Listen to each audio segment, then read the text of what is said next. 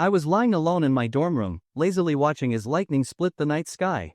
Not the most noble thoughts were running through my head, maybe I should watch something inappropriate before bed? But suddenly, something warm pressed against my side. Thin fingers rested on my hand, and then a gentle voice spoke. Master, I'm scared. I froze. What the hell? A girl? In my room? I was alone. My hand instinctively reached for my phone, but the trembling in my fingers made it hard to grab. I turned sharply. Sitting on my bed was a girl with large eyes. She looked at me with a slight smile, as if she already knew what I was going to say. But before I could do anything, her body burst into bright light and disappeared right into my head. I woke up with a headache and drenched in cold sweat. At first, I thought it was just a strange dream. But as my mind cleared, a voice echoed in my head. Welcome, Master. Congratulations on activating the wealth system. I froze. A system? Is this like those novels I've been reading late at night? For your dedication to system novels, the heavens have granted you a chance to change your life. I blinked, and a list of rewards appeared before my eyes. Starter gift, 10 trillion in pocket money, black card already placed on your desk, complete physical enhancement and improved appearance. An opportunity to become the savior of the university's top beauty. I froze. 10 trillion? I jumped up and rushed to my desk. There really was a black card lying there. My hands trembled as I picked it up and opened my banking app. 1, 10, 100, 1,000, million, billion. 10 trillion. I took a deep breath to keep myself from passing out. Next reward. I walked up to the mirror and saw a completely different person. The tired look was gone, my skin was flawless, and my body was toned and muscular. School heartthrob? I could take an idol spot on stage now. But the most important reward was the third task. The university's top beauty, Suyushu, was currently in the hospital. Her father was in critical condition and urgently needed 500,000 yuan for treatment. Her family didn't have that kind of money. I had a chance to save him and become her savior. The address immediately appeared in my mind. I didn't hesitate. I quickly got dressed, grabbed my card, and ran out into the rain. But there was a problem, no taxi was accepting my request. Damn, this was starting to sound like the setup for a rich guy who doesn't have a personal driver. I had no choice but to walk to the bus stop. When the bus finally arrived, I took a seat at the back and opened my phone. In my saved items list, there were tons of things that once seemed like an impossible dream. But now, buying everything. iPhone 16 Pro Max 1TB, 12,999 yuan. All 4 colors. MacBook Pro top version, 26,499 yuan. 2 units. 1 for movies, 1 for work. Alienware gaming laptop, 44,999 yuan. 2. 1 just to have for fun. Sony XM5, 2,099 yuan. Too cheap. Buying 7 to switch every day. iPad Pro 2TB 5G, 18,499 yuan. 12 units. So I can watch 12 anime episodes at once. Designer sneakers, 12,999 yuan. 30 pairs. A new one for each day of the month. Hasselblad camera, 358,888 yuan. 3 units. Why? Because I can. Anime figurines. 10 kilograms worth. If they don't fit in my room, I'll buy a new apartment just for them. In just 5 minutes, my cart totaled 3 million yuan. But the funniest part wasn't even that. I spent 3 million, but in that same time, my interest earnings totaled 4 million. This is what real wealth looks like. How insane is this? Closing the banking app, I reached into my backpack and pulled out an old, tattered notebook. It was several years old. A list of people who had once made my life difficult. Who said the main character can't hold grudges? Now that I have a system, it's time to settle the score. On the first page, the first name was written. The first name in the notebook was Lu Shuo. He was Lin Feng's deskmate in junior high and also his roommate. At first, they got along okay, not close friends, but no major conflicts either. But Lu Shuo was a typical scumbag. The reason Lin Feng wrote his name in the grudge book was because of an incident involving a pair of shoes. Lin Feng's mother had bought him a pair of sneakers, but they were fake, and not even a good imitation. Later, these fake shoes became widely known, and people started calling them Seiko, a knockoff version of Nike. At the time, Lin Feng didn't know anything about sneaker brands. So when his mom bought him new shoes, he happily wore them to school. That day, when Lu Shuo saw Lin Feng's shoes, he put on an exaggerated smile, clapped his hands to get the whole class's attention, and dragged Lin Feng onto the podium. Everyone, quiet down. Look at Lin Feng's feet. There's even a swoosh on his shoes. Is this Nike? No, this must be Suyushu. Ha ha ha ha ha ha. This incident deeply traumatized Lin Feng, making him feel extremely self-conscious for a long time. Although, looking back now, Lin Feng felt like it wasn't a big deal. At that time in junior high, it had been a huge deal. So, revenge was inevitable. Lin Feng smirked and continued flipping through the notebook. The second name in the notebook was. Just as Lin Feng was turning the page, the system suddenly made a sound. Ding! Host, don't forget today's check-in. You have one check-in opportunity per day, and each check-in brings a different surprise. Lin Feng was momentarily stunned, then suddenly remembered the system was called the Wealth Sign-In system when it was first activated. Lin Feng focused his mind and entered the system space. Sign in. Ding! Congratulations, host. You have successfully checked in and obtained 51% of the shares and 100% voting rights of Huarong Group. You now have full control over Huarong Group. To help you manage Huarong Group better, the system has assigned you a personal secretary, Lu Xin, and a professional manager, Zhang Lei. Lin Feng snapped out of the system space, a grin forming on his lips. Huarong Group? Now that's a name I know all too well. As a local of Qizhou, Lin Feng was very familiar with Huarong Group. It was the leading company in the city and even the entire Shanbei province, covering multiple industries and worth over 100 billion yuan. For students at Qizhou University, the biggest dream was to land a job at Huarong Group after graduation. Lin Feng had also considered interning there, but after submitting his resume, it was like throwing a stone into the ocean. He never heard back. But now, in a sudden twist of fate, he had become the sole controller of Huarong Group. This world is just too crazy. Not long after, the next bus stop arrived. Route 25 bus reminder, next stop, International Trade Building. Please board from the front door and exit from the rear door. The next stop is Qizhou People's Hospital. As the bus doors opened, a wave of people rushed in. Beep. Senior citizen card. Beep. Senior citizen card. Beep. Student card. Beep. Please board. The bus quickly filled up, and the remaining few empty seats were all taken. The last person to board was an elderly lady, but she just barely missed the last seat. Seeing the old woman standing there, Lin Feng was about to offer his seat. But before he could move, a young man next to the lady stood up and waved at her. Ma'am, come sit here. I'm getting off at the next stop. The elderly lady smiled as she sat down and started chatting with the young man. How old is your child? 26. Oh my. Young man, you look so young. I thought you weren't even 40 yet, and your child is already 26. Lin Feng, sitting at the back of the bus, could clearly see the regret on the young man's face. Realizing he wasn't responding anymore, the elderly lady didn't press further. Well, thank you, young man. The young man's face darkened. You're welcome. I guess? Many passengers on the bus couldn't help but laugh. After about 5 or 6 more minutes, the bus arrived at Qizhou People's Hospital. Lin Feng and the young man with the blackened face got off together and entered the hospital. Following the system's directions, Lin Feng went straight to the 3rd floor ICU entrance. As soon as he arrived, he immediately spotted a familiar figure, Suyushu.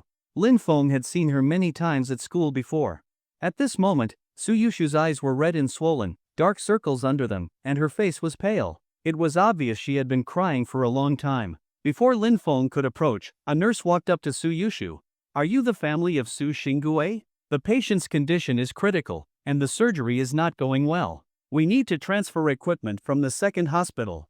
Have you gathered the surgery fees yet? Suyushu's face filled with panic. I haven't yet. The nurse looked anxious. Why haven't you raised the money yet? When the patient was first brought in, we proceeded with emergency surgery without requiring upfront payment. But now, if you don't pay, we can't transfer the equipment, and the surgery can't continue. Your father. I already tried my best to borrow money, but I still don't have 500,000. Can't you give me more time? Please just do the surgery first. Suyushu was on the verge of tears. The nurse shook her head. Miss, I also come from a poor family, so I understand. But this isn't something I can decide. Without payment, we can't get the equipment. If the money doesn't come in by this afternoon, your father's life. Despair filled Suyushu's face. She had already asked every relative and friend she could think of. But she had only managed to gather less than 50,000, not even 1/10 of what was needed. Was she really going to watch her father die just because she couldn't afford the surgery? Just as hopelessness consumed her, a tall figure stepped in front of her. I'll pay for the surgery. Nurse, take me to the payment counter. Suyushu froze for a moment, looking at the tall figure standing in front of her. Lin Feng turned his head, locking eyes with Suyushu. You? Suyushu wanted to say something, but Lin Feng gently covered her mouth with his finger. We'll talk later. Let me pay the fee first. Nurse, take me there. The nurse was relieved to see someone willing to help Suyushu. She had felt sorry for this beautiful girl. Follow me, the payment counter is on the first floor. Before Suyushu could react, Lin Feng had already followed the nurse away. The payment counter was on the first floor. But as Lin Feng passed the second floor, he saw someone familiar in one of the rooms, the young man from the bus who gave up his seat. A doctor in a white coat was pressing on his stomach. Young man, how do you feel now? The young man hesitated. I feel like someone's touching my stomach. Lin Feng didn't stay to watch what happened next. He followed the nurse to the payment counter on the first floor. The surgery fee for Su Xingwei is 500,000 yuan, plus the cost of bringing equipment from the second hospital, making it a total of 580,000 yuan. Please swipe your card here. Lin Feng took out his black card but asked before swiping. The patient won't be able to leave immediately after surgery, right? He'll need to stay for observation, which means there will be additional costs, right? The nurse was surprised by the question. Yes, Su Xingwei's condition is severe. He must stay under observation. Then let's pay extra. This will cover his hospital stay and post-surgery treatment. I'll pay 1 million, you can refund whatever isn't used, okay? Understood, sir. No problem. With a single swipe of the black card, 1 million yuan disappeared, and Su Xingwei's surgery could continue. Lin Feng returned to the third floor, back to Suyushu's side. The surgery fee is taken care of. No need to worry anymore. By the way, let's introduce ourselves. I'm Lin Feng, also from Chizhou University. Lin Feng politely extended his hand. Suyushu hesitated, then lightly placed her hand in his before quickly pulling away. You? Hello, I'm Suyushu. Just now, you said the surgery fee. Lin Feng smiled and nodded. I already paid. Your father's surgery can continue as planned. From the looks of it, you didn't get any rest last night, did you? Now that the surgery can proceed, you should rest for a bit too. The nurse beside them smiled. Young lady, thanks to this guy here, both the surgery and the recovery fees have been covered. You're lucky to have met such a kind person. As soon as the nurse finished speaking, the anxiety in Suyushu's expression eased. After so much tension, she finally felt relief. Nurse, my father, he really can have the surgery now? It's true. The second hospital has already sent the equipment over. If all goes well, he should be out of surgery by tonight. Hearing this, Suyushu finally breathed a sigh of relief. But then, a sudden realization hit her. Why was Lin Feng helping her? Lin Feng noticed her red-rimmed eyes and dark circles and felt a bit of pity. Did you stay up all night? Suyushu nodded. Last night, around 11 p.m., my dad suddenly collapsed and hit his head on the corner of a cabinet. He lost consciousness immediately, so I called 120 and got him to the hospital. After that, I spent the entire night making calls, trying to borrow money. Lin Feng pulled a tissue from his bag and gently wiped away the tears at the corner of her eyes. The money issue is settled now. Find a place to rest for a bit. Seeing Lin Feng wipe her tears and remembering how he had paid for the surgery, plus the way he kept telling her to rest, Suyushu's thoughts started to drift. She misunderstood. She thought Lin Feng's rest for a bit meant going to a hotel together for that. This was the price she had to pay for his kindness. There was no such thing as unconditional love in this world. There was no reason for someone to help her for free. When Suyushu was trying to raise money, she had considered borrowing from some guys who liked her. But she knew that if she took their money, she would have to give something in return, whether it was becoming their girlfriend or something even more direct. So she had never asked them for help. But earlier, when the nurse told her there wasn't enough time for her father's surgery, she had almost given in. She had even thought about taking the money and then ending her own life. Before she could act on it, however, Lin Feng appeared. Seeing her standing still, Lin Feng found it strange. He waved a hand in front of her face. Hey, are you sleepy? You can't sleep here. Let me find you a room. Hearing this, Suyushu's misunderstanding deepened. Then, find me one. Her voice trembled. If one looked closely, they would see her legs shaking, a sign of extreme nervousness. Lin Feng didn't notice. He simply went to ask a nurse about available rooms. Sir, we don't have many regular rooms available, just a few empty beds. If you're not a patient, we don't recommend using them. However, the VIP rooms are mostly unoccupied. Lin Feng nodded. Then I'll take a VIP room. Here's the room key, sir. It's in room 404 on the 4th floor. Lin Feng took the key, feeling a little strange. Is this really a hospital? Why does this feel like checking into a hotel? He chuckled and went back to Suyushu, holding the key. The hospital's VIP rooms have plenty of space. You can rest there for now. Let's go, it's on the 4th floor. Suyushu bit her lip, avoiding eye contact. Her hands were nervously clutching the hem of her shirt. In the hospital. Lin Feng was confused. Where else would it be? There's an empty hospital room, and you need to rest. By the time your dad's surgery is done tonight, you'll have gotten enough sleep. Suyushu's fists tightened, as if making an important decision. Tears reappeared in her eyes. After about a minute, she took a deep breath, closed her eyes, then quickly opened them again. She wiped her tears, forced a weak smile, and said, "Oh, okay, let's go." Lin Feng rubbed his chin, looking at her strangely. Something about her reaction felt off. His mind worked quickly, putting the pieces together. Then, his eyes widened in shock. "Wait, you're not thinking about sleeping with me, are you?" Lin Feng covered his chest with both hands. "Don't overthink it. I won't let you get me so easily." Just moments ago, she had been mentally prepared as if walking to her execution, but now she was completely confused. Lin Feng couldn't hold back his laughter. "I found you a hospital room so you could rest, nothing else. Not to sleep with you. What are you even thinking about all day? Here's the key, room 404 on the 4th floor. Go on, I won't go with you, or you'll think I'm some kind of pervert." Suyushu took the key, still in a daze. "You. Not everyone is that lustful. Sure, I like women, but I have principles. A man with principles doesn't take advantage of others in their weakest moments." After Suyushu went to rest in the hospital room, Lin Feng sat for a while, then pulled out his revenge notebook again. "Right now, there are 3 people I need to get revenge on: Lu Shua from middle school, Li Haoyu, the class monitor from high school, and Wang Ziheo. Besides revenge, there's also the unspoken love I had with my high school deskmate. I need to fix every single regret I've ever had." Alright, one by one. First, Lu Shua. Since middle school was already years behind him, Lin Feng didn't even have Lu Shua's contact information anymore. So, he called his personal secretary. With such a powerful corporation under his control, finding someone shouldn't be hard, right? "I'm Lin Feng. Is this Secretary Lu Xin? Chairman Lin?" "Yes, it's me. What can I do for you?" The voice on the other end was the perfect mature woman's tone, making Lin Feng feel an urge to dominate. "I want to find information on someone. Can you do that? Who does Chairman Lin want to investigate? And to what extent?" Lin Feng thought for a moment. "His name is Lu Shua. I need to know where he lives, whether he's in school or working, and what his family does. Chairman Lin, I'll need more details." Lu Shua is a very common name. Even among the people I personally know, there are 3 Lu Shuas. Lin Feng realized the issue. "I'll come to the office and give you more details in person." After hanging up, Lin Feng got up and left the hospital. He hadn't asked for Suyushu's contact information; they would definitely meet again. Besides, leaving without exchanging contacts would make her remember him even more. He ordered a private car, and this time, someone quickly took the request.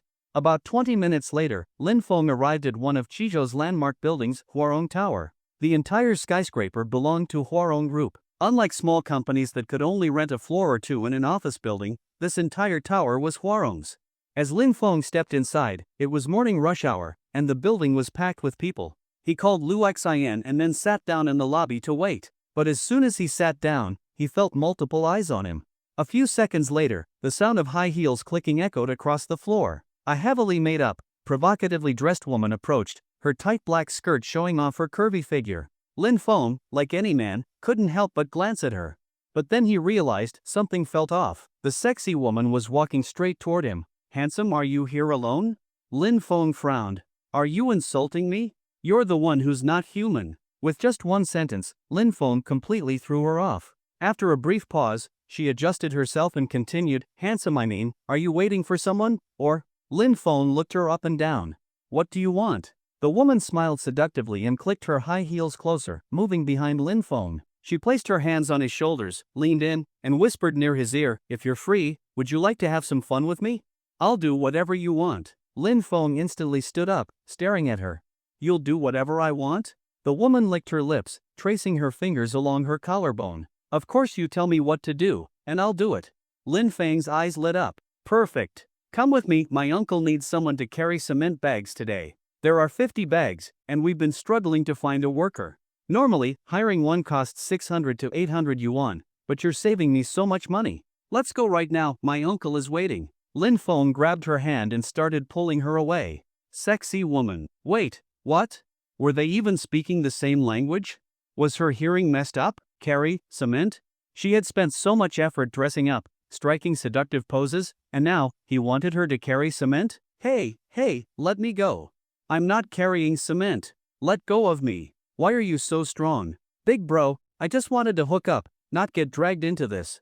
Please, let me go. My wrist is turning red. Lin Feng finally let go, grinning. Relax, I was just messing with you. With your tiny frame, you wouldn't be able to lift cement anyway. The woman sighed in relief, rubbing her sore wrist. She had almost been dragged off to do hard labor. But before she could calm down, Lin Feng's next words terrified her even more. Yeah, you're too weak for cement, but with those shoulders, arms, and legs, you'd be perfect for carrying buckets of manure. People like you are rare talents for manure carrying. If you don't do it, it's a crime against nature. The woman locked eyes with Lin Feng's grinning face, feeling a chill run down her spine. With a scream, she kicked off her high heels and bolted. Oh my god. Lin Feng watched her run off, rubbing his chin. TSK, with that build and speed, not carrying manure is a real waste of talent. He cupped his hands and called after her, hey, are you sure you don't want to reconsider? It's a rare opportunity. From a distance, her furious scream echoed back. Screw you.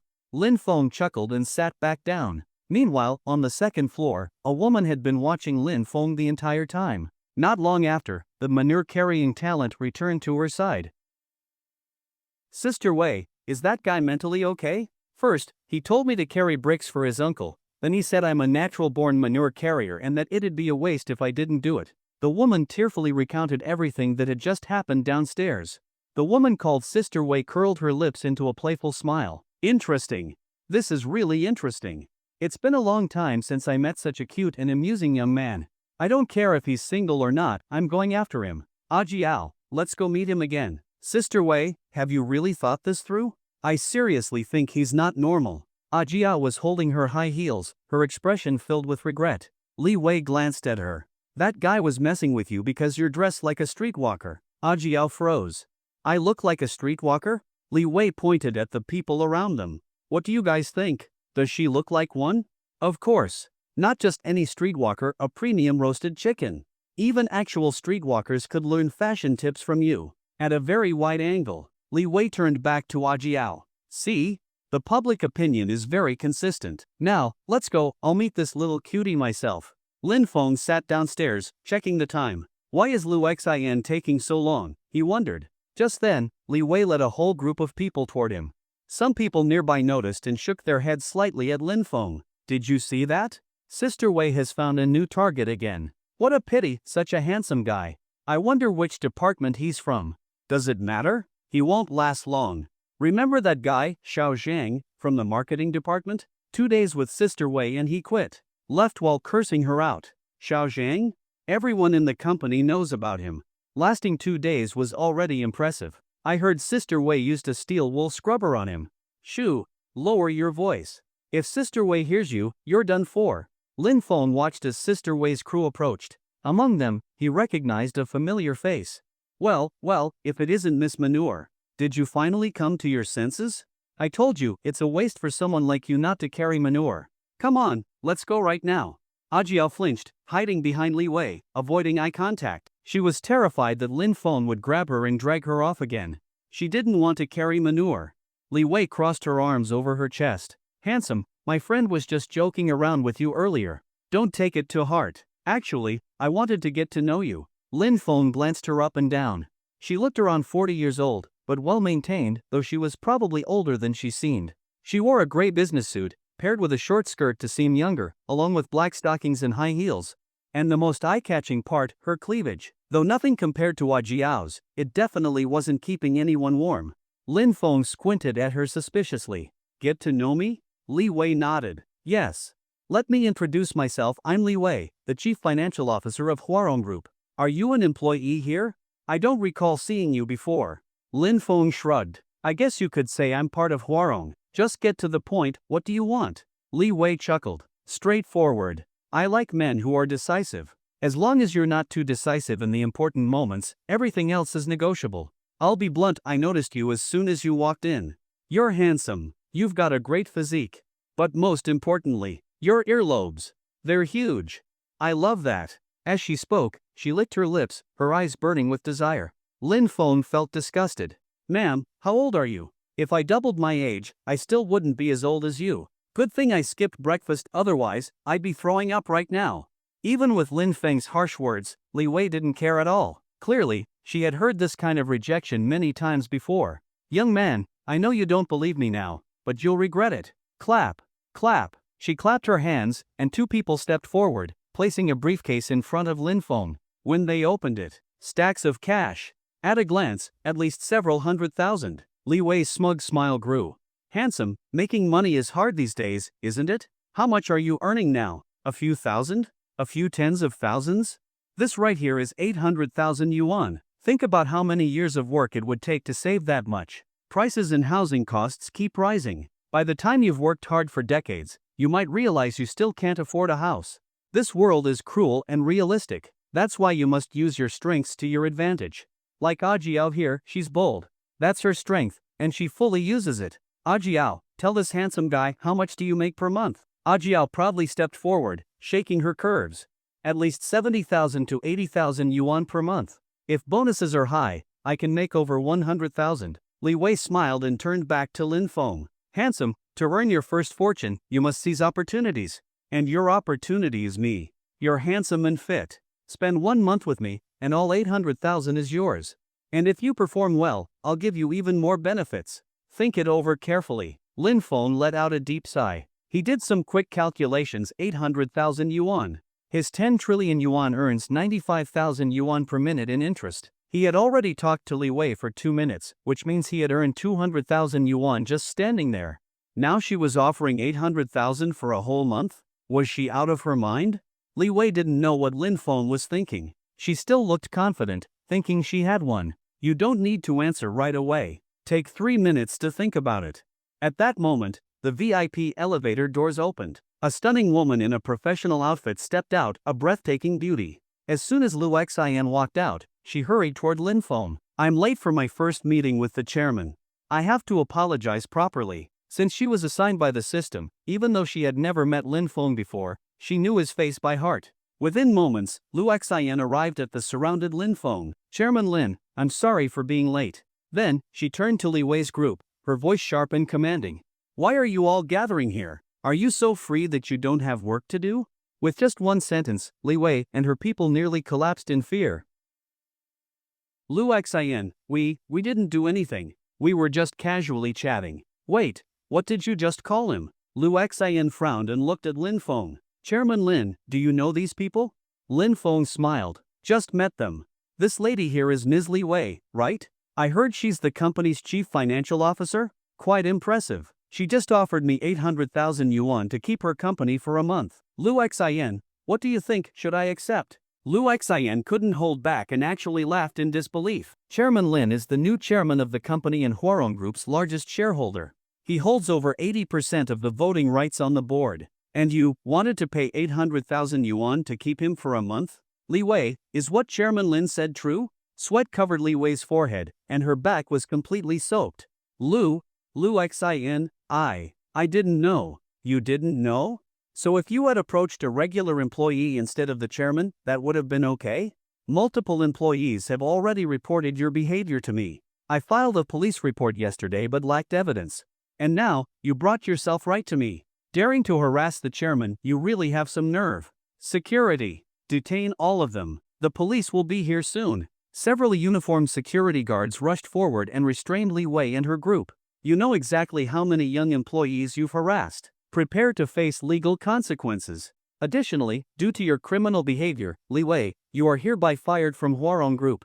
If your actions damage the company's reputation in any way, we will pursue further legal action against you. Take them away. None of them are innocent. Lu Xian was truly someone with power in the company. With just a few words, she took full control of the situation.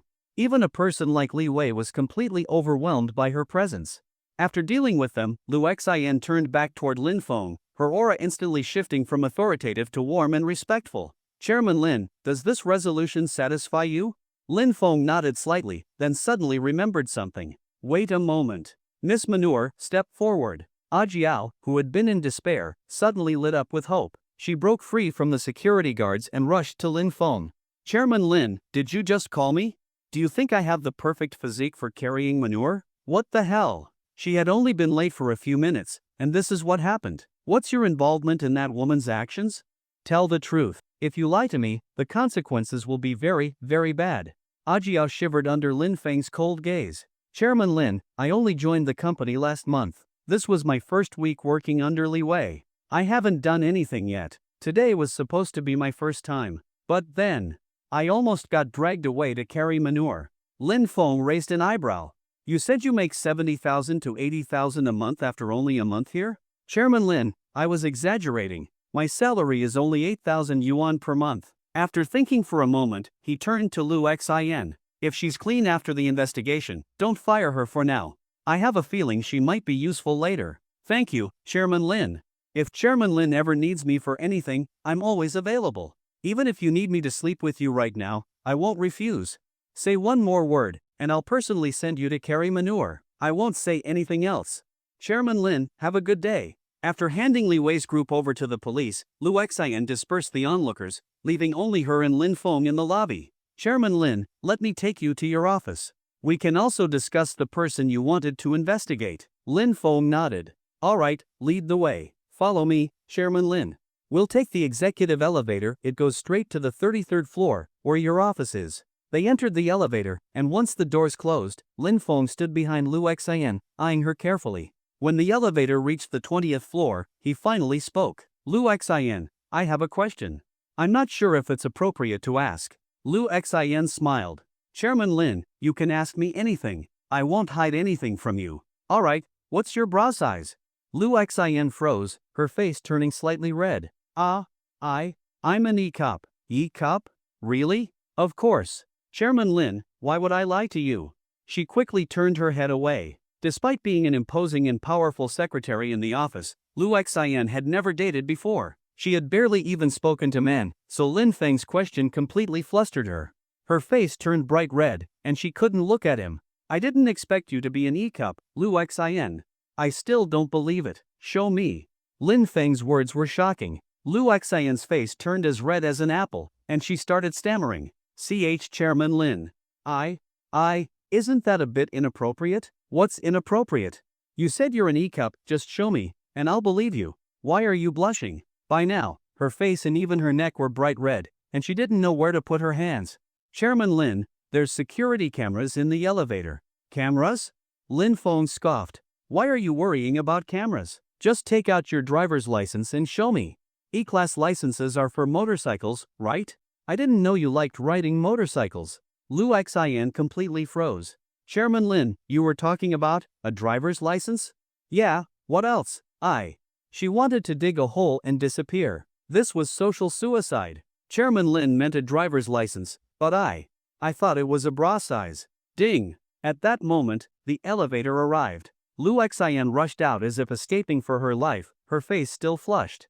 Lin Feng watched her run and grinned. So it really is an E-cup. Looks like I'm in for a good time, having such a buxom personal secretary, ha! Then, he stepped out of the elevator and followed Lu Xian into his massive office. The office of the chairman of Huarong Group is huge. How huge, you ask? At the very least, it's E-level huge. In short, it's the kind of big that's just nice. The entire office is about 200 square meters, larger than most apartments.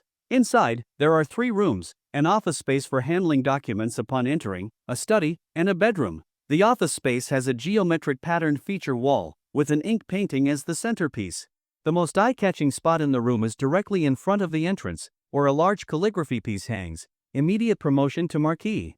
The ceiling design features a seamless suspended ceiling, simple yet elegant. The center is recessed and designed with a hollowed-out structure, adding an artistic touch. The rubber-colored flooring contrasts with the natural wood tones of the space, enhancing the sense of layering.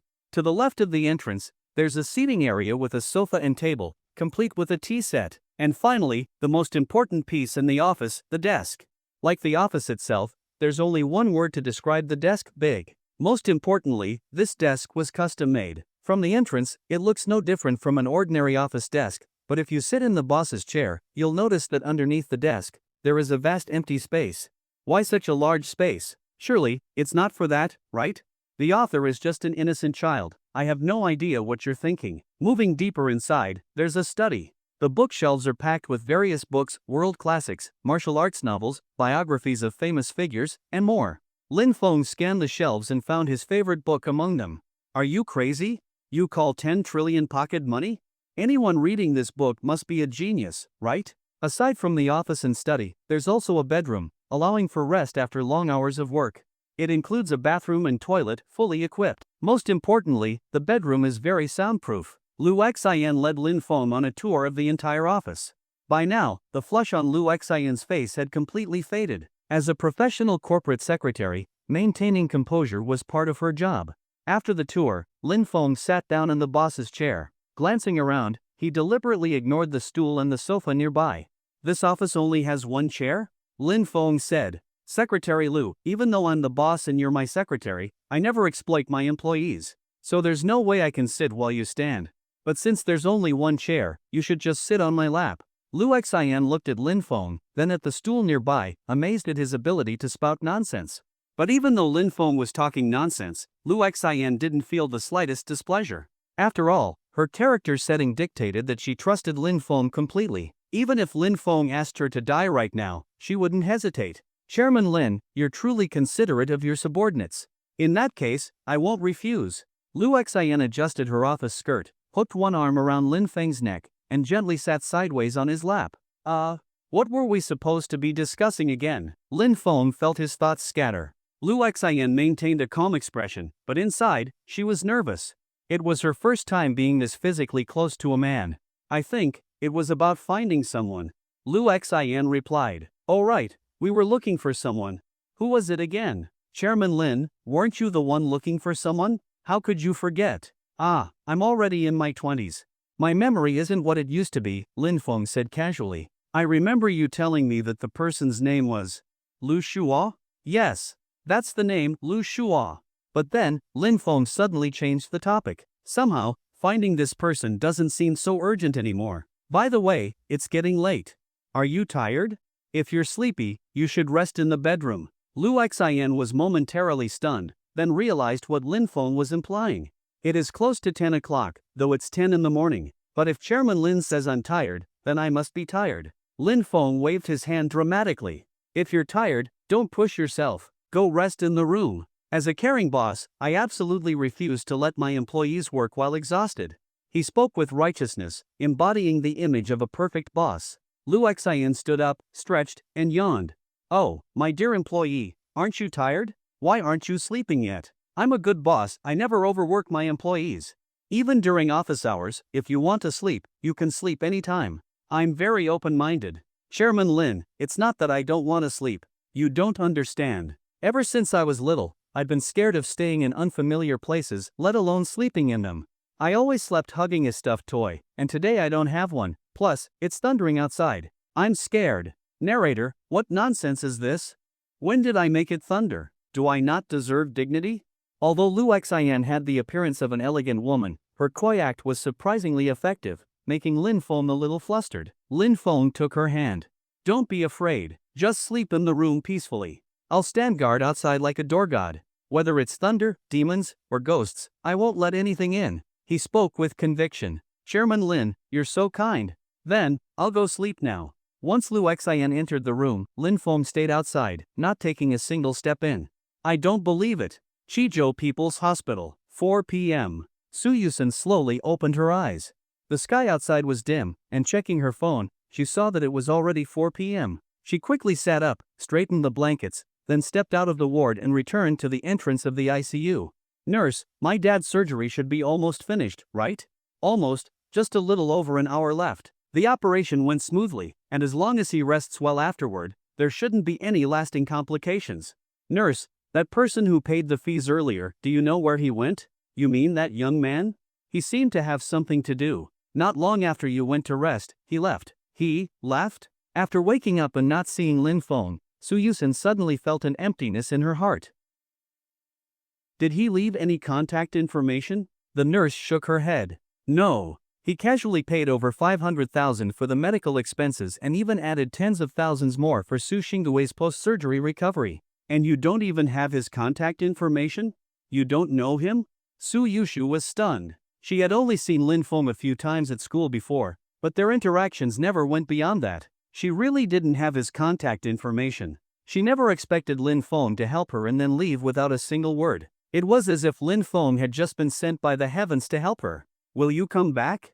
If not, where should I look for you? Suyushu felt an emptiness inside. Lin Feng's figure lingered in her mind, refusing to fade.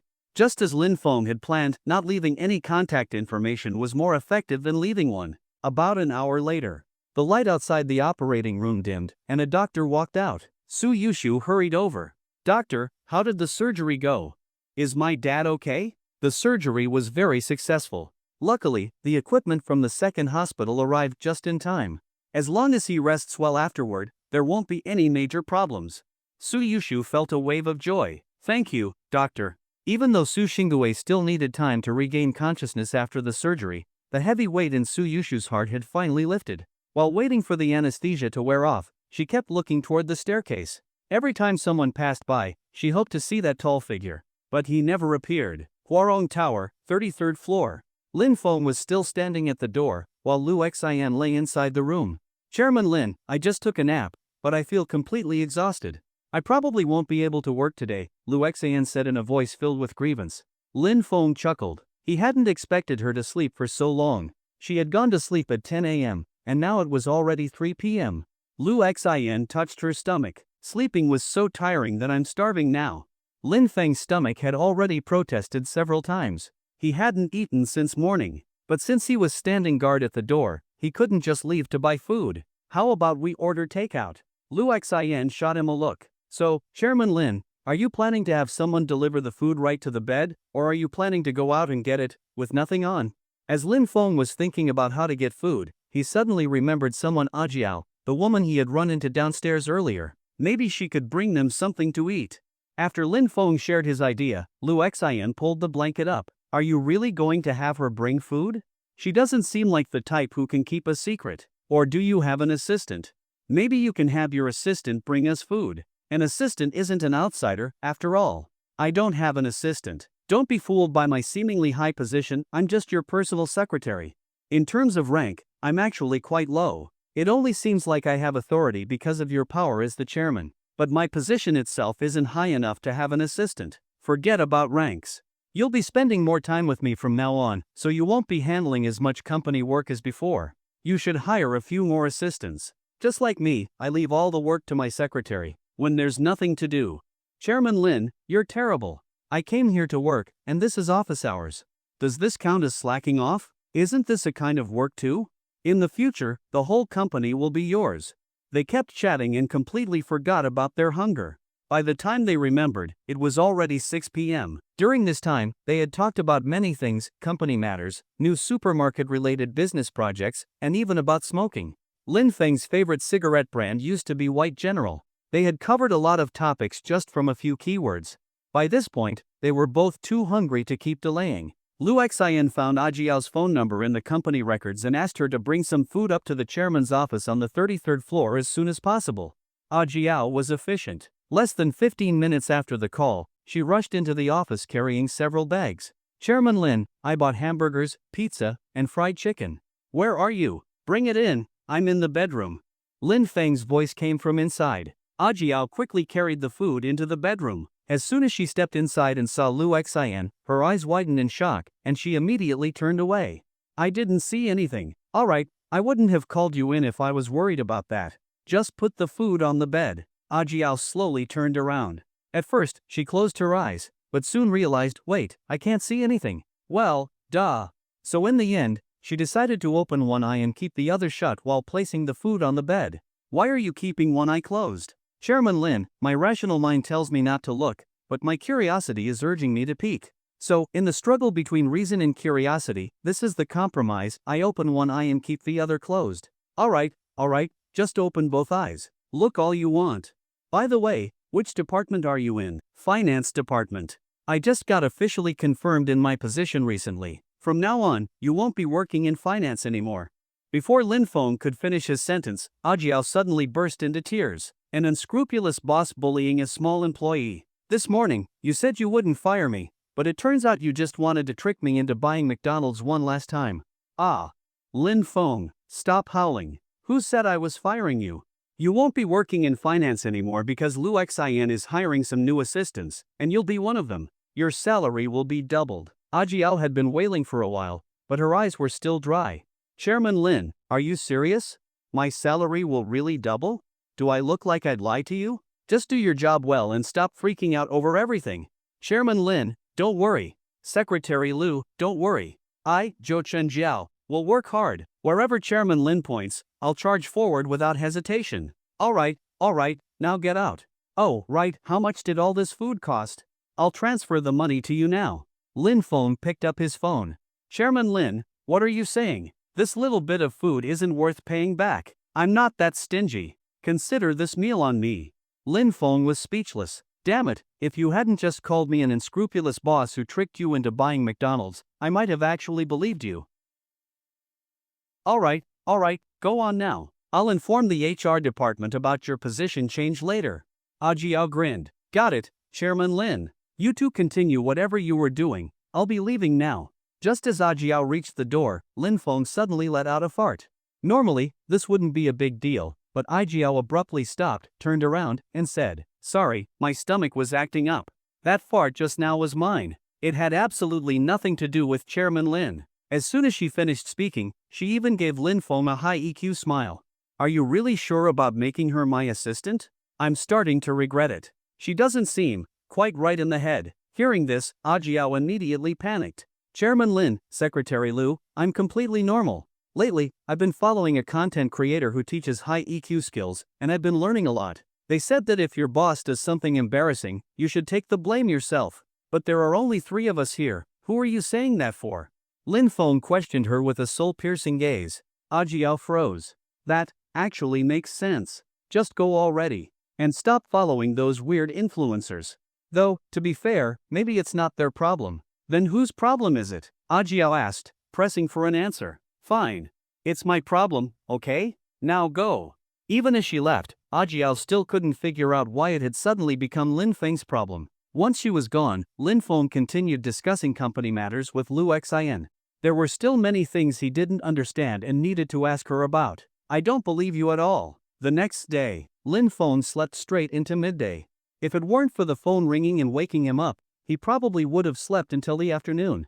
Yesterday's company discussion had gone on a bit too long. Love him or not, I'm just a nobody. What a disaster. Maybe the god of love went offline now. Wealth controls love. His passenger seat makes you linger while I, a countryside guy, fell for a city girl, but at least I had a temporary partner. Half asleep, Lin Feng picked up the phone and groggily answered, Hello? Lin Feng, did you rob a bank or something?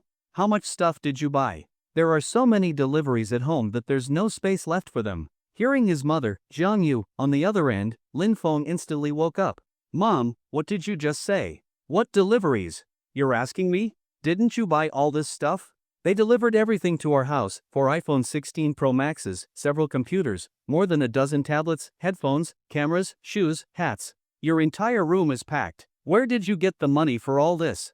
Lin Feng took a deep breath. Oh, right. Yesterday, when he checked out his shopping cart, he had left the shipping address as home.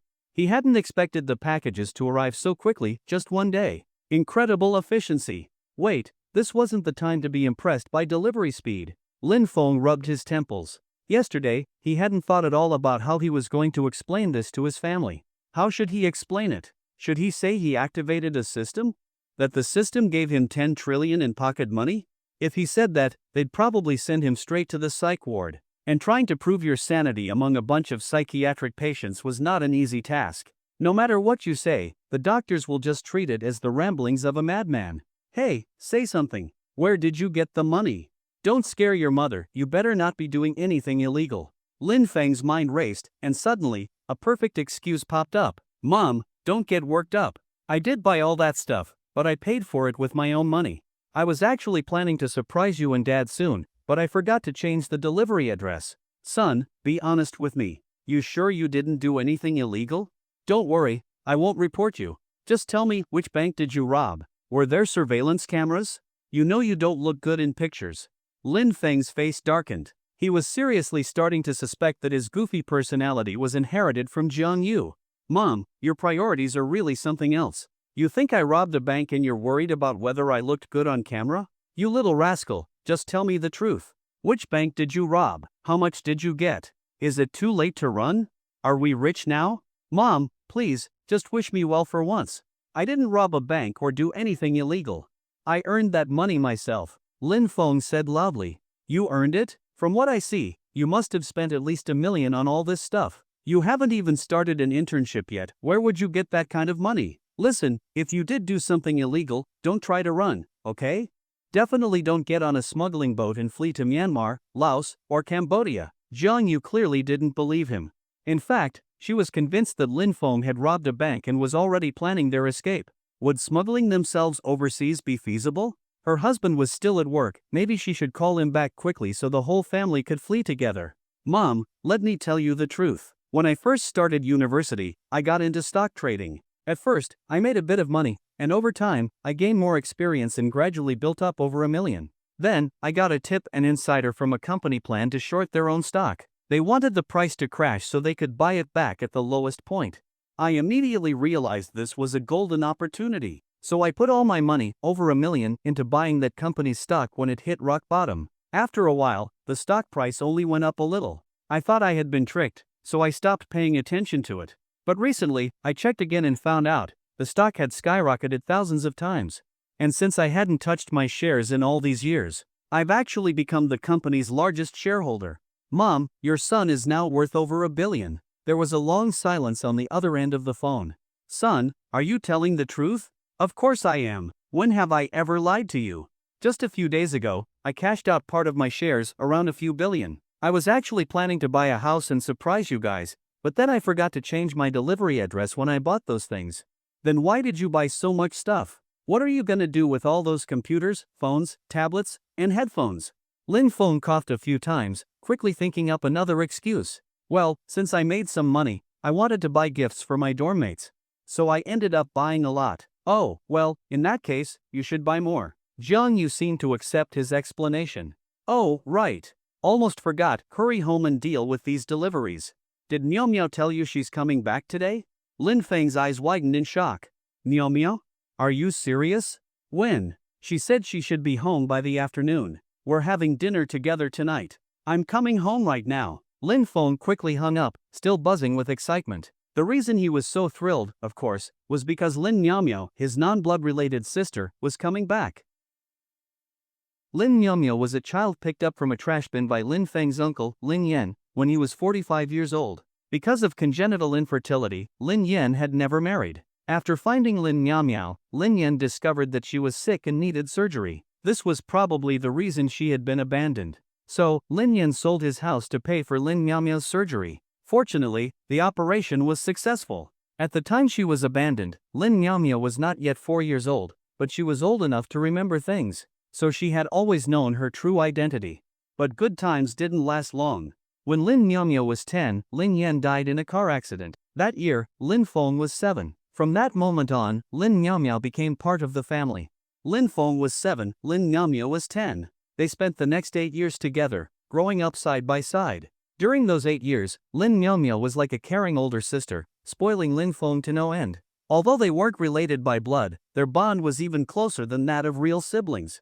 Lin Tianya and Jiang Yu never treated Lin Miao Miao differently just because she wasn't their biological daughter. On the contrary, they treated her very well, and the family was exceptionally close.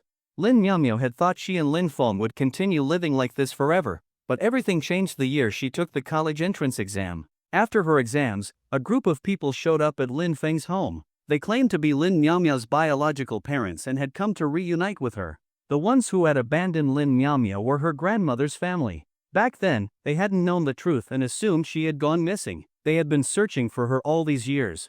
It wasn't until her biological grandmother was on her deathbed that she finally revealed what had really happened. After discussions between both families, the final decision was that Lin Miao Miao would return to her biological parents. However, since she was already an adult, they couldn't prevent her from coming back to visit.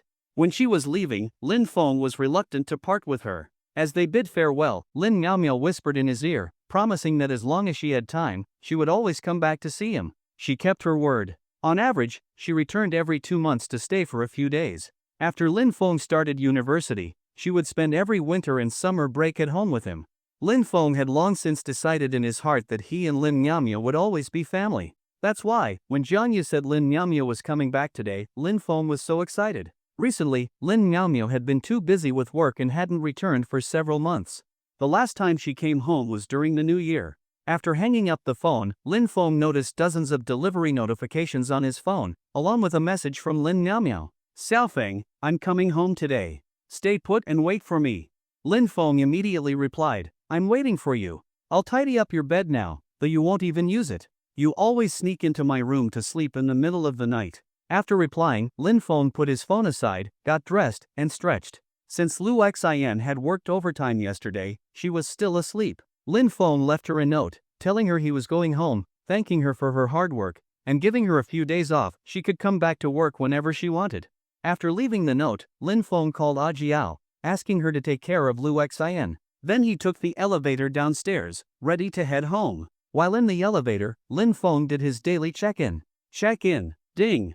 Check-in successful. Congratulations, host. You have received a globally limited Pagani Zonda tricolor, valued at $16 million, approximately 100 million renminbi. The vehicle has been parked in the underground garage of Huarong Tower, and the keys have been placed in your pocket. To enhance your driving experience, you have been gifted a mastery-level driving skill. Lin Feng raised an eyebrow. A Pagani supercar? Worth 100 million? Sounds pretty nice. Come to think of it, being a true tycoon without a proper ride is kind of embarrassing. Now, problem solved. He took the elevator straight to the underground parking lot. As soon as he stepped out, he spotted the light blue beast of a car gleaming in the distance. But as he got closer, he noticed someone standing next to it. It looked like a streamer. Right beside the Pagani Zonda tricolor, a young girl with a selfie stick was live streaming. Hey guys in the stream, guess what I just saw? I can't believe my eyes. A supercar. It looks so cool. Here, let me adjust the camera so you guys can see. Buying Ruo was a small-time streamer with only about 200 viewers in her chat. The comments section wasn't very active at first, but the moment she pointed the camera at the Pagani, the chat exploded. Lonling King Wealthy, holy shit. A luxury car. Streamer, can you give me one? I'm a student. Void Girl Chabiluo, the guy above, forget being a student. Even if you were a farm animal, you wouldn't get one. Poison in the poop, any car experts in chat? What car is this? I make 3,000 a month, how long would it take for me to afford it? Straightforward man, bro, don't worry about affording it. With that salary, just focus on surviving. Or set a small goal, maybe borrow 500 years from the heavens. World's #1 car expert, 500 years won't be enough. Expert here, let me enlighten you. If I'm not mistaken, the car in front of the streamer is a Pagani Zonda tricolor, one of only 3 in the world. Shameless word count author, this car costs $16 million, which is about 100 million renminbi. That guy who makes 3,000 a month, you'd need about 2,777 years to afford it. Chestnut cookie, damn, 2,777 years. Even Emperor Qin Shi Huang's grandpa wasn't born yet, and you'd already have to start working? World's #1 car expert, even though the Pagani is crazy expensive, its performance and value retention fully justify the price. It has an AMG 7.3 LV12 naturally aspirated engine, goes from 0 to 100 km per hour in just 3.4 seconds, from 0 to 200 km per hour in 9.6 seconds, and has a top speed of over 350 km per hour. Its braking is just as insane, 100 to 0 km per hour in just 2.1 seconds, and 200 to 0 km per hour in only 4.3 seconds. World's #1 car expert, a beast like this, who wouldn't want one? 100 million renminbi is totally worth it. It's not that expensive. Poison in the poop, 100 million isn't that expensive? Bro, are you even listening to yourself? I'd have to start working before Qin Shi Huang's great-great-grandfather was born just to afford this, and you're telling me it's not that expensive? Sun Shengxiang soap, y'all, I think you scared the streamer. She's been stepping back slowly this whole time. Since the chat had exploded, Buying Ruo had been glued to the comments, reading them with amazement. After seeing the price, she gasped and took a few steps back. She hadn't expected that the random car she stumbled upon was worth 100 million. Guys, you're scaring me. If I so much as touch this car, I might spend the rest of my life drowning in debt. Just then, a message popped up in the chat. Poison in the poop, streamer, watch out. Someone is sneaking up behind you. They're getting closer and closer. Poison in the poop, streamer, watch out. Someone is sneaking up behind you. They're getting closer and closer. Chestnut biscuit, streamer, watch out. Someone is sneaking up behind you. They're getting closer and closer. Lucky poop, streamer, watch out. Someone is sneaking up behind you. They're getting closer and closer. Too handsome to live, streamer, watch out. Someone is sneaking up behind you. They're getting closer and closer. Bying Ruo looked at the flood of identical messages in the chat and thought the viewers were just messing with her again.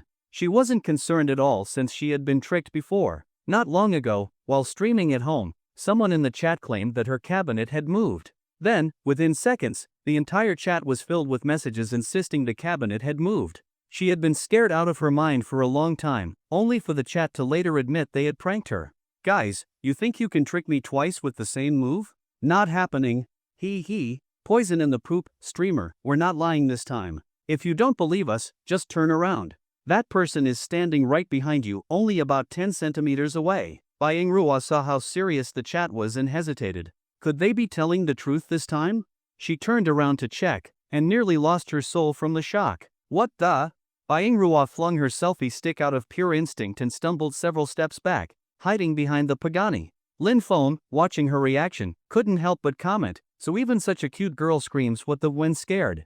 You're not about to crap yourself, are you? Hurry up and say you're not, right? Bying Ruo? You did that on purpose. You scared me on purpose. My phone screen is cracked now. She quickly picked up her selfie stick and phone, brushing the dust off them. I didn't scare you on purpose. You scared yourself. I didn't even do anything, and you just ran away. Lin Feng looked completely innocent. Then why were you standing so close behind me? You were blocking my way. You stood there without moving, so I had to wait behind you. Lin Feng shrugged. I don't believe you. This place is huge. I wasn't even in the middle of the path. How could I have blocked you? But you were standing right next to my car door.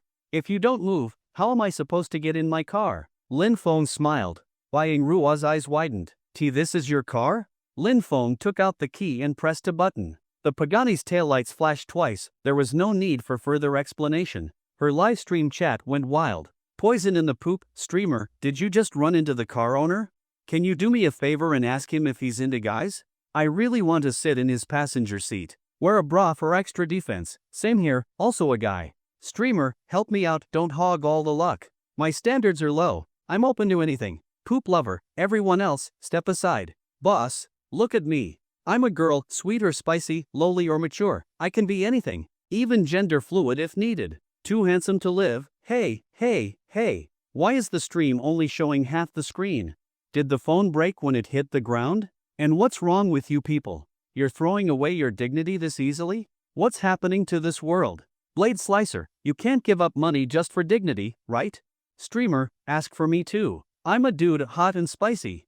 Mom, my wife ran away. Streamer, don't fall into temptation. But if you must fall for money, please take me with you. I'm begging you. Bying Ruo glanced at her phone, ignoring all the comments begging her to set them up with Lin Feng. Instead, she only focused on one thing, her cracked phone screen and the half-popped-out camera. Guys, my phone is broken. That's the end of today's stream, I need to go get it fixed. She was about to end the live stream when Lin Feng interrupted. Wait a second. Bying Ruo looked at him, confused. What is it? Which platform do you stream on? What's your ID? Lin Feng leaned over and took a quick glance at her livestream ID. Xiao by classmate. My bad, I played a part in breaking your phone. Let me send you some gifts, consider it compensation for the repair. Lin Feng pulled out his phone, opened Douyin, and casually topped up 1 million Douyin coins. He entered Bying Ruo's stream and selected the most expensive gift, Carnival, sending 33 of them in a row. Each Carnival cost 3,000 yuan and required 30,000 Douyin coins. He only stopped when he ran out of the million he had topped up. Then, he reached out, patted Bying Ruo's head, and pinched her cheek. The gifts should be enough to cover your phone repair. With that, Lin Feng got into his car and roared off in a thunderous burst. It wasn't until he was gone that Bying Ruo finally snapped out of it. Wait, did he just send a ton of gifts in her stream? And, did he pinch her face? And she didn't even resist? Lin Feng drove off, leaving behind a legend. He hadn't left Bying Ruo his contact information, but he wasn't worried. Just like at the hospital when he didn't leave Suyushu his number, not leaving a contact leaves a stronger impression than leaving one. It wouldn't be long before Suyushu started asking around for his WeChat. And Bai Yingrua would be the same. Sooner or later, she would reach out to him on Douyin. Lin Feng stroked his chin while driving.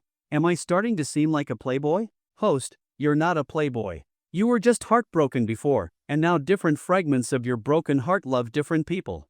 You are fundamentally different from a playboy. Lin Feng raised an eyebrow. Damn, system, you're pretty good with words. Hey, I've been meaning to ask, can you materialize into a real person and step out of my mind? Host, what are you trying to do? No pervy thoughts. No pervy thoughts. Alright, I was just messing with you. Actually, the person you saw in your dream last night was my true form. But right now, you don't have the ability to make me materialize. When will you? That's for you to find out. Not that exciting. Whether you materialize or not doesn't seem that appealing. Tiny a cup, laughable. Lin Feng scoffed. Host, explain what you just said. What do you mean by tiny a cup, laughable? Why aren't you answering? System voice message, 60s. After successfully making the system furious, Lin Feng, completely unfazed, exited the system interface and continued driving. 3 sentences, just 3, and he made the system rage. What makes a good person? A good person is someone who does a kind deed, leaves without a trace, and doesn't even take credit for it. Surely, the system would be grateful to him, right? About half an hour later, Lin Feng drove into the familiar neighborhood he had called home for over 20 years, Yuanqing Community. After driving into Yuanqing Community, Lin Feng deliberately slowed down. As the saying goes, if wealth doesn't return home, it's like wearing fine clothes at night. Having money but not showing off is like sitting next to a naked beauty and only bragging about having clothes. As the Pagani slowly drove into the community, the sleek supercar instantly caught everyone's attention. Unknowingly, a crowd of at least dozens of people had gathered. When did someone in our community start driving a car like this? That looks like a sports car, right? It should be. The chassis is so low. But judging by the logo, it doesn't seem like a well-known brand. Do you recognize it? I don't either. Probably some off-brand car. Can't compare to Mercedes, BMW, or Porsche. Lin Feng, unaware of the discussions around him, parked his car and stepped out with a bright smile. He had imagined that as soon as he got out, the crowd would rush forward, showering him with praise, and upon realizing it was him, they would fight over who could marry their daughters to him. But when he stepped out, reality turned out different. Oh, it's Xiaofeng. I was wondering who it was. Turns out it's you. Lin Feng turned toward the voice. It was Aunt Zhao, someone he had known since childhood. She had lived in this community for decades. Aunt Zhao, out for a walk after dinner again? That's right. Xiaofeng, when did you buy a car? And a sports car at that. Though, it looks like some off-brand. Still, it's impressive that you could afford a car while still in school. The smile on Lin Feng's face froze. Off-brand, Pagani, and off-brand. Xiaofeng, don't blame me for being nosy, but young people like you sure love sports cars. I understand, but these flashy cars aren't practical. A sedan is much more comfortable. Yeah, and you were driving so slowly when you entered. The engine doesn't sound that powerful. If it's a new purchase, you might want to reconsider. If you've got the money, why not get a Mercedes or BMW instead? That would be more practical. Xiaofeng, listen to your aunties sell this off-brand car and use the money for a down payment on a Mercedes. My son-in-law drives a Mercedes, and it's super comfortable. Lin Feng scanned the crowd, searching desperately. But he couldn't find what he was looking for, a true car expert. Inside, Lin Feng screamed, why is it that whenever other protagonists drive supercars, there's always an expert around to identify the model and price? But when it's me, no one recognizes it? This is a 1 billion yuan Pagani, yet they're treating it like it's worse than a Mercedes? Forcing a smile, Lin Feng entertained the auntie's comments before heading upstairs, feeling utterly defeated. This attempt to show off had completely failed. Lin Feng's home was on the 5th floor, the top floor. At this time of year, in late March, the temperature was fine, not too hot or too cold. But in the peak of summer, around July or August, the place would be unbearable without air conditioning. It was hotter inside than outside, a literal oven. As he climbed the stairs, Lin Feng made up his mind, he needed to change houses ASAP. Pushing open the door, he saw his father, Lin Tianya, and his mother, Jiang Yu, sitting on the couch, waiting for him. Dad, Mom, I'm home. Lin Feng greeted them, changed his shoes, and sat on the couch. Son, your mom says you robbed a bank. Should we run now or wait until nighttime? Lin Feng spat out half a mouthful of water. Cough, cough, cough. After a fit of violent coughing, Lin Feng looked at Jiang Yu in confusion. Mom, what exactly did you tell Dad? Jiang Yu's face turned slightly red. When you called me earlier, I thought you had robbed a bank, so I immediately called your dad. Later, you explained everything to me, but I forgot to tell him. Lin Feng rubbed his temples. Not a single person in this family thinks normally. So, Mom, you just never explained it to Dad? Jiang Yu guiltily nodded, then suddenly turned to Lin Tianya in surprise. Wait, you've been sitting here this whole time thinking our son robbed a bank, and you didn't even ask him about it? Both Lin Feng and Jiang Yu turned to stare at Lin Tianya, waiting for an explanation. Lin Tianya spread his hands. When I got your call saying Xiaofeng robbed a bank, I rushed home immediately. I didn't waste even a second. But when I walked in, I saw you sitting on the couch, all calm and smiling, surrounded by a bunch of deliveries. I thought you were in on it, just waiting for me so we could run together. So what was there to ask? I just sat down and waited for Xiaofeng. Lin Feng covered his face. Dad, Mom, can you guys please think better of me? Don't you know what kind of person your son is? Of course I do. Lin Tianya nodded. Ever since you were a kid, I could tell you're an ambitious person. So when your mom said you robbed a bank, I wasn't even surprised. In today's society, if you want to move up, you have to take risks. Lin Feng was speechless. After a long pause, he let out a deep sigh. Let's pretend that whole conversation never happened. I'm going to walk back through the door, and we're going to start over. After the reset, things finally returned to normal. Lin Tianya and Jiang Yu accepted Lin Feng's explanation and came to terms with his sudden wealth. Dad, Mom, I transferred 1 billion yuan to each of your accounts. If there's anything you've wanted to buy but held back because of the price, just buy it. I'll start looking for a new house soon. As for a car, just visit a dealership and pick one you like, swipe the card and take it home.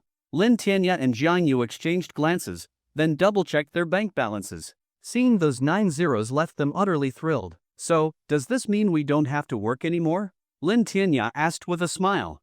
But Lin Feng stood up and shook his head. Dad, that's the wrong mindset. Just because you have money, does that mean you can stop working?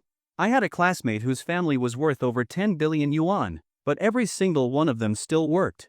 The kids went to school without missing a day. The adults went to work without ever being late or leaving early. Think about them, then think about yourself. Doesn't that make you feel ashamed? Lin Tianya's expression turned guilty. So what you're saying, Xiaofeng, is that no matter how much money we have, we must stay grounded and never forget the importance of work. That family stays wealthy because they keep working hard, right? No. What I'm saying is, if you don't work, who are you going to show off to?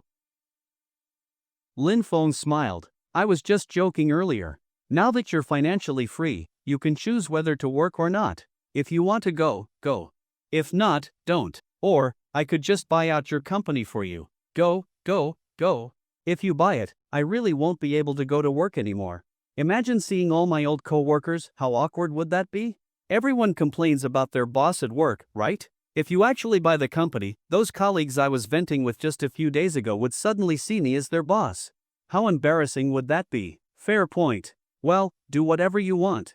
Now that we have money, there's no need to be constrained by life anymore. After that, the family cleaned up the house and organized the mountain of deliveries. Half of Lin Feng's room was completely filled with packages. Once they were done unpacking, Lin Feng opened a few boxes: phones, tablets, computers, headphones, sneakers, a camera, a full set of new gear. After upgrading all his devices, Lin Feng happily lay on his bed, playing with his new phone. Just as he got comfortable, he received a friend request on WeChat. The profile picture was of a girl. Lin Feng stroked his chin. Could it be Suyushu? Did she finally track down my contact? That was fast. Alright, let's have a good chat then. Jingjing has accepted your friend request. You can now chat. Jingjing, hello, do we know each other? Lin Feng frowned slightly. Why does Suyushu's opening line sound so weird? Did she think I covered her surgery costs because we knew each other? But shouldn't she introduce herself first? Otherwise, how would I know who she is? Maple Leaf, you added me, and now you're asking if we know each other? Jingjing, I don't know. You just suddenly appeared in my contacts. Maybe it's fate. Since we're connected now, let's get to know each other. I'm Jingjing. What's your name, handsome? Lin Feng suddenly sat up. This chat pattern doesn't seem like Suyushu at all. This feels more like a scammer?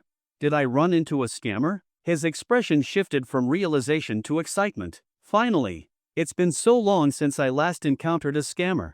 I get to mess with one again. Hee hee, Jingjing, is it? Let's see what you've got.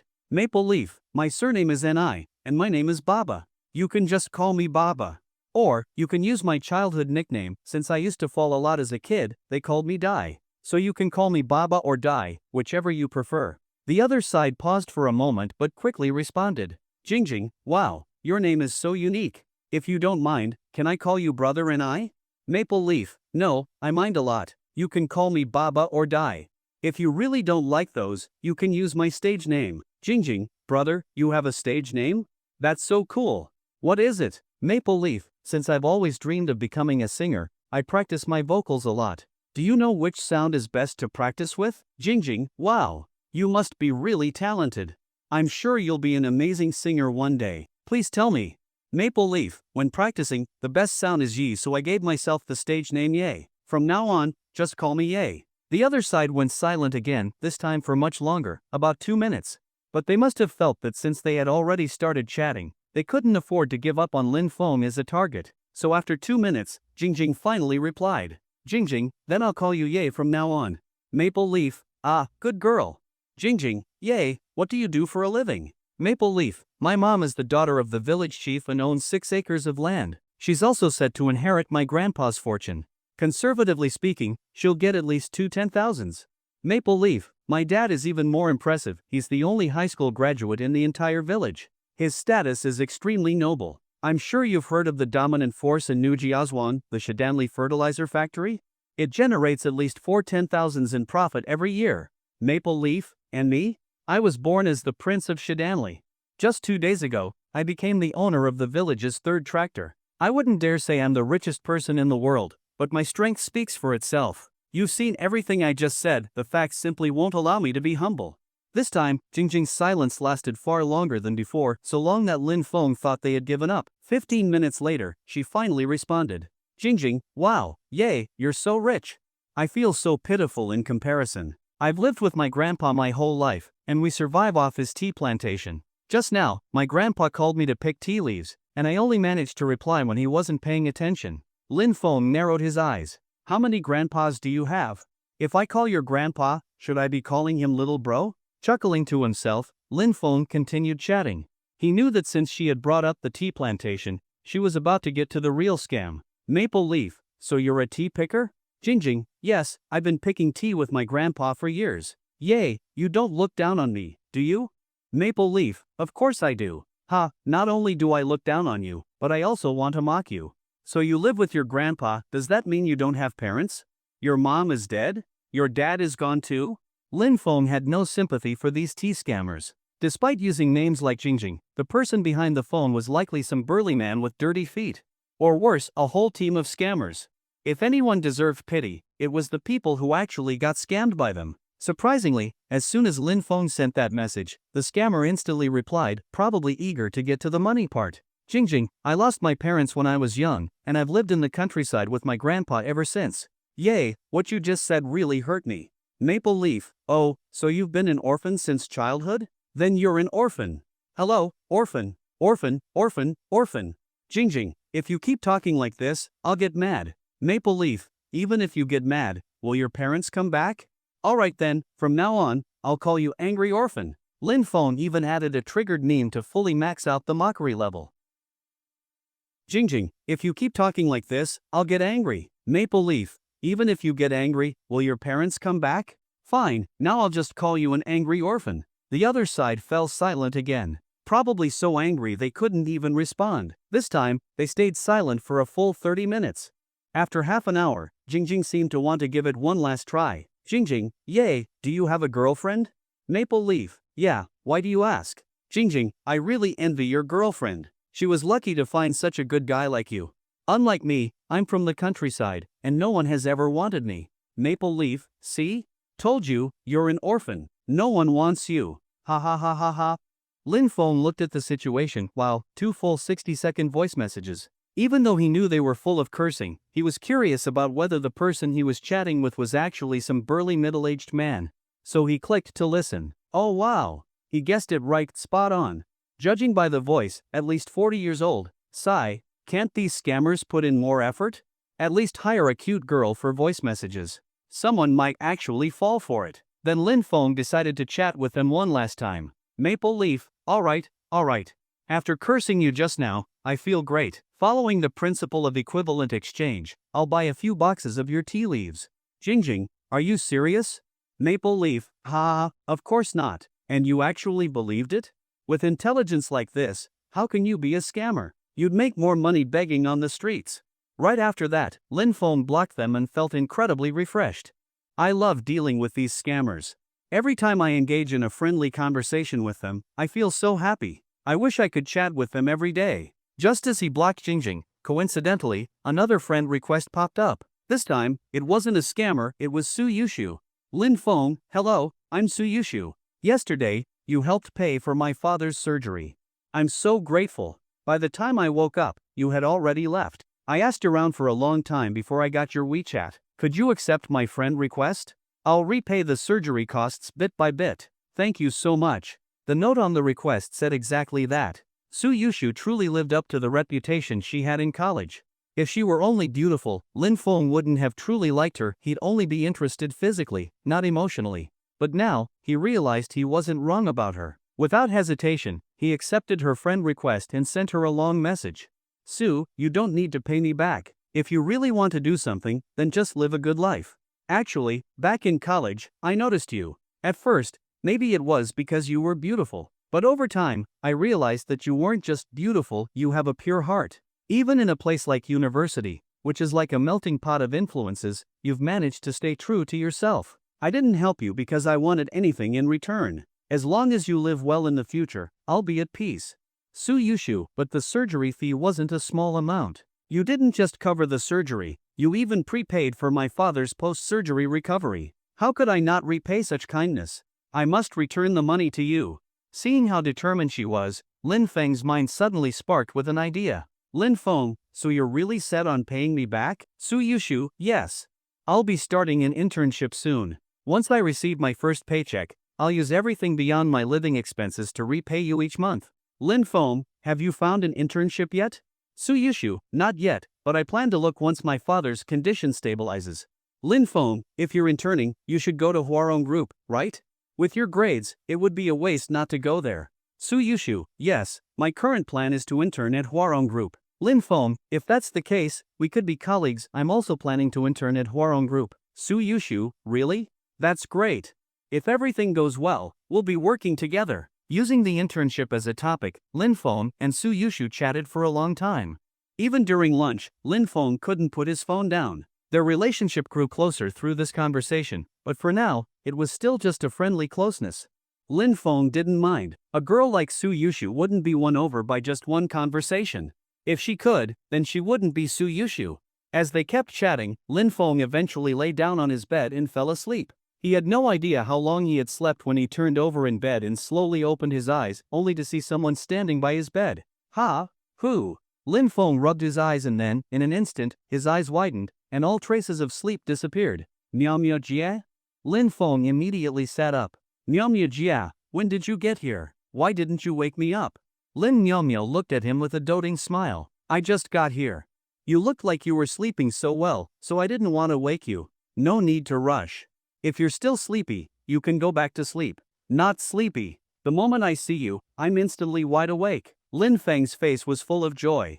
He and Miao had spent a lot of time together in the past, but they hadn't seen each other for months. Now that they finally met again, how could he not be happy? Miao straightened her chest proudly. Come on, take a look. Do you notice anything different about me compared to a few months ago? Lin Feng's gaze landed on her chest. Miao Jie, have you been eating papaya? For the past few months, I've been eating papaya for dinner every night. Well, did it work? It worked, but that's not the most effective method. Then what's more effective? Lin Feng smirked and leaned in to whisper in her ear. Miao rolled her eyes at him. Ugh, you're always so cheeky. After that, they reminisced about old times, teasing and joking around.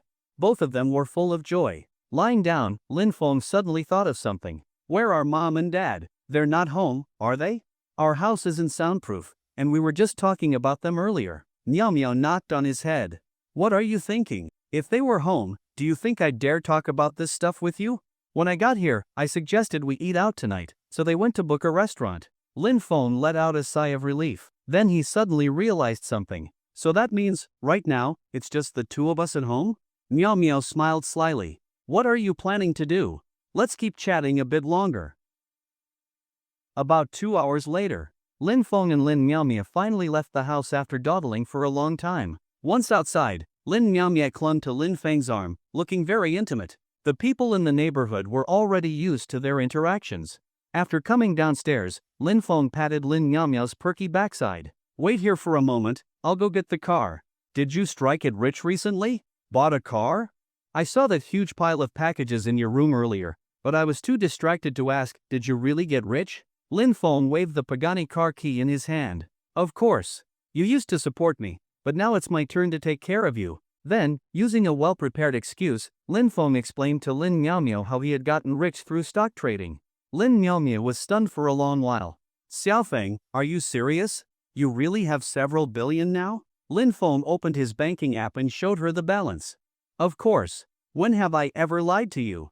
Lin Miaomia snorted. You lie to me all the time. Remember last summer? You promised it would just be a kiss, but what happened? Lin Feng chuckled. Well, technically, it wasn't a lie. If we don't kiss on the lips, does it even count as kissing? Slick talker. And now that you're rich, who knows how many girls you'll end up deceiving? Lin Feng immediately raised one hand. I swear, if I'm going to deceive anyone, you'll be the first, meow meow. After all, a rabbit doesn't eat the grass near its own burrow, but it always comes back eventually.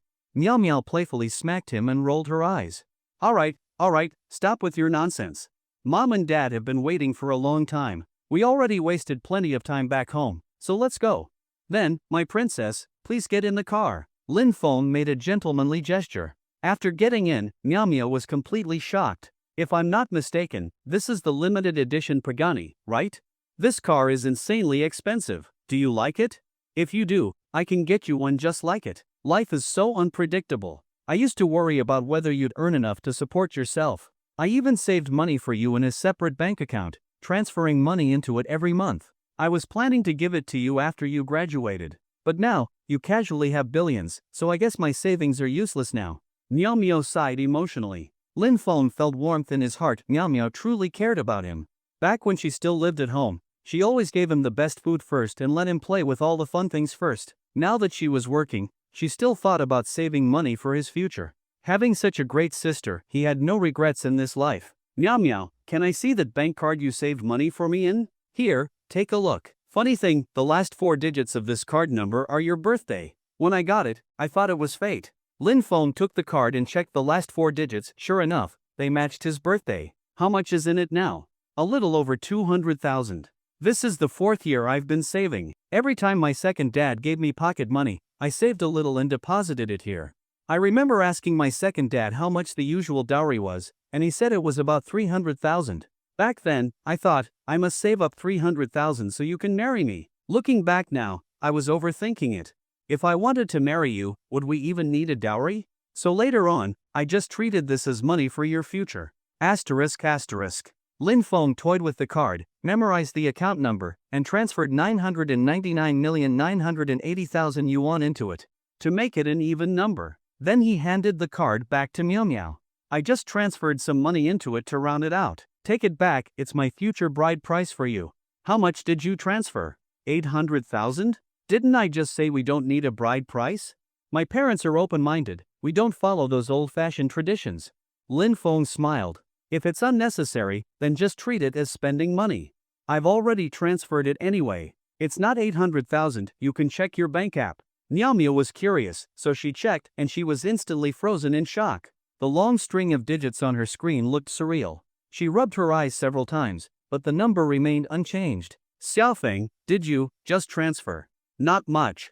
Counting your original 200,000, I rounded it to a nice even 1 billion. From now on, buy whatever you want. Meow Meow wanted to refuse, but Lin Feng cut her off, acting like a domineering CEO. I gave it to you, so you better keep it. If you don't, I'll get mad. For a moment, Meow Meow felt dazed. The little boy she had always taken care of had grown up, in every sense of the word. Alright, I'm driving now.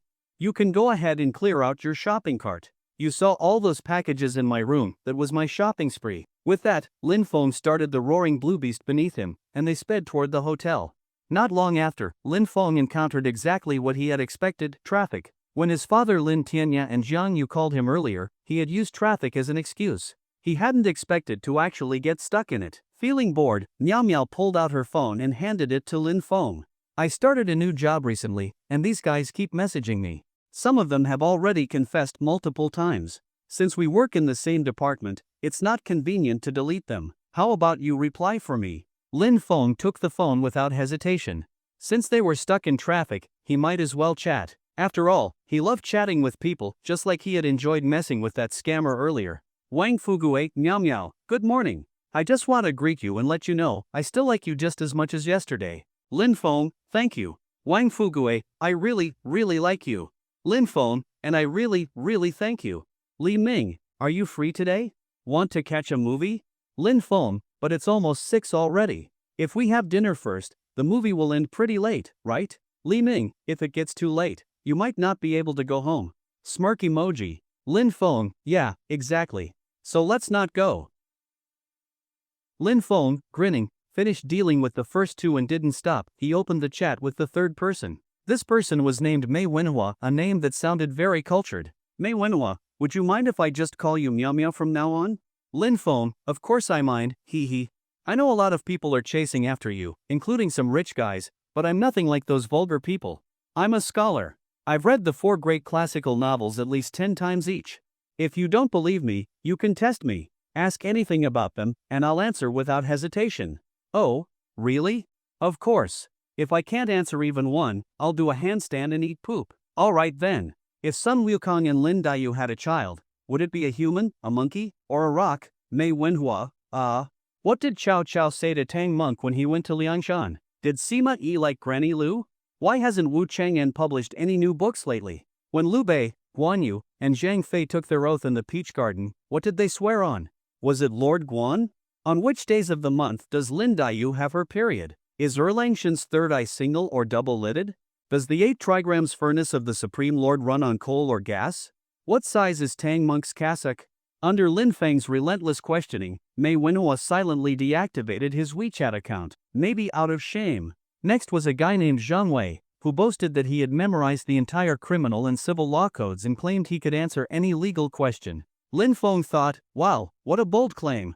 If he didn't test him, that would be a lifelong regret. If a pig has kidney deficiency, is its kidney still considered nutritious? If someone is arrested on their way to turn themselves in, does it still count as voluntary surrender? If a pregnant woman hits someone, is it considered a gang fight? If my second uncle served in the army, will that affect my prison sentence?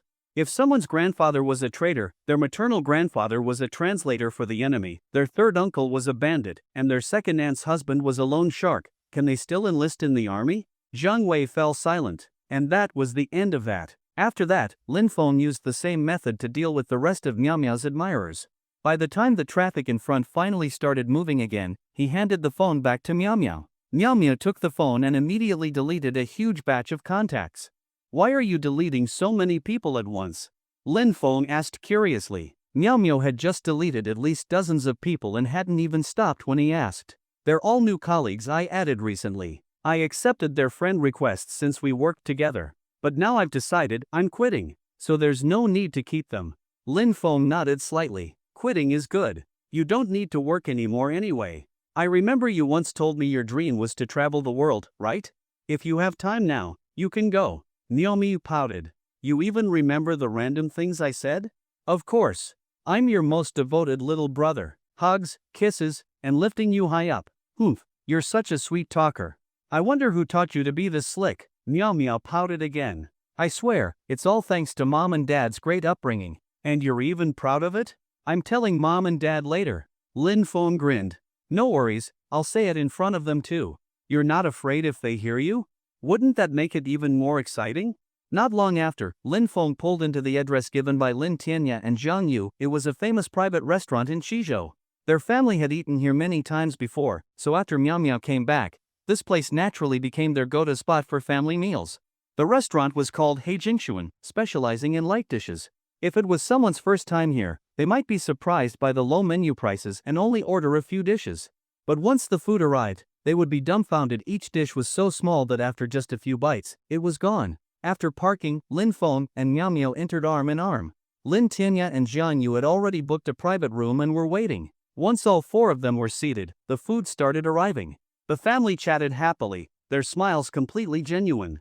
Meanwhile, on the 33rd floor of the Huarong Group's general manager's office, Zhang Lei was staring at his phone, looking troubled. If any company employees saw his expression right now, they would be absolutely stunned.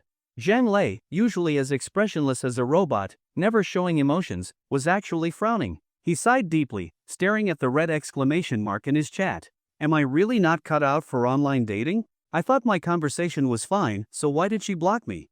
The screen showed his chat with a girl. Girl, let me tell you, last night I felt like I was dying. It was like there was an electric drill spinning in my stomach. Zhang Lei, an electric drill? You've been drilled before? When? It's just an expression. I got my period. They say women on their period get irritable. Looks like it's true. Does it hurt a lot? Of course it hurts. I was in pain until 2 a.m., and it still aches now. Exactly 2 a.m.? That's amazing. It stopped right on the hour? Does it have a switch? Women's bodies are really fascinating. Are you dumb? My period pain was so bad last night that my blanket and pillow were soaked with sweat. Instead of comforting me, you're asking about a switch? That bad? Good thing I don't have one. Get lost. The user has enabled friend verification. You are not their friend. Please send a friend request and wait for verification before you can chat. Just as Zhang Lei was drowning in his sorrows, a phone call interrupted his emo moment. In an instant, his expression changed like nothing had happened. He was back to his usual businesslike demeanor. Secretary Liu, what's the matter? I met with the chairman today. Chairman Lin wants an investigation on someone. Originally, I was supposed to handle it, but I have something else to do today, so I'm passing it on to you. I'll send you the chairman's number, contact him directly. Got it. Send me the number, I'll take care of it right away. After Lu Xian sent Lin Feng's number over, Zhang Lei immediately contacted him. Lin Feng, who was eating, stepped out of the private dining room and picked up the call. Chairman Lin, I'm Zhang Lei, the general manager of Huarong Group. Secretary Liu told me you're looking for someone's information. She's busy today, so she passed the task on to me. Who are you looking for? Lin Feng was slightly stunned. He had almost forgotten about investigating Lu Shuo. Yesterday, he had gone to the company specifically to have Lu Xian look into Lu Shuo, but once he got there, he got carried away and completely forgot about it. Luckily, even though Lu Xian was having trouble moving around in bed, she didn't forget about this. The person I'm looking for is named Lu Shuo. He attended Chunfeng Elementary School in Shizhou No. 2 Middle School. I think his family is from Lincheng, Shizhou. That's all the information I have. Can you find him with this? Zhang Lei immediately responded, Chairman Lin, that's not much information, so the search might not be precise. Do you have anything else, like his phone number, an ID number, or maybe a photo? Lin Feng thought for a moment. Phone number? Photo? Would a photo from 7 years ago work? Yes, as long as he hasn't changed too much, it will help with the search. Alright, I'll send you a photo now. It's a middle school graduation picture. Lin Feng didn't hang up the call. Instead, he searched through his QQ collection, found his middle school graduation photo, cropped out Lu Shuo, and sent it to Zhang Lei. I've sent it. Let me know if you received it. Got it. I'll start searching now. If all goes well, we should have results by tomorrow morning. Zhang Lei's efficiency pleased Lin Feng. Alright, get it done. Let me know as soon as you have results. After hanging up, Lin Feng returned to the private dining room. The family of four continued chatting and laughing, and time passed by unnoticed. After dinner, Zhang Yu and Lin Tianya headed to the mall. Zhang Yu said that she had seen a lot of clothes she liked before but didn't buy them at the time. Now she was going to buy them all. Zhang Yu knew that Lin Feng and Lin Nyamya were close, so this gave them some alone time. Shopping was something she and Lin Tianya could handle themselves. Young people should go wherever they want. After they left, Lin Feng checked the map and saw that there was a movie theater nearby. How about we go see a movie? I heard there's a good one out now. Afterward, we can continue chatting and discussing some things. Lin Miao tilted her head and looked at him. Discuss things? What kind of things? Is it the kind I'm thinking of? Lin Feng smiled. What are you thinking of? Miao stepped closer and grinned. The same thing you're thinking of. Then we're on the same page. What are we waiting for? I'll buy the tickets now. Forget it, let's not go to the theater. I'm tired. Let's find a hotel and watch there. The theater seats aren't comfortable. I prefer lying on a bed while watching. Alright, whatever you say. Without wasting time, they drove to a nearby hotel. However, midway, Miao got out of the car. She said she needed to buy something and told Lin Feng to go ahead first. Lin Feng asked what she was buying. but Meow Meow just gave him a mysterious smile. You'll find out soon enough. Her words made Lin Feng's heart itch with curiosity. With his mind full of questions, Lin Feng quickly drove to the hotel. But just as he was pulling into the parking lot, he noticed a suspicious-looking man and woman standing at the entrance, whispering to each other. Because Lin Feng's body had been enhanced by the system, his hearing was exceptionally sharp. He could hear them clearly even through the car window. Normally, he wouldn't care about other people's conversations, but when he heard them mention him as their target, his interest was piqued. He eased off the gas pedal, slowing the car down, and listened closely. Brother, are you sure about this? This 200 yuan is all we have left. Are you sure it'll work? If we just use it to eat, it'll be gone in a few meals. If we don't find a way to make money, we'll be completely broke in a few days. But, no buts. We don't have a choice anymore. Right now, the most important thing is making enough money to flee the country. Otherwise, those debt collectors will find us sooner or later. We've done scams before. Why are you hesitating over something this small? There's no time to hesitate. You wait here and keep an eye on that Pagani. People who drive cars like this are loaded. I'll take care of that Porsche first, then we'll deal with the Pagani together. Alright, but be careful, bro. A smirk appeared on Lin Feng's lips. Are they planning a robbery or something? Through the car window, he saw the man holding 2 red banknotes, swaggering toward a freshly parked Porsche. The man knocked on the Porsche's window and said something, then tossed the 200 yuan inside as if mocking them. Moments later, a pile of cash was thrown back at him, hitting him square in the face. The people inside the Porsche cursed before stepping out and walking into the hotel. The man happily picked up the cash and signaled to the woman near the entrance. They regrouped and then headed toward Lin Feng's car. Lin Feng chuckled. He understood their game. Just as he finished parking, the two approached. The man draped his arm around the woman's shoulder, puffed up his chest, and knocked on Lin Feng's car window with an arrogant expression. Hey, who told you to park here? Didn't you know this parking spot belongs to me? Take this money and find another spot. I'm not short on cash, just take it and leave. With that, he threw a wad of cash into Lin Feng's car. Judging by the amount, it was all the money he had just gotten from the Porsche. The two of them stood there, looking at Lin Feng arrogantly, waiting for him to explode in anger and throw the money back at them. But to their surprise, Lin Feng remained calm. Oh, you want this spot? Sure, take it. There are plenty of empty spots anyway. Thanks for the money. The boy and girl were stunned, standing there dumbfounded. Even after Lin Feng moved his car to another parking spot, they still hadn't recovered.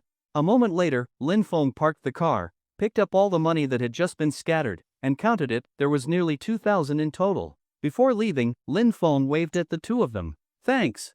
You guys are really generous. The boy quickly ran after him. You, stop right there. Lin Feng turned back with a smile. What? Something else? Do you want to give me more money? The boy was silent for a moment, then forced a smile and gritted his teeth. No, nothing. After entering the hotel, Lin Feng no longer paid attention to those two little scammers. From their conversation earlier, it was clear they had scammed others before, so Lin Feng had no guilt about tricking them back. At the front desk, Lin Feng directly booked a presidential suite and sent the room number to Lin Miao Miao. Not long after, Lin Miao Miao arrived, carrying a suitcase. What's inside? You didn't go and snatch another wife for me, did you? Lin Feng asked as he stepped out of the bathroom, freshly showered. Lin Miao Miao rolled her eyes. What are you thinking? If you want a wife, go find one yourself. This is serious stuff in here. Lin Feng couldn't wait to open the suitcase to see how serious it was. As soon as he opened it, his eyes widened in shock. This, very serious indeed. Inside were all sorts of DVDs, classic films from the past, mostly from Japan. These were Lin Feng's favorites. Some of the actresses were ones he always supported the moment a new film was released. This was art. True masterpieces of art. Seeing Lin Feng's surprised expression, Lin Miao Miao smiled. Pretty complete collection, huh? You like it, right? I remember you used to love watching all kinds of movies. These should last you a long time. Lin Feng excitedly hugged Lin Miao Miao. Miao Miao, I love you to death. I spent a long time collecting these. Consider it a late New Year's gift. I love this gift. When we watch tonight, we'll pick from these. They're all classics. Any one of them can be watched over and over again. Alright, let's start with the one by teacher Mamanoji. I like that one. Okay, whatever Miao Miao says. I'm going to shower first. You go put in the DVD, don't mess it up. And remember to call and say we're staying out all night at an internet cafe. Lin Miao Miao instructed. Got it. I'm an expert at this. Also, if you need help scrubbing your back, just call me anytime. Lin Miao rolled her eyes again and shut the bathroom door. You and your nonsense. I don't need help. They were used to teasing each other, so Lin Feng didn't mind. He sat down and started arranging the DVDs. The DVDs could be roughly categorized into two types, this type and that type. Lin Feng smoothly played a classic motion picture on the hotel TV, then sat on the bed to admire these cinematic masterpieces. About half an hour later, Lin Miao came out of the bathroom. Hey! Why didn't you wait for me? Weren't we supposed to watch together? Pause it. Rewind it. I want to start from the beginning. Alright. Rewinding now. Lin Feng, for once, acted like a doting boyfriend. The two of them watched movies deep into the night, only falling asleep from exhaustion. The next day, the movie was still playing on the TV. They had ended up watching 4 classic films, thoroughly enjoying themselves. At nearly 3 a.m., they had dozed off mid-watch, not even turning off the TV. When Lin Feng woke up, it was already 1 p.m. He glanced at his phone and saw a few messages from Suyushu, as well as 2 missed calls and texts from Zhang Lei. Skimming through them, he saw that Suyushu was asking when he would come to intern at Huarong Group. Her resume had been approved, and her interview was today. Zhang Lei had sent him information on Lu Shuo. Lin Feng didn't reply immediately. He got out of bed, stretched, and called out, Miao, still not getting up, little lazy pig? No. I'm not getting up. I'm sleeping all day. I'm exhausted, Miao mumbled. Well, do you want to eat? Yes. I'm starving. She sat up instantly. Food came first. Sleep was less important. Lin Feng called the hotel front desk and ordered meals for 2. They quickly refueled. As they ate, Lin Feng's mind entered the system space. His daily sign-in had refreshed. Sign in. Ding. Congratulations, host. You have successfully signed in and obtained the poisonous milk skill. Poisonous milk, anything the host says will have the opposite effect. Lin Feng's lips curled into a smirk. This was a good one. Finally, a sign-in reward worth something. Anything money could buy, Lin Feng didn't care for. He already had 10 trillion, wealth beyond nations. What he wanted now were things money couldn't buy. And this poisonous milk skill was just that. With this, anyone who pissed him off would get a heartfelt blessing from him. May your family be happy and safe forever. And anyone who helped him? Hope you have the worst luck every day. It sounded a little weird. Lin Feng's eyes landed on Miao, who was eating beside him. He just happened to want to test his new skill, so he silently thought, activate poisonous milk. After eating, Miao will get more and more exhausted, completely drained, unable to even walk. While eating, Lin Miao suddenly felt the fatigue in her body slowly fading away. The soreness in her waist from earlier was completely gone. Just as she swallowed her last bite of rice, all of her exhaustion vanished. Her waist wasn't sore anymore, her hands didn't hurt, and she felt completely energized. After moving around a bit, Lin Miao was full of amazement. That meal was incredible. I don't feel tired at all after eating it. Did you add some kind of magical elixir to it? I was planning to go back to sleep after eating, but now it looks like I don't need to. Lin Feng was shocked. Was it really this effective? Could he really become invincible just by casually saying things? But just as Lin Feng was getting ahead of himself, the system chimed in. Host, please note, the poisonous milk skill is not as powerful as you imagine. The smaller the matter, the faster and more noticeable the effect. The larger the matter, the longer the effect will take to manifest, and the outcome will be weakened accordingly. Lin Feng nodded slightly. So that's how it worked. That made sense. If everything worked as instantly as it had on Lin Miao, then he would truly be unbeatable. If one day he was in a bad mood and wished for the earth to get better luck and prosper tomorrow, wouldn't that mess everything up? Although the effect wasn't as overwhelming as he had hoped, Lin Feng was still satisfied. The skill might not have much impact on big events, but it was perfect for messing with people in small ways. After finishing their meal, Lin Feng and Lin Miao didn't feel tired anymore, so instead of going back to sleep, they started tidying up the room. They could have just left and let the hotel's cleaning staff handle it, but Lin Miao insisted on doing it herself. Miao, why don't we just let the cleaning lady take care of this? Who cleans up after themselves in a hotel? Lin Feng complained. You and your endless chatter. Just clean up. Can't I be considerate of the cleaning staff? Lin Miao shot him a glare. It took them nearly an hour to pack everything into trash bags. After they left the hotel, Lin Feng remembered that Suyushu had her interview at Huarong Group today and that Zhang Lei had found information on Lu Shuo. He decided to stop by Huarong Group, so Lin Feng told Lin Miao to go house hunting with Lin Tianya and Zhang Yu. Once they found the right place, he would just go pay for it. Then, Lin Feng drove alone to Huarong Group. Before setting off, he replied to Suyushu's message. I overslept. What time is your interview? If I head over now, will I make it in time? The message had barely been sent when she replied almost instantly. Did you stay up late last night? Staying up late is bad for your health. Try not to do it too often. I just arrived at Huarong Group, and my interview is at 3 p.m. There are still about 40 minutes left. I'll come find you now. After your interview, you can share some tips with me. Okay. I'll wait for you at the company entrance. Lin Feng thought for a moment before replying. I haven't left yet, so I might be late. Don't wait at the entrance, you should focus on your interview. If I arrive before 3 p.m., I'll message you. Okay. Let me know when you get here, and I'll come find you. Lin Feng could clearly feel that Suyushu's tone was much warmer compared to yesterday. Their relationship had taken another step forward. Looks like I should arrive early and remind the company's employees, after all, I'm about to take on a new role, intern. With that thought in mind, Lin Feng fastened his seatbelt, stepped on the gas, and headed toward Huarong Group. About 20 minutes later, he parked in the underground garage and took the elevator straight to the 33rd floor. Inside the chairman's office, Lu Xian and Ajiao were lounging lazily on the sofa, looking completely relaxed. The small table beside them was covered with snacks. As Lin Feng pushed open the door, both of them jolted upright, then their faces lit up with surprise. Chairman Lin? You're back? Lin Feng noticed that Lu Xian still wasn't walking very steadily, so he decided to use his poisonous milk skill again. Blessing Lu Xian, may she immediately feel so much pain that she can't even stand, have no strength in her body, feel utterly drained, and lose her appetite. The kind-hearted blessing took effect instantly.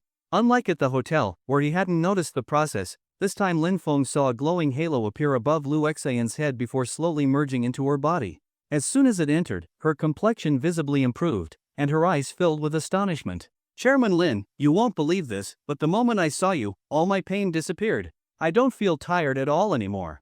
Lin Feng chuckled. Actually, I know magic. As long as you're near me, all your fatigue will vanish, and you'll be filled with energy. Lu Xian's eyes widened. Chairman Lin, you know magic? You actually believe me? Of course. If Chairman Lin says it, I believe it. Having witnessed Lin Feng's miracle firsthand, Lu Xian had no doubts. By the way, I came here for something important. Hearing that, Ajiao, who had been lounging on the sofa, suddenly felt uneasy. Should I leave? Or should I stay? If I leave now, will it seem like I'm interrupting? But if I stay and accidentally hear something confidential, will I have to be silenced? In the end, Lin Feng shot her a look, and Ajiao, feeling relieved, quietly slipped out, even closing the door behind her. Once Ajiao left, Lin Feng finally revealed his plan. I need you to help me with something. After Lin Feng told Lu Xian about his plan to pose as an intern at the company to get closer to Suyushu, Lu Xian first considered the feasibility of the plan. But then she realized, today, she was going to be jealous. Although she had no negative feelings about Lin Feng having other women and even found it completely normal, her rebellious side told her that she needed to act spoiled and show some jealousy. Immediately, Lu Xian pouted, turned her head away, and let out a little huff. Chairman Lin, you want to flirt with girls and still have me help you? I'm jealous. Lin Feng smiled slightly and pinched Lu Xian's cheek. You really are a little foodie. Chairman Lin, you're so mean. I'm not helping you anymore. Go find Zhang Lei to make arrangements. I'm mad. Lu Xian pushed Lin Feng out of the office and went back to her bedroom. Lin Feng pursed his lips and had no choice but to sulkily head to Zhang Lei's office. However, just as he opened the door, he saw Zhang Lei staring at his phone with a troubled expression. He was so focused that he didn't even notice Lin Feng coming in. Lin Feng quietly walked behind Zhang Lei and suddenly patted him on the shoulder. Zhang Lei jumped up in shock. When he saw it was Lin Feng, he quickly calmed down. Chairman Lin? When did you come in? Just now. What were you looking at so intently? Zhang Lei chuckled awkwardly. Nothing important, not work-related. Chairman Lin, are you here to see Lu Shua's information? Lin Feng waved his hand. No rush. I actually came to talk about something else. He quickly explained his plan to Zhang Lei. Zhang Lei nodded slightly. Chairman Lin, you want me to issue an order across the company so that everyone pretends not to recognize you? Giving the order is easy, but with so many employees, it's hard to guarantee that no one will leak the news. Lin Feng stroked his chin. Huarong Group's headquarters had several thousand employees. The more people there were, the harder it was to keep things a secret. After a moment of thought, Zhang Lei continued, I suggest that we don't spread your intern identity widely within the company. Only a small number of people should know. The fewer people who know, the lower the risk of exposure. When you come to work, try to cover your face, wear a mask and a hat to avoid drawing attention. Most employees don't personally know what you look like anyway. Asterisk asterisk. Lin Feng nodded. Good idea.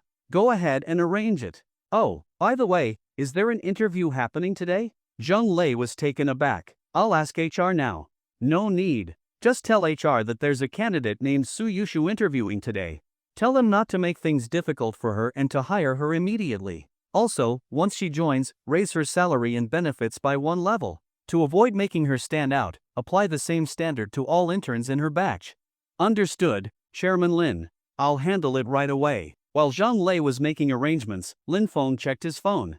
It was already 2:55 p.m., so he sent Suyushu a message, telling her to prepare for her interview. He might be late due to traffic. Suyushu replied instantly. She must have been staring at her phone, waiting for his message. Be careful on the road. I'm going in for the interview now. 9th floor, Huarong Group. Looking at the chat with Lin Feng, Suyushu smiled softly. She clenched her fists as if giving herself a pep talk. I have to do this. I have to pass the interview. Then she turned off her phone and walked into the interview room. Zhang Lei was efficient as always. He quickly relayed the message to several department heads and informed HR to directly hire Suyushu without any hassle. After finishing his tasks, Zhang Lei returned to his office.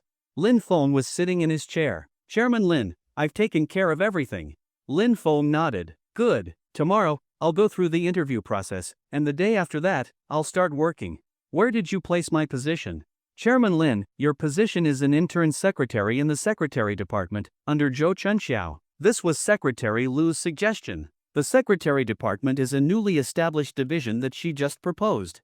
It's on the 32nd floor, and you can use the executive elevator to avoid too much exposure. Lin Feng raised an eyebrow. Lu Xin really is soft-hearted. She said she was mad, but she still made arrangements for me. Jiao is going to be my direct supervisor? I wonder what her reaction will be when she finds out. Alright, let's go with that plan. Then, Lin Feng suddenly changed the subject.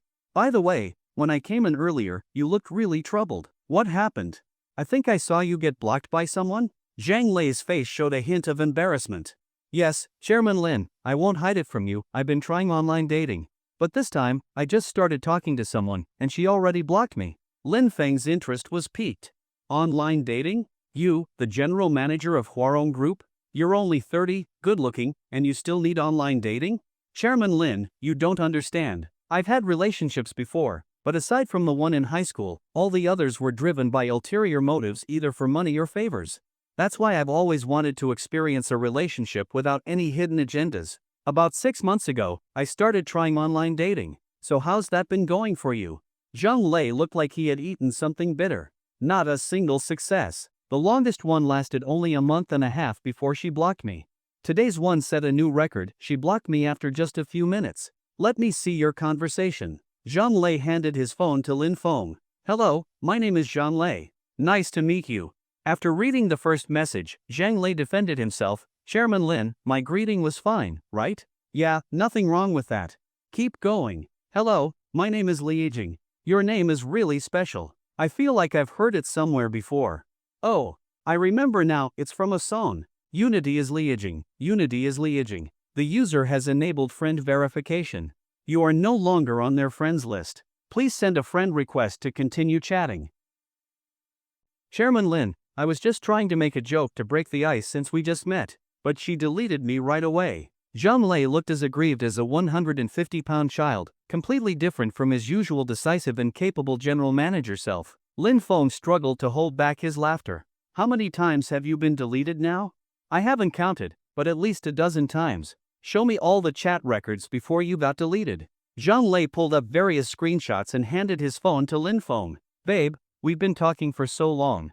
Isn't it time we met? Zhang Lei, sure, I'd love to see what you look like too. Since that's the case, how about tonight? Come over to my place. I don't want to be a virgin anymore. Oh, you believe in astrology? But astrology is something you can't change. The user has enabled friend verification. You are no longer on their friends list. Please send a friend request to continue chatting. Zhang Lei, Are you home yet? You must be exhausted after your trip. Still on the train. Ugh, I hate sleeping on trains. Makes my whole body ache. Next time, I'll buy you a standing ticket. That way, you won't be able to sleep. The user has enabled friend verification. You are no longer on their friends list. Please send a friend request to continue chatting. We've been talking for nearly a month now, and we're in the same city. Want to meet up?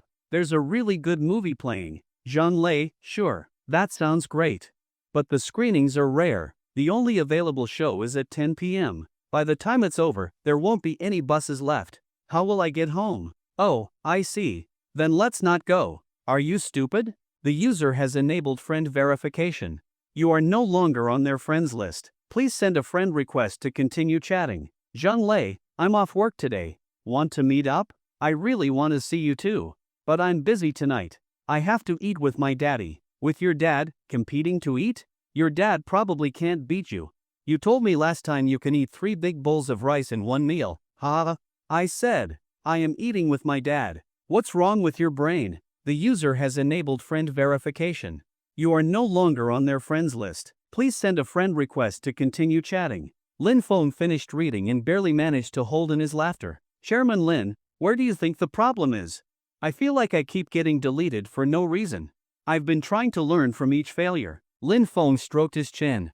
To be fair, it's not entirely your fault. Some of what you said was a bit inappropriate, but not enough to get you blocked. Honestly, I think you're just going about online dating the wrong way. Wrong way? What do you mean, Chairman Lin?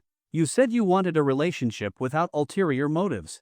In that case, why not look back at your past? You mentioned dating someone in high school. Do you still have contact with her? Hearing this, Jean Lei suddenly fell silent. After a moment, his eyes welled up with tears. Chairman Lin, truth is, I've never forgotten her. We broke up in high school because the school found out about our relationship and called our parents. I was too weak back then. If I had stood my ground, maybe things would have been different, but, seeing Jean Lei like this, Lin Feng quietly activated his poisonous milk skill in his mind. I bless Jean Lei's love life to be completely doomed. May he never reunite with his high school girlfriend and forever miss his chance with her. After using the skill, Lin Feng spoke. Do you know the best time to plant a tree? Zhang Lei looked up in confusion. Why are you asking that? The best time to plant a tree was 10 years ago. The second best time is now. Go find her. The best time was in high school. The second best time is now. Zhang Lei was momentarily stunned, gazing out the window with a faint smile as memories of his past relationship surfaced. But then, his excitement faded. But, I haven't talked to her in years. Back in college, I still had her on QQ and used to check her profile every day. Then, she must have noticed, because she blocked me. Now, after all these years, she's probably married already. How do you know she's married if you don't try looking for her? Maybe she's just like you, single and still thinking about you. If that's the case, wouldn't it be a shame to let this chance slip away? Lin Feng continued to persuade him. Zhang Lei hesitated. Lin Feng simply handed him the phone. Do you still have her contact information? Go ahead, be bold, reach out to her. Zhang Lei took the phone but didn't move. Chairman Lin, maybe I should just forget it. I don't think I can do this. Lin Feng sighed in disappointment. What are you afraid of? If she's married or has a boyfriend, you can just give her your blessing and move on. I don't want to face it. If I hear it directly from her that she's with someone else, I think I'll break down. Zhang Lei sighed deeply. Lin Feng sighed as well. He hadn't experienced what Zhang Lei was going through, but he understood. If Zhang Lei wasn't willing, Lin Feng wouldn't force him. Everyone makes their own choices. It wasn't something he could decide for him. Just as Lin Feng was about to drop the subject, Zhang Lei's phone suddenly rang. Lin Feng glanced at the screen. The caller ID read, You. Zhang Lei saw the name too, and in that instant, it was as if his soul had left his body. His eyes went blank, and his whole body froze. Lin Feng quickly nudged him. Hey, wake up. What's wrong with you? Zhang Lei finally snapped out of it. Chairman Lin, it's her. It's her. Your high school girlfriend? Yes. I'll never forget this name. Then pick up. If you hesitate too long, she might hang up. Zhang Lei, still in shock, scrambled to answer the call and put it on speaker. His voice trembled as he spoke. Hello? From the other end of the line, a voice came through, tinged with the sound of tears. I need to borrow some money. Can you help me? Can you lend me some money? I really have no other way. The voice on the other end of the phone was clearly trembling with sobs, hoarse from crying. Zhang Lei felt as if his heart was being squeezed tightly. After taking a moment to calm himself, Zhang Lei spoke. What happened? How much do you need? My dad got scammed in business. Over 1 million yuan was taken, and now the debt collectors are staying at our house and refusing to leave. I've already contacted everyone I could, but I truly have no other options. Where are you now? Did those debt collectors hurt you? Zhang Lei asked anxiously. I'm fine for now. My whole family is staying in my uncle's basement. No one has found us yet, but those debt collectors have too many connections. Every time we move, they manage to track us down. Honestly, I can't even blame them. They trusted my dad and invested a lot of money, some even put in over 800,000 yuan. I'm really desperate, so I thought of asking you for help. Don't worry about the money for now. Just send me your address, and I'll be there right away. With tears in her voice, Zhang Yu gave him the address. Zhang Lei immediately hung up, not even having time to say a word to Lin Feng before dashing out of the office. Lin Feng quickly called after him. Calm down. You're in no condition to drive right now. It'll take at least an hour to get there. Let your driver take you. If something happens to you on the way, what will she do? Safety first, got it? Zhang Lei nodded firmly and bowed deeply to Lin Feng. Chairman Lin, thank you. Why are you thanking me? Remember, the best time to fix a regret is before it happens. The second best time is now. Go to her, don't make her wait too long. I'll cover the money, I'll make up for all the losses from those who were scammed. No, Chairman Lin, I have to pay this money myself. Zhang Lei insisted. We'll talk about money later. Just go. I'll be waiting for your wedding invitation. Zhang Lei said nothing more. He turned and rushed into the elevator. Lin Feng watched his departing figure with a smile. Helping two people reunite after missing their chance, what a good deed. Not long after Zhang Lei left, Lin Feng received a call from Suyushu. Her voice was full of excitement. I passed the interview. And HR said I can start work tomorrow. Really? That's great. I have some good news too. I just got a notification to come for an interview tomorrow. If it goes well, we'll be colleagues. Really? You got an interview too? Are you at the company right now? I can tell you what questions they asked me. Which floor are you on? I'll come find you.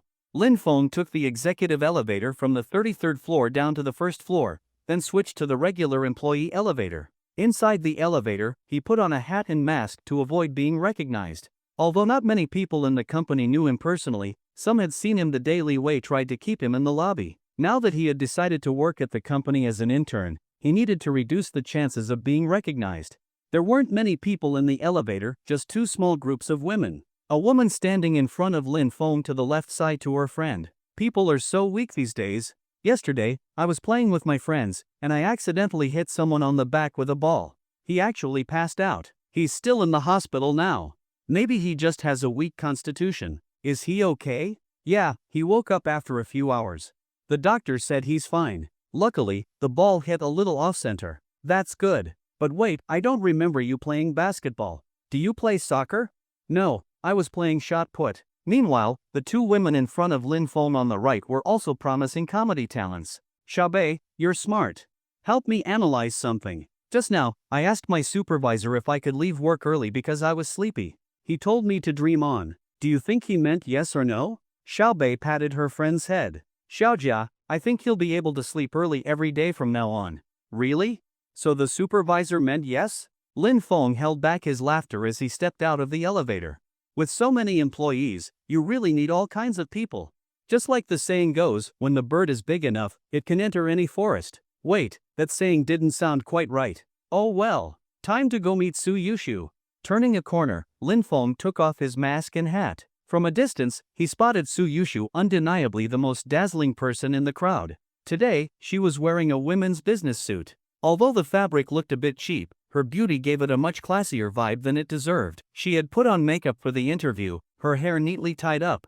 With the spring breeze brushing against her face and a gentle smile on her lips, Lin Feng was momentarily dazed when he saw her. We meet again. Even though they had talked smoothly on the phone, seeing Lin Feng in person again made Suyushu a little nervous. We meet again. You look even prettier than last time. Lin Feng smiled. Suyushu's face turned slightly red. After a brief pause, she changed the subject. Let me tell you about the questions the interviewers asked me today. Let's not just stand here. I saw a cafe across the street when I arrived. How about we go there, have some coffee, and talk? Sure. I'll treat you to coffee. Alright, let's go. Lin Feng naturally reached out and took Suyushu's hand. The moment their hands touched, she froze. "What are you doing?" Her face flushed bright red at an alarming speed, the color spreading from her cheeks down to her neck. Lin Feng answered seriously, "You don't know where the cafe is, so I'm leading you there." For a moment, Suyushu couldn't tell if he was pretending to be clueless or if he really was that straightforward. She tried to pull her hand away, but Lin Feng held on firmly. "I can just follow you. You don't have to hold my hand." Lin Feng tilted his head. "That won't work. You're so pretty, what if someone tries to snatch you away or you get lost? Just trust me and hold on." Suyushu didn't know how to argue with Lin Feng, so she could only let him hold her hand. Since they were on the 4th floor, Lin Feng chose to take the stairs instead of the elevator while still holding Suyushu's hand. Like a shy little wife, Suyushu pouted as Lin Feng led her out of the company building, across the street, and to the cafe. Just as they reached the entrance, Suyushu hesitated and softly said, "We're here now. Can you let go of my hand?" Lin Feng, still smiling, casually replied, "This cafe is pretty big. What if you get lost inside? It's better if I keep holding your hand." And so, Lin Feng pulled Suyushu into the cafe. As soon as they stepped inside, she whispered, "You weren't like this when we were chatting on the phone. You've changed now that we've met in person." Lin Feng stopped, turned around, and looked at her. "What did you say?" Like a child caught doing something wrong, Suyushu looked away, shifting uncomfortably. "I didn't say anything." "Didn't say anything?" "I heard everything. Your punishment is treating me to a meal after I pass my interview." "Got it?" "Got it. Actually, even if you didn't say anything, I was already planning to treat you to a meal. In that case, your punishment is cancelled. Instead, you have to let me hold your hand all afternoon." When they walked into the cafe, they instantly caught the attention of more than half the customers inside. A handsome man and a beautiful woman, what a stunning sight. Under everyone's gaze, Lin Feng ordered a latte and a caramel macchiato. Since this was Suyushu's first time at a cafe, she wasn't familiar with the menu. After Lin Feng ordered, she leaned in and whispered, "What's a latte?" "Such a weird name. Why is it called latte?" Lin Feng chuckled. She didn't even realize how adorably clueless she looked. Latte just means milk. It's from the Italian word latte. A latte is just milk mixed with coffee. Suyushu slowly nodded. "Oh, I see." Somehow, their quiet conversation was overheard by a cashier, who was already envious of Suyushu's beauty. The cashier snidely remarked, "If you don't even know that, why are you even drinking coffee?" Lin Feng frowned and looked at the employee. "What did you just say? Are you implying that people who don't know what a latte is aren't allowed to drink coffee here? Is that what you meant?" The cashier panicked and waved her hands frantically. "And no, sir. You misunderstood me. That's not what I meant." "Then what did you mean? Explain it to me." Lin Feng's expression darkened. The cashier stammered, unable to find an excuse. Lin Feng placed both hands on the counter. "Call your manager over. Since you can't explain, I'll have your manager do it for you." The cashier was terrified. She knew that if the manager came, she wouldn't get away with it. "Sir, I apologize. I'll waive your bill today. You can have your drinks for free. Just please don't call the manager. I really need this job to support my family." She was making things up on the spot, blatantly lying. Lin Feng smirked. "Oh, so your family is struggling? All right, then I won't call your manager. Instead, I wish you a smooth and prosperous future. May wealth and good fortune always flow your way." The cashier sighed in relief. "Thank you, sir. You're such a kind person. I really appreciate your generosity." "No need to thank me. There's nothing to thank me for," Lin Feng said flatly. Indeed, there was nothing to thank him for, because he had just used his poisonous milk skill on her. At that moment, Lin Feng's coffee was ready. The cashier forced a smile and handed over the drinks. "Sir, here are your coffees. Please, let me treat you." "No need. Since your family is struggling, you should save your money for them instead." Holding Suyushu's hand, Lin Feng started walking toward an empty corner table. But after a few steps, he suddenly stopped and turned back. "Oh, by the way, has anyone told you that you look beautiful today?" The cashier's eyes lit up in surprise, thinking that Lin Feng had fallen for her looks. She even imagined the scene from a romantic drama. Maybe such things really happened in real life. Blushing, she covered her face and shyly said, "No, no one has." Lin Feng grinned. "Guess that means no one was willing to lie. I hope you find someone tomorrow who will." With that, he turned and walked to his seat, leaving the cashier standing there, her face shifting through a mix of emotions. Once seated, Lin Feng finally let go of Suyushu's hand. They started talking about the interview, then moved on to hobbies, music, movies, food. Before they knew it, they were chatting like a normal couple, aside from the lack of physical intimacy. Happy times always pass quickly. Is that why you're rushing this part? Before they realized it, it was already 5 p.m., and the sky outside was starting to darken. Seeing the time, Suyushu knew it was time to head home. Lin Feng offered to drive her, but she refused.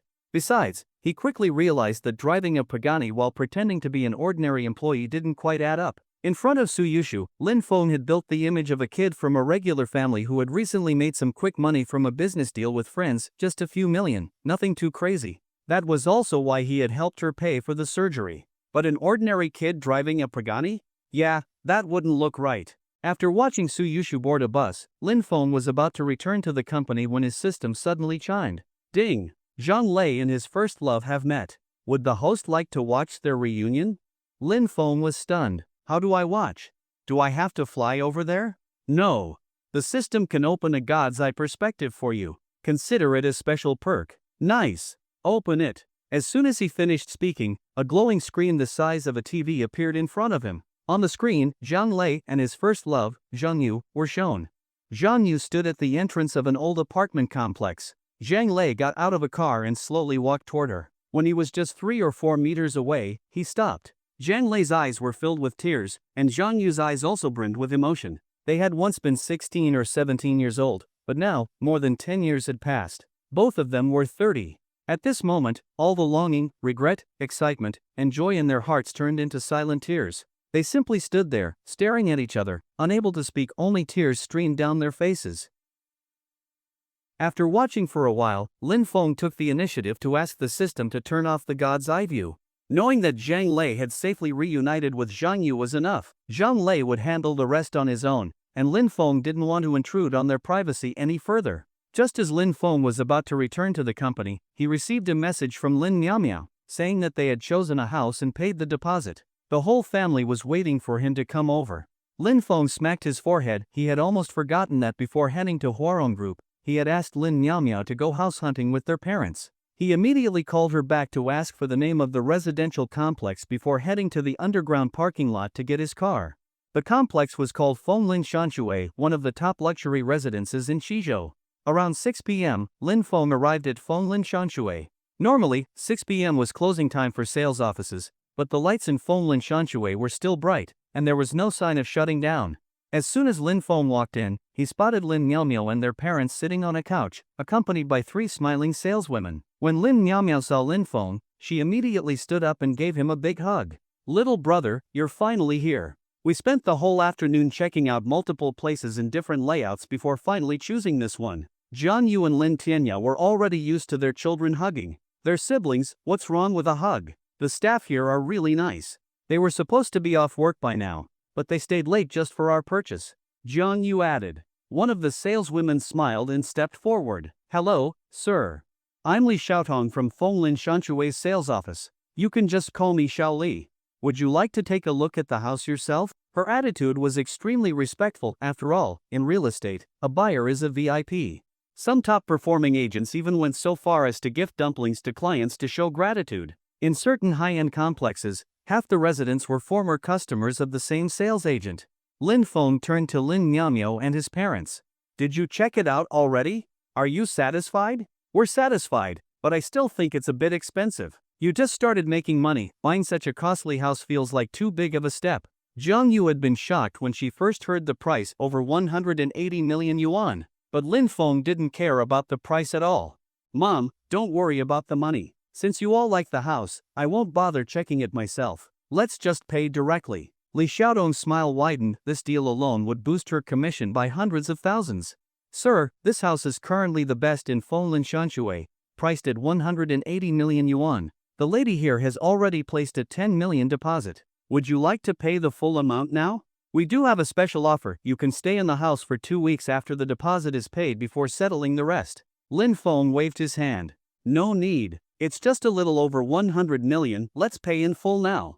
Understood. Please wait a moment while I prepare the contract. Beaming with excitement, Li Xiaotong left to get the paperwork ready. She also instructed her team to bring tea, coffee, and snacks for the family. Just as she left, the system suddenly chimed. Ding! The system has detected that the host once had a childhood dream of becoming a landlord. A new mission has been triggered. Fulfill your childhood dream. Mission: buy all the remaining available properties in Fonglin Shanshui and rent them out. Reward: a double property cashback card. Every yuan spent on these properties will be refunded twice. Lin Feng nodded slightly. The system really understood him well. As a kid, he had dreamed of owning dozens of rental properties, never needing to work or study, just enjoying life every day. And now, he had the opportunity to make it happen. Not only would he become a landlord, but he'd also get double the money back. Two great things happening at once. Coming out of his thoughts, Lin Feng turned to Lin Miao Miao and his parents. Mom, Dad, Miao Miao, I have a new idea. I think buying just one house isn't enough. How about we buy more? That makes sense. One house might not be enough. If you get married in the future, you can't still live with us. Let's get another one for you and your future wife. Jian Yu said. Mom, that's not what I meant. I'm not talking about just one more house. How many do you want? What for? To rent them out? Lin Feng smiled. I want to buy the entire complex. What? All three were stunned. Are you kidding? You want to buy the whole complex? Jiang Yu stared at him in disbelief. Of course not. Let me be honest with you, the value of this complex is going to skyrocket soon. I'm not just buying houses, I'm making an investment. Lin Feng made up a reason without a convincing excuse. His parents wouldn't agree. Where did you hear that? How reliable is this information? Lin Tianya eyed him suspiciously. At first, they didn't believe him, but then Lin Feng convinced them with one simple argument. Real estate is a fixed asset. Even if the value doesn't increase, it won't crash. Worst case, if I ever run out of money, I'll still own an entire complex. Don't you think that's a smart backup plan? With this logic, the family finally agreed to Lin Feng's crazy idea. Not long after, Li Xiaotong returned with the contract. Sir, here's the purchase contract. Please review it, and if everything looks good, you can sign. Lin Feng didn't take the contract immediately. Actually, I've changed my mind about the purchase. Li Xiaotong froze, thinking he wasn't going to buy the house anymore. Is there a problem, sir? Or were you dissatisfied with our service? Please let us know, we'll do everything we can to improve. Every unit here is highly sought after. If you give up today, someone else might reserve it tomorrow. Her attitude remained respectful, showing strong professionalism. Lin Feng, however, shook his head. No, I'm not saying I don't want this house anymore. I want to buy more. I want to be a landlord. Li Xiaotong's emotions went from disappointment to pure excitement in just seconds. Sir, you want to buy an extra unit? Lin Feng smirked. How many units are still available in this complex? Ha? Li Xiaotong was full of confusion. Sir, what did you say? I asked how many unsold properties are left in this complex. A strange feeling crept into Li Xiaotong's heart, but she couldn't believe something this absurd was actually happening. Sir, please come with me. This model here shows all the available units in Fonglin Shanshui. She led Lin Feng to a large display model of the complex. Underneath it, she pressed a hidden button, and the lights on the model suddenly turned off. 2 seconds later, scattered lights began to illuminate again. Since the villa section had only recently opened for sale, many of the units were still available. In the high-rise apartment section, the number of available units wasn't as high as in the villas, but still, over half of them were lit up. Sir, all the lights you see are units that don't have owners yet. Lin Feng nodded slightly. All right, I'll take them all. Go prepare the contract. Understood, sir, I'll. Halfway through her sentence, Li Xiaotong froze. Her shocked expression lasted for over a minute. Sir, what did you just say? I said I'll take all the units that are still available. What, don't you want to sell them? No, sir, that's not what I meant. It's just, this isn't something I can decide on my own. Please wait a moment, I'll call the manager. She let out a deep breath. At first, she instinctively thought Lin Feng was joking, but the 10 million yuan deposit he had just paid for the penthouse had already been processed. Would someone who could casually put down 10 million really be making a joke like this? Still, if she had to choose between believing that Lin Feng was playing around or that he was actually buying every unsold unit, she would without a doubt pick the first option. Fonglin Shanshui wasn't just any residential complex, it ranked among the top-tier luxury properties in both Qizhou and the entire Annan province. When it first launched, the starting price for units was already over 30,000 yuan per square meter, and the newly released villas section had reached record-breaking prices. The lowest-priced villas were going for 150,000 yuan per square meter, a true high-end luxury development. Yet now, this man was saying he wanted to buy all the remaining units? If that's not messing around, what is? If it had been anyone else, Li Xiaotong would have called security to throw them out. But since Lin Feng had already paid 10 million up front, he was obviously not an ordinary buyer. She had no choice but to let the manager handle this. A few minutes later, a middle-aged man in a suit and gold-rimmed glasses hurried into the sales office. Panting, he followed Li Xiaotong over to Lin Feng. By the time he reached Lin Feng, he was completely out of breath. Huff, huff, huff. It took several minutes for him to catch his breath before he finally spoke. Sir, I'm Song Xian, the sales manager for Feng Lin Shanshui. Please tell me directly what you need. Lin Feng calmly repeated his request to buy every remaining unit in Feng Lin Shanshui. A faint, almost imperceptible smirk crossed Song Xian's face. Clearly, he also assumed Lin Feng was here to mess around. Sir, let me confirm again. You really want to buy every available property in our complex? Lin Feng's brows furrowed slightly. Yes. How many times do I need to say it? Do you not understand my words? Sir, perhaps you don't fully understand Feng Lin Shanshui's market position. We are one of the most prestigious residential complexes in Annan province. Currently, our high-rise apartments are priced at around 30,000 yuan per square meter, while the villas start at over 200,000 yuan per square meter. We still have several hundred units left. Are you absolutely sure you want to do this? Lin Feng was starting to get impatient. Are you assuming I'm just here to cause trouble? Song Xian maintained his professional smile. Sir, you're joking. I just want to remind you that purchasing all the remaining units would require an enormous amount of money. Even if you were to take out a mortgage, banks wouldn't approve a loan of that scale so easily. You should reconsider. His meaning was clear, he simply didn't believe Lin Feng had that kind of money. Even if he wanted to take out a loan, no bank would approve it. Lin Feng smirked. He wasn't surprised by Song Xian's and Li Xiaotong's skepticism. After all, if someone suddenly said they wanted to buy an entire residential complex, who wouldn't think they were bluffing? Without concrete proof, no one would believe him. It's like those novel protagonists who go to luxury stores wearing cheap clothes, claiming they just prefer comfort. Yeah, right. Expensive clothes aren't always better, but cheap clothes are rarely great either. Price matters. Quality matters. That's why those protagonists always get mocked. Half of it is on the villains, but the other half is on them for being unrealistic. At that moment, Lin Feng realized something. Since he became rich, he hadn't even gone shopping for new clothes. He was still wearing his old outfits. Returning to the situation at hand, Lin Feng could see Song Xian's doubt. Without proof, arguing was pointless. So, he took out a card. Not the 10 trillion yuan black card, he never used that directly. Instead, he had several different cards with preset amounts.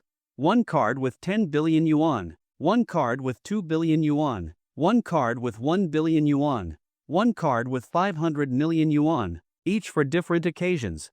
This time, Lin Feng pulled out the 10 billion yuan card. You have a POS machine here, right? Swipe this and check how much is in the account. Then we'll talk about whether I can afford to buy these properties. Song Xian hesitated as he took the card. For the first time, he felt uncertain. Could it be that Lin Feng was actually wealthy? Just as the thought surfaced, he immediately dismissed it. To buy all the remaining units, he estimated that Lin Feng would need at least 5 billion yuan. Sure, some billionaires had net worths of hundreds of billions, but that didn't mean they had liquid cash on hand. Even a billionaire with 100 billion yuan in assets wouldn't be able to casually pull out 5 billion in cash. That's why Song Xian simply didn't believe it. Anyone who could immediately take out 5 billion yuan wouldn't waste it on buying property. Real estate was still appreciating, but at this point, the chances of a major price surge were nearly zero. If someone had 5 billion yuan, they'd be far better off investing it in finance, where the returns would be much higher. Still, Song Xian didn't refuse. He gestured for Li Xiaotong to bring over a POS machine. But the next moment, Li Xiaotong's face changed dramatically. Clatter! The POS machine slipped from Li Xiaotong's hands and fell to the floor. She stood there, completely frozen. Song Xian frowned. What's going on? Why are you so clumsy? Pick it up already. Li Xiaotong turned around stiffly, swallowed hard, and stammered, Manager. This card. Theirs. Seeing her expression, Song Xian felt a sudden sense of unease. What about the card? He asked urgently. Li Xiaotong took a deep breath, hurriedly picked up the POS machine, and handed it to Song Xian. Manager, see for yourself. This card has so much money. Song Xian's previously relaxed mood instantly tensed up. No way. How could this be possible?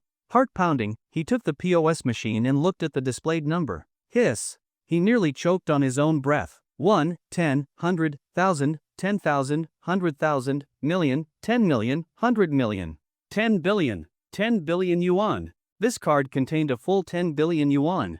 This meant that Lin Feng had more than enough money to easily buy out the remaining properties in Fenglin Shanshui.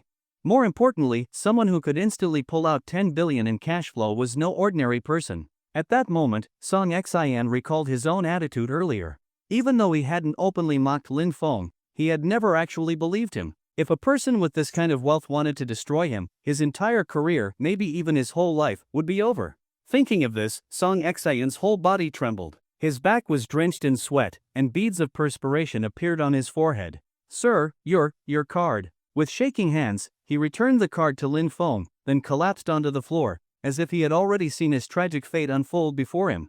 Lin Feng took the card and looked down at him from above. Do you believe I have the money to buy these properties now?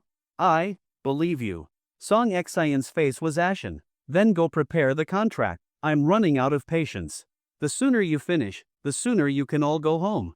Lin Feng said calmly. Song Xian's eyes widened.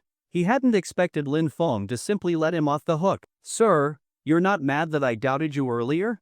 Even though you didn't believe me, at least your attitude was respectful. Besides, if anyone suddenly claimed they were buying an entire luxury complex, no one would believe it. You simply did your job. Lin Feng wasn't the type to hold grudges over trivial matters.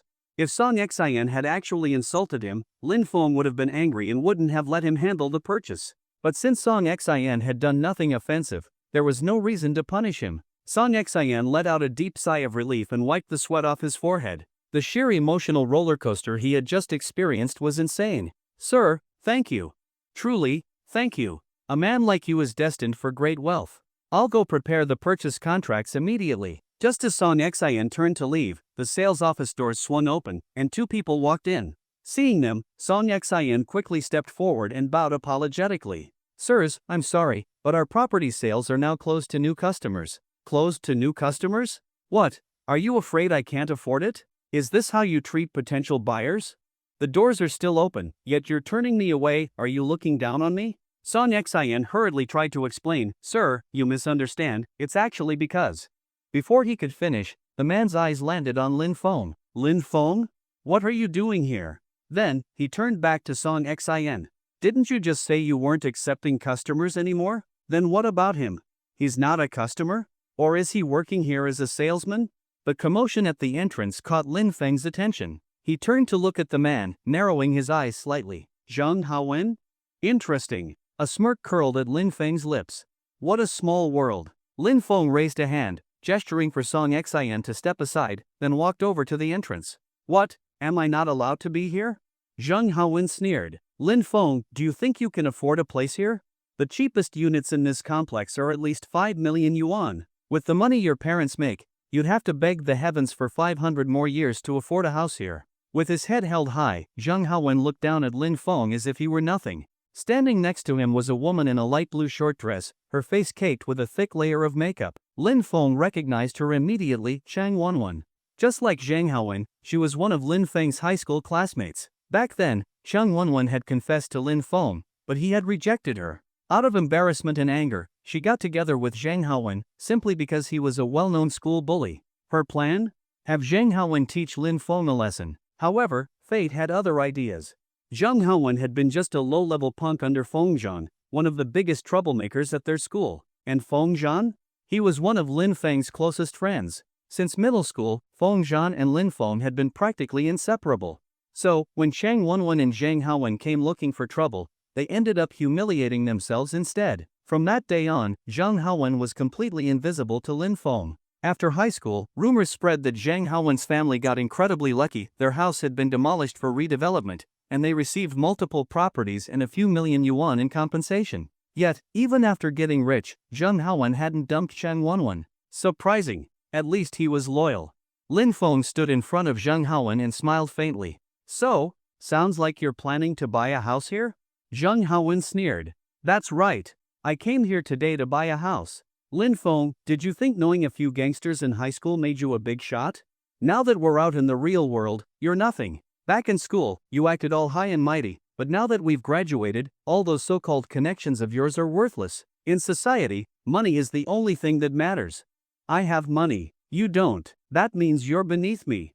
Zhang Haowen's face twisted with arrogance as he ranted endlessly, venting years' worth of frustration. Beside him, Chang Wenwen joined in, her voice full of disdain. Thank goodness I never dated you. Look at you now, what do you have besides a pretty face? Even if you graduated from Qizhou University, so what? Haowen is already managing his family's business and is buying a house in Fonglin Shanshui. And you? You're nothing. Listening to their endless bragging, Lin Feng simply spread his hands. You too. At least ask what I'm doing here first. Aren't you afraid you'll embarrass yourselves like in high school? I'm saying, at least ask what I'm doing here first. Aren't you afraid of getting embarrassed again, like in high school? Lin Feng sighed helplessly. Just a moment ago, he had been mocking the dumb villains from ridiculous web novels. And now, he had run into one himself. Unbelievable. But honestly, Zheng Haowen and Chang Wenwen fit the role of brainless villains perfectly. They did not disappoint. Truly idiotic. What could you possibly be doing here? What else could you be doing?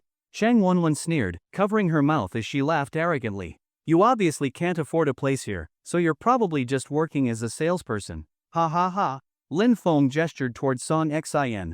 Tell him why you didn't let him in earlier. Song Xin nodded and stepped in front of Zhang Haowen and Chang Wenwen. By now, he had figured out their relationship with Lin Feng. It was clear that Lin Feng didn't like these two. Since Lin Feng hadn't punished him earlier, he had to show some loyalty. Sir, I did have a reason for refusing to serve you. Just now, every remaining unit in our complex was purchased by this gentleman here. There are no available properties left. As soon as he finished speaking, Zhang Haowen burst into laughter.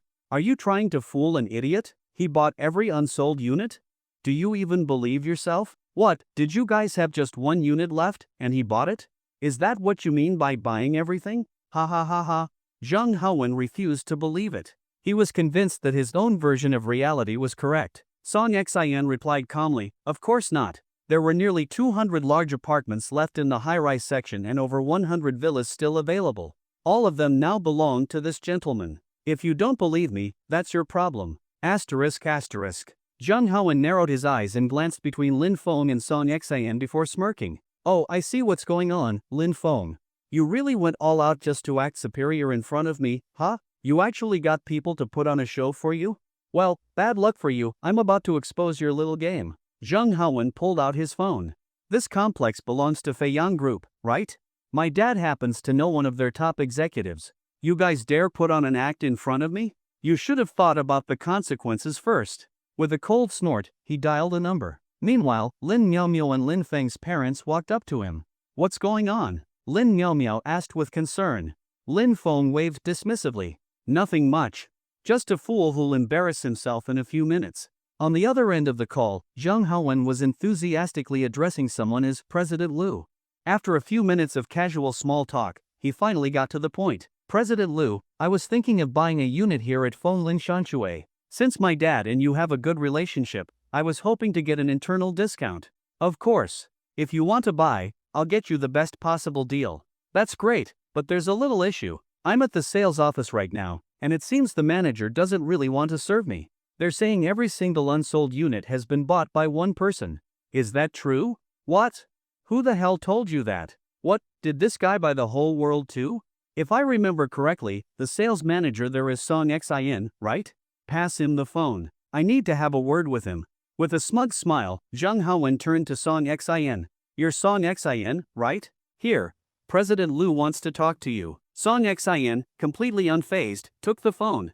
Hello, President Liu. This is Song Xin. So, what that kid just told me is true. You actually said that every unit has been sold? Yes, I did. And it's the truth. I already verified the buyer's financials, his funds are legitimate. If it weren't for this interruption, I'd already be preparing the contracts by now. Bullshit. You're a manager, don't you know how much money it would take to buy out that many units? It would be at least tens of billions. Even our own company couldn't pull that kind of cash together overnight. Song Xin remained calm. Everything I've said is factual. If you think I'm lying, you're welcome to come here and check for yourself. Also, President Liu, you work in the finance department. The sales division isn't your responsibility. Asterisk asterisk. On the other end of the line, President Liu immediately exploded. What kind of attitude is that? Fine, I might not be able to deal with you, but I'd love to see if Director Joe can. Even if Director Joe comes down, my response will be the same. Without another word, Song Xin hung up the call and tossed the phone back to Zhang Haowen. Sir, if you have no further business here, please leave. The sales office is temporarily closed, and we are not accepting new customers. Then, he respectfully walked back to Lin Feng. Sir, please wait a moment while I prepare the contracts. If you need more tea, just ask any of the sales staff. With that, Song Xin left to finalize the paperwork. Zhang Haowen's expression darkened. He hadn't expected President Lu's involvement to mean nothing. Fine. I'll wait right here. When President Lu gets here, he'll expose your lies. Zhang Haowen and Chang Wenwen found a seat and sat down, glaring at Lin Feng.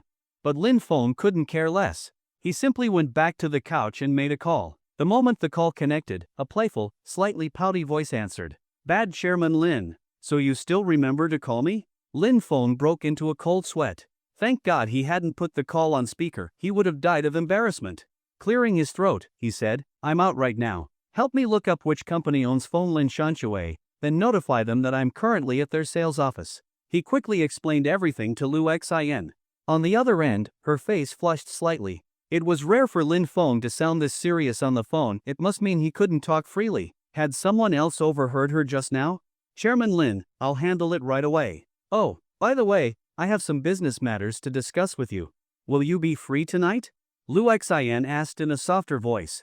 Lin Feng glanced at Lin Miaomiao and his parents before answering without changing expression. Yes, I'll come over later, but it might be a bit late. Then I'll wait for you tonight, Chairman Lin.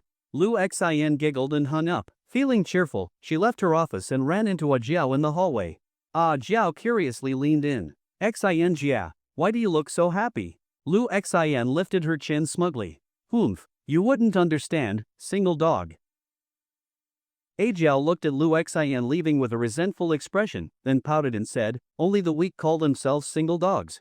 I should be called a lone wolf. Woo woo woo, but even a lone wolf is still single. Woo woo woo. Inside the sales office, Lin Feng's family of four was chatting and laughing, while Zhang Haowen and Chang Wenwen frowned as they stared at them.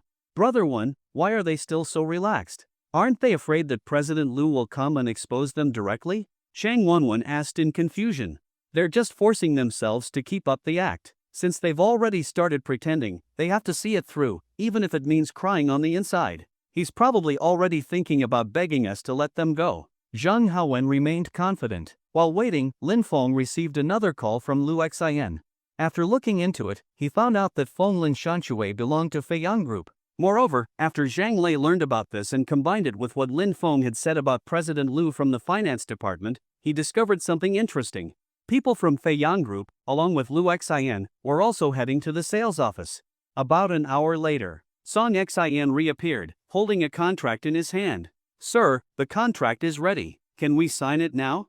Lin Feng nodded. All right, let's sign it now. After a while of busy work, Lin Feng finally completed all the procedures and became an official future landlord. Mr. Lin, congratulations. And thank you for your hard work. It wasn't hard at all. This is my job, and serving you is my honor. The total cost of all the houses was more than 5.6 billion. Song Xin rounded off the smaller digits, so the final price was exactly 5.6 billion. Just after completing the payment, a notification sounded in Lin Feng's mind. Ding! Task completed. Congratulations to the host for successfully completing the task and spending 5.6 billion. Double cashback is being processed. Ding! Cashback of 11.2 billion has been deposited into the host's black card. Lin Feng smiled slightly. He had easily made tens of billions. Not long after signing the contract, a car suddenly stopped outside the sales office, and two people stormed in angrily. Zhang Haowen hurried forward with a smile.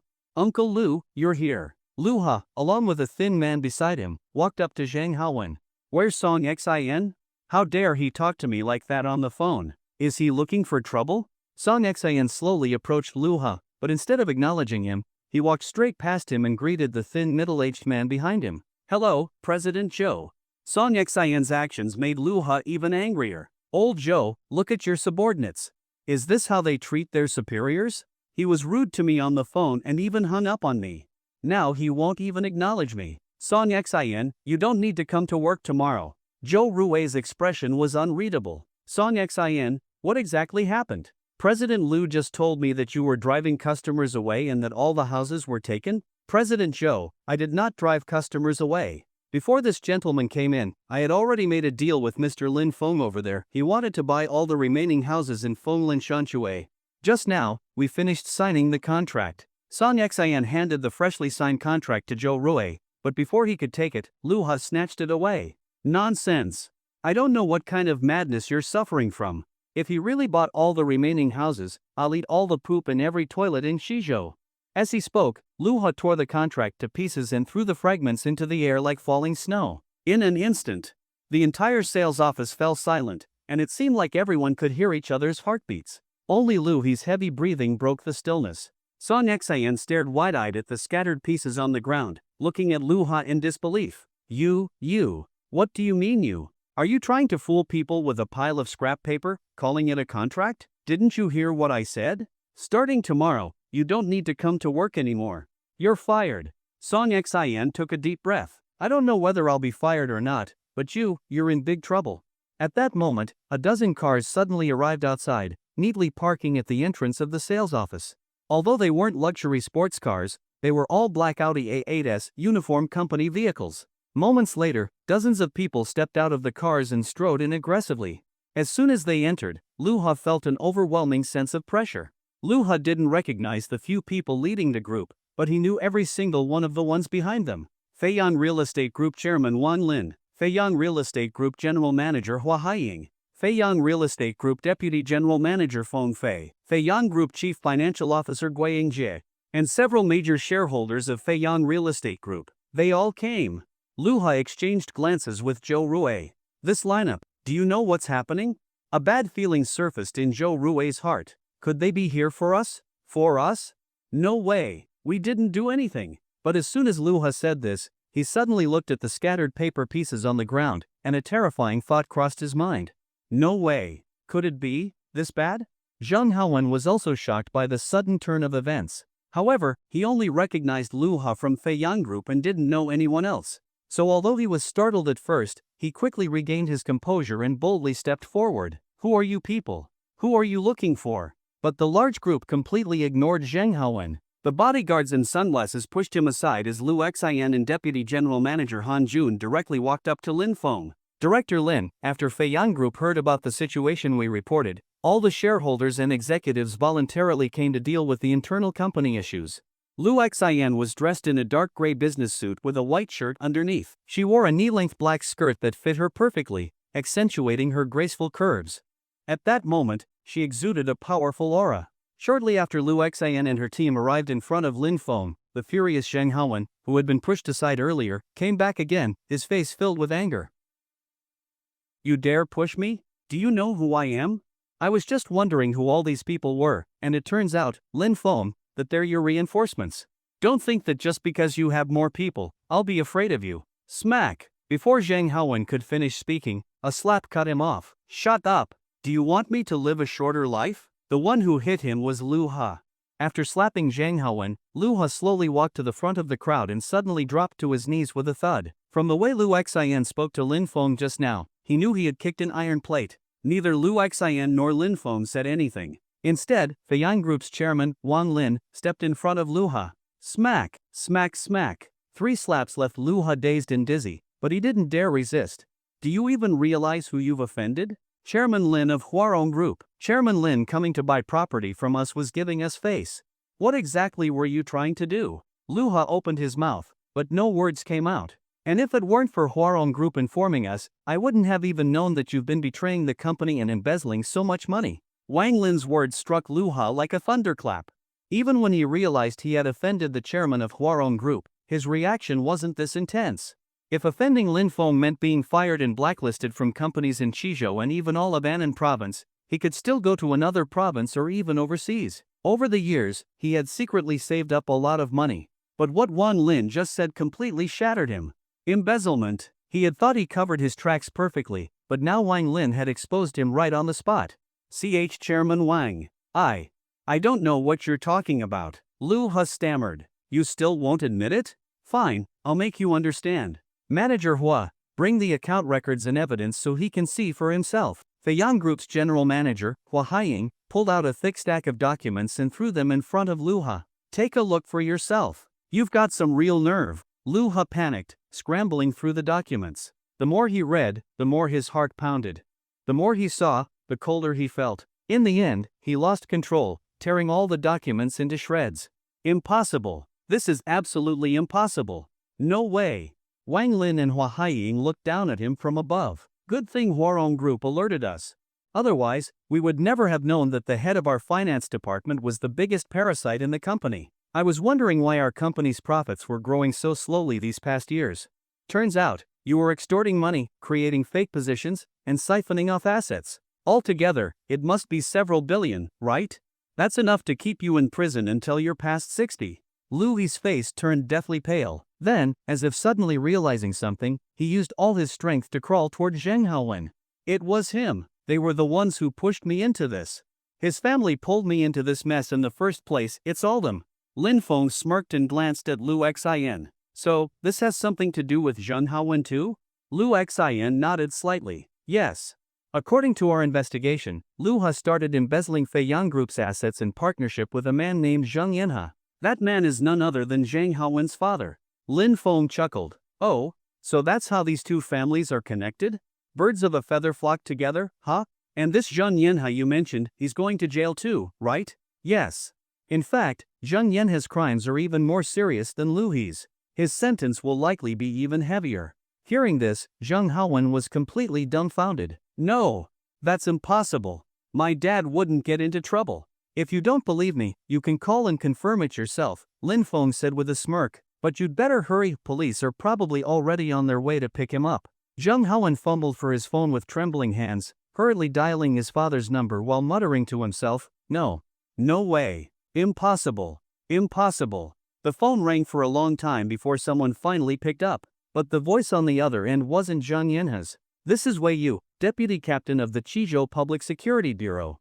Zheng Yanha has been lawfully arrested. His personal belongings will be confiscated. If you are a family member, you will be notified when you can collect any approved items." Zheng Haowen felt like he had been struck by lightning. His eyes went blank. His family was finished. Beside him, Chang Wenwen's expression suddenly changed. "I can't believe your whole family is like this. I must have been blind to waste so many years with you." She turned to leave, but Zheng Haowen snapped, "You damn bitch. Now that my family's in trouble, you're showing your true colors? Fine, you can go. But all the money I spent on you over the years, you'd better pay it all back. Otherwise, don't even think about leaving." Zheng Haowen roared hysterically. "What do you mean? That money was given to me willingly. It wasn't a loan, why should I pay you back? If you try to stop me, I'll call the police and have them arrest you too. Then you and your father can have a nice reunion in prison." Chang Wenwen shot back. Her words completely infuriated Zheng Haowen. "You damn bitch. You're asking for it." Without another word, he threw a punch at Chang Wenwen. Thud! Chang Wenwen, not one to back down, transformed into a wildcat, throwing herself at Zheng Haowen. Although Zheng Haowen was stronger, Chang Wenwen had sharp nails, making it an even fight for a moment. Just as the two were entangled, another figure rushed over and joined the fight. It was Lu Ha. Clenching his fists, he charged at Zheng Haowen, cursing, "You motherfucker! If your father hadn't dragged me into this, I wouldn't be in this mess. My life is ruined anyway, so I might as well take someone down with me." In an instant, the scene turned into complete chaos. Originally, it was a fairly even fight. But with Lu Ha joining in, Zheng Haowen was immediately overwhelmed. However, Lu Ha had lost all reason. His attacks weren't just aimed at Zheng Haowen, he even started hitting Chang Wenwen. As the three brawled into a tangled mess, Lin Feng watched with great amusement. "Chairman Lin, should we pull them apart?" "The police will be here soon," Lu Xin asked. "How long until they arrive?" "About 10 minutes. Then let them keep fighting. They'll wear themselves out, which will make it easier for the police to take them away." Just like that, the crowd watched the three-person brawl for 10 minutes as if they were watching a circus performance. Zheng Haowen was bulky but young and strong. Chang Wenwen was vicious, aiming for the most sensitive spots, and her sharp nails would suddenly dig into her opponent without warning. Lu Ha was older but not past his prime. His strength was second only to Zheng Haowen's, but he clearly had experience in fights and had the upper hand the entire time. 10 minutes later, the sound of police sirens blared, the cops had arrived. 3 police cars pulled up behind the dozen or so black Audi A8s, and 7 officers stepped into the sales office one after another. Wang Lin immediately stepped forward. Captain Jiang, correct? I am Wang Lin, chairman of Feiyang Group. Thank you for coming. I was the one who called the police. Zhang Feng nodded at Wang Lin. No need to be so formal, Chairman Wang. This is our duty. Where are they? Wang Lin pointed with his chin. Over there, the one on top of the pile of 3. Only then did the police notice the ongoing brawl. The 3 of them were completely consumed by the fight, so much so that they didn't even stop when the police arrived. Hey, hey, hey! Stop fighting! Let go! It took considerable effort for the officers to pull the 3 apart. Don't hold me back. Keep fighting. You think I'm scared of you? I'll make sure none of you have children. Come on. Come at me. You think I'm afraid? A filthy bitch and an old bastard, just give me a little more time, and I'll turn you both into dust. You 2 little punks, and your damn father, I'll send you all to hell. Captain Zhang Feng turned to Wang Lin. Chairman Wang, what's going on with these 3? Wang Lin spread his hands. It seems like they have personal grudges. We didn't dare to stop them, not that we could. Zhang Feng massaged his temples. Well, thanks for calling us. If there's nothing else, we'll take them in. Captain Jiang, wait a moment. These are all the documents proving Lu He's crimes. They're very detailed and will be useful for interrogating him once he's in custody. Wang Lin handed over a thick stack of documents. These were the same documents Lu Ha had looked at earlier. Although he had torn up one copy, there were backups. Zhang Feng took the files. All right, thank you, Chairman Wang. The police came swiftly and left just as quickly, taking Lu Ha, Zheng Haowen, and Chang Wenwen with them. And why were Zhang Haowen and Chang Wenwen also arrested? Because when the police pulled them apart, none of them stopped fighting. They were so blinded by rage that they even dared to attack the officers. Assaulting a police officer is a crime. Once the 3 were taken away, the only ones left in the sales hall were the Feiyang Group executives, Lin Feng's family, and a few representatives from Huarong Group, including Lu Xian. Wang Lin and his team respectfully addressed Lin Feng. Chairman Lin, we truly owe you. Without you, we wouldn't have uncovered such a parasite in our company. You are a great benefactor to us. Lin Feng waved his hand. No need to thank me. If you want to thank someone, thank Zhan Lei. He's the one who uncovered all of this. He just couldn't make it here today. By the way, I originally came here to buy a house, but that Lu Ha tore up my contract. Prepare another one. He paused, then added, also, Song Xian is the manager of this sales office, right? He's a good guy. You should consider promoting him. In the corner of the room, Song Xian's eyes widened in shock. He never expected Lin Feng to put in a good word for him. Thank you, Chairman Lin. Thank you. Song Xian bowed repeatedly in gratitude. After signing the contract again, it was already past 8 p.m. Lin Feng suggested that the family move into their newly purchased house. Of course, with hundreds of properties in total, they couldn't live in all of them. Lin Feng's family only needed to keep the best one for themselves, the king of the building. The rest would be rented out so he could enjoy the thrill of being a landlord. His family immediately agreed with his suggestion. So, the whole family headed to their new home, Fonglin Shanchue Villa Community. This was one of the most upscale villa communities in Shizhou. Built along the mountains, each villa was independent, with its own yard and gate. With prices in the tens of millions, the luxurious amenities were well deserved. Lin Feng's family walked to the king of the building villa. The architecture was a perfect blend of Chinese and Western styles. The foundational elegance of Chinese design combined with Western architectural elements and details, creating a visually pleasing and naturally harmonious living environment. The external layout retained the enclosed structure of traditional Chinese residences, maximizing both beauty and practicality. The entrance door of the villa featured a unique Dai style, making it both novel and distinctive. Lush bamboo trees lined the stone path, standing in 2 orderly rows.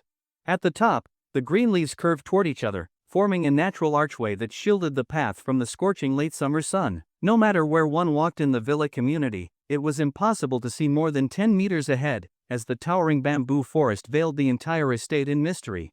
Winding paths led through the property, each turn revealing another secluded corridor of green. The villa exuded both grandeur and romance.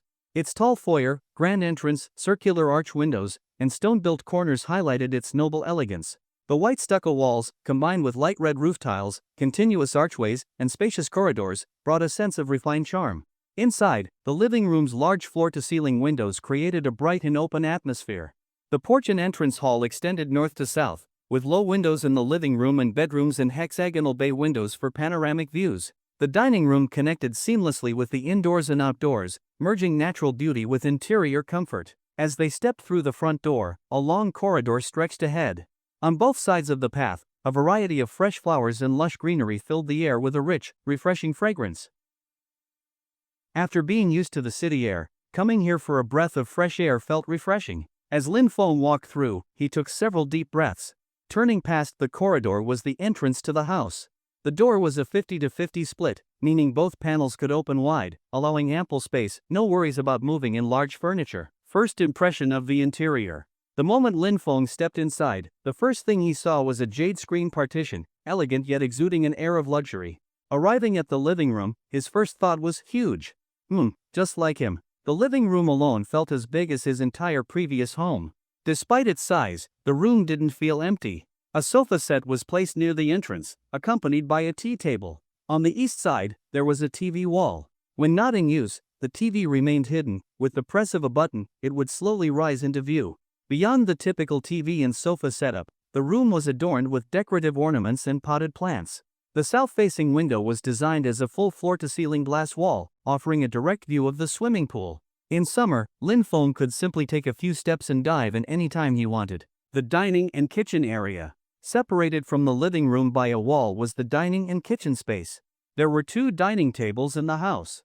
One inside, with enough seating for more than a dozen guests, perfect for gatherings with friends. One outside, on a spacious terrace. Imagine a summer evening, enjoying the cool night breeze while having a barbecue. What a pleasure. Guest accommodations. Besides the living and dining areas, the first floor also had a guest suite. If friends visited, they could stay here. Each bedroom had its own separate dry and wet bathroom, avoiding the inconvenience of sharing a single restroom. The upper floors. The villa had a total of 5 floors, including the basement, so of course, it came with an elevator. Taking the elevator, Lin Feng arrived at the second floor, the main living quarters. With over 200 square meters of space, it housed only 3 bedrooms. The master bedroom, the largest, designed for a young couple living in the villa. A children's bedroom. A room for the elderly, making it a perfect family arrangement. The third floor was a private entertainment area, a mini amusement park within the villa. It included a private KTV for singing, a home theater, a toy room, a collectible display room, a gym. On the 4th floor, Lin Feng felt like he had stepped into a personal library. There were multiple large bookshelves, packed with books of all kinds.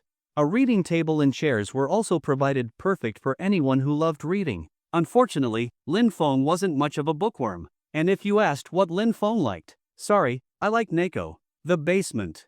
After exploring the top floors, Lin Feng finally went down to the basement. Taking the elevator down, he found that the basement wasn't just a garage, it also housed a large wine cellar. Inside, many fine wines were already stored. Even though Lin Feng wasn't a heavy drinker, he had some knowledge of wine. One glance told him none of these bottles were cheap. The most affordable ones were worth thousands per bottle. Lin Feng's thoughts. After touring the entire villa, Lin Feng let out a sigh. Damn, having money is fucking great. This sinful wealth, it's hard not to be corrupted. Night falls. By the time the family finished exploring, it was already 9 p.m. Nobody wanted to cook, so they ordered takeout instead. After eating, around 10 p.m., Lin Feng set the mood. He reminded everyone that staying up late was bad for health and suggested that, since it was their first night in the new house, they shouldn't stay up too late. Lin Tianya and his wife had spent the entire day house hunting and were already tired.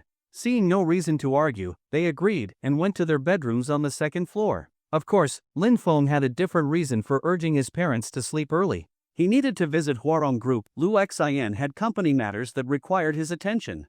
Since it was an urgent issue, Lin Feng had to go. After making sure his parents were settled, Lin Feng finished up some matters with Lin Miao, then drove away from Fenglin Shanshui, heading toward Huarong Group. Huarong Group, chairman's office, 33rd floor. Lu Xian was lying lazily on the bed, waiting to report work matters to Lin Feng. Glancing at her phone, she checked the time, 12 a.m. She picked up the giant teddy bear on her bed and punched it a few times. Stupid Chairman Lin. He clearly said he'd come tonight. The company's issues are urgent. Liar. I'm mad. Next time, I won't even bother talking to him. I won't be his secretary. I won't report work to him. He promised, and then he ghosted me. Next time, I won't even come to this office. Yeah, I'm not waiting anymore. I'll leave right now. But just as she was about to get up, her phone buzzed with a new message from Lin Feng. Got held up by something. I'll be at the office in about half an hour. Have you been waiting long? The moment Lu Xian saw the message, the corners of her mouth lifted uncontrollably. She quickly replied, I'm already in the office waiting for you. Ready to report work. I didn't want to reply to him, but he texted me first. Who can resist responding to Lin Feng? Just like that, her full-blown resentment vanished in an instant. Lu Xian sat there, foolishly smiling, her gaze fixed on the office door, eagerly waiting for Lin Feng to arrive. Half an hour later, right on time, Lin Feng pushed open the office door. Lu Xian, unable to contain her excitement, ran over and threw herself into his arms. Lin Feng could feel her soft embrace. Ref, I'd like to report she's charging with the ball. Chairman Lin, you're finally here. I've been waiting forever. The company's matters are really urgent. Lu Xian pouted, pretending to be annoyed. I got held up, but I'm here now, aren't I? As the chairman, I can't ignore company affairs. Alright, let's discuss it inside. The night was long. The work report took a very long time. And that night, it wasn't just Lin Feng who stayed awake. Somewhere else, Zhang Lei and his first love, Zhang Yu, also stayed up all night. Of course, they weren't discussing work. After Zhang Lei resolved everything for Zhang Yu, the two had dinner in the evening and then lay on the hotel bed, reminiscing about their past memories.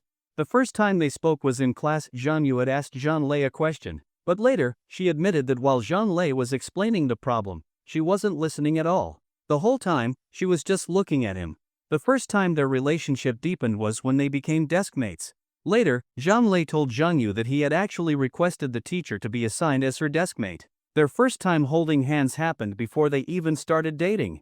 During class, Zhang Lei would deliberately take Zhang Yu's belongings and put them inside the desk compartment. When she reached in to retrieve them, he would grab her hand and refuse to let go. Since they were in class, Zhang Yu could only glare at him, and just like that, they held hands for an entire lesson. Warning, use this method cautiously. It only works between people who already have mutual feelings. Otherwise, you might get exposed in front of the whole class as a pervert. Their official confession happened while running on the school track. As they ran, it suddenly started raining. But after exchanging a glance, neither of them stopped. They just kept running. The rain got heavier, soaking their clothes. They shared a single school uniform over their heads like idiots, sprinting through the downpour. Zhang Yu, can I be with you? What did you say? I said, this rain is really heavy. I'm willing. What? I said, the rain is really heavy. Then, they looked at each other and laughed. Perhaps that moment was the happiest, most carefree time of their lives. Zhang Lei and Zhang Yu laughed and cried, as if all those memories had just happened yesterday, as if they had merely gone home after school and hadn't seen each other for one night. Meanwhile, a few other people also had a sleepless night. Those people were Zhang Haowen, his father, and Lu He. As soon as they were thrown into the police station, they were severely beaten by the prison bullies, a special arrangement by Wang Lin. After the beating, all three of them lay on their bunks, clutching their butts and staring blankly at the ceiling. The next day, Lin Feng slept until noon. He had stayed up late handling company affairs, so waking up late was understandable. Lu Xian also worked overtime last night, staying up late to report everything, very dedicated. Lin Feng woke up because he was hungry. After such high-intensity work, he needed to recharge. Stretching, he turned to Lu Xian. Are you hungry? Should we have A Jiao bring up some food? Still half asleep, Lu Xian murmured instinctively, eat, hungry, so hungry. Without hesitation, Lin Feng called A Jiao, asking her to buy some fried chicken and coffee. A Jiao, having experience from last time, confidently patted her chest and agreed. Shortly after, A Jiao knocked on the door, carrying a mountain of food. Chairman Lin, A Jiao has arrived with fried chicken.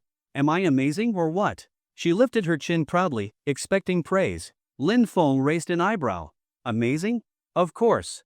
I ran all the way back, and I didn't spill a single drop of coffee. If you're that capable, then come here. Are we even talking about the same thing? Relax, I was joking. Just hand me the food. Lin Feng took the large bag of fried chicken. A Jiao pouted. Chairman Lin, you got my hopes up for nothing. So boring. I'm leaving. Post-breakfast laziness. After eating, Lu Xian rubbed her eyes and yawned. Chairman Lin, I'm going back to sleep, taking the day off. Not handling any company matters today, she said lazily. Lin Feng chuckled. No problem. Don't work if you don't want to.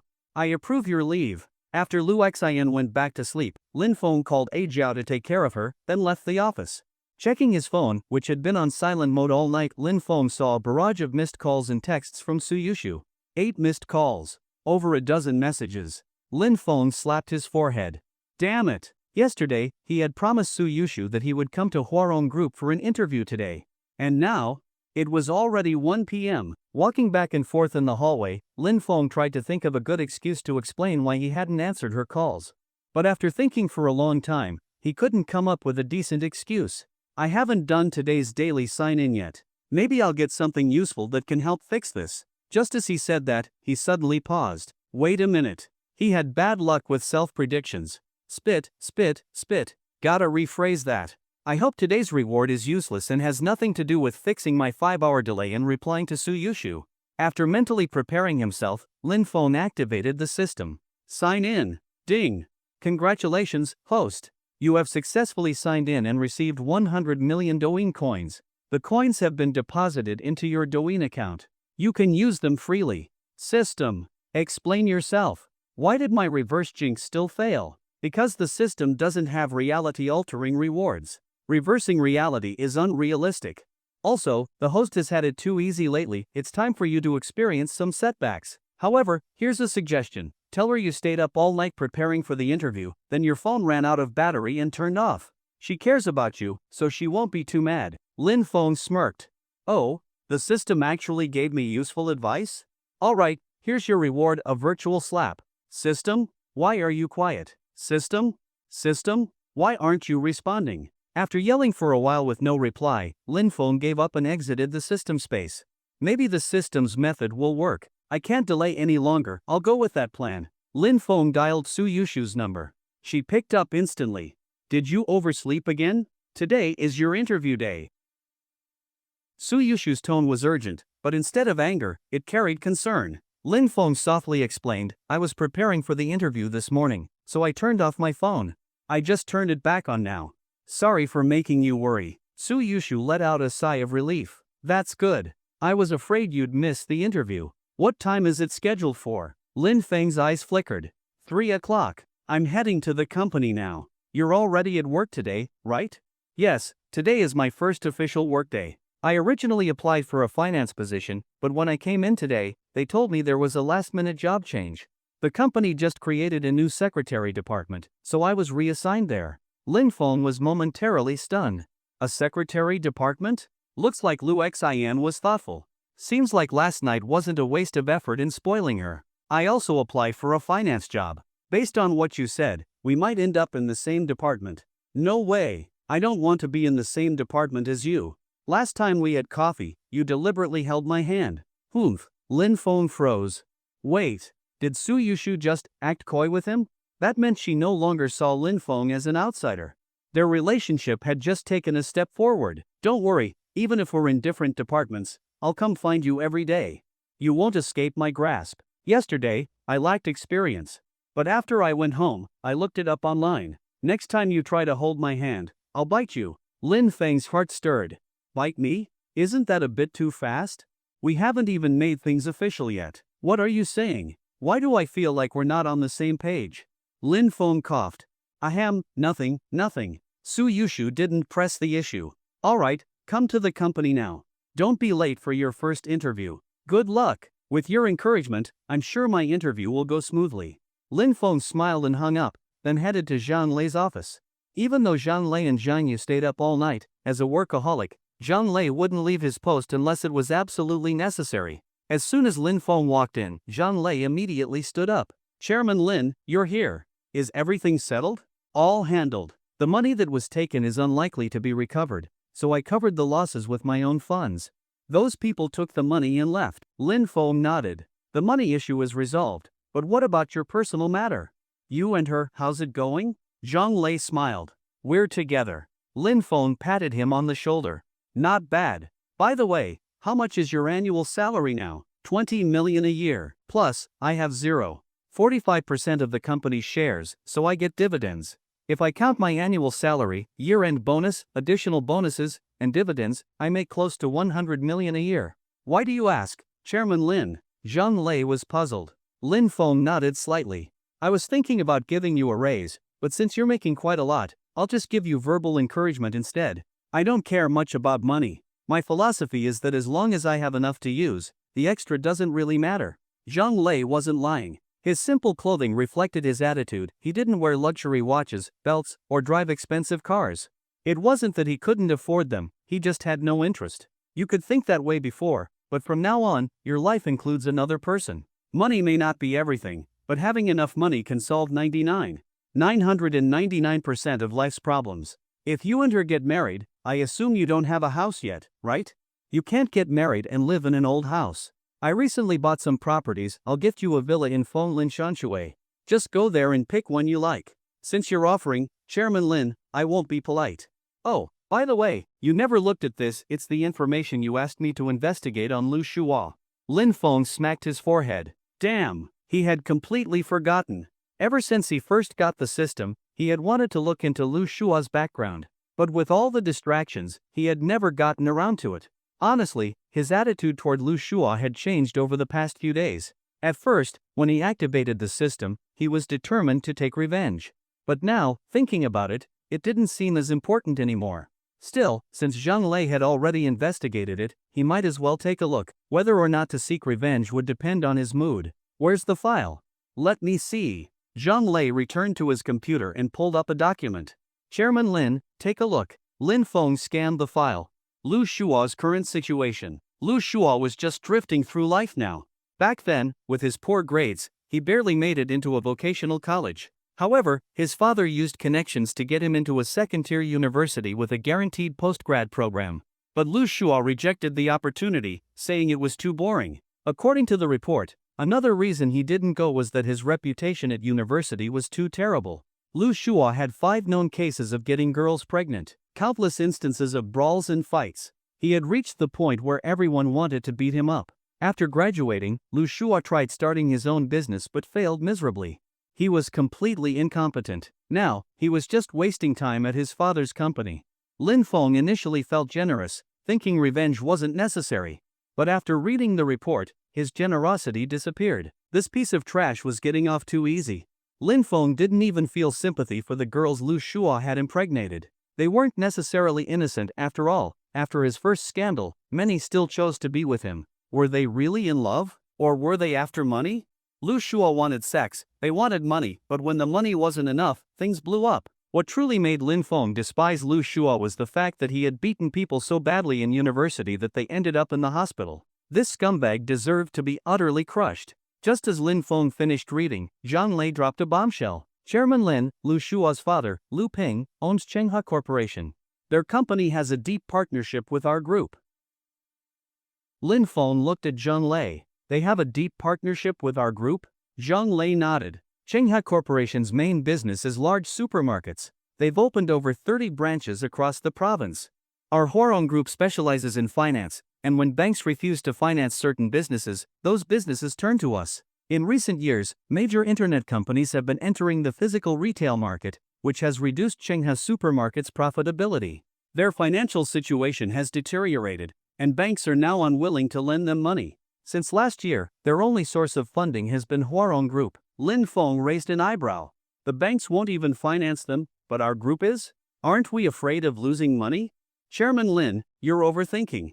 Of course, our group wouldn't engage in unprofitable business. The reason banks refuse to lend to Chenghua Supermarkets is because their stock structure is singular. Lu Shua's father, Lu Ping, holds 100% ownership. Additionally, their supplier payment policy delays payments for a year, settling everything at the end of the year. Chenghua Supermarkets also have poor credit. They've defaulted on bank interest payments several times before. After multiple evaluations, the banks decided to stop lending to them, but we agreed to provide funding on the condition that Huarong Group acquires equity in Chenghua Supermarkets and takes over some of their suppliers and stores. That way, even if Lu Ping takes the money and runs, our losses would be minimal. The main reason I decided to take on this hot potato was to expand Huarong Group's business into supermarket retail. Lin Feng listened to Zhang Lei's detailed explanation and nodded. As expected from a professional, since Lu Shua's family business has a deep connection with our group, let's find a way to acquire Chenghua Supermarkets for Huarong. Didn't you say you wanted to enter retail? Here's the perfect opportunity. All right, I'll start working on a plan right away. If we want the Lu family to surrender their shares, we need to destroy Qinghe Supermarket's reputation first. No rush. By the way, I see you have some serious dark circles under your eyes. Didn't sleep well last night? I stayed up all night talking with Xiaoye, but it's fine, I'm not tired. I can still work. How can you work well without proper rest? I'm not some evil capitalist who exploits his employees. Take the day off. It's your first day back together with your girlfriend, you should properly reunite with her. Lin Feng emphasized reunite, making his meaning very clear. Zhang Lei wasn't a clueless kid. He immediately understood what Lin Feng was implying. Chairman Lin, actually, we already. That was yesterday. Today is a new day. It's settled. You're taking the afternoon off. You're literally getting paid to be in love. Other people would be jealous, and yet you don't want it? Then I'll humbly accept your generosity, Chairman Lin. Just as Zhang Lei was about to call Zhang Yu, Lin Feng suddenly remembered something. Almost forgot the main reason I came to find you. Before you go off to, have fun, schedule me an interview. I'm officially joining Huarong Group as an employee. Oh, that's easy. One phone call will take care of it. After arranging the interview, Zhang Lei happily left for his paid romance session.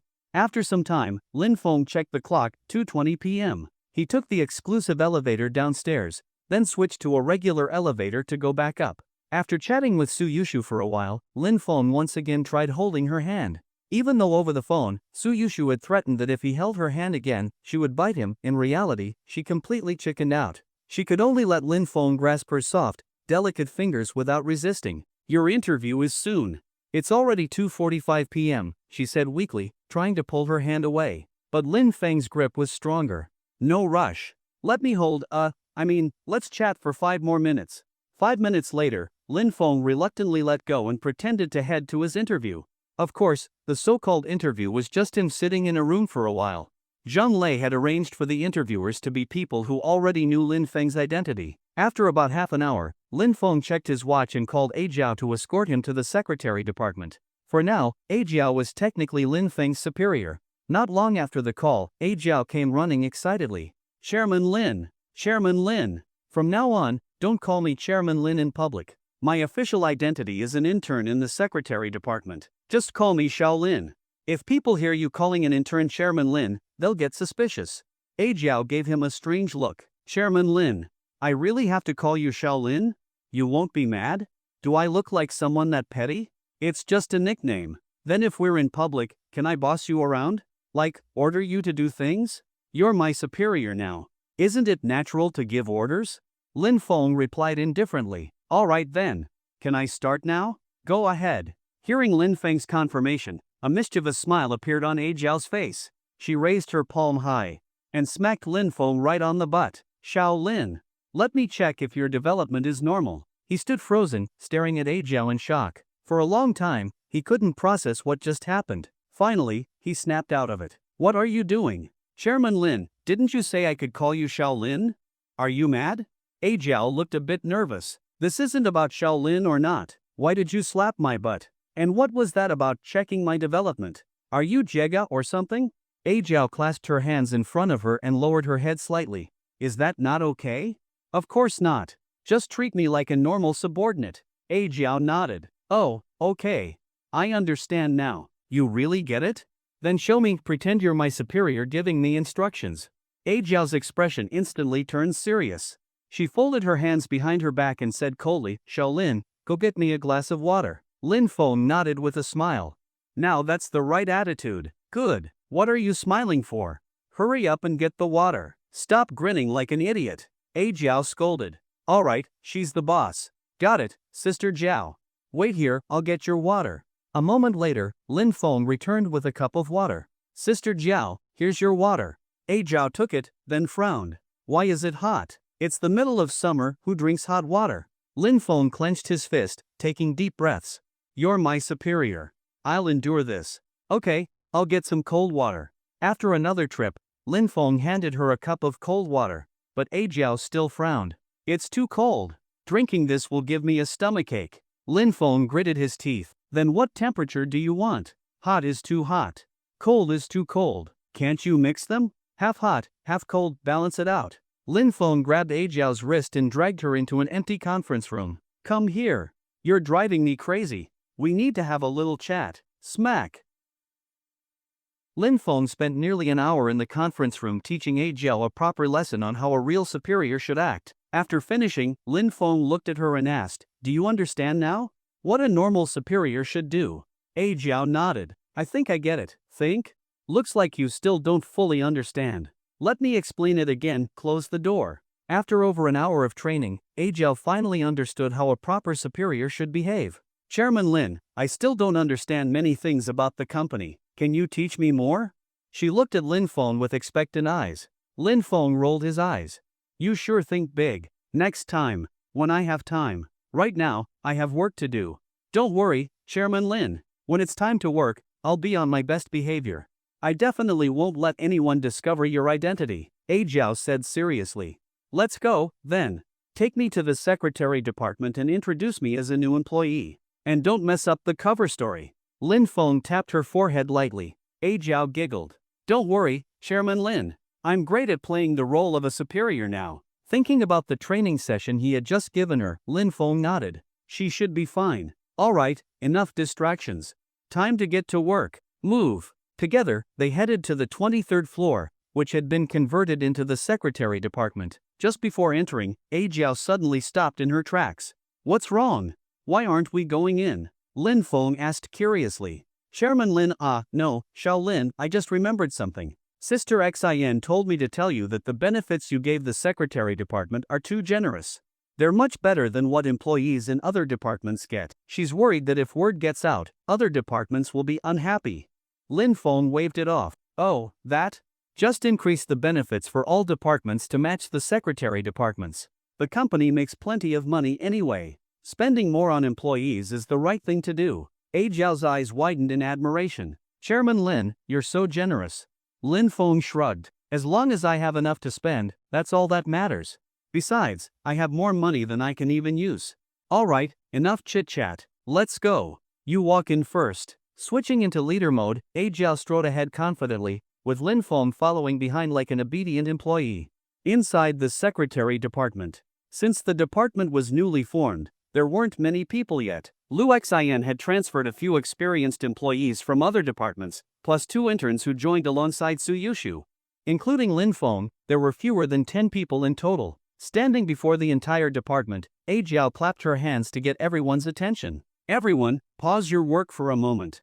I'd like to introduce a new colleague. Since our department is understaffed, I selected one of the company's newest interns to join us. From now on, we'll all be colleagues. Xiao Lin, introduce yourself." With a smile, Lin Feng scanned the group. When his gaze met Suyushu's, he raised an eyebrow at her. "Hello, everyone. My name is Lin Feng. Feng, as in maple leaf. Please take care of me in the future." "Oh, a handsome guy. Do you have a girlfriend? If not, consider me. We're all colleagues now. If you ever need help, just ask us. Especially you, handsome, I'll be happy to help." "Wait, I just realized Lin Feng is the only guy in our department. Looks like you've hit the jackpot." Hearing that last comment, Lin Feng finally noticed he was indeed the only man in the entire secretary department. It made sense, though. Secretarial work typically leaned towards hiring women. Plus, Lu Xian had deliberately ensured it was an all-female team. Lin Feng was only here by accident, otherwise, it would have been a completely female department. "Lin Feng, you and Suyushu both graduated from Qizhou University, and it looks like you know each other, right? Then we'll assign your desk next to hers. Work hard from now on." A Jiao spoke with a calm and professional tone. If Lin Feng didn't know she was acting, he would have thought she was completely serious. She definitely deserved a reward later. After finishing her announcement, A Jiao left, and Lin Feng sat down beside Suyushu. Suyushu's excitement. The moment Lin Feng sat down, Suyushu eagerly leaned over. "You actually joined the secretary department? And you came straight here right after your interview? How did you do it?" Lin Feng spread his hands. "After my interview, HR told me the secretary department was newly formed and needed more people. They asked if I was interested. The pay was better here, so of course, I agreed. I even requested to start work today." A smile spread across Suyushu's face. "That's great. Now we can see each other every day." After chatting for a bit, A Jiao suddenly returned, holding a box in her hands. "Everyone, listen up. Since the secretary department was just established, Sister Xin applied for extra employee benefits. Starting today, all of you will receive the following perks. 1. Meal allowances, 50 yuan per meal, 3 meals a day. 2. Taxi reimbursements, 100 yuan per day, including weekends and holidays. 3. Housing subsidies, 4,000 yuan per month. 4. Overtime pay, calculated at triple the standard hourly wage. The moment she finished speaking, deafening cheers erupted. Was this real life? 50 yuan per meal, 3 times a day, 4,500 yuan per month just on food. Taxi reimbursements, 3,000 yuan per month. Housing subsidies, 4,000 yuan per month. That was already over 10,000 yuan in allowances. People always said Huarong Group had great benefits, but this was beyond imagination. Some of them were just interns. Someone quickly raised a question. Sister Jiao, do these benefits apply only to full-time employees? Of course not. Interns receive the same benefits. Plus, all interns will become full-time employees next month. You don't have to wait 3 months. No way. This company is heaven. I knew I made the right choice. Sister Jiao, pinch me. Am I dreaming? If there's a hidden rule behind this, I'll accept it. Sister Jiao, please roll me. The entire department descended into chaos. They all felt like joining Huarong Group was the best decision of their lives. Jiao clapped her hands again. Everyone, quiet down. I have one more thing to announce. The room instantly fell silent, all eyes filled with anticipation. Sister Xin has also decided to personally raffle off a private apartment. One lucky person will win the 5-year usage rights to a 95 square meter apartment in Anxia residence, near the company. This apartment is worth nearly 2 million yuan. For 5 years, you can live in it, rent it out, or do whatever you want with it. The utility and maintenance fees have already been paid in advance. At that moment, the entire secretary department exploded in excitement. As soon as Jiao finished speaking, the employees let out shocked gasps. A 95 square meter apartment in Anxiao residence for 5 years? Anxiao residence was a high-end apartment complex. Although its property rights differed from regular residential buildings, making it slightly less valuable, the price was still nearly 20,000 yuan per square meter. If rented out, the monthly rent would be at least 5,000 yuan. 5 years of rent would be worth over 300,000 yuan. Whoever won this would be set. Sister Jiao, how do we enter the draw? No rush, everyone. See this box in my hands? Jiao lifted a small box. There are 9 balls inside, 1 for each of you. 8 balls say try again, and 1 says, congratulations, you win.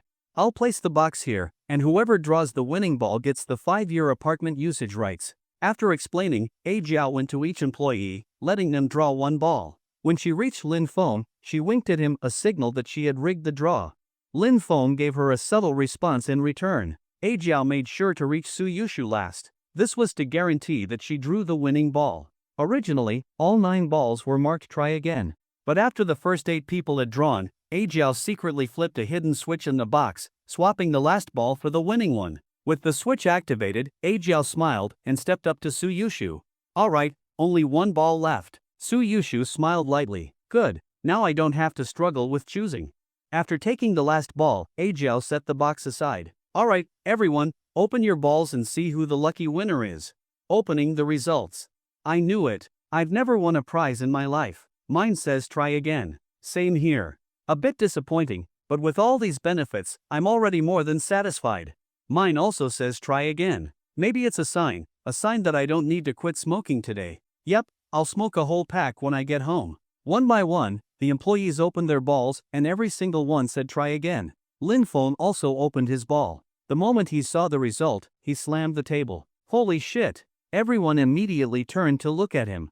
Did Shaolin win? Looks like fate decided to bless the only guy in our department. Shaolin, you better treat us to dinner if you won. But then, Lin Feng grinned mischievously and held up his paper slip. It said try again. Sorry to disappoint. I didn't win either.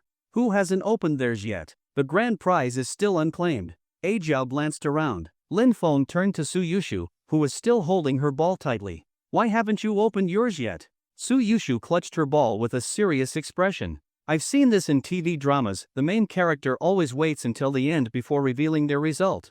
Maybe I'll win too. She looked so adorably serious that Lin Feng couldn't resist pinching her cheek. You're bullying me again. First, you held my hand, now you're pinching my face. Humph, I guess my hand found you too cute and acted on its own. Don't worry, I'll scold it properly when I get home. Suyushu wanted to argue, but Lin Feng spoke first. Forget that for now. It's time to open your ball. You and one other person are the only ones left. And in TV dramas, isn't it always down to the last two people? Then the main character wins? Hearing this, Suyushu completely forgot about being mad. Holding hands was one thing, getting her face pinched was another. But at this point, she had already started accepting these kinds of gestures from Lin Feng as normal. She hadn't even realized that, deep down, she had subconsciously accepted their closeness. Now, all eyes were on the final two contestants, Suyushu and a senior employee. Both of them stepped forward and opened their slips at the same time. One said try again. The other said congratulations, you win. And the winning slip belonged to Suyushu. The moment the result was revealed, Lin Feng and A Zhao exchanged a knowing glance. Everything had gone perfectly according to plan. A Zhao could see a promise of reward in Lin Feng's eyes. How did she manage to understand all that from just one look? Simple, she imagined it herself. Suyushu's reaction. I won! I won! Overcome with excitement, Suyushu jumped up and hugged Lin Feng tightly. Lin Feng naturally wrapped his arms around her. As he felt the pressure on his chest, he silently ranked the top contenders in his mind. Among all the women he knew, Lu Xian still held the undisputed first place in terms of presence. She was truly an E-rank demon king. But now that he was hugging Suyushu, he realized she came in second. Before, he hadn't paid much attention, but now that he had the chance to compare, yes, she had substance. Lin Myumya was currently third, at the bottom of the ranking. As for A Zhao? He hadn't gotten the chance to check yet. He'd have to find an opportunity later. After holding on to Lin Feng for a long time, Suyushu suddenly snapped back to reality. Her face flushed red as she stammered, I didn't do it on purpose, just now. Lin Feng grinned. I know you didn't do it on purpose. But I did. Ha? What do you mean? You'll find out soon enough. About a minute later, she understood exactly what Lin Feng meant. Let go of me already. Oh, so you finally figured it out? Yeah, I was deliberately not letting go. I beg you, everyone is watching. Please let go. After hugging for about 2 minutes, Lin Feng finally reluctantly let go of Suyushu. Since they had been jumping around celebrating, they had moved slightly away from the rest of the group, so no one else overheard their conversation. As soon as Lin Feng released Suyushu, the other employees immediately understood the nature of their relationship. Congratulations, Yushu. Don't leave right after work, I'll give you the apartment keys then, A Zhao said calmly. The others also congratulated Suyushu. Some of them were a little envious, but not to the point of jealousy. After all, the company benefits were already amazing. People shouldn't be too greedy. After that, A Zhao took the lottery box and left, and the office returned to normal. Back at their desks, Lin Feng nudged Suyushu with his elbow. You won the lottery, so don't forget to treat me to a meal. Suyushu smiled. Alright, how about after work? I'll take you to a place I used to visit often. It's not fancy, but the food is really good. Lin Feng grinned. Sure, I'm not picky. But since you say the food is good, should we have a standard for comparison?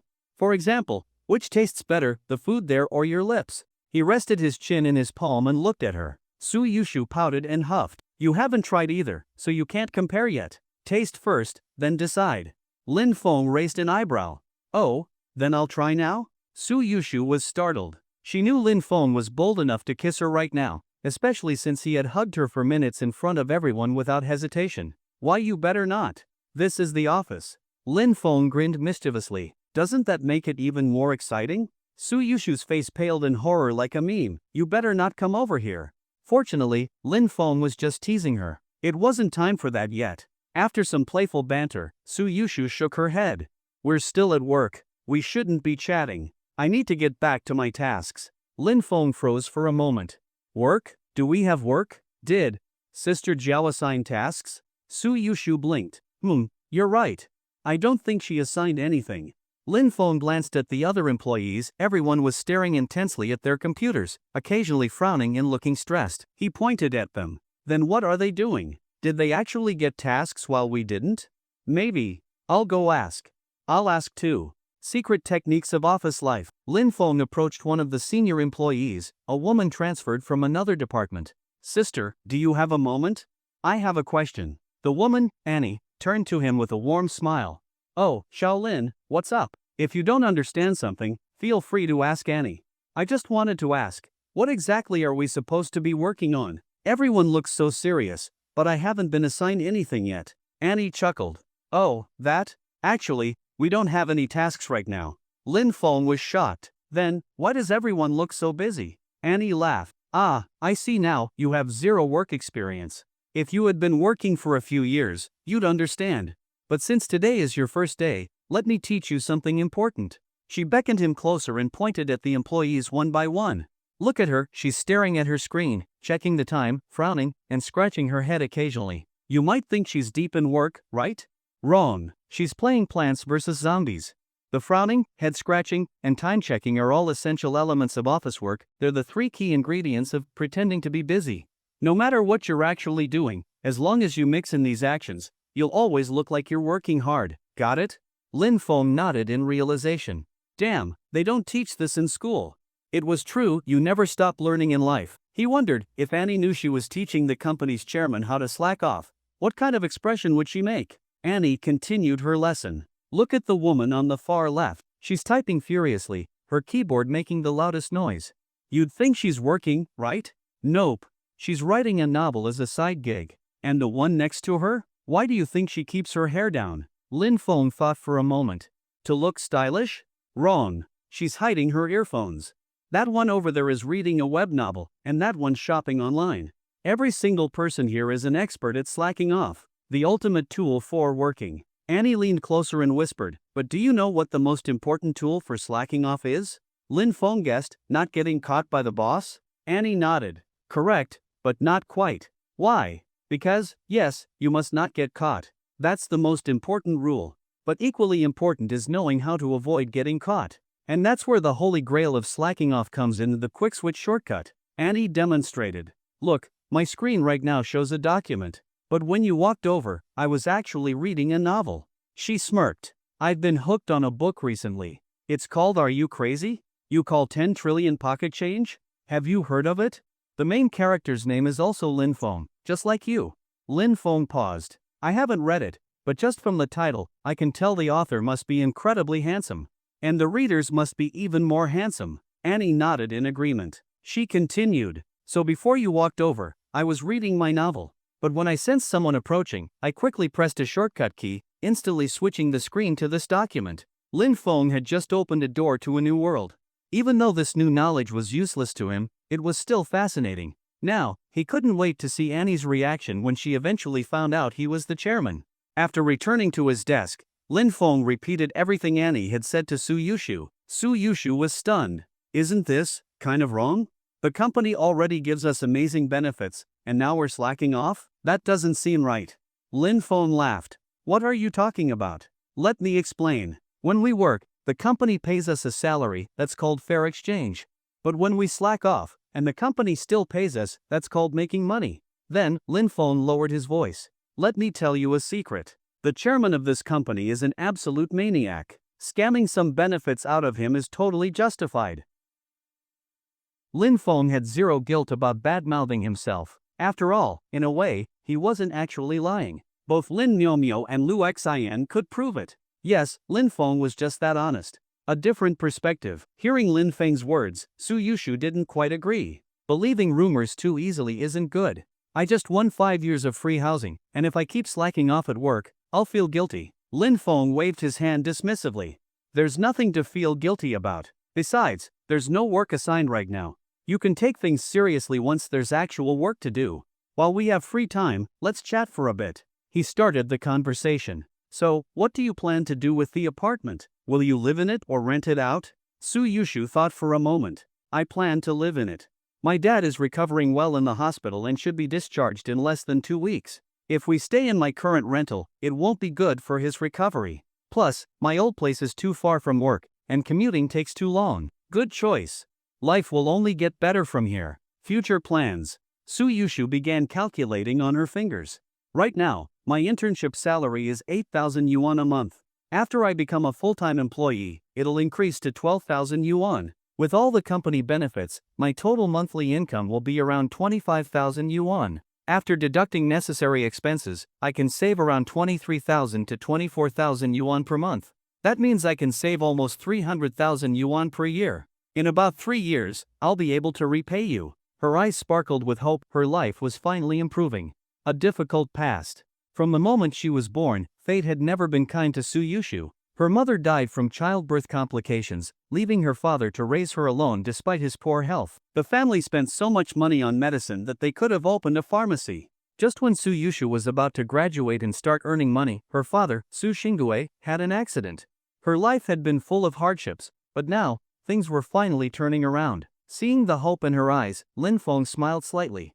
A negotiation. Lin Feng had already tried multiple times to tell Suyushu she didn't need to pay him back, but no matter what, she refused to accept it. Of all the things she was flexible about, this was the one thing she wouldn't compromise on. She had to repay Lin Feng. Since there was no changing her mind, Lin Feng had come up with a plan. He would increase her salary and benefits at the company so she could pay him back faster. Yushu, let's discuss something. Suyushu looked at him cautiously. No matter what you say, I'm paying you back. Her expression was determined. I know. I wouldn't go back on my word. But earlier, you said you'd put almost all your money toward repaying me, leaving yourself with barely anything. That doesn't sound right to me. I don't eat much, and I cook my own meals, so food costs aren't high. The apartment's utilities are covered, so my expenses are very low. My dad and I won't even spend 2,000 yuan a month. But your dad just had surgery. Shouldn't he have more nutritious food for recovery? 2,000 yuan a month for two people definitely isn't enough. How about this? Listen to me. Repay me 15,000 yuan per month. That's 180,000 yuan a year. You originally owed me 1 million, but there's still about 300,000 left in the medical fund, meaning you actually owe me around 700,000. At 180,000 per year, you'll be debt-free in under 4 years. A stubborn argument. Suyushu hesitated. Actually, I could repay 20,000 a month. My dad and I don't need that much to live on. Lin Feng shook his head firmly. No. I said 15,000, so it's 15,000. And you have to eat better, buy more meat. I'll check on you from time to time, and if I find out you're not eating well, then forget about repaying me at all. Suyushu pouted. I don't really like meat. Not liking meat? How can that be? How will your body grow? You're way too thin. Here, let me check. Ouch. Why are you hitting me? Lin Feng rubbed his waist. Suyushu had pinched him hard. Where were your hands just now? She crossed her arms over her chest defensively. Lin Feng remained completely unfazed. I was just checking if you're too thin, making sure you're healthy. Liar. You were totally going for that. That's related to health too. Being too thin isn't good for that either. Lin Feng's expression remained serious. Actually, my family ran a traditional medicine clinic. Although I didn't inherit the medical skills, I did learn some ancient massage techniques. If you don't mind, I can give you a massage at your new apartment. It'll improve blood circulation. I guarantee that within 3 months, you'll go up a cup size. A sudden realization. It wasn't until the end of his sentence that Suyushu finally realized what he meant. Her face turned bright red. Why you? Forget it. I'm not talking to you anymore. She immediately turned around, ignoring him. Lin Feng pouted. What? Did I say something wrong? Wasn't that offer tempting? He was really good at massages. After work, time passed quickly, and the workday came to an end. Suyushu received the apartment keys and the address from A Jiao. She could officially move in now. Lin Feng, acting as if the afternoon's events had never happened, approached her again. So, where are we eating? Where's that amazing place you mentioned? Suyushu decided not to bring up the massage conversation again. It's near our university, about 7 to 8 kilometers away. We can take the subway and get there quickly. Lin Feng shook his head. I don't want to take the subway. Let's go another way. Taxi? Or bus? Neither. Just wait here, you'll see. A few minutes later, in Suyushu's curious gaze, Lin Feng arrived riding a pink electric scooter. He parked smoothly in front of her. Where did this come from? Is it yours? She asked curiously. Of course not. It's Sister Jiao's. Wait, you stole Sister Jiao's scooter on your first day at work? That's not good. What kind of logic is that? I borrowed it. She wasn't using it, so she lent it to me. Though, to be fair, Lin Feng did have to bribe A Jiao a little before she agreed. Alright, let's go. With the scooter, we'll get there in under 20 minutes. Just as Suyushu was about to sit on the back seat, Lin Feng stopped her. Wait, don't sit in the back, that's my seat. You sit in the front. With that, Lin Feng moved from the front seat to the back. Suyushu was stunned. You want me to drive? Lin Feng nodded. Yes, I'm entrusting you with this glorious task. Without saying much, Suyushu placed her bag in the front basket, got on the scooter, and started riding toward the restaurant she had mentioned. Lin Feng could obviously ride himself, but at this moment, he wasn't that foolish. On the road, sitting on the back seat, Lin Feng deliberately swayed from side to side. The road was smooth, and Suyushu was riding steadily, yet Lin Feng kept pretending to lose balance. After a few minutes, he suddenly opened his arms and wrapped them around Suyushu's waist. Suyushu panicked, causing the scooter to wobble slightly. What are you doing? It's too bumpy. I need to hold on. You don't mind, right? I do mind. Oh, that's good, as long as you don't mind. I'll just keep holding on then. I said I do mind, not that I don't. Thinking maybe the wind had made it hard for him to hear, she repeated herself louder. What? You're saying if my hands are cold, I should warm them inside your clothes? Well, if you insist, I won't say no. Her riding speed instantly slowed, her back stiffened, and even her voice trembled. Don't move around. Lin Feng laughed. Relax, I'm just joking. I'm not that kind of guy. After faking a move, he kept his hands where they were, making Suyushu finally breathe a sigh of relief. For now, their relationship wasn't at the stage where he could take things further. So Lin Feng stayed put, maintaining the same position for the rest of the ride. Arriving at the barbecue restaurant. After 20 minutes, they arrived at a restaurant called Shaochang Barbecue. However, even though the scooter had stopped, Suyushu didn't get off right away. Because Lin Feng's hands were still on her waist. Her face was already completely red, and even her neck was flushed. See, can you move your hands now? Oh, we arrived? Lin Feng, knowing when to stop, let go, but not before giving her belly a small pinch. Then, he smirked and got off. Suyushu finally exhaled and, after parking the scooter, stomped over to Lin Feng angrily. Spotting his right foot, she stepped on it. Humph, stupid Lin Feng. You're so bad. You only made me drive so you could do that. I'm stepping on you. But her steps were so light that Lin Feng didn't feel any pain, he just found her adorable. After a few half-hearted stomps, she was about to walk away, but seeing that his shoe had gotten dirty, she hesitated. Then, she took out a wet wipe from her bag and carefully cleaned his shoe. Lin Feng grinned. If this was punishment, bad guys all over the world would be celebrating. A familiar place. After cleaning his shoe, Suyushu pretended to still be mad. Humph. This is the place. I love the barbecue here, especially the grilled gluten and chives. They're so good. Lin Feng glanced at the sign, Shaochang Barbecue. It was indeed near Chizhou University, only a 10 to 15 minute walk from campus. If they were on a scooter, it was even faster. However, Lin Feng had never been here before, despite often eating out with his roommates and female friends. Alright, let's see just how good this place is, since Yushu loves it so much. As he spoke, Lin Feng naturally took Suyushu's hand. At first, she didn't even notice. But just as they reached the restaurant entrance, she suddenly stopped. Lin Feng looked at her in confusion. What's wrong? Without answering, Suyushu dragged Lin Feng back to where they had parked the scooter. Then, she flipped her ponytail, let out a humph, and released his hand. Lin Feng's thoughts. Are you serious? You're almost 22. Why are you acting so childish? But then, he suddenly remembered something. When someone frequently acts childish around you, it means they're starting to see you as someone they can rely on. That means you're getting closer to being together. Of course, there's one exception, people who are childish all the time. Those people just need a good beating. Seeing her playful attitude, Lin Feng smiled slightly. Suyushu wasn't immature all the time, which meant she was getting closer to him. Inside the restaurant, following behind her, Lin Feng stepped into the barbecue restaurant. As soon as they walked in, a woman in her 30s came over to greet them. She wore an apron, had dimples when she smiled, and her looks were above average. But what truly stood out was her mature charm, which added extra appeal. Comparing beauty. Young girls in their early 20s were like cherries, beautiful, but not necessarily the best taste. Women in their 30s were like ripe grapes, beautiful and delicious.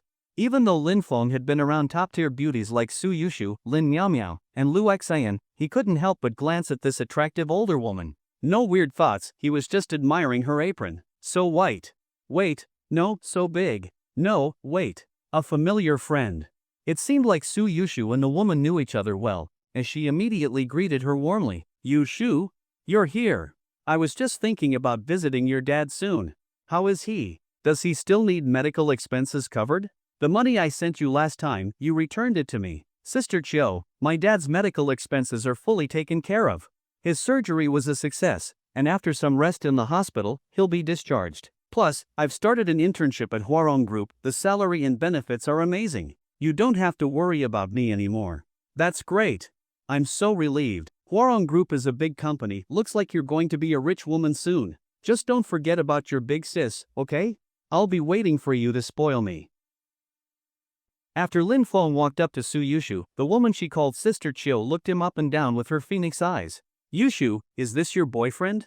Suyushu paused for a moment, then quickly replied, no, he's my colleague. We happen to work at the same company, so we just came out for a meal together. Chang Yanxiu's eyes twinkled playfully. Yushu, we're so close. Are you really planning to lie to your sister Chiu? There's no way you two are just ordinary colleagues, right? Suyushu opened her mouth, wanting to explain. But as the words reached her throat, she couldn't say them. She realized that she could no longer confidently claim that she and Lin Feng were just normal colleagues. Even she didn't believe that anymore. Just as she was struggling to find the words, Lin Feng spoke up. Actually, I'm pursuing Yushu. She just hasn't agreed yet. So, if you ask me right now, yes, we're still just colleagues, but who knows about the future? Flirting in front of Sister Chiu. Suyushu breathed a sigh of relief, then turned to Lin Feng and huffed. What do you mean who knows? You're so bad, always bullying me. Why would I ever agree to be with you? Chang Yanxiu chuckled. Oh, so you're chasing after Yushu? Then you'll have to work hard. I remember Yushu once told me she wouldn't fall in love easily. Even now, she's never dated before. Lin Feng grinned. Then, Sister Chiu, just wait for the good news. Once I succeed, I'll definitely invite you to our wedding banquet. Alright, I'll be waiting for that day. But enough chatting. Go find a seat. Eating is the priority. What do you guys want to order? Ordering food. Lin Feng and Suyushu sat down at a random table. Instead of picking up the menu, Suyushu confidently ordered. The usual. My tastes haven't changed. Lin Feng, what do you want? Lin Feng glanced at the menu, then turned to Chang Yanxiu. Boss lady, any recommendations? The grilled pork belly skewers are pretty good. How about those? Lin Feng nodded. Alright, then let's get 20 pork belly skewers, 10 lamb skewers, 2 of each, squid, chicken wings, chives, gluten, and kidney. Chang Yanxiu raised an eyebrow. That's a lot. Can you finish all of it? My shop doesn't skimp on portions. You won't be getting small servings here. Lin Feng waved his hand casually. No worries, I have a big appetite. And even if I can't finish, Yushu will. She eats way more than me. She had 8 bowls of rice for lunch today. Lin Feng blatantly lied. Chang Yanxiu's eyes widened in shock as she turned to look at Suyushu. Suyushu? What nonsense are you talking about? Sister Chiu, you don't believe him, do you? That's impossible. I usually feel full after just one bowl. Alright, I won't get involved in your little couple's quarrel. I'll go urge the kitchen to hurry up with your food. Sister Chiu, what are you saying? Who's a couple with him? But Chang Yanxiu had already walked away, too far to hear her complaints. A story about Sister Chiu. After Chang Yanxiu left, Lin Feng asked curiously, so, what's your relationship with Sister Chiu? Suyushu slowly recounted how she met Chang Yanxiu. 3 years as a part-timer. Back in her first year of university, after military training, Suyushu wanted to find a part-time job to help pay for tuition and living expenses. However, finding part-time work as a freshman wasn't easy. Since she had classes to attend, many jobs weren't flexible enough for her schedule. She searched for over a week but couldn't find anything suitable until she came to Chang Yanxiu's barbecue restaurant. The moment Chang Yanxiu saw Suyushu, she felt like she was looking at a little sister and immediately hired her. The job was highly flexible. If she had classes, she didn't need to come. If she was free, she could work. If something came up, a simple phone call was enough. Thus, Suyushu worked here for over 3 years. Over time, their relationship became like real sisters. On holidays, Suyushu would visit Chang Yanxiu, and they even made a promise to meet at least once a month. A dangerous incident. One time, while working at the shop, a drunk customer blocked Suyushu's path, demanding that she drink with him. He even said that if she didn't drink, he wouldn't let her leave. Without a second of hesitation, Chang Yanxiu smashed a beer bottle over the guy's head. Later, that drunk man brought a gang to threaten the shop, but Chang Yanxiu's younger brother scared them off. After that incident, Chang Yanxiu publicly warned anyone who dared to harass Suyushu. If you want to mess with her, you'd better be ready to die with me. No one dared to test her. After all, life is only lived once. You might win 100 times, but if you lose just once, you're dead. Lin Feng's respect. After hearing the story, Lin Feng nodded in admiration. No wonder you always come here to eat. I didn't expect such a history behind it. Then, he suddenly became curious. By the way, Sister Chiu is really beautiful. But from your conversation earlier, she doesn't have a boyfriend? At her age, she should have been married by now. A heartbreaking past. Suyushu sighed. Sister Chio is single now, and she told me she never plans to date again. She wants to spend the rest of her life alone. Why? Having a partner would be nice, just like us. Shut up. After shooting him a glare, Suyushu continued. Sister Chio also went to Chijo University, but that was 10 years ago. Back then, a university degree still held significant value. During her time in college, she fell in love once, but that love completely shattered her. Back then, Sister Chio and her boyfriend were deeply in love. One day, the school offered a scholarship opportunity to study abroad. Sister Chio had excellent grades, and if she applied, she would have had a great chance of getting it. But her boyfriend pretended to be on her side. Let's stay together. Neither of us should apply. So, trusting him, Sister Chio didn't apply. In the end, the scholarship went to her boyfriend. She was furious and went to confront him. But when she found him, he was with another woman. Turns out, he had a girlfriend all along. His entire relationship with Sister Chio had been an act, he just wanted that scholarship. He had been deceiving her for months. And before leaving for his overseas studies, he left her with one final sentence. What a shame. You were too conservative, I never even got to sleep with you. What a waste. Ha ha ha. That night, Sister Chio cried until morning. Her eyes were swollen for days. From then on, she refused to date anyone. Every time someone pursued her, she would remember that betrayal. So, she decided that she'd rather grow old alone than love again. Lin Feng hadn't expected the charming and confident Sister Chio to have such a painful past. Just as he was processing the story, Sister Chio returned with their food. When Sister Chio walked over, Suyushu coughed lightly, signaling Lin Feng not to mention those things in front of her. Here, have a plate of peanuts, cucumber salad, and edamame. Eat these first, your skewers will be ready soon. Alright, thanks, Sister Chio. Lin Feng and Suyushu thanked her with a smile. Oh, come on, if you really want to thank me, just have a kid in the future and let me play with them. Once I make them cry, I'll give them back to you. Sister Chio giggled, her chest bouncing slightly. Sister Chio, you always joke like this. Suyushu pretended to be displeased. Lin Feng, however, grinned and said, Don't worry, Sister Chio, in the future, Yushu will have 8 kids, and I'll give you half. That way, you'll never be lonely. Suyushu glared at Lin Feng, reached out, and lightly pinched his arm. Although it didn't hurt, Lin Feng pretended to yelp in pain. If he acted like it didn't hurt at all, that would be too foolish. Sister Chio's passed. After Sister Chio left, they continued their conversation. So, she really never dated again after that? Lin Feng asked curiously. Suyushu nodded. Yeah. After that incident, Sister Chio became very depressed. She lost interest in studying. Even though she eventually graduated, she never looked for a job. 7 years ago, she and her younger brother opened this barbecue restaurant, and they've been running it ever since. So, this barbecue place belongs to Sister Chio and her brother? Yes. Her younger brother is named Changiha. According to Sister Chio, he used to be one of those school troublemakers. One time, he got into a fight with his gang, and in the heat of the moment, he stabbed someone. But his best friend took the blame for him and went to prison instead. Ever since then, Changiha completely changed. He became quiet and withdrawn. Even Sister Chio doesn't talk to him much, he barely speaks to anyone.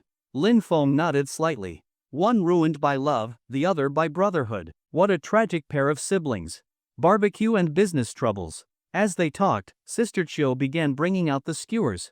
The atmosphere lightened, and the conversation became more lively. However, the barbecue business wasn't doing well. Even though it was dinner time, the restaurant was less than half full. Besides Lin Feng and Suyushu, there were only 5 or 6 other tables of customers. At the cash register, Sister Chio rested her chin on her palm, looking at Lin Feng and Suyushu with a trace of envy in her eyes. I'm turning 30 this year. I haven't been in a relationship for 8 years. Seeing Yushu and her boyfriend today, I actually felt a little stir in my heart. She sighed, shook her head, and smiled bitterly. Forget it. I already swore off love. Being alone is fine. Unless, maybe if a handsome young guy like Lin Feng came along. Chang Yihat enters. Feeling bored, Sister Chio saw that no new customers were coming in, so she called out to her brother. Iha, come out and chat with me. Soon after, a lean man emerged from the kitchen. His facial features resembled Sister Chio's, though his skin was darker. Despite his rough appearance, it was easy to tell that, with a bit of grooming, he could pass for a ruggedly handsome guy. Sis, you called me? This lean young man was Chang Yiha, Sister Chio's younger brother. There aren't too many customers today. You've been stuck in the kitchen all day, look how much darker your skin has gotten.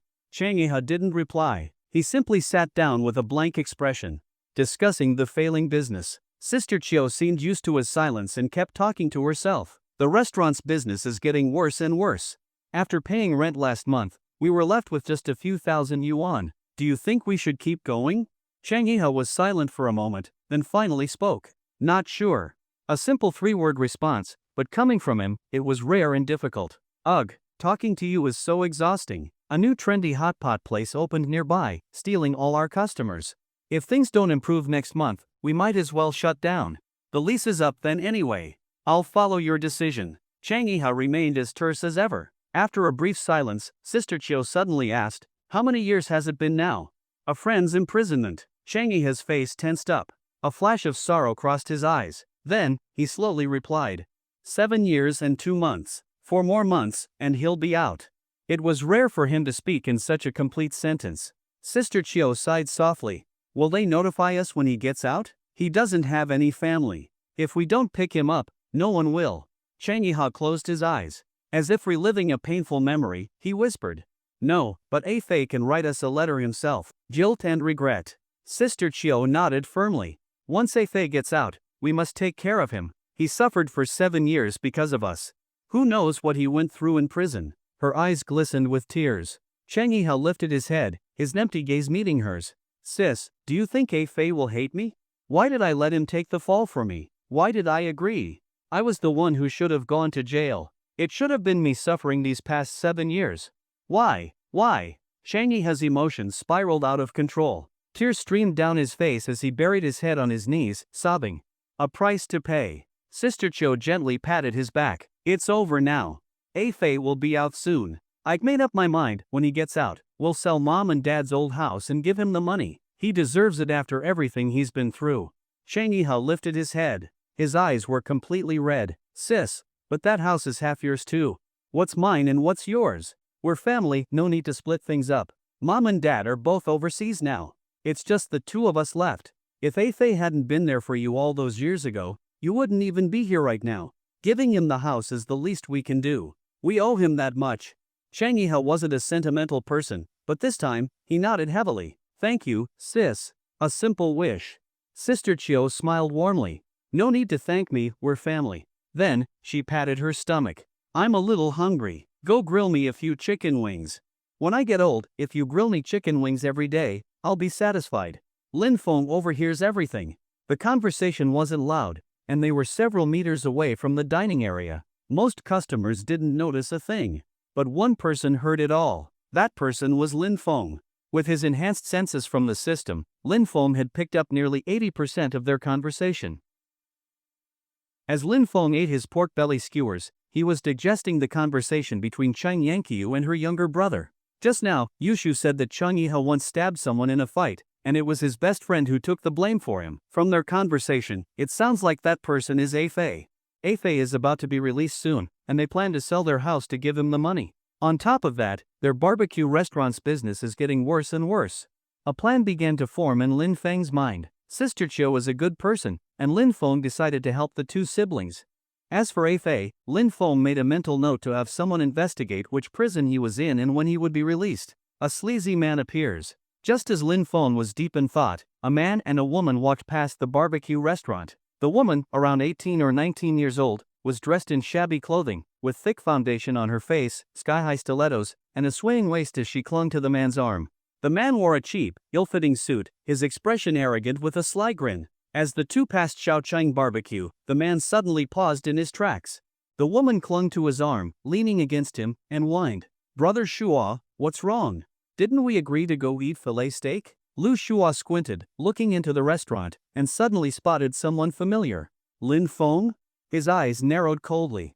I didn't expect that after 7 or 8 years, you're still so pathetic eating in a dump like this. Just as Lu Shua was about to scoff further, his gaze shifted slightly and then froze in place. Sitting across from Lin Feng was Suyushu. Instant obsession. For a brief moment, Lu Shua was completely stunned. Suyushu looked like a goddess. Every smile, every movement, radiated unmatched charm.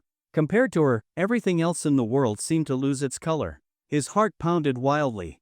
He then turned his head to glance at the woman beside him, a cheap, tacky-looking girl. In an instant, he lost all interest in her.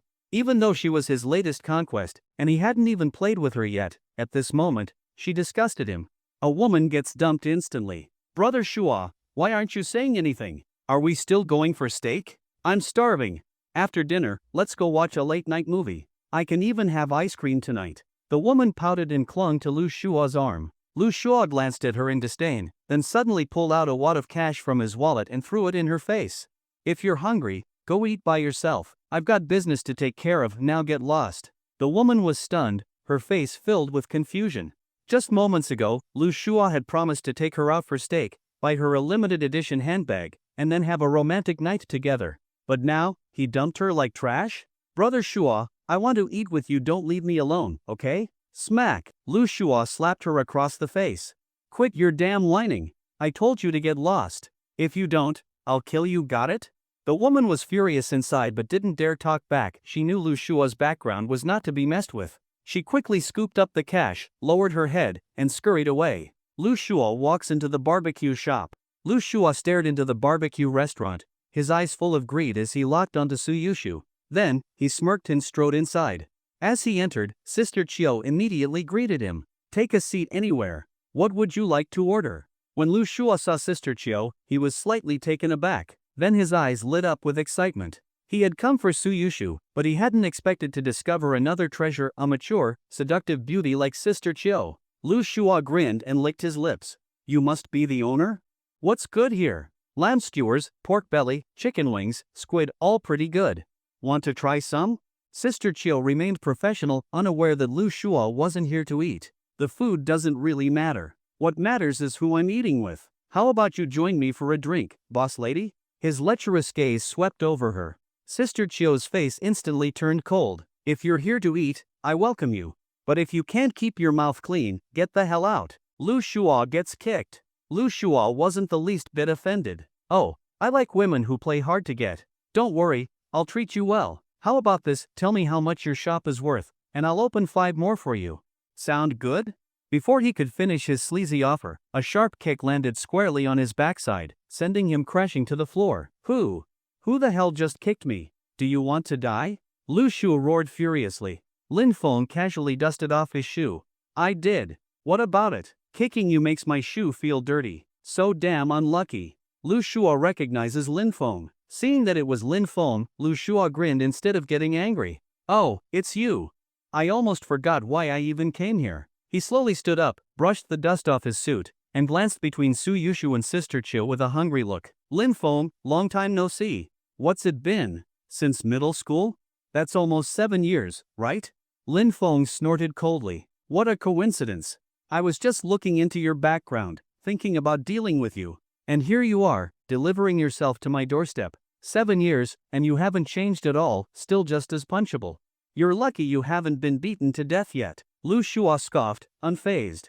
And you haven't changed either.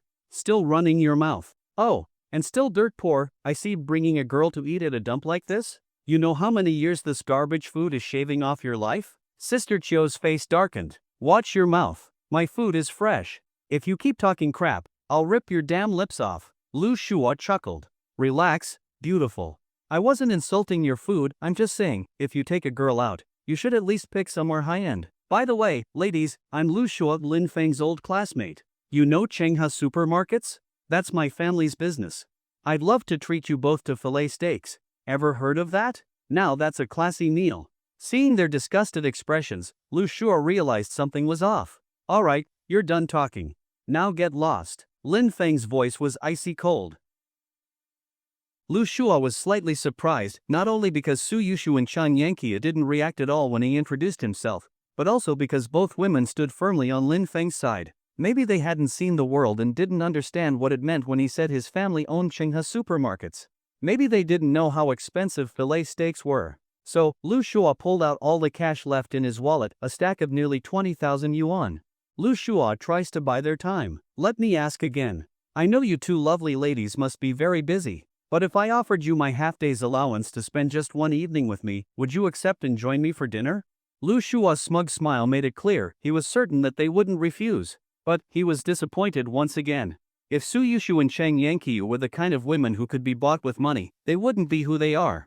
It was precisely because they weren't like the cheap, shallow women outside that they were different. A sharp rejection. Did you not understand what I just said? Chang Yanqiu's expression turned ice cold. If you're deaf, go see a doctor. If you're both deaf and blind, go eat some lobster, it might help. She showed no politeness, giving Lu Shua no face at all. Lu Shua's face darkened. I'll ask one last time, are you two coming to dinner with me or not? Lin Feng cracked his knuckles. Are you brain dead? If you don't get lost now, I'll help you roll out of here.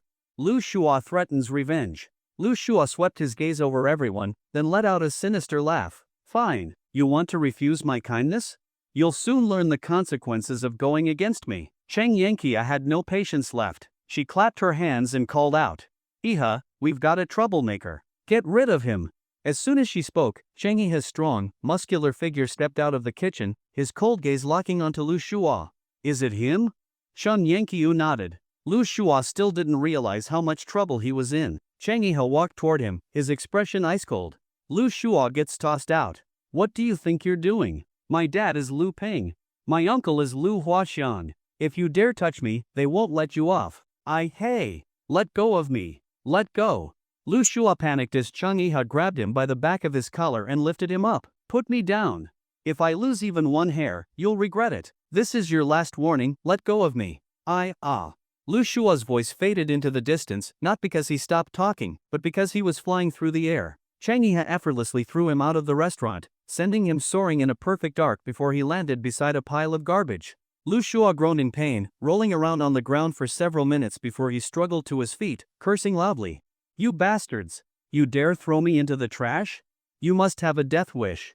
Do you have any idea who I am? With just one phone call, I can shut this damn restaurant down. My dad is Lu Peng. My uncle is Lu Huaxiang. If I want, I can crush you like a bug. Lu Shua runs for his life. Inside the restaurant, Chang Yanqiu rubbed her ears, looking annoyed. Iha, throw him a little further away. He's way too noisy. Chang Yiha didn't say a word, he simply stepped out of the shop and walked toward Lu Shua again. Lu Shua swallowed hard, his legs shaking uncontrollably. What are you doing? I'm warning you, don't touch me. You'll regret it. I am giving you one last warning, stay back. But his threats didn't work at all. Seeing Chang Yiha getting closer, Lu Shua panicked completely and ran for his life, stumbling as he fled. As he ran, he kept shouting behind him, just you wait, I won't let you get away with this. Seeing that Lu Shua had fled on his own, Chang Yiha stopped walking. Since Lu Shua got the message, there was no need to throw him any further. A light-hearted apology. Inside the restaurant, Chang Yanqiu turned to the other customers and smiled apologetically. Sorry about that, everyone. A stray dog wandered in and caused some trouble. As compensation, I'll give each table 2 free beers. If you don't drink, you can swap them for grilled squid. Thanks, boss. No need to get mad over scumbags like that, it's not worth it. I've been a regular here for years. With Brother Chang here, no punk can cause trouble. It's a waste he's not still in the game, he's got serious strength. Drinks with friends. Before long, the restaurant returned to normal. Chang Yanqiu grabbed a stool and sat down with Lin Feng and Suyushu. She placed a case of beer on the table and smiled. You two drink? How about we have a few together? Lin Feng glanced at Suyushu. I'm fine with it. Yushu, can you drink? Suyushu hesitated. I haven't really drunk before, but I'll try a little. They popped open 2 bottles, filled their glasses, and clinked them together. Lin Feng glanced toward the kitchen. No new customers are coming in. Should we call Brother Chang over for a drink too? Chang Yanqiu shook her head. He's used to eating and drinking alone. No need to call him. Let's just enjoy ourselves. Seeing her insist, Lin Feng didn't push the issue. A warning about Lu Shua. After taking a sip, Chang Yanqiu's sharp eyes fell on Lin Feng. That troublemaker just now, he's your middle school classmate? Lin Feng nodded. Yeah, we never got along. Didn't expect to run into him today. Chang Yanqiu took another drink. He said his family owns Qinghe supermarkets. Was that a lie or the truth? It's true. His family was rich even back in middle school, which is why he always acted so arrogant. But don't worry, Sister Chiu, if he dares come back for revenge, just call me. I'll make sure he regrets it. Chang Yanqiu waved her hand dismissively. I'm not worried about myself or Iha. We have nothing to lose. I'm more concerned about you two. If what he said is true, if his uncle is Lu Huaxiang, that guy's got a gang of thugs under him. They don't play by the rules. If they come after you, it could be serious trouble. Lin Feng grinned confidently. Relax, Sister Chiu. I heard Lu Shua recently pissed off the wrong person. That person's already planning to take down both Lu Shua and Chenghe supermarkets. Instead of worrying about revenge, we should sit back and watch his downfall. As they ate and drank, Lin Feng's eyes narrowed slightly. Regardless of whether Lu Shua tried to strike back or not, his downfall was already set in motion. Tomorrow, the plan would begin. As the three of them ate and drank, time quickly passed, and before they knew it, it was already 8 p.m. By then, the other customers in the barbecue restaurant had already left, leaving only Lin Feng and his group. Outside, the sky had turned completely dark. Lin Feng had drunk 5 or 6 bottles of beer, but for him, that was nothing, barely a drop in the ocean given his tolerance. Chun Yankio had also had 3 bottles, her face slightly flushed from the alcohol, and with the effects of the drink, she had become more relaxed. Since she was feeling hot from drinking, she took off her outer jacket, leaving only a thin sports tank top underneath. Although the tank top was loose and didn't reveal anything inappropriate, it still looked incredibly seductive, perfectly accentuating Chun Yankio's curvy, voluptuous figure. Her body was different from Lu Xian's. Lu Xian had an exaggerated hourglass figure, the kind seen only in anime, a tiny waist, a slim frame, but an impossibly large chest. A body like hers was probably 1 in 100,000, a literal dream come to life. On the other hand, Chun Yankio was fuller and more mature, her chest was only slightly smaller than Lu Xian's, but she had a soft, curvy charm unique to women in their late 20s. For innocent young men, encountering a woman like her was pure devastation, completely irresistible. Time to head home. Suyushu drank the least, only half a bottle. Since she had never been much of a drinker, her alcohol tolerance wasn't great, so she stopped early. It's already 8 p.m., and it's getting late. Sister Chiu, we should head back now. Yeah, it's about time. You two rode an electric scooter here, right? But it's dark now, and you've had some drinks, don't ride back. Take a taxi instead. That's what I was thinking too. Here, I'll leave the keys with you, Sister Chiu. You can keep the scooter here for now. No problem. Just give me a call whenever you want to pick it up. After saying their goodbyes, Lin Feng and Suyushu left the restaurant. A sudden cold breeze. The temperature difference between day and night in Shizhou during April could be as extreme as 20 degrees Celsius. In a single day, you could experience all 4 seasons. At noon, it felt like summer, but at night, it was as cold as winter. As soon as they stepped outside, a cold breeze blew past them. Suyushu shivered, and the drowsiness from the alcohol disappeared instantly. Lin Feng smiled. Let's go straight to your new apartment. We should check out your new home. Suyushu nodded in agreement. Chun Yankio decides to close the restaurant. After Lin Feng and Suyushu left, Chun Yankio locked up the restaurant. She cleaned up the tables and then turned to Chang'eha. We're not opening tomorrow. Let's take a break for now. If that scumbag comes looking for trouble again, it'll be too much of a hassle. All right. Chang'eha nodded. Arriving at Anshou Apartments, Lin Feng and Suyushu took a taxi to Anshou Apartments and arrived at Unit 1302. The unit number didn't mean the 13th floor, it was actually Building 1, 6th floor. Suyushu took out the key and opened the door. As soon as she stepped inside, she was stunned by how clean and luxurious the apartment was. The living room had polished wooden floors. A 50-inch LCD TV hung on the wall. The beige sofa looked soft and comfortable. The bathroom was spotless. The kitchen was modern and fully equipped with high-end appliances. Each room was elegantly furnished, featuring luxurious upholstery, stylish furniture, and a perfectly balanced color scheme, both rich and lively.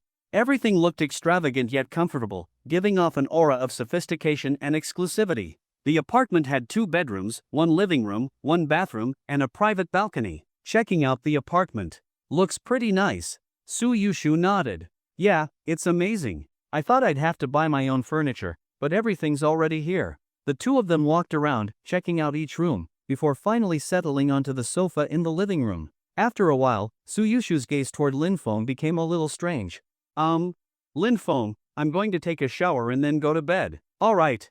I'll go fill the bathtub. We can soak together. Suyushu's eyes widened in disbelief. Wait, are you planning to stay here tonight? Lin Feng spread his hands. What? You think I'd take advantage of you? I'm just tired, and there's an empty room here. You don't mind, do you? I do mind. Oh, great. So you don't mind at all. Lin Feng pretended not to hear her protests. Suyushu pouted but eventually gave in. Fine, you can stay. But, you better behave yourself. If you try anything funny, I'll call the police. Lin Feng grinned. Come on, don't you trust me? Suyushu thought for a moment, then nodded seriously. Right, now that I think about it, I don't. I'll call the police right now. Lin Feng's bargaining skills. After some serious negotiations, where Lin Feng shamelessly argued his case, Suyushu reluctantly agreed to let him shower and sleep in the spare room. But there were conditions. Lin Feng had to shower first. He was not allowed to enter her bedroom. Lin Feng eagerly agreed. As for whether he'd actually follow the rules, well, that depended on fate. Showering time. Checking his phone, Lin Feng saw that it was past 9 p.m. He took off his outer jacket and sweatshirt, revealing his sculpted upper body, broad chest, chiseled abs, and a physique straight out of a fitness magazine. Suyushu couldn't help but steal a few glances. But when Lin Feng reached for his belt, she suddenly snapped out of it. Lin Feng, what are you doing? Lin Feng looked at her innocently. Undressing for my shower. Why? Why you should go inside to do that. I'm still here. Oh, it's fine. You can watch if you want. I don't mind. Then, without hesitation, he unbuckled his belt and pulled down his pants. Suyushu, completely defeated. Suyushu's face turned bright red. Lin Feng, you shameless jerk. She fled into her room, slamming the door behind her. Lin Feng glanced down at himself. 5 feet? No way. I'm a proud 7-foot man, 185 meters, tall and strong. Seeing that Suyushu was fuming, he chuckled and walked into the bathroom. Suyushu's forbidden thoughts. As Lin Feng showered, the sound of running water filled the apartment. Meanwhile, Suyushu sneaked out, making sure he was really inside the bathroom before breathing a sigh of relief. She picked up Lin Feng's clothes from the sofa and folded them neatly. But as she folded his shirt, she suddenly remembered his toned muscles. He actually looked kinda handsome. The thought shocked her. No, Suyushu, stop thinking about that. That's so embarrassing. But the more she tried to suppress the thought, the stronger it became. Inside the bathroom. After finishing his shower, Lin Feng dried off and opened a cabinet outside the shower. Inside, he found 2 sets of pajamas. He put one on, then looked at the remaining set in the cabinet, deep in thought. A moment later, Lin Feng stepped out of the bathroom, wearing what appeared to be a rather thick pajama set. Meanwhile, back in the cabinet, it was completely empty. The 2 sets of pajamas had vanished without a trace. Casually, Lin Feng remarked, there are pajamas in the bathroom. Since neither of us brought a change of clothes, why don't we wash the ones we wore today? The washing machine has a drying function, so they'll be ready to wear by morning. Sitting on the sofa, Suyushu looked a little uneasy. I'll wash mine later by myself. Washing them separately is a hassle, plus it wastes water. We don't have a lot of clothes anyway, so we might as well wash them together. It's not like I'm trying to see you undress, you know my character. Lin Feng spoke with a straight face, as if his proposal was completely logical and innocent. How about this, I'll go inside my room first, and you can take off your clothes and leave them on the sofa before heading to the bathroom. Once you're inside, just call me, and I'll come out. How does that sound? Suyushu hesitated. After eating barbecue, her clothes had absorbed quite a bit of the smell, they did need washing. Fine, but you better not peek. Lin Feng immediately raised his left hand. I swear, I won't peek. If I do, may I never find a wife. Of course, he never said anything about a girlfriend. Lin Feng silently smirked to himself. Without waiting for her reply, he quickly dashed into the bedroom. Just call me when you're ready. Suyushu glanced at Lin Feng's clothes on the sofa, took a deep breath, and threw caution to the wind. The bathroom has pajamas, so there's nothing to worry about. Besides, if Lin Feng really wanted to do something, he would have already tried. After all, we're under the same roof now. What's there to be afraid of? With that thought, she let go of her hesitation and went to shower. Inside the room, Lin Feng removed the outer layer of his pajamas, revealing another thinner set underneath. Meanwhile, in the bathroom, the cabinet was now completely empty. Before long, Suyushu's gentle voice came from outside. I'm done. I'm going to shower now. Lin Feng grinned, then stepped out of the room, whistling as he tossed their clothes into the washing machine. I might get hit for this, but it's probably worth it. 20 minutes later. Inside the bathroom, Suyushu froze. The cabinet was empty. Where are the pajamas? Her mind went blank. She frantically searched everywhere, but the result was obvious, nothing. Looking down at herself, dressed only in underwear, Suyushu took a deep breath. When I get out, I'm definitely going to pinch Lin Feng a few times. However, she suddenly realized a problem. How was she supposed to go outside like this? She tried wrapping herself in a towel, but it was too small to cover everything. After hesitating for several minutes, she gently knocked on the door. Lin Feng, are you outside? I'm here. Need me to come in and scrub your back? I'm on my way. Suyushu panicked and quickly locked the door. And no.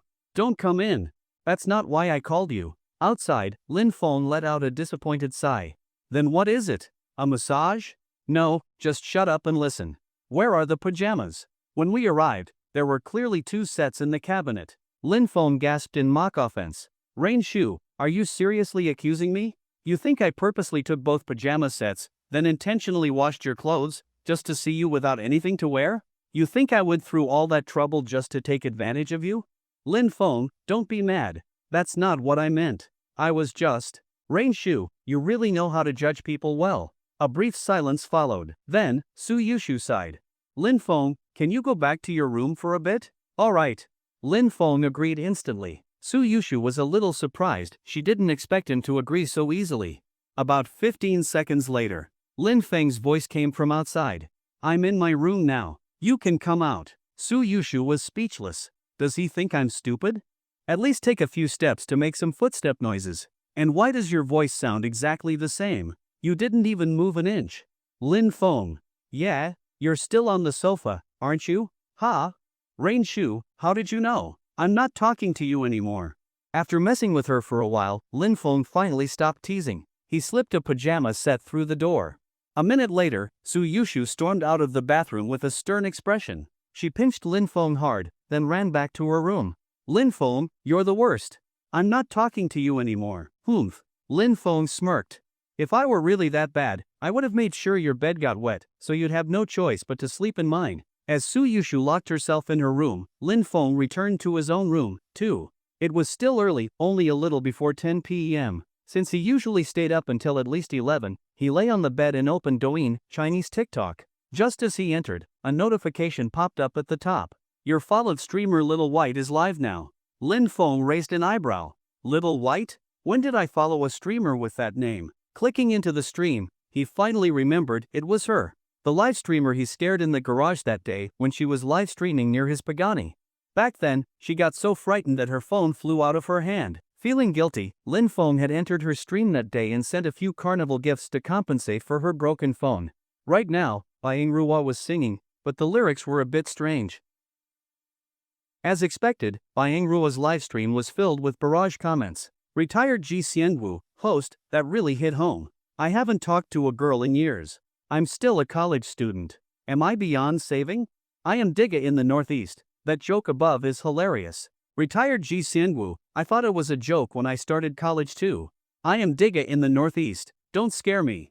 I'm taking the college entrance exam this year. Damn, I'm mentally breaking down. I always thought not having a girlfriend in high school was just because the school forbade early relationships. Brother She from Sheep Village, don't be too upset, bro. I'm 30 and have never had a girlfriend, and I don't feel any regrets. Oh, by the way, I sent you a private message. If you're feeling too stressed, come talk to me. I can even teach you how to deng duolang. You crushed my leg hair. Is that jiegu? Wangzai little underpants, jiegu. Come at me all you want, I'm not afraid. You crushed my leg hair. You really aren't afraid, you're even looking forward to it. After singing for a while, Rua was surprised to find that the number of viewers had dropped instead of increasing. There were over 200 people before, but now only a little over 100 remained. Dear viewers, what do you want to see? Type it in the chat. Poison in the poop, show your legs. Wangzai little underpants, show your waist. A bald head will shine someday, show your chest. Oh wait, the host doesn't have one? Never mind then. At that moment, a certain ID suddenly spoke, instantly catching everyone's attention. Jiao-chan boss, host, can you dance? I36D saved me first. Wow, there's actually a level 40 fan in the host's livestream? That doesn't match how deserted the stream looks right now. Almost became handsome, even small-time streamers can have big spending tycoons. Level 40? That must mean they've spent nearly 100,000 yuan, right? Poison in the poop. Oh, I remember now. This tycoon. A few days ago, the host saw a globally limited Pagani in a parking lot. It belonged to this tycoon. The host was so shocked that they dropped their phone, and the tycoon casually gifted 33 carnivals. Almost became handsome, a globally limited Pagani? Dropping 100,000 yuan like it's nothing? Why can't I meet a tycoon like that?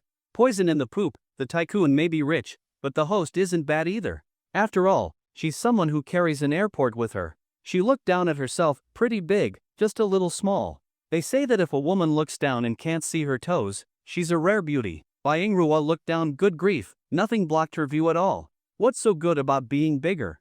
I'm still alive without it, she muttered, then followed Lin Feng's Douyin account. Diao-chan boss, you asked if I can dance? I haven't learned, but I can do some simple moves. What would you like to see? Diao-chan boss, dance the 200 dance, do you know it?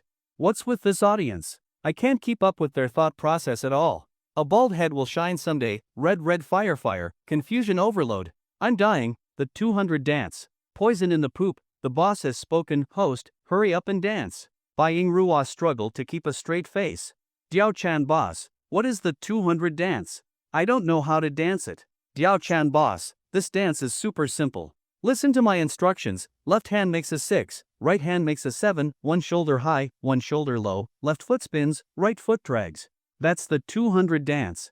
Byingrua, momentarily slow-witted, actually followed Lin Feng's instructions. Then she suddenly realized she looked just like the village fool. Diao-chan boss, that's right, that's exactly how it should look. Host, take a look, don't you look like a 250, an idiot? If so, you've done it right. Poison in the poop, ha ha ha. Almost became handsome, ha ha ha. I-36D saved me first, ha ha ha. The chat burst into synchronized laughter. Realizing what had happened, Byingrua became furious. You tricked me? I'm not talking to you anymore. Even if you comment, I won't reply. Diao-chan boss, do it again, and I'll gift you a carnival. Byingrua snorted. Dream on. Even if I die of poverty, even if I drop dead here, even if I jump off a building, I will never repeat that move again. Even if you gift me a carnival, it won't work. I stand by my word. Watching the stream, Lin Feng's lips curled into a smirk. A stubborn King Jingza, huh? Betraying for just a bowl of fried rice. I wonder how many carnivals it'll take for you to change your mind. Coincidentally, my daily sign-in reward today is 1 billion Douyin coins. I wasn't sure where to spend them, but now I found the perfect place. Then, Lin Feng's money-spending hands moved. It was time to dominate Byingrua's livestream. Diao-chan boss gifted a Carnival X1. Diao-chan boss gifted a Carnival X10. Diao-chan boss gifted a Carnival X100. Just casually throwing in 100 to start. Diao-chan boss, is this enough for you to dance again? Byingrua froze in place, rubbed her eyes to confirm she wasn't seeing things, and checked her stream stats again. She gasped. It was really 100 carnivals. 300,000 yuan, just like that, turned into virtual gifts? The chat instantly exploded with 99 plus messages. Poison in the poop, holy crap. This is the same Tycoon I remember, still that generous with his spending. Level 8 gale wind, damn. My mentality just shattered. I only earn 5,000 yuan a month, 60,000 a year. The amount I'd save in 5 years without eating or drinking was just spent on virtual gifts. Online dating scam for 50 cents. The host just said no matter how many gifts she gets, she won't dance again. What do you think she'll do? Online dating only earned 50 cents. Dude, your ID reminds me of a fool I scammed a few days ago, 3 months of chatting just for 50 cents. Online dating scam for 50 cents, huh? You scammed me? That was 3 months of my life. I could have bought a pack of spicy sticks with that money. Online dating only earned 50 cents. Bro, times have changed. Spicy sticks cost 2 yuan now. Byingrua was stunned for a moment. Looking at Lin Feng's pinned message, she suddenly smiled brighter than ever. Boss, you really have good judgment. I'll dance for you again. Byingrua had a complete true fragrance moment. Lin Feng nodded. Truly a teachable child. Looks like Wang Jing's true fragrance legacy has a successor. Lin Feng typed another message and sent it to the chat. Diao-chan boss, very good. The host truly has an unyielding spirit. No need to keep dancing the 200 dance. Can you do military boxing? Show me a set. Byingrua stared at the chat in confusion. Military boxing? I really don't know that. Lin Feng didn't say much. Instead, he moved his money-spending fingers again and started another gift bombardment. Diao-chan boss sent Carnival X1 in Xiaobai's livestream. Diao-chan boss sent Carnival X10 in Xiaobai's livestream. Diao-chan boss sent Carnival X100 in Xiaobai's livestream. Another 100 carnivals.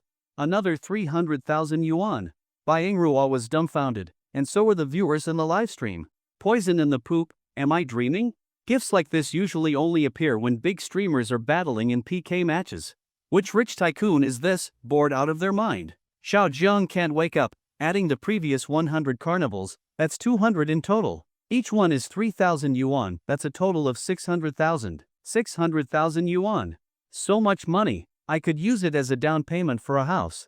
A bald head will shine someday, Diao-chan boss, look at me. I may be a man, but I'm very flirty. Follow me, I have no limits.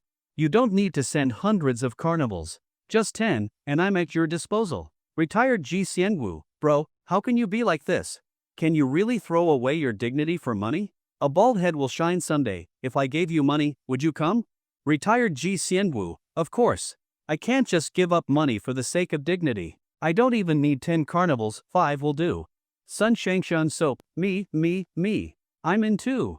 I only need 3. I'm not just flirty, I'm on fire. Quitter drummer, level 1 performing artist, step aside. Let me do it. I don't even want money. Poison in the poop, quitter drummer let me see. I love getting things for free. Retired Ji Xianwu, me too. Free stuff is the best. Sun Shangshan soap, I want to see too. A bald head will shine someday, +1. Pink-haired milk tea, +1. Mom, my wife ran away, +1. Lin Feng laughed so hard his stomach hurt. These chat trolls were too creative. But he hadn't forgotten his main goal. Bai Ruo still hadn't done the military boxing. Diao-chan boss, do you know it now? Bai Ruo swallowed nervously. I think I can learn. Diao-chan boss, good, you're obedient. Start now. Still confused, Bai Ruo began mimicking the extremely vague military boxing moves she remembered from her college military training 2 years ago. But since she was small and her punches had no real force, instead of looking powerful, she looked incredibly cute. Cute, so? The chat was instantly lively. A bald head will shine someday. Is this the excited criminal punch? Serious pervert. I'm already getting excited. Neighbor Wang, bro, you really live up to your username. But for real, this is exciting. The host has found the key to viral content. 300-pound lowly. I don't know if this is viral content, but I found the key. The key is Diao-chan boss. As long as you get on his ranking list, your future is set. Broke, ugly, 159 tall, damn. I just realized something. Why is Diao-chan boss sending so many gifts? It can't be just because he's rich and has nowhere to spend money, right? He must want something in return. Let go of that girl, let the monk go first. Holy crap. Another pure and innocent small streamer is about to fall into the hands of a rich tycoon. No way, I have to charge in first. I want to be beaten up, predicting that in a few days, the host will take a break from streaming. Energetic MILF, Diao-chan boss, can you give us some benefits too?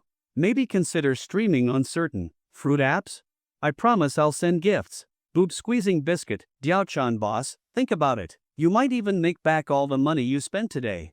Big-footed lowly, so, does that mean we can get free content? Kind people always stay flat, brothers, you're overthinking it. If this were just a regular rich guy, maybe. But Diao-chan boss clearly isn't short on money. What kind of ordinary tycoon casually sends 100 carnivals with a single message? Instead of hoping he gives out freebies, why not do what I'm doing, send some gifts to the host so that when Diao-chan boss and the host explore the mysteries of the human body, we can at least feel like we're part of it. Kind people always stay flat sent a hot air balloon in Xiao Bai's livestream. Kind people always stay flat's move immediately triggered a chain reaction. Poison in the poop sent Beer X10 in Xiao Bai's livestream. Poison in the poop, Diao-chan boss, please fulfill all our dreams. A bald head will shine someday send a sports car X1 in Xiao Bai's livestream. A bald head will shine someday, Diao-chan boss, I beg you. Kiss her a few more times for me. 900 million MILF dreams, Diao-chan boss, please. Big-footed lowly, Diao-chan boss, please. Even though Lin Feng had stopped sending gifts, the livestream was still being bombarded with presents. And with the 200 carnivals he had previously sent, Douyin had broadcast the event multiple times, attracting a huge crowd of curious onlookers who flooded into Bai Ruo's livestream. Her viewer count had jumped from just over 100 to over 100,000 plus. The stream's popularity skyrocketed, pushing it into the top 3 on the entire platform. But this wasn't the end. The gap between Bai Ruo's stream and the second-place streamer was shrinking rapidly. 2 minutes later, she overtook them. Bai Ruo's military boxing move slowed down, she couldn't believe her eyes. When the viewer count reached 200,000 plus, she could no longer stay calm. Thank you, everyone, for your support. What do you want to see next? Military boxing or the 200 dance? I can do both. But just then, a voice suddenly came from outside Bai Ruo's room. Why is your room so noisy? The voice sounded 70% similar to Bying Rua's own. As soon as the words fell, Bying Rua's room door swung open. What left Lin Feng and the entire livestream audience in shock was that the person who opened the door was another Bying Rua. The sudden intrusion startled Bying Rua, causing her military boxing movements to freeze. Why did you come in? The new Bying Rua entering the room was dressed in pajamas. Though her outfit was casual, it did nothing to diminish her breathtaking looks. After all, she looked exactly like Bying Rua. Not only was her appearance identical, but her height and even her airport were the same. If it weren't for the slight difference in their voices, anyone would have mistaken this newcomer for Bying Rua's clone. The person who had just entered was none other than Bying Rua's twin sister, Byinka. Curious, Byinka poked her head inside and walked toward Bying Rua. What are you doing in here? I've been hearing you talking to yourself for a while now. Who are you even talking to? Wait, are you live streaming? You're not doing anything illegal, are you? Yeah, this is a proper live stream. Not like the kind you secretly watch under the covers at night. Byinka instantly panicked. What nonsense are you talking about? When have I ever watched that kind of cat streaming? That's slander. Look, you just confessed on your own. You even named the type of stream you watch. As the sisters bickered, they completely forgot that they were still streaming. Meanwhile, the audience erupted with excitement upon seeing two nearly identical sisters. Diao-chan boss, so this is double the happiness? I love it. Poison in the poop, sisters. That's my favorite category when watching movies. Drive recklessly without warning, that kind of movie. Is it proper? Poison in the poop. It's not about whether it's proper or not, it's a type of film that requires very little investment. The entire movie only needs 3 actors and a single setting. And they only need to pay 2 actors because the male actor usually pays to be in it. A bald head will shine someday. Asking for a friend, do those low-budget movies still need male actors? My friend can't wait any longer. He's got an acting itch that needs scratching. Magic Poop Fairy, hey, you guys are missing the point. Isn't the real takeaway here that the older sister mentioned that cat streaming platform? A friend of mine is very interested. My feet smell better the more I sniff. Same here, +1. Boob squeezing biscuit, same here, +1. By the time Bying Rua and Byinka snapped back to reality, the chat was already overflowing with messages. The viewer count had broken yet another record. Over 400,000 people were now watching. Unlike some big influencers whose follower counts are inflated, Bying Rua's stream had real viewers. Even a well-known influencer with millions of followers wouldn't necessarily reach these numbers. Only those with tens of millions of followers could gather such a massive audience. Lin Feng, who had been feeling a bit drowsy earlier, was now completely energized after seeing the twin sisters. Diao-chan boss, how about both of you dance together? By now, Lin Feng had leveled up to nearly level 50 in Bying Rua's stream. Every time he sent a message, it stayed pinned for 2 minutes with flashy effects, making it impossible to ignore. Don't ask how, just know that money speaks. Byinka glanced at Bying Rua's phone and saw Lin Feng's message. She frowned and turned to her sister. Were you just dancing on stream? And now they want me to dance too? No way. I just want to tell that Diao-chan person. She looked at the screen and huffed. You got the wrong person. I'm not like my sister. Even if you send gifts, a ton of them, I will not dance. Absolutely not. I, Byinka, am not that kind of person. Lin Feng couldn't help but laugh out loud. Oh my god. This scene felt way too familiar. It had just happened a few minutes ago. These twins really were something else. Even their stubbornness was identical. But Lin Feng had his ultimate weapon, the carnival bombardment, to help Byinka rediscover her true self. Diao-chan boss, so, are you sure you won't dance? Byinka sneered. I find you hilarious. I already said no, and no means no. If you can make me change my mind, I'll let you decide everything. Whatever you ask, I'll do. Lin Feng grinned in satisfaction. I love that rebellious attitude. Let's see if you still feel the same way after 100 carnivals. And with that, he moved his money-spending fingers. Same scene, same energy. Diao-chan boss sent Carnival X100 in Xiaobai's livestream. The viewers were almost numb at this point. After seeing 200 carnivals earlier, their expectations had been raised. Some even thought, oh, just 100 carnivals? That's nothing now. Byinka curiously watched as the gift effects kept popping up on the screen. She nudged Bying Rua. What are these? Gifts? Bying Rua smirked. Remembering how she had fallen just moments ago, she was eager to see her sister's reaction. Yep, those are gifts. Sent by the guy who just sent the message. They're called carnivals. Carnivals? I don't watch live streams, so I don't know what these gifts mean. Explain it to me, how much does one cost? He's sent 100 already. It's not too expensive, just 3,000 each, Byingrua said, already holding back laughter. 3,000?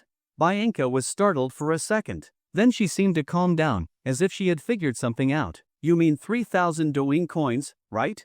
I'm asking about the real-world value in RMB. Byingrua kept her expression neutral. Nope, I mean 3,000 yuan each. Bianca froze on the spot, her eyes and mouth widening at the same time. 3,000? One carnival costs 3,000? That means 100 of them is. She lifted her head and took a deep breath. 300,000? Byingrua nodded. Yep, 300,000. At that moment, Lin Feng sent another message.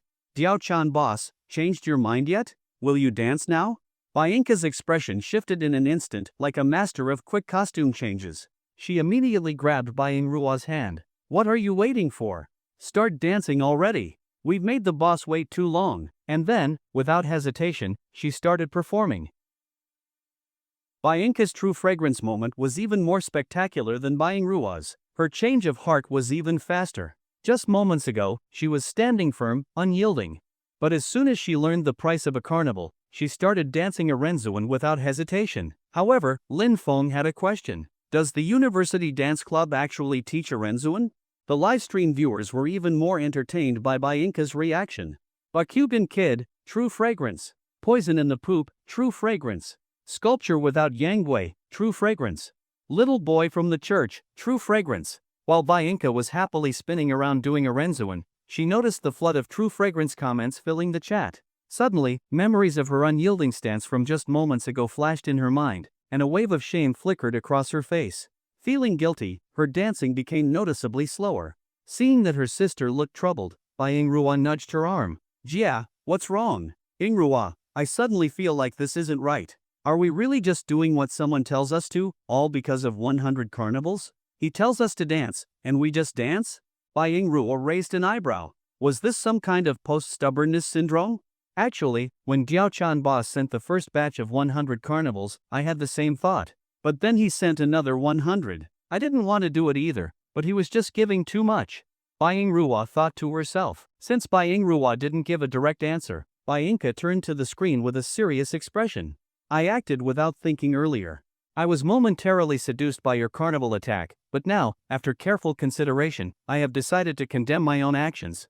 I will not dance anymore. Diao-chan boss sent Carnival X1 in Xiaobai's livestream. Diao-chan boss sent Carnival X2 in Xiaobai's livestream. Diao-chan boss sent Carnival X3 in Xiaobai's livestream. Diao-chan boss sent Carnival X10 in Xiaobai's livestream. Bianca hesitated for a moment but kept up her stubborn act. This won't work on me. I've never touched money before. I have no interest in money. Diao-chan boss sent Carnival X29. Diao-chan boss sent Carnival X30. You evil devil, corrupting my soul with your filthy money. Diao-chan boss sent Carnival X49. Diao-chan boss sent Carnival X50. You sinful demon, turning carnivals into a tool to corrupt me. Diao-chan boss sent Carnival X99. Diao-chan boss sent Carnival X100. You, who have been corrupted by money, are now trying to corrupt me. Diao-chan boss sent Carnival X150. Diao-chan boss sent Carnival X151. Carnivals themselves are not wrong. In fact, your intentions are not wrong either. Diao-chan boss sent Carnival X199. Diao-chan boss sent Carnival X200. Big brother, what else do you want to see? I can do a lot. How about I tell you a joke? Bianca wanted to resist, she wanted to stand her ground, but Lin Feng was just giving too much.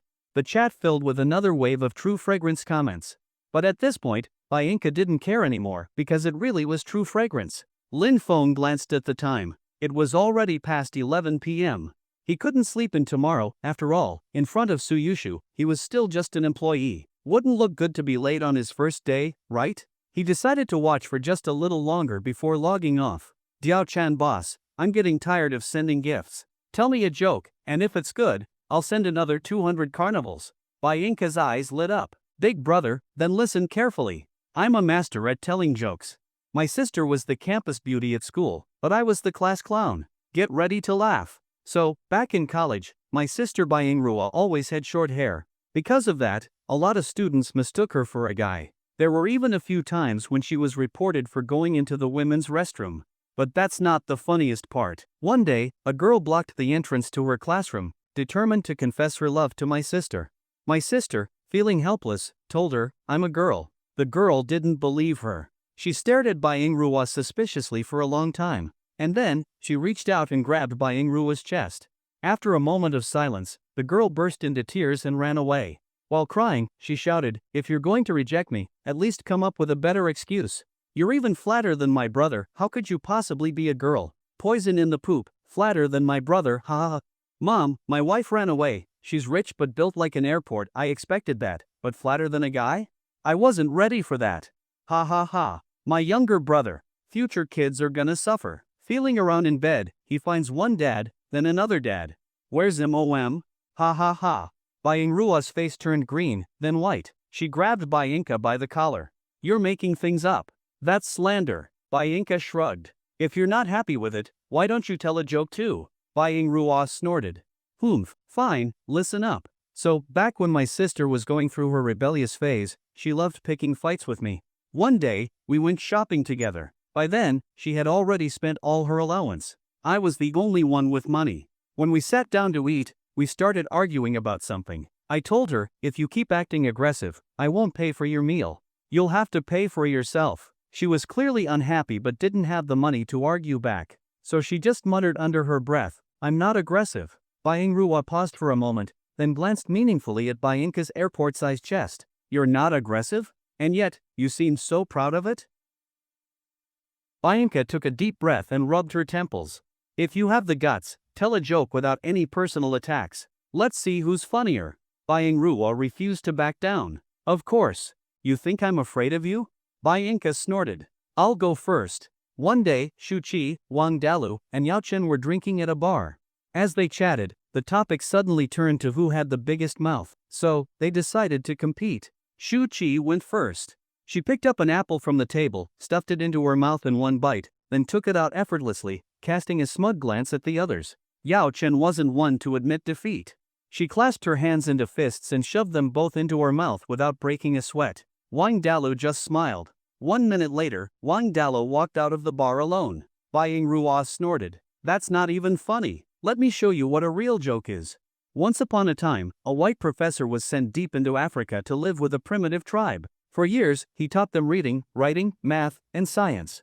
One day, the tribal chief's wife gave birth to a white-skinned baby, and the entire tribe was shocked. That very day, the chief approached the professor and said, "Professor, you're the only white man we've ever seen. And now, my wife has given birth to a white child. Even a fool can figure out what happened." But the professor remained calm. "No, chief, you're mistaken. This is a natural phenomenon. In the civilized world, we call this albinism." He then pointed to a nearby field. "If you don't believe me, look over there at the sheep. They're all white, but among them, there's one black sheep. This is just nature's way of selecting." The chief fell silent for a while. Then he said, "How about this, you never mention that black sheep again, and I never mention the white baby." After Byingrua finished, even Byinka couldn't hold back her laughter. "Byingrua, I never knew you were into dirty jokes like this." "Unlike me, I don't even understand what your joke means," Byinka said in a deliberately teasing tone. Byingrua rolled her eyes. "I wonder who it is that watches Shinti anime and Nikami Yua every day." Byinka panicked and immediately covered Byingrua's mouth. "That's slander." The two sisters continued bickering, while on the other side of the screen, Linfeng was laughing uncontrollably. His laughter seemed to catch the attention of Suyushu in the next room. "You're still awake? What's so funny?" Linfeng quickly covered his mouth and silently thanked himself for wearing headphones while watching the livestream. "Nothing, just thinking about something funny. It's already past 11. You have work tomorrow. Go to sleep early."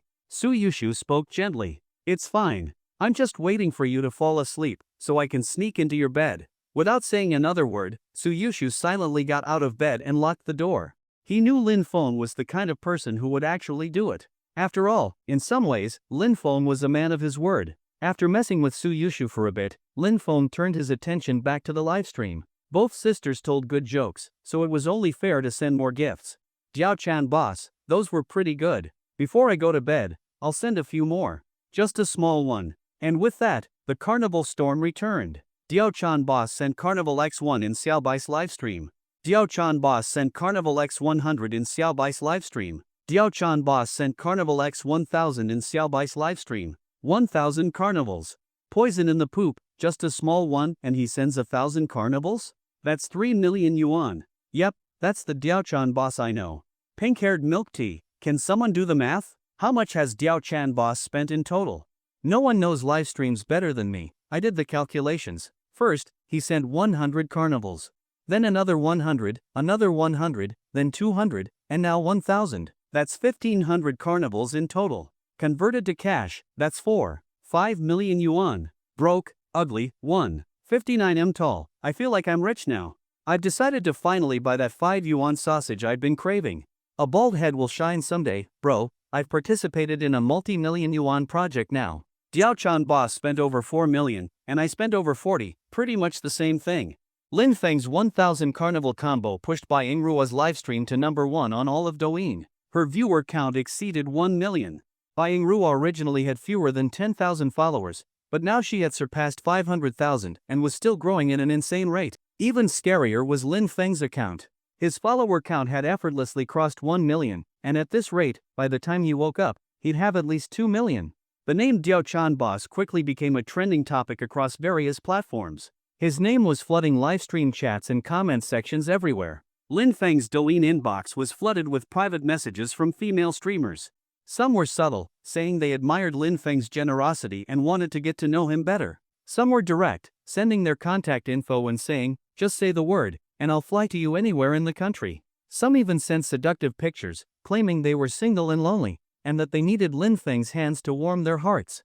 And then, there were even some messages from men. But Lin Feng knew nothing about any of this, because after sending those 1000 carnivals, he logged out, put his phone on silent, and went straight to sleep. The next morning, 8 a.m., Lin Feng was woken up by knocking on his door. From outside, he heard Suyushu's voice.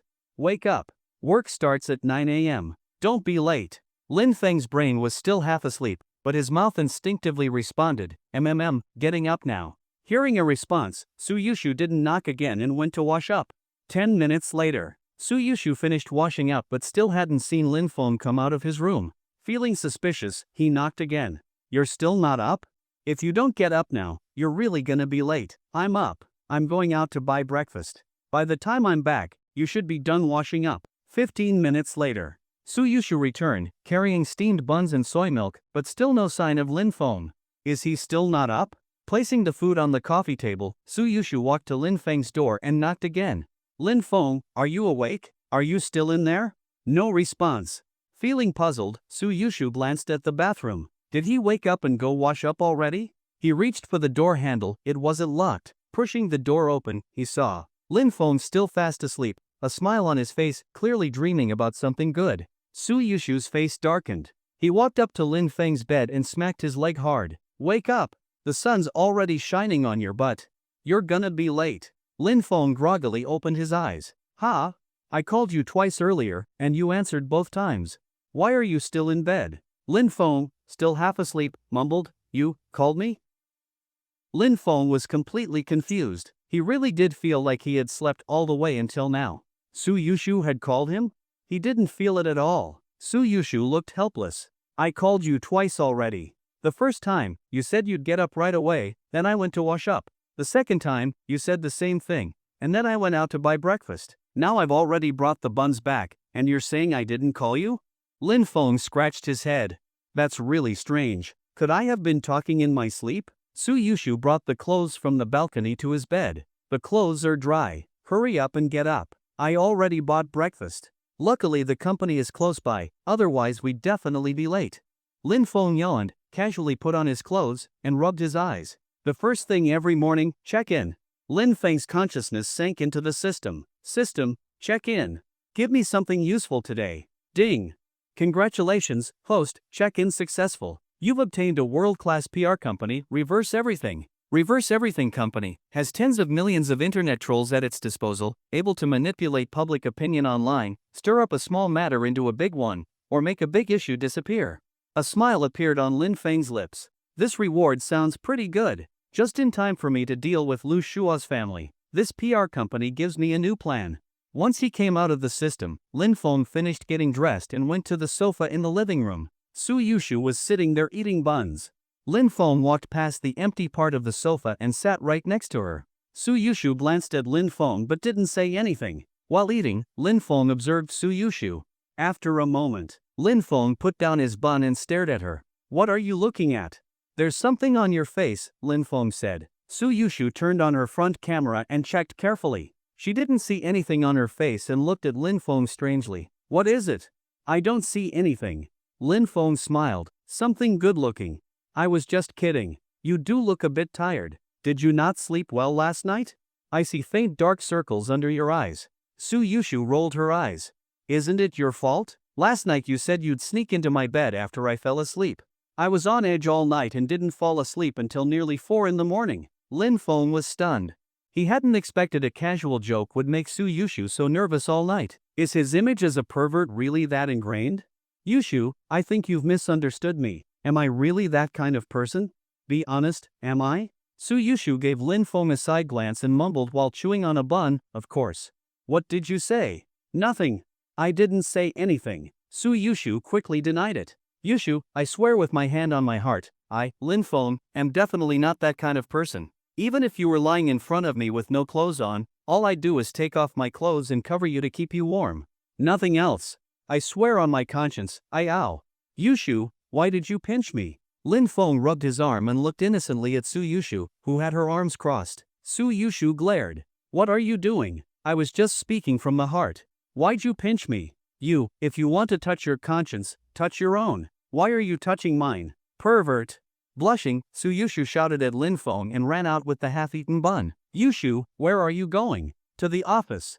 "You jerk. I'm not talking to you anymore. I'll never speak to you again." Bang! The apartment door slammed shut. Lin Feng pouted, then smiled in amusement.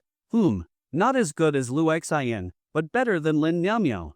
As for buying Rua and Bianca sisters, no need to even compare. Their path was sealed from the start. As for comparing with Chiojia, as soon as that thought surfaced, Lin Feng quickly suppressed it. No way. Chiojia is off limits. He was really losing it, even daring to think about her. What are you afraid of, host? As long as you're bold enough, even ghost girls go on maternity leave. Don't chicken out. If you act like this, I'll be the first to look down on you. Just as Lin Feng was crushing the thought, the system popped up to fan the flames. When the dragon doesn't roar and the tiger stays silent, even a little system thinks it can talk trash. Host, are you chickening out? No way, no way. Chickening out already? TSK, TSK, TSK. The host I know isn't like this. Didn't you say my little A-cup was laughable?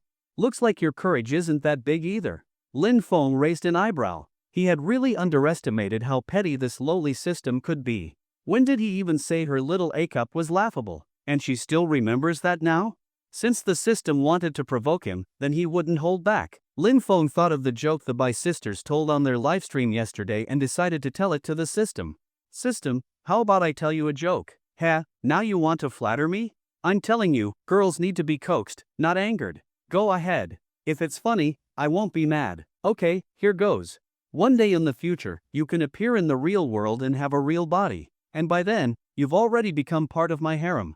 Host, you're shameless. That hasn't even happened yet, and you're dreaming about a harem? I despise you. Don't talk yet, that's just the setup. Fine. Continue. I'm listening. Time passes, and you have a child. One day, the three of us are lying in bed. You're asleep, and the child wakes up hungry, looking for mom. The kid starts crawling around, looking for you. First, he crawls over to me, touches my chest, then pulls back and says, "It's dad." Then he keeps crawling, comes over here, touches again, and starts crying. While crying, he says, "Why are there two dads? Whoa." After Lin Feng finished speaking, the system paused for a few seconds before reacting, finally getting anxious. But Lin Feng had already exited the system space. Another day of doing good deeds without leaving his name. Thanks to the system's interruption, Lin Feng completely lost his train of thought. What was he thinking just now? Oh, right. Now he remembered. It was about Chiojia. At least for now, he couldn't have any improper thoughts about Chiojia. Suyushu and Chiojia were like sisters. If Lin Feng got greedy and wanted both, the only outcome might be ending up with neither. After thinking it through, Lin Feng stuffed the remaining buns into his mouth one by one and swallowed them with a gulp of water. Now this feels like a busy day. I made Suyushu angry, so I've got something to do for the rest of the day. This method was worth learning for all couples who were getting tired of each other and didn't know what to do anymore. Make them angry, then spend the whole day making it up to them. That's how the day passes, right? After breakfast, Lin Feng left the apartment and headed to the company. Once he arrived, Lin Feng didn't go straight to work, but instead went to Zhang Lei's office on the 33rd floor. Zhang Lei was handling company documents. When he saw Lin Feng come in, he stood up immediately. "Chairman Lin, you're here." Lin Feng nodded slightly. "I'm here about Lu Shuo. I'm about to make a move on him. Just giving you a heads up so you can get ready." Zhang Lei nodded. "Okay, what's your plan, Chairman Lin?" "I recently found a world-class PR company. My plan is..." Lin Feng then explained the plan that had come to his mind after acquiring the company Reverse Everything. "This plan is just for Lu Shuo personally. We can expose the past incident where he crippled someone in a fight, along with other illegal activities.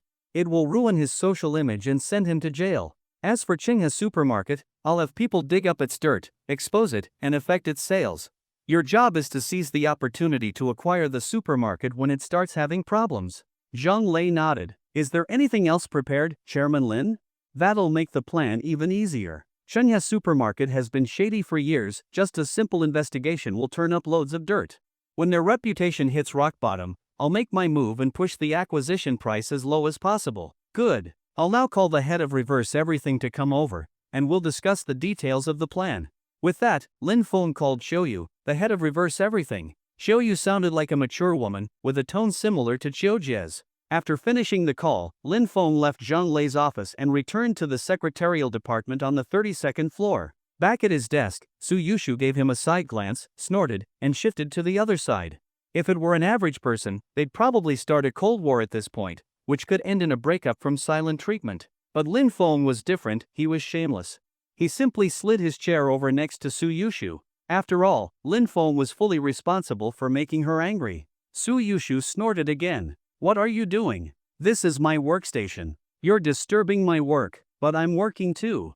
I just ran into Jiaojia before coming in, and she assigned me today's task. I had no choice but to come to you." Lin Feng leaned on the back of the chair, looking very sincere. "Then go work. Why come to me?" "But Jiaojia said the task was for 2 people. She specifically assigned it to the 2 of us. I had no choice but to come to you. I know you're mad at me, but we still have to work, right?" Suyushu turned around. "What did Jiaojia assign us? Why didn't I hear about it?" Lin Feng chuckled and pulled out a file he had just snatched from Zhang Lei's office. "She wants us to investigate what issues we need to pay attention to when entering the supermarket business and make a PowerPoint to submit." Seeing the file, Suyushu's suspicion of Lin Feng gradually faded, but she was still mad about him groping her chest earlier. "Then give me the file. I'll do it myself." "But the task was assigned to both of us. If Jiaojia sees only you working and me slacking off, she might think I'm not serious and fire me." "Yushu, let's do it together, okay?" Suyushu snorted again. "Only this once, not again." Lin Feng was overjoyed and happily scooted over to work with her. Lin Feng was a master at coaxing girls.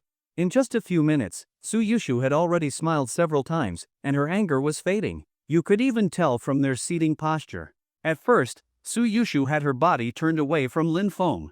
But as they talked, she sat upright, and then started turning toward him. Just as the ice between them was melting and they were getting close again, a Jiao suddenly walked over. "Morning, Jiaojia." "Good morning, Jiaojia." "Hi, Jiaojia." Everyone greeted her as she passed. Jiaojia responded with a smile and walked up to Lin Feng and Suyushu's desks. "Lin Feng, come here for a bit. I have something to ask you." Lin Feng winked at her. "Jiaojia, the task you just gave me, Yushu and I are already working on it. Is this what it's about?"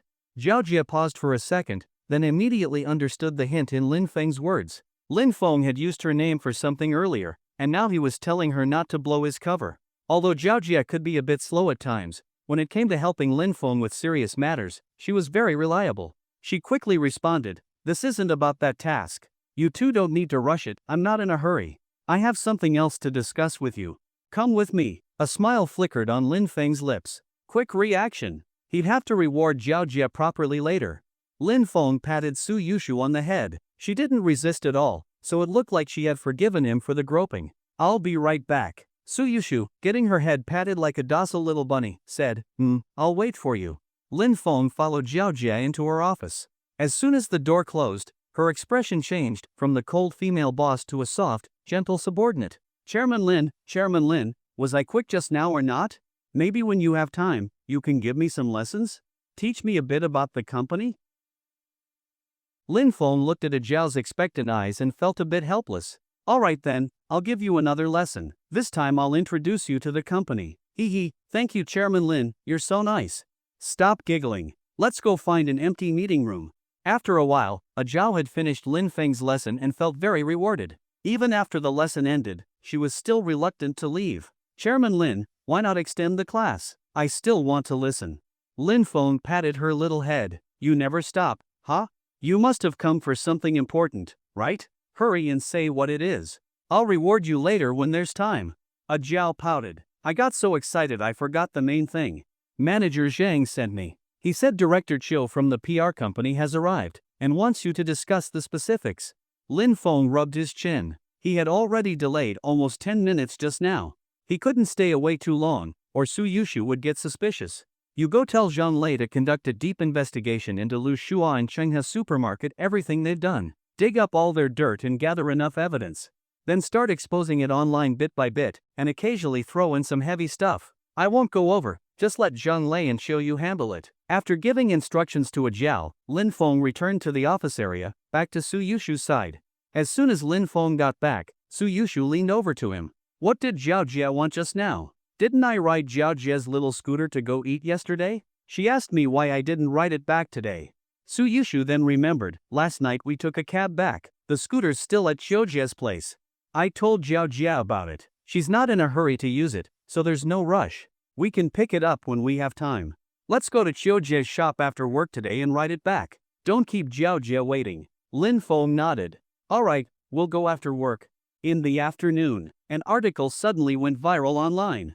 Once a promising top student, now a lifelong paraplegic after a brutal beating. The article was posted by a well-known blogger who had received it as an anonymous submission. It detailed the experience of a bullied student named Xiao Sun. All he did was kindly remind his dorm mate not to make too much noise at night, and in return, he was brutally beaten in the dorm. A solid wood stool was smashed on his legs. Boiling water was poured over his calves.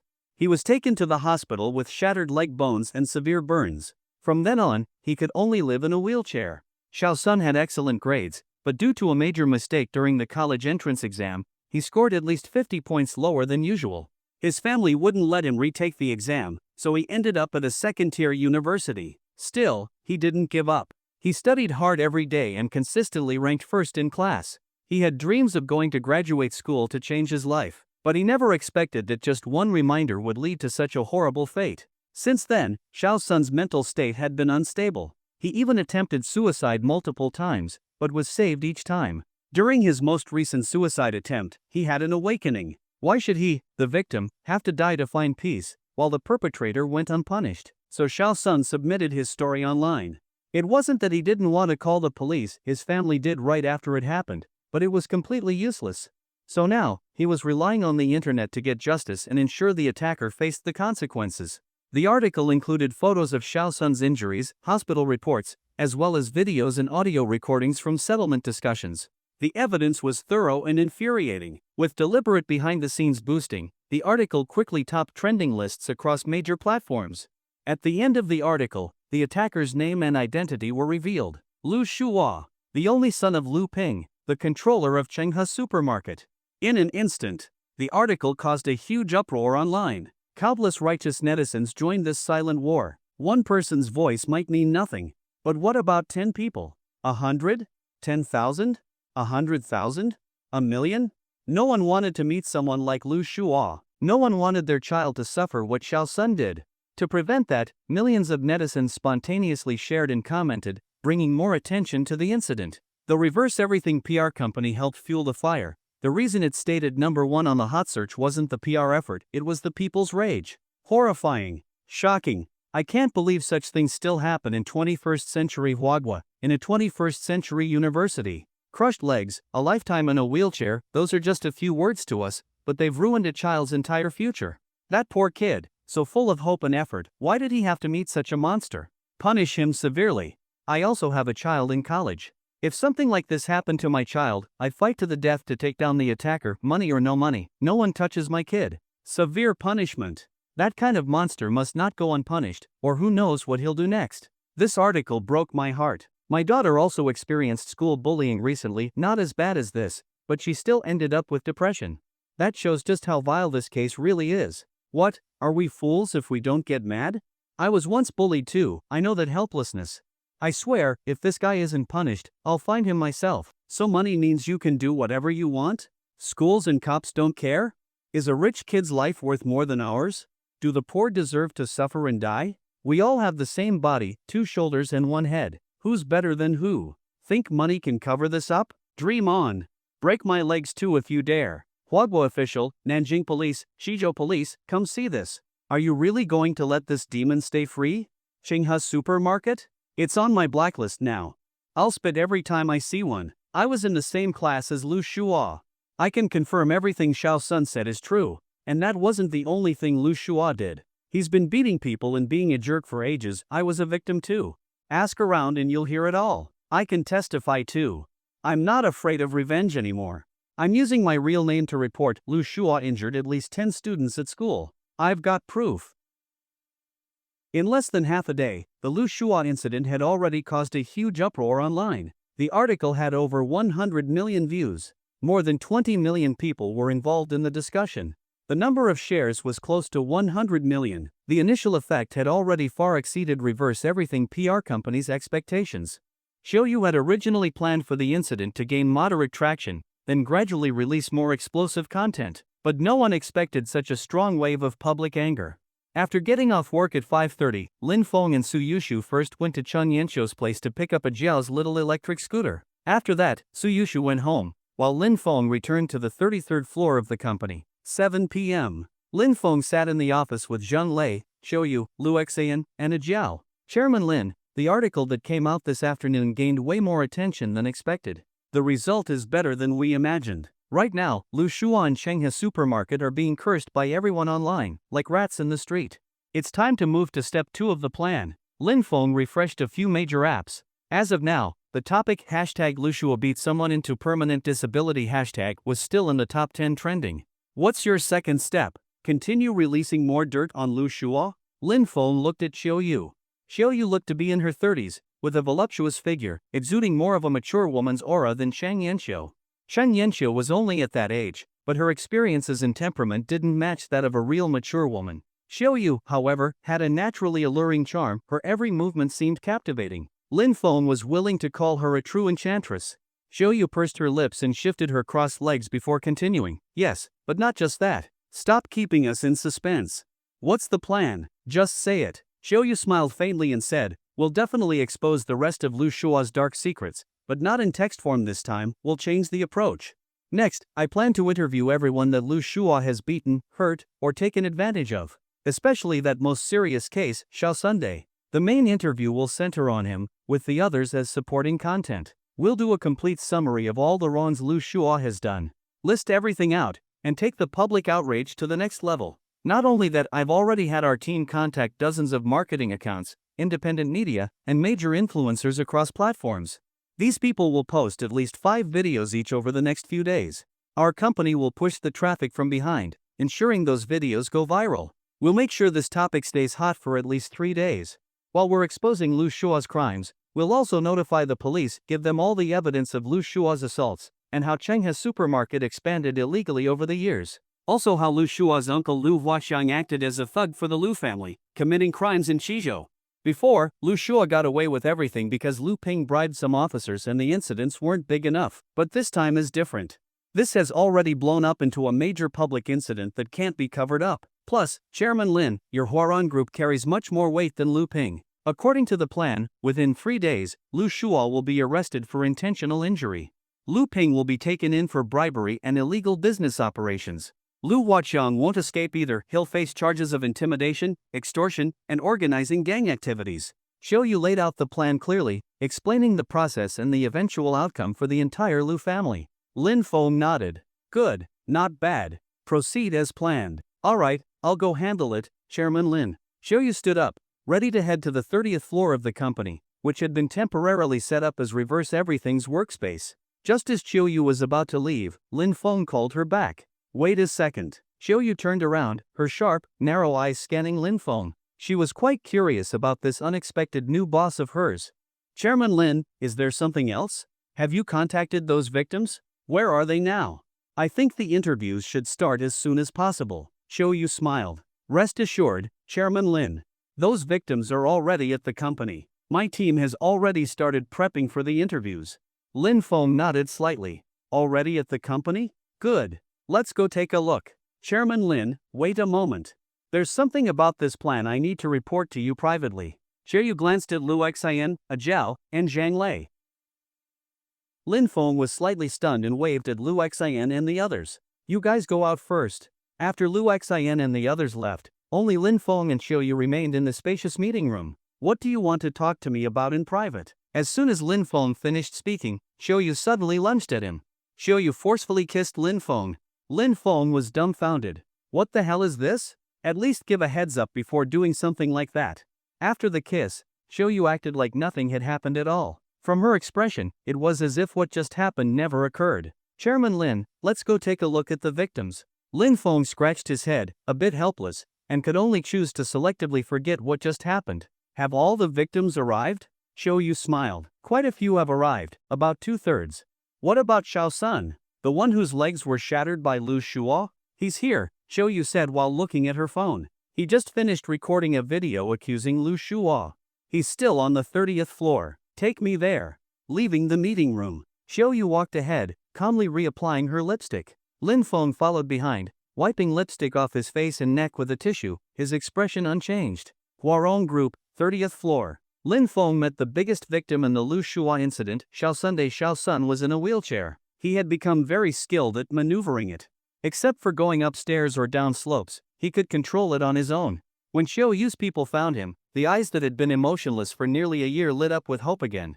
The one who hurt him was finally going to be punished. Lin Feng walked up to Xiao Sun, and Xiaoyu introduced him. This is Chairman Lin Feng of Huarong Group. He's the one behind all the exposures of Lu Shuo's crimes. Xiao Sun was emotional and sat up straight. Chairman Lin, you're a savior in my life. His legs had no feeling, he wanted to stand but couldn't. Lin Feng quickly pressed his shoulder. No need to be so emotional. You're exaggerating. Honestly, it's shameful. I only did this because I have a grudge with Lu Shuo, so everything I did was just to get back at him. To put it bluntly, I'm using you all. But Xiao Sun shook his head. Chairman Lin, you can't say that. A gentleman judges by actions, not intentions. No matter your reason, you still helped me and everyone else hurt by Lu Shuo. Besides, your intention isn't bad. Someone like Lu Shuo should be punished. You are my benefactor. From now on, my half-life belongs to you. Even if I'm basically a cripple now, if there's anything I can do for you, I won't hesitate. Lin Feng didn't continue the topic. Instead, he looked at Xiao Sun's legs. Although he knew asking about them would be like reopening a wound, he still wanted to know, was there any hope for recovery? Your legs, is there any chance of recovery?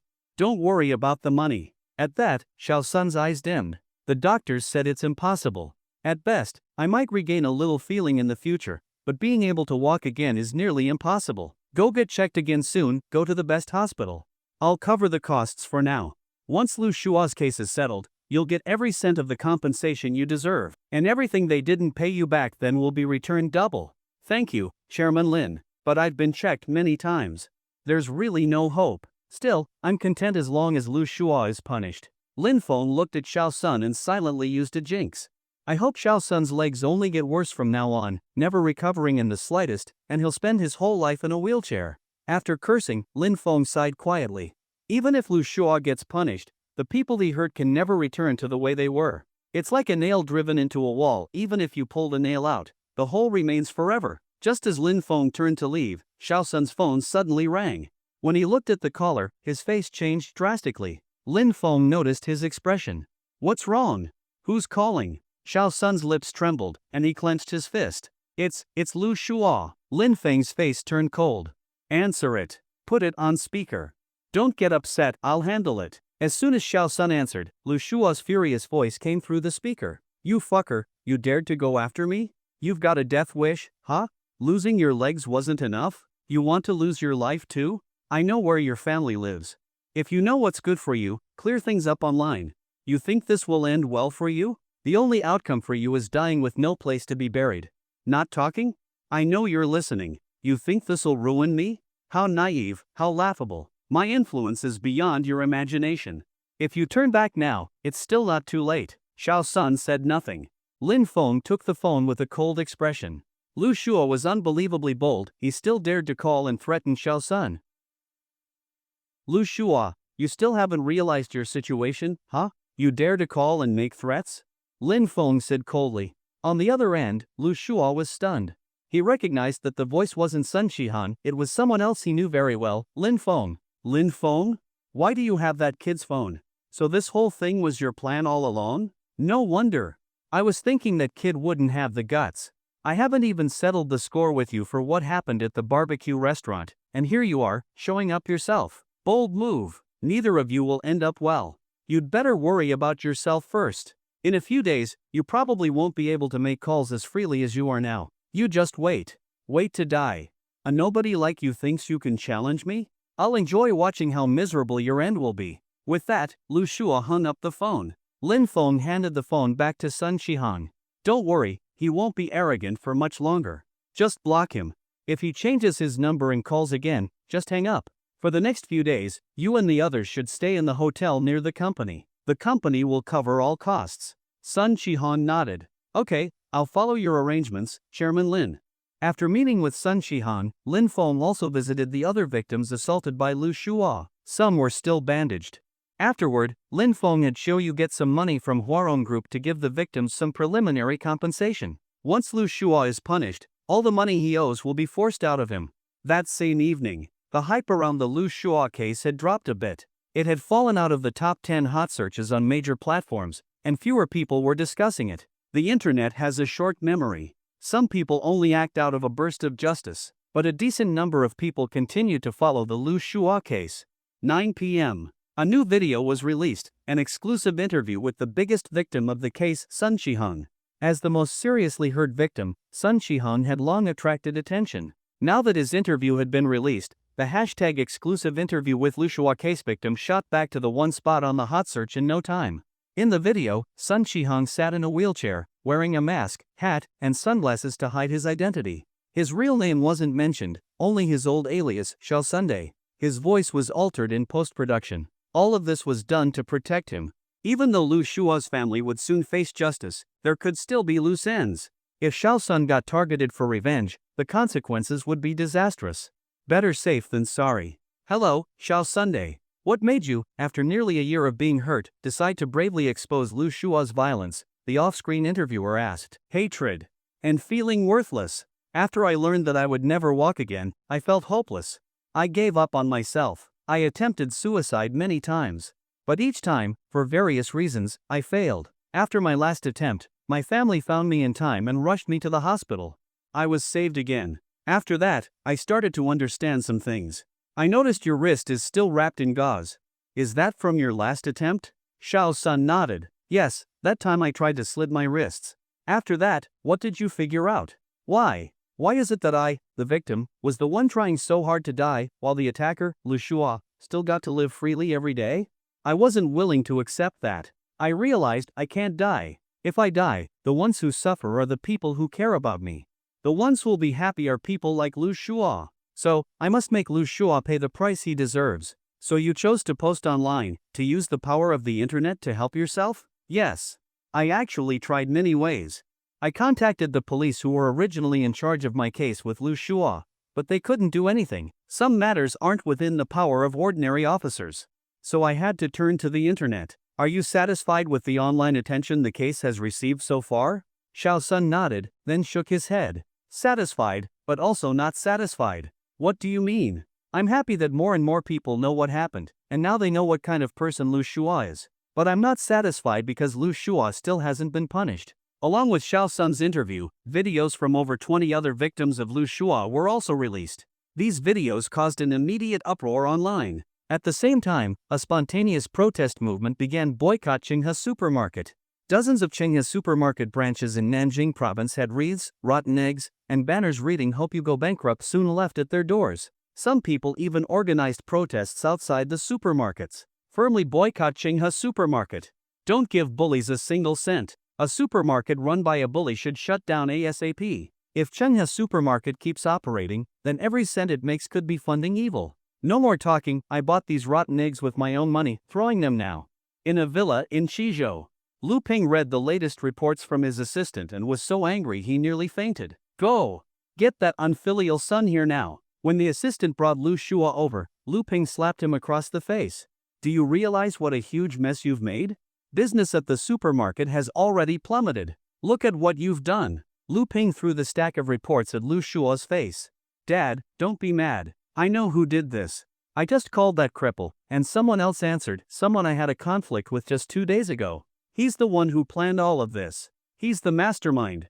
I already contacted my second uncle. If he dared to come at me, he better be ready to face the consequences. Lu Shua said viciously. Lu Ping frowned. You're saying this was a deliberate scheme against you? With someone pulling strings behind the scenes? Not just a coincidence? Yes, a guy named Lin Feng. Don't act rashly. Anyone who can pull this off is definitely not ordinary. Don't make a move lightly. Lu Shua agreed on the surface, but inside he scoffed, just a broke nobody. What could he possibly do? More and more revelations about Lu Shua were spreading online, and some media outlets even listed the top 10 crimes committed by him. However, the silence of certain official media channels drew widespread dissatisfaction from netizens. In fact, it was reasonable for the official media to refrain from responding hastily, because it had only been less than a day since the Lu Shua incident was exposed. One day might be enough for news to spread countless times in this age of information explosion, but it wasn't enough for a thorough official investigation. Without sufficient evidence, it was right for the state media to stay silent. Only after things were fully investigated could an official conclusion be made. But many netizens didn't care about that. All they saw was that the official media remained silent on such a serious matter and hadn't taken action against Lu Shua. In their eyes, this was clearly protection, clearly bribery, clearly collusion between officials and businessmen. So ever since the Lu Shua incident broke out, comment sections of state media outlets were flooded with criticism. Why hasn't Lu Shua been arrested yet? Just because he's rich? Isn't everyone supposed to be equal? This is so dark. Officials protecting businessmen. Poor people are just meant to suffer? Can't even find justice? The whole internet is blowing up and they still won't handle it? I bet they're all in on it with Lu Shua, trying to let this blow over quietly. The internet has a short memory. When no one talks about it anymore, Lu Shua goes back to being a rich kid, and Xiao Sun stays stuck in his wheelchair, depressed. The internet might forget, but I won't. I'm making a post here right now. If this case doesn't get justice, I'll comment here forever. Aside from righteous netizens, countless marketing accounts also started covering the story. Lu Shua had become a complete public enemy online. Around midnight, Lu Shua gathered with his second uncle Lu Huarong and a group of his underlings. Lu Shua, are you sure you want to take action? Your dad told me everything needs to stay calm for now. Second uncle, my dad's a coward, are you one too? You've seen what people are saying about me online, right? The only way to stop all this is to get rid of the person who started it. Seeing Lu Huarong still hesitating, Lu Shua added fuel to the fire. Second uncle, business at the supermarket keeps getting worse. If this keeps up, you won't get your share of the money either. And then what? Will you still have your current status? You've made enemies over the years, right? What happens when they come for revenge and you've got no money to support your men? You want to see that happen? Lu Huarong fell into deep thought. Everything he had today was thanks to working for Lu Ping. Lu Ping gave him money every month to support him and his gang. When needed, he'd be sent to handle things. If Chengha's supermarket really collapsed and the money stopped coming, all his underlings would leave. They weren't loyal, just small-time thugs who followed whoever had money. If he wanted to keep his position and income, and make sure his men didn't scatter, he had to calm the situation online now. You're right. If we want the internet to quiet down, we have to take care of the person who started it. Lu Shua smiled viciously. That's right, second uncle. So listen to me, go to Lin Feng's house and kidnap his parents. I want to see if he still dares to go against me then. Alright, second uncle will do as you say tonight. Whatever you tell me to do, I'll do it. Lu Shua smiled cruelly. Let's go to Lin Feng's house. Around 1 a.m., Lu Shua led a group quietly into the neighborhood where Lin Feng used to live. They followed the stairs and found Lin Feng's door. Anyone know how to pick a lock? Lu Shua whispered to the group. I do. I used to be a pickpocket, a little bald guy volunteered. Lu Shua slapped him on the head. You trying to wake the whole neighborhood or what? Sorry, the bald guy apologized quickly. Forget that. How long will it take to open this kind of lock quietly? The bald guy studied it for a bit, then patted his chest confidently. Young master, don't worry. 10 minutes max, I guarantee it'll be open. Good, get started. And he wasn't bluffing. He really was an experienced thief. Though he said 10 minutes, he had the door open in just over 3. Lu Shua grinned and patted him on the shoulder. Nice job. You get first credit for this. After opening the door, Lu Shua waved the group forward and led them inside, holding a large machete. But after a full search, Lu Shua's expression darkened. Checked everywhere? We searched the whole place. No one's here. All the appliances are off. Looks like no one's lived here for days. Lu Shua swung his machete at the TV in rage. Damn it! Did they get a tip-off or move out? His second uncle Lu Huashan spoke up. They probably moved. You didn't tell anyone about coming here, right? We only learned of the plan at the last minute, so there shouldn't have been any leaks. Lu Shua thought for a moment, then suddenly smiled again. Even if we missed them here, we'll go somewhere else, I might still get something good. That night, Lin Feng was unusually alert and not sleepy at all. He checked his phone, it was already past midnight. After midnight, I can check in again. Let's see what I get today. System, come out. I want to check in. Ding. Congratulations, host, check-in successful. You've obtained a world-class security company, Lin Security. This company includes 100 elite mercenaries retired from the battlefield, each with top-tier combat ability. Their leader, Li Huai, has the strength to defeat 30 knife-wielding combat experts alone. In addition to their combat skills, the security company also includes talents in investigation, assassination, and more. Lin Feng narrowed his eyes. The system usually gives me something useful just before I need it, like that PR company. And now a security company? Could it be someone's planning to attack me? Lin Feng's consciousness sank into the system as he asked, is someone planning to harm me soon? Is that why you gave me this security company? The host will definitely need it in the near future. Lin Feng raised an eyebrow. Who would want to target me? I don't have many enemies right now. Aside from Lu Shua, I can't think of anyone else. And at this point, he still dares to make a move? He's got guts. He sneered and stopped thinking about it. Since the system had given him a security company, it was definitely going to be useful. And with the protagonist's aura, he knew he wouldn't be in real danger, so no need to worry. Letting go of the security company for now, Lin Feng opened Douyin and was shocked. 2 million followers? I remember when I gifted Buying Ruo and her sister the other day, I only had a few thousand. This growth is insane. Over 100,000 private messages? Holy! He blocked all private messages with one click and started browsing videos. Suddenly, he noticed that not only were many videos discussing the Lu Shua incident, but even live streams were talking about it. He scrolled through several live streams where people were analyzing the Lu Shua case, some were even looking into legal consequences and speculating what kind of sentence Lu Shua would face if caught. Seeing the lively discussion, Lin Feng decided to stir things up more. He gifted items to every live stream and video on Douyin that spoke up for Xiao Sun or any of Lu Shua's victims. He didn't stop until he spent all his remaining Douyin coins. After previously tipping Buying Ruo, Lin Feng still had over 50 million Douyin coins in his account, equivalent to more than 5 million renminbi. Now, it was all gone. After that, Lin Feng went to sleep. But at 5 a.m., he was suddenly awakened by his phone ringing. It was Suyushu calling. Lin Feng quickly answered. On the other end was Suyushu's nervous voice. Lin Feng, something happened. Zhou Jie and brother Chang have been kidnapped. Lin Feng immediately sobered up and sat up. Don't panic, tell me what happened. Suyushu took a deep breath and explained. She had just received an anonymous call. The caller said Lin Feng had to call them back, or else Chang Yanxiu and Chang Yihe would be dead. After that, the caller hung up and immediately sent a text message with a photo showing Chang Yanxiu and Chang Yihe tied up with ropes. Suyushu forwarded the photo to Lin Feng. Looking at the image, Lin Feng narrowed his eyes. Now I understand why the system gave me a security company, it's because of this. Suyushu was frantic. Lin Feng, what should we do? Will Qiujie and the others be okay? Who could have kidnapped them? Yushu, calm down. The caller said they wanted me to call back, right? Yes, that's what they said, but they hung up before I could ask more. Send me that number. If he wants to talk to me, let's see what he's after. Without hesitation, Suyushu sent the number to Lin Feng. As soon as he got it, Lin Feng called back. Ring, ring. After a few rings, someone picked up. Who are you? I'm Lin Feng. What do you want? Ha ha ha. Laughter came from the other end. Lin Feng narrowed his eyes. That voice. Lu Shua? Lu Shua kidnapped Xiujie and brother Chang? Lu Shua? It's you? You did the kidnapping? Lin Feng, you still remember my voice? I thought you forgot. Remember what I told that cripple on the phone yesterday? If you mess with me, you won't end well. Lin Feng's voice turned cold.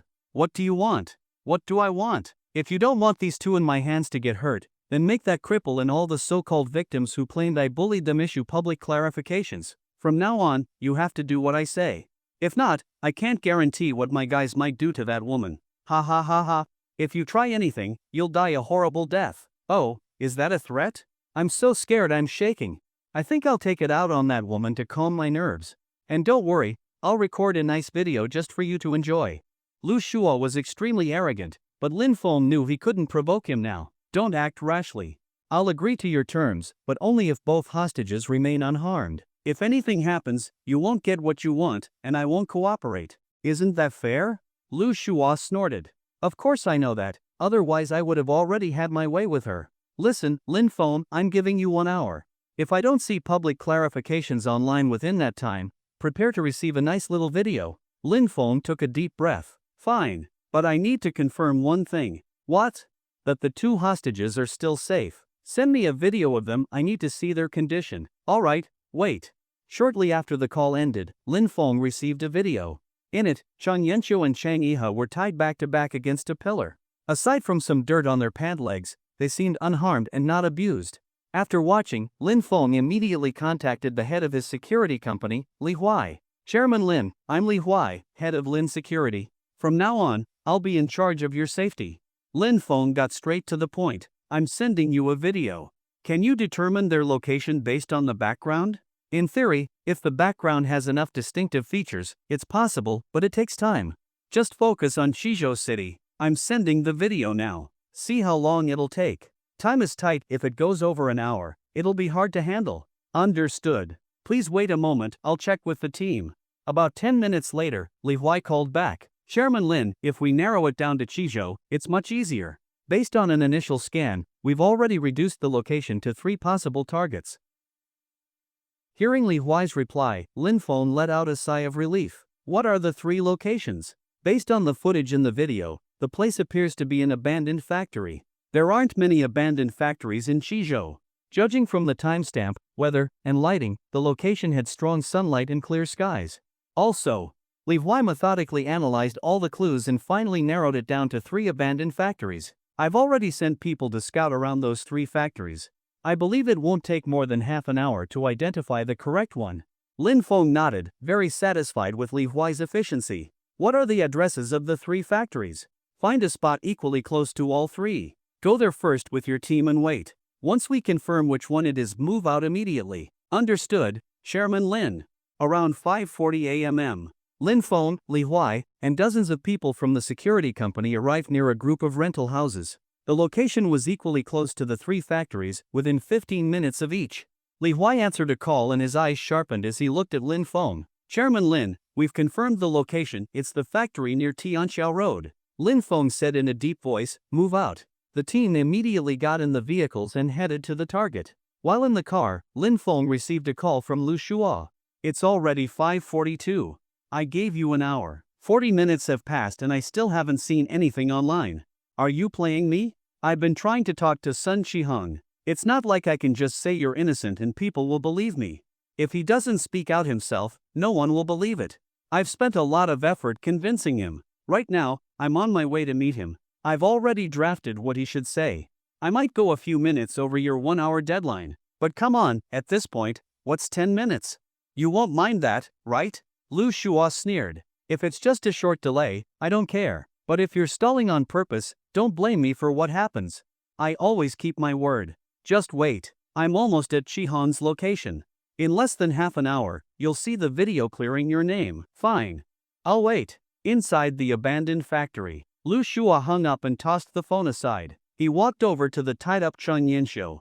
Didn't expect Lin Feng to care so much about you. He's willing to give up everything he planned just for you. Seems you two are pretty close. I even envy him a little. That pretty girl beside him the other day must be his lover too? Getting to enjoy 2 stunning beauties, what a lucky guy. But, he made one mistake making a deal with me. Because I never keep my promises. Ha ha ha. Once he posts that video clearing my name, I'll push it online even harder. After that, you're mine. And then I'll send him the video, let him see with his own eyes what I did to his woman. Ha ha ha ha. Chang Yanxiu stared coldly at Lu Shua, already prepared to fight to the death rather than be humiliated. In her mind, the image of Lin Feng appeared. Lu Shua kidnapped her to threaten Lin Feng? They had only met once. From what Lu Shua just said, it seemed like everything that had happened online these days was orchestrated by Lin Feng. But now, just to save her, Lin Feng had to clean Lu Shua's name? Was she really more important to him than his entire plan? Chang Yanxiu's heart was in turmoil. About 10 minutes passed. Lu Shua glanced at the time, it was nearly 6 a.m. In April, the sky was already bright by then. He sat in a chair with his eyes close to rest, they hadn't slept all night. Chang Yanxiu saw that everyone around looked exhausted, some even snoring. Then she looked at a dagger not far from her. While no one was watching, she slowly stretched her right foot toward the dagger. The ropes were tight, making movement extremely difficult. She tried her best, but her foot was still a few centimeters away. Those few centimeters felt like miles. Her arms and chest were aching from the ropes, but she just couldn't reach it. Afraid of being noticed, she reluctantly pulled her foot back. Then she nudged the back of Chang Yihe, who was tied up behind her, and pointed toward the dagger with her foot. But Chang Yihe was tied even tighter, he couldn't move at all. Chang Yanxiu took a deep breath. She would have to rely on herself. She shifted her body up and down, trying to loosen the rope around her chest. Once ready, she carefully checked her surroundings, no one was paying attention. She quickly extended her foot again, this time, she touched the dagger. But the dagger made a noise. Clink. The clear sound of metal hitting the ground immediately woke everyone nearby. Lu Shua snapped his eyes open. Chang Yanxiu hadn't had time to pull back her foot, her heart instantly sank. Trying to escape? Why bother?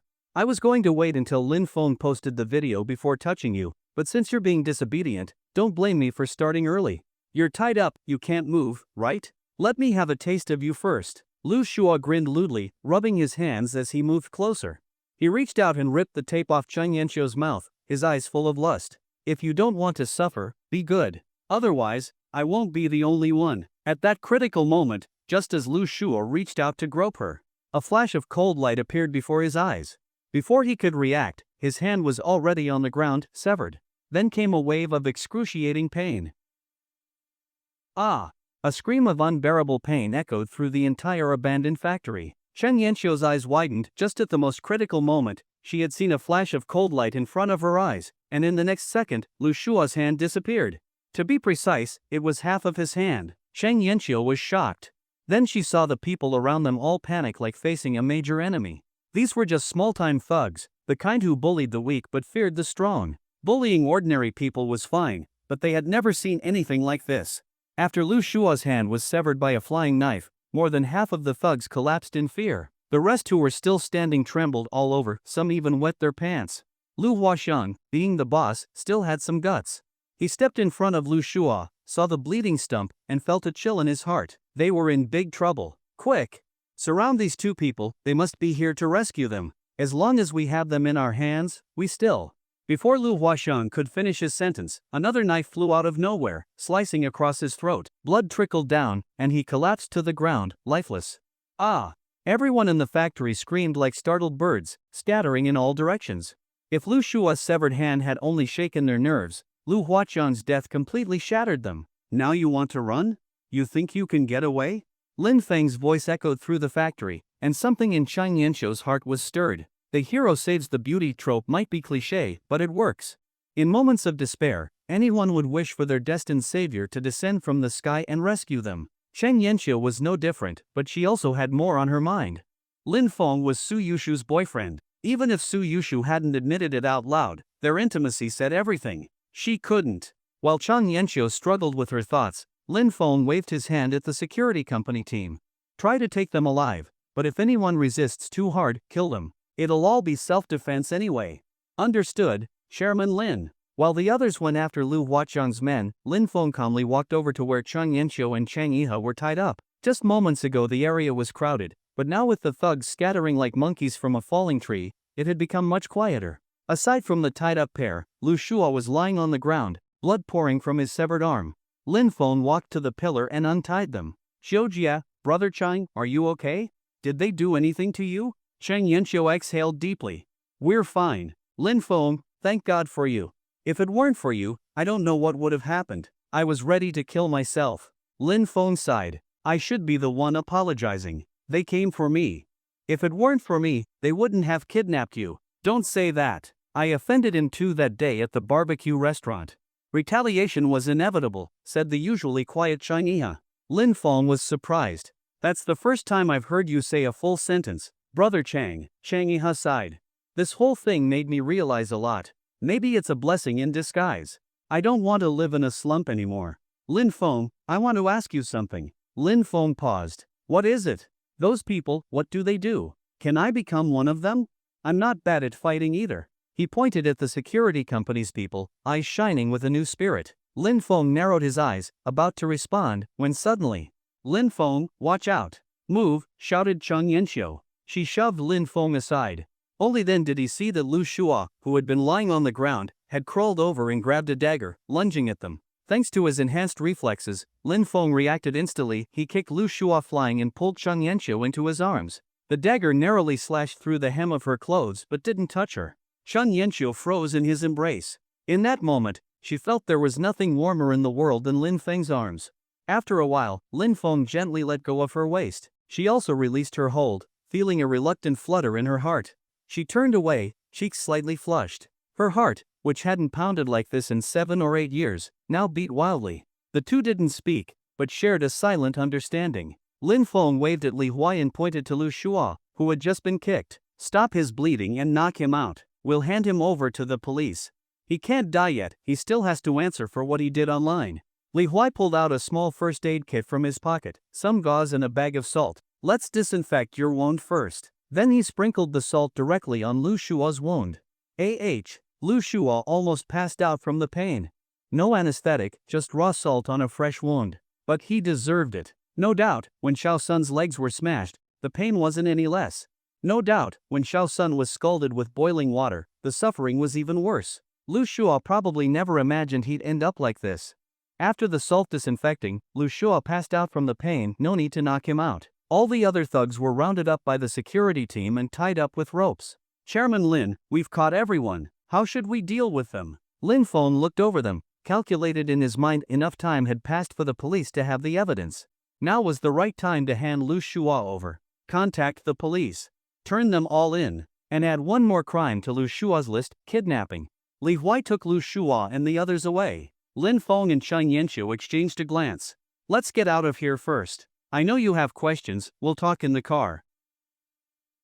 In the car, Lin Feng sat together with Cheng Yanxiu and Chang'e. If there's anything you want to ask or say, now's the time, Lin Feng said, looking at the two of them.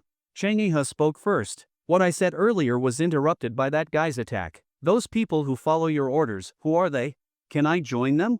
I'm confident in my skills. If you don't believe me, you can test me. Brother Chang, those people are from a security company. They're all mercenaries who retired from real battlefields. Now they take on specific tasks, sometimes even dangerous ones. I don't recommend you join. Lin Feng, those people called you Chairman Lin. That security company you mentioned, are you the boss? Chang'e stared intently at Lin Feng as he asked. Lin Feng nodded. Yes. But whether you can join or not isn't up to me alone. Let's put that aside for now and talk after all of this is over, okay? Chang'e nodded. Alright, I'll listen to you. Then Cheng Yanxiu quickly followed up. Lin Feng, what exactly do you do? You're definitely not just a regular company employee, right? An ordinary employee couldn't possibly do what you've done. Lin Feng paused for a moment, then decided to be honest. At a time like this, hiding the truth wouldn't help. Zhojia, Brother Chang, I'll tell you the truth. I'm not just an employee at Huarong Group. I'm actually the chairman of the company. Besides Huarong Group, I also own a few other companies. The whole Lu Shua incident that's been going viral recently, that was all planned by me. The purpose was to ruin him completely and make him pay for everything he's done. Even though Cheng Yanxiu had mentally prepared herself, hearing it directly from Lin Feng still shocked her. Her mouth hung open, and she was stunned for a long time. After a while, as the shock settled, she asked, So, why did you do all this? For Suyushu, Lin Feng replied. Then he explained everything to Cheng Yanxiu. If Lin Feng had approached Suyushu from the beginning as the chairman of Huarong Group, she might have felt pressure. But as a regular co-worker, things between them could develop more naturally. Also, Lin Feng hadn't experienced the feeling of a normal relationship in a long time. Back in college, he had dated a few times, but every girlfriend was just after his looks and full of issues, either ultra-feminist or materialistic. Eventually, he just stopped dating altogether. Suyushu was completely different from any girl he had ever met. Both her looks and personality were practically perfect. Lin Feng truly wanted a sincere relationship, and only Suyushu gave him that feeling. He really liked that feeling. After listening, Chang Yanxiu stayed quiet for a moment. Lin Feng, if Yushu finds out who you really are, she might walk away without saying a word. I know her personality, what will you do then? That was exactly what Lin Feng feared. But he didn't want to dwell on the worst-case scenario. I'm still figuring it out, whether to tell her little by little or just explain everything at once. From what I know of her, either way, she'll be angry. She really hates being lied to, Chang Yanxiu said. We'll talk about that later. For now, things are going well. I believe I'll come up with a way to make it right. Lin Feng clearly didn't want to discuss it further. Seeing that, Chang Yanxiu didn't say more, and the three fell into a short silence. Eventually, the car pulled into the police station. Lin Feng handed Lu Shua and the other thugs over and explained everything about the kidnapping. The case was resolved smoothly. Lu Shua's injury and Lu Huachan's death were both ruled as self-defense during a rescue. With Lin Feng's identity as chairman of Huarong Group and the security company's excellent follow-up, everything progressed without issues. The police also assured Lin Feng that they would arrest Lu Ping and his group soon, and an official statement would be released by the end of the day. Lin Feng finally let out a breath of relief. The Lu Shua matter had come to a complete end. After leaving the police station, Lin Feng arranged for Chang Yanxiu to be sent home. Chang Yiha didn't go back, he was determined to join the security company. Lin Feng told Li Huai to test him and see if he met the company's standards. With everything settled, Lin Feng laid back in the car, rubbed his temples, and took out his phone. He had kept it turned off during the mission so it wouldn't interfere. As soon as he turned it on, dozens of missed calls and a flood of text messages came through, all from Suyushu. Lin Feng checked the messages. Almost all of them were from the past hour. Suyushu had been frantically asking what happened with the kidnapping. Had he called the police? Did she need to report it herself? Was Lin Feng okay?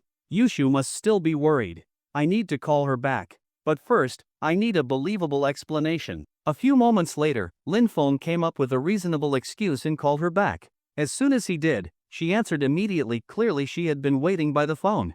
Lin Feng, you finally answered. Who kidnapped Xiujie? It was Lu Shua, the guy we saw at the barbecue place that night. He found out I helped Xiao Sun expose him online, so he kidnapped Xiujie and Cheng Ji to threaten me. There was a lot in that sentence, and Suyushu didn't react immediately. After a pause, she asked anxiously, then what about Xiujie and the others? Did you call the police? I did. Xiujie and Cheng Ji are safe now, and Lu Shua's been arrested. Don't worry, they're already home. Hearing that, Suyushu finally relaxed, the burden on her heart lifted. As long as they're okay, that's all that matters. I'm coming to see you now. I'll explain everything in detail when I get there. Okay, let's meet at the office. After Lin Feng hung up the phone, he quickly got ready and headed to Huarong Group. On the other side, Chang Yanxiu returned to the barbecue restaurant in a daze. She didn't open the shop, but instead went straight to her room in the back and sat down on a stool, stunned and silent. She sat for a long time. Suddenly, tears streamed down from her eyes. Chang Yanxiu, oh Chang Yanxiu, why did you have to fall for someone now of all times? And the person you fell for is... Sigh. She let out a long sigh. If he hadn't arrived in time today, I probably... As her mind spiraled, a phone call interrupted her thoughts. Chang Yanxiu looked at the screen. It was from Suyushu. Suyushu, after talking to Lin Feng and learning that Chang Yanxiu had made it home safely, had quickly called her after hanging up with Lin Feng. Staring at the caller ID, Chang Yanxiu couldn't help but think again of Lin Feng's tall figure. She shook her head, trying to get rid of the thoughts that shouldn't be there, but the more she tried, the more that image stayed. She walked over to the sink, splashed cold water on her face, and finally calmed down a bit. She answered the phone. Her voice was steadier. Hello, Yushu, I'm fine now. Xiujie. Thank goodness you're okay. I was scared to death when I got that call from the kidnappers this morning. I'm fine, thanks to Lin Feng. He saved me. Lin Feng told me.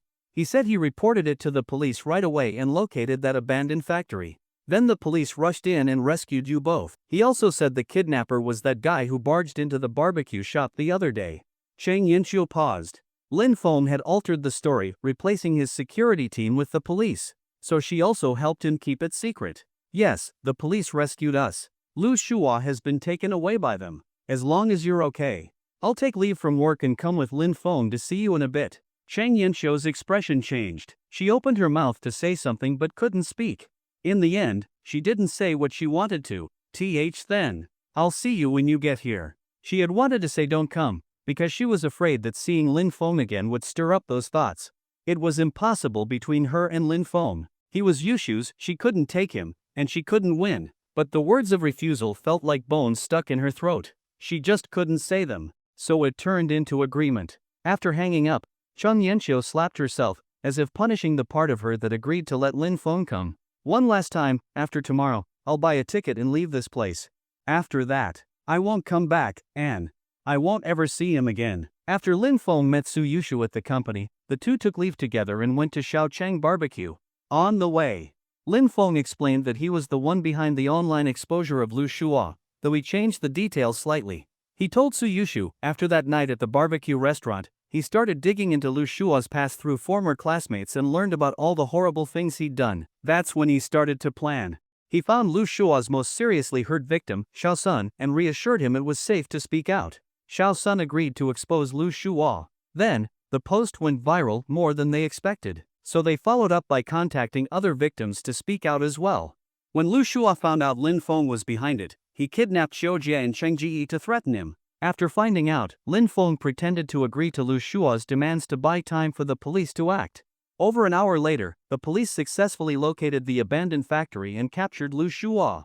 One person who violently resisted was killed on the spot, and the rest were arrested. While listening, Suyushu gripped Lin Feng's hand tightly during the tense parts and let out a sigh of relief when she heard Xiu Jie had been rescued safely. Lin Feng's story was very believable, so she didn't doubt it. Good thing the police arrived in time, otherwise it would have been a disaster. Xiu Jie must have been terrified, she said. While they talked, they arrived at the barbecue shop. The front door was closed, but instead of knocking, Suyushu led Lin Feng around to a small door in the back. This is the back door, it leads to Xiu Jie's resting area. When business was good, she'd sleep here after busy nights. Suyushu knew the place well, like it was her second home.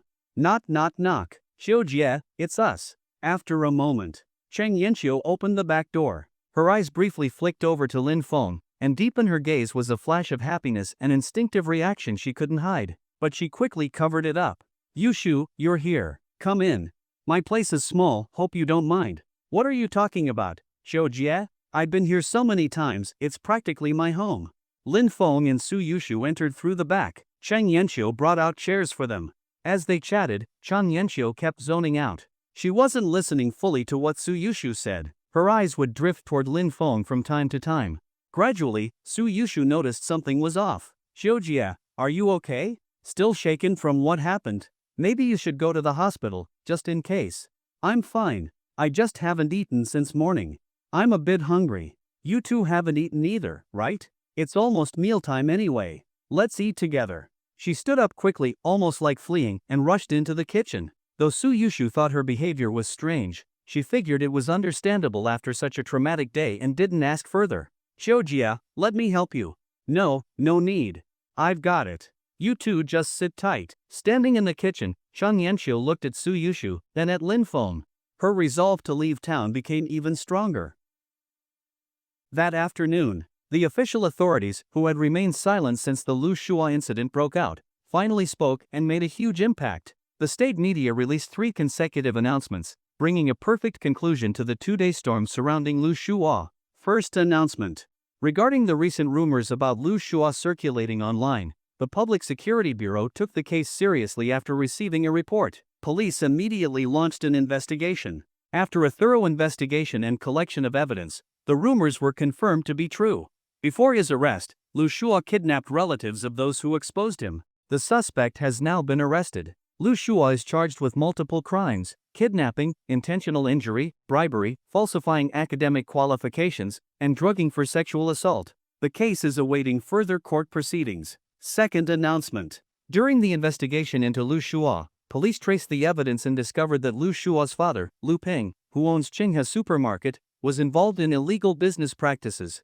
Lu Ping is suspected of organizing criminal gangs and committing intentional harm. He has now been legally detained, and the case is under further investigation. Third announcement. Lu Ping's younger brother, Lu Huasheng, was the head of a criminal gang suspected of repeated extortion, threats, and intimidation. Most of these activities were ordered by Lu Ping and carried out by Lu Huasheng.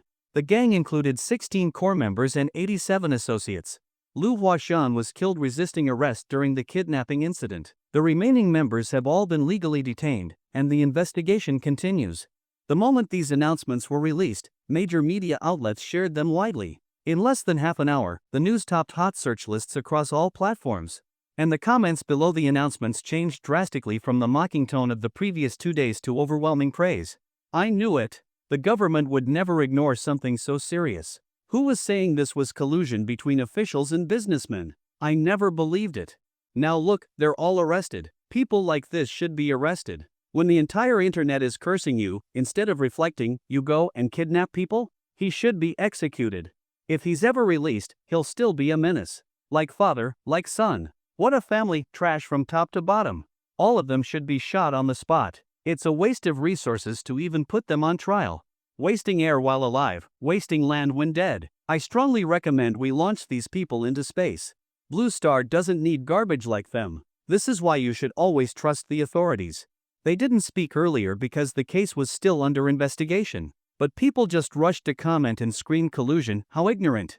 So satisfying. They'll get what they deserve in prison. I hear there are plenty of inside connections in jail. Ha ha ha ha. With the official announcement, the online storm surrounding Lu Shua finally came to an end. After the whole Lu family was arrested, Chenghe supermarket was shut down entirely. Zhang Lei took the opportunity to acquire all its stores at a very low price. Chenghe supermarket was renamed Jiahe supermarket and became part of the Huarong group. That night, Lin Feng and Suyushu left Chang Yanxiu's barbecue restaurant. Chang Yanxiu told them she would be leaving Qizhou starting tomorrow to live in another city for a while, maybe months, maybe years, maybe even forever. She explained that the kidnapping had left her with a deep psychological shadow, and she needed a change of environment. Although Suyushu was reluctant to part with her, she respected her decision. After Lin Feng and Suyushu left, neither noticed that Chang Yanxiu had been watching them through the crack in the door. Yushu, I'll miss you too. But if I stay here, I really won't be able to stop thinking about him. I don't even know what could happen. To avoid any disaster, the only option is for me to leave. After leaving her place, Lin Feng dropped Suyushu off at her apartment and returned to Fengling Shanshui. When he got home, Lin Feng received a message. I'm leaving tomorrow. Can you come see me alone? Please don't tell Yushu, okay? I'll wait for you at the train station at 8:30 a.m. Just give me 2 minutes. Lin Feng read the message and deleted it quietly. He hadn't understood why Chang Yanxiu was leaving so suddenly, but now it all made sense. That message, her strange behavior after being rescued, it all clicked. Lin Feng respected everyone's choices. Since she chose to leave, he wouldn't say anything to stop her. I guess I'll go tomorrow. I should leave her some money and arrange for a few security guys to protect her in secret. I can't change her decision, but I can still protect her, right? Suddenly, Lin Feng's expression changed. Wait, did the message say the time? Crap. I deleted it too fast. He covered his face in frustration. Try as he might, he couldn't remember the time in the message. He hadn't paid attention to it at all. After hesitating, Lin Feng grabbed his phone and dialed Chang Yanxiu. The first time, no answer. The second, still no answer. In the end, he could only send a text. Hey, could you send the time again? I deleted the last message too fast and forgot to check the time. At the barbecue restaurant, Chang Yanxiu stared at the message, her face slowly losing color. This guy. Seriously. Who could like someone like him? Anyone who likes him must be stupid. Fine.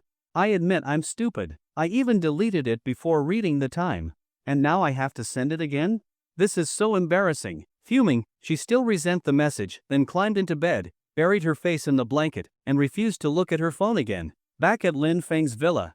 After confirming the time 8:30 a.m., he didn't delete the message this time. Even though his memory was excellent now, just in case, what if he forgot again in the morning? At Lin's security company, Chang Yihe was brought by Li Huai into a special room with various machines and equipment exclusive to Lin's security for compatibility testing. Are you sure you've thought this through?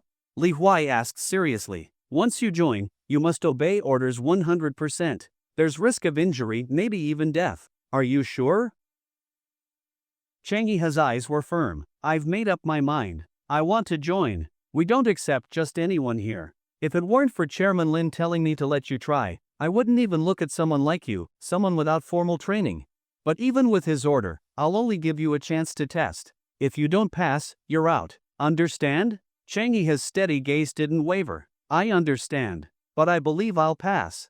Confidence is good, but too much of it is arrogance. Enough talk. This machine in front of you tests strength. Come, hit it with everything you've got. Chang Yi took a deep breath, looked at the machine, and clenched his fists. He had been known for his strength since he was young. Back in the days when he was in the streets, his nickname was Mighty Vajra. It sounded silly now, but at the time, it was intimidating. Ha! He roared and threw a powerful punch. Li Huai narrowed his eyes. Even though Chang Yi wasn't trained professionally and his technique wasn't perfect, the punch still impressed him. Ding ding ding. The machine lit up, showing the force, 726 kilograms. To someone unfamiliar, 726 kilograms might not mean much, but Li Huai knew exactly what it meant. It was extremely rare. The strongest punch ever widely reported was Mike Tyson's 800 kilograms, but that was influenced by marketing and inaccurate equipment at the time. If tested on modern precise machines, Tyson's record might not even exceed Chang Yi's. And Chang Yi had zero formal training. If he were trained properly, breaking 800 wouldn't be that hard. In Lin's security company, the 800 mark was an internal benchmark. Only those who exceeded it were considered top tier. While strength isn't the only measure of a person's combat power, it's certainly one of the most important. Chang Yi had used every bit of strength in that punch. His arm was sore afterward, almost numb. Was that good enough? He asked, holding his right arm and looking at Li Huai. Li Huai nodded solemnly. I underestimated you.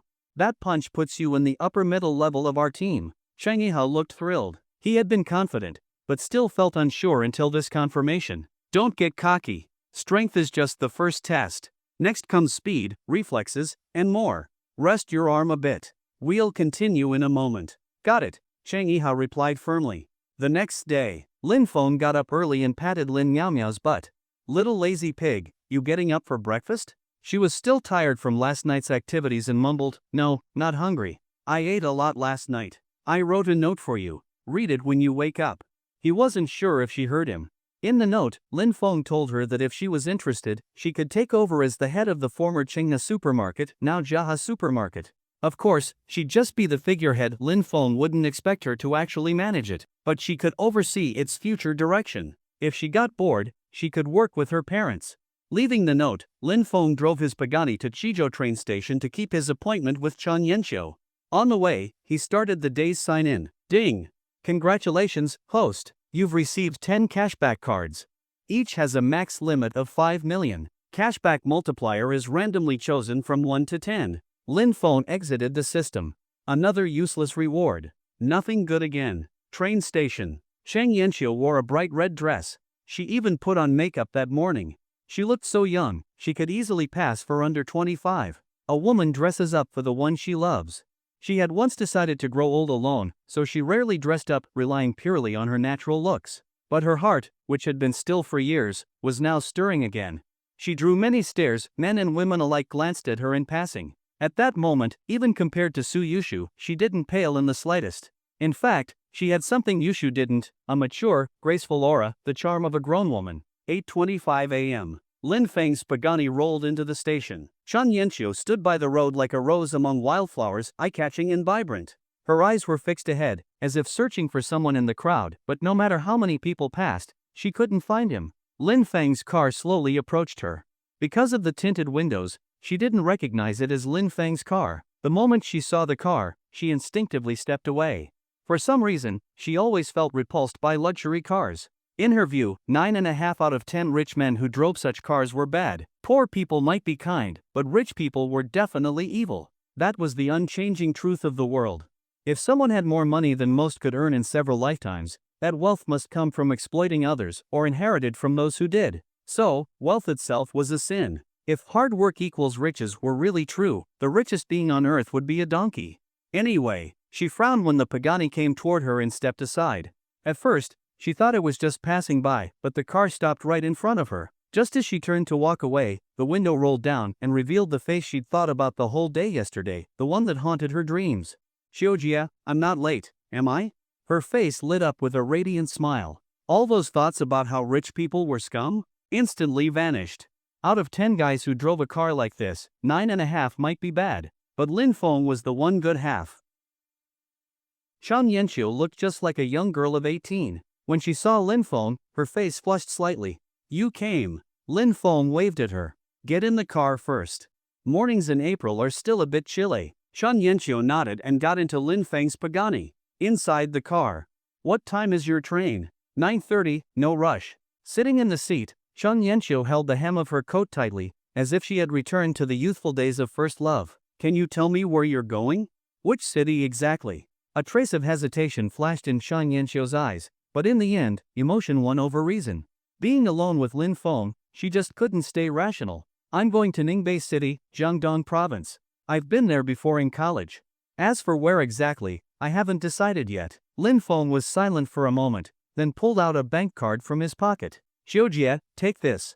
Think of it as a parting gift from me. Shan Yanxiu didn't reach out. I can't accept it. I still have some savings. I can take care of myself. Take it. There's not much money on it. The password is 220,406. That's the day I first came to your barbecue shop. Seeing her still hesitate, Lin Feng sighed. Take it. It's not a gift. It's something you deserve. Deserve it? What do you mean? Shan Yanxiu looked puzzled. It's your brother. Yesterday he passed the security company's test and officially joined. The salary is high. Monthly base salary is 200,000. With bonuses, incentives, and allowances, he'll earn at least 5 million a year. There's 5 million on this card. Consider it his first year's salary. I'm the boss. I can pay in advance. Shan Yanxiu was surprised. He had joined the security company? It's not dangerous, is it? She remembered Lin Feng mentioning that missions might be dangerous. There might be some danger, but never anything life-threatening. I'd never let my people do anything too risky. Hearing this, she let out a breath of relief. She didn't know why, but Lin Feng's words made her feel a strange sense of peace. Then, 5 million is too much. I don't need that much. Just give me 200,000. The rest, give it to Iha. Tell him to save it, for, you know who. He'll understand. For a Fei, right? Shan Yanxiu was shocked. You knew? Did Iha tell you? No, I overheard you and your brother at the barbecue shop that day. I also looked into it. A Fei's sentence was reduced. He should be released at the end of this month. Really?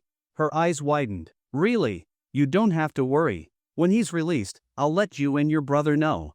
After a pause, Shan Yanxiu said, Lin Feng, thank you. Thank you so much. You've helped me a lot.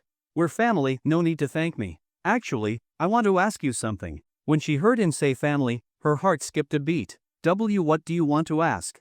Why are you really leaving Chizhou? I just want a change of scenery and mood. After being kidnapped, I've had a psychological shadow. That's not the real reason, is it? Lin Feng looked her in the eye. She quickly looked away. It is, she said, but clearly not with confidence. All right, but I really don't want you to leave. If something like the kidnapping happened again, I was only able to save you in time because you were in Chizhou. If you weren't, the consequences. Don't worry. I'll be careful. They talked for a long time. Around 9 o'clock, Shan Yanxiu checked the time. Her train was at 9:30, it was time to go. I'll walk you to the station, Lin Feng said. She nodded without objection. They walked in silence until they reached the entrance. Suddenly, Shan Yanxiu seemed to gather all her courage and whispered, almost like a mosquito hum, I want to hug you, is that okay? Lin Feng had sharp ears. Even though she spoke softly, he heard it clearly. Why so shy? Girls should be shy at the right time.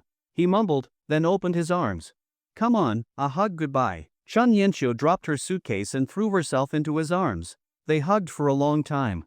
Lin Feng glanced at the time, 9:25. If she didn't go now, she might miss the train. But a selfish thought crept in. Ningbei was far away. If she missed the train, would she not leave? Shan Yanxiu closed her eyes, fully immersed in his embrace. She didn't want to let go. After 9:30, Lin Feng finally said, the train should be gone by now. Maybe, you shouldn't go? Her eyes flew open. It's 9:30 already? She quickly pulled out her phone to check the time, though she still hadn't let go of Lin Feng. Why didn't you remind me? But there was no blame in her voice. In fact, was that relief? Well, the train's gone. Why not forget Ningbei? If you really don't want to stay in Chizhou, there's a Huarong branch in neighboring Taizhou. You could go there. They have housing. What do you think? Her heart said, I was leaving Chizhou to get away from you. If I go where you send me, what's the point? It sounded a little like, being kept? What do you think? Say something. I. She hesitated, unable to respond. Logic told her this wasn't right.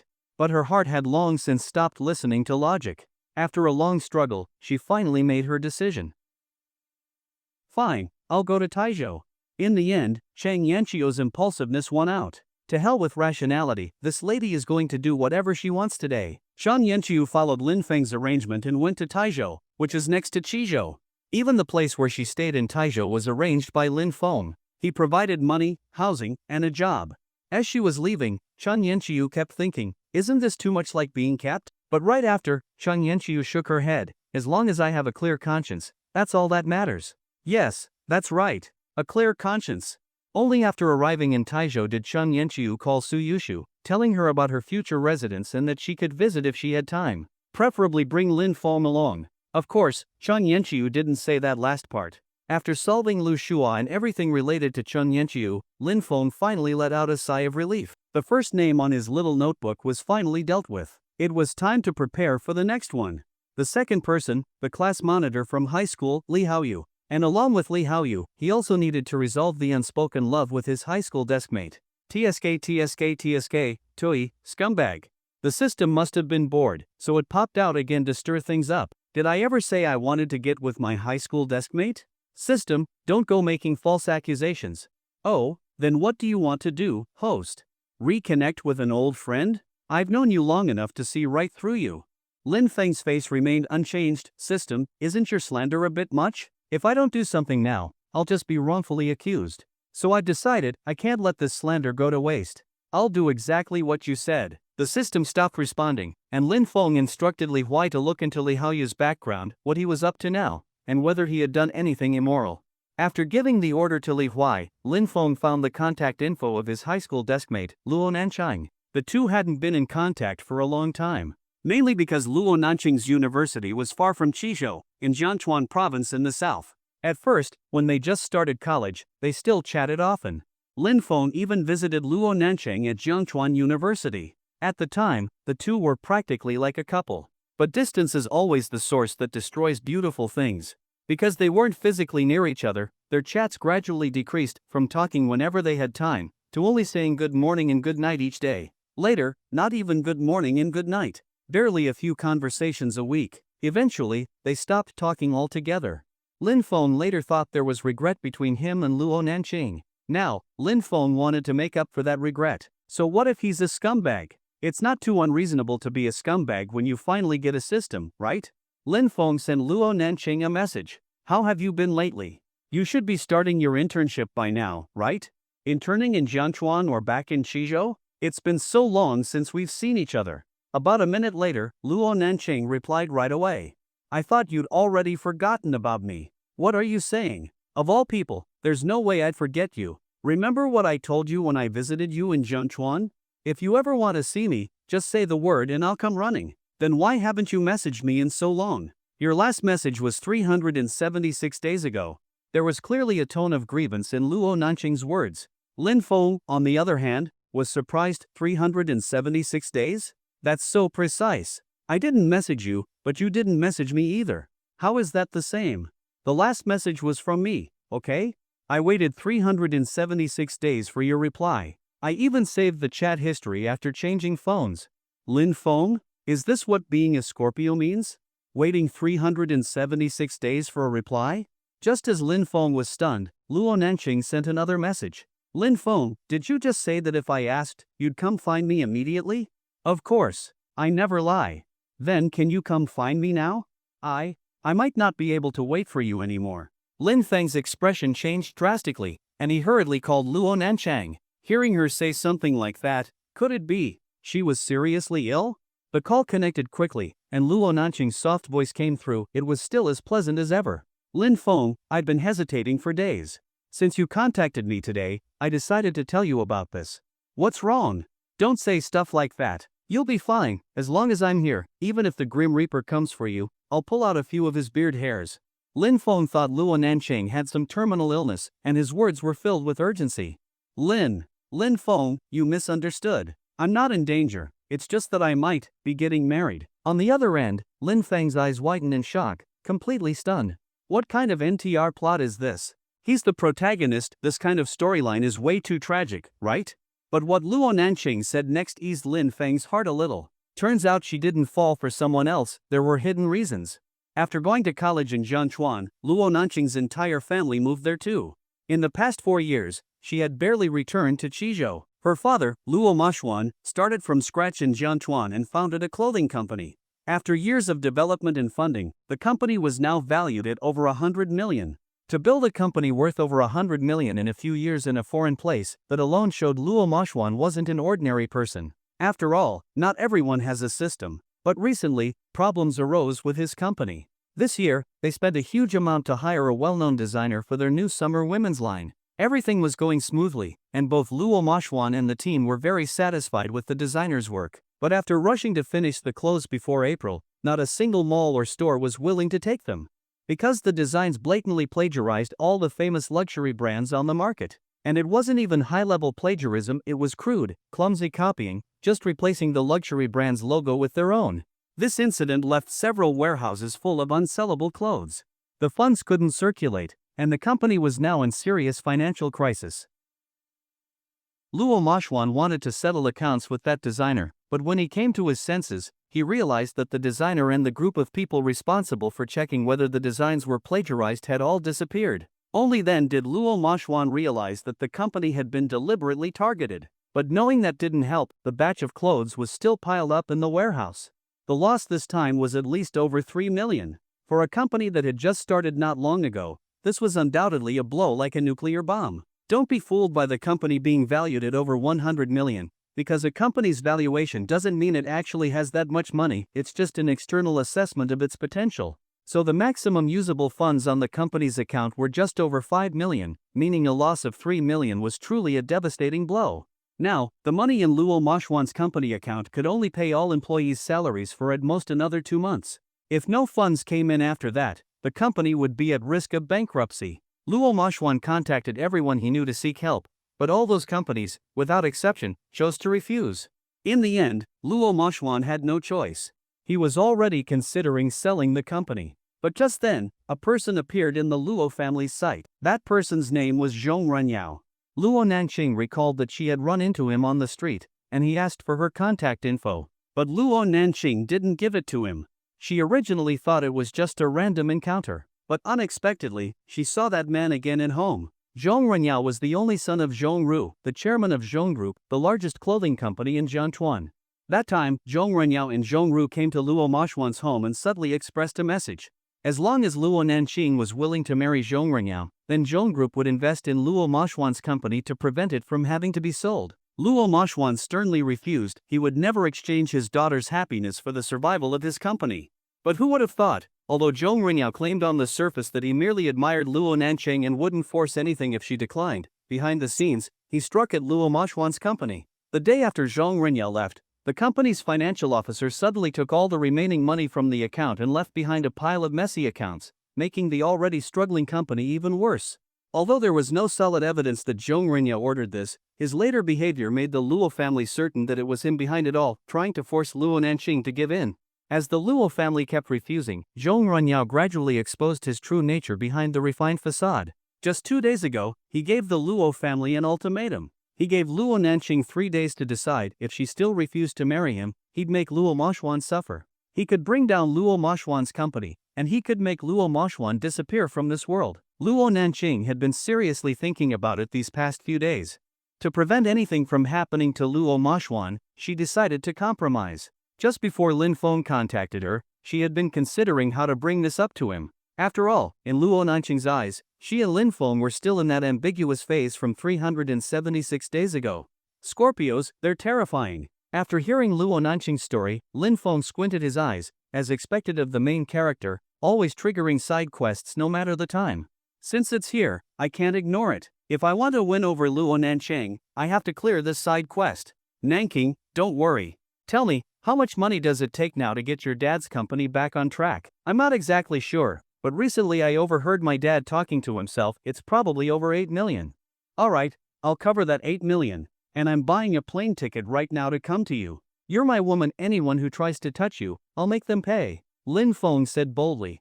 Luo Nanqing felt warm inside after hearing Lin Feng's words.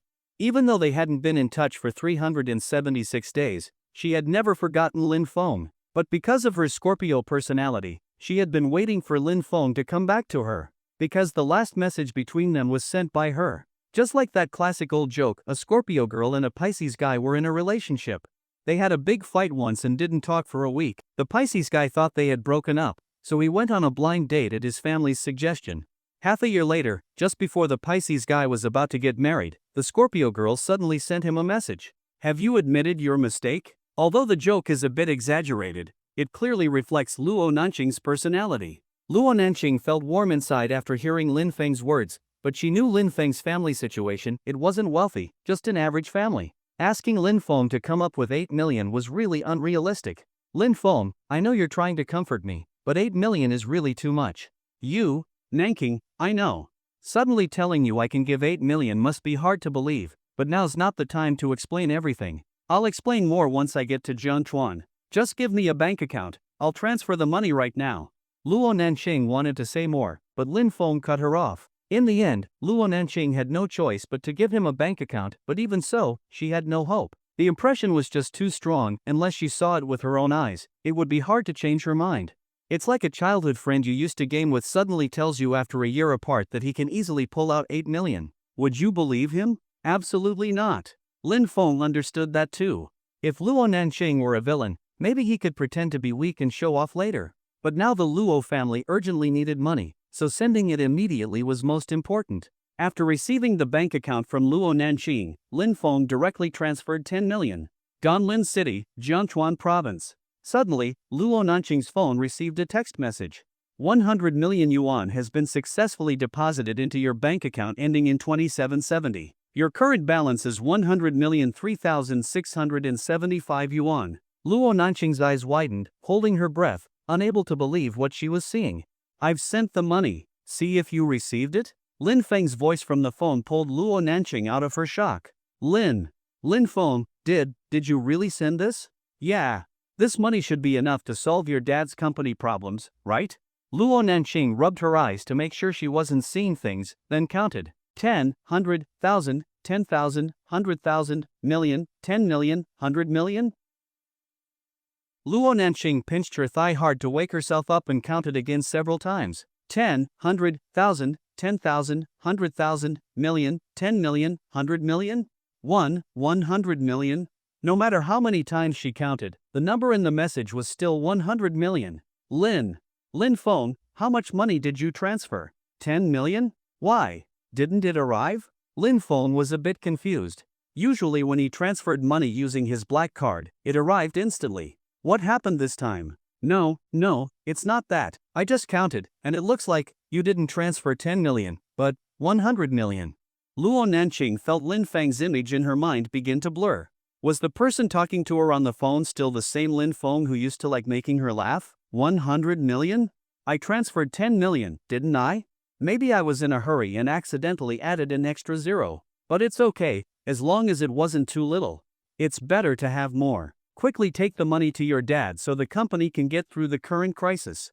Lin Feng, during the time we weren't in touch, what happened to you? You didn't do anything illegal, did you? Luo Nanqing asked worriedly. In just 376 days, Lin Feng had gone from an ordinary college student to someone who could casually transfer 100 million. What had he experienced? And just now, Lin Feng didn't even seem to care about the 100 million. What kind of job could make that kind of money so fast? Nanqing, others may not know me, but don't you? I've always hated illegal activities. How could I possibly do that? I made this money from the stock market by chance. It's a long story, I'll explain everything when I get to Jiangchuan. For now, just use the money to save the company. If all goes well, I'll arrive in Jiangchuan before dinner today. Then I'll transfer the unused 90 million back to you. That's not urgent. We can talk about that when I arrive. Right now, the most important thing is for you to give the money to your dad. The company's situation can't be delayed. Delay brings change. I understand. I'll go right away. After hanging up the phone, Lin Feng immediately booked a flight to Ganlin City, Jiangchuan Province, and also told Li Huai to have some members of the security company book tickets to Jiangchuan too. Lin Feng had a feeling that the problem with Luo Mashuan's company in Jiangchuan couldn't be solved with just money. If he wanted to clear this side quest, he would have to deal with the person causing trouble behind the scenes, Zhong Renyao. After hanging up, Luo Nanqing hurried to find Luo Moshuan. Knock knock knock. She knocked on Luo Moshuan's room door. Inside the room, after suffering blow after blow recently, Luo Moshuan had gone white overnight. The once high-spirited man had now become dejected and depressed. Luo Moshuan was just over 40, but now he looked like he was almost 60. The recent string of events had hit him far too hard, beyond what he could handle, completely crushing the backbone of the family. "Dad, can I come in? I have something to tell you." Luo Moshuan raised his lifeless eyes and said weakly, "Come in." Luo Nanqing pushed open the door and saw Luo Moshuan sitting on the floor, eyes blank and slumped in despair. "Nanqing, don't worry. Even if the company goes bankrupt, even if our family loses everything, I won't let you marry that bastard. Trying to use the company to force me to give in, he picked the wrong person." "Dad, I came about the company." She helped Luo Moshuan up from the floor and then took out her phone. But Luo Moshuan thought Luo Nanqing was going to say she'd marry Zhong Renyao to save the company. "Nanqing, you don't have to sacrifice yourself for me. I started this business, founded Xianran Company, for what? To let you, your mother, and our family live a good life. If we throw away your happiness just to save the company, wouldn't that be putting the cart before the horse? Say no more, I've made up my mind. I'll apply for bankruptcy tomorrow." "Dad, that's not what I'm saying. What I mean is, I've borrowed the money. Enough to save the company." Luo Moshuan's long expressionless face suddenly showed a hint of surprise but quickly faded. "Nanqing, don't joke around. To get the company through this, it takes at least 8 million. That's not a small amount. Who did you borrow it from?" "Dad, do you remember Lin Feng, the classmate I told you about from high school? The deskmate you used to like a lot?" "I remember. Why bring him up suddenly?" "Dad, just now Lin Feng transferred me the money enough to get the company through the crisis." Disbelief appeared in Luo Moshuan's eyes. 8 million is no small number. I remember you once told me his family wasn't doing well, and we even discussed not asking for a dowry but offering more gifts instead. Luo Nanqing blushed a little. Lin Feng said he recently made a lot of money from trading stocks.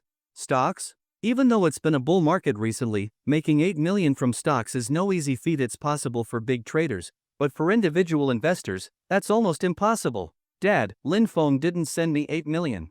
Luo Nanqing added. "I see. You're right, it's hard to make that much from stocks. But if it's just a little money, it won't help much now. I appreciate Lin Feng's kindness, he really is a reliable young man. Don't worry about the company. I'll apply for bankruptcy tomorrow. Treat the money he gave you as the starting fund for your future family together." "Dad, aren't you going to ask how much Lin Feng sent me?"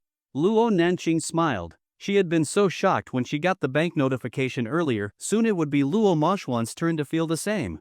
She wasn't going to be the only one to suffer that kind of shock. How much did he send? 1 million? That was the most Luo Moshuan thought an ordinary investor could possibly make. But Luo Nanqing shook her head. Was it too much? True, making 1 million from stocks in such a short time is very lucky. So how much? 800,000?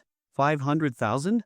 Even less? Luo Nanqing gave a mysterious smile and raised one finger. 100,000? Luo Moshuan asked tentatively.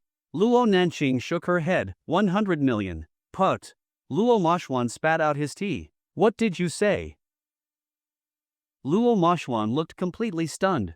Say that again, how much did he transfer? 100 million. Originally, he meant to transfer 10 million, but he accidentally pressed an extra zero, so he transferred 100 million. Luo Nanqing replied truthfully. But Luo Moshuan looked like she was joking. Nanqing, have you been under too much stress lately?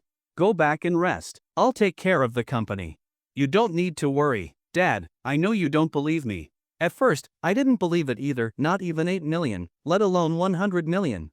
But then I received a bank transfer message. Luo Nanqing showed the message on her phone to Luo Moshuan. When he saw it, his eyes widened. 10, 100,000, 10,000, 100,000, million, 10 million, 100 million. It's actually real? Luo Moshuan gasped. Seeing how shocked he was, Luo Nanqing smiled. She had looked the same just moments ago. But Luo Moshuan quickly restrained his expression and shook his head slightly. No, something's not right. Luo Nanqing was confused. Dad, what's wrong? A single message doesn't prove anything. What if he just faked the message and changed the bank name to send it to you? Luo Nanqing sighed. Dad, why won't you believe me? I'll open my mobile banking and show you the balance, okay? She opened her banking app, and her heart was in her throat. Although she trusted Lin Feng completely, what her father said made her nervous too. What if it really was a joke? She entered her password, logged in, checked her account details. Balance, 100,003,675 yuan. Phew! Luo Nanqing breathed a sigh of relief. Lin Feng really had transferred 100 million to her. Luo Moshuan saw the long string of numbers, held his breath, and finally, a smile appeared on his long expressionless face. Nanqing, you're the lucky star of our family. The company is saved. Luo Nanqing and Luo Moshuan looked at each other, and they could both see the joy in each other's eyes. After buying a ticket to Jianchuan, Lin Feng quickly explained things to his parents, and to Lin Miaomiao, Lu Xian, Ajiao, and Suyushu. To Suyushu, he said it was because a relative in Jianchuan had an emergency. To the others, he said the company had urgent business and he needed to travel. Everyone responded with concern and didn't ask too many questions. After packing briefly, Lin Feng drove his Pagani to the airport. Since Li Huai's group had over 30 people and some equipment was hard to carry by plane, they split into two teams. The main group of nearly 30 people flew to Jiangchuan with light luggage, led by Li Huai, while another group of 6 people drove 2 modified coasters to Jiangchuan. They took turns driving, so they wouldn't arrive much later than the flight. And so, Lin Feng began his journey to Jiangchuan. At the airport, Lin Feng had booked a first-class ticket, so he didn't have to wait outside. There was a VIP lounge with air conditioning, food, drinks, and dedicated staff. This was the power of money. As Lin Feng reclined in the lounge chair with his eyes closed, he didn't notice someone behind him staring at him. When boarding time came, Lin Feng opened his eyes, rubbed his temples, and got ready to board. But just as he stood up, someone suddenly tapped him on the shoulder. Lin Feng turned around and saw a middle-aged woman in a long black dress. She had an ordinary face, but her eyes looked sharp and calculating, like she was sizing people up the moment she saw them. "Who are you? Do you need something from me?" Lin Feng asked calmly. The woman smiled and slowly took out a business card from her bag and handed it to Lin Feng. "My name is Wang Liping. I'm a professional talent agent. Here's my card." Lin Feng didn't take the card. He looked at her directly. "I asked if you need something. If not, I'm boarding." Wang Liping showed no anger. She simply slipped the card into Lin Feng's bag. Or maybe she was just good at hiding her true emotions. If it was the latter, then this woman had deep schemes. I mean no harm. As I said just now, I'm a talent agent. You should know what that means, right? Our company is currently scouting future stars. I saw you earlier and found you incredibly handsome. I wanted to ask if you're interested in joining our agency? No interest, Lin Feng replied plainly. Being a celebrity might be glamorous and well paid, but Lin Feng already had money and didn't like being in the spotlight. It wouldn't help his goal of, let's say, supporting the national policy of having more children. So he rejected her cleanly and quickly. No need to reject so quickly. To be honest, your looks surpass even some of the top idols I've seen. They may be pretty, but they lack your heroic aura. You're different. With your looks and height over 180 centimeters, you could dominate the entertainment industry. I'm confident I could make you a top-tier idol. If you don't trust me, let me tell you, Kun Kun, Little Lu, and Fan Fan were all made famous by me. You can absolutely have faith in me. Wang Liping looked absolutely confident. Sure, no one could resist the picture she painted. Seeing Lin Feng didn't respond, she added fuel to the fire. Maybe you don't care about fame, but what about money?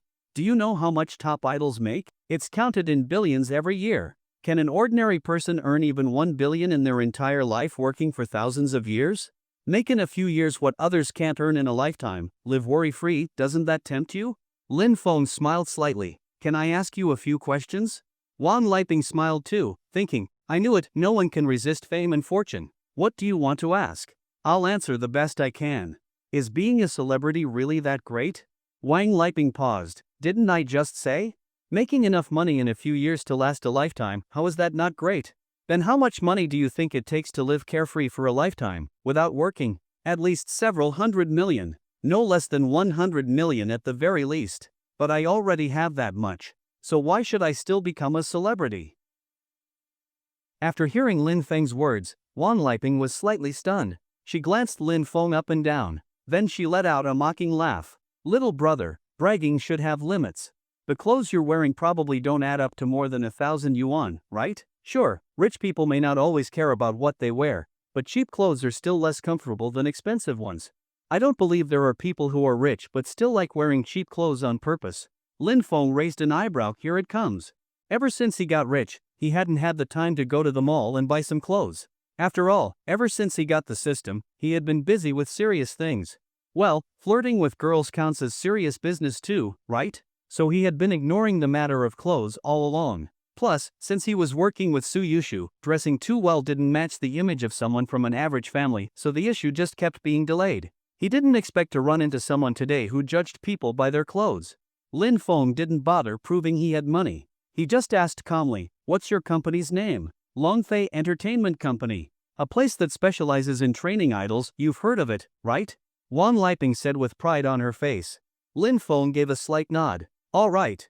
Got it. Then he turned around and walked away without a second of hesitation. What's wrong with you? At least say whether you're interested or not.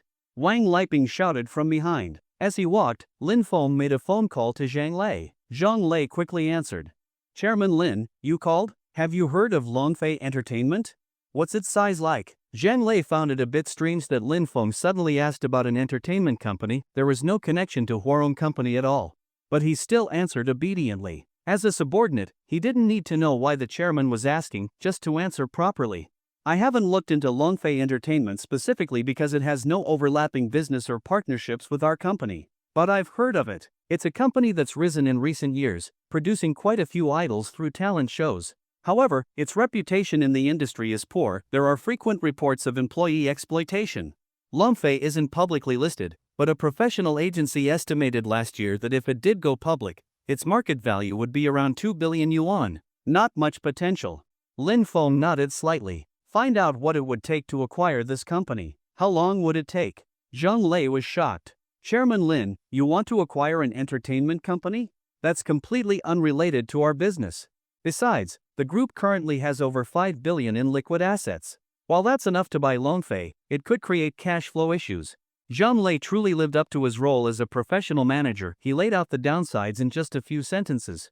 But Lin Feng simply smiled. Who said I'm buying it as Huarong Group? I'm buying Longfei Entertainment in my personal name. No company funds involved. The money will come from my private account, so don't worry about the finances, just focus on getting the acquisition done quickly. Zhang Lei nodded. Understood, Chairman Lin. I'll handle it right away. After hanging up, Lin Feng smiled. Why did Lin Feng suddenly want to buy Longfei? Of course, it was because Wang Liping just mocked him, and he got a little annoyed. That's right, he was just being willful. When you have money, you can afford to be willful. Once the acquisition was complete, Wang Liping's face when she saw Lin Feng again would be priceless. Smiling, Lin Feng boarded the plane. Just after boarding and before he even found his seat, a flight attendant took his bag and asked if he'd like it placed in the front storage cabinet. That cabinet was specially designated for luggage. It took up a considerable amount of space. In the cramped space of first class, having such a large cabinet was truly luxurious. It's just a bag. No need to put it there. Just place it at the seat. The flight attendant then led Lin Feng to his seat. This was Lin Feng's first time flying first class. Previously, all his flights had been on discounted economy tickets. Today, he finally experienced the luxury of first class. The space was huge, and the doors could close. It was basically like a small private suite. As soon as he sat down, a flight attendant handed him a menu. The service was excellent, something he had never experienced in economy class. Just as Lin Feng was about to close the door, he accidentally caught sight of a figure. Ha! He curiously looked a few more times. She looks a bit like a female celebrity. Especially that figure, doesn't lose to Lu Xin. Looks like she's a bit far from my seat. Forget it. I'm heading to see Luo Nanqing this time, not the time to get distracted. I'm a very faithful man. Lin Feng spoke with a serious face, then shut the door after glancing a bit more. The system popped up again to roast him. Heh, lying without even blushing. If you're faithful, then that's like a 10-year-old prostitute claiming to be a virgin. Lin Feng ignored the system. He had discovered the best way to deal with it, just ignore her. And then, when she least expects it, strike with sarcasm. Sure enough, when he didn't respond, the little lowly system realized she was being boring and stopped talking. About half an hour later, Lin Feng's consciousness suddenly entered the system. Why are you being so fierce? He asked. The lowly system was confused. What are you talking about? When was I fierce? You're sure you weren't? Of course not. Lin Feng smiled. Good. You know, even though you're small, you're kind of cute. At least useful for playing cards. If someone plays a pair of threes, you rip off your clothes and play a pair of aces. I pass. Only then did the lowly system realize what he meant and launched into a furious rant. But by then, Lin Feng had already exited the system, reclined his seat into a bed, and lay down smiling. People will always gossip. Ignore it, and it disappears. Ganlin City, Jiangchuan Province. After confirming that the 100 million yuan Lin Feng transferred was usable, both Luo Mashuan and Luo Nanqing fell into a long silence. 100 million. That's an amount most people can't earn even in a lifetime. Just days ago, Luo Mashuan had been racking his brains trying to gather 8 million, and now Lin Feng casually sent over 100 million. Nanqing, what's your relationship with this Lin Feng right now? What's your relationship with that Lin Feng now? Luo Mashuan looked at Luo Nanqing and asked. Luo Nanqing's face turned slightly red. We don't have any relationship yet. We're not officially together. Someone like Lin Feng, you need to hold on to him well. He's so outstanding, there must be plenty of people eyeing him. You were his deskmate in high school, and this time, when he found out my company had a problem, he immediately transferred 100 million over. That means he cares a lot about you. Is he coming over from Qizhou? Luo Nanqing nodded. He said he would arrive before dinner today. So he'll have dinner here tonight? Probably. After thinking for a moment, Luo Mashuan said, Nanqing, go check what ingredients are left in the kitchen. For dinner tonight, you're the one cooking. Luo Nanqing was slightly surprised. My cooking is pretty average. Shouldn't we take Lin Feng out for a nice meal? You don't get it. Is taste the most important part of a meal? No, it's the thought that counts. Though, yes, your cooking isn't great. How about this, you ask your mom to help you out in the kitchen. That way, the taste should be acceptable. To capture a man's heart, you must first capture his stomach. Luo Nanqing pouted, so mom's good cooking means she won dad's heart through his stomach? Luo Mashuan laughed, of course not. I was the one chasing after your mom back then. She liked to cook, and I was her guinea pig, always trying her dishes.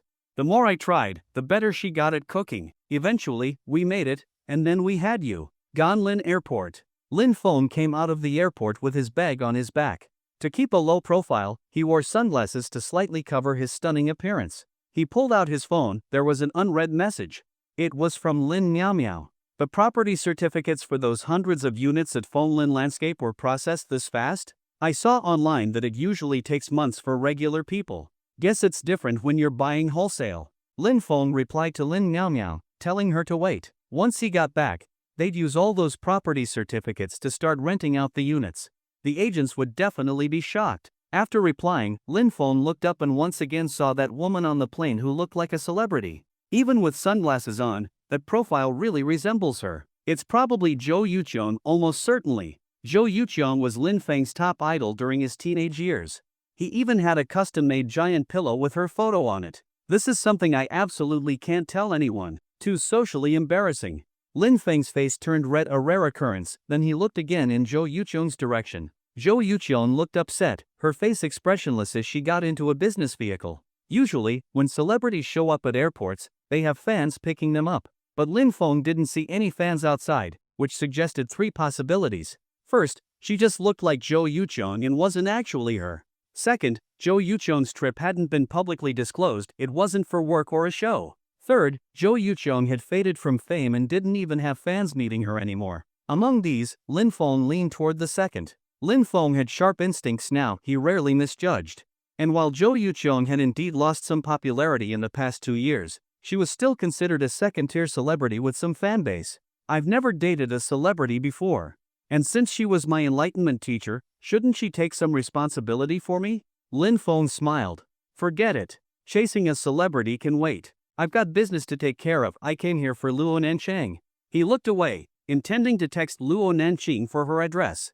But before he could pull out his phone, he saw someone waving at him in the crowd. It was Luo Nanqing. Her height of 1.7 meters made her stand out among the other girls. She wore tight-fitting jeans that showed off her beautiful curves, and a white and blue baseball jacket on top. Even though the jacket hid her chest, Lin Feng could still tell it had definitely grown compared to before. Back then, she wasn't flat, but she was thin, at most a B cup. Now Lin Feng guessed it was at least a C. Seeing Lin Feng, Luo Nanqing cupped her hands around her mouth and shouted, Lin Feng, over here. Lin Feng walked over with a smile, then casually patted her head and also gave her a smack on the butt. How did you know I'd land at this time? You weren't waiting here the whole time, were you? After the pat, Luo Nanqing froze in place, her body stiff. Lin Feng looked at her curiously. Back when they sat together in high school, he used to smack her but all the time. If she did poorly on tests, he'd put on a stern face and say it was a punishment to motivate her. Eventually, it became a habit. Every time they met, he'd give her a pat. Lin Feng even suspected that her current roundness was partly thanks to him. But why was her reaction so intense this time? Maybe it was because they hadn't seen each other in a while, and she was uncomfortable with it now? But then, Luo Nanqing's next move made everything clear. She stiffly turned her head toward Luo Moshwan's direction and said with difficulty, Lin Feng, this is my dad. Lin Feng froze on the spot. Who am I? Where am I?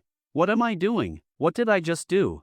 He smacked Luo Nanqing's butt right in front of his future father-in-law. And from the way he did it, it was clearly something he'd done before. Someone else's daughter, raised carefully for over 20 years, had already been touched in secret. Lin Feng awkwardly looked at Luo Moshwan. Hello uncle. I'm Lin Feng. Just now. Luo Moshwan was also very embarrassed. Even though he had already approved of Lin Feng as a future son-in-law, anyone would be embarrassed witnessing something like that. He coughed twice and glossed over the moment. Let's head home first. Nanqing personally cooked dinner. Lin Feng didn't say anything, and the three of them got into the car together. Luo Moshwan drove, and Lin Feng sat in the back with Luo Nanqing. After about 5 minutes of silence in the car, Lin Feng was the first to speak. Nanqing, how did you know I would arrive at the airport at this time? You and uncle weren't waiting here the whole time, were you? You told me when you boarded the plane, so I checked the flights from Qizhou to here and figured out which one you were on, so I came to wait for you. Luo Nanqing lifted her chin slightly, clearly waiting to be praised. Lin Feng instinctively raised his hand to pat her head, but then remembered Luo Moshwan was driving in front. His hand froze in the air for a moment before he slowly lowered it. You and uncle didn't wait too long, right? No, Nanqing and I just arrived, Luo Moshwan said with a smile. After a pause, Luo Moshwan continued, Lin Feng, uncle has to thank you on behalf of the entire Luo family. If it weren't for you, I might have already started filing for the company's bankruptcy. Lin Feng smiled and waved his hand. Uncle, you're being too formal. Since Nanqing had a problem, how could I stand by and do nothing? This is what I should do. I have a few questions I'd like to ask, would that be alright? What would you like to ask, uncle? I heard from Nanqing that you were just from an ordinary family a year ago. How did you suddenly get so much money? Maybe afraid that Lin Feng would think too much of it, Luo Moshwan added. Don't get me wrong, I'm just curious. It was actually a series of coincidences. When I started college. Lin Feng then told him the same story he had told his parents. Although it sounded like a lucky series of events, it was logically sound. Luo Moshwan didn't question it further. Looks like heaven really favors good people. This situation shows that you're a good person, Lin, someone worth entrusting. Uncle, you flatter me, Lin Feng replied with a smile. By the way, out of the 100 million you transferred to Nanqing, I've used almost 9 million. I wanted to return the rest to you, but because of the daily transfer limit, I couldn't. Tomorrow, I'll transfer it back through the company account. Also, I won't be able to repay what you've given me anytime soon, so I'm thinking of converting the money into company shares. What do you think? Lin Feng was slightly surprised and quickly waved his hand. Uncle, there's really no need. Transferring shares is too much trouble. Besides, we're not strangers, talking about repayment is too formal. 100 million is not a small amount. Any extra money must be returned, and shares are necessary too. Once the company stabilizes and performs better, you can convert the shares back into cash. Lin Feng was helpless. 100 million? So what? To him now, even adding a few more zeros wouldn't make a difference. But since Luo Moshwan insisted, Lin Feng could only agree. In the end, Luo Moshwan decided to transfer 35% of the company shares to Lin Feng. Originally, he held 80% of the shares and had absolute control. Now giving away nearly half meant he lost that absolute control. And if Lin Feng were to buy shares from other minor shareholders, then Shenyang Company would no longer be under Luo Moshwan's sole control. But Luo Moshwan wasn't concerned about that at all. He knew Lin Feng wouldn't do such a thing. Not because he had absolute trust in Lin Feng's character, they had only met for the first time today. No one can fully understand another person's character on the first meeting. But judging from the fact that Lin Feng casually transferred 100 million, it was clear he wasn't someone short on money. For ordinary people, Shenyang Company might be very tempting. But for Lin Feng, to put it bluntly, even looking at it might be a waste of his time. They simply weren't on the same level. Also, the idea of returning the leftover money and giving Lin Feng shares was something Luo Moshwan had thought through ahead of time. For rich people, they may be generous, but you have to know your boundaries. If Luo Mashwan had never brought up the 100 million during this meeting, Lin Feng might not have asked for it, but in his heart, he would definitely lower his opinion of Luo Mashwan. A bad impression of Luo Mashwan wouldn't matter much, but if that led to him losing interest in Luo Nanqing, that would be a big problem. Luo Mashwan would never sacrifice his daughter's happiness for personal gain. The car sped along. Compared to Chizhou, traffic in Gonlin had improved somewhat, but not by much. There was still a bit of congestion along the way. After about 40 minutes, the car stopped at the entrance of an old residential neighborhood. After getting out of the car, Luo Mashwan closed the door and said, "Because of the company's issues, we had to sell the newly bought house, and the whole family moved back here. This is where we lived when we first arrived in Gonlin. It's a bit old, calling it humble isn't wrong." Lin Feng took a good look at the neighborhood and, to be honest, it did look a lot like the place he had lived for over 20 years. Maybe all the old neighborhoods in the country look similar, just like how every village you pass has something that reminds you of your own. Lin Feng hadn't really understood that feeling before. Now he realized it was homesickness. This place is kind of like where I used to live. Feels a bit nostalgic. Luo Nanqing grinned from the side and said, "You feel that too? I thought the same when I first came here. I was even going to tell you, but I spent the whole day cleaning and forgot." The two of them suddenly started talking about the past and got into a deep conversation. But off to the side, Luo Mashwan's expression grew more and more strange. Ahem. Luo Mashwan coughed twice and looked at Luo Nanqing. "Nanqing, have you been to Lin's house before?" Luo Nanqing froze, and Lin Feng was stunned too.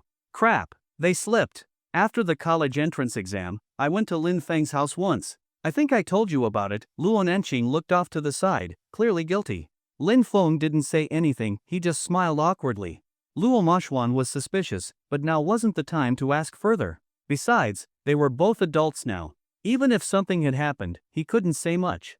"Let's go inside. Nanqing's mom should have the food ready by now," Luo Mashwan said, walking into the neighborhood. Lin Feng and Luo Nanqing looked at each other. She stuck out her tongue, a close call. That time after the college entrance exam, when she went to Lin Feng's house, even though they didn't go all the way, still. Although nothing actually happened between them, a lot still did happen. At the time, Lin Feng and Luo Nanqing's relationship was developing well. Coincidentally, Lin Feng's parents weren't home those few days, so he persuaded Luo Nanqing to stay over for a night. That night, the two originally planned to sleep in separate rooms. After all, they hadn't officially confirmed their relationship, but then Lin Feng accidentally found a jar of goji berries. "What's that jar for?" Luo Nanqing asked curiously. "It looks like it says goji berries. Have you tried them before?" "Nope. Are they good?" "You'll know once you try." After eating them, they both started feeling unusually hot, with a strange urge to take off their clothes. Later, Lin Feng asked Lin Tianya about it and learned that those weren't ordinary goji berries. When Lin Feng kept asking, Lin Tianya kicked him away and warned him that if he touched his stuff again, he'd hang him up and beat him. After eating the berries, Lin Feng and Luo Nanqing managed to suppress their strange reactions and just went to sleep. But after falling asleep, Luo Nanqing had a strange dream. A very strange dream. The next day, the two of them talked about their dreams and were surprised to find they were almost exactly the same. From then on, their relationship took another step forward, and that incident became a secret they both shared. That's why they were so nervous when they accidentally let something slip in front of Luo Mashwan. Lin Feng even had the urge to grab Luo Nanqing and run away. After all, the pig that had been rooting in the cabbage patch had been discovered by the cabbage's owner. Luckily, Luo Mashwan didn't press further. Luo Nanqing and Lin Feng followed Luo Mashwan into an old apartment building and went up to the third floor. Before they could knock, Luo Nanqing's mother had already opened the door. When Lin Feng looked up, he saw that Luo Nanqing's mother resembled her about 70%. Time hadn't left many marks on her face, but perhaps due to recent stress from Luo Mashwan's company issues, she looked a little worn out. "You're back? I heard you coming up the stairs from the living room." She smiled gently and welcomed the three of them inside. "Hello, Auntie. I'm Lin Feng, Nanqing's friend." Luo's mom smiled, clearly pleased with Lin Feng. The classic mother-in-law sees her future son-in-law, the more she sees, the more satisfied. "Boyfriend, right? I used to hear Nanqing talk about you all the time, though lately not as much. I heard from Mashwan that our company's financial issue was solved thanks to you. We owe you a big debt of gratitude. Since it's such a big favor, why not just give you our only daughter?" She laughed brightly, treating Lin Feng like family. Lin Feng just smiled without saying anything, but in his heart, he was nodding. "Great. That means I can officially claim the cabbage now, hee hee. Moom, you're teasing me again. Humph. I'm not talking to you anymore. Luo Nanqing pouted and turned away. It's fine. I've already sold you at a good price. Xiaofeng, when you marry Nanqing, we'll sell her by the pound, same as pork. Mom, you're still going on. Luo Nanqing pounced and began playfully wrestling with her mom. Lin Feng laughed. Their family was really easygoing, just like his own. Although in his home, he was usually the one getting beaten up. Maybe this was the difference between the pig and the cabbage. Alright, enough playing. Xiaolin's still here. Wash your hands and let's eat. Luo Nanqing made a face at Luo Moshwan, then grinned at Lin Feng. Eat a lot later. I cooked this whole meal myself. It's my first time making so many dishes. She waved her little fists with a proud look. Seeing Luo Moshwan and Luo's mom go off to wash their hands, Lin Feng finally reached out and patted Luo Nanqing's head. My Nanqing is amazing. I'll lick every plate clean. Luo Nanqing was very pleased with his words. Noticing that her parents weren't nearby, she quickly gave Lin Feng a peck on the cheek. That's your reward for being honest. He. After kissing him, she acted like nothing had happened and hopped off to wash her hands.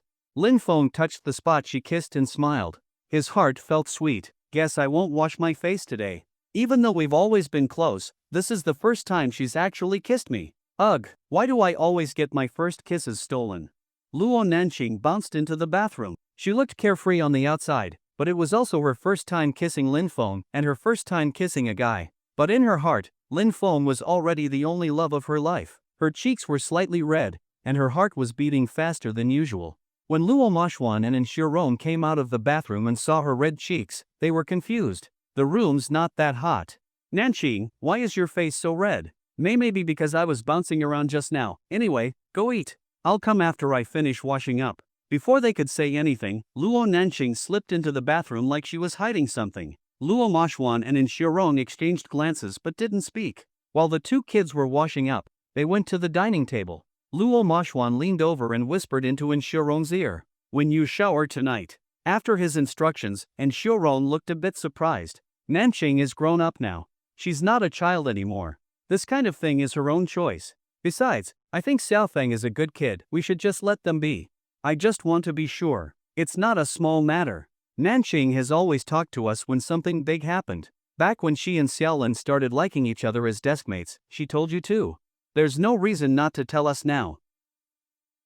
If your guess turns out to be true, are you really going to break them up? And Huarong rolled her eyes at Luo Moshwan. I just want to know, that's all. Besides, Xiaolin doesn't seem like the kind of person who's in a rush for that kind of thing. And Huarong rolled her eyes again. Sure, you think everyone's like you?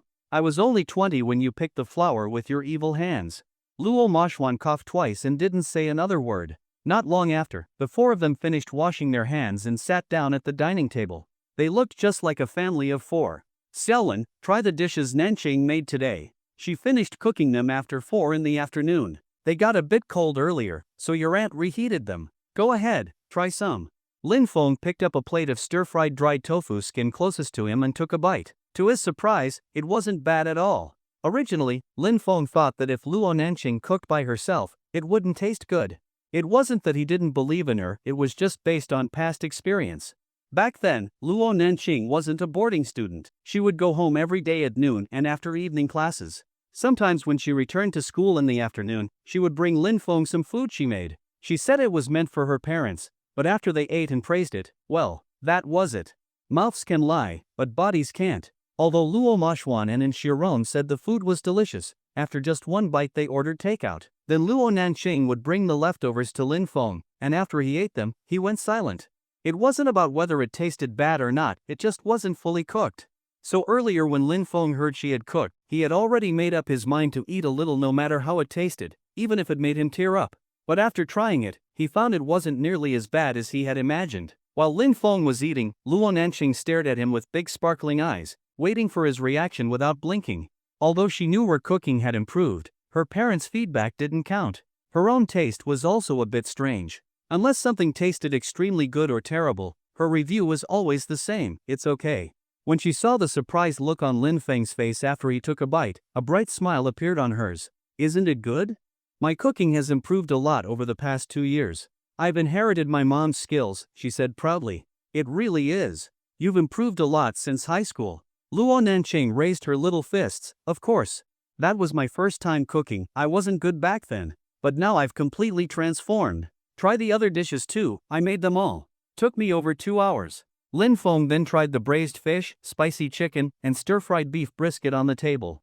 Her cooking had really improved a lot. As a reward, she should do the cooking from now on. Just as the family of 4 was happily enjoying dinner, there was a sudden knock at the door. Lin Feng was startled. Who was knocking? Were there other people in the Luo family?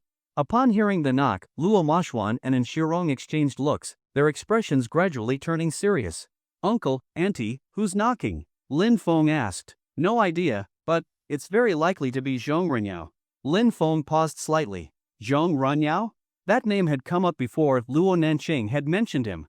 He was the one causing trouble behind the scenes, trying to force her to marry him. Lin Feng narrowed his eyes. He hadn't even gone looking for him yet, and now the guy showed up himself. Uncle, auntie, Nanqing, I'll go open the door. Lin Feng stood up from the table. We'll go with you. The other 3 got up as well. The 4 of them walked to the door. Lin Feng opened it and saw a man wearing a well-fitted suit, shiny leather shoes, and gold-rimmed glasses on his ears. The man's appearance gave off one vibe, refined. But Lin Feng knew that was just a disguise. A refined look on the outside, but in truth, he was a ruthless scumbag who would do anything to get what he wanted. Zhong Renyao smiled when the door opened, but when he saw Lin Feng standing in front, the smile froze. He frowned slightly. Who are you? Lin Feng sneered. You're the one knocking. And you're asking who I am? Isn't that ridiculous? Zhong Renyao snorted coldly. I'm Nanqing's fiancé. This is half my home. What's ridiculous about coming to my own house? Lin Feng spat. Pa. You? Nanqing's fiancé? Nanqing, come here and show him who your real fiancé is. Without hesitation, Luo Nanqing stepped forward, took Lin Feng's arm, and gave him a kiss on the cheek. Zhong Renyao was stunned as if struck by lightning. You. His eyes widened in disbelief at the scene in front of him. Then he turned his eyes to Luo Mashwan and Huarong. You, how dare you? I can destroy your company, and I can ruin your whole family. Lin Feng chuckled coldly. Zhong Renyao, right? I hadn't gone to find you yet, and here you are. I'm telling you, within 3 days, you're going to regret this big time. A wave of anger surged in Zhong Renyao's chest. You little punk, daring to touch the woman I want and still talking big, I'll kill you. With that, Zhong Renyao dropped his refined act, clenched his teeth, threw off his glasses, and lunged at Lin Feng. Lin Feng stood his ground, expression calm. Zhong Renyao was a pampered rich kid, long hollowed out by indulgence. Even without system-enhanced strength, Lin Feng could take on 2 of him. As he watched Zhong Renyao charge forward, Lin Feng lifted his right leg. Zhong Renyao ran straight into it. Bang! Zhong Renyao flew backward, hit the hallway wall, and fell to the ground. He struggled and screamed on the floor, face twisted in pain, cursing non-stop. Lin Feng walked over coldly and placed his right foot on Zhong Renyao's chest. Behind him, Luo Mashwan, worried Lin Feng might lose control, quickly reminded, Xiaolin, don't do anything rash. Hitting someone and killing someone are 2 very different things. Don't worry, uncle, I know what I'm doing. After calming the 3 of them, Lin Feng pressed down slightly with his foot. Zhong Renyao's face turned red. You dare touch me? Do you know who I am? But you're under my foot right now, aren't you? Does your identity save you? A smile appeared at the corner of Lin Feng's mouth. Even if your status is noble, your background powerful right now, at this very moment, you're under my foot. If I want your life, I can take it any time. Zhong Renyao finally reined in his arrogance. His whole body trembled, terrified to the extreme. You, who exactly are you? What do you want? Who am I? Didn't I already say? I'm Luo Nanqing's fiancé. If you dare lay your hands on my woman, you're touching my reverse scale. Touching my reverse scale means you're asking for death. Lin Feng's voice gradually turned cold. Zhong Renyao felt as if he had fallen into an ice cellar. His body trembled uncontrollably, he was scared, and he regretted it. But he didn't regret targeting Luo Nanqing, he regretted coming alone. If he had brought bodyguards, how could he be so easily trampled under Lin Feng's foot? But I'm not planning to take your pathetic life right now. The real show is about to begin. I'll make you and your family pay an unimaginable price, by entirely legal means. With that, Lin Feng moved his foot off Zhong Renyao's chest and patted his shoe. After stepping on you, my shoe's a bit dirty. Looks like I'll need a new pair. Then Lin Feng gave Zhong Renyao a sideways glance. Still not leaving? Want me to change my mind and take your life? Zhong Renyao was immensely relieved. He scrambled up from the floor and fled down the stairs in a panic, not daring to look back. He originally wanted to throw out a threat, but when he met Lin Feng's icy gaze, he shivered and ran without turning his head. Lin Feng was too terrifying. After Zhong Renyao ran off, Lin Feng turned around with a smile. Let's go back to dinner. The three others didn't say anything and silently returned to the table. After they finished the meal in silence, Luo Moshwan slowly opened his mouth. Xiaolin, that Zhong Renyao has a strong background. I've had enough of living in Ganlin all these years. I'm thinking of going back to Qizhou in a few days. What do you think? Lin Feng looked up slightly, smiling. Uncle, it's a good thing to go back.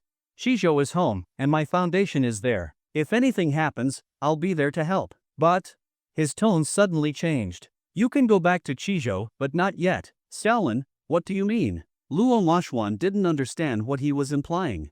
Lin Feng smiled. Of course, you'll only leave after we take care of Zhong Renyao and his family. Xiaolin, I know what you're thinking. But the Zhong family has strong influence here in Ganlin. Zhong Group is the biggest clothing company in Ganlin and even all of Jianchuan.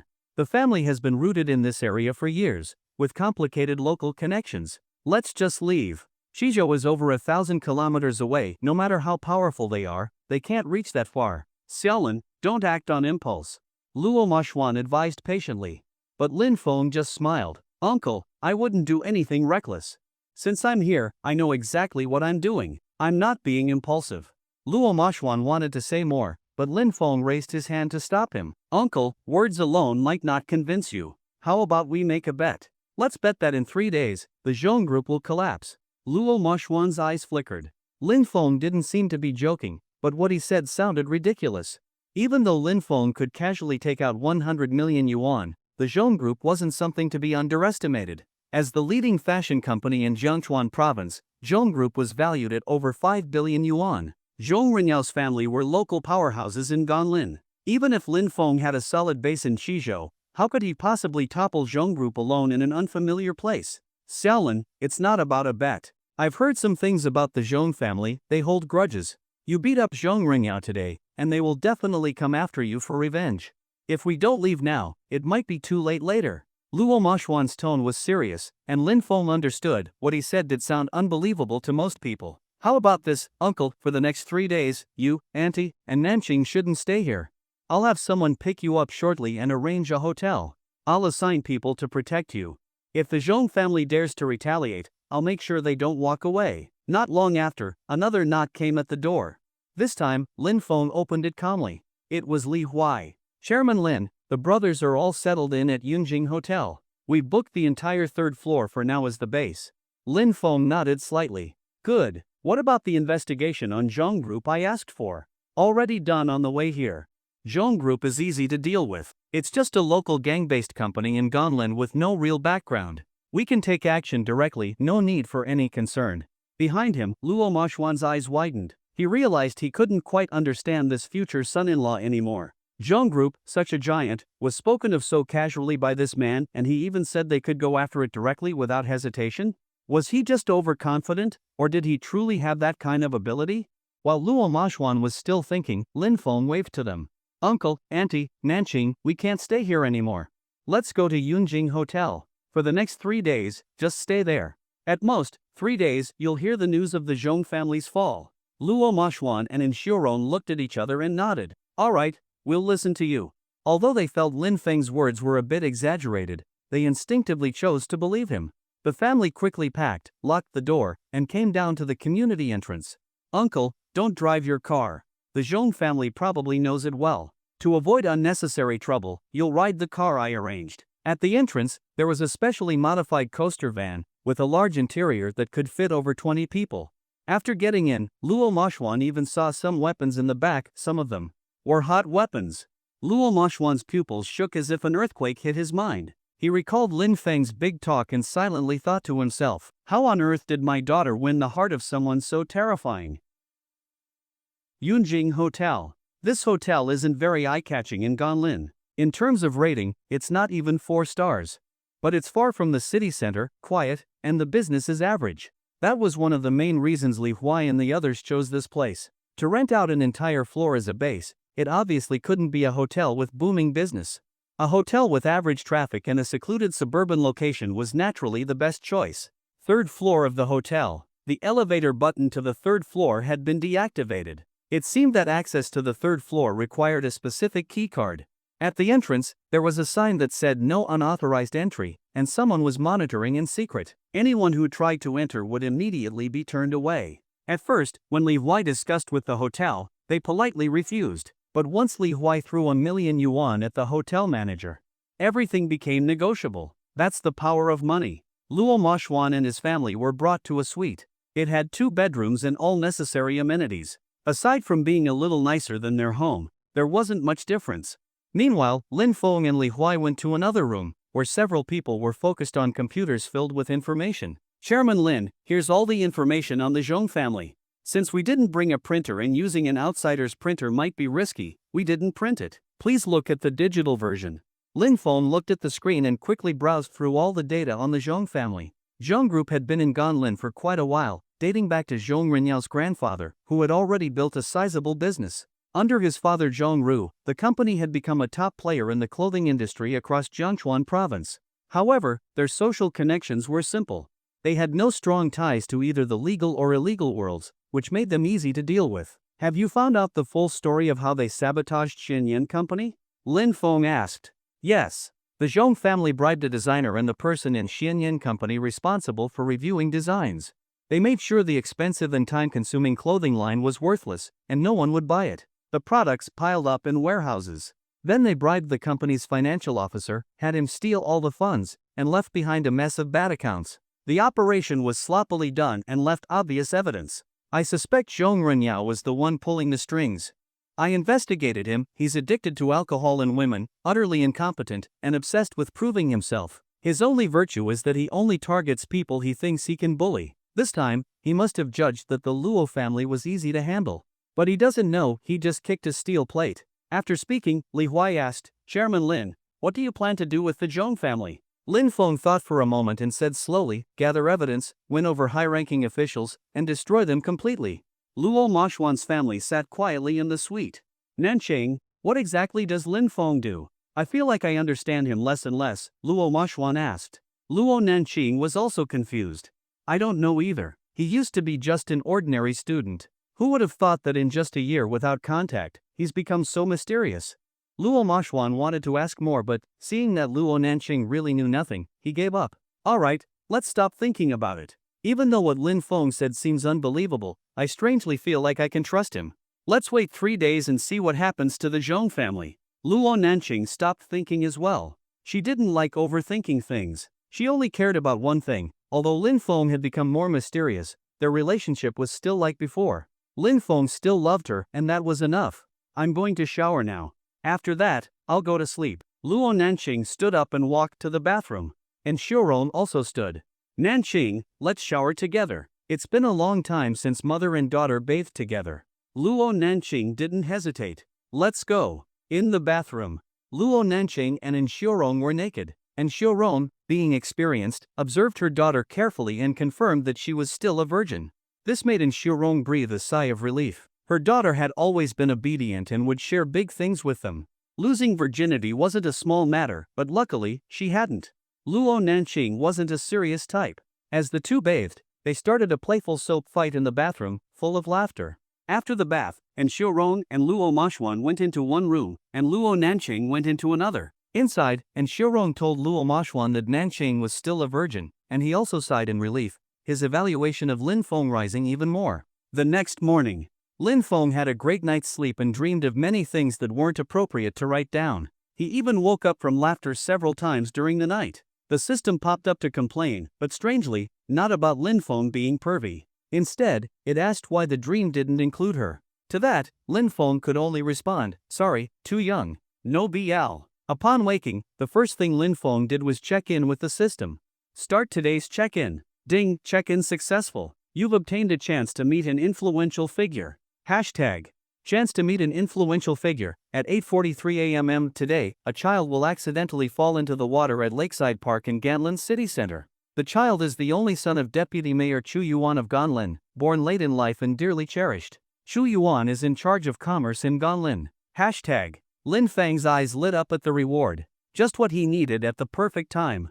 If he could build a relationship with Chu Yuan, taking down the Zhong family would be even easier. The system wasn't so bad after all, despite all the times he annoyed her. Feeling great, Lin Feng got dressed and brought Li Huai to Lakeside Park in the city center. It was a bit after 8 a.m. The park wasn't too crowded, most people who exercised came at 6 to 7 a.m., and by 8, they'd usually gone home to eat. Lin Feng and Li Huai arrived at the lake and carefully observed everyone around. According to the system, a child would fall into the lake by accident, but there were quite a few parents with children around. It wasn't easy to identify the target. Lin Feng looked at the time, 8:43 a.m., right on schedule. Just then, a child playing with a balloon let it slip from his hand. The child chased after it, and just ahead was the unguarded edge of the lake. Splash! The child's full attention was on the balloon that had flown away and didn't notice the lake ahead. His foot slipped and he fell into the water. Ah, help me! The child flailed and cried out in the lake, but the more he struggled, the faster he sank. In just a few seconds, most of his body had been swallowed by the water. The surrounding pedestrians quickly noticed the child had fallen in. But most didn't dare to jump in first, because many couldn't swim, and second, with so many scams these days, what if they helped and ended up being blackmailed? So when they first saw the child fall in, most people just stood and watched. But soon, a figure darted past the onlookers and leapt into the lake. Lin Feng jumped into the water and lifted the child above the surface, gradually making his way to the shore. With Li Huai's help, the child was safely brought ashore. Lin Feng, completely soaked, climbed out afterward. Young man, that was awesome. If you hadn't reacted so quickly, that child would have been in real danger. The lake may not be deep, but it's still very dangerous for a child. And the kid's guardian is too careless. How could they let a child wander by the water alone? That's so irresponsible. Young man, your clothes are all soaked. It's not summer right now, dry yourself quickly, don't catch a cold. You don't see kind-hearted young men like this much nowadays. And you're so handsome, too. Young man, do you have a girlfriend? Are you married? I have a daughter in her early 20s, what do you think? Lin Feng was immediately surrounded by a group of people. Quite a few middle-aged folks were eager to introduce their daughters to him. Just then, a man in a black suit came rushing over. The cotton candy in his hand fell to the ground. He pushed through the crowd and hurried to the child who had fallen into the water. Xiaodi, are you okay? I shouldn't have taken my eyes off you. Do you want to go to the hospital? The child, called Xiaodi, clearly recognized the suited man. Uncle, I'm okay. The balloon flew away. Xiaodi pointed to the balloon floating farther and farther away in the sky.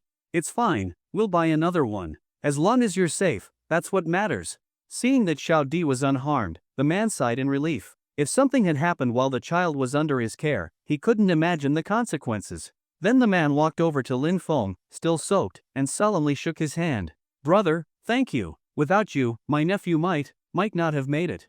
Lin Feng casually waved it off. It was no big deal. But I have to say, you left a child alone by the water? How careless can you be? I was here this time, but what about next time? What if no one helps? If you're taking a kid out, stay alert and keep them within sight at all times. Lin Feng gave the suited man a stern scolding. The man nodded repeatedly. You're absolutely right. There won't be a next time. Lin Feng nodded slightly. Alright, the kid choked on some water, but he seems okay. Just to be safe, take him to the hospital for a checkup. If there's nothing wrong, I'll be heading out. He wrung out his wet clothes and was ready to leave with Li Huai. But the man stopped him. Brother, wait a moment. You're my nephew's savior. And you're soaking wet from jumping in to save him. We're not the kind of people who forget kindness. Please take this as compensation for your clothes. The man pulled out a thick stack of red bills from his wallet, at least several thousand yuan. Lin Feng didn't reach for the money. He frowned instead. What's that supposed to mean? You think I saved him for money? No, you misunderstood. You're soaked through, you helped out of kindness, and kindness should be repaid. This is just to cover your clothes. Please accept it. Lin Feng firmly refused. No need, they're just wet. I'll wash them when I get home. You should focus on taking the kid to the hospital. I'm leaving. Still, the man insisted. This time, instead of money, he pulled out a business card. Brother, I know you don't want money. How about this, take my card, and give me yours. Perhaps afraid Lin Feng would refuse again, the man added, I just want to inform you after the hospital checkup about Xiaodi's condition. You saved him, knowing how he's doing is only fair, right? After a moment's thought, Lin Feng nodded, took the man's card, and handed over one of his own, soaked through. Alright then, let me know after the checkup. Then Lin Feng signaled to Li Huai and turned to leave. The man looked down at Lin Feng's card. Chairman of Huarong Group? He didn't think too much about it. To get Xiao Di to the hospital as fast as possible, he tucked the card into his pocket and carried the child to a black Audi nearby.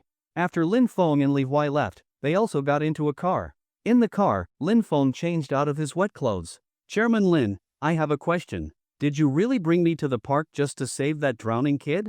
After changing, Lin Feng smiled. Of course. Li Huai didn't understand. Chairman Lin, we've already gathered a lot of evidence of the Zhong family's crimes. But you still haven't told me to send it to the police. Are you waiting for something?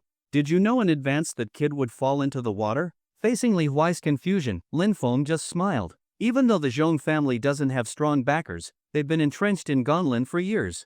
Using those crimes to bring them down directly isn't easy, at least not within 3 days. So, we need someone powerful enough to help us bring them down. Li Huai caught on. That drowning kid is our helper? Smart. But Chairman Lin, how did you know that kid would fall into the water? Don't tell me, you planned it? Of course not. I just happened to know he would fall in at that exact time. And his father, that's our helper. Who's his father? Who is his father? Lin Feng smiled. Deputy Mayor of Gonlin City, Xu Yuan. He's in charge of commerce. Li Huai immediately understood. Chairman Lin had everything planned from the start. Li Huai didn't ask why Lin Feng knew that Xu Yuan's son would fall into the water in the park today. Sometimes, subordinates don't need to know everything. If he ever needs to know, Lin Feng will tell him. Chairman Lin, what should we do next? Do you need me to send all the evidence to the police? All right. Tell the guys to deliver the evidence to the police now. I believe by tonight at the latest, I'll receive a call from Xu Yuan. I didn't hide my identity as the chairman of Huarong Group. I believe Xu Yuan will come looking for me soon. Municipal Government Office. Xu Yuan was in a meeting. The economy of Gonlin City had been declining for 2 consecutive years, which troubled him greatly as the deputy mayor in charge of commerce. Ganlin's business is mainly focused on the primary and secondary sectors, and now, with the progress of technology, these types of companies were falling behind the times. However, Gonlin didn't have any promising companies to support, which gave Xu Yuan a real headache. He wanted to achieve something during his term. While Xu Yuan was in the meeting, his secretary suddenly knocked and came in. Xu Yuan frowned. What's going on? Didn't I say that no matter what happens, wait until after the meeting? Is there no discipline anymore? Xu Yuan scolded his secretary, Ma Jinya. The scolding was mostly for show in front of the others at the table. As the one leading the meeting, he couldn't be the first to break the rules. Secretary Ma quickly bowed. Mayor Chu, it's urgent, I had no choice. Xu Yuan replied coldly, just this once. What happened? Secretary Ma quickly walked up and whispered in Xu Yuan's ear. Xu Yuan's face changed dramatically. When did this happen? This morning, Secretary Ma replied. Xu Yuan paused to think, then looked around the conference table. Revisit the issues I just raised and think them through carefully. That's it for today. Meeting adjourned. He quickly ended the meeting and rushed back to his office with Secretary Ma. Is Xiao Di okay now? He's fine. Sure, you already took the young master to the hospital. Based on how he looked on the way, he seems unharmed. According to eyewitnesses, he was rescued from the water soon after he fell in. Xu Yuan finally let out a sigh of relief, but then a wave of anger rose in his heart. What's wrong with Shiryu? How did Xiao Di fall into the water? Luckily, he was rescued in time. Otherwise, I wouldn't let him off easily. Xu Yuan's aura was commanding. A normal person would have been terrified standing in front of him. Hearing this, Secretary Ma quickly added, the person who saved the young master wasn't Shiryu. It was a passerby in the park. Xu Yuan's eyes turned cold. Then where was Shiryu when Xiao Di fell in? At the time, the young master wanted cotton candy. Shiryu thought it would only take a minute or two, so he went to buy some. But during those 2 minutes, the young master chased a balloon and accidentally fell into the water. Secretary Ma described the situation at the park in detail. Xu Yuan's face darkened like a storm. Didn't we plan to give Shiryu a job recently? Change that. Tell him to get as far away as possible. I don't want to see him in Gonlin or anywhere in Jiangchuan province ever again. Secretary Ma nodded slightly. I'll arrange it right away. By the way, can we find out who saved Xiao Di? We Chu family people aren't ungrateful. According to Shiryu, the person insisted on leaving a business card. He's not an ordinary person, he's the chairman of Huarong Group. Xu Yuan's expression tightened. Huarong Group? You mean the Huarong Group from Nanjing province? The Fortune Global 500 company? Secretary Ma nodded. That's what the business card says. But I haven't verified it yet.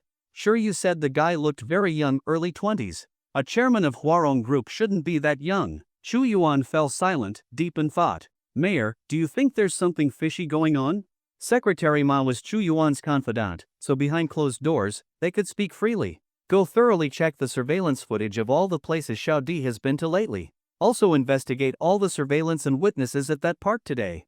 Understood. I'll take care of it. Around 5 p.m. Lin Feng was sitting in the hotel, watching a movie with Luo Nanchang. It was their first time going to the cinema together, and in that moment, they both saw the feelings in each other's eyes. Wang Duayu, aren't you rich? Bring 10 million to ransom your woman before sunset, or this is what will happen.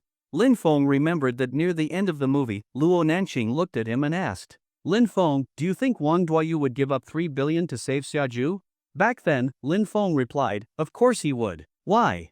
Because it's a movie. At the time, Luo Nanqing didn't say anything, but she was a little disappointed. That wasn't the answer she wanted to hear. This time, seeing the same scene, she seemed to recall something and asked the same question again. Lin Feng, do you think Wang Duayu would save Xiaju? He would. Lin Feng gave the same answer. Why? Because Wang Duayu loves Xiaju, just like I wouldn't give you up no matter how much money is involved. Luo Nanqing's eyes instantly softened, and she relaxed even more in Lin Feng's arms. Lin Feng let out a sigh of relief. He had been young and immature before, but now he finally understood it. Sometimes, when a woman asks you a question, she just wants to hear something sweet. That's when you say what she wants to hear. Don't try to be funny or too literal. See? After Lin Feng gave the right answer, Luo Nanqing was happy. She had refused to give him a massage earlier, but now she was willing. While giving Lin Feng a back massage, Luo Nanqing asked, Lin Feng, are you really going to bring down the Zhong family in 3 days? Lying shirtless on the bed, enjoying her massage, Lin Feng replied with eyes closed, of course. Why would I lie to you? But other than going out once this morning, you've stayed in the hotel all day. You even tricked me into leaving my parents' room just to mess around. Lin Feng replied calmly, I've already arranged for others to handle the rest. The key moment hasn't arrived yet. Once it does, it'll be the end for the Zhong family. What's the key moment? Lin Feng pointed at the phone nearby, waiting for a call. That call is the signal. Just as Lin Feng finished speaking, his phone rang. He opened his eyes, the corners of his mouth lifting into a smile. The moment has come. Luo Nanqing asked curiously, whose call is it? Lin Feng smiled, someone who can deliver a fatal blow to the Zhong family. Lin Feng answered the call. It was a middle-aged man's voice. Hello, is this Lin Feng? The man on the other end asked. Yes, and you are? Hello, I'm Xiaodi's father, the child you rescued from the lake at the park this morning. I'm calling to let you know Xiao Di is fine, and I also want to personally thank you. So it's about that. It was just a small effort. I believe anyone in that situation would have done the same. Saving a life is more valuable than building a 7-tiered pagoda. Lin Feng said cheerfully. You're too modest. I heard that when Xiao Di fell into the water, there were many people around, but only you jumped in without hesitation. Maybe I just reacted faster, Lin Feng said with a smile. I wonder if you're free right now. I'd like to treat you to dinner tonight, what do you think? There's no need for dinner. I didn't leave my number at the time because I didn't want any recognition. Doing good without leaving a name. I know you're a man of good character, but I always repay kindness. Besides, don't you want to hear what I have to say about the Zhong family? Lin Feng pretended to be surprised. You? How do you know? Who are you really? Xu Yuan chuckled. Didn't I say? You're my son's savior, which makes you a benefactor of the Chu family. Naturally, we repay kindness. I also found out you've had a conflict with the Zhong family here in Ganlin. Although you're strong, a powerful outsider is still no match for a local bigwig. In Ganlin, if I help you, the effect will be better. Even through the phone, Lin Feng could imagine Xu Yuan speaking like a strategist in control of everything. Lin Feng also played along. Alright then, where are we eating? I'll come over now. That's more like it. You're the Chu family's benefactor. Now I can help you too, that's called mutual aid. I'm waiting for you at Sunlong Pavilion. After hanging up, Lin Feng smiled. Next to him, Luo Nanqing was a bit confused after hearing the phone conversation. You just said the caller is someone who can deal a fatal blow to the Zhong family? But it sounded like this was your first time speaking with him. It was our first call, but that doesn't stop him from being the one to strike the Zhong family. I'm heading out now. But before I go, how about a little reward? What kind of reward? Luo Nanqing didn't realize danger was approaching. Let me kiss you. Before Luo Nanqing could answer, Lin Feng jumped on her. About 15 minutes later, Lin Feng stepped out of the hotel and took a deep breath of fresh air. Sigh, my first kiss has been stolen again. Damn this charm of mine. Sanglong Pavilion.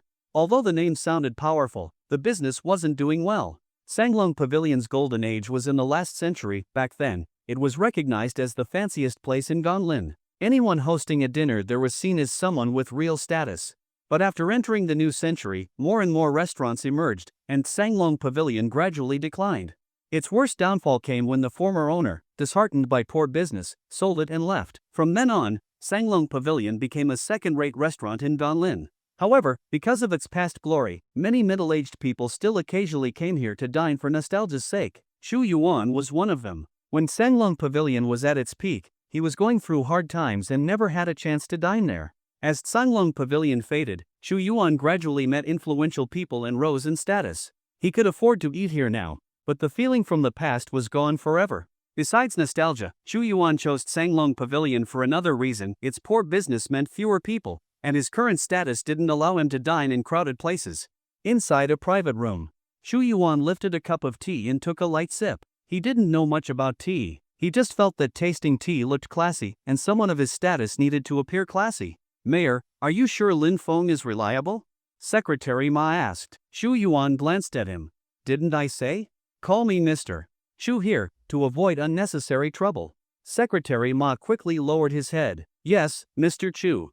Xu Yuan looked away and took another sip of tea. All the information shows Lin Feng had nothing to do with Xiao Di falling into the water. He just happened to pass by and rescued him. Besides, if he had known Xiao Di's identity beforehand, would he have kept declining and refused to leave contact info? Maybe it was all part of his plan? Refusing the card was to leave a good impression? In the end, he still left his card, didn't he? Secretary Ma still felt things were too coincidental. If he really planned all this, what for? To go against the Zhong family? The Zhong family is decent, but compared to Huarong Group, they're nothing. And Lin Feng doesn't just own Huarong Group. There's the Fortune Global 500 Huarong Group, a world-class security company, a top-tier PR firm, and he's rumored to be acquiring Longfei Entertainment. Would someone like that see the Zhong Group as a threat? At most, it's a time-consuming task, not worth offending me. Though Secretary Ma still felt it was all too convenient, Xu Yuan's reasoning made sense.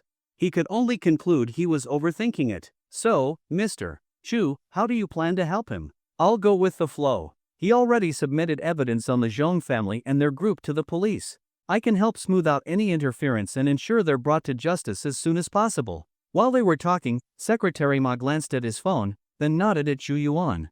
Mr. Chu, he's here. Soon after, there was a short knock at the door of the private room. Knock, knock, knock. A short series of knocks sounded at the door. Xu Yuan gestured for Secretary Ma to open it. The door opened, and in walked Lin Feng, looking handsome and confident. Xu Yuan and Secretary Ma exchanged glances, both seeing the surprise in each other's eyes. Although their investigation had already shown that Lin Feng was only in his early 20s, seeing him in person still came as a shock. To control so many top global companies at such a young age, his background was definitely not simple. Besides his youth, they were also stunned by his looks. With that face, he could debut as a star on the spot. Hello, I'm Lin Feng. Xu Yuan stood up and shook hands with him. I'm Xu Yuan, please sit. Secretary Ma closed the private room door.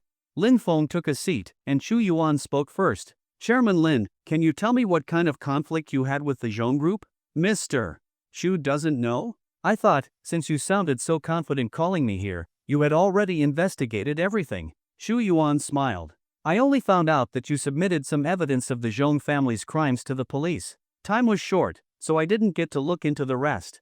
In that case, let me explain it to you. Then Lin Feng told Xu Yuan everything from start to finish, without exaggerating. After all, someone like Xu Yuan could easily find out the details himself. It was very possible he already had and just wanted Lin Feng to say it again.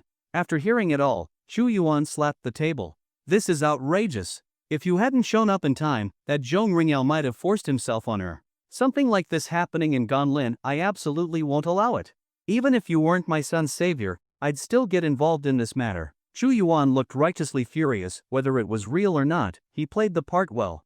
I haven't asked yet, Mr. Xu, where do you work? Xu Yuan chuckled. I'm one of Ganlin's deputy mayors. I oversee commerce. Lin Feng pretended to be very surprised. He suddenly stood up, looking at Chu Yuan with disbelief. Chu Yuan seemed pleased with Lin Feng's reaction. Standing shocked, Lin Feng suddenly looked like he had remembered something, and a frightened expression appeared in his eyes. Mr. Chu.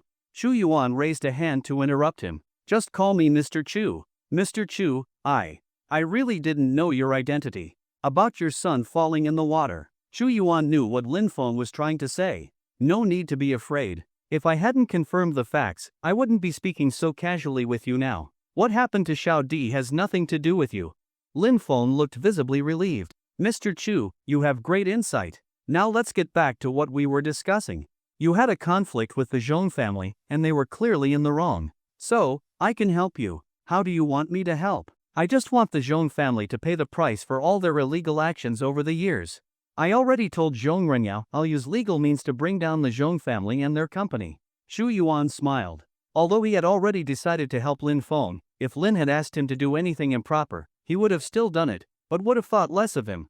But Lin Feng's approach pleased him, asking for help without causing trouble. Smart man. All right.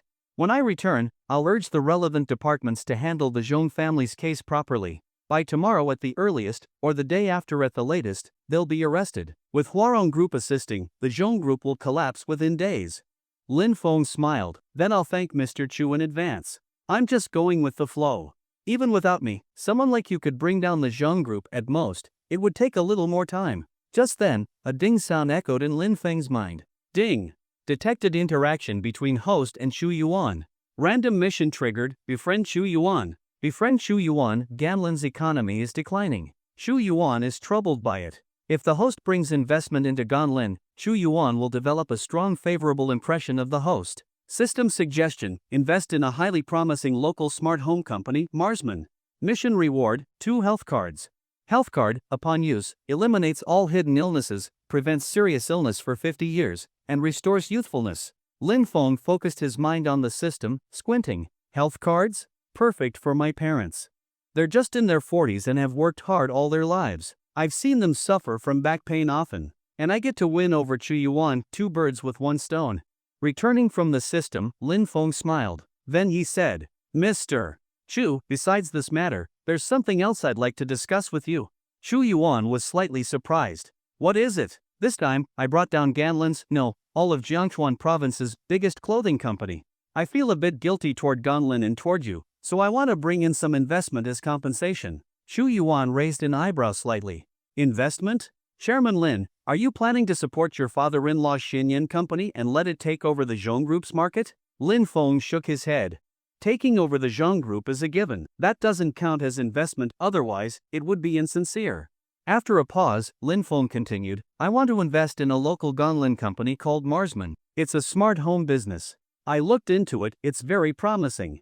They just ran into issues with early-stage funding. With strong support, it could become the leading company in Ganlin, even Jiangchuan. Chairman Lin sure speaks boldly. Seems you didn't come to Ganlin just to deal with your in-laws' affairs. How much do you plan to invest? Chu Yuan sipped his tea. Lin Feng held up one finger. This much. Chu Yuan was slightly disappointed, though it didn't show for long. 100 million yuan is a lot for a startup. Then I'll thank you on their behalf. Seems you misunderstood, Mr. Chu. I wasn't talking about 100 million. That would be a bit stingy coming from me, Lin Feng said calmly. Chu Yuan's expression changed slightly. Chairman Lin, you're saying 1 billion? But Lin Feng still shook his head. 1 billion isn't enough either. I'll invest 10 billion. Chu Yuan's eyes widened sharply, he could hardly believe what he'd just heard. What did you say? 10 billion? Lin Feng smiled and nodded. Since I said I want to bring investment to Ganlin, I have to show sincerity. 1 billion, 10 billion, they're not small amounts, but for a whole city, that's just a drop in the bucket. So, 100 billion isn't that much. Chu Yuan began to re-evaluate the young Huarong Group chairman sitting across from him. At first, he hadn't seen Lin Feng as someone on the same level, partly because of his age, and partly due to his own subconscious bias against businessmen. But Lin Feng saying he'd invest 100 billion, that truly stunned him. Chairman Lin, this isn't a small matter. You're not joking, right? Mr. Chu, I never joke about something this important. Chairman Lin, even though Huarong Group is a Fortune 500 company and has strong cash flow as a financial company, pulling out 100 billion all at once would definitely hurt the company's operations, wouldn't it? Shu Yuan still couldn't believe Lin Feng's words. Lin Feng took a sip of tea. True, if Huarong Group took out 100 billion all at once, it would definitely create financial issues. Shu Yuan frowned slightly. Was Lin Feng just joking with him? Then what do your words mean? Are you planning to invest the 100 billion in installments? No, Mr. Chu, you misunderstood something. While I am Huarong Group's chairman, I'm not just the chairman of Huarong Group. This 100 billion won't come from the group's accounts, it's a personal investment from me. Shu Yuan took a deep breath. Mr. Lin, you can personally take out 100 billion? I really find that hard to believe. Mr. Chu, I have no reason to deceive you. Boasting in front of you gives me no advantage. If I ended up not being able to provide the 100 billion, you wouldn't suffer any loss, but my credibility with you would be ruined. Why would I do something so foolish? Shu Yuan thought carefully about Lin Feng's words. They made perfect sense. Lin Feng had a good relationship with him now, and there was no need to lie. Thinking this, Shu Yuan realized he couldn't see through this handsome young man in front of him. Could he be from some major family? People in Shu Yuan's position often had some knowledge of hidden elite families. A young man with so many companies, no one would believe it was all on his own without family backing. Realizing this, Shu Yuan stopped himself from thinking further. It wasn't a good idea to know or dwell too much on those kinds of families. Then Shu Yuan stood up and bowed to Lin Feng. Mr. Lin, your 100 billion is a huge help to me and to all of Ganlin. Lin Feng quickly helped Shu Yuan up. Mr. Chu, that's too much. I'm a businessman. I just see potential in Ganlin's future. No need for thanks, it's just business. But as a junior, there is something I'd like your help with. Shu Yuan became alert, so he did want something in return. As expected, you don't casually throw around 100 billion. If someone used 100 billion as leverage, what on earth would they ask for? Shu Yuan didn't even dare to imagine. What is it? Let's hear it first. Shu Yuan didn't dare agree too quickly. Lin Feng leaned close and whispered in Shu Yuan's ear. Secretary Ma, who had been silent the whole time, perked up his ears, trying to catch something from their hushed conversation. A moment later, Lin Feng sat back down. Shu Yuan looked completely stunned. Secretary Ma guessed it must be something big, or Shu Yuan wouldn't look so shocked. It seemed that investment might be going down the drain. But then Shu Yuan said something that nearly made Secretary Ma drop his jaw. Shu Yuan looked at Lin Feng with a complicated expression. After a whole minute, he finally said, "That's it?" Lin Feng chuckled lightly. Mr. Shu, does it sound like a tough request? If that's considered tough, what else can I handle? I'm just confused, Mr. Lin. You're throwing around 100 billion just to show off? Lin Feng coughed twice and said with a straight face, Mr. Chu, that's not called showing off, it's called displaying one's brilliance. Shu Yuan gave Lin Feng a thumbs up. Mr. Lin, no wonder you're young and successful. Your way of thinking is completely different from us middle-aged folks. But since it's such a simple matter, I'll help you with all I've got. Then, Mr. Chu, shall we call it a happy collaboration? Lin Feng said with a smile, extending his hand. Shu Yuan warmly shook his hand. A pleasure to work with you, Mr. Lin. You're a man of character. I, Shu Yuan, am proud to call you a friend. Secretary Ma stood to the side, completely confused. What? What show off? What brilliance? What were they even talking about? Why couldn't he follow anymore? What on earth did he miss? That night, after returning to the hotel, Lin Feng went to the room where Luo Mashuan's family was staying. The family of three had been pretty bored since checking in, unable to go out. They started playing Fight the Landlord, a popular Chinese card game. This round, Luo Mashuan was the landlord, and Huarong and Luo Nanqing were the farmers. It was in Huarong's turn. 10, Jack, Queen, King, Ace. Pass. 8 8 9 9 10 10. One card left. Pass. Luo Mashuan didn't play anything. He'd missed the chance. Seeing that in Huarong only had one card left, Luo Nanqing smiled. I bomb. And Huarong stared wide-eyed at Luo Nanqing, her big eyes full of confusion. But Luo Nanqing didn't notice. She was still caught up in doubling the score. Double again. Another bomb. No, pass. If looks could kill, and Huarong would be beating up Luo Nanqing with her eyes. Pass. Luo Mashuan still had a bunch of cards left. He'd basically given up. That's enough bombs, time to end this. A 3, Mom, it's your turn. Pass, and Huarong said weakly. Mom, why didn't you play? I played a 3. If I could beat it, don't you think I would've? Mom, you're not saying you also have a 3 left? Luo Nanqing started getting a bad feeling. Would you believe me if I said no? I was about to win and then you bombed me. I just thought. I could get more points. Luo Nanqing's voice shrank. Seeing the situation, Luo Mashwan burst into laughter. Oh my, what an unexpected bonus. Luo Mashwan thought he was definitely going to lose this round, but unexpectedly, a twist of fate turned things around. You're passing on the 3? I'll take it. Joker. Any more bombs? Luo Nanqing lowered her head, not daring to meet in Huarong's eyes. 6, 7, 8, 9, 10. Straight. Pass. 3 jacks with a 4. Pass. Pair of 3s.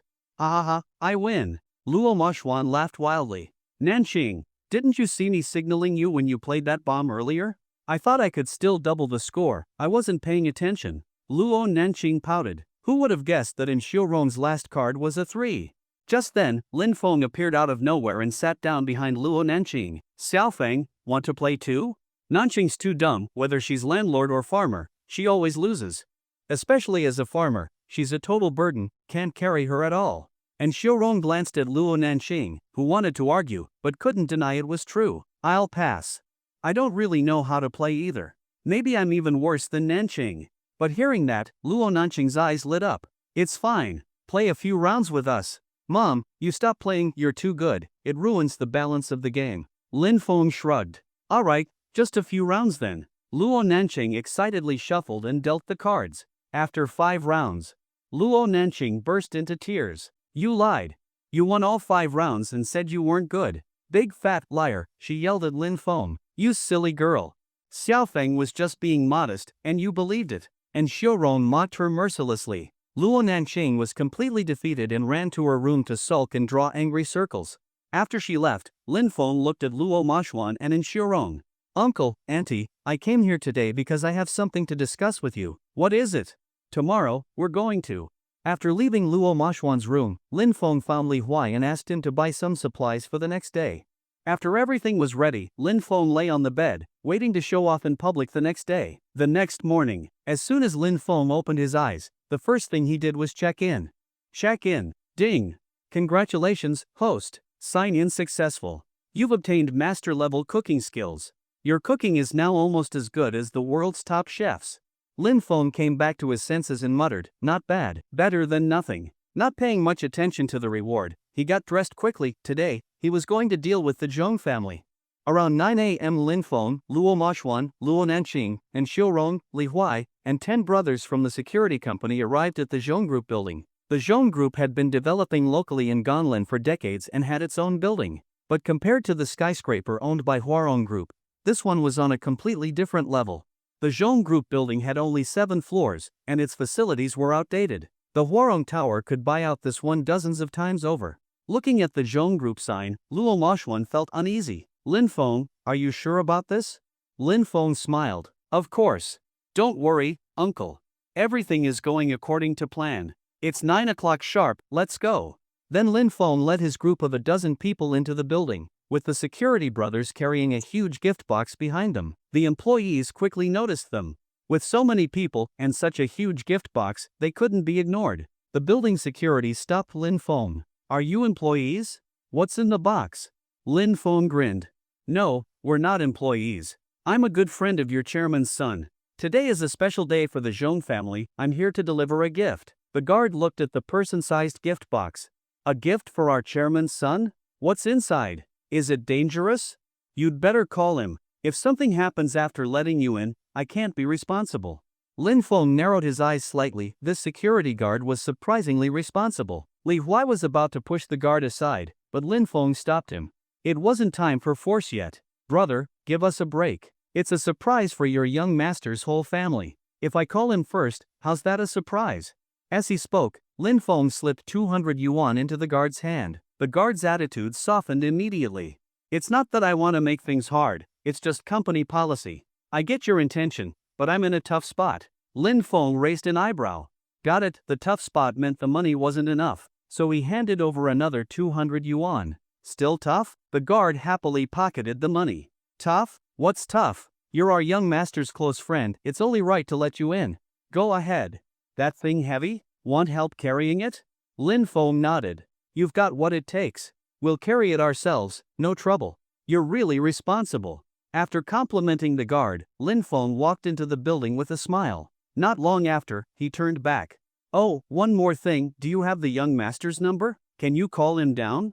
I'm just a lowly guard, I don't have his number. But go to the front desk. There's a flirty chick, there's a receptionist who's very close with the young master. She can reach him. The guard had taken Lin Feng's 400 yuan and was in a very good mood. He answered everything he was asked. Lin Feng nodded and led the group to the front desk. Among the three receptionists, he quickly identified the one in the middle.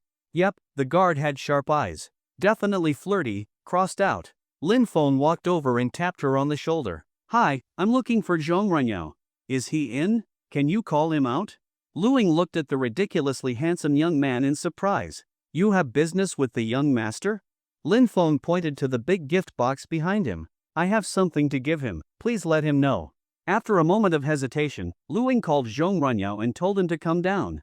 Maybe because Lin Feng was so good-looking, Luing didn't want to turn him down. She even thought about spending time with him after work. After the call, Luing looked curiously at the big box.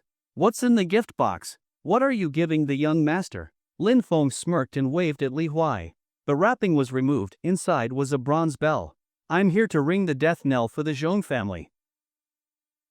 I'm here to deliver the funeral bell for the Zhong family. Lin Feng's voice echoed loudly through the entire first-floor lobby, instantly grabbing everyone's attention. Who is that guy? Did I hear him right? Who's he here to bury? The Zhong family?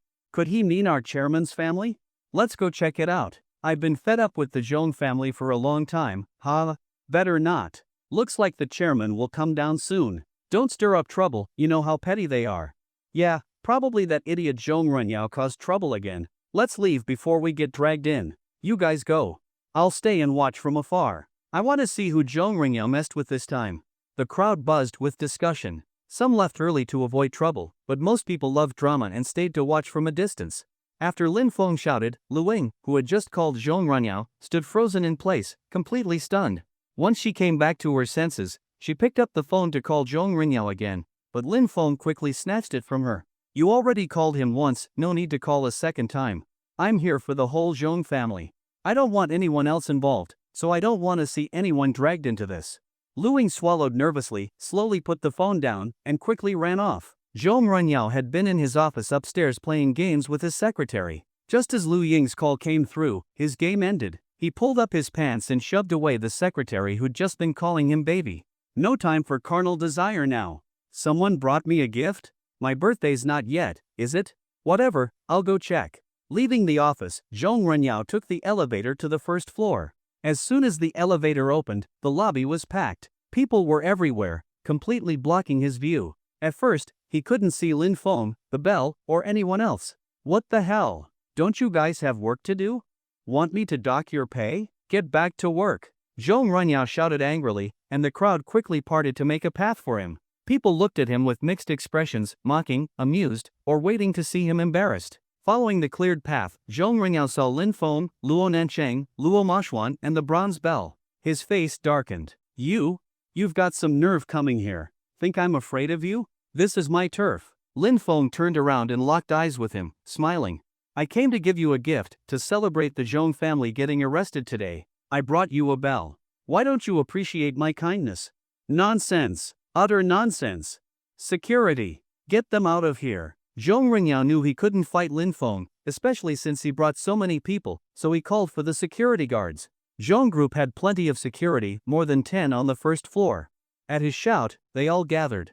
Beat them. If anything goes wrong, I'll take responsibility. I'll give each of you 10,000 yuan after.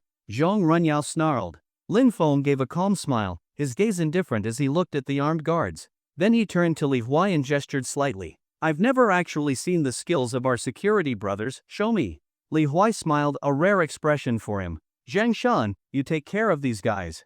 From the crowd, a man who looked a bit thin stepped forward. Clearly, he was Zhang Shan. Zhang Shan stretched, a savage grin appearing on his face. Brother Huai, it's been ages since I had a good fight. Today, I finally get to stretch out a bit. The dozen guards eyed Zhang Shan suspiciously, gripping their electric batons, ready to move. Just as Zhang Shan finished speaking, he darted forward. The guards saw him move, but their hands couldn't keep up with what their eyes saw. Moments later, Zhang Shan appeared behind one of the guards, still grinning. These batons look fun. Mind if I take a look? Before the guard could react, the baton was already in Zhang Shan's hand. You Before he could finish, the baton struck him. Ah! Everyone attack him. He's just one guy. We can stomp him to death together. The security team leader's shout rallied the hesitant guards, but in the face of overwhelming strength, it was meaningless. Enough games. Chairman Lin wants this done quickly. Let's go. Zheng Shan tossed the baton to the ground, dropped his grin, and a sharp glint flashed in his eyes. 1 minute later, Zheng Shan returned to Lin Feng and gave a slight bow. Chairman Lin, task completed. Didn't let you down, did I? Lin Feng nodded. Not bad, not bad. We'll spar sometime. I may not have your combat experience, but who knows who'll win in the end. Zheng Shan licked his lips, his expression slightly wild.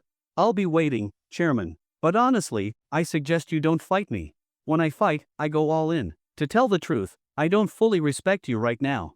Not just me, many brothers feel the same. We truly respect Brother Huai because he's better than all of us in every way. But now even Brother Huai follows your orders. Some of us don't understand why. Zhang Shan. That's out of line. Li Huai snapped. Lin Feng stopped him. It's fine. I know this is an issue, so if I beat you in a fight, will that earn your respect? Zhang Shan nodded. Of course.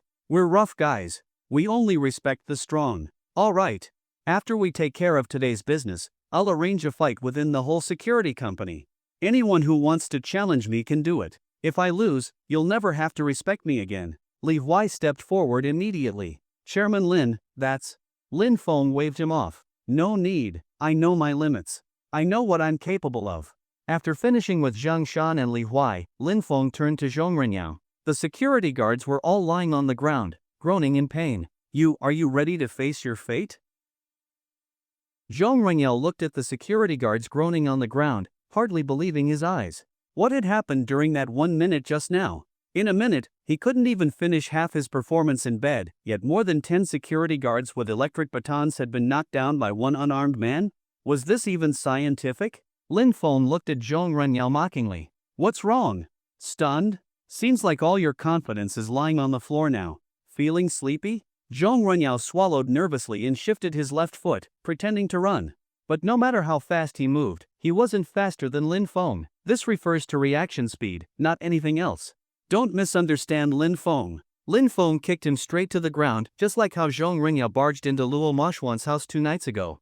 Lin Feng stepped on Zhong Renyao's chest with his right foot, expression calm. Remember what I told you that night when you came over? Zhong Renyao said nothing, trying to push Lin Feng's foot off his chest with both hands. But no matter how hard he tried, he couldn't move it at all. Not talking?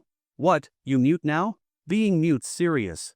Let me treat you quickly. Lin Feng chuckled and kicked Zhong Renyao right in the mouth. Zhong Renyao screamed, his lips instantly swelling up. Don't, what do you want? Money? Something else? I'll give it all to you. I was blind before. Please, let me go. Lin Feng sneered. Looks like my treatment's working well. Weren't you mute just now? And now you're cured already? You really should thank me properly. Thank you. Zhong Renyao stammered in panic. Good, now that your mute condition is cured, answer me, what did I ask you earlier? Your question? Zhong Renyao was so shaken he couldn't remember what Lin Feng asked and mumbled incoherently. Why aren't you answering? Lin Feng pressed harder with his foot, veins bulging on Zhong Renyao's face.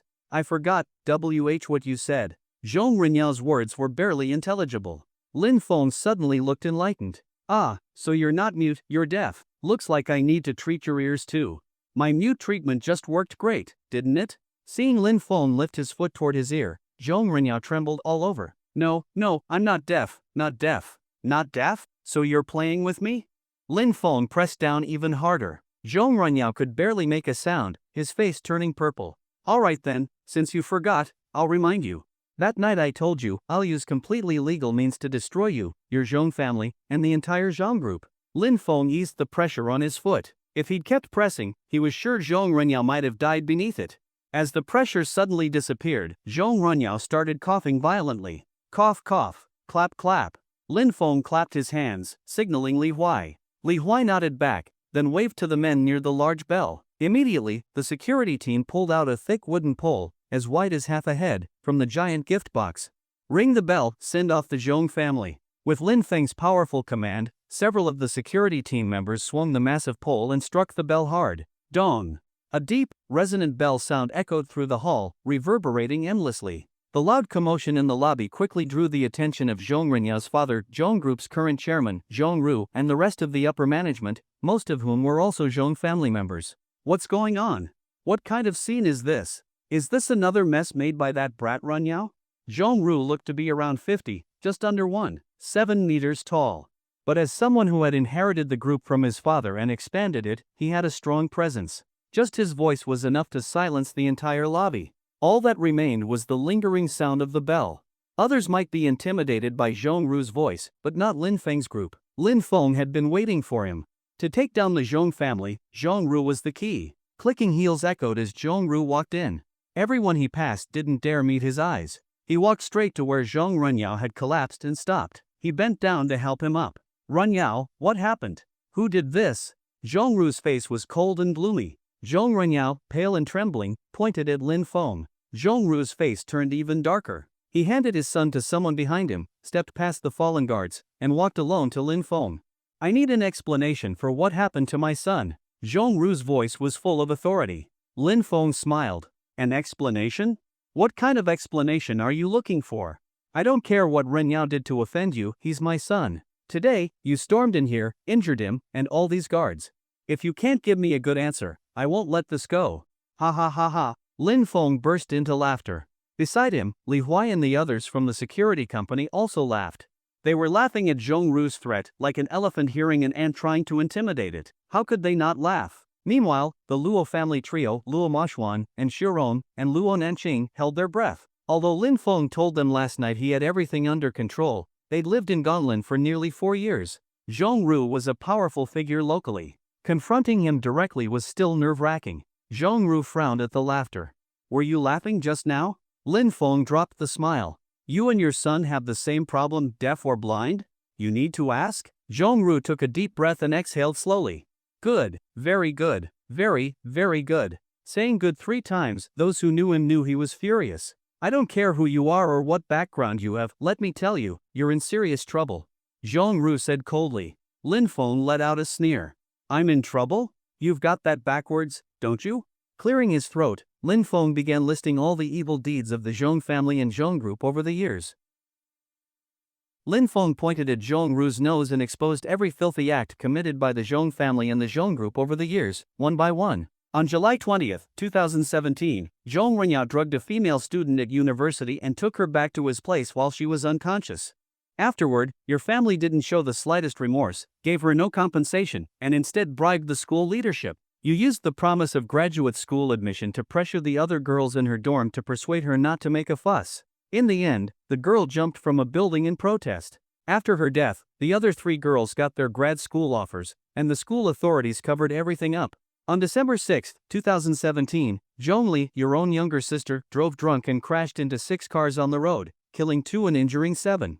Such a serious incident was whitewashed due to a lack of surveillance footage, and blamed on a failure to engage the handbrake. The victims' families only received minimal insurance payouts. You didn't pay a cent, except for the bribes you used to cover everything up. On January 23, 2018, Zhong Ru, because your kept secretary got close with a new employee, you had people attack both of them after work, strip them naked, take a pile of photos, and spread them around their hometowns and at the company, forcing both to resign. On February 9, 2018, the Zhong Group stole design drafts from Huimei Company, rushed them to factories for mass production, and ended up in court. But without solid evidence, the case was dropped. On March 26, 2022, you bribed Shenyang Company's new designer Jean Tang and the internal approval staff. You made sure Jean Tang's poor, plagiarized design passed review, leading Shenyang to stockpile unusable products and suffer a cash flow crisis. On April 2, 2022, you bribed Xuanyan's financial chief Jiao Su to transfer all the company's funds and leave behind a mess of bad debts, trying to push Shenyang to the edge. Zhong Ru, did I get anything wrong? Lin Feng's sharp gaze fixed on Zhong Ru, but after hearing the long list of crimes, Zhong Ru showed no fear. Instead, he burst out laughing. Ha ha ha, kid, you really did your homework. I'd even forgotten some of those things myself. If you hadn't reminded me just now, they wouldn't have come to mind. Lin Feng narrowed his eyes. You're not afraid? Why should I be? If these things could get me punished, would I still be standing here right now? I didn't see Luo Mashuan earlier, but now I get why you're here. You think just because you found all this dirt, you can take me down? Let me tell you a little secret, you already handed this stuff to the police, didn't you? Well, right after you did, they told me everything. Ha ha ha ha ha. In the crowd, the hearts of Luo Mashwan and his family sank. They had been fired up earlier when Lin Feng listed all the Zhong family's crimes, thinking this was his ace card. But now, Zhong Ru's words crushed that hope, so the police were in on it too. The moment the report was filed, the police had already informed him. What now? Behind Zhong Ru, Zhong Runyao, and the Zhong Group executives were all smiling. When Lin Feng listed their crimes, they were panicked. But now, they were certain they were still the winners. So what if you dug up everything? Wishful thinking. Zhong Runyao had already forgotten how he was stomped on moments ago. He staggered to stand beside Zhong Ru, rubbed his swollen mouth, and regained his arrogance. He looked at Lin Feng with contempt. Still feeling proud? You thought you had a winning hand, but to us, that's just a lowly 3. Don't think you can stand against us, some gaps can't be bridged, no matter what you do. Weren't you saying you'd take us down legally? Don't your words now sound ridiculous? I'll give you one chance. Kneel now, call me master, and hand Luo Nanqing over to me. Then maybe I'll let you live. Zhong Renyao puffed out his chest, even more arrogant than before. Lin Feng sneered. Do you know what you look like right now? Like a complete clown. But Zhong Renyao wasn't fazed. I love seeing people throw a tantrum when they're helpless. That's you right now. TSK TSK TSK. Weren't you so fierce earlier, listing all our crimes? Saying you'd make the whole Zhong family and the group pay? What now? I'm standing right here, make me pay. Don't say I didn't give you a chance. Kneel, call me grandpa, and hand over Luo Nanqing, or else, things won't end well for you. Luo Nanqing ran to Lin Feng's side, grabbed his hand, her eyes filled with tears. Lin Feng, don't worry about me. They have more people, just go, please. I'll stay. Luo Mashwan and Huarong stepped up and patted Lin Feng's shoulder. Good son-in-law, after these past few days, we've fully accepted you. This whole mess started because of me. You go. We'll stay. Let the one who caused the trouble fix it. Zhong Ru sneered. Leave? Try it. You assaulted people in my company. If I let you go just like that, where's my dignity? Zhong Ringyao, face still pale but showing a flush, grinned savagely and walked toward Lin Feng. This is the last time I'll ask. Are you going to kneel or not? I'll count to 3. 3, 2. Before he could finish. Bang! A deafening gunshot exploded. The crowd scattered like birds, but police officers storming in blocked everyone. Police operation. Everyone stay where you are. I repeat, this is a police operation, stay where you are. Zhong Ru looked at the officers in confusion, but when he saw the man leading them, he smiled again. Director Wang, I could have handled this myself. No need for you to come personally. You're too kind. Slap. I'll show you kind, you fucking piece of trash. Zhong Ru was completely caught off guard. Director Wang, you. Smack. Another slap. What you? Zhong Ru, you must be tired of living. Wang Shuowei pointed at Zhong Ru's nose and cursed him out like they were mortal enemies. But Zhong Ru knew just yesterday, it was Wang Shuowei who had handed over the evidence against Lin Feng to him. Zhong Ru's heart sank. It was over. After the 2 slaps, Wang Shuowei turned toward Lin Feng with a beaming smile. Mr. Lin, are you alright? Lin Feng sneered. Director Wang? From what I heard earlier, you two seemed pretty familiar. Wang Shuowei quickly waved his hands. And no, Mr. Lin, you misunderstood. That was before, when I was ignorant. Now, with your guidance and the mayor's correction, the first thing I did was draw a clear line from this bastard, and I'll personally arrest his whole family. Lin Feng smiled and didn't respond. Instead, he turned his gaze toward the man standing behind Wang Shuowei, a seemingly unremarkable person who, upon closer inspection, carried the aura of a leader. It was Chu Yuan. Mr. Chu, you arrived just in time.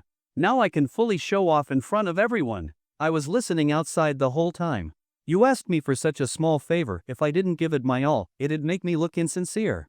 And I have to say, Chairman Lin, your grand entrance was truly top tier. Chu Yuan gave Lin Feng a thumbs up. Lin Feng waved his hand. Mr. Chu, you're still so uncouth. Clearly, I'm just making a divine entrance in front of everyone. Chu Yuan smiled and didn't argue. He turned to Wang Shuowei. I'll deal with you later. Why are you still standing around? Don't you know what to do? I know. Wang Shuowei straightened his back and kept smiling. He knew, only by performing well today might Chu Yuan go easy on him later. Maybe, just maybe, this could be his chance to get on Chu Yuan's good side. Though the odds were slim. Wang Shuowei waved to the officers maintaining order, pulled out a list, and shouted, Listen up. Arrest everyone on this list. Zhongru, Zhongrenyao, Zhongli. One name after another came out of his mouth. With every name, a police officer cuffed someone. Each member of the Zhong family was trembling inside, terrified that their name would be next. Death was scary, but waiting for death was worse. Now, the Zhong family couldn't run even if they wanted to, the guns were aimed at them. If they tried, the police had the right to shoot. They could only listen carefully to see if their names were on the list and desperately recall whether they had done anything evil or illegal. Zhongru collapsed onto the ground. It's over. Everything is over. The Zhong family, the Zhong group, it's all over. Next to Lin Feng, Luo Mashuan and his family stared wide-eyed at everything that had just happened in only a few minutes. The turnaround was too fast. Just moments ago, they thought Lin Feng was doomed, but now? Out of nowhere, Director Wang, who used to be in league with Zhongru, personally arrested the entire Zhong family. And that Mr. Chu Lin Feng referred to based on how Wang Shuowei addressed him, he was the mayor. Lin Feng actually knew the mayor of Ganlin? And judging by their conversation, they weren't just acquaintances, their relationship was clearly strong. Luo Nanqing tugged at Lin Feng's sleeve. Is this real? Obviously, she still couldn't believe everything she had just seen. Lin Feng gently stroked her head. It's real. I promised I'd protect you, that I'd bring Zhong Renyao's entire family to justice, and I meant it. From now on, anyone who dares to hurt you, I'll make sure they suffer for it. Lin Feng's words were bold and powerful, and at this moment, they deeply touched Luo Nanqing. Tears streamed down her cheeks, tears of joy. Her recent life had felt like a roller coaster. From her father's company collapsing, to being forced by Zhong Renyao to marry him in exchange for helping Xianyan Company. Then Lin Feng returned like a savior, fixing the company's finances and finally coming back to her side after more than a year. Still, she had been deeply worried. Even with Lin Feng's promise, the threat of the Zhong family loomed. But now, seeing them in handcuffs, she could finally relax. Her legs weakened. Lin Feng reached out with his right arm, wrapped it around her waist, and pulled her into his arms. From now on, I'll always be by your side. No one will ever bully you again. Their eyes met, and slowly, they leaned closer. Cough, cough. Luo Mashuan and Huarong cleared their throats. Only then did Lin Feng and Luo Nanqing realize maybe kissing in public wasn't the best idea. Lin Feng also quickly withdrew his hands, which had just been creeping toward areas they probably shouldn't have.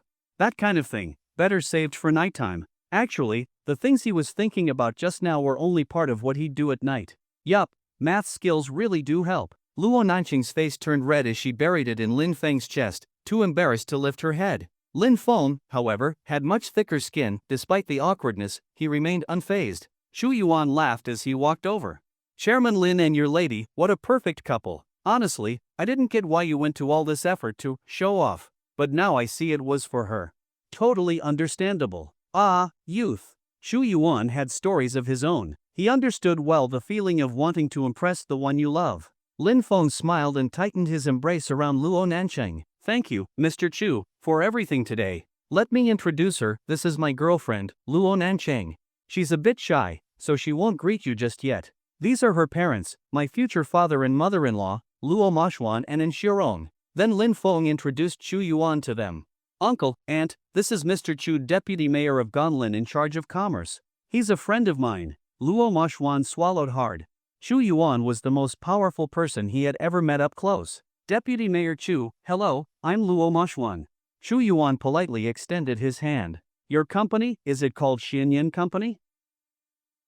Luo Mashuan was overjoyed when he heard that Chu Yuan knew about his small company. He knew clearly it was all because of Lin Feng's influence on his own. He wasn't worthy of someone like Chu Yuan remembering his company's name. Yes, Deputy Mayor Chu actually knows about my little company. I'm truly honored. Chu Yuan waved his hand. Just call me Mr. Chu. I heard Xianyan Company, like the Zhong Group, is also in the clothing business. Now that the Zhong Group is collapsing, we can't let others snatch up the space it leaves behind. Chairman Lin has brought in a significant investment to Ganlin. The local economy will only get better. Mr. Luo, your Xianyan Company can't miss this opportunity. Luo Mashuan's breathing became a little rushed after hearing Chu Yuan's words. The meaning was very clear. With the Zhong Group's fall, many would either share of the clothing market, but Chu Yuan had spoken. That share was now basically designated for Xianyan Company. How could Luo Mashuan not be excited? Thank you, Mr. Chu. I won't let you down. He bowed deeply to Chu Yuan. Chu Yuan smiled casually. Work hard. If any issues come up later, you can talk with your son-in-law. Luo Mashuan nodded firmly. That meant if Xin Yan Company had problems, they could reach out through Lin Feng. For someone of Chu Yuan's status to say such a thing, it showed just how much face Lin Feng had. Well then, the Zhong family's been arrested and the matter resolved. Chairman Lin, I'm sure you'll handle the rest well. I won't interfere further, I still have a pile of work waiting. Alright, Mr. Chu, I'll walk you out. Lin Feng walked shoulder to shoulder with Chu Yuan toward the entrance, while Wang Shuowei signaled the police to escort the Zhong family members and followed behind. Not long after, Lin Feng returned, smiling at Luo Mashuan. Uncle, mission accomplished. The Zhong family's farce is over. You don't need to worry anymore. Also, the Zhong group will be acquired at a low price in a few days by people I've arranged. My plan is this, the shares will be given to you, and Xianyan Company will merge with the Zhong group. Then we'll change the name of the company. Luo Mashuan was stunned. This was equivalent to Lin Feng gifting him a group worth billions. That was an enormous gesture. Xiao Feng, the Zhong group shares should stay with you. I'll just take the small portion from merging Xianyan. If you don't want to manage it, I can manage it for you, but the actual control should remain with you. Lin Feng smiled. A small Zhong group didn't even appeal to him anymore. Uncle, I've already decided. If you won't take the shares, then give them to Nanqing. Don't argue anymore. Luo Mashuan tried to say more, but Lin Feng cut him off and firmly made him accept the Zhong group. Uncle, the Zhong group used to be the largest clothing company in Jianchuan province. There may be some disruptions in the next few days due to the transition, but the group's foundation is intact. Maintaining current market share won't be hard, but breaking further ground will be. Luo Mashuan smiled lightly. Don't worry, Xiao Feng. Since you're entrusting me with the company, I won't let you down. I don't dare say I'm good at everything, but I do have a knack for business. I've actually simulated scenarios before where I was in charge of the Zhong group. Now that it's real, I believe I won't do badly. Good. I trust you with the company. We shouldn't discuss more here, let's go back first. I believe the handover will be done soon. Then Lin Feng, the Luo family, Li Huai, and the security team left the building just as they had come, mighty and imposing. The bronze bell Lin Feng had brought still sat in the lobby. A gust of wind passed through, and the bell let out a low hum, as if praying for the fallen Zhong family. In the next 3 days, Zhang Lei arranged for a professional team to purchase the Zhong group at a low price. The money didn't go to the Zhong family. Instead, Lin Feng used it to compensate those the Zhong family had hurt, an act of redemption for their sins. The acquisition went smoothly. Luo Mashuan officially took over. First, he merged Xianyan Company into the Zhong group, then renamed the company Xianyan Group. As the new boss, he fired all Zhong family loyalists, leaving none. He even publicly declared anyone in Jianchuan province's clothing industry who dared hire them would be considered enemies of Xianyan Group. Those people had no choice, either change careers or leave town. With the Zhong family gone, they couldn't stir up any trouble. Luo Mashuan launched big reforms in the company. At first, he asked Lin Feng for advice, but Lin Feng was busy. After asking a few times, Lin Feng told him to handle everything independently. Lin Feng's serious business those days? Redating Luo Nancheng. After more than a year apart, even though their love remained, things felt a little distant. At Luo Nancheng's suggestion, they decided to date again for a few days and rekindle the old feelings. In a hotel room, Luo Nancheng put her hands on her hips and glared at Lin Feng. This is the classroom you found? Lin Feng put on an innocent face. What's wrong with it? Isn't it a classroom? Look, the sign on the door says classroom in big letters. She kept glaring, then explained the 4 words after it, theme hotel suite? Lin Feng stayed deadpan. Hee, I was never good at reading in school. I only know the word classroom. I don't recognize the rest. Luo Nancheng huffed. I said we should find a classroom to relive our school memories. And you brought me to a hotel? No wonder you blindfolded me on the way here. You had bad intentions from the start. Lin Feng grinned. Nancheng, that's not fair. This is a classroom, right? The problem isn't the place, it's how you're thinking. The dirty thoughts aren't in the hotel. They're in you. Lin Feng's nonsense almost made sense until his hand wandered to her backside, and she realized what he was really up to. At least come in and take a look. If you don't like it, we can leave. No big deal. Without waiting for her reply, Lin Feng grabbed her hand and pushed open the door to the classroom-themed hotel suite.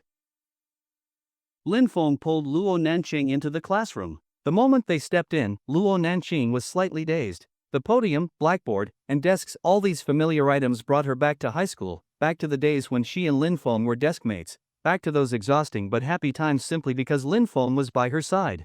But those memories were quickly shattered by the sight of a double bed in the room. Lin Feng pulled her to sit at one of the desks. He stared at the blackboard, as if reminiscing about the good times from the past. Luo Nanqing kept glancing back at the bed, tugging on Lin Feng's sleeve. Let's leave. Even though the setting is nostalgic, that bed gives me a bad feeling. Lin Feng looked at her and thought to himself, how did you know? But on the surface, he spoke righteously, you couldn't find a place earlier. I think this one's perfect. Just now, staring at the blackboard, I remembered so many things from before. As for the bed, don't overthink it. We've got a clear conscience. Luo Nanqing wanted to say more, but Lin Feng cut her off. Don't overthink. Don't you trust my character? Nanqing, remember? This is exactly how we were before, deskmates. When we first sat together, we didn't know each other. Do you remember what made us start getting close? Luo Nanqing stopped speaking. Lin Feng's words brought her back to that busy, fulfilling final year of high school. Of course I remember. It was during morning reading. I was memorizing something, and you leaned in to ask me the lyrics of a song. Then we started talking more and more, and never felt like memorizing anything again. Lin Feng followed up. Ever since then, we always chatted during morning reading. Looking back, I only scored a bit over 600 on the college entrance exam. It's all your fault. Luo Nanqing rolled her eyes. And you have the nerve to say that? When we first sat together, you deliberately didn't tell me you were one of the top students. You said your grades were terrible and asked me to tutor you. Later I found out you already knew all those questions. So no matter how much you explained, I pretended not to understand. I came to find you during every break. Lin Feng grinned. And you never actually listened to what I said. You just stared at my face the whole time, she huffed. Lin Feng instantly argued, Nanqing, I have to correct you. I didn't just stare at your face. He paused and continued, I also looked at your legs. Luo Nanqing suddenly attacked, pinching the flesh on Lin Feng's waist. You perv! I'll kill you. Though it didn't hurt much, Lin Feng exaggerated his yelps. Ow, ow, mercy. Just like when they were deskmates, full of fun and laughter. With the classroom set up around them, it really felt like they'd returned to 4 years ago, those busy but joyful school days. After playing around for a bit, they got tired. At Lin Feng's suggestion, they decided to lie down on the bed. But before that, Luo Nanqing laid down a gentleman's 3-point rule. We can lie there, but you're not allowed to touch me inappropriately. Of course. Don't you know my character? You also can't grope me while kissing. A man of integrity never mixes business with pleasure. If I'm kissing you, I'm only kissing you. We're just lying down to rest. After that, we'll leave and look for another classroom. Absolutely. Whatever you say. And besides that, let me think, hey, what are you doing? Luo Nanqing looked at Lin Feng warily. He was undressing. She yanked the blanket over herself to protect herself. Lin Feng smiled. I'm just hot. Then let's get back to the 3 rules I mentioned. Did you remember them? I remembered some, not all. Lin Feng scratched his head. Which parts did you remember? The parts about touching you, and groping while kissing. Over the next 3 days, Lin Feng and Luo Nanqing spent their time trying to recapture their past. Their relationship quickly smoothed out after more than a year apart and turned into full-blown romance again. 3 days passed in a flash. Unknowingly, Lin Feng had already been in Gonlin for 5 days. In that time, Luo Mashuan had taken early control of the former Zhong Group, now renamed Xinyan Group, and Lin Feng had been relaxing in Mingqing. Lin Feng's promised 10 billion yuan investment had already been transferred, all at once. Besides the key support for the smart home company Mars People, the massive investment injected new life into Ganlin's local businesses. It was clear, next year, Ganlin's economy would soar. Lin Feng left the investments to a professional team. As for himself, he was busy reminiscing with Luo Nanqing. On the 6th day, Lin Feng started getting constant messages and phone calls. He knew it was time to go. Nanqing, we've been here almost a week. I should get going. My parents have called several times. Want to come with me back to Qizhou? Lin Feng looked at her as he asked. Luo Nanqing felt deeply disappointed hearing he was leaving. But after a moment of thought, she replied seriously, I want to go to Qizhou a little later. Hearing Luo Nanqing's response, Lin Feng let out a small sigh of relief. It's better not to go. Lin Feng was quite satisfied with Luo Nanqing's answer. But on the surface, Lin Feng still frowned and said, Nanqing, if you don't come to Qizhou, I'll miss you. Luo Nanqing gently replied, holding on to Lin Feng's weakness, I actually wanted to go back to Qizhou with you, but my parents are here. But don't worry, once I have some free time, I'll come find you in Qizhou. Lin Feng remained expressionless on the outside, but inside he was screaming, actually, there's no need. A moment later, Lin Feng's eyes turned slightly as he thought of what to say next. Lin Feng continued massaging Luo Nanqing as he gently said, I know, Nanqing, over the years you've gotten used to life here in Gonlin. Asking you to go back to Qizhou with me, it was a bit selfish of me. Besides, uncle and aunt will probably stay in Gonlin too. If I ask you to go with me to Qizhou, it would mean separating you from them. The more I think about it, the more it just doesn't feel right. It's not a big deal. I can still visit from time to time. No, I think it's better this way. You stay here, no need to go to Qizhou with me. I promise you, I'll fly over to see you once every week or two. Wouldn't that be too much trouble for you? You still have work to deal with at your company every day. I don't want to make things hard for you. Luo Nanqing said, thinking about Lin Feng. It's okay. I'm not really in charge of much at the company right now, so I'm not that busy. And just to see you, no matter how troublesome it is, I'll do it. Even if we're thousands of miles apart, I'll still do everything I can to come see you, because I love you. Luo Nanqing's eyes instantly softened. I love you too. The next day, Lin Feng energetically got out of bed. After getting up, Lin Feng started his daily sign-in. Ding! Congratulations to the host for successfully signing in. You've obtained master-level medical skills. The host now holds the complete essence of both Chinese and Western medicine, capable of curing most diseases in the world. Lin Feng raised his eyebrows. Today's sign-in was quite a bit better than the last few days. Entering the system space with his mind, Lin Feng saw the rewards from the past 3 days. 1 top-tier singing, dancing, and rap card. The host can use it or give it to someone else. After use, it grants instant top-tier skills in singing, dancing, and rapping. 1 appearance enhancement card. The host can use it or give it to someone else. After use, the user's looks will be enhanced to a whole new level. 80% shares of Wanli Game Company. The host will gain full control of Wanli Game Company. None of the rewards were exactly useless, but they were a bit redundant. The singing, dancing, and rap card Lin Feng wasn't Koen, so this thing didn't seem useful. But then he remembered he asked Zheng Lei to acquire Longfei Entertainment, so maybe he could give the card to an artist in the company. As for the appearance card, it was even more redundant. Whether it was Lin Feng himself or any of his female companions, all of them were already top tier in looks. There was no need to improve further. As for the game company shares, he'd just set them aside for now and check it out when he had time. Besides the past 3 days of sign-in rewards, the system space also had a reward from a random mission triggered while chatting with Chu Yuan. 2 health cards. Lin Feng made a mental command, use the health cards, for my dad and my mom. Instantly, the 2 health cards in the system space turned into beams of light and flew off into the distance. Qizhou. In Fenglin Villa, Jiang Yu, who was making breakfast, and Lin Tianya, who was sitting on the sofa waiting to eat, didn't notice the 2 beams of light flying in through the window and merging into their bodies. Jiang Yu paused while cooking. She felt a warm current flowing through her entire body. Her back, which used to get sore after standing too long, no longer hurt, her legs were strong again, her arms more agile, and even her skin felt much smoother. She quickly turned off the stove and rushed out of the kitchen. Lin Tianya, who was sitting on the sofa, had a similar expression of astonishment on his face. Dear, I suddenly feel completely energized. My back doesn't ache, and my legs don't hurt anymore. You feel the same? What do you mean I feel the same? Don't tell me you. Yes. I was just looking at my phone, and suddenly felt a warm current in my body, and then. They each described what had just happened and found that the changes in their bodies occurred at the same time. It was as if all their lingering health issues had suddenly disappeared. They thought about it for a while but couldn't figure out what had caused it. Then Lin Tianya suddenly gasped, you look younger. Jiang Yu was stunned, then she noticed Lin Tianya's appearance as well. You look younger too? They rushed to the mirror and stared in disbelief at the 2 people in the reflection, who looked no older than their early 30s. Did we time travel? Lin Tianya exclaimed. We're not in pain anymore, and we've gotten younger. It really does feel like we time traveled. But if we did, how are we still in this villa? If we really went back more than 10 years, this neighborhood wasn't even built yet. You've got a point. Then what exactly is going on? The 2 of them were left completely confused. After a while, Lin Tianya suddenly stared at Jiang Yu, then remembered he'd become young again, and figured it was time to reignite the flame. He smiled and said, Wife, you look beautiful. Jiang Yu didn't understand what Lin Tianya meant yet. Why are you suddenly talking about this? We haven't even figured out what just happened to us.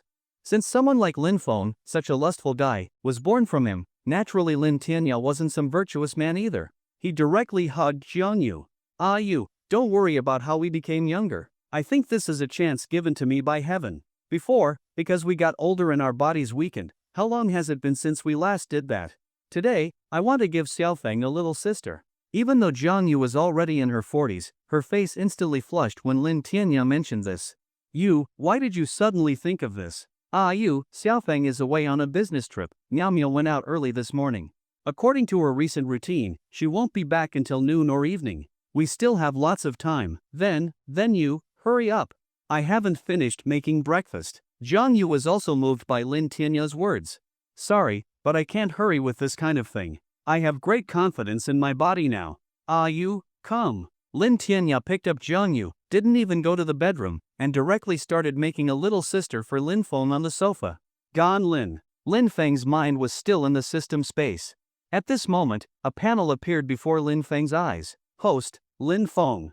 Combat power, 200. The average adult male's combat power is 100. Wealth, about 10 trillion. Currently owned companies: Huarong Group, Everything Reversal Company, Lin Security Group, Wanli Game Company, Longfei Entertainment Company, Martian Smart Home. Currently owned special skill cards: Singing Dancing Rap Card, Appearance Enhancement Card, 10 Shopping Cashback Cards. Lin Feng rubbed his chin. Seeing the combat power column on the panel, he remembered a promise he made to Zhang Shan a few days ago in the Zhong Group building. After returning to the security company in Qizhou, he would take part in a challenge within the company. Only by winning could he earn the respect of the brothers there. Although Lin Feng had confidence in his current combat power, to avoid slipping up, he asked the system, if I fight against the people in the security company now, what are my chances of winning? There are currently 100 combat-ready brothers in the security company, all with combat power ranging between 150 and 180. In this world, they are considered top tier. The host, after system enhancement, has a combat power of 200. Aside from Li Huai, the host has the highest combat power in the company. However, winning or losing a fight doesn't depend solely on combat power. Combat experience also matters greatly. The people in the security company all come from real battlefields. So if it comes to an actual fight, it's hard to say who would win. Lin Feng nodded slightly. The system was implying that his combat experience was lacking. This was his weakness. Right. How much combat power does Li Huai have? Is it higher than mine? Li Huai's combat power has already surpassed 220, and he has extremely rich combat experience. If it were a life or death battle, the host wouldn't survive a minute against him. Li Huai is one of the strongest people in the world. Lin Feng couldn't help clicking his tongue. His bodyguard was actually this strong. To avoid embarrassment when he returned to the security company, he figured it would be good to train a bit with Li Huai to improve his combat experience. Thinking of this, Lin Feng exited the system and called Li Huai. Donlin trip over, back to Qizhou. Ganlin Airport. Lin Feng and Li Huai didn't leave together. This time, none of them flew back. Instead, they drove the same coaster van they came in. Li Huai said unless it was an emergency, he usually didn't take planes. Neither he nor the brothers from the security company liked flying. According to him, every time he took a plane, it reminded him of the old mercenary days. Almost every mission started with flying and parachuting in. Lin Feng didn't push Li Huai. There wasn't anything urgent on the way back, so they could return however they wanted. Lin Feng walked into the airport terminal and headed straight for the VIP lounge. In the lounge, Lin Feng originally planned to close his eyes and rest, but suddenly, a commotion caught his attention. The violent coughing came from the seat behind and to the left of Lin Feng. It was an old man who looked to be in his 70s. He seemed to have been suddenly triggered by something. Veins bulged on his face as he coughed non-stop, as if his lungs were going to come out. Dad, what's wrong? Don't scare me, Dad. There were quite a few people in the lounge, and everyone's attention was instantly drawn to the coughing old man and the shouting middle-aged man. The lounge staff quickly arrived. Sir, what's going on? Is this gentleman all right? The staff member looked at the old man nervously. I don't know. He was fine just now. I just dozed off for a bit. Then suddenly I was woken up by my dad's coughing. Ah, it's my fault. My dad has asthma. How could I let him nap alone without checking on him? The middle-aged man looked extremely anxious, full of regret. The old man's coughing had lessened slightly, but it wasn't a sign of recovery. It was because phlegm was now blocking his throat. If not treated in time, it could become life-threatening. Sir, don't worry. We have an emergency medical kit here in the lounge. It has asthma medication. Or do you have your father's meds with you? The staff said anxiously. If something happened here, she'd be held accountable. The middle-aged man suddenly looked as if he remembered something. I remember. My dad always carries asthma medicine. I'll check. He began searching all the pockets on the old man's body. Maybe he was being too rough. The old man's eyes bulged wide, almost as if they were going to pop out. It was terrifying. I found it. The man finally found a bottle of medicine in one of the old man's side pockets and began hurriedly pouring out the pills. But maybe due to nervousness, he spilled them all over the floor. Dad, hang in there. I'll pick them up and feed them to you. Sir, let me help you. The staff also joined in picking up the pills. After gathering a handful of them, the man, as if afraid someone else would get ahead of him, quickly pried the old man's mouth open and stuffed at least 10 pills inside all at once. Lin Feng frowned as he watched this scene. A suspicion faintly rose in his mind. The middle-aged man shoved at least 10 pills all at once into the old man's mouth. The old man's throat was already blocked by phlegm, and now his mouth was stuffed with pills, his face turned red, his life hanging by a thread, right at the edge between life and death. The middle-aged man was flustered, completely at a loss. Just then, Lin Feng walked over, moved behind the old man, and lightly struck his back with one palm. The old man suddenly opened his mouth wide and spat out all the pills. The middle-aged man and the staff both froze, clearly not noticing when Lin Feng had appeared. Who are you? Are you trying to kill my dad? If anything happens to him, I'll make you pay with your life. The middle-aged man suddenly stood up, and the old man, losing his support, fell to the ground. Lin Feng ignored the man, lifted the old man up, then brought his index and middle fingers together and tapped the old man's abdomen and throat in sequence. The old man's eyes widened, mouth opened, and then he spat out a thick clump of phlegm. His face clearly looked better. Right after, Lin Feng quickly picked up a pill from the ground and placed it into the old man's mouth. Swallow slowly. After taking the pill, the old man's complexion finally returned to normal, breathing heavily, as if he had narrowly escaped death. Seeing this, the middle-aged man's eyes shrank. He secretly tossed something from his sleeve to the side, then quickly ran over to the old man.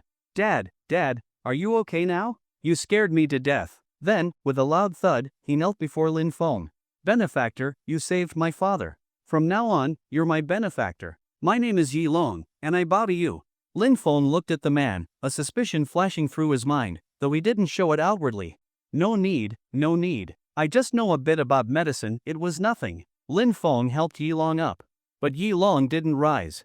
Instead, he turned to kneel in front of the old man. Dad, if it weren't for this benefactor, with my clumsiness, you might have. I've committed a sin. The old man took a breath and gently waved his hand. It's fine. You've always been clumsy since you were a child. This is my old illness, I don't blame you. Then the old man looked at Lin Feng. Young friend, I'm Yi Gong.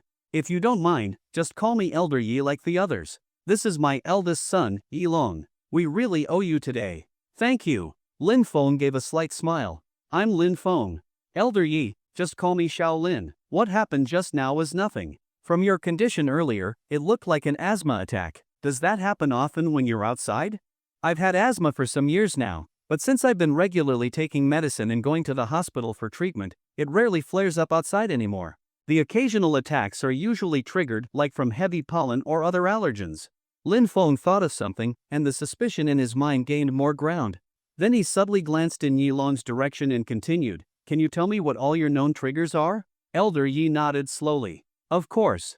I carry my medical records with me. Xiao Long, get them for Mr. Lin. Yi Long took out a medical record booklet from his bag. Benefactor, here. Lin Feng flipped through it, then closed his eyes.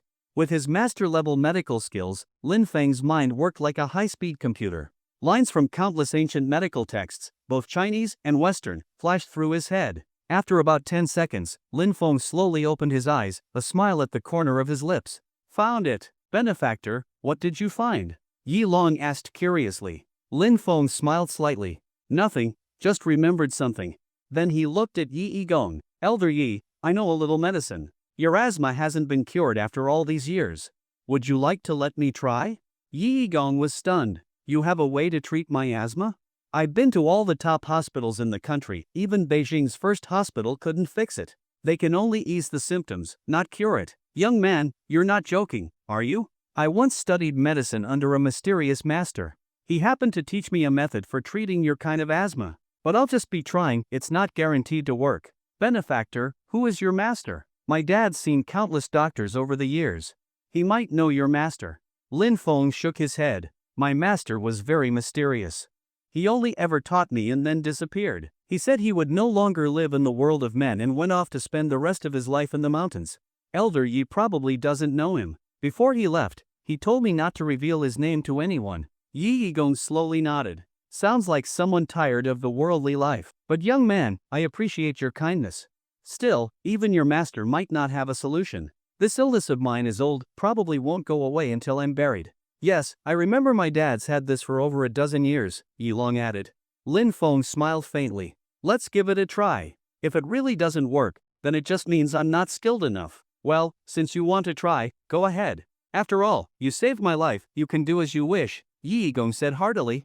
Dad, no. Your body can't take this right now. Benefactor, I know you want to test your skills, but my father really can't handle more strain.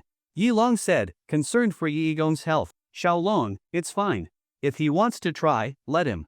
I'm not that frail yet. Young friend, how do you want to do it? Just go ahead. Lin Feng cupped his hands to Yi Yigong. Elder Yi, excuse me. Lin Feng gathered strength in his fingers and pressed a point on Yi Yigong's chest. Yi Yigong's eyes widened, as if another asthma attack was coming.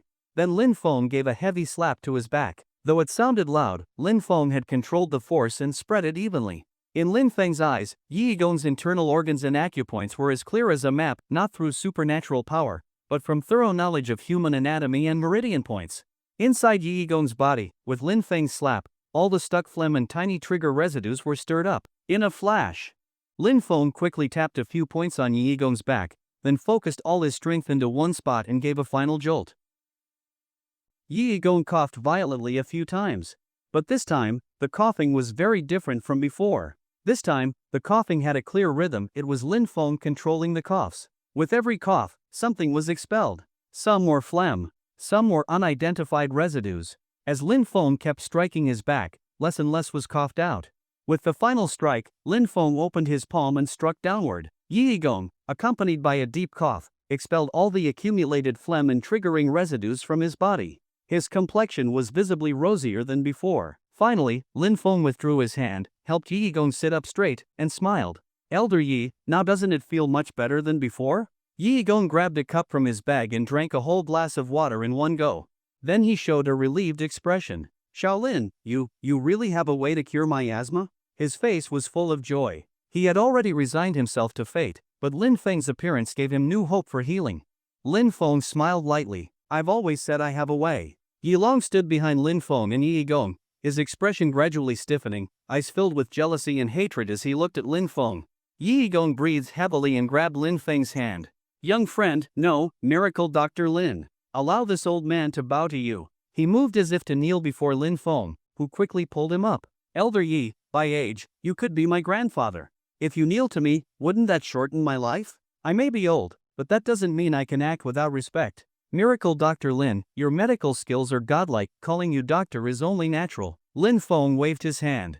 I'm not that rigid, Elder Yi. Let's not talk about that, let's talk about your condition. After my treatment, how are you feeling now? Yi Yigong cleared his throat. Since I got this illness, my throat has never felt as clear as it does now. And my chest, it always felt blocked by something, but now it's completely clear. Lin Feng nodded slightly.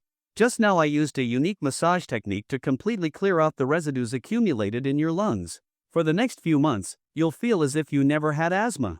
But this is only treating the symptoms, not the root cause. Yi Yigong's earlier excitement cooled a little, and Yi Long's expression returned to normal. But Lin Feng paused, then added, however, as I said earlier, I can cure it completely. And that means not just the symptoms, but the root cause as well. Yi Yigong let out a long breath. Dr. Lin, you scared me just now. Yi Long's mouth twitched. Damn it, messing with me? Can't you just say everything in one breath? In just this short while, his emotions had gone up and down like a roller coaster. And Lin Feng's last sentence sent him crashing down again. Lin Feng glanced at Yi Long without emotion, then continued. To fully cure it, I'll need to prepare some things. I can't do it now, and I have a flight to catch. Leave me your number, once I'm ready, I'll contact you. Yi Yigong paused. Dr. Lin, may I ask where you're going? If we're headed in the same direction, we could travel together. I'm going to Qizhou. Where are you headed? Yi Yigong smiled. Looks like our paths are close. I'm going to Taizhou, it's not far from Qizhou. I'd like to invite you to the Yi family home in Taizhou. After your visit, I'll send a car to take you to Qizhou. What do you think? Lin Feng looked at Yi Yigong. Elder Yi, there's probably something else you want from me, right? You can just say it. Yi Yigong gave an awkward laugh. Dr. Lin, you see right through me. I couldn't hide even a little. Actually, besides inviting you as a guest, I have a request. Last year, my elder brother suddenly collapsed due to a recurring illness. He's still lying in bed. Though his life was saved, he can no longer speak. I boldly ask if you could take a look at him. Lin Feng nodded slightly and calmly said, "Okay." Joy appeared on Yi Yigong's face. "Then I'll thank you on my brother's behalf. But let me be clear, I can't promise a cure. After all, I'm not a god." "Of course, I understand. Dr. Lin, don't worry." Lin Feng nodded. "Then I'll change my ticket now, to Taizhou." "No need for that kind of trouble, Dr. Lin. Xiaolong, go talk to the airline. Get one more seat on our flight. If it's full, figure something out." Yilong showed no emotion, his expression unreadable. "I'll go now." After Yilong left, Lin Feng walked to the side, picked up a small bottle from the corner, then returned to Yi Gong. "Elder Yi, I've been thinking, there's something I want to discuss with you." Lin Feng held the small bottle between his fingers. Yi Gong sighed. "Is it about why my asthma was suddenly triggered?" Lin Feng raised an eyebrow. It seemed he had underestimated Yi Gong. "Elder Yi already knows? I may be old, but I'm not stupid. Because of this illness, I always wear a mask when I go out, and I'm careful to avoid any triggers. Do you know why I wasn't wearing a mask today?" "Because of him?" Lin Feng asked, catching on. Yi Gong nodded. "This morning, when we left the hotel, the bag with my masks was forgotten. By the time we realized, we were already in the car. I didn't think much of it. Maybe because I hadn't had an attack in years, I let my guard down. It was just a flight, I didn't go back to get it or buy a new one. But you didn't expect, it was all part of his plan. He wanted your asthma to kill you in the airport. That way, the cause of death would be blamed on asthma, not him," Lin Feng continued. Yi Gong nodded. "That's right. When I was coughing violently, I was still conscious. He knew I had medicine, but pretended to forget. He knew just one pill was enough, but he shoved a whole bunch into my mouth. He clearly planned to kill me." Lin Feng picked up the small bottle and sniffed it. "There's a scent of pollen in here. He used this to trigger your asthma, Elder Yi." Yi Gong's expression turned cold. "I knew he was waiting to inherit after I die. But I didn't expect he'd dare to act. Why didn't Elder Yi expose him just now?" Yi Gong sighed. "Expose him, and then what? He's so eager for me to die. If I said it out loud, wouldn't he just stop pretending and kill me right then and there?" Lin Feng suddenly understood, but quickly frowned again. He wouldn't dare to make a move here, would he? After all, there's surveillance. If he's desperate, who knows? Just like I didn't expect he'd dare to try and take my life. "So when you asked me to return to Taizhou with you just now, that was part of the plan? Having me there would stop him from making another move?" Yi Gong nodded. "Yes. With you around, at least he won't dare act in the open. We'll keep him calm for now. Once we're back at the Yi family, I'll deal with him myself." A powerful aura emanated from Yi Gong, one that only comes from long-held authority. Clearly, he wasn't just an ordinary man. Lin Feng silently pitied Yi Long. Most likely, once they reached Taizhou, he'd meet a miserable end. But he brought it on himself. Wanting to inherit, and even daring to kill his own father, he was worse than a beast.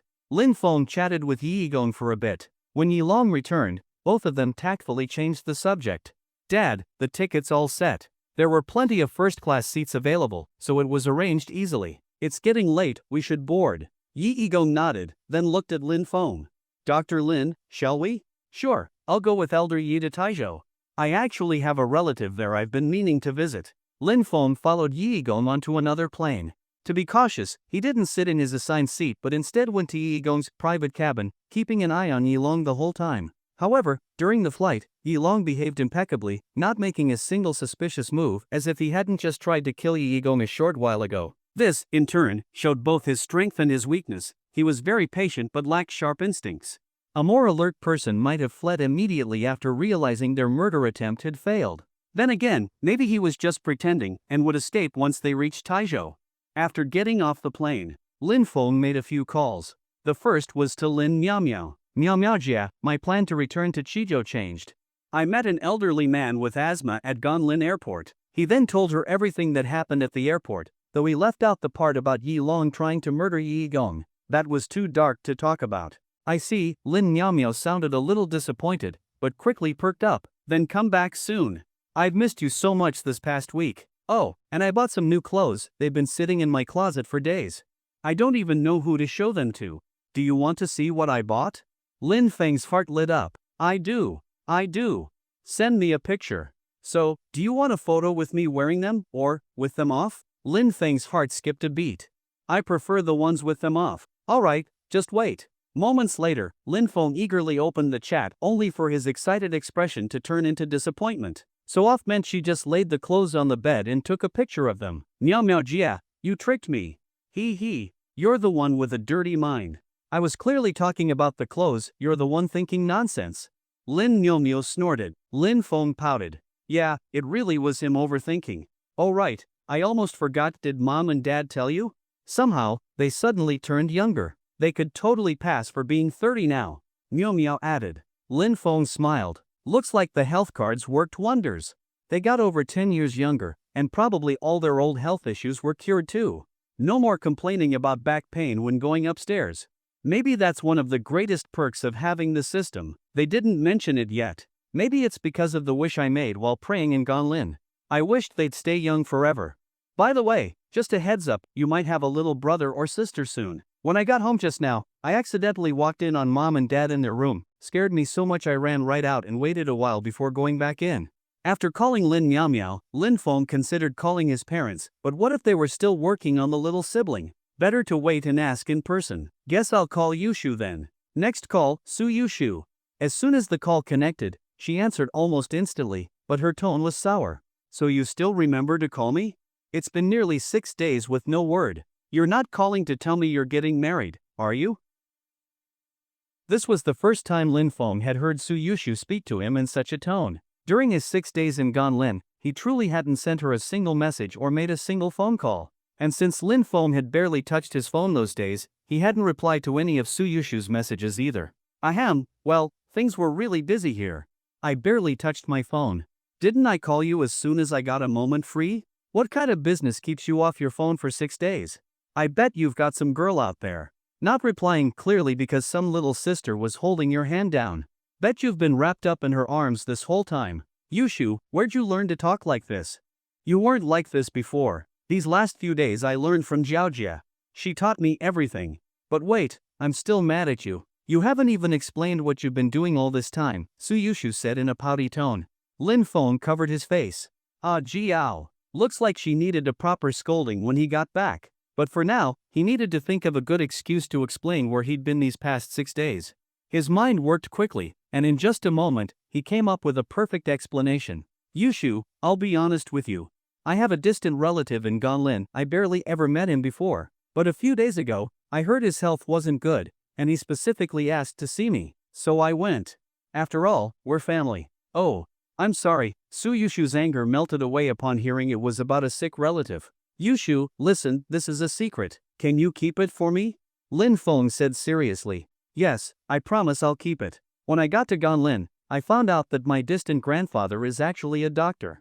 He's been traveling to villages, treating sick people for free. But lately, his health has been declining. So he wanted to find someone to inherit his medical skills, and he picked me. He said he'd seen me once when I was a child and thought I had rare potential to learn medicine. Before he passes, he wants to pass on everything he knows to me. Then Lin Feng, you shouldn't rush back. I'll wait for you. Fulfilling the old man's wish is more important. Suyushu quickly said. Yushu, let me finish. I thought learning medicine would start from scratch. But when I got there, he told me he had learned a secret method to directly transfer his medical knowledge to me. Suyushu's eyes widened on the other end of the call. Transfer? Yes. I didn't believe it at first either. It sounded impossible. But over the past few days, he used that secret method to pass on 60 years of medical experience directly into my head. Now, I have a ton of knowledge that wasn't originally mine. Treating ordinary illnesses is easy now, even some serious ones I can handle. On the other end, Suyushu was stunned speechless. What Lin Feng said had completely shattered her worldview. After a long time, Suyushu finally spoke slowly. Lin Feng, I'm not dreaming, am I? I still feel it's unbelievable too, but it really happened. And there's one more thing.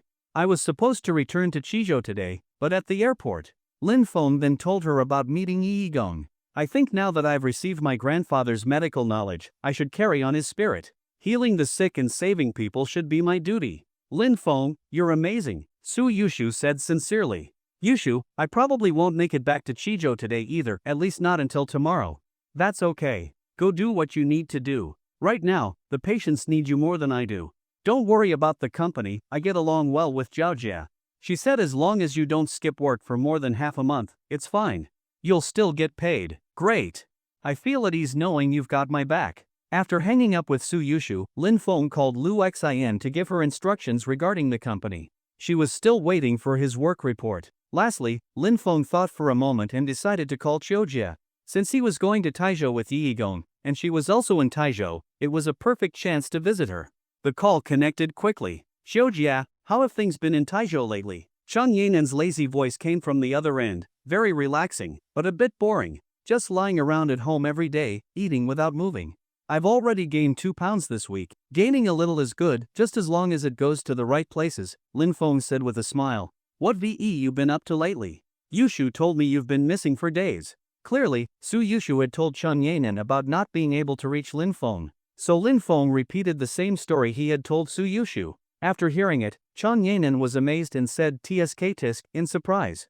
Then, as if remembering something, she said, these days, I've been sweating a lot in my sleep and having strange dreams. Even with a thin blanket, I sweat. Is that an illness? Lin Feng's mind quickly analyzed it, and in an instant, he knew what it was. That's a minor issue. I'll give you a list of medicines to buy. Take them, and you'll be fine in at most 3 days. Also, you should get out more. Staying at home all the time isn't good for your health. Didn't I arrange a position for you at our Taizhou branch? You could go to work. I don't want to. I went once, but people were gossiping behind my back, saying I must be the chairman's mistress. Poof. You and I are perfectly clean. They're just making stuff up. I don't want to go. Chang Yanen sounded a little guilty when she said perfectly clean. Lin Feng noted it in his heart and said, if you don't want to go, then don't. Just ignore the gossip. Oh, and for your sleep issues, go by. After that, Lin Feng found an excuse to end the call. He didn't tell Chang Yanen he was coming to Taizhou, nor that he was planning to visit her soon. It was going to be a surprise. After finishing the call, Lin Feng returned to Yi Gong's side. Elder Yi, I've finished my call. Let's go. Yi Gong stood beside a black extended Rolls-Royce. It was the Yi family's car sent to pick them up. Alright, let's get in. Lin Feng, Yi Gong, and Yi Long all got into the car. The vehicle sped along. After about half an hour, they reached the suburbs, getting farther and farther from the tall buildings. Eventually, the car stopped in front of a manor. Through the window, Lin Feng glanced at the estate, which was at least a third the size of the Feng Lin Villa area.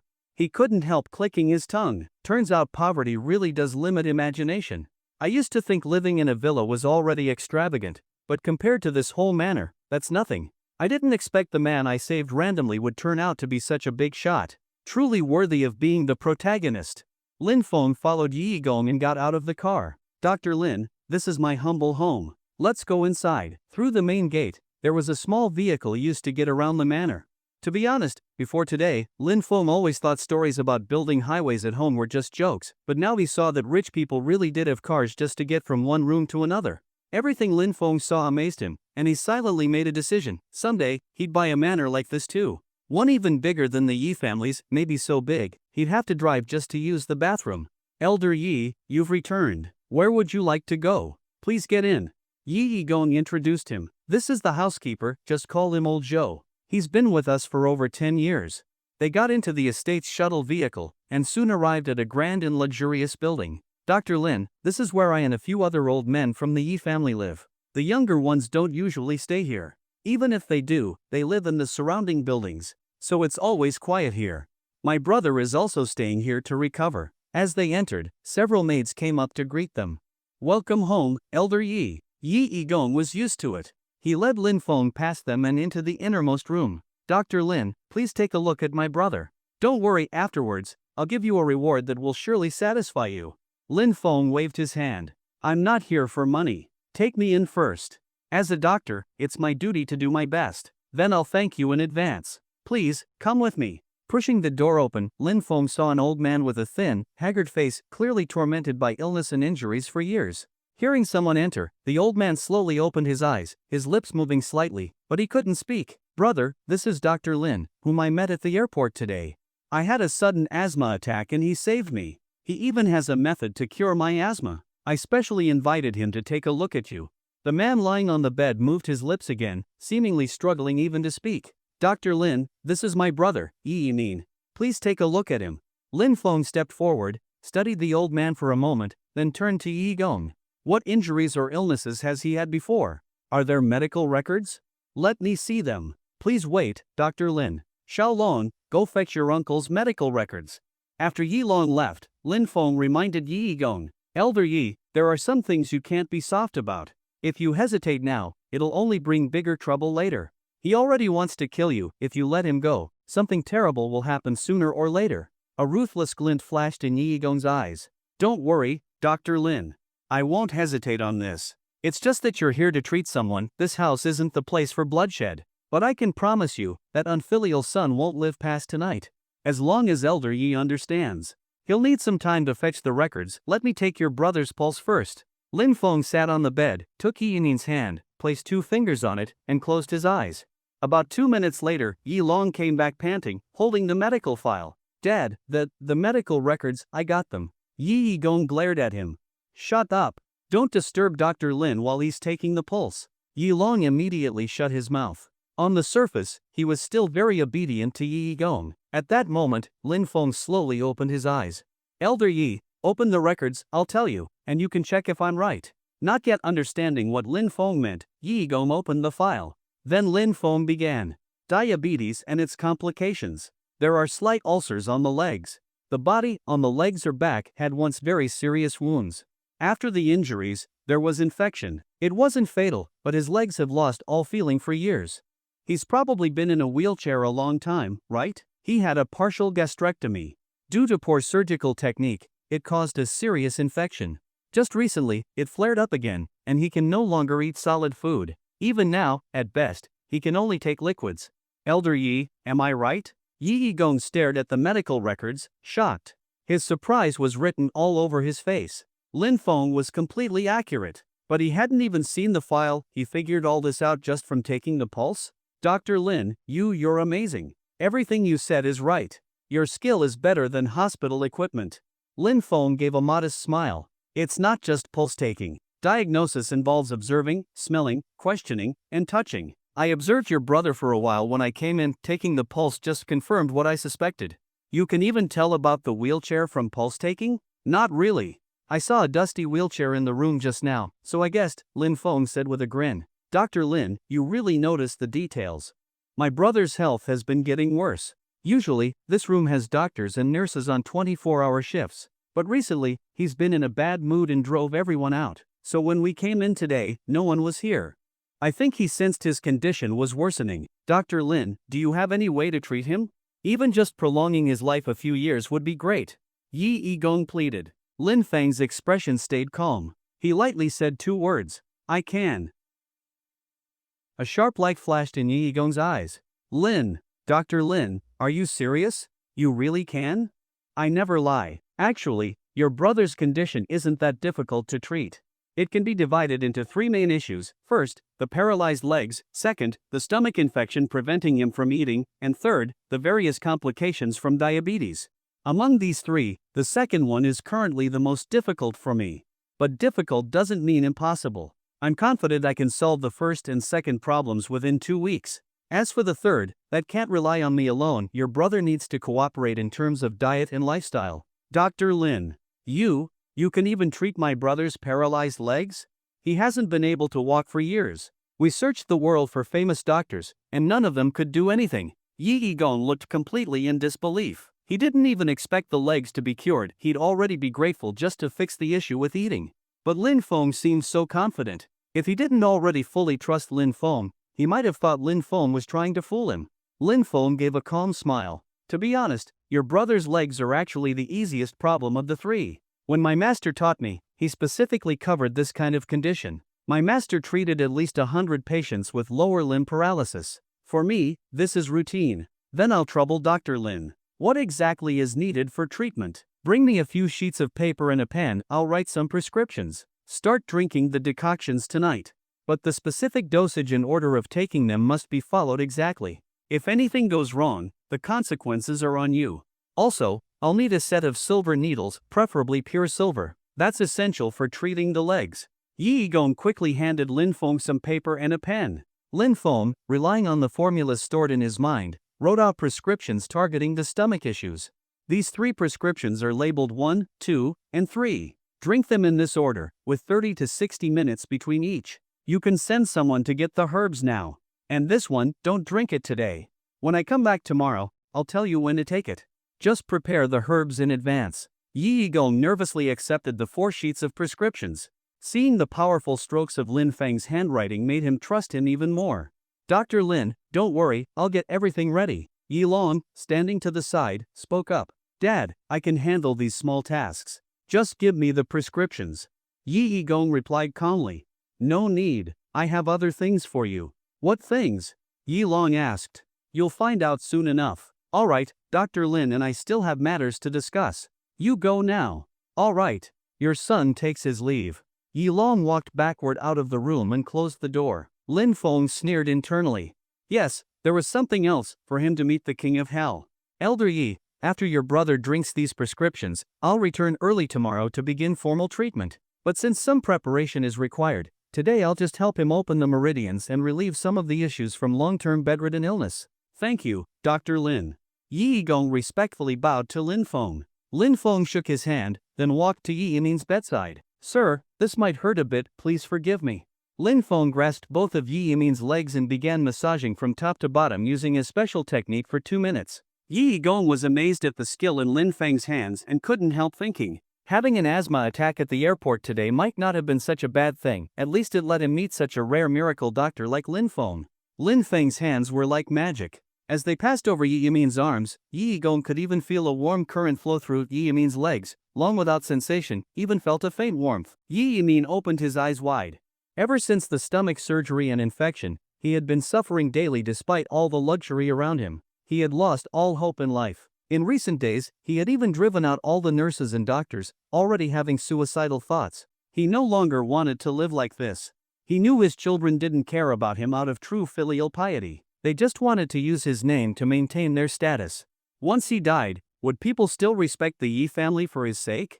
Probably not. That's why his children paid such close attention to his health. When he couldn't eat solid food, they fed him liquid. When that didn't work, they inserted a tube and fed him with nutrients just to keep him barely alive. But in that state, he was only alive physically, mentally, he was already dead. Yi Yimin didn't want that kind of life. When Yi Yigong brought Lin Feng in earlier, he didn't take the young man seriously.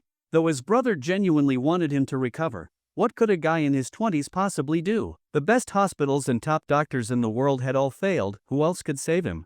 But now, Yi Yimin wanted to slap his earlier self. Lin Feng's massage gave him hope of healing.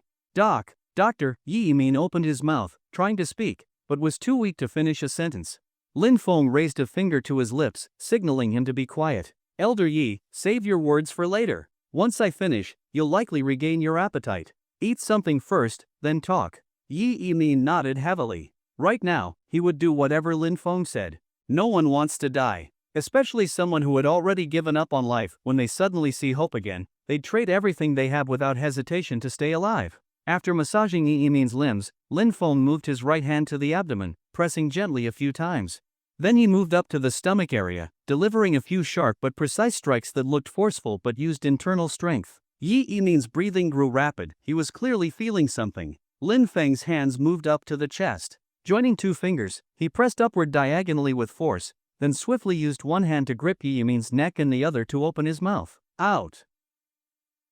Lin Feng struck forcefully, and a stream of liquid surged up from Yi Yimin's throat and was suddenly vomited out. Yi Yimin coughed violently a few times, and his pale face gained a bit of color. Clearly he was getting better. Dr.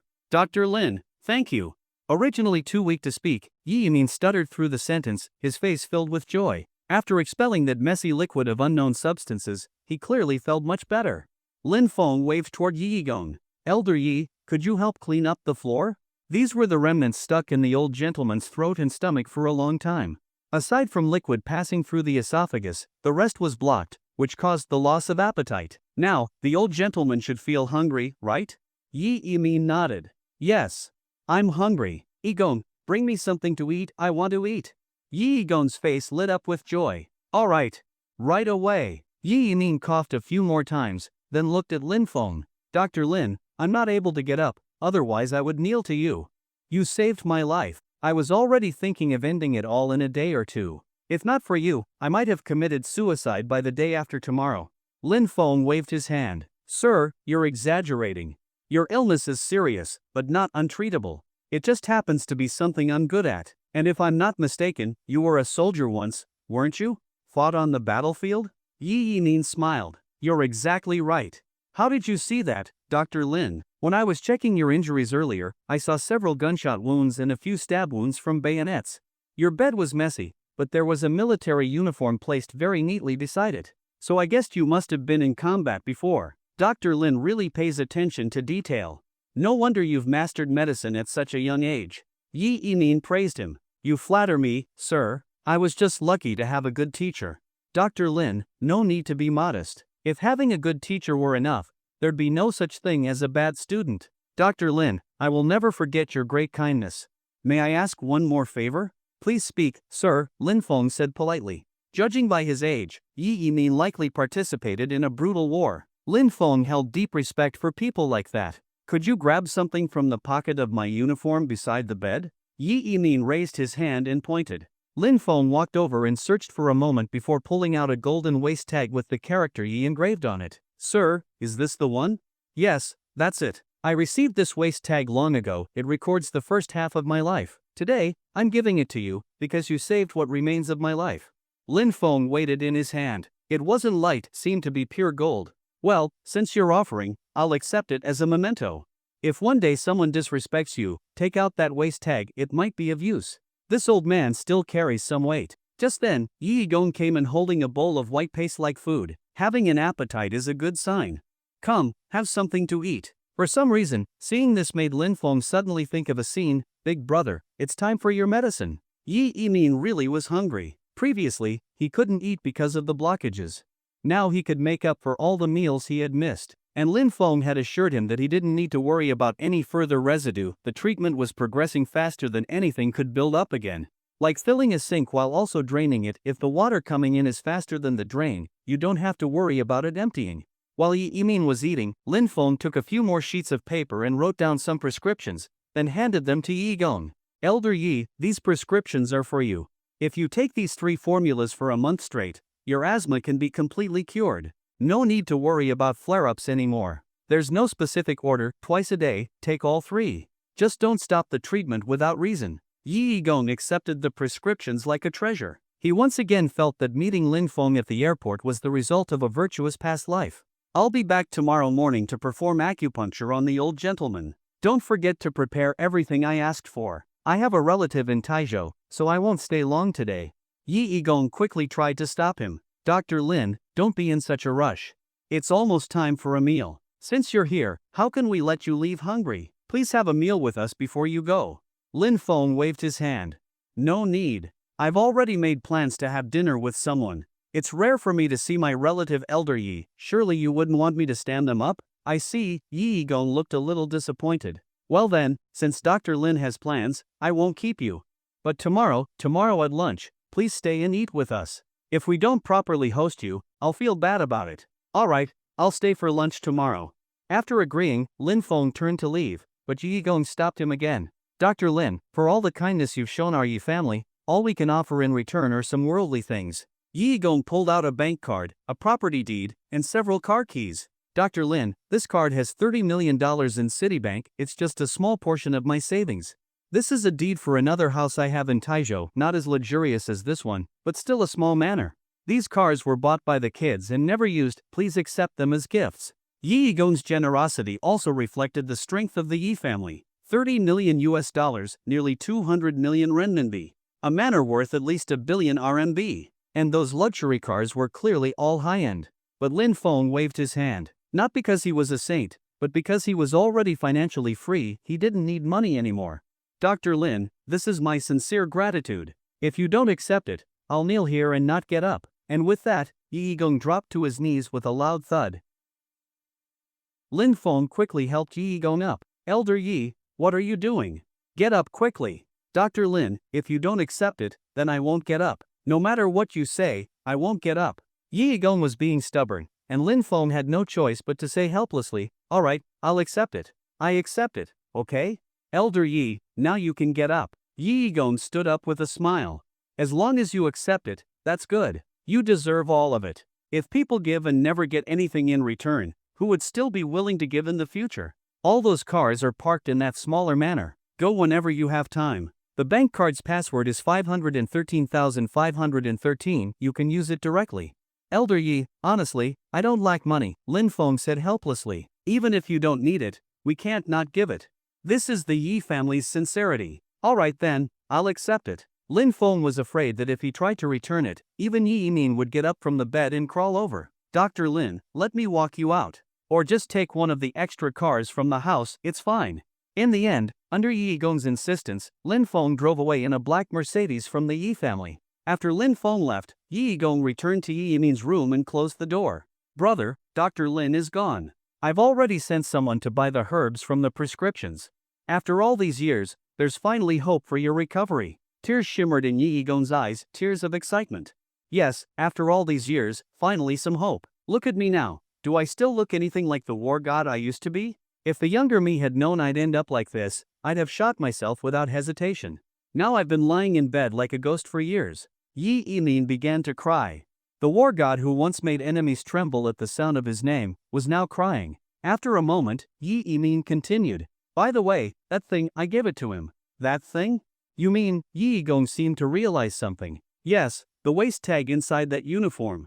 Yi Yimin pointed at the uniform beside the bed. Yi Gong wanted to say something but swallowed it back. A while later, Yi Gong spoke slowly. You're right. Giving it to Dr. Lin is good. This way, the kids don't have to fight over it. I used to wonder who you'd pass it to. After everything that's happened, I've seen their true colors. Calling them ungrateful beasts is too kind. Yi Yimin sighed. Maybe it's how they were raised. Your kids are much better than mine. Ha! Brother, if you'd said that before, I might have agreed. But now, I see things clearly too. Do you know why I had an asthma attack at the airport today? What happened? Could it be? It was that bastard Yi Long. He tried to kill me. If Dr. Lin hadn't been there, I'd probably already be ashes by now. Is that true? Yi Yimin was shocked. Would I lie to you? I was sick, but not blind or deaf. I saw exactly what that unfilial son was doing. Now that I think about it, it makes sense. As long as I'm alive, I'm in his way. If I die, as my only halfway decent child, he'd naturally inherit everything. And with support from his mother's Nangong family, he'd easily take over the second branch of the Yi family. As long as you, brother, are still hanging on by a thread, his days would be carefree. Yi Yimin thought for a moment and also understood the situation. So what are you planning to do with him? He must not be allowed to live. Not just him, everyone from the Nangong family who's gotten their hands into the Yi family. I'll cut them out one by one. Good. I support you. In recent years, our health has declined, and more people have stopped respecting us. I bet no one expected our health would improve now, right? At that moment, Yi Yimin regained a trace of his old war god aura. We brothers will give all those waiting for our deaths a huge surprise. The two brothers looked at each other and laughed. All this depends on one thing. We must maintain a good relationship with Dr. Lin. If he ever needs help, we must give it our all. The things you gave him probably mean little to someone like him. Donghu Community. This was where Lin Feng had arranged housing for Chang Yanan. The neighborhood wasn't super luxurious, but it wasn't affordable for the average working class either. There was no gate system. Lin Feng drove the black Mercedes from the Yi family directly into the complex.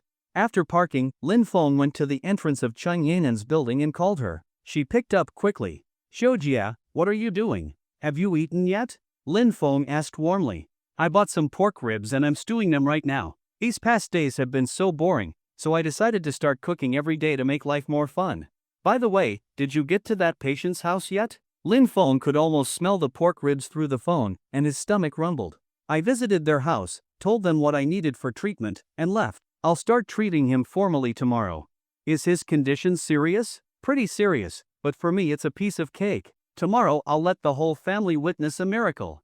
Lin Feng said with a smile. Look at you, all proud. Don't get careless, healing people is no joke. Chang Yanan reminded him. Shoujia, would I ever be careless? I'm always super serious when I work. Good.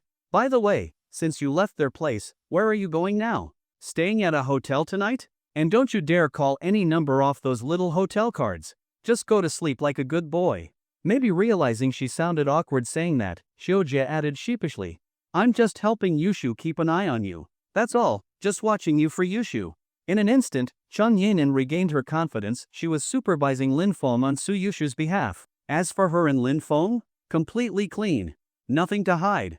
Xiujia, what are you even saying? I'd never do something like that. Well, who knows? You are quite flirtatious. Xiujia, why don't you take a guess? Where do you think I am right now? Lin Feng smiled slyly. Cheng Yanin was stunned after hearing Lin Feng's words, and a sudden suspicion popped into her mind. But she quickly shook her head and laughed at herself. How could that be possible? You want me to guess where you are? Did you sneak off to some shady roadside hair salon? If you dare go to a place like that, I'll tell Yushu. Xiujia, why do you always think of me like that? Am I really that kind of lustful guy in your eyes? Lin Feng said as he entered the building and stepped into the elevator. Aren't you? I can read faces, you know.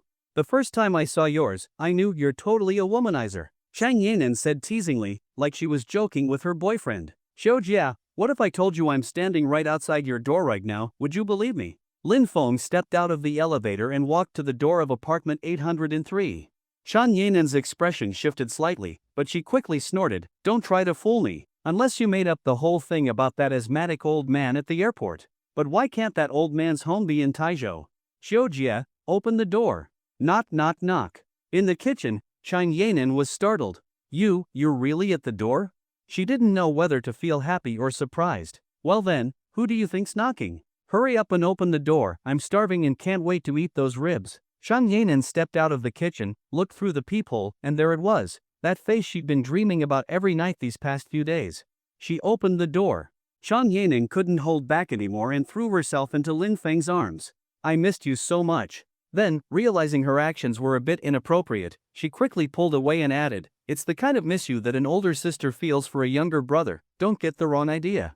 Lin Feng smiled, I totally understand. Why didn't you tell me you were coming to Taizhou? Sneaking up like this? I wanted to surprise you.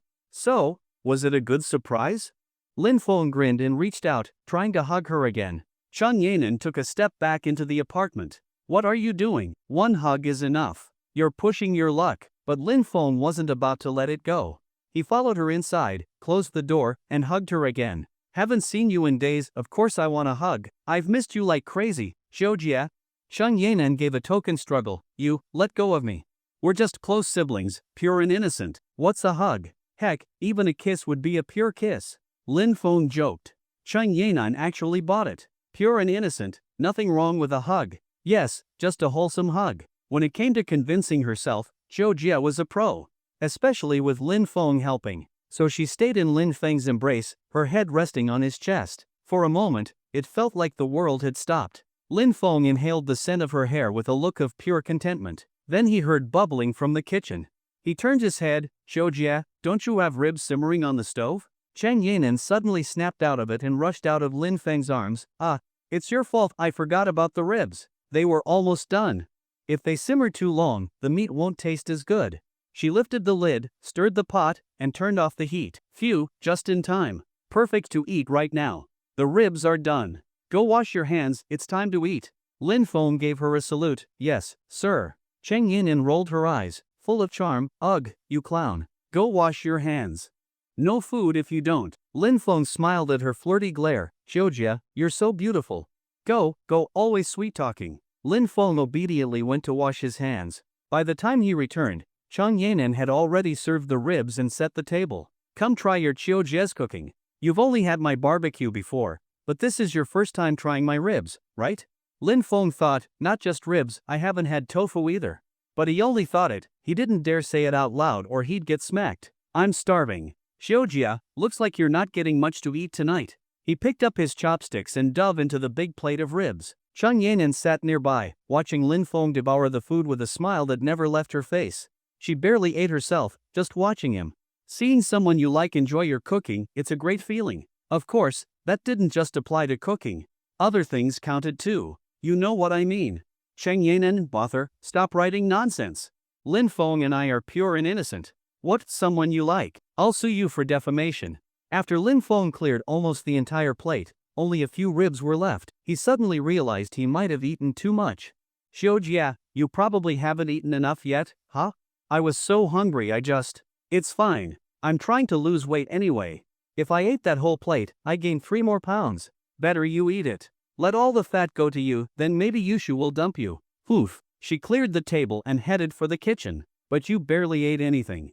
I'll cook some noodles later. Don't worry about me. She waved him off. Lin Feng quickly followed her. Xiujia, you made the ribs for me, let me cook the noodles for you. I'll make you noodles to eat. Chang Yanan? Why does that sound so wrong? Lin Feng grinned. What's wrong with it? It sounds creepy. Then she added, just like you. Well then, do you want it or not? If not, I'm leaving. Hurry up, I want to eat. Chang Yanan pouted playfully. Lin Feng finished cooking the noodles and brought them to Chang Yanan. Ha, here comes the chicken soup. What did you just say? What did I say? Maybe the 2G speed author thought that joke was funny or something. Chang Yanan wiped her mouth. Lin Feng's noodles, ahem, the noodles Lin Feng made, were really delicious. After dinner, the two snuggled up on the sofa to watch TV. But for some reason, the first thing that popped up when they turned it on was the male and female leads kissing like no one was watching.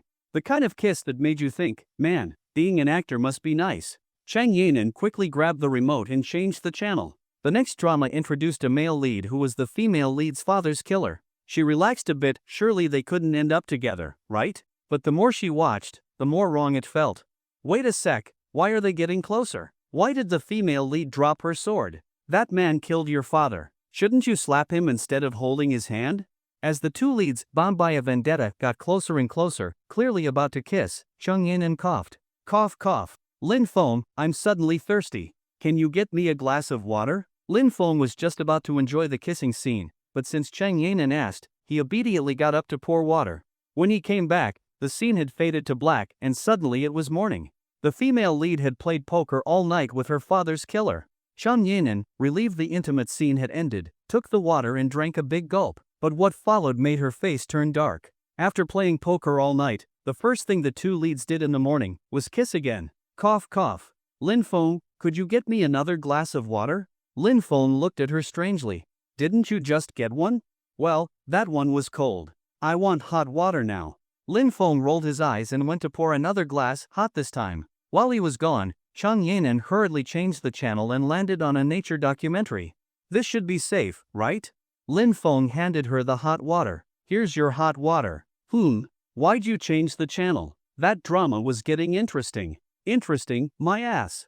The writer must have been kicked in the head by a donkey. All they know is kissing. This is better. Look at the wild animals on the savannah. Much more entertaining. But then, the screen showed two wild dogs. One of them, Lin Feng guessed, was male.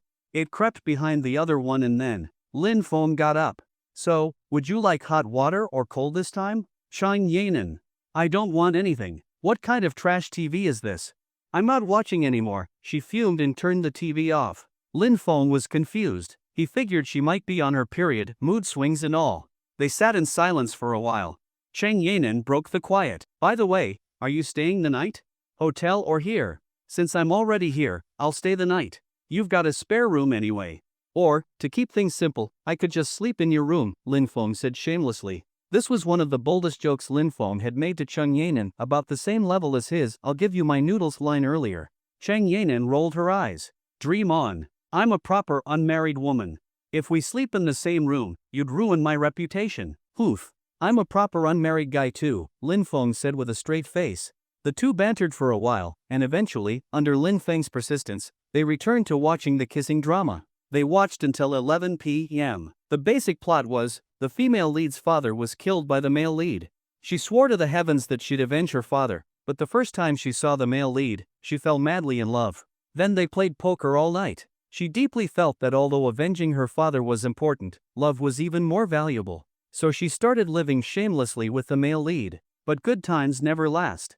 One day, she saw a big and small ant by the road, thought of her father, and remembered the grudge between them. Realizing it couldn't continue, she left without a word. Later, she accidentally killed the male lead's father, without knowing who he was. Eventually, after much hardship, the male lead found her. They were about to reunite when he learned she was the one who killed his father. To find out what happens next, please upgrade to VIP. Lin Feng instantly turned off the TV. This trash plot dares ask for money? No shame at all. Chang Yanan checked the time and yawned. It's almost 11. Good timing to stop watching. Time to sleep. You go to the other room. Don't call me, don't come into my room, and don't even think any naughty thoughts. She warned him, washed her face, and went to bed. Lin Feng pouted. What did she take him for? Was he really someone who thought about naughty stuff all the time? After washing up, Lin Feng went to the guest room. But he wasn't sleepy, he was used to staying up late. Haven't watched the twins livestream for a while.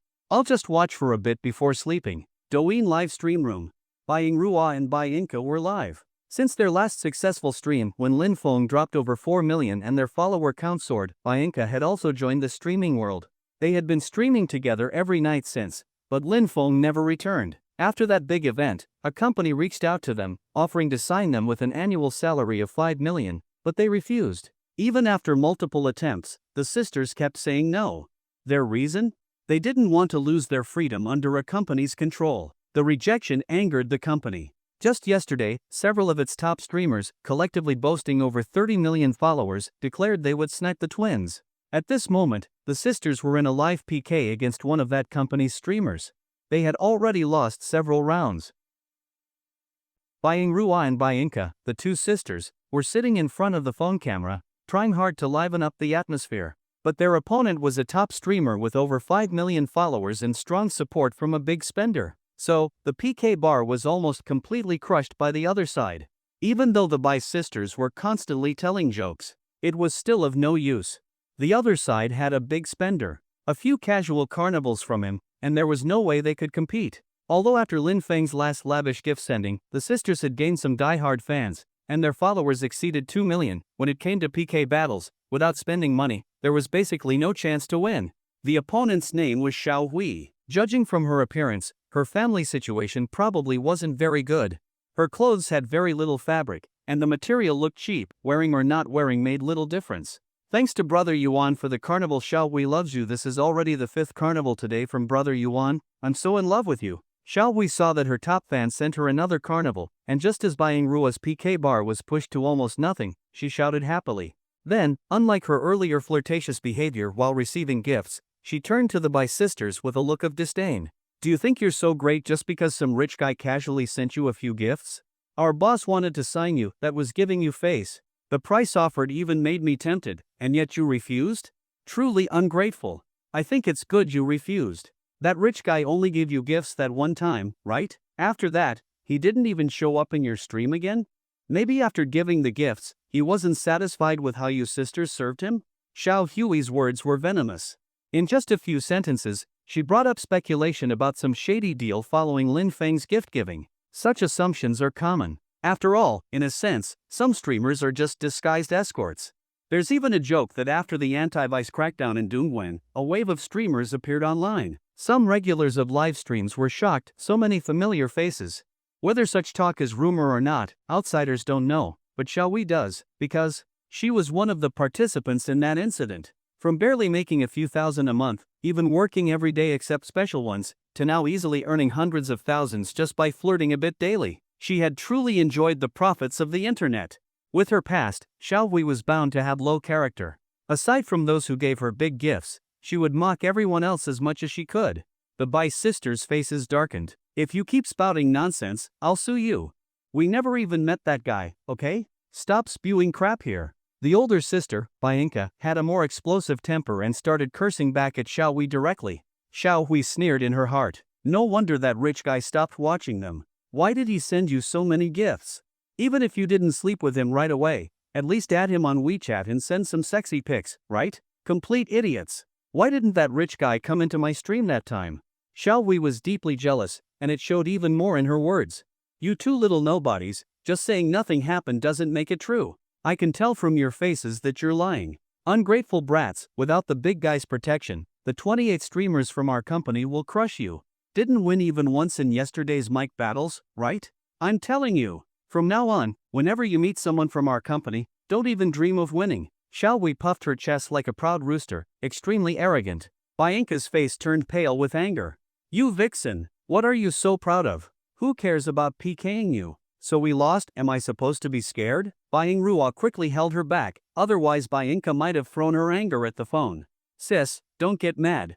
Isn't she just trying to make us angry? Don't fall for it. Let's just end the stream later, stop PKing with them. Forcing us won't be that easy. Hearing that, Xiao Hui was displeased. Trying to run away because you're losing? Think you can just leave after losing? If that's the case, what's the point of PK at all? Yesterday the girls from our company only talked a bit of trash after winning, but I'm different. I want you to get on the ground, bark like a dog after losing, and kowtow to all the viewers in the stream. These words made even the usually calm Ruwa tremble in anger. You. Bianca's face was dark as water. And what if you lose? Xiao Hui responded casually, then I'll do the same. Anyway, she never thought she'd lose. Just as the Bai sisters were shaking in anger, a golden notification suddenly flashed in the stream. Boss Diao Chan has entered the stream. This was the exclusive notification for top spending users, full of flair. After seeing this message, everyone in Ruwa's stream started breathing faster. It's him. That man is back. We remember he once spent 4.5 million renminbi in a single stream. We remember he once made the whole stream bow at his feet. We remember the fear that ruled the stream when Boss Diao Chan arrived. He's here. LBWNB, he's here, he's finally here. Boss Diao Chan, you don't know the Bai sisters have been bullied badly while you were gone. Alpha Simp, I was there for that war, and I'm lucky to witness Boss Diao Chan return again. Truly blessed. Girl selling nukes, who is this Boss Diao Chan you're all talking about? Is he really that amazing? Toxic in poop, new fan up there? You haven't felt the fear of being dominated by that man. Watch today, learn what real money and a real boss look like. Ruwa and Bianca also noticed the idea of Lin Feng entering. Both of them immediately felt a wave of reassurance. For some reason, the moment Lin Feng entered, they both had the same thought, we're safe now. That was the sense of security Lin Feng gave after that carnival bombardment. All fear comes from a lack of firepower. Will 100 carnivals be enough to slap the other side in the face? If not, just add another 0. Boss Diao Chan, the ultimate problem solver. After Lin Feng entered the Bai Sisters stream and saw the chat and the PK status, he basically understood what was going on. So, he sent a pinned comment. Boss Diao Chan, I heard someone wants to mess with the people I protect? Boss Diao Chan, I heard someone wants to mess with the person I'm protecting? As soon as Lin Feng said this, the comments section exploded. Toxic in poop, Boss Diao Chan is so badass. Finally, he's here to take care of the other side. Now they'll know what cruelty really means. Good wife Pangelian, I really wish someone like Boss Diao Chan would appear in my life, so domineering when I'm in trouble. Kind Lady Wangpei, by the way, didn't the other side just say that the loser of the PK has to kneel on the ground, bark like a dog, and kowtow to everyone? Good husband Xi Menqing, there are over 100,000 people watching both streams combined. Everyone heard it. If the other side goes back on their word, I'll report her every time she streams. One person reporting might not matter, but what about 100? 1,000? 10,000? The streamer on the other side, Xiao Hui, still didn't know what had happened, because even though they were connected via mic, she couldn't see the comments in Ruwa's stream. But when she saw the Bai sisters' faces visibly relax, without any of the nervousness from earlier, she started to feel uneasy inside. Only after her own comments reminded her did she realize the mysterious boss had returned. The super tycoon who previously spent 4.5 million in one go on gifts. Xiao Hui's heart sank. If that's the case, she definitely wouldn't win this PK. She had a few big supporters, but compared to Lin Feng, that super whale, it was like Yao Ming facing an ant on Pan Changjiang's shoulder. Yao Ming could kill the ant with just a fingernail. After Lin Feng entered the stream and looked at the PK bar, the Bai sisters' side was being completely suppressed. You could barely see their progress. How could he let that slide? They were part of his future harem, after all. He could bully them, but others couldn't. Right now, what Lin Feng had the least of was money. He opened the top-up screen and recharged 100 million. His previously empty Douyin balance turned into a full 1 billion Douyin coins. What came next was Boss Diao Chan's showtime. Boss Diao Chan, you two each tell me a joke. If you make me laugh, I'll help you win this PK. If you make me laugh uncontrollably, I'll make sure you win every PK in the future. Ruwa and Bianca immediately felt a strong sense of security and familiarity. That's the vibe. Still the same Boss Diao Chan from before. As long as he's happy, no amount of money means anything. Bianca raised her hand right away. Boss Diao Chan, me, I'll go first. I've learned several hilarious jokes these past few days just waiting to tell you. Listen to mine. With a bright smile on her face and wearing a cute little dress, Bianca looked especially playful and adorable, plus her small chest gave her a pure look. Lin Feng suddenly had a thought being flat isn't necessarily a bad thing. Besides, being flat is just temporary. Who hasn't gone through that stage? While Lin Feng's mind wandered, Bianca began her joke. There once was a very experienced police officer named Wang. One day, Officer Wang was on vacation when he suddenly saw a huge crowd on the street. Several police officers were surrounding the scene to protect it. Out of a strong sense of duty, Officer Wang showed his badge to the on-site officers. After careful observation, he seriously said his deduction: the doors and windows are all locked from the inside, and the victim has multiple head injuries with a lot of bleeding. Clearly, this wasn't a suicide. So, this is undoubtedly a classic locked room murder case. As soon as Officer Wang finished, the scene went silent. The other officers were all shocked by his deduction. Finally, after discussion among the others, Officer Wang was forcibly taken away from the traffic accident scene. It was obvious that Bai Inca had improved at telling jokes. At least Lin Feng couldn't hold back his laughter after hearing it. And he laughed quite loudly, so loud that Sister Chiu next door heard it. Cheng Yanxiu, who had just tidied up and was getting ready to sleep, was full of question marks. She knocked the wall. "It's late. Why are you laughing instead of sleeping?" Lin Feng quickly covered his mouth. This scene reminded him of something not long ago in Suyushu's apartment. Back then, it was also Lin Feng laughing out loud while watching a stream and being heard. But that time it was Suyushu, and this time it was Cheng Yanxiu. "I was dreaming. I dreamed of you just now. Got so happy I laughed myself awake." Lin Feng shouted back. "Hurry and sleep. All you do is talk nonsense." Cheng Yanxiu's voice came through.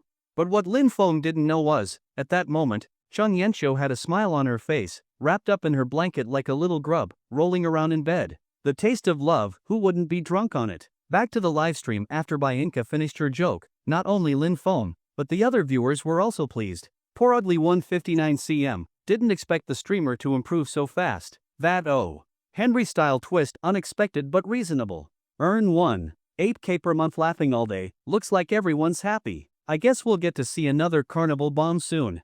Momo, click the avatar to add sis, good stuff inside. Buying Rua quickly chimed in, "You're done?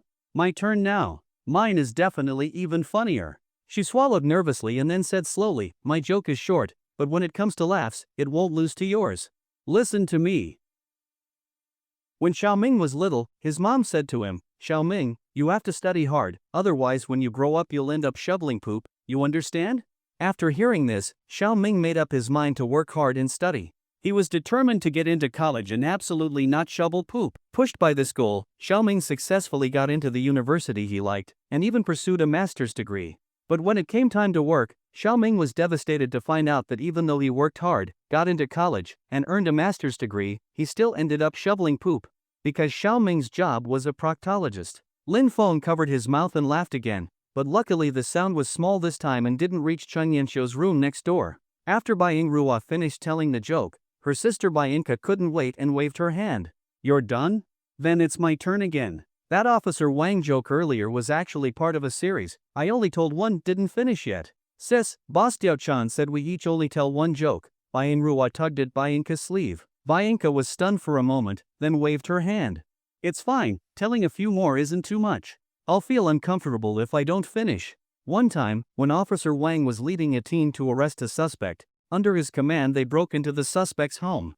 With his rich experience, Officer Wang went straight to the bedroom, touched the quilt on the bed, and said to everyone, "The bed is still warm.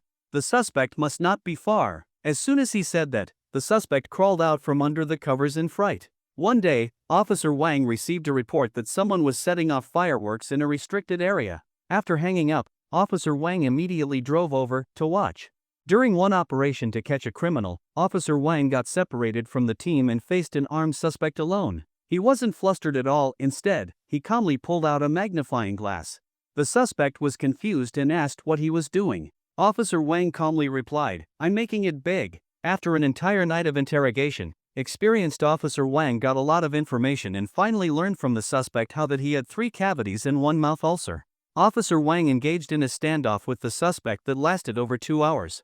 In the end, both were chased off the carousel by the park manager. To quickly find out the truth behind the murder case, after careful consideration by all leaders and colleagues, they finally decided Officer Wang would no longer be involved in the case. Bai Inca finished all the jokes in one go, feeling quite satisfied. Bai Rua, seeing her sister steal the spotlight, thought hard and finally came up with her best joke. My turn, my turn.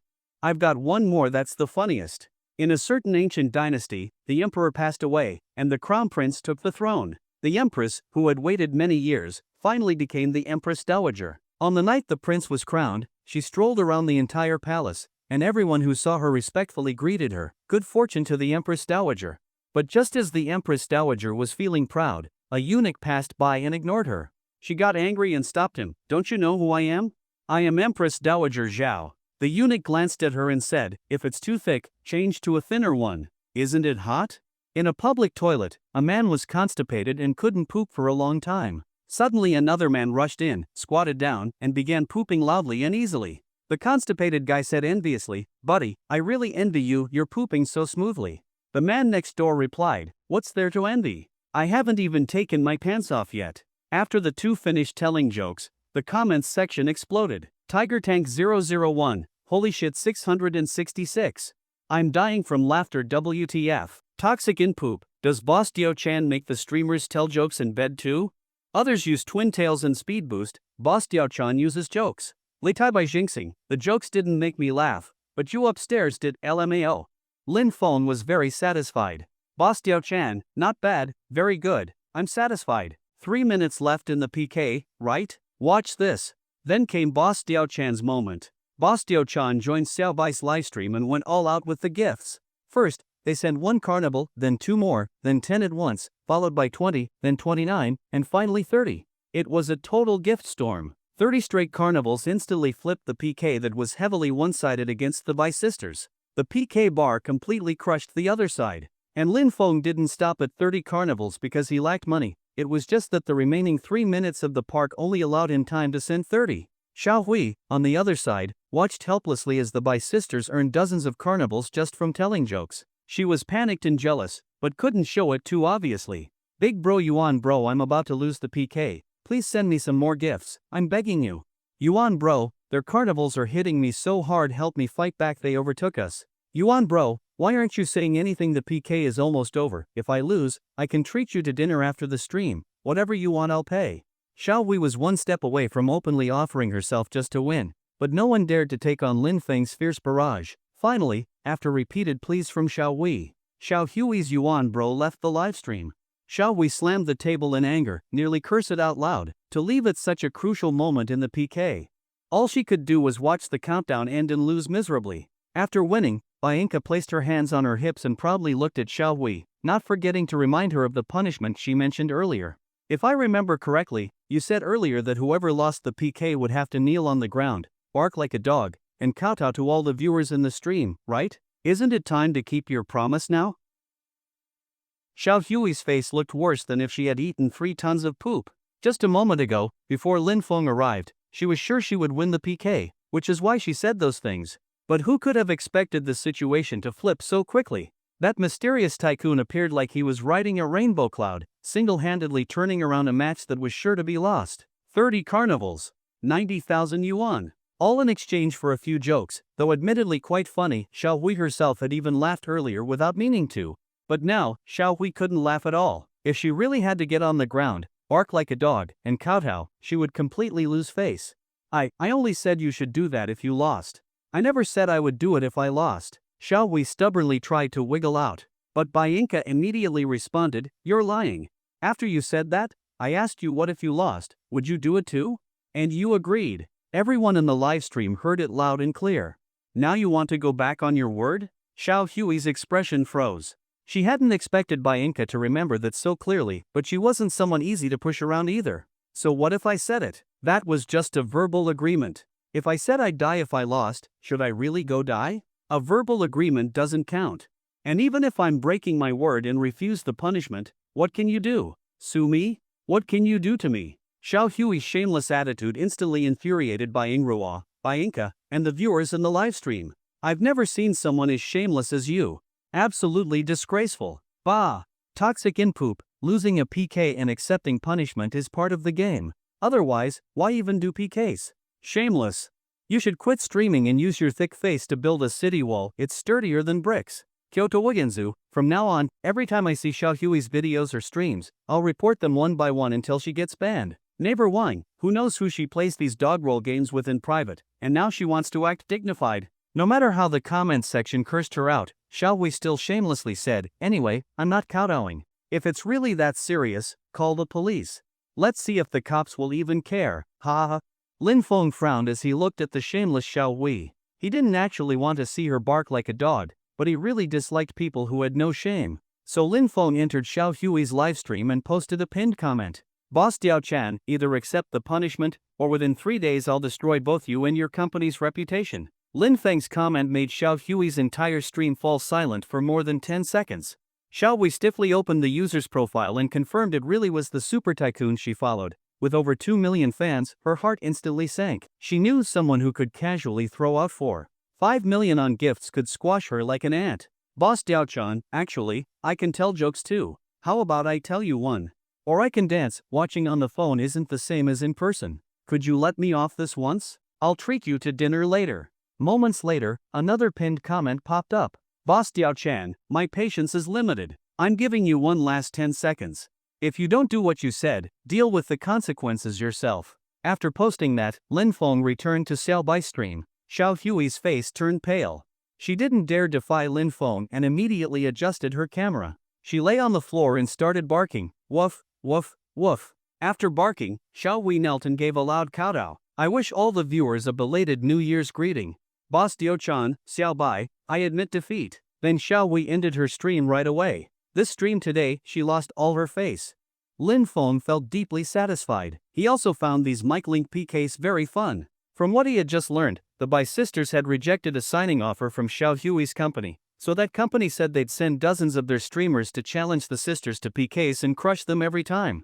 But now that Lin Feng was involved, their plan would fall apart. Boss Diao-chan, who else in that company said they want to PK you? Line them up. With me here, you won't lose. As soon as Lin Feng said this, his dominance seemed to overflow from the screen. You crushed my leg hair. Boss Diao-chan's words sound so satisfying, so badass. That's how you slap them in the face. Still dare to talk about crushing PKs? Forgot that Boss Diao-chan is here? Sheep Village brother she, didn't they want to fight? Then let's fight. Beat them till they throw away their armor, show them how powerful Boss Diao-chan is. This username does not show to idiots. I'm going to make coffee now. I can't miss this show tonight. But just when everyone in the stream was pumped to crush that company, Bai Yingruo looked hesitant. After a moment, she spoke to the camera. Boss Diao-chan, actually, my sister and I don't really want to keep doing PKs. After these past 2 days, we feel it's pretty meaningless. It's just a way to push people to spend money on gifts. You've already given us more than enough gifts, we can't keep accepting like this. Her eyes were sincere.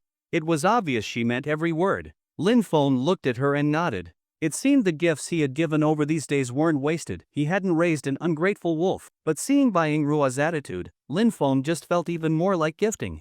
Boss Diao-chan, just because of what you said, I'm definitely sending more gifts today. The Bai sisters still wanted to say something, but Lin Feng firmly interrupted them. Boss Diao-chan, no need to say more. What I decide, no one can change. Listen to me, connect with every one of those who said they'd PK and crush you. Make them kneel and sing conquer. With Lin Feng's message, the comments section went completely wild. They urged Bai Yingruo to start linking immediately. They wanted to follow Boss Diao-chan into battle and crush all those arrogant streamers. Pressed by the strong demands from both the viewers and Lin Feng, the Bai sisters had no choice but to obey obediently. After all, Lin Feng was now their financial backer. When your patron tells you to do something, you have no room to argue. Among the 28 streamers from the Benyu company, Xiao Hui was the first, but definitely not the last. That night, Boss Diao-chan used wave after wave of carnivals to give every disrespectful person a heavy slap in the face. According to one viewer who later recalled, that night's PK was the most exciting, satisfying, and refreshing livestream ever witnessed. Even he, someone who always watched for free and had never spent a cent on streaming, ended up sending gifts worth dozens of yuan in the heat of the moment. By the end of that night, the Bai sisters' livestream popularity broke the 50 billion mark. Their combined viewers broke an unprecedented 3 million. From the first PK to the 27th, over 270 minutes, the gift special effects never stopped for even a moment. Every viewer in the stream felt like they were getting knocked dizzy by waves of money. Boss Diao-chan sent 1 carnival, 2, 3, 99, 100, 500, 999, 1000, 1999, and finally 2000 carnivals. Insane. Final stats showed Lin Feng sent over 2,500 carnivals in total. Each carnival cost 3,000 yuan. Quick math, 2,500 times 3,000 is equal to 5 million. This surpassed the previous 4. 5 million spent by boss Diao Chan, this time it was more. Over 7 million. In total, over 10 million yuan, more than what many people would earn in a lifetime, all spent in just over 4 hours, turning into a meteor shower of carnivals. The audience's feelings changed from satisfaction at the start, to thrill midway, and finally to numbness at the end. Some even began to wonder, was this boss Diao Chan a hacker? Did he hack the system and change his balance? Even the richest man in the world wouldn't treat 10 million like pocket change, right? Toxic in poop. Anyone else like me watched for over 4 hours straight? It's already past 3 a.m., but I'm not tired at all, I'm hyped. Pervert next door. I'm glad I didn't go to bed tonight. I would have missed one of the most epic nights in livestream history. Cute little grub, just how rich is this guy? If he really has more than he can spend, can he give me a little? I really don't want to work hard anymore. Not only were the viewers shocked, but the Bai sisters were completely dumbfounded too. Sis, did you count how many gifts boss Diao-chan sent?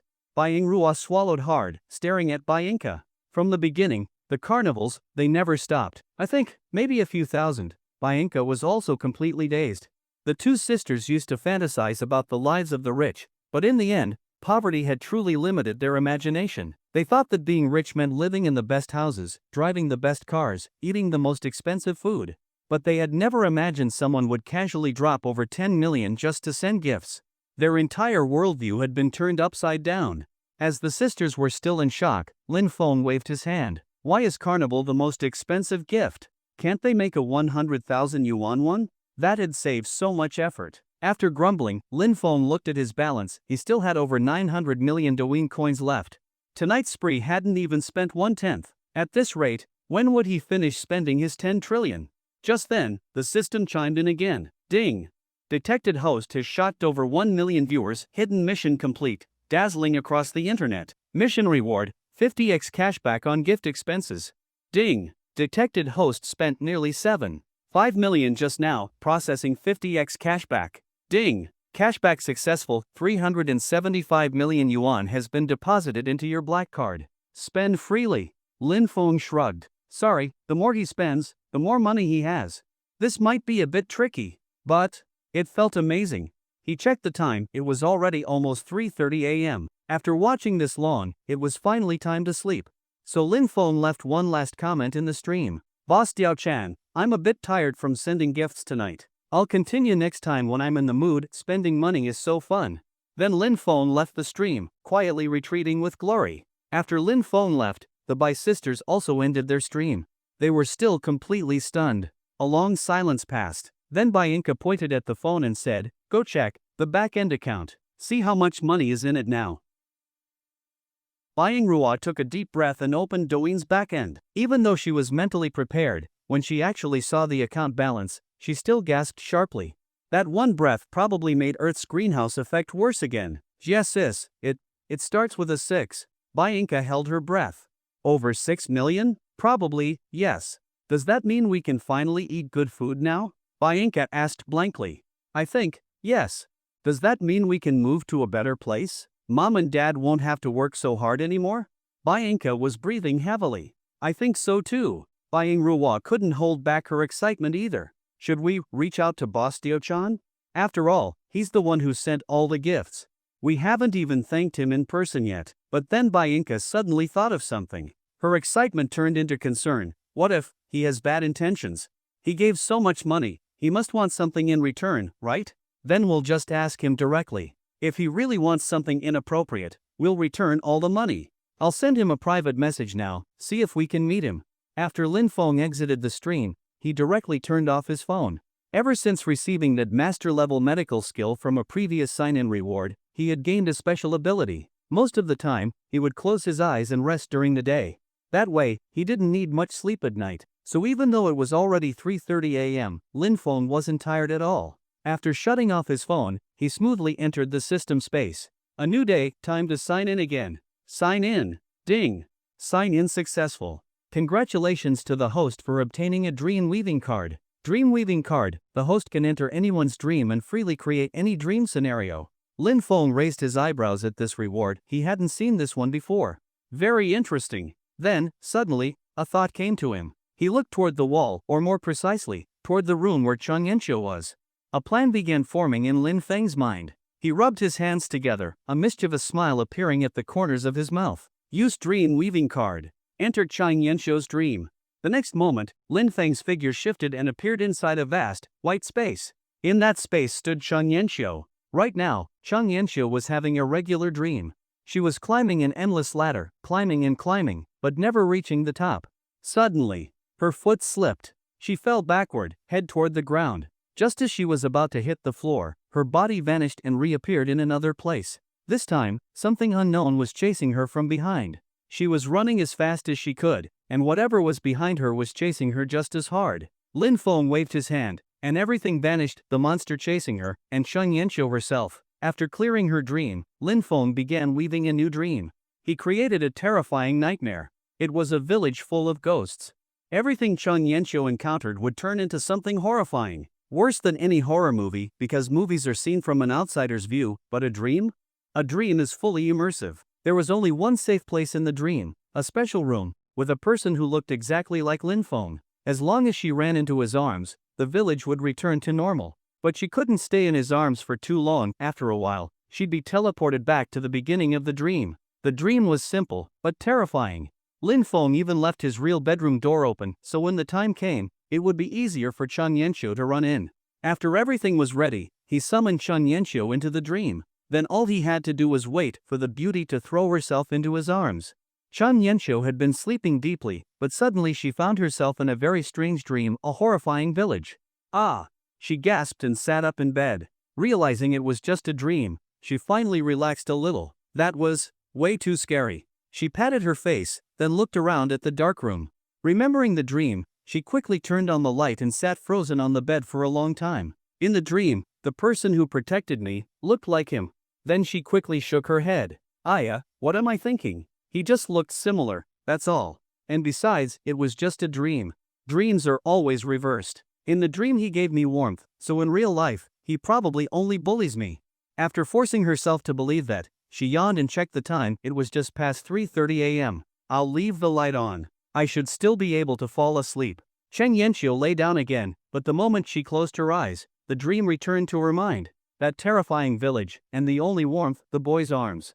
It repeated again and again. Even with her eyes open, only one thought remained in her head, to dive into that handsome boy's arms. Finally, after being startled several times, everything in the room felt eerie. Even with the lights on, the darkness outside the window, the corners the light couldn't reach, everywhere she couldn't see. It all became an overwhelming weight on her spirit. Finally, a breeze blew past the window. That was the last straw. Ah!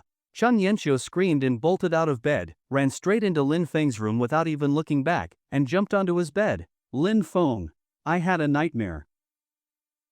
Chang Yenshou lifted the blanket and curled up completely in Lin Feng's arms. The moment she entered his embrace, the ghost that had been relentlessly chasing her suddenly vanished into thin air. At this moment, it was as if the dream and reality overlapped. Only the embrace of this handsome young man felt like the one truly safe place. But reality was different from the dream. In the dream, the handsome boy would disappear, but in reality, he wouldn't. Lin Feng's strong arms held Chang Yenshou's delicate body tightly. His gentle voice sounded by her ear. What's wrong? You look very scared. I just had a nightmare. Chang Yenshou said, still shaken. She described the terrifying village from her dream while clinging tightly to Lin Feng's chest. Lin Feng gently patted her back. It's okay. I'm here. As long as I'm here, nothing can hurt you, not even ghosts. For some reason, when Chang Yenshou heard this, she felt inexplicably at ease. After a moment, just as she was calming down, she suddenly became aware of something. Her cheeks flushed red, and she dared not move, lowering her head and avoiding Lin Feng's gaze. Neither of them mentioned the awkwardness from earlier, they both tacitly avoided it. After a while, Lin Feng patted her. You didn't sleep well because of the nightmare, right? It's getting late, go back to sleep. Then I'll go back to my room. After returning to her room, Chang Yenshou lay down again, ready to fall asleep. The dream weaving card had expired by now, so this time she didn't have a nightmare. She just had a simple dream. In the dream, there was Lin Feng, and there was her, nothing else. About an hour later, Chang Yenshou woke up from her dream. This time, she wasn't startled awake. In her sleep, she had made a decision. She got up, carried her blanket, and walked toward Lin Feng's room. I keep having nightmares, can I sleep in your room? Chang Yenshou stammered. Lin Feng was stunned. Nightmares? Didn't the dream weaving card already expire? Why was she still dreaming? But he didn't think too much about it. He moved aside on the bed and patted the space. Come on up. If you sleep next to me, you won't have nightmares. Chun Yenchio blushed and lay down beside him. The two lay under the same blanket, thinking their own thoughts. Then, the next day, the two of them were sleeping in a mess on the bed, blankets tangled up. Soon, both of them woke up one after the other. The memories of last night's kissing were still fresh. They stayed silent for about a minute. Then Lin Feng broke the silence first. What time is it? Chun Yenchio glanced at the clock on the wall and forced herself to sound calm. Almost 7. Then it's time to get up. Lin Feng lifted the blanket and, as if nothing had happened, helped Chun Yenchio fix her clothes. Her pajamas had ridden up to her stomach. Chun Yenchio didn't move, but her toes curled tightly. Her heart was racing. After helping her straighten her clothes, Lin Feng calmly got dressed. Suddenly, Chun Yenchio spoke. Last night. What about last night? Did you have another nightmare? Lin Feng knew Chun Yenchio hadn't fully accepted the idea of them being in a relationship, so he intentionally avoided bringing up the kiss from the night before. His question gave her an excuse to avoid it too. She relaxed immediately. Lin Feng was right, she really didn't know how to face what had happened between them. Yeah, I really had a nightmare last night. Alright, let's get up. I need to go to the Yi family to treat someone. Let's eat breakfast together. Chun Yenchio nodded and quietly walked out of the room to the bathroom to wash up. After she finished, she returned to her room and slowly got dressed. Meanwhile, Lin Feng went into the bathroom after her, washed his face and brushed his teeth. When he came out, he went straight to the kitchen to prepare breakfast. Back in Chun Yenchio's room, she was holding her clothes, frozen in place. Aya. Chun Yenchio, what did you just do? How are you ever going to say you're innocent and blameless again? I despise myself, but I really couldn't help it. And I was the one who kissed him, even. Chun Yenchio seemed to be going through a mental breakdown, scolding herself on one side, justifying herself on the other. She ended up taking 15 minutes just to get dressed. When she finally came out of her room, Lin Feng had already prepared breakfast. 2 slices of toast, 2 fried eggs, and 2 cups of coffee. Very simple, but enough for breakfast. The two sat silently, eating their breakfast. As Lin Feng was about to finish, he suddenly spoke up. What kind of nightmare did you have this morning? Chun Yenchio's hand paused while holding her coffee. In her heart, she had already beaten Lin Feng up. Why bring that up? Isn't he just trying to embarrass her? She pretended to be calm. I dreamt of a pervert. Ha? A pervert? Did he do anything to you in the dream? Unfortunately, that pervert was very aggressive. I couldn't escape. Chun Yenchio shot him a glare, then downed the rest of her coffee in one gulp, not giving Lin Feng a chance to respond. She picked up the plates and cups from the table. It's past 7, you should head out. Don't be late to treat that patient. Lin Feng tidied up a bit, picked up his car keys, and waved at Chun Yenchio. I'm heading out then. Will you be back for lunch? Chun Yenchio asked, facing away from him, pretending it was a casual question. I'll eat at the Yi family's. They invited me yesterday and I didn't stay, so I can't turn them down again. Oh, I see. Good, then the pork ribs are all mine today. Chun Yenchio said smugly. Lin Feng smiled. I'll be back tonight. Chun Yenchio turned around, surprised. Really? Then, as if she realized she shouldn't care so much, she quickly turned back around and said, if you're coming back tonight, fine. Good. Who knows what hotel flyer girl you'd be chasing otherwise. Now go, don't keep people waiting. Lin Feng looked at Chun Yenchio's back and suddenly felt a mischievous urge. He stomped on the floor a few times and shouted, I'm leaving now. Then he opened and shut the door, pretending he had already gone out. Hearing the door close, Chun Yenchio immediately jumped up in delight. If he's coming back for dinner, what should I cook? We had pork ribs yesterday, maybe fish today? Or cola chicken wings? That damn Lin Feng. I never put this much effort into feeding myself. If he eats my food, then it counts as compensation for secretly kissing me.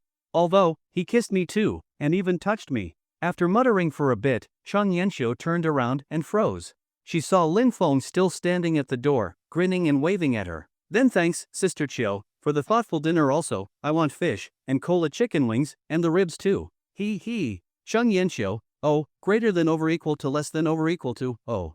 Lin Feng. I'm not talking to you. Don't come home tonight. Chun Yenchio's face turned red like a monkey's butt. She ran back into her room at lightning speed. Today's public humiliation rate was off the charts. Lin Feng grinned wide. Life like this was truly great. After Chun Yenchio ran back in, Lin Feng really did leave this time. He even closed the door extra loud and shouted from outside, "I'm really leaving now." But having been fooled once, Chang Yanqiu wasn't going to believe it so easily. After waiting a minute, she cautiously peeked out of her room, then checked every corner of the house carefully before feeling safe. Stupid Lin Feng. Just wait till you come back, I'm definitely going to deal with you. After going downstairs, Lin Feng got into the Mercedes that had come from the Yi family. Once inside, he called Yi Gong, telling him that he could now administer the medicine prescribed on the sheet he had left behind for Yi Yanin. It would take just under 20 minutes to reach the Yi family estate from the neighborhood. Once there, Lin Feng would begin acupuncture for Yi Yanin. Yi Gong received the call respectfully, then immediately ordered someone to start preparing the medicine, not daring to delay even a second. After hanging up, Lin Feng started the car and headed for the Yi family estate. On the way, Lin Feng didn't drive too fast, he was going at a normal pace. Suddenly, the car in front slammed on the brakes. Lin Feng reacted quickly, but still couldn't avoid rear-ending the Porsche in front. He frowned. Before he could even say anything, someone from the Porsche had already gotten out and knocked on his window. "How the hell are you driving? You're in some junk Mercedes and you dare hit me? Do you know how much my car costs? Never seen a Porsche logo before?" A sharp-tongued woman shouted loudly. Lin Feng couldn't help but laugh in anger. It was clearly her sudden braking that caused the rear-end collision. He had been driving normally the whole time, and now she was trying to shift the blame. What a damn clown. After Lin Feng got out of the car, the woman became even more unreasonable. "You rear-ended me, it's all your fault. No need to call the cops. Just pay me 100,000 yuan and we'll let it go." "I did rear-end you, yes, but weren't you the one who braked suddenly?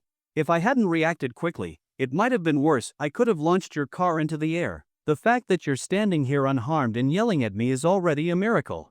And now you want me to pay? You should be the one responsible." But the female driver wasn't listening at all. "Don't change the subject. You rear-ended me. If you don't pay up today, you're not leaving." Lin Feng laughed. "And what if I don't pay? Not only will I not pay you, I'll make you pay me." It wasn't about the money, Lin Feng had plenty of that. This was about standing up for himself. The woman sneered, then laughed. "Big talk. Let's see how you leave without paying me today. Honey, come out and write down this guy's license plate. As long as he's in Taizhou, he'll never have peace again." After she finished, a middle-aged man stepped out from the Porsche. "Let me see which blind fool dared hit my baby's car." He stopped mid-sentence. His eyes landed on the license plate of Lin Feng's Mercedes. Nandi YJ005. The next second, sweat poured down his face. "That plate number. Honey, tell him who you are. Remember his plate number. Make him pay." Smack! The crisp sound of a slap echoed, shocking all the onlookers. The woman was completely stunned. She never imagined he would hit her at this moment. You hit me? Why not hit him?" She held her swollen cheek, unable to believe it. "I hit you because you have no idea what kind of person you just messed with. A slap is nothing." Then, facing Lin Feng, the man's attitude did a 180. He pulled out a pack of cigarettes and offered it to Lin Feng. This is all a misunderstanding. I didn't know you were from the Yi family." "I'm terribly sorry." Lin Feng raised an eyebrow. "From the Yi family?" He glanced at the Mercedes. It must have been the license plate that made the connection. Since the car was a gift from the Yi family, Lin Feng figured he might as well use that to his advantage. He didn't take the cigarette, folding his arms instead. "Then tell me, how should this be handled? It was our fault for braking suddenly. We take full responsibility. We'll pay. You name the price."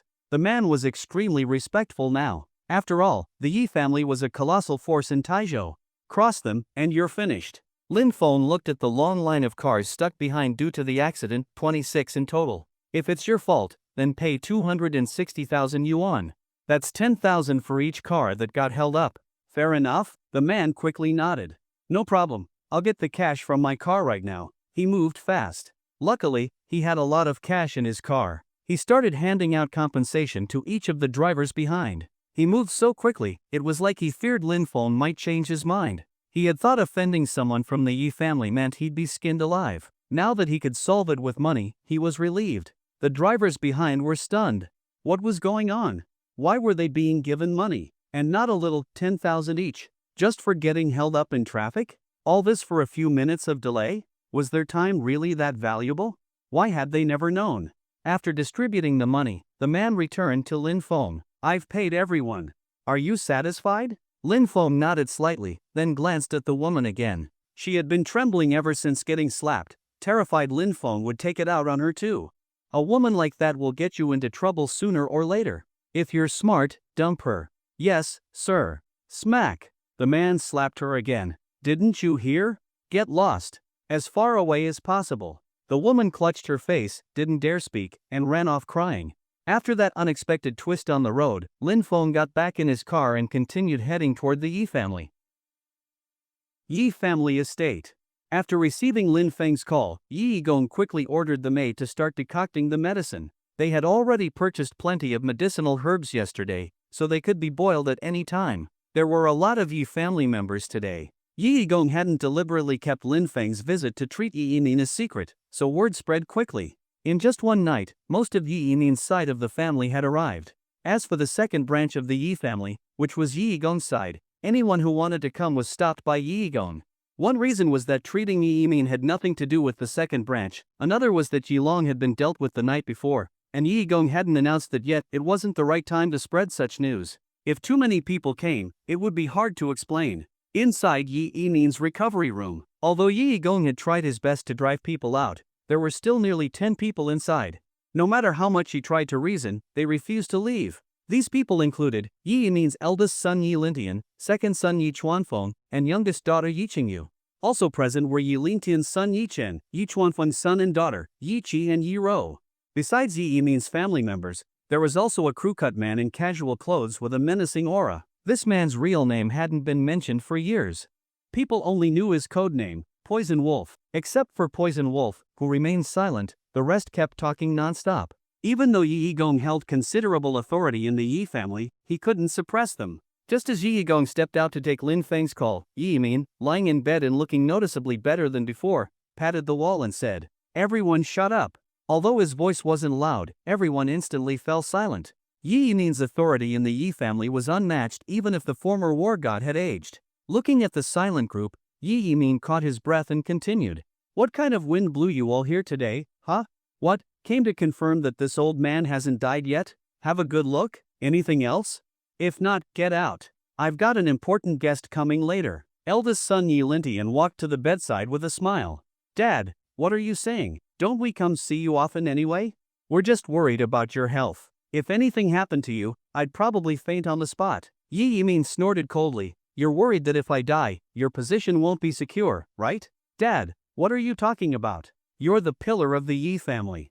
Of course, as your children, we'd worry about your health. I even brought a famous doctor, Dr. Henry, to examine you today." Yi Yimin looked cold. "Henry, the one treating me will be here soon. I've seen Dr. Lin's medical skills myself. You all don't need to be here, go. Don't delay Dr. Lin's treatment." The three siblings exchanged glances. Though they often competed with each other, they all shared one belief: Yi Yimin must not die. If he passed, their old enemies wouldn't show the Yi family any more respect. Second son Yi Chuanfeng stepped forward. "Dad, this Dr. Lin, do you mean Dr. Lin Ziyuan from Guangning? Or Dr. Lin Mo from the Magic City? Or someone we haven't heard of? This Dr. Lin was brought by your second uncle. He had an asthma attack at the airport, and this Dr. Lin saved him. I experienced his skills yesterday myself, otherwise I wouldn't be in this condition today. If he can really cure you, then of course we're willing to accept him.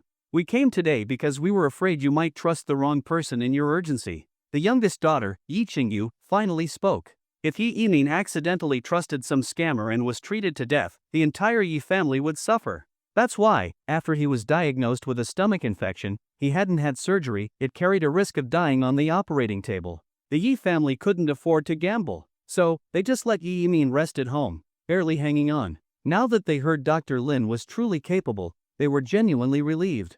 As long as Yi Yimin lived one more day, they could sleep peacefully one more day. "Dad, since Dr. Lin might take a while to arrive, and since I already brought Dr. Henry, why don't we let him take a look first? I'm not saying I don't trust Dr. Lin, but it doesn't make sense to have Dr. Henry come all this way and not even do anything," Yi Lintian said with a smile. Yi Yimin glanced at him and nodded. "All right, let him take a look. Then you'll see how amazing Dr. Lin is. Yesterday, just a bit of massage from him made me feel this much better. Okay, I'll go call Dr. Henry in. Chunner, go outside and bring Dr. Henry in." Yi Lintian's only son Yi Chen, about 25 years old, had a handsome face, but his smile was a bit creepy. "I'll go now." Yi Chen returned shortly after, with 2 people behind him. One was a Westerner with a big nose, high bridge, and blonde hair, the so-called Dr. Henry. The other was a young Asian man around Yi Chen's age who followed Henry in. Grandpa, Dr. Henry, and his assistant Wei Ziming are here. Yi Lintian walked over to Henry's side. Dr. Henry, could you please take a look at my father's condition? Henry, the Western-faced man, didn't speak. His assistant, Wei Ziming, leaned over and translated Yi Lintian's words into his ear. Okay, leave it to me. Henry and Wei Ziming came to Yi Yiming's bedside and carefully observed him. Then Henry checked Yi Yiming's eyes, tongue. After a thorough check, Henry started muttering a bunch of unintelligible gibberish. Then his assistant, interpreter Wei Ziming translated for everyone. Dr. Henry says, based on initial observation, General Ye's condition is quite good. However, a further hospital examination is necessary to determine if surgery is an option. Dr. Henry estimates the success rate of the surgery to be over 80%. And even if the surgery fails, there's no need to worry about General Ye's life being in danger. So, Dr. Henry recommends immediately taking General Yi to the hospital. Wei Ziming translated Henry's meaning one sentence at a time. Yi Yiming's 3 children instantly had the same thought. Surgery with an 80% success rate? The most important part, even if the surgery fails, Yi Yiming won't die. That was fantastic news for them. Yi Lintian immediately shook Henry's hand. Thank you, Dr. Henry. Then he smiled and walked over to Yi Yiming's bedside. Dad, Dr. Henry says you can undergo surgery now. Let's pack up and head to the hospital. Your illness can be cured. Yi Yiming's face turned grim. My condition improved because of divine Dr. Lin, not because of some surgery. I'm waiting here for him to treat me. Why would I go for surgery? Yi Lintian wanted to say something but hesitated. He knew his father well. The old man had one trait, stubbornness. Once he made up his mind, not even 8 horses could drag him back. So Yi Lintian had to go along with him. Well, since this divine Dr. Lin is so skilled, then we'll wait for him to treat you. As long as he's not some charlatan and can really cure you, that's all that matters. The others chimed in agreement. Yi Yiming waved them off. Enough, enough. No need for more words. Divine Dr. Lin will be here soon. If all of you are crowding this room, how can he treat me? Get out. Dad, we have to be present for your treatment. What if the person treating you was sent by one of your old enemies? We need to protect you. At that moment, Wei Ziming added, General Yi, Dr. Henry said he's very curious about this divine Dr. Lin you mentioned. He wants to observe how someone can cure without surgery, so he hopes to stay and watch. Stay if you want, but if divine Dr. Lin doesn't like being watched, you'll all have to leave, no exceptions. If anyone dares to stay, even if it's my own son, I won't go easy on him. Yi Yiming's sharp gaze swept across everyone, and they felt as if a tiger had locked onto them. A chill ran through their hearts. Even though the war god was old, his authority still remained. Not long after, Yi Gong walked in carrying a bowl of herbal medicine. This is the decoction divine Dr. Lin instructed to prepare. He's already on his way and will arrive soon. Yi Yiming quickly took the bowl and drank it in one gulp. By now, Yi Yiming practically worshipped Lin Feng as a deity. Last night, after drinking the 3 prescriptions Lin Feng left behind, he woke up this morning feeling better than ever, almost like before he got sick. Among the crowd, Henry saw Yi Yiming drink the medicine and leaned in to whisper something to Wei Ziming, who then stepped forward and cupped his hands to Yi Yiming. General Yi, Dr. Henry would like to know what medicine you just drank. Ideally, he'd like to see the prescription. Yi Gong turned around, his face stern. That prescription was left by divine Dr. Lin yesterday. While he didn't explicitly say it couldn't be shared, we should have the self-awareness not to spread it. I won't fulfill Henry's request. Wei Ziming, like a neutral translator, backed away and repeated Yi Gong's words to Henry. Henry's expression turned angry, and his voice rose noticeably. General Yi, Dr. Henry says all these traditional medicine prescriptions are fraudulent. He's just concerned you might be harmed by it. Your illness should be treated with Western surgical methods. Wei Ziming translated. Yi Yiming's face darkened. He threw the empty bowl aside with a loud smash. What did you say? Western medicine has only been around for how long? Our Chinese medicine has existed for thousands of years, and you dismiss it as lies? You keep going on about surgery. When Hua Tuo was performing surgery with anesthesia, your people were still living like savages.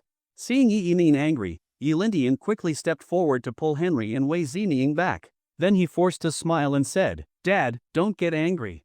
Dr. Henry meant well. It's not worth damaging your health over this. But Henry couldn't read the room at all. He stepped forward again and started chattering angrily. Yi Yining pointed at Wei Zining. What's he saying? Wei Zining lowered his head, his eyes darting around. If he actually translated Henry's words, he wasn't sure he'd leave the room alive. You translate exactly what he said, I guarantee nothing will happen to you. Dr. Henry said that traditional Chinese medicine is all fake. Otherwise, why is modern medicine based entirely on Western principles? He also said that without Western medicine, Chinese people wouldn't live past 40. And he swore a few times. Just then, a voice came from outside the door. Old Master Yi, why is there still a dog in your house? I heard a foreign mutt barking the moment I walked in. Everyone was instantly drawn by the voice and turned to look at the door. It was a handsome young man in his early 20s. Upon seeing the figure at the door, Yi Yigong and Yi Yining's eyes lit up. Divine Dr. Lin is here? If you had told us in advance, we would have gone to greet you at the door. Lin Feng waved his hand. I drove myself. No one stopped me at the entrance, and I remember the way, so I just came straight in. Lin Feng walked into the house at a leisurely pace and then closed the door behind him.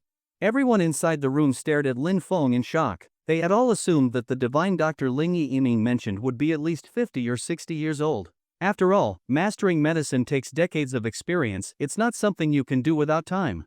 Your divine Dr. Lin? Yi Lintian looked at Lin Feng with doubt written all over his face. Not just Yi Lintian, everyone else in the room, except Yi Yimin and Yi Yigong, looked at Lin Feng with obvious suspicion. Faced with Yi Lintian's skeptical gaze, Lin Feng remained calm.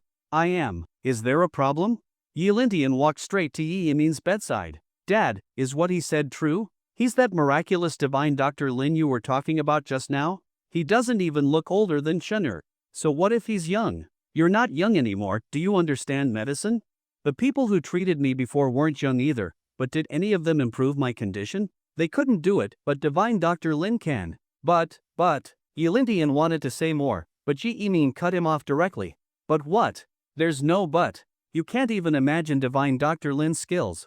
Although Yi Lintian still harbored serious doubts about Lin Feng, he had no choice but to shut up due to Yi Yimin's rising anger. Lin Feng calmly walked up to Wei Zining. If I didn't hear wrong just now, were you the one who said traditional Chinese medicine is useless? Wei Zining hurriedly waved his hands. No, it wasn't me. I'm just a translator. It was Dr. Henry who said that. Dr. Henry? Yes, Dr. Henry is from Shanghua Hospital in Country A. Many powerful and wealthy people often invite him to do their health checkups. Lin Feng's gaze passed over Wei Zining and landed on the only foreigner in the room. You're the Henry he was talking about? You said those things just now? Wei Zining rushed over to translate again. I said it. And what's wrong with that? At your age, in Western medicine, you'd be just a college freshman. Chinese medicine is trash, complete and utter trash. Lin Feng's expression remained calm. Only fools get angry at fools and end up making themselves angry. So you don't believe in my medical skills, huh? Then you'd better open your dog eyes and watch carefully. Watch how this trash of Chinese medicine treats a patient. After saying this, Lin Feng turned to Yi Gong. Elder Yi, did you prepare the silver needles I asked for yesterday? Yes, they're right here.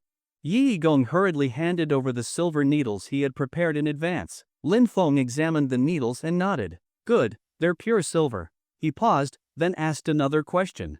The medicine I asked Elder Yi to drink earlier on the phone, has he taken it? He has. Right after you called, I had someone prepare it. My brother drank it a few minutes ago. Lin Feng nodded. All right, make room for me. As he spoke, Lin Feng pulled out a lighter from his pocket and held the silver needles over the flame for a few seconds. Burning with fire, it's the best way to disinfect. Henry, watching Lin Feng's actions, spoke through Wei Zining. You're going to treat General Yi with silver needles? Ridiculous.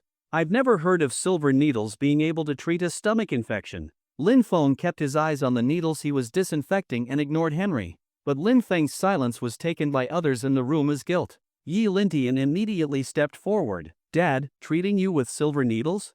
Isn't this nonsense? This is something that needs surgery. What good will sticking a few needles do? Dad, this guy is a con artist. Big brother is right. I may not know much about medicine, but I graduated from medical school. Human acupoints and blood vessels are extremely complex. If a silver needle is placed wrongly, it could be very dangerous.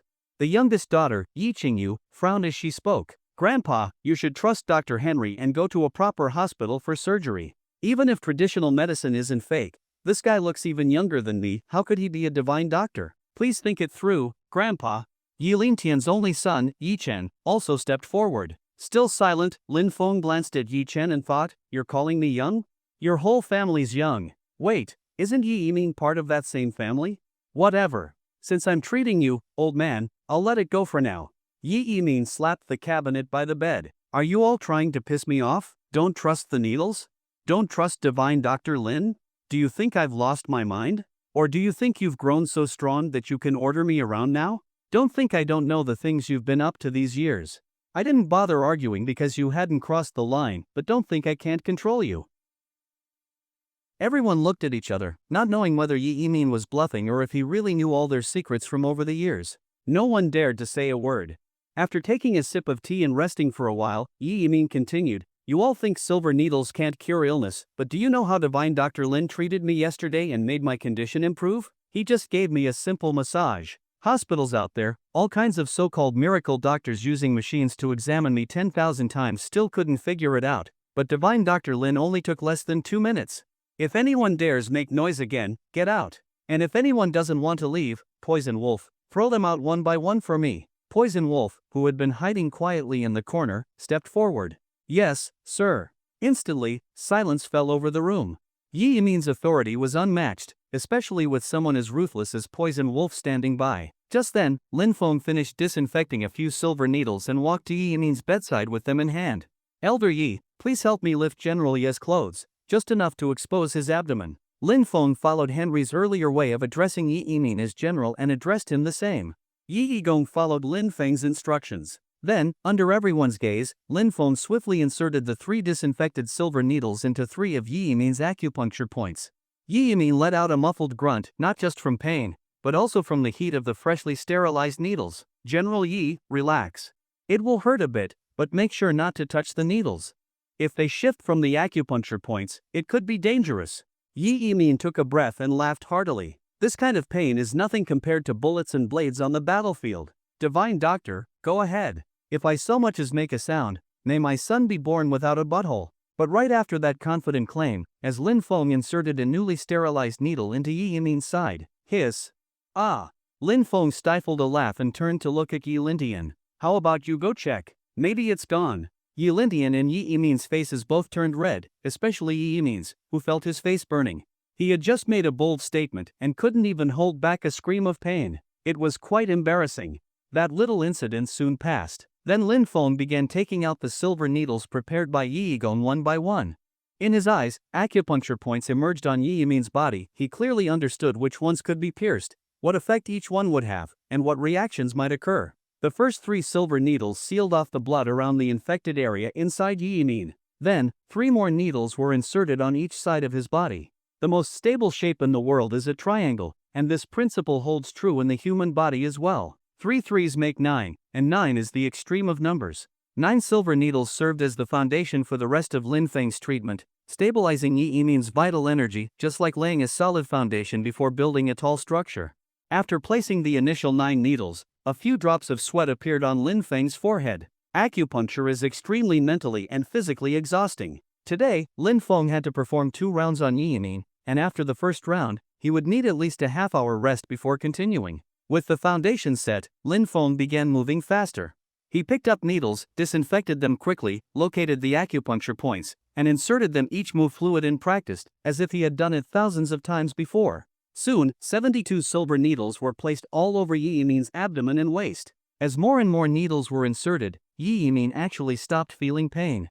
He sat on the bed with his eyes closed, breathing steadily. After inserting the last needle, Lin Feng exhaled deeply. Sweat covered his forehead, his back was soaked, and his face had turned paler compared to when he first arrived. Yi Yigong promptly brought a glass of water. Lin Feng drank a large gulp, and his complexion looked a little better. "Now, maintain this state for 1 hour. After that, we can gradually remove the silver needles."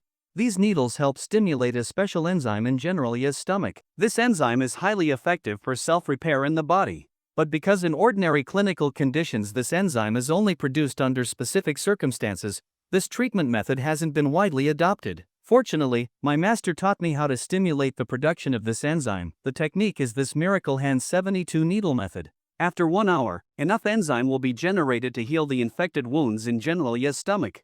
While it won't be fully cured in one go, after today, General Yi can start drinking fluids for 3 days, and then he'll be able to eat normally again. Although Yi Gong didn't fully understand what Lin Feng meant, he sensed the greatness of it and quickly cupped his hands in thanks. Thank you, Divine Dr. Lin. However, just because Yi Gong accepted it didn't mean others did too. Yilindian looked at Yi Min's stomach full of needles and felt horrified. Second uncle, do you really trust him this much? Can sticking needles in someone like this not kill them? Dr. Henry, you're a professional. Are those needle points even correct? Henry snorted. Wei Zining translated, this silver needle method is completely useless.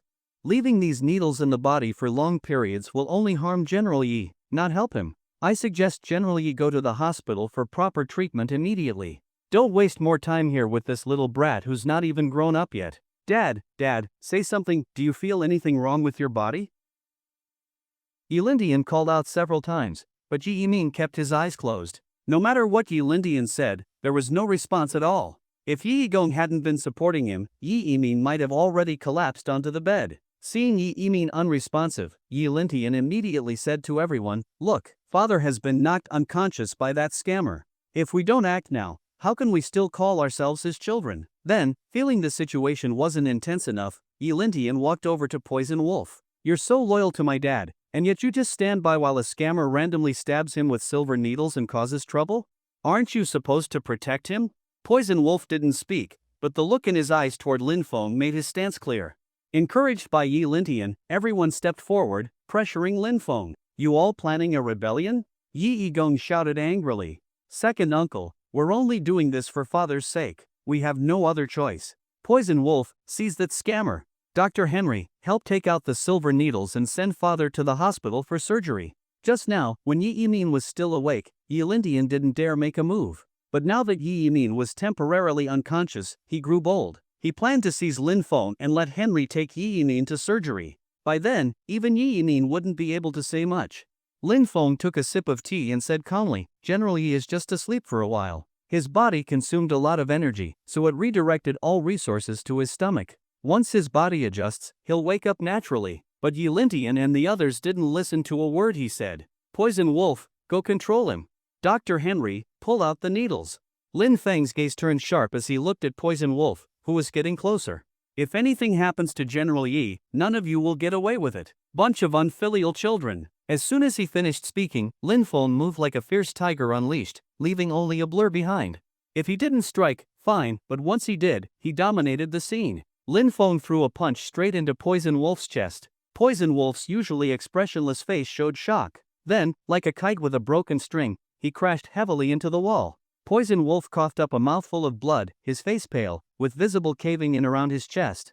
That punch from Lin Feng had been long charged up. With a combat strength of 200 now, even someone like Li Huai would suffer greatly, let alone Poison Wolf. And Lin Feng had held back. If he'd aimed at the heart instead of the chest, Poison Wolf might already be dead.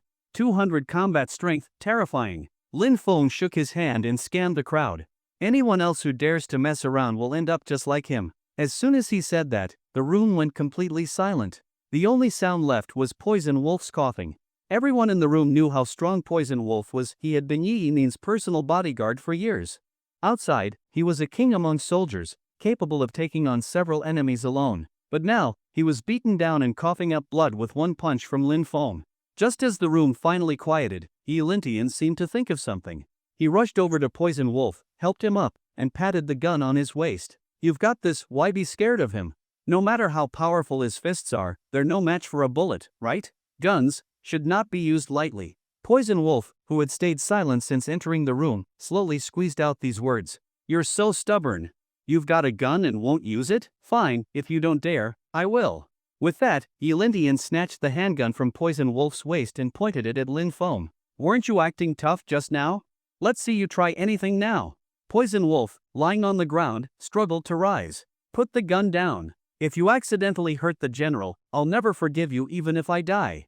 Don't worry, he's not just your general, he's my father too. I know what I'm doing. Dr. Henry, go pull out the needles. Lin Feng set down his teacup, his face darkening as he slowly stood and looked at Yilindian, who was aiming a gun at him. You think just holding a gun means you've got me? Believe it or not, I have 9 ways to kill you before you can even pull the trigger. Anyone can talk big, Try making a move and I'll show you whether your hands are faster than my gun. Yilintian laughed loudly, but the very next second, his expression changed. Where did he go? Yilintian had just laughed, and now the Lin Feng he was pointing at had vanished. Dad, he's behind you, Yilintian's son, Yichen, spoke in a trembling voice. Yilintian's pupils shook like an earthquake. Before he could even turn around, a wave of piercing pain surged through his body. Lin Feng had casually tapped several of Yilintian's acupuncture points, and he instantly collapsed to the floor. The gun in Yilintian's hand was now in Lin Feng's. Lin Feng examined the weapon. It was his first time handling a real gun. Then he chuckled softly, pointed the gun at Yilintian lying on the ground. Just now, you asked whether my hands were faster or your gun. As a return favor, I've got a question for you. Are your hands faster, or is this gun faster? At this moment, Yilintian no longer had his earlier arrogance. He collapsed on the ground, holding his head and begging for mercy. Please let me go, you can't kill me, you can't. Just then, Yi Min, who had been asleep, suddenly opened his eyes and stopped Lin Feng. Divine Dr. Lin, my son was being immature. Please spare him. Lin Feng still gave some respect to Yi Min, and besides, he had only intended to scare Yilintian, never to actually kill him. This was a law-governed society. Casually killing someone didn't align with Lin Feng's values. Since General Yi has spoken, I'll spare your life. Then Lin Feng tossed the gun to Poison Wolf. Take care of your own weapon, or one day you might not even know how you died. After Yi Min woke up, the room quieted down for a while. About an hour later, Yi Min looked at the time, then began removing all the silver needles from his own body. General Yi, how do you feel now? The infection in your stomach will mostly heal in a few days. After that, you'll be able to eat normally. Combined with the 3 prescriptions I left yesterday, you'll gradually recover completely. Divine Dr. Lin, if I could stand, I would kneel and bow to you. I will never forget the great favor you've done for me. Yi Min's attitude toward Lin Feng was extremely respectful. But just then, another unpleasant voice rang out. You say he's cured, and we're just supposed to believe that? Just a few random needle pricks and then claim he'll be better in a few days? Who knows if you'll just take the money and run? By then, whether General Yi is better or not, you'll already be long gone. The voice came from Wei Ziming, but he was only translating.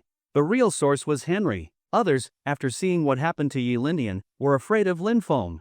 But Henry wasn't scared. He was used to being treated as a VIP by the powerful, and didn't respect anyone, let alone someone like Lin Feng, whom he saw as a complete fraud. Lin Feng smiled faintly.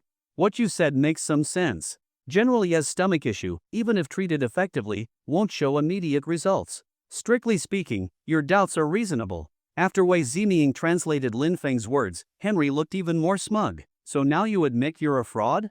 Repent before God. What are you all waiting for? Arrest him. But Lin Feng smiled again. Since the treatment for General Yi's stomach can't show instant results, I'll give you something that does. Elder Yi, bring me another set of silver needles. Yi Igong quickly fetched a box identical to the one before. Divine Dr. Lin, here it is. Lin Feng casually accepted the box of silver needles. Elder Yi, please help me move General Yi to the edge of the bed and lower his legs. Yi Igong did exactly as instructed. But everyone in the room was confused. No one understood what Lin Feng was planning, except for Yi Min, who had a vague suspicion that left him shocked. Lin Feng took out the silver needles from the box, checked them carefully to make sure there were no issues, then turned and stared straight at Henry. Open your dog eyes and watch closely. I'll show you how I use silver needles to cure General Yi's legs. The room instantly fell silent. So quiet, it felt like everyone could hear their own heartbeat. Everyone seemed to be questioning their ears. What did Lin Feng just say? He said he would use silver needles to cure Yi Min's legs? Everyone knew Yi Min had lost feeling in his legs for many years. The Yi family had tried everything, consulted countless miracle doctors, but nothing had helped. And now Lin Feng was saying he could cure it, and instantly, with silver needles? Was he boasting? Or did he really have the skills? Yi Min's breathing became rapid, and he looked at Lin Feng in disbelief. Divine Dr. Lin, is what you said true? Can you really cure my legs? Holding the silver needles, Lin Feng said calmly, I've never said anything I couldn't do. Treating your legs is nothing to me. I'm 100% confident I can restore feeling to both of them. Ridiculous. Absolutely ridiculous. That's the funniest joke I've heard in years. If I wasn't sure before that you were a fraud, now I am. You're nothing but a total con artist. I've examined General Yi's legs before. There's no way to cure them. And now you dare to claim that silver needles can restore feeling to both legs? Laughable. Not just you, but all of traditional Chinese medicine is a joke. A complete joke, clowns, all of you. Henry's words were delivered through Wei Zinying with full sarcasm and contempt. But Lin Feng just glanced at him with an indifferent look, as if watching a clown. Ridiculous. I don't know where you people get the confidence to mock traditional Chinese medicine with your tiny bit of history. Just because you can't do it doesn't mean others can't. Do you dare to bet with me? If I can really cure General Yi's legs and get him walking again, then you'll eat everything in the Yi family's toilets. Do you dare? What's there to be afraid of? But if you can't do it, you'll crawl through my legs and personally admit that you and traditional Chinese medicine are all clowns, total losers. Provoked, Henry immediately agreed, not knowing that soon, he would pay an unimaginable price for this promise. Then it's a deal. You'll soon find out who the real clown is.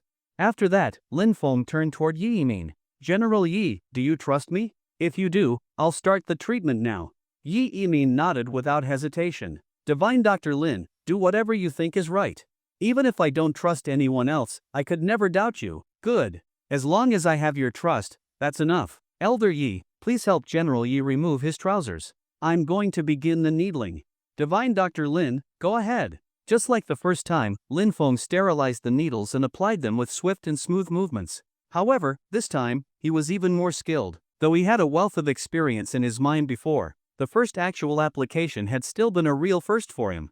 That is, unless you count the times he needled Lu Xin or Lin Miao Miao, then this wouldn't be his first. This round of acupuncture used even more needles than before. The first time, Lin Feng had used 72 silver needles. This time, he would use all 108 needles from the box, showing just how much more difficult this session was. If any experienced traditional medicine master had been there, they might have faintly seen a layer of qi wrapping around Lin Feng's hands. This was the legendary phenomenon that appears only when one masters the use of silver needles to a supreme degree, the sign of a peak-level physician entering a mystical realm. As Lin Feng continued needling, Yi Yimin's expression shifted from calm to shocked. Divine Dr. Lin, just now, I felt a little bit of pain. Wow. The entire room gasped. Yi Lintian and the others swallowed hard. If they had doubted Lin Feng's skills before, now they were starting to believe. Legs that had been numb for over a decade were now starting to feel pain? Did that mean Yi Yimin might soon be able to stand again? Henry, on the other hand, looked grim, his face burning with embarrassment. The more arrogant his mockery had been earlier, the more shame he felt now. If not for all the eyes on him right now, he would have left already. The longer he stayed, the worse it got, especially with the promise he'd just made. Lin Feng continued needling. In response to Yi Yimin's surprise, he simply smiled faintly. Feeling pain is a normal reaction. Once all 108 needles are in, your legs will be able to move slightly. After removing them in an hour, you'll be able to try standing up. Yi Yimin's breathing quickened, and he repeatedly expressed his gratitude. He hadn't been this excited in over 10 years. Divine Dr. Lin, you've given me a new life. Once I can stand, I will pay you proper respects. Lin Feng chuckled. General Yi, no need to be so formal. If you bow to me, you'll shorten my life. Please don't do that. As the number of needles in the box decreased, the pain in Yi Yimin's legs gradually returned, from mild pain at first to crying out "Aya" with each needle inserted. After years of numbness, his legs were now regaining feeling, so every sensation was amplified. That's why the normally pain-resistant Yi Yimin couldn't stop exclaiming. Time passed. Finally, all 108 needles were placed in Yi Yimin's legs. At this point, he looked like a porcupine. Anyone with trypophobia might not have dared to look. After finishing the needling, Lin Feng pressed his index and middle fingers together and tapped lightly on an acupuncture point on Yi Yimin's right lower leg. Yi Yimin's leg moved. Under everyone's stunned gaze, Lin Feng's gentle tap caused Yi Yimin's right leg to lift slightly. It was a small movement, but the impact was immense. Legs paralyzed for over a decade, moved. In that moment, Yi Yimin felt like he had stopped breathing. He rubbed his eyes and put all his strength into his right leg. He could feel the control over his legs, lost for so many years, slowly returning. A smile appeared on Lin Feng's face. The acupuncture had succeeded. General Yi, don't get too excited. Don't move around just yet. Wait until the time comes to remove the needles. Moving now could displace them, very dangerous. Yi Yimin quickly nodded. I'll follow Divine Dr. Lin's instructions. At this point, everyone who had doubted Lin Feng was utterly convinced by the miracle they had just witnessed. Everyone now looked pleased and impressed. A healthy Yi Yimin and a bedridden, paralyzed Yi Yimin were two entirely different matters in terms of how others would treat him. In the past, because of Yi Yimin's illness, the the Yi family had begun to decline. But now, with his recovery, the Yi family's power could last for decades more. In stark contrast to the joyful atmosphere was Henry. He looked like he had just swallowed several pounds of feces. If not for the crowd, he would have run off long ago. Today had been the most humiliating day of his life. Was he really going to have to eat feces from the bathroom later? Henry stepped back into the crowd, trying to hide himself, but the more Henry tried to disappear, the more Lin Feng refused to let him. Lin Feng stood up and walked forward step by step. The crowd automatically cleared a path for him. When he reached Henry, Lin Feng smiled. Shouldn't you fulfill your promise now? Do you want someone to escort you to the toilet, or are you going to go on your own? You haven't eaten lunch yet, right? Perfect, your stomach's empty, time for a feast.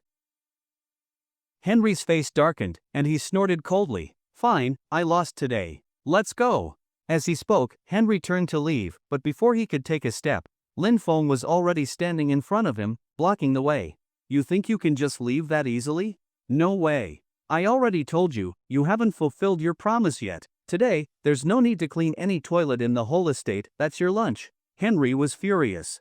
You're serious? You really want to stop me? Then he turned toward Yi Lintian. I was invited here by the Yi family as a guest.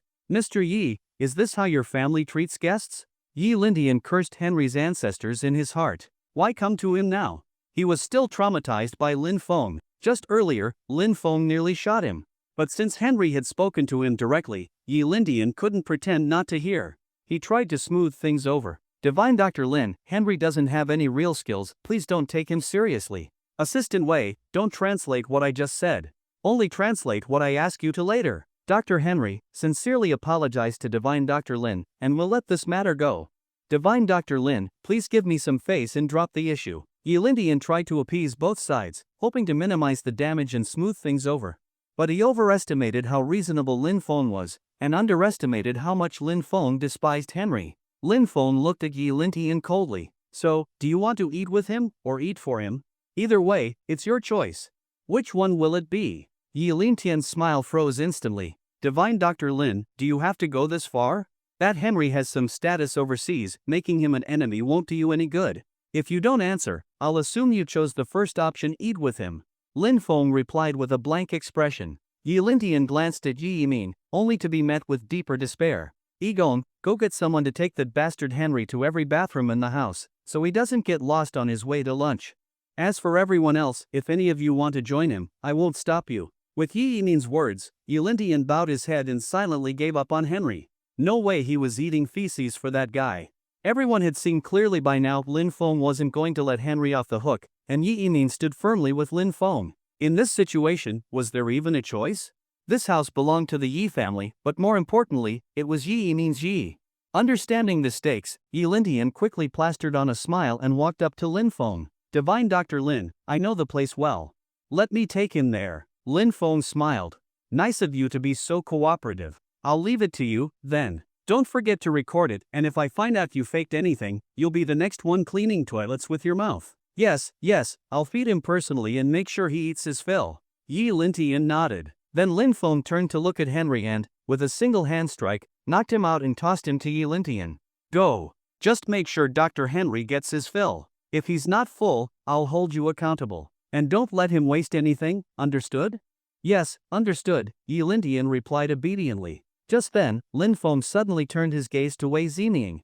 Wei Zining was startled and dropped to his knees. I was only the translator, it wasn't me. I had nothing to do with it.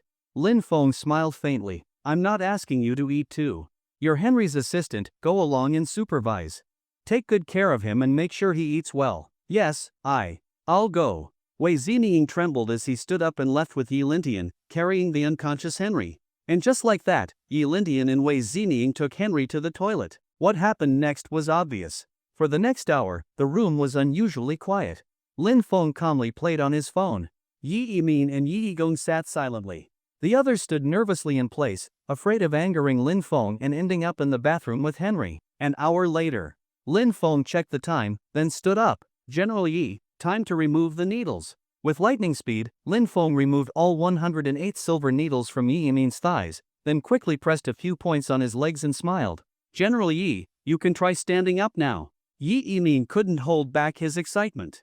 He focused all his strength in his legs, and in that moment, his brain received signals from them. Yi Yigong hurried forward to help. With his support, Yi Yimin's feet touched the ground, one hand on Yi Yigong, the other on the bed. Up! Yi Yimin's face turned red as he used all his strength, but it still felt like something was missing. Yigong, let go of me. I don't believe I can't stand. Yi Yigong nervously let go. Be careful. Don't push too hard. Yi Yimin took a deep breath, clenched his fists, and again focused all his energy on his legs. He pushed down on the bed with his hand. Everyone in the room held their breath. Under their watchful eyes, Yi Yimin slowly lifted his hands off the bed. The joy on his face was indescribable until his hands were fully in the air. He was standing. Yi Yimin's eyes were filled with disbelief. Over 10 years. Ever since the old condition in his legs relapsed, he had been numb from the waist down for more than a decade. He couldn't even remember the last time he stood up. But today, at this very moment, he stood up again. That long-lost feeling made Yi Yimin feel overwhelmed with emotion. At this moment, Yi Yimin felt like everything he had experienced on the battlefield, commanding the Yi family on his own, had all returned. He was once again the invincible war god who dominated the battlefield. No enemy, no matter how fierce, could defeat him. And now, not even illness could stop him. Lin Feng saw that Yi Yimin was able to stand up without support in such a short time and nodded slightly. This former war god truly had a willpower far beyond ordinary people. If it had been someone else, they would have needed several hours just to adapt. Then, Lin Feng took a few steps forward and reached out to support Yi Yimin. General Yi, now try taking a step. After an hour of acupuncture, this is when the blood vessels in your legs are the most relaxed. Make the most of this time to get used to it. By tomorrow, you might be fully recovered. Yi Yimin let out a long breath and nodded heavily. Then, according to Lin Feng's instructions, he began to practice walking. At first, he walked very slowly, taking several minutes to move a single step, but he quickly grew more familiar with his legs. After just 20 minutes of simple practice, he was already walking almost as normally as before. From walking slowly at first to walking briskly, it took less than half an hour. The rest of the Yi family watched Yi Yimin like they were witnessing a miracle. Yi Yigong's eyes turned red with emotion, and tears flowed down his cheeks uncontrollably. He had almost forgotten what Yi Yimin looked like walking normally. Over the years, not only had Yi Yimin's spirit been worn down, but so had his own. But from now on, everything would be different. After finishing his walking practice, Yi Yimin gave Lin Feng a deep bow. Divine Dr. Lin, I know I've thanked you many times, and you might be tired of hearing it, but I still have to say you've given me a new life. Without you, there would have been no difference between me living or dying. General Yi, you're too kind. Since I promised to cure you, of course I wouldn't go back on my word. With regular exercise from now on, living for a few more decades won't be a problem. Divine Dr. Lin, I've said enough thanks. Why don't you stay for lunch here? The kitchen should be preparing already. You promised yesterday, you can't say no now. Alright, I'll join you for lunch, then. While Lin Feng was talking to Yi Yimin, Yi Yigong suddenly received a message on his phone. He took one look and almost threw it away. Damn it! At least give me a heads up before sending something like this, he cursed, then walked over to Lin Feng with his phone. Divine Dr. Lin, it's the video of Henry in the bathroom. Yi Lindian sent it. Do you still want to see it? I suggest not. I just took a glance, and I've already lost my appetite. Lin Feng glanced at it, then immediately pushed the phone back. I'm not watching it. I'm already hungry, I don't want that on my mind when I'm eating.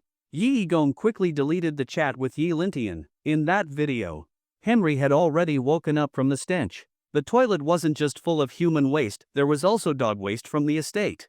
The look of despair on Henry's face, it looked like he might just bash his head in when he got out. The heir of the 8th. Henry. Lunchtime. Lin Feng, Yi Yimin, Yi Yigong, and other members of the Yi family arrived at a grand, lavishly decorated room. At the center of the room was a huge table roughly estimated to seat at least 40 people. Lin Feng's seat was arranged to the left of Yi Yimin. Originally, Yi Yimin wanted him to take the main seat, but Lin Feng refused. Besides the people from the earlier room, there were many unfamiliar faces at the table, members of the Yi family not from the main branch, who hadn't been inside Yi Yimin's room before. The meal went smoothly. When the people at the table heard Lin Feng had cured Yi Yimin, their eyes lit up. They all wanted to get close to such a divine doctor. But Lin Feng rejected all of them.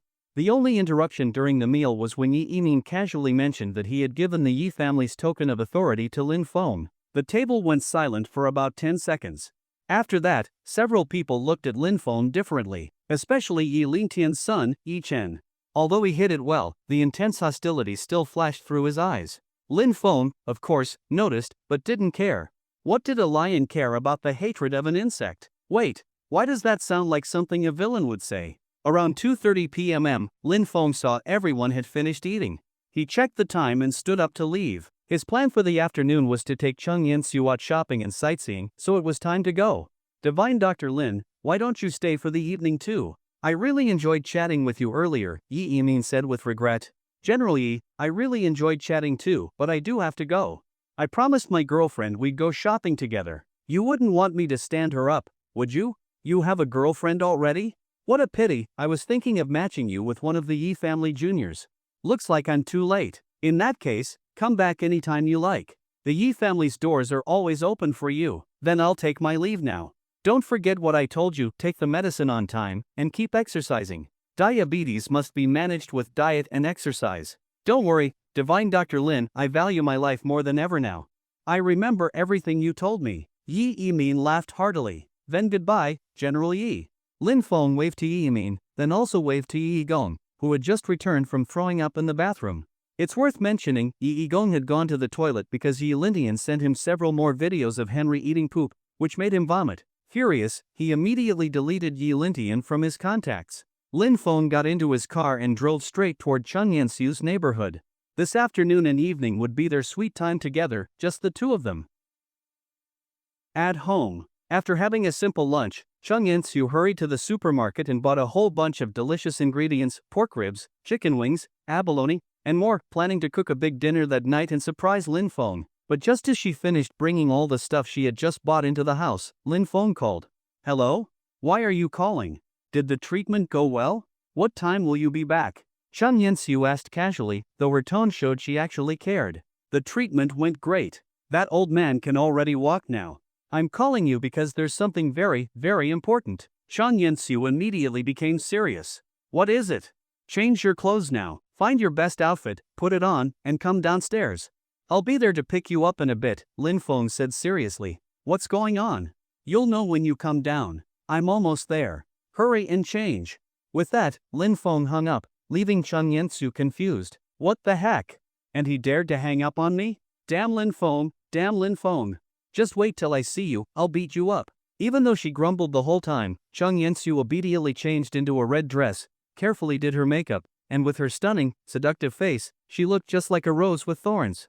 But Lin Feng knew, no matter how fierce she looked on the outside, she was the kind to cry after one punch and hide in your arms whimpering. Of course, he only dared to say that behind her back. If Chung Yen-su heard it, she'd definitely beat him, her tiny fists pounding his chest. After getting ready, Chung Yen-su called Lin Feng. Humph, you dared to hang up on me earlier. I'm all dressed and made up now. Are you here yet? She said, full of mock annoyance. You're so obedient, Chiu-chiu. I'm already downstairs. Just come out and you'll see me, Lin Feng replied with a grin.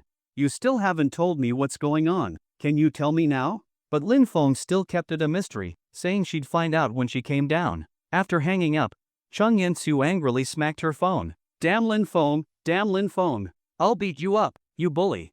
If this turns out to be nothing serious, I'll kill you. Downstairs.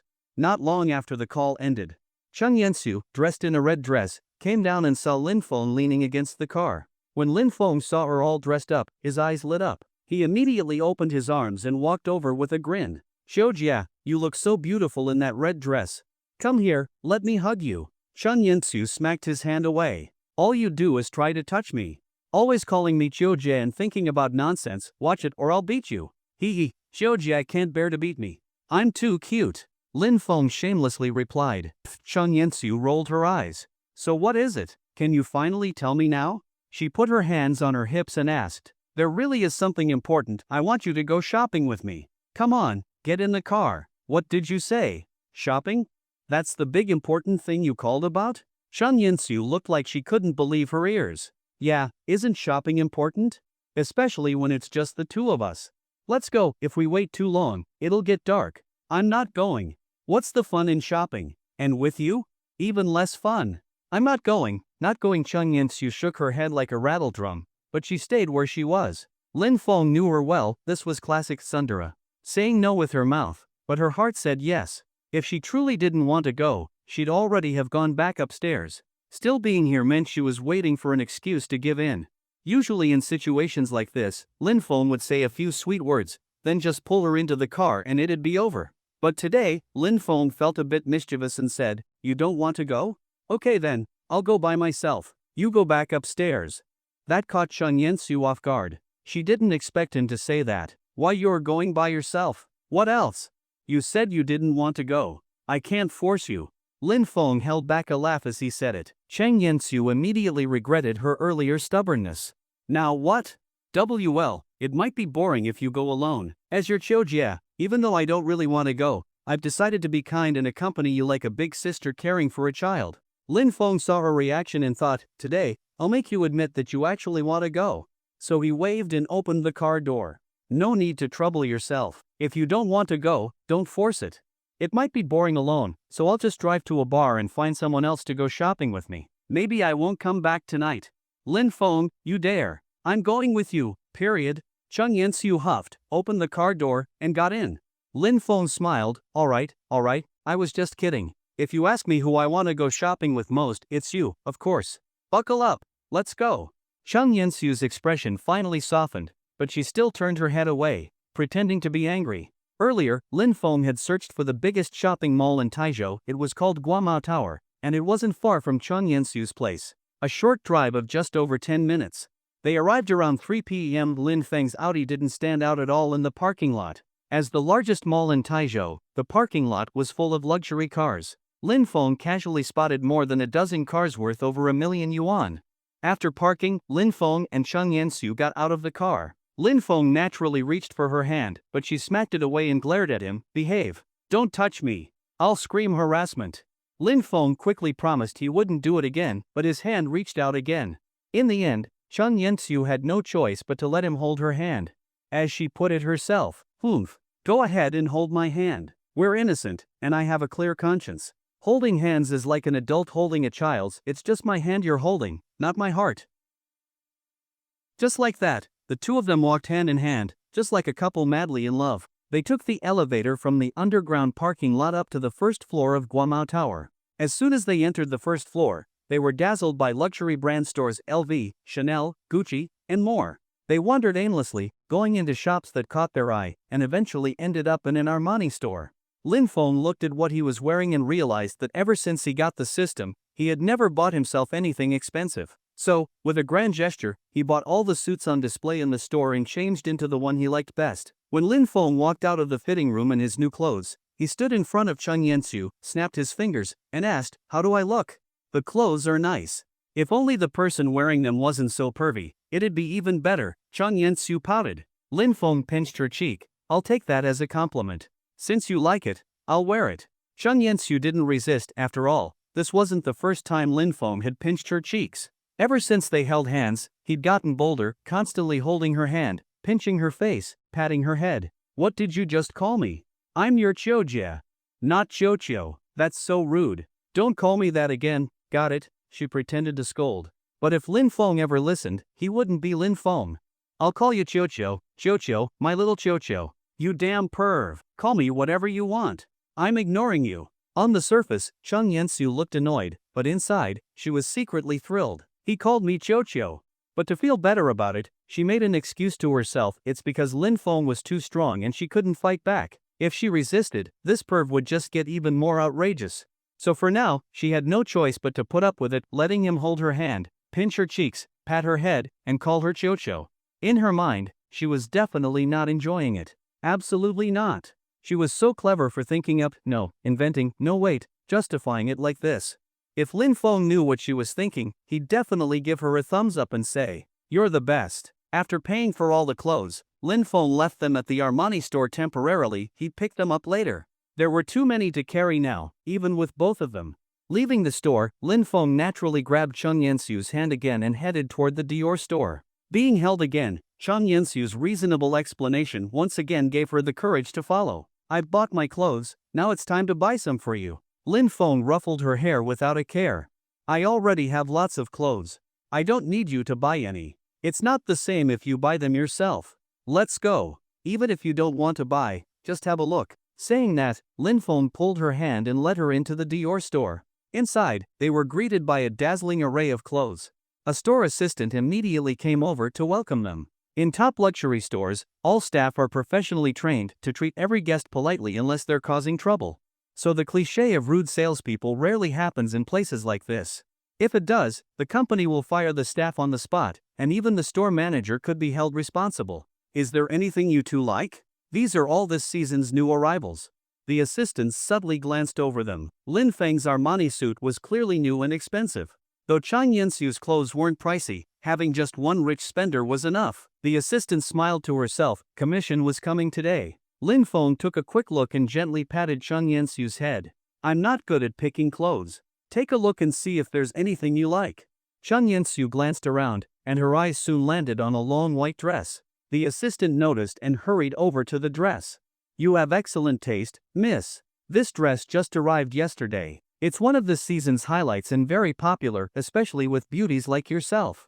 It's the only one left. If you like it, give it a try. I believe it'll look amazing on you. She was flattering, but with Chang Yensu's beauty, anything she wore would look stunning.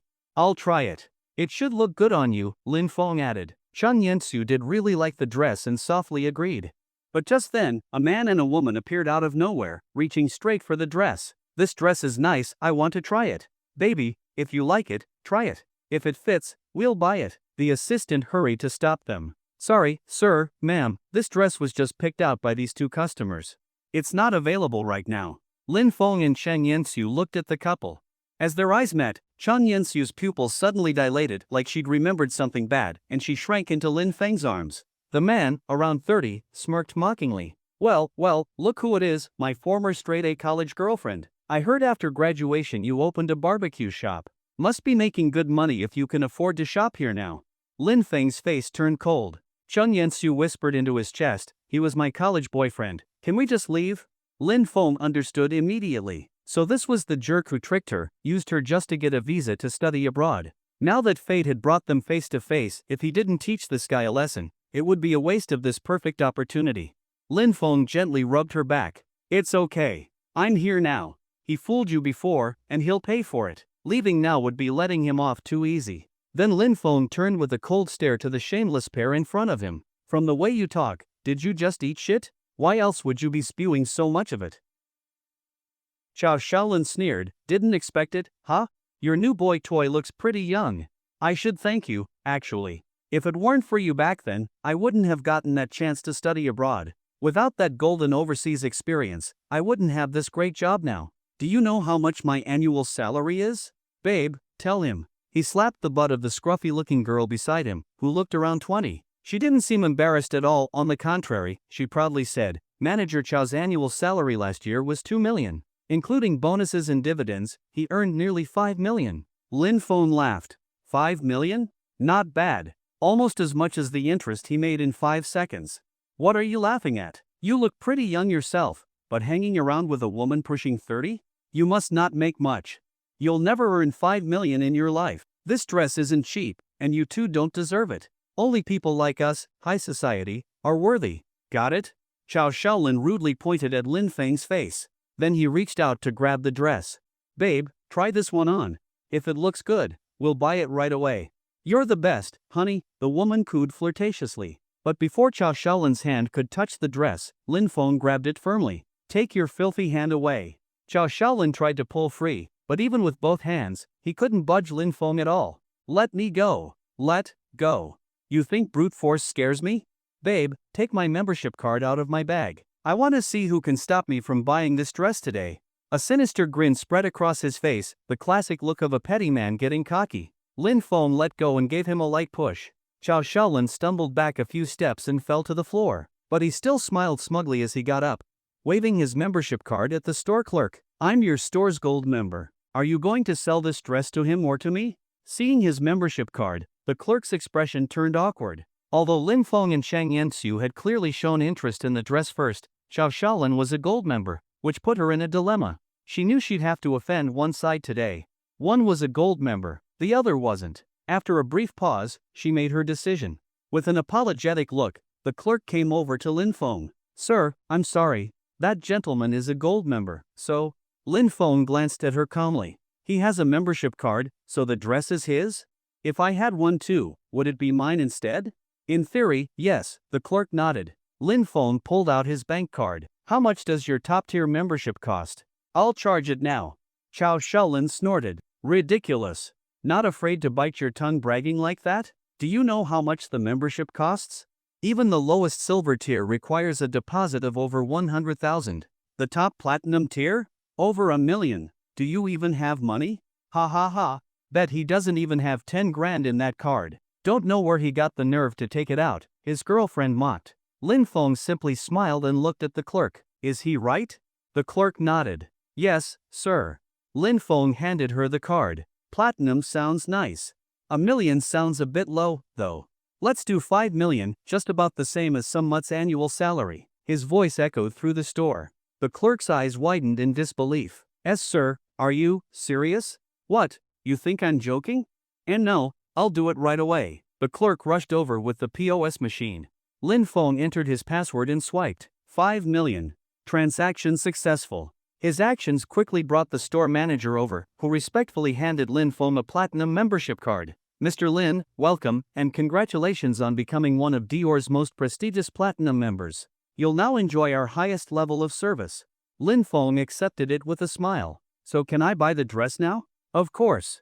The dress is yours, sir, the manager beamed. For any luxury brand, big spenders are treated like royalty. These products were made for people who don't care about price. Chow Shaolin and his girlfriend were stunned. He never expected Lin Feng to casually drop 5 million. Earlier, he'd bragged about a 5 million salary, but that was a one-time bonus year. Normally, if he hit 3 million a year, that was great. And with his lavish spending, he didn't even have 4 million in the bank. Trying to stay unnoticed, he grabbed his girlfriend's hand and started to sneak out. But Lin Feng wasn't about to let him off that easy. He grabbed the couple as they tried to slip away. Why leave in such a hurry? Didn't you want to buy this dress?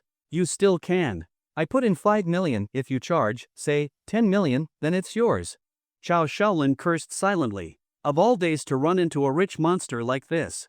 Someone who could casually drop 5 million wasn't a regular person. Chow wasn't the type to stand on pride. Realizing he was dealing with someone far out of his league, he immediately backed down. I was blind. I judged you wrong. I apologize. I'm sorry. Lin Feng stared at him coldly and waved him over. Come closer. Chow didn't dare disobey. He stepped forward and smiled nervously. Is there something else? Smack. Lin Feng slapped him hard across the face. Even though Lin Feng held back, it still sent Chow flying. He was just an ordinary guy, after all. Chow lay on the floor, the right side of his face swollen and bleeding from the mouth. He coughed, and out came a tooth. His girlfriend's legs went weak in fear. Trying to be brave, she shouted, Do you know what company manager Chow works for? He's from Huarong Group. Huarong won't let you get away with this. Lin Feng raised an eyebrow. Huarong Group? What a coincidence, huh? And who's the chairman of Huarong Group? Oh, turns out it's me. He was originally planning to have someone investigate this Chow Shaolin, but now? No need. It's like divine intervention. Lin Feng slowly walked over to stand beside Chow Shaolin, towering over him. Chun Yanxiu, who was next to Lin Feng, tugged at his sleeve. Let's go, okay? If he calls the police, our shopping trip is over. Lin Feng gently patted her head. It's fine. I know what I'm doing. If he dares touch someone of mine, he'll pay the price. Lin Feng lifted his right foot and stomped it down hard, right on Chow Shaolin's hand. Ah! A heart-wrenching scream rang out, drawing a lot of attention from nearby shoppers. The store manager came over hesitantly. Sir, please calm down. This isn't a place for violence. Lin Feng gave him a cold glance, then pulled out his bank card and tossed it again. Add another 5 million. Close the store for half an hour. Can you do that or not?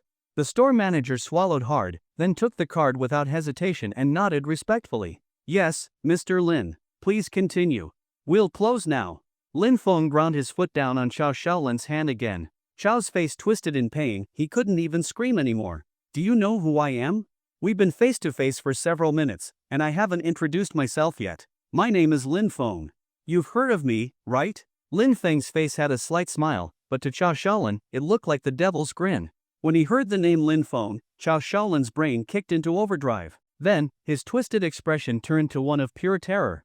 Lin Feng, just over 20 years old, incredibly handsome. Those three traits together, who else could it be but the new chairman of Huarong Group? If Chao Shaolin had been thinking about revenge a moment ago, now all he felt was fear. As one of the mid to upper management of Huarong Group's Taisho branch, he knew how terrifying the new chairman was. Not someone on his level at all. He'd offended him. There was no way he'd live peacefully now. Lin Feng noticed the change in Chao Shaolin's expression and realized he'd figured out who he was. Lin Feng moved his foot from Chao's left hand, then found his right hand and stomped on it. Ah! Another scream echoed. The Dior store staff shivered and looked at Lin Feng with fear in their eyes. Chao Shaolin's female companion nearly collapsed to the floor. She fumbled with her phone. "Why you? Stop! Stop! I'm calling the police!" But before Lin Feng could respond, Chao Shaolin cried out through gritted teeth, "No, don't call. Shut up. I deserve this. I'm guilty, guilty." A smile tugged at Lin Feng's lips. He moved his foot off Chao's right hand. "So, you admit you're guilty? Let's hear it. What are you guilty of?" Enduring the pain, Chao Shaolin crawled to Chen Yanxiu and kowtowed repeatedly. I was wrong. I was stupid back then. I shouldn't have deliberately approached you. I shouldn't have lied to you about my feelings. I shouldn't have used you to get a chance to go abroad, and I definitely shouldn't have insulted you afterwards. It was all my fault, all of it." His words brought back painful memories for Chen Yanxiu. Tears welled in her eyes and streamed down her face. She threw herself into Lin Feng's arms, sobbing uncontrollably. Lin Feng gently wiped her tears and softly patted her back. "It's all over now. Everything he did is in the past. He'll be punished. From now on, I'll be by your side. I won't lie to you. I won't use you. I'll only love you." Chen Yanxiu didn't care about appearances anymore. She grabbed Lin Feng's neck and gave him a kiss on the lips.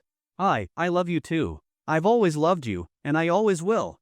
The store manager and employees watching from a distance looked on with envy. Jealousy began to grow in their hearts. Why was Chen Yanxiu not only so beautiful, but also had a handsome, rich, and loving man by her side? The world really isn't fair. Lin Feng and Chen Yanxiu shared just a light kiss. After all, they weren't alone. Now wasn't the time for a passionate French kiss. That would wait till they got home, if Chen Yanxiu still acknowledged everything that had happened today. After calming Chen Yanxiu, Lin Feng called someone at Huarong Group's Taizhou branch, asking them to pick up Chao Shaolin and investigate whether he had done anything shady over the years. A guy like Chao Shaolin, who had lied to Chen Yanxiu just to go abroad, could he really have stayed clean after climbing up to a manager role? Lin Feng didn't think so. Even a basic investigation would probably turn up enough to bury him. Let him rot in jail. People from Huarong Group arrived quickly. Coincidentally, some employees were already shopping nearby at the International Trade Building, so they came over immediately. Not even 5 minutes after Lin Feng made the call, they arrived and dragged the miserable Chao Shaolin away. His girlfriend took the chance to flee, stumbling as she went. Chen Yanxiu finally felt her burden lift. The weight that had crushed her heart for so long was gone. The biggest knot in her heart had been untied, and the one who helped her was Lin Feng. Yes, her beloved Lin Feng. Chen Yanxiu, that's nonsense. I didn't say that. I misspoke. It's all a misunderstanding. Lin Feng and I are completely innocent. After Chao Shaolin was taken away, the store staff quickly cleaned up the mess, sprayed air freshener, reopened the doors as if nothing had happened. Lin Feng pointed at the white dress. "No one's barking like a dog now. Try it on." Chen Yanxiu let out a soft hum, and took the dress to the fitting room. While she was changing, Lin Feng called the company again, telling them to thoroughly investigate Chao Shaolin. If they couldn't find anything serious, he'd find someone else to dig deeper. He wanted Chao locked up for at least 7 or 8 years. The person in charge swore on his life they'd make sure that bastard got what he deserved. Right after Lin Feng hung up, Chen Yanxiu stepped out of the fitting room in the dress. And Lin Feng was instantly mesmerized by her beauty. After Chen Yanxiu changed into that white long dress, her entire style became completely different from before. In the past, her clothing and appearance had a strong mature woman vibe. Maybe it was because she was close to 30, but that feeling was also related to how she dressed. But now, wearing this dress and with the shy look she gave Lin Feng, at that moment anyone would believe she was just in her early 20s. Although Lin Feng really liked that mature charm of hers, he had to admit being in your early 20s definitely had a clear advantage over being close to 30. When they talked before, Chen Yanxiu would sometimes show a bit of helplessness about her age. Suddenly, Lin Feng remembered that he still had a beauty enhancement card in his system space that he hadn't used yet, so he immediately focused and entered his system space. System, I have a question for you. System, you've gone bad. When did you learn to talk like that? Why do you care? Ask your question already. I want to know, if I use the beauty card on Chung Yanxiu, will she return to a younger state? It should work.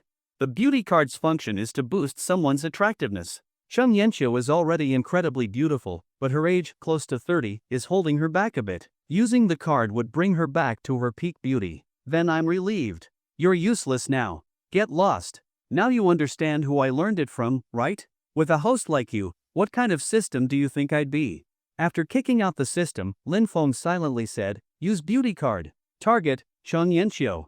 In an instant, a white light invisible to others shot from Lin Feng's mind and quickly merged into Chung Yanxiu's body. Her entire state began to change. The traces of age on her face disappeared completely. It was like she suddenly became 5 or 6 years younger. That white dress fit her so perfectly now, it looked like it had been tailor-made. At this point, saying she was just over 20, no one would doubt it. Because honestly, besides her ID saying she was 29, she was a girl in her early 20s now. Lin Feng exited the system. Only a split second had passed in the real world. Chung Yanxiu stood there shyly looking at Lin Feng. So? How do I look? Lin Feng gave a surprised wow, walked over to her, looked her up and down, then spread his arms and hugged her tightly. His lips moved close to her ear. Xiuqiu, you're beautiful. Chung Yanxiu blushed slightly. Lin Feng's heartfelt compliment really touched her. Girls want to look good for the ones they love. No woman stays unmoved when her lover compliments her. Still, Chung Yanxiu said, pretending to resist, of course I look good. Let go already, people are watching. Lin Feng looked around. The staff nearby had all tactfully turned their backs. Who's watching? Xiuqiu, you must be seeing things. There's no one watching. I'm going to hug you like this and never let go. Chung Yanxiu stopped pretending and just gave up. She hugged Lin Feng tightly too. I want to hold you like this forever. And not just hug you, I want to kiss you too. As she spoke, she wrapped her arms around his neck and leaned in for a kiss. One of the employees whispered to the store manager, pointing at the two of them. Manager, shouldn't we stop them? What if they go further? The manager patted her head. Stop them? You or me? Can we even stop them? That guy just recharged 10 million.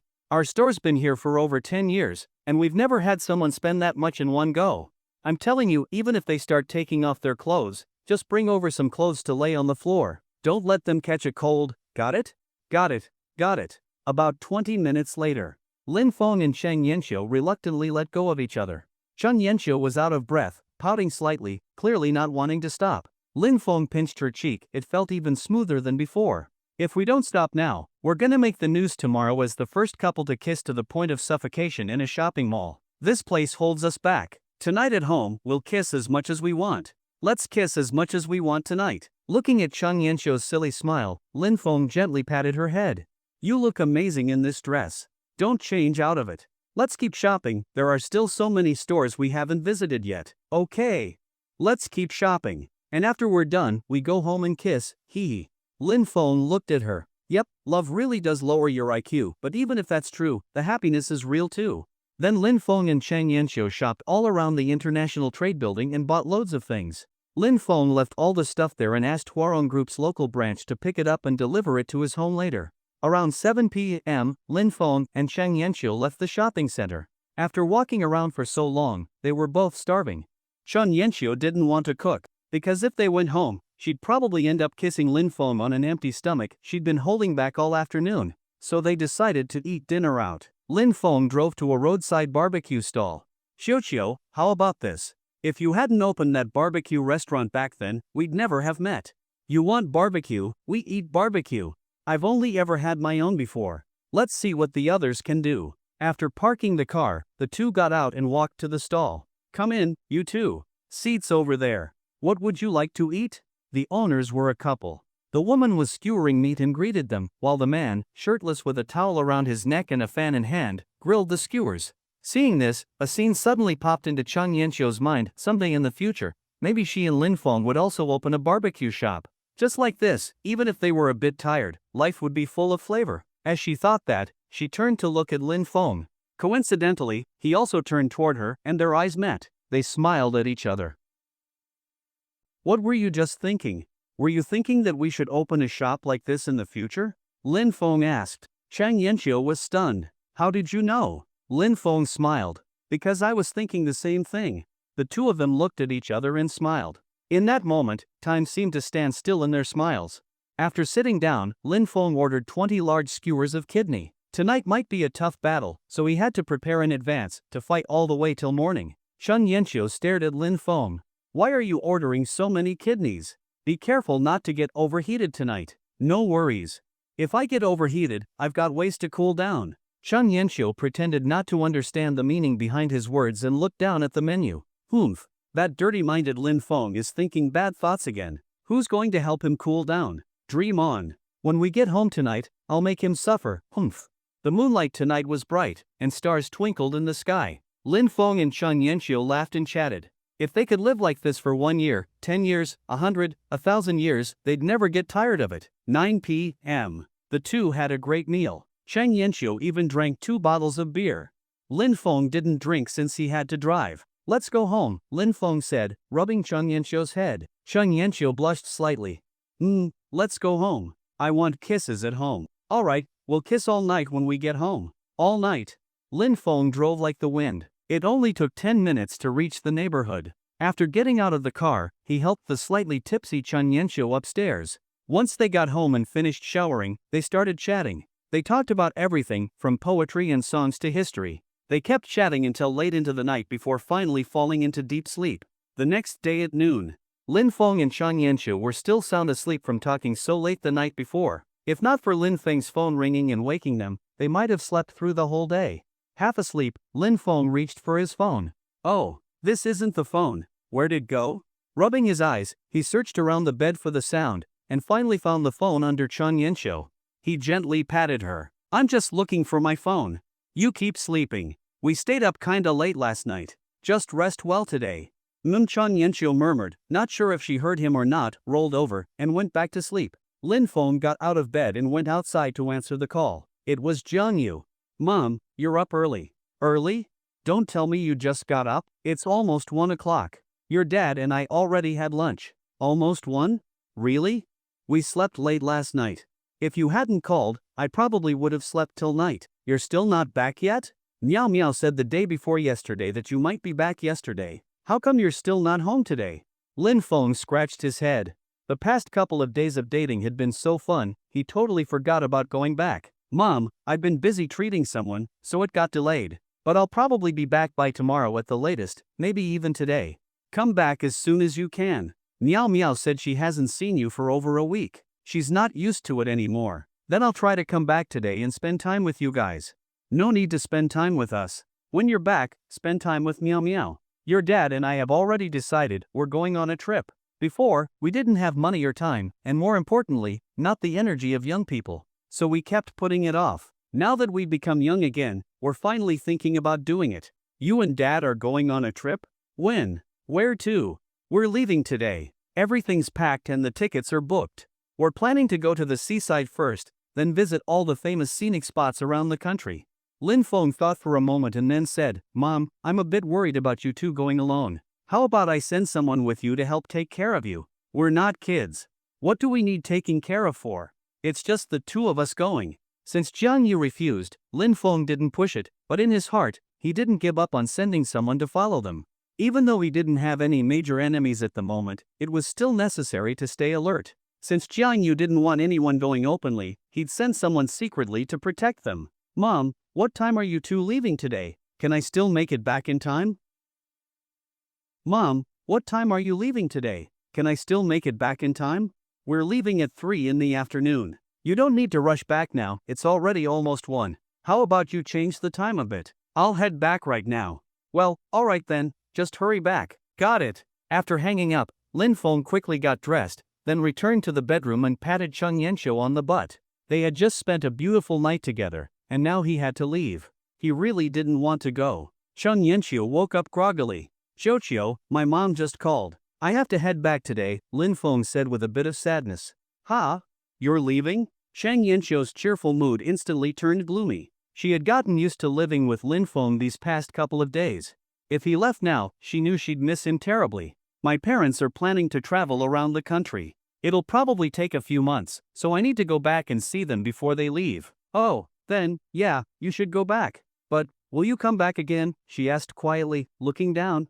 Lin Feng gently stroked her head. Of course I'll come back. How could I not come back for you? Her heart warmed, and she leaned even closer to Lin Feng. The two of them just sat there quietly, not saying anything, but they both understood each other's feelings. After a long while, Chun Yanqiu said, "Shouldn't you be going? Don't keep uncle and auntie waiting too long. No rush yet. I still want to sit with you a little longer. I'll leave at 2 o'clock, at 2. She didn't respond, just quietly sat beside Lin Feng, as time slowly passed. 2 o'clock. Lin Feng left right on time. Before leaving, he promised Chun Yanqiu that he'd come visit whenever he had time. Shizhou and Taizhou were right next to each other, he could drive over in less than 2 hours. Lin Feng drove the car gifted by the Yi family and headed toward Shizhou. On the way, he remembered he hadn't signed in today, so he focused and entered the system space. Sign in. Ding. Congratulations to the host for signing in successfully. You've received a mysterious pouch. The host may make one wish, and the pouch will have a chance to make that wish come true. The success rate depends on the difficulty of the wish. Lin Feng pulled over to the side of the road. This reward? Sounds pretty crazy. I can really wish for anything? Yes, but if the wish is extremely difficult, the chance of success will be very low. Please choose your wish carefully. Once I make the wish, will it come true immediately? Lin Feng asked again. No. This pouch doesn't use brute force or divine intervention. It fulfills wishes through reasonable, seemingly coincidental events. And a kind reminder, if all sign-in rewards were ranked, this pouch would be one of the highest level rewards. Please use it wisely. Lin Feng fell into deep thought, wondering what this reward was meant for. The system said the reward was very rare, and that he should be cautious with it. He started organizing his thoughts. Since the pouch could fulfill a wish, what was he still missing? Money? Definitely not. So anything money could solve, he didn't need to consider. After a moment, Lin Feng figured it out. There was something he had just been troubled by, the final peaceful ending. A perfect, regret-free, peaceful ending where everything and everyone could be at peace. So right now, the only sword hanging over his head was how to achieve that peaceful ending.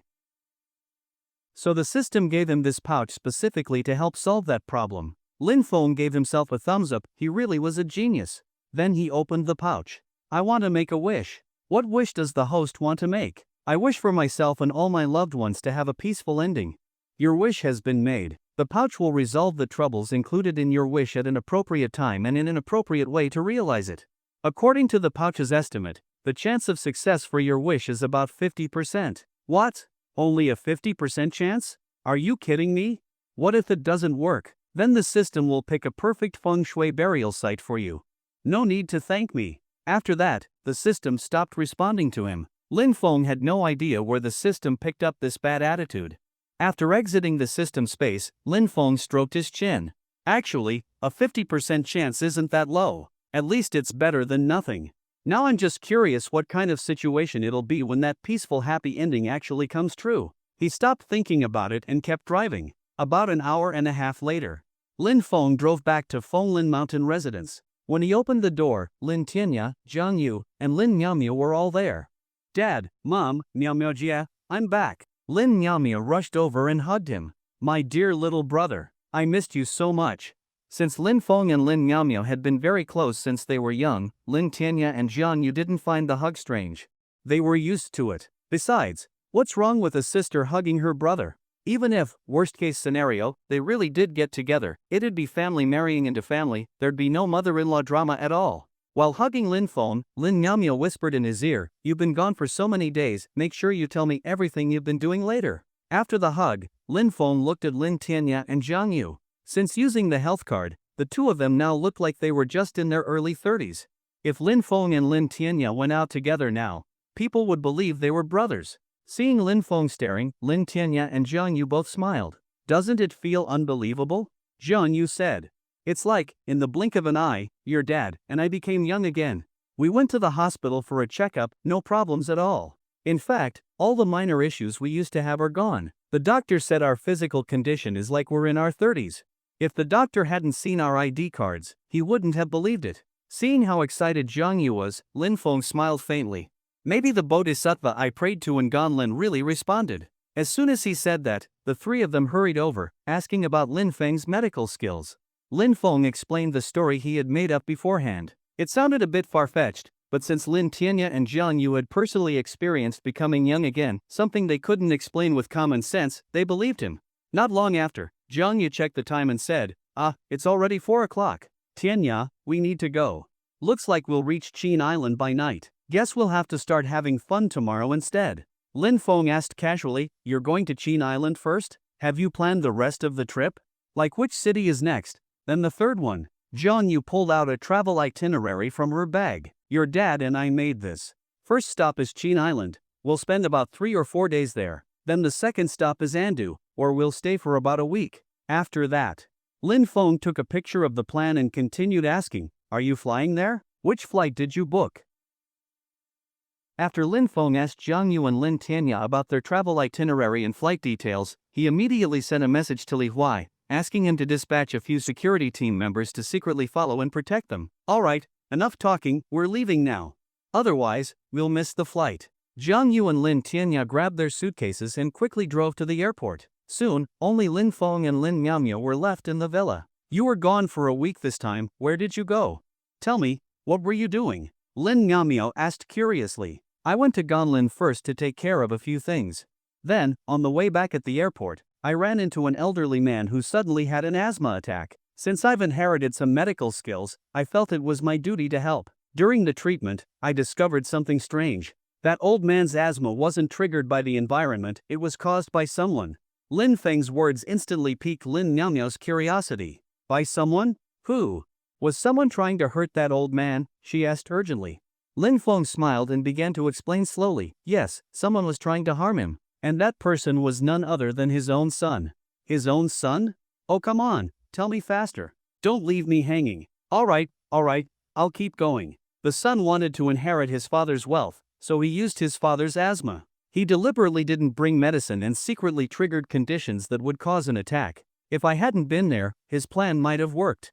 After a pause, Lin Feng continued, after I treated the old man, he was so impressed with my skills that he begged me to go to Taizhou with him, to his home, to help treat his older brother. So I didn't come back right away and went to Taizhou instead.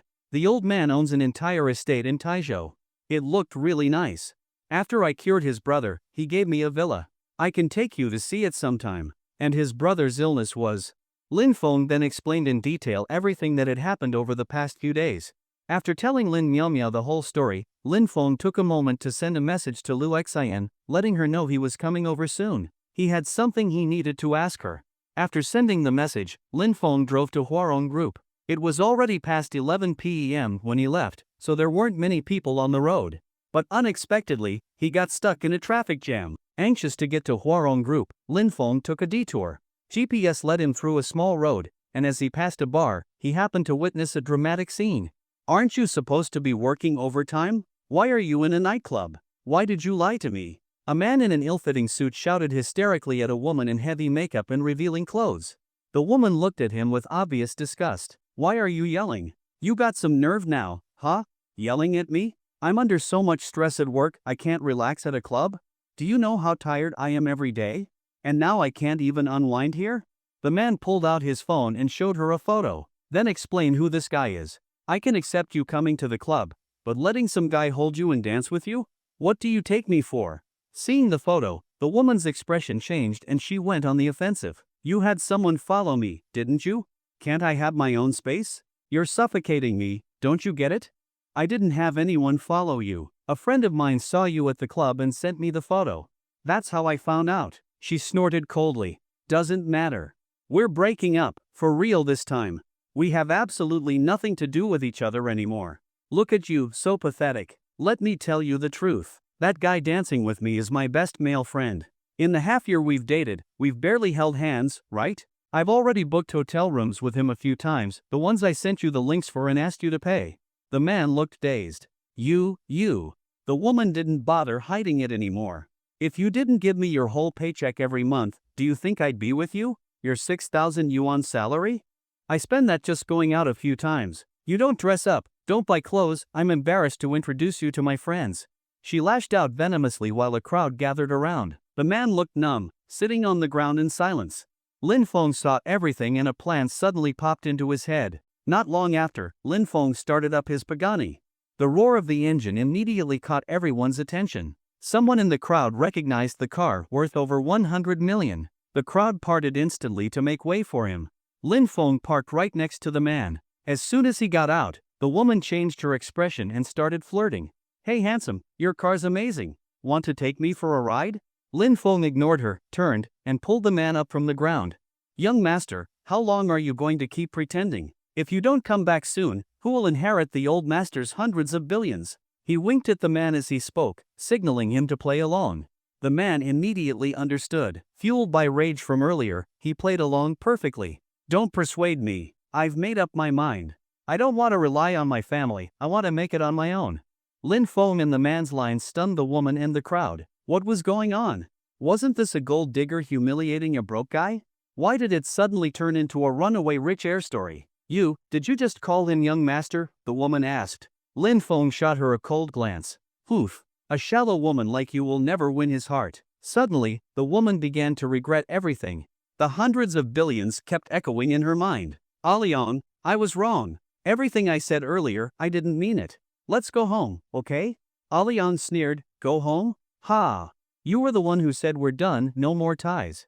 Alion, please forgive me. I was wrong, I really was. It was my bestie, she led me astray. I promise I'll stay away from her and never come to places like this again. Please forgive me. She lunged into his arms, but he pushed her away. Get lost. If I forgive you, I'd be the biggest idiot in the world. Just like you said, we're done. No more connection. With that, he got in Lin Feng's Pagani and left, while the woman collapsed to the ground sobbing. A little while later, Alian got out of the car and bowed to Lin Feng. Thank you. If not for you, I don't think I'd ever have felt this satisfied in my life. Lin Feng smiled slightly and patted his shoulder. No problem, it was nothing. Just be smarter next time, stay away from women like that. Yeah. I was blind before. I'll be more careful from now on. After saying goodbye, Lin Feng continued driving to Huarong Group. Inside the 33rd floor office of Huarong Group, Lin Feng arrived and met Lu Xian and Jiao. How's the company doing lately? Lin Feng asked. Lu Xian's eyes glimmered. Chairman Lin, don't you really want to know how Yushu's doing lately? Lin Feng slowly nodded. Has everything been going well at work for her lately? Very well. Yushu works especially hard. Our newly established department doesn't have much to do, but Yushu takes her responsibilities seriously. She can basically handle the workload of 3 people all by herself. That's why Sister Xian promoted her to deputy manager just yesterday. She's now at the same level as me. Lin Feng raised his eyebrows. Promoted so quickly? Isn't Yushu still in her probation period? Don't the other colleagues have any objections? Don't worry, Chairman Lin. No one in the department objected to her promotion. The people I hired are all very laid back. You can tell from how much they slack off during work. To them, becoming a department manager does raise the salary, but not by much. Plus, there's a lot more responsibility that comes with it. They don't want that. Besides, everyone saw how hard Yushu works. If we didn't give her the manager position, now that would have been unfair. Yushu has officially passed probation and is now the official manager of the secretary department. Lin Feng gently patted Lu Xian's head. Nicely done. Seeing this, Jiao quickly chimed in, Chairman Lin. Don't forget about me. I've been running around helping too.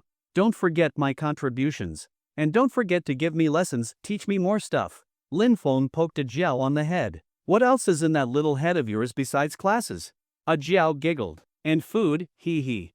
As Jiao giggled foolishly, she suddenly remembered something and quickly added, oh right, Chairman Lin, while you were away, Yushu worked super hard, but I noticed she often seemed distracted. I caught her more than once just staring blankly at your empty desk, resting her chin in her hand. And every day she begged me to plead with you when you returned, not to punish or fire me. She may not say it, but she really cares about you. Lin Feng felt warmth in his heart hearing Jiao's words.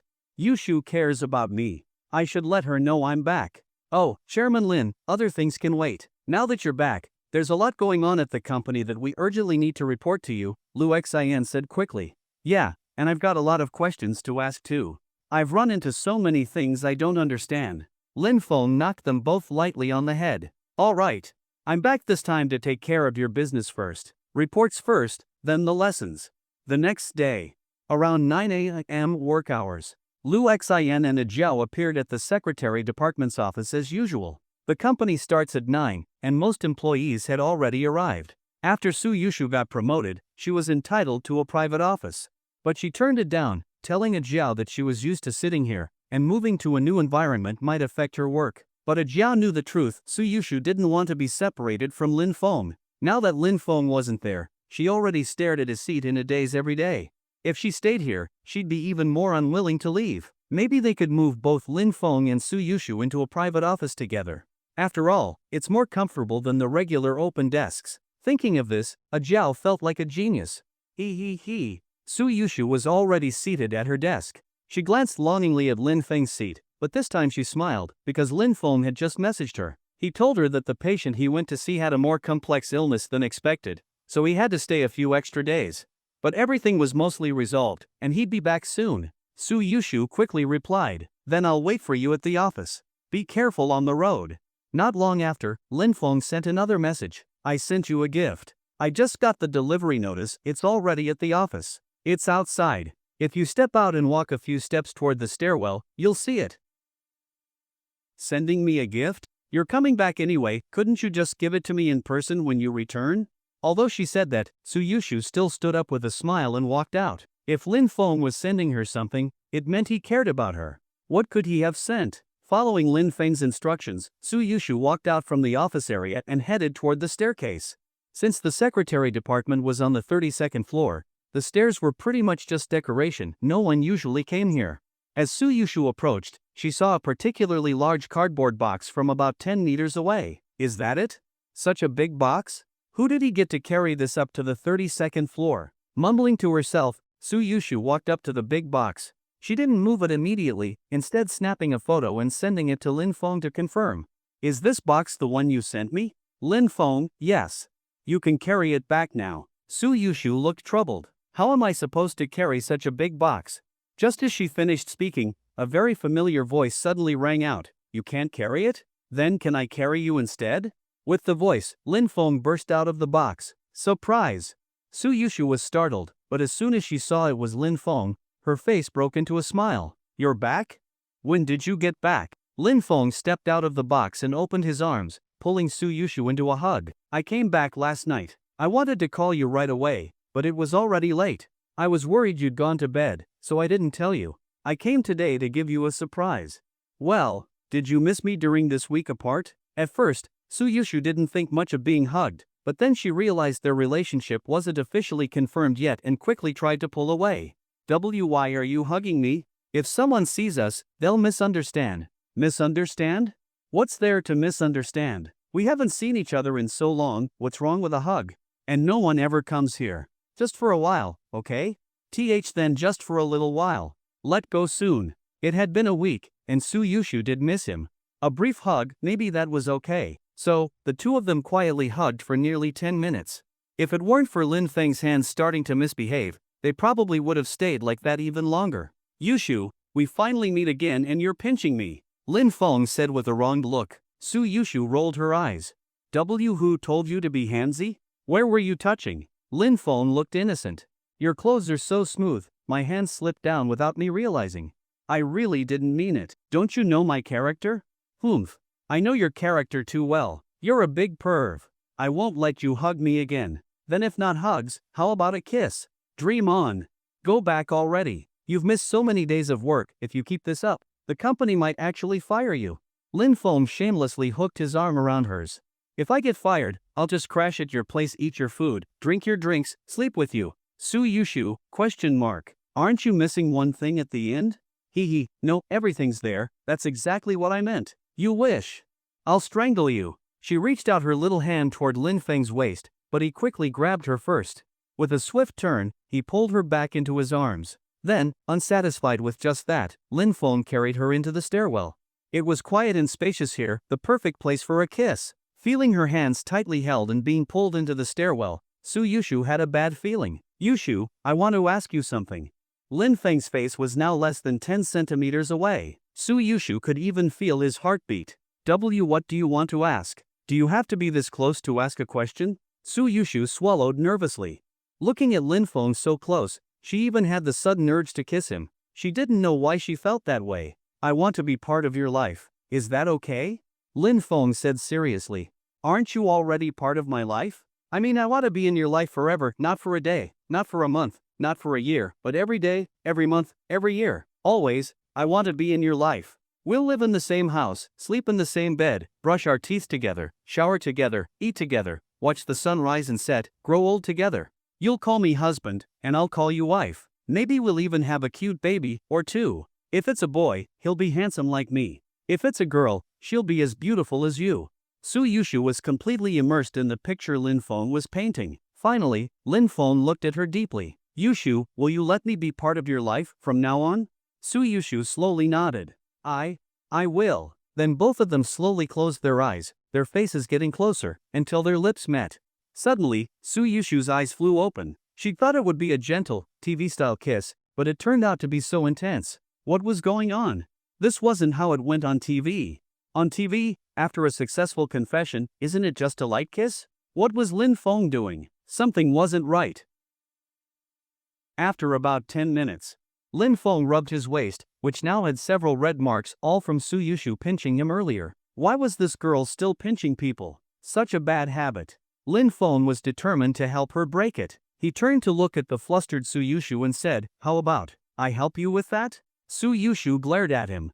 "Don't talk. If I'd known earlier, I wouldn't have agreed. What you did just now, TV shows don't show it like that. Where did you even learn all this from?" Lin Feng giggled and helped her tie the strap at the back. "I learned from the movies I used to watch." "Humph, you liar. I've never seen any movies teaching that. In the movies, those scenes just skip by quickly, okay? I'm serious. I really saw it. If you don't believe me, I'll show you." Lin Feng pulled out his phone and found some of his classic saved videos. FBI warning. He skipped to the key part, and the curious Suyushu leaned in to look. The next second, her whole face turned red in a flash. Lin Feng.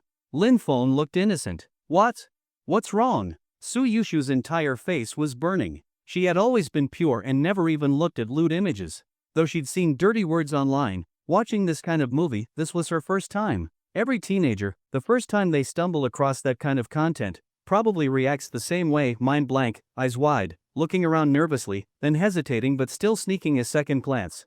Suyushu was no different. Her brain had gone totally blank in that moment. "Why you, put that away." "Now," she stammered. "But look, right here on the screen. Lin Feng."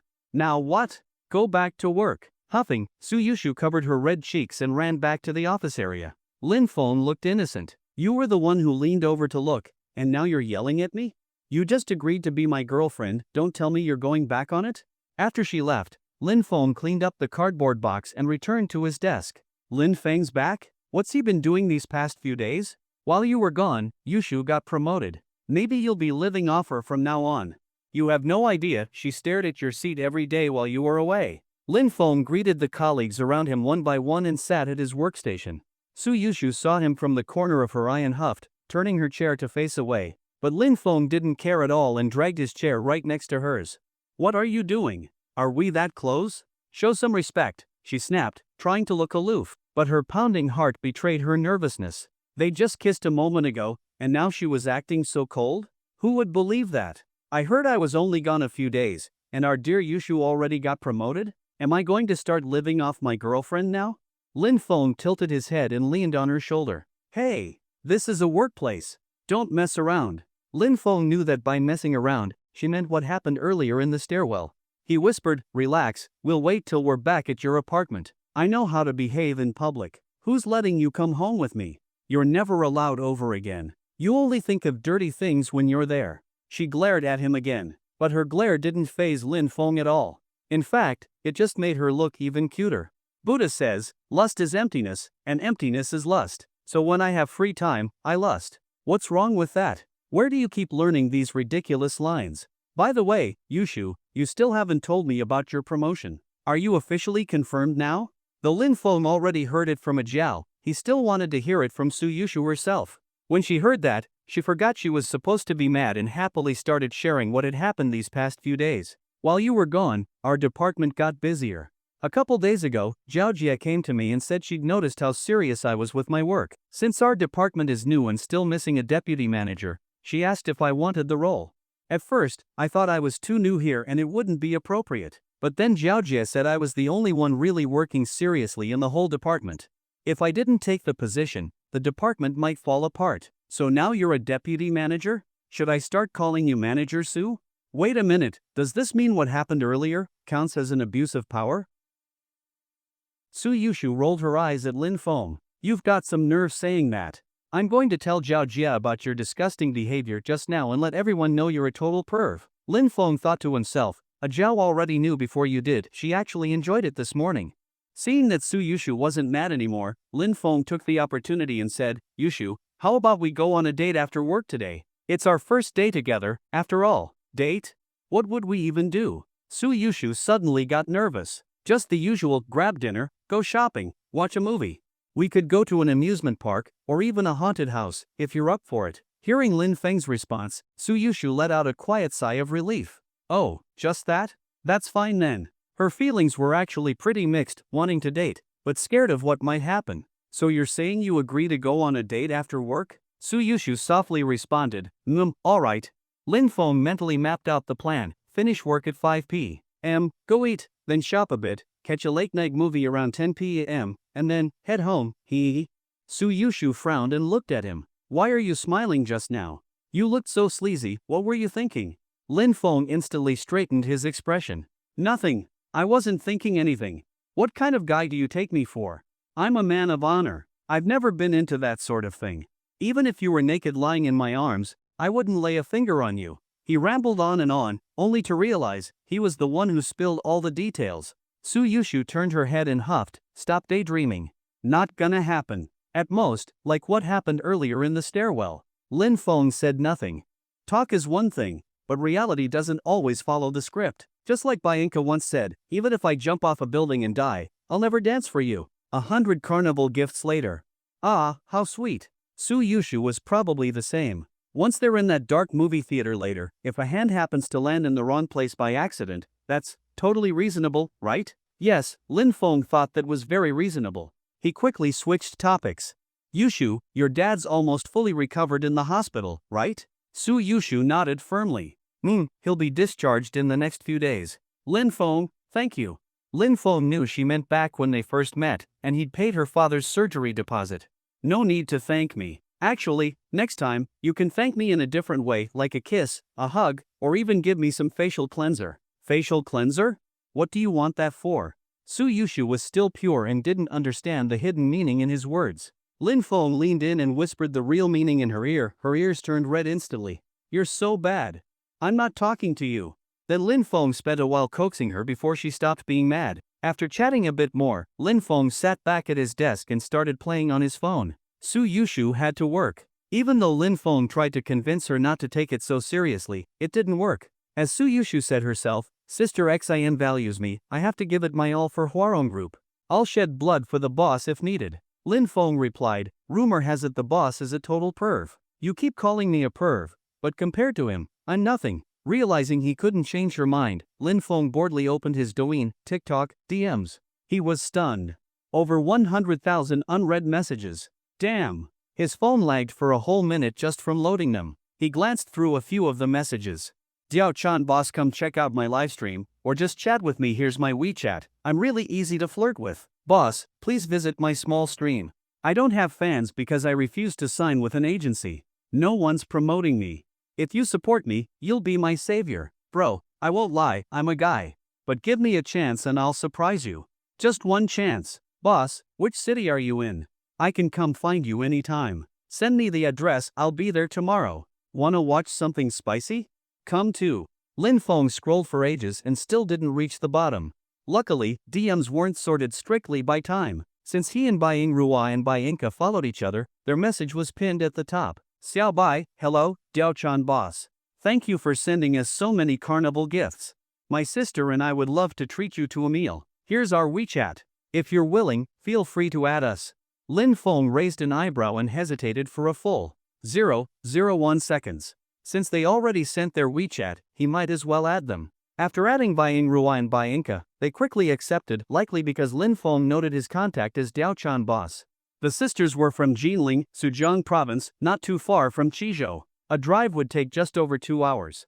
They thanked Lin Feng again and said they'd love to treat him to a meal either in Jinling or wherever Lin Feng lived. Lin Feng thought for a moment and replied, sure, dinner sounds good, but I'm a bit busy lately, let's plan it when I have time. Back when he gifted them all those carnival presents, he didn't have any hidden agenda.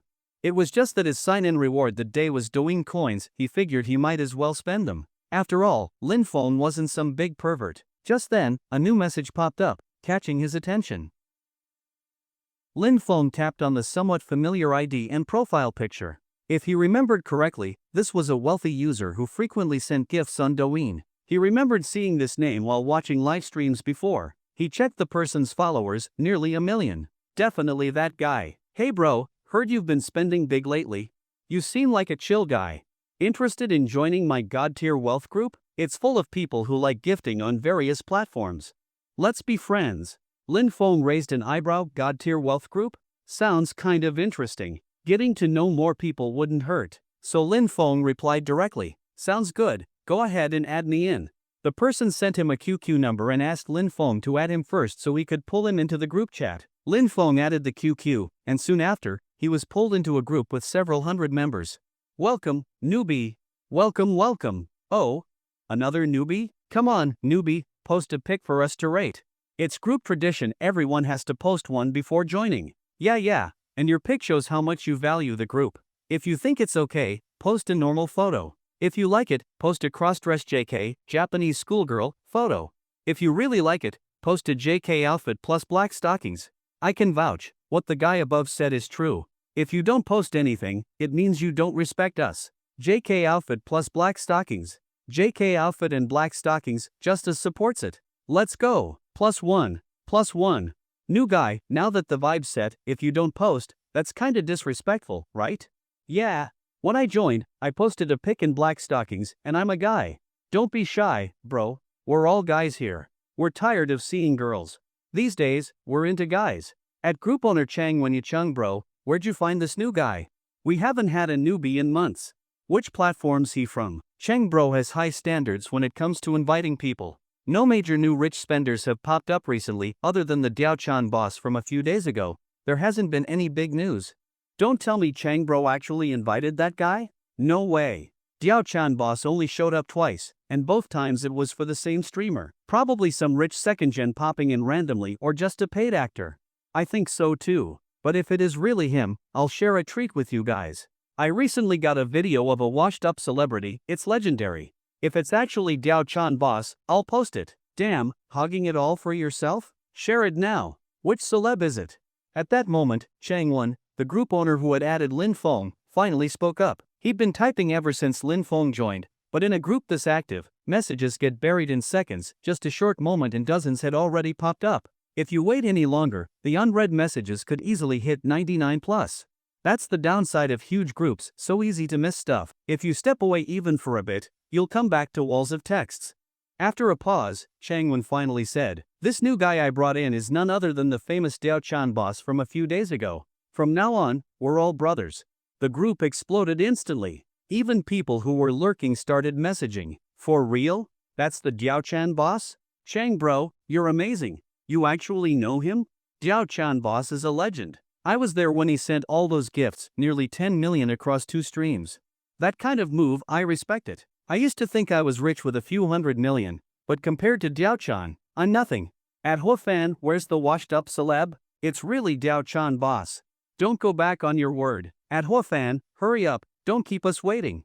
Lin Feng also sent a message to greet everyone. Hi everyone, I'm the Diao-chan boss, real name Lin Feng. Looking forward to being brothers with all of you.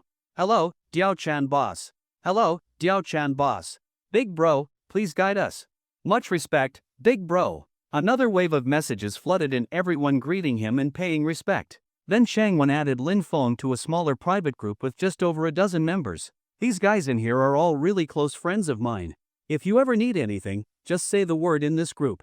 As long as it's within our ability, we'll do our best to help. I created this group so that if any of us ever run into trouble, there's a reliable place to turn to.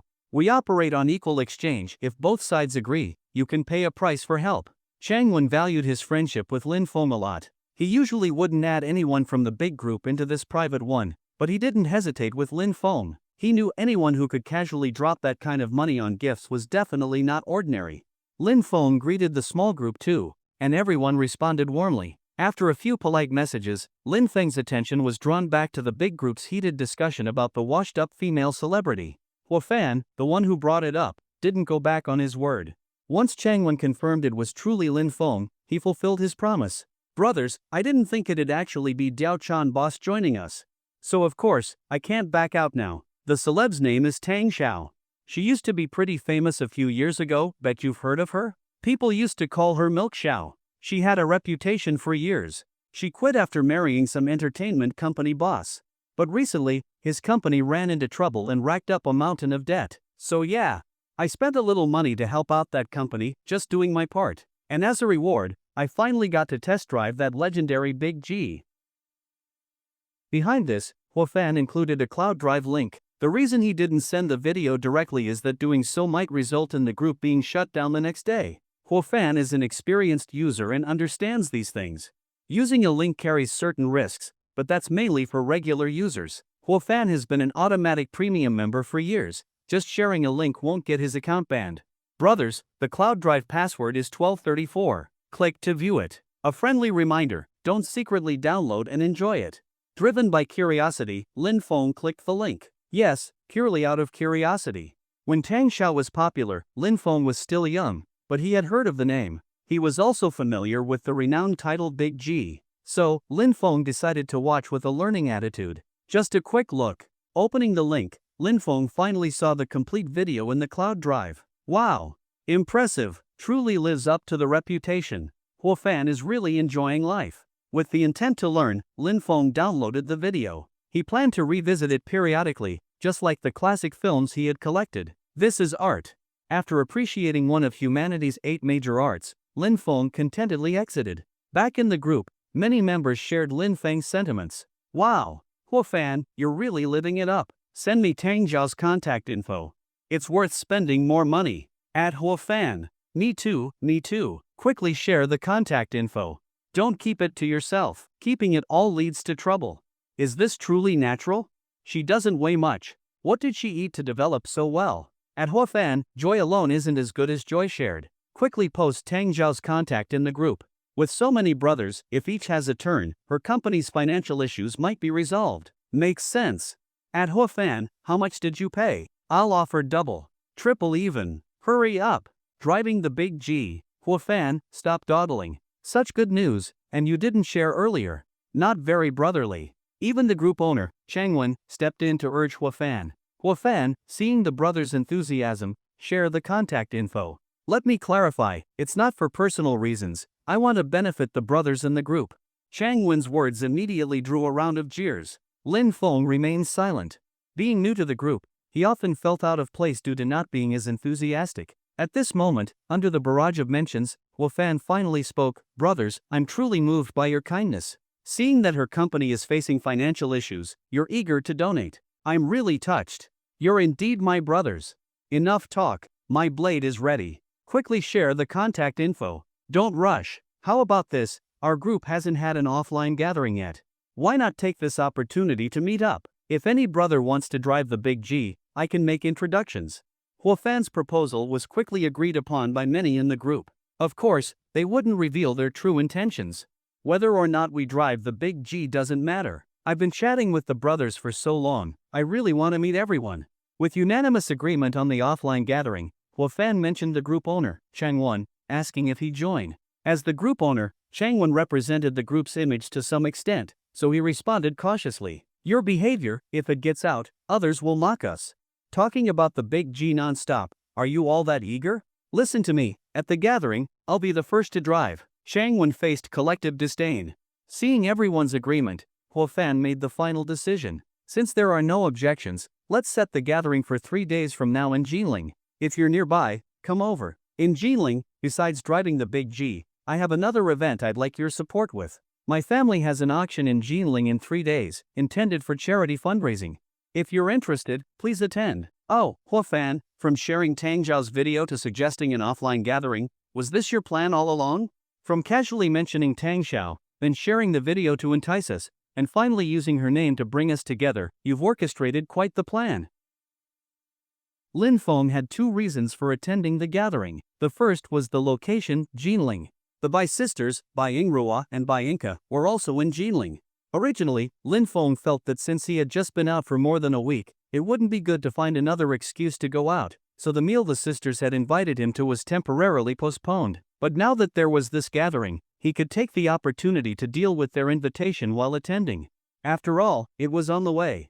The second reason was related to the company Tang Xiao had issues with. While checking Tang Xiao's personal information earlier, Lin Feng noticed that several years ago she had retired from the industry because she married the founder of Chris Entertainment Group. When Lin Feng saw the name Chris Entertainment, it felt very familiar.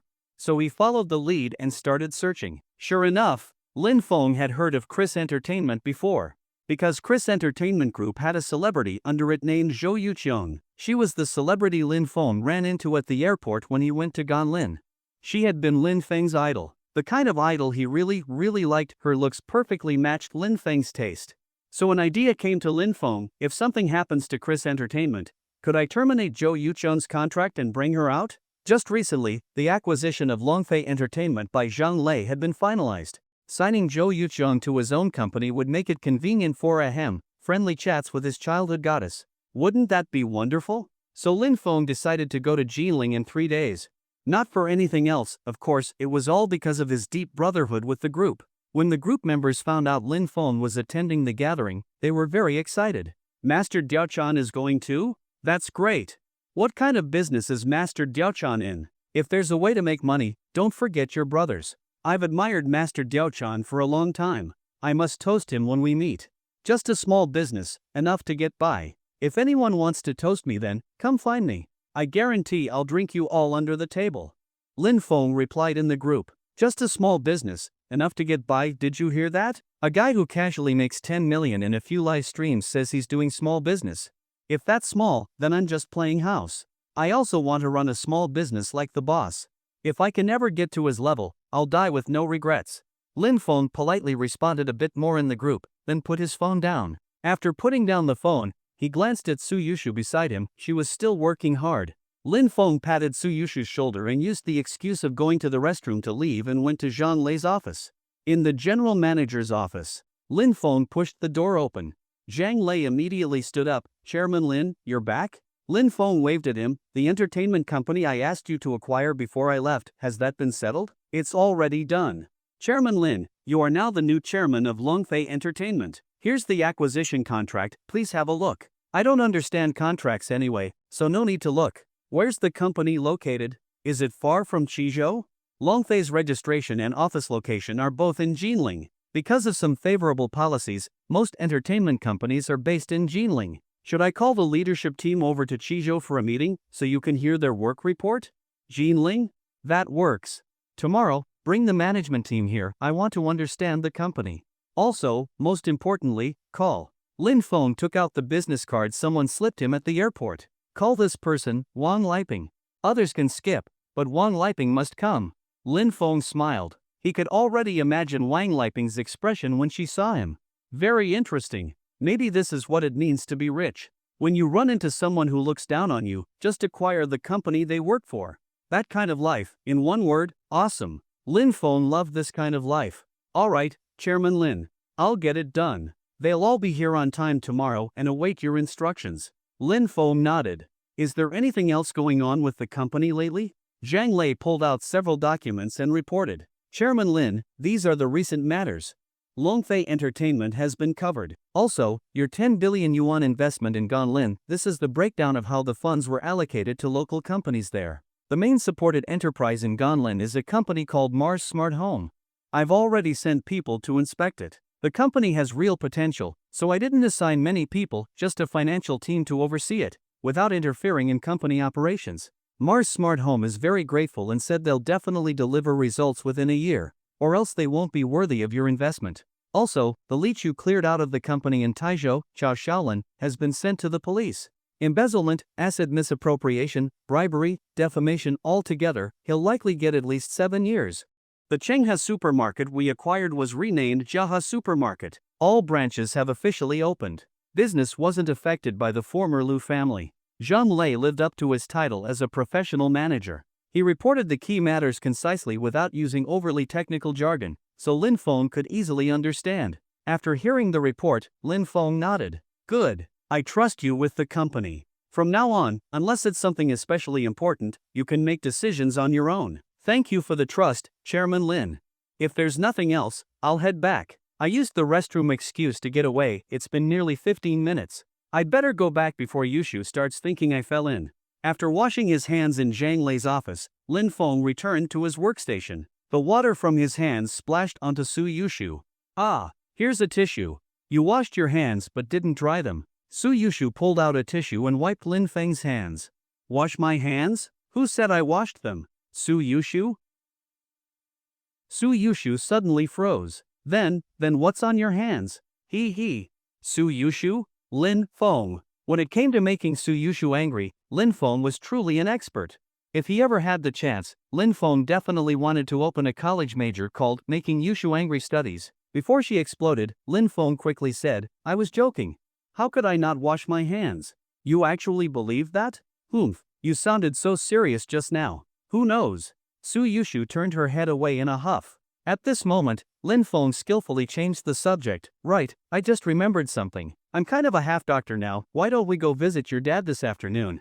Maybe it'll help with his recovery. But aren't we supposed to go on a date after work? Lin Feng started sweating. He thought, if your dad knew that, he'd probably cough up blood. Is treatment less important than a date? Suyushu then realized what she said was a bit off and quickly explained. I mean, my dad's condition is really stable now. We can go on the date today and visit the hospital tomorrow. Does it really have to be after work? Let's take half a day off this afternoon, visit the hospital, and then go on our date afterward. Isn't that perfect? Take leave? You've already been absent for a whole week. You just got back and now want time off again? If I were the boss, I'd fire you. It's fine. I'm close with Sister Xin and Sister Jiao, they won't fire us. Besides, you just got promoted. Taking leave shouldn't be a problem. Before Suyushu could fully follow Lin Feng's logic, he dragged her straight to Ajiao's office. Ajiao was slumped in her chair, drifting in and out of sleep. Lately, she had been frequently consulting Lin Feng about company matters and attending his lessons, so she wasn't sleeping well.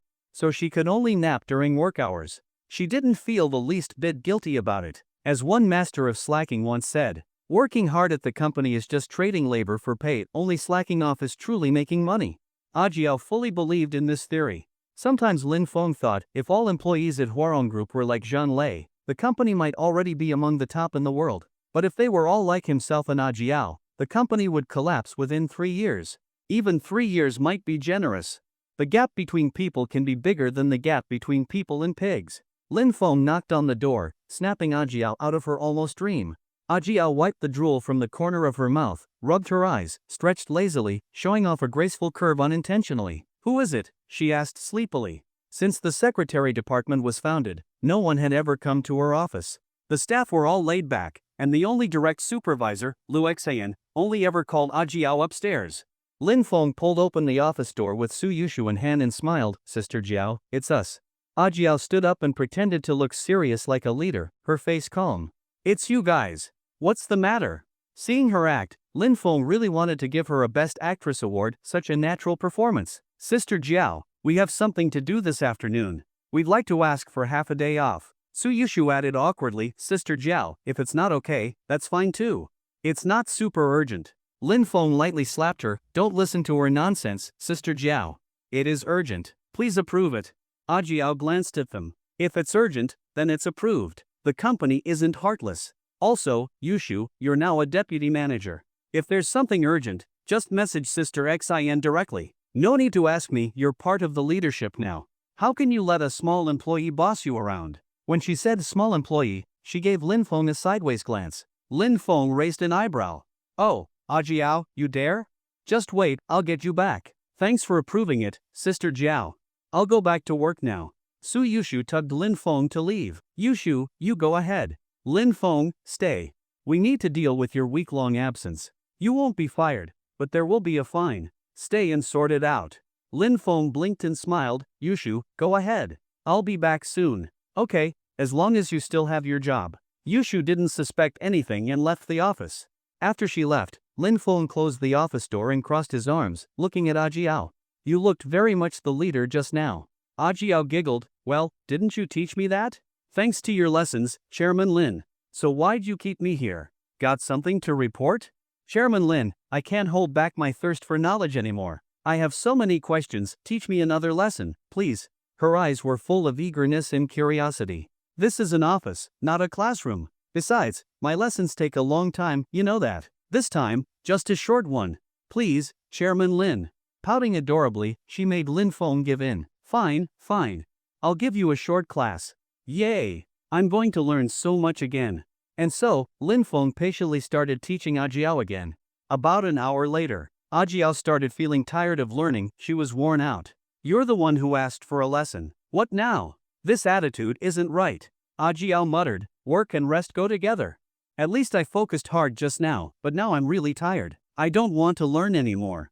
Besides, didn't you say it'd be a short lesson? Why couldn't you stop talking? You love explaining too much. Well, didn't you learn a lot anyway? Ajiao pouted, true. Alright, let's end today's class here. I have to go too, I need to figure out how to explain this to Yushu. Saying you had to handle something, and it took over an hour? No way Yushu wouldn't get suspicious, no one would believe that. At least Lin Feng didn't believe it himself. He wanted to ask Ajiao for ideas, but when he looked over and saw her silly smile, he gave up. If Ajiao had good ideas, she wouldn't be Ajiao. Her whole life revolved around two things, eating and taking lessons. He checked the time. He had already been in the office for an hour and a half. Guess I'll just go out and wing it. Just as Lin Feng was about to leave, trusting that things would work out somehow, a sudden flash of inspiration hit him. A flash of inspiration struck Lin Feng. An idea suddenly came to him. This idea could not only explain why he had stayed in the office for so long just now, but also help him shed his identity as an intern. Now that Suyushu was officially with Lin Feng, his current status as an intern had become a problem. Suyushu would eventually find out his real identity, so Lin Feng decided to take the initiative. With a serious look, Lin Feng told Ajiao his plan and reminded her repeatedly to remember everything he said. If Suyushu came to ask, she must not let anything slip. After Ajiao memorized it, Lin Feng cleaned up all traces on himself and left the office.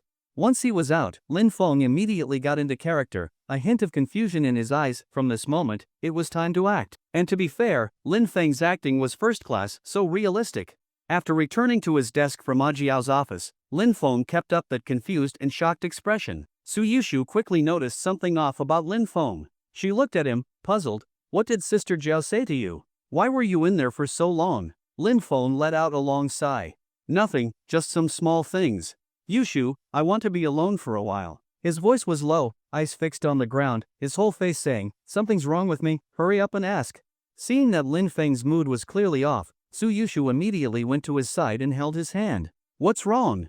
Don't scare me. Lin Feng shook his head. Nothing, really. I just want some time alone.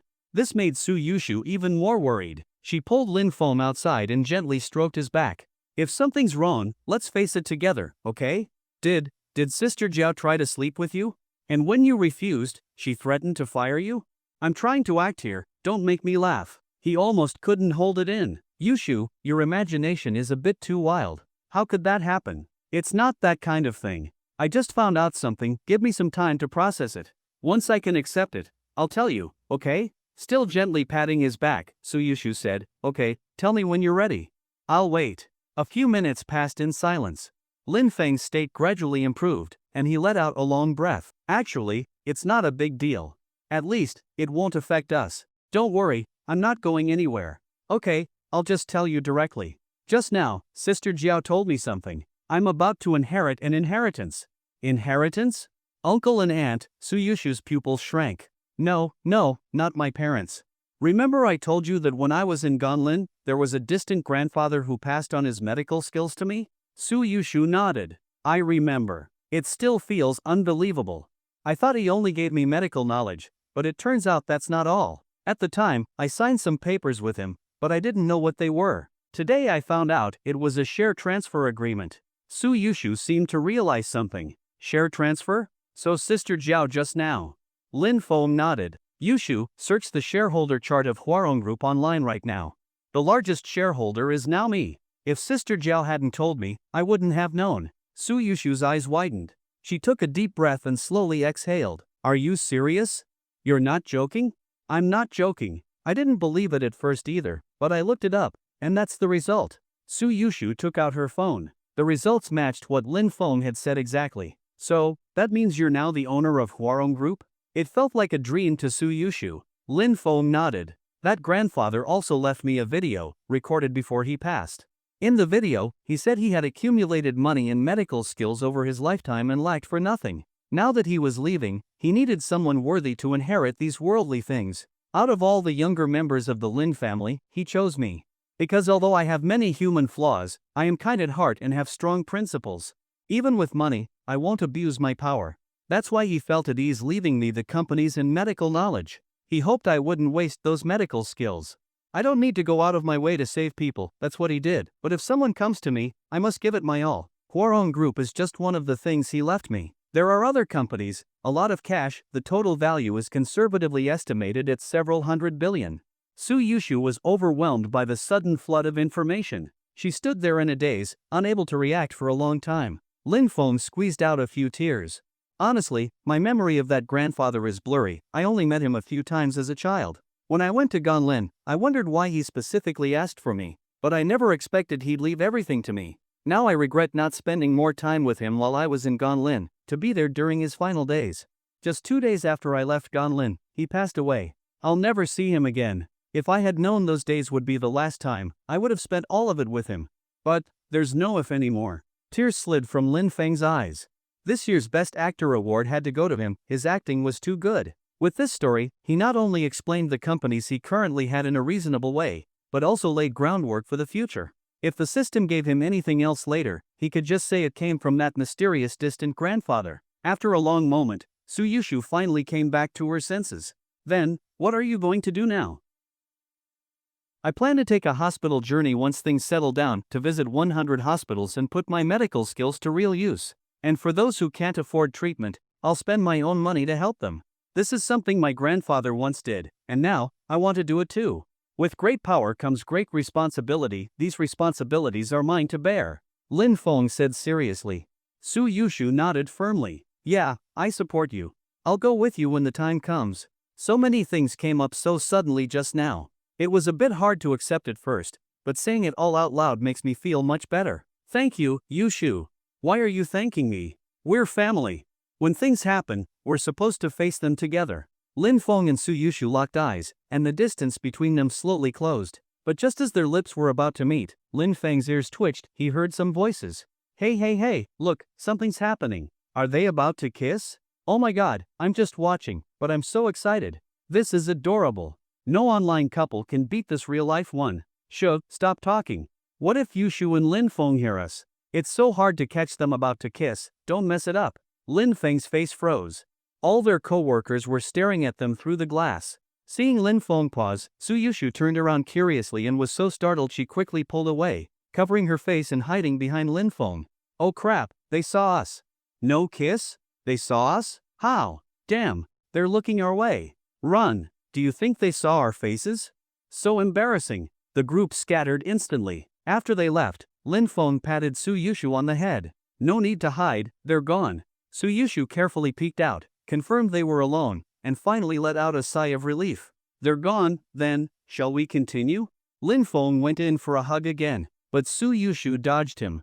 What are you doing? How did we go from talking to trying to kiss? It was the mood, wasn't it?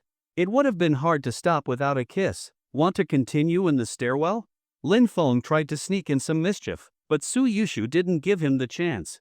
Who knows if those co-workers might sneak back? Mischief denied. Lin Feng, sobbing noises. They continued their earlier conversation. So now you're basically the boss of Huarong Group? Lin Feng nodded. Pretty much. I'm the biggest shareholder now, with full control over the company. Suyushu pouted.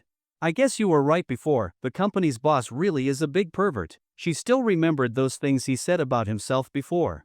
But Lin Feng didn't mind. In a way, how was that an insult? It was just an honest evaluation. As they chatted, Lin Feng suddenly grabbed her hand. Just thought of something, if I'm the boss, doesn't that make you the boss's wife? Then why do you still need to work? Come on, let's ditch. Pulled along by Lin Feng, Suyushu hesitated. But I haven't finished the report I was working on. Let me finish first. Work? I'm the boss now. I order you to skip work with me. Strictly speaking, this is an official leave, it's totally justified. Defeated by his logic, Suyushu ended up stealing Ajiao's electric scooter, and they left the office together. Where are we going now? Suyushu, under the fierce boss's command, drove the little scooter with Lin Feng riding on the back. to the hospital to check on uncle's, no, dad's recovery. And while we're there, I'll see if there's anyone else I can help. Every time Lin Feng said stuff like this, he became so noble in Suyushu's eyes. But then he always ruined it with his next words. After the hospital, we'll go on a date, grab food, go shopping, watch a movie, and finally go home, hee hee. Suyushu snorted. She really wanted to punch him. With the flustered female driver leading the way, they quickly arrived at the hospital. After they got to the ward where Suyushu's father, Su Xingui, was staying, Lin Feng suddenly frowned. He remembered asking the nurse to place Su Xingui in a VIP ward. Why was it now a regular one? Noticing Lin Feng's confusion, Suyushu patiently explained, Dad asked to switch.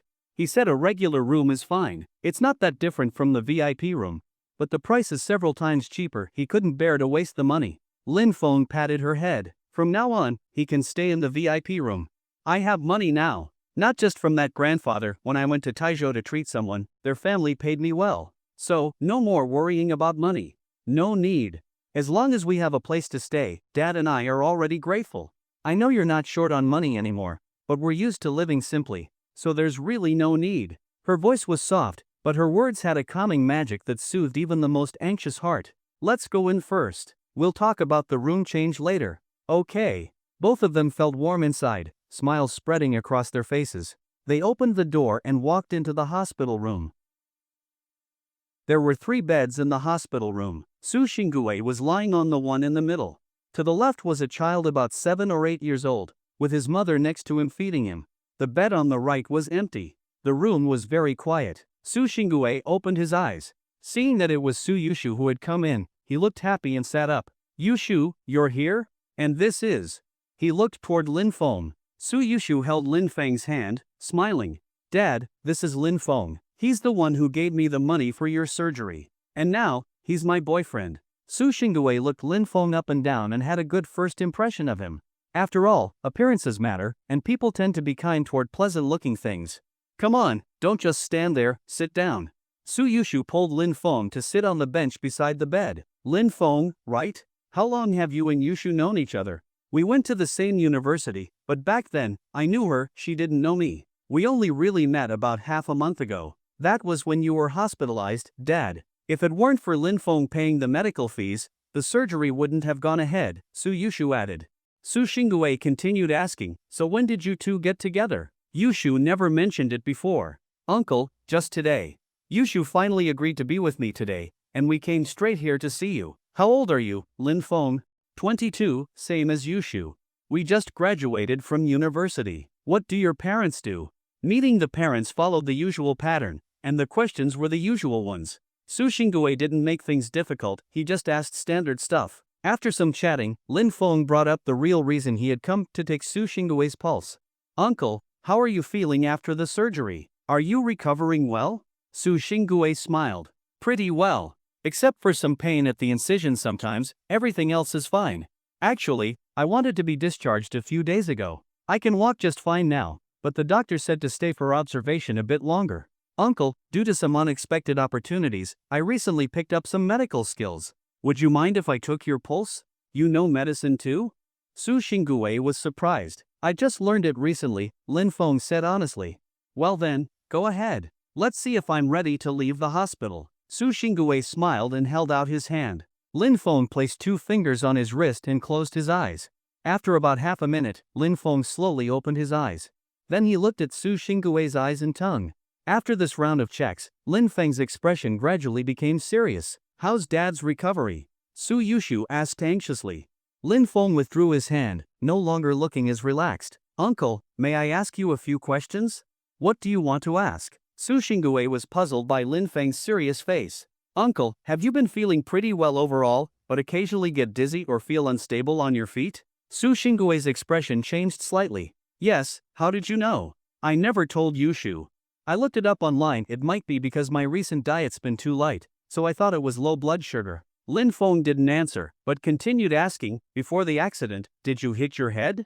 And quite hard. Su Xingui nodded. Yes, about a week ago, while unloading goods, a delivery box hit my head. I felt dizzy, almost passed out. I sat down for a bit and felt okay, and nothing happened after, so I didn't think it was serious. Shaolin, did you find something? Uncle, do you trust me? Lin Feng asked seriously. Of course. What exactly did you find? Lin Feng, what's going on? Suyushu asked anxiously. Lin Feng paused and said, Uncle, your surgery might not have been thorough. That earlier head injury left a hidden problem. It probably wasn't spotted properly during the examination and wasn't treated. If not found in time, there could be a second critical health incident. Hearing Lin Feng's serious words, both Su Xingui and Su Yushu's faces turned grim. Shaolin, are you sure? It's not that I don't believe you, but you only took my pulse for a short time. Can you really tell something so serious? Su Xingui's suspicion was reasonable. After all, Lin Feng was so young, it was hard to believe he had strong medical skills. Lin Feng didn't argue. I'm not completely sure. But since there's a possibility, we can't ignore it. Let's call a doctor and do a more detailed exam. If something goes wrong, it won't be a small matter. Both Su Xingui and Su Yushu nodded. Okay. Su Yushu fully trusted Lin Feng. Even though how he learned medicine seemed fantastical, she chose to believe him. Su Xingui, while still doubtful, decided to follow Lin Feng's suggestion out of trust in both Lin Feng and Su Yushu. Su Yushu quickly called the doctor. Lin Feng exchanged a few words with the doctor, sharing all the observations he had just made from examining Su Xingui. The doctor looked Lin Feng up and down. His terminology was very professional. Definitely not like someone who only half understood medicine. At the very least, he clearly had studied it. Are you a doctor too, sir? May I ask where you work? Which school did you graduate from? The doctor asked politely. I have some knowledge of medicine. I learned from a traveling doctor. According to him, he was an old Chinese medicine doctor with deep knowledge of Western medicine too. I just happened to get lucky and noticed a problem. You're too modest. Without a solid foundation, how could anyone see through it just by chance? If this was luck, then it's luck only you have, the doctor praised. Lin Feng smiled lightly and brushed the topic aside. Let's skip the small talk. The illness is the most important matter. I think it's best to arrange for further examination as soon as possible. The doctor nodded. All right, I'll issue the order now. Thank you for your advice. If the results turn out to be exactly what you said, our hospital owes you an apology. Soon, Su Xingui was taken for tests. While they were waiting, Lin Feng took out pen and paper and wrote down 3 prescriptions. Su Xingui's issue could be serious, but also not. If discovered in time, surgery wouldn't be necessary, medicine alone could treat it. But if not found early and allowed to worsen, it could become life-threatening. Lin Feng handed the 3 prescriptions to Su Yushu. After Uncle comes back from the tests, he just needs to take this medicine. No need for the hospital's medication, this is the most effective. Each course lasts 7 days. After 3 full courses, he'll be completely cured. Each of the 3 sets should be taken morning, noon, and night. I've already marked the order. Boiling the medicine is simple. It can be done at home or with the help of a nurse at the hospital. Then I'll go buy the herbs right now, Suyushu said, carefully putting the prescriptions away. We'll go together. I'll explain a few more things on the way. Lin Feng naturally took Suyushu's hand, and the two of them walked out of the ward side by side. This time, holding hands was official. They were together for real now, open, legitimate, and happy. A little after noon, Su Xingui's test results came out, and they matched exactly what Lin Feng had said. The hospital's vice president personally came to the ward with the doctor who had performed the surgery and a group of doctors who had been responsible for the original examination, all to apologize. At first, Lin Feng was very displeased with the hospital. After all, a small mistake like this, if ignored, could have cost a life. But seeing the hospital's sincere attitude, and Su Xingui being quite understanding, Lin Feng decided to let it go. Sometimes, the outcome of a situation depends entirely on how it's handled afterward. The vice president, named Chen Mingji, looked apologetically at Su Xingui and said, "We're truly sorry. This was the hospital's fault. If this young man hadn't caught it in time, the consequences would have been unimaginable. As compensation, your surgery fee will be fully refunded. The responsible doctors will also be disciplined. I wonder if this result is acceptable to you." Su Xingui was pleasantly surprised and quickly waved his hand. No need for punishment. It wasn't intentional. Giving someone a disciplinary record because of me isn't right. You're too kind, but the discipline must happen, only then will people learn. This kind of mistake could have been avoided, yet it appeared during a life or death surgery due to carelessness. If something like this happens again, it won't be just a punishment, it'll be termination. Then, Chen Mingji turned to Lin Feng. "Young man, may I speak with you for a moment?" Lin Feng nodded and followed him out of the ward. Outside the ward, Chen Mingji cupped his hands toward Lin Feng. "If it's not too much, may I ask you to call me Director Chen?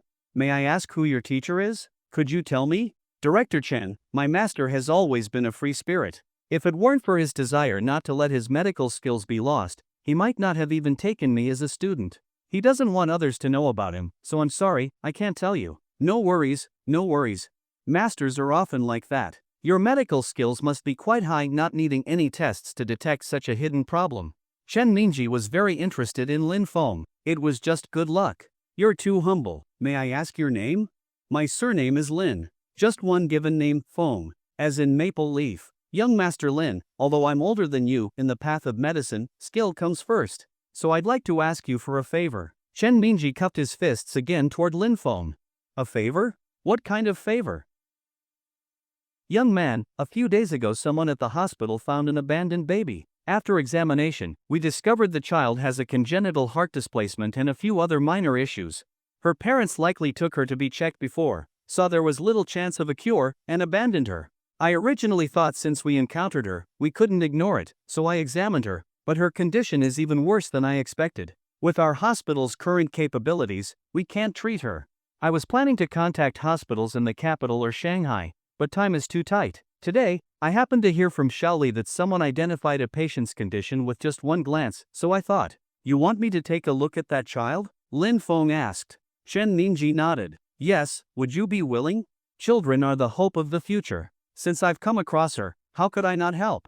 Besides, when my master taught me medicine, he instructed me to do my best to treat any patient I am able to help. Then on behalf of the child, I thank you. You're too polite, Director Chen. I can't promise a full cure, but I'll do my best. Alright, then come with me. Wait a moment. I'll go tell my girlfriend and be right back. Lin Feng returned to the ward and explained what Chen Mingji had said. Neither Su Xingui nor Suyushu objected. They just told Lin Feng to do his best. Then Lin Feng followed Chen Mingji to a ward downstairs. Lin Feng saw the little girl. She was very tiny, probably not even a year old, and Lin Feng felt she was barely bigger than one of his arms. This is the child. She's still very young, so the heart issue hasn't shown yet, but as she grows, it will eventually lead to death due to insufficient blood supply from the heart. Her age makes a heart rerouting surgery unrealistic, Chen Mingji explained with a worried expression. Lin Feng carefully observed the girl, then closed his eyes and searched his mind. Very quickly, numerous similar cases appeared in his memory. He slowly opened his eyes. My master taught me about this condition. Chen Mingji smiled. You have a solution? Lin Feng nodded slowly. I have an idea. There's no need for heart rerouting. Her body wouldn't be able to withstand such a big surgery anyway, so we can change our approach. Since we can't move the heart, let's reroute the blood vessels, create a new path to the heart. Chen Mingji was shocked by the bold idea, but after thinking carefully, Lin Feng's suggestion made sense. However, the difficulty of such a procedure was extremely high. This method could work, but carrying it out would be incredibly difficult. Isn't difficulty meant to be overcome? I already have a rough plan. I need to see her CT scans and then make a detailed plan. The CT is right here. Chen Ningji handed over a bag nearby. Inside the bag were various examination results. Lin Feng studied them carefully, and in his mind, a detailed model of a child's body formed: heart, blood vessels, organs, vivid and clear.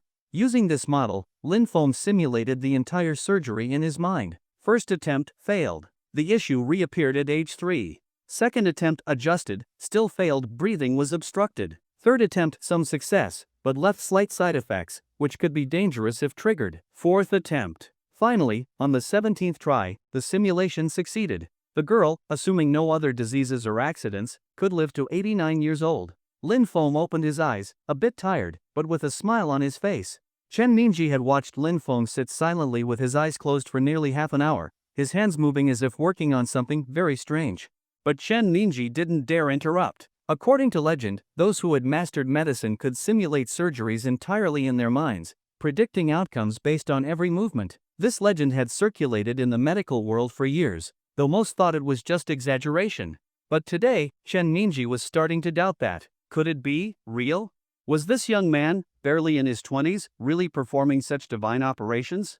Logic told Chen Mingji it was impossible, but he was someone who believed in miracles. As soon as Lin Feng opened his eyes, Chen Mingji hurriedly asked, Shaolin, just now, were you simulating surgery? It finally succeeded on the 17th try, Lin Feng replied. Hearing that, Chen Mingji pinched his thigh. Hiss. Painful. So he wasn't dreaming? This method at simulating surgery in the mind really exists? You're not joking? You really can simulate surgery in your head? Seeing Chen Mingji's disbelief, Lin Feng knew it was time to show a little skill.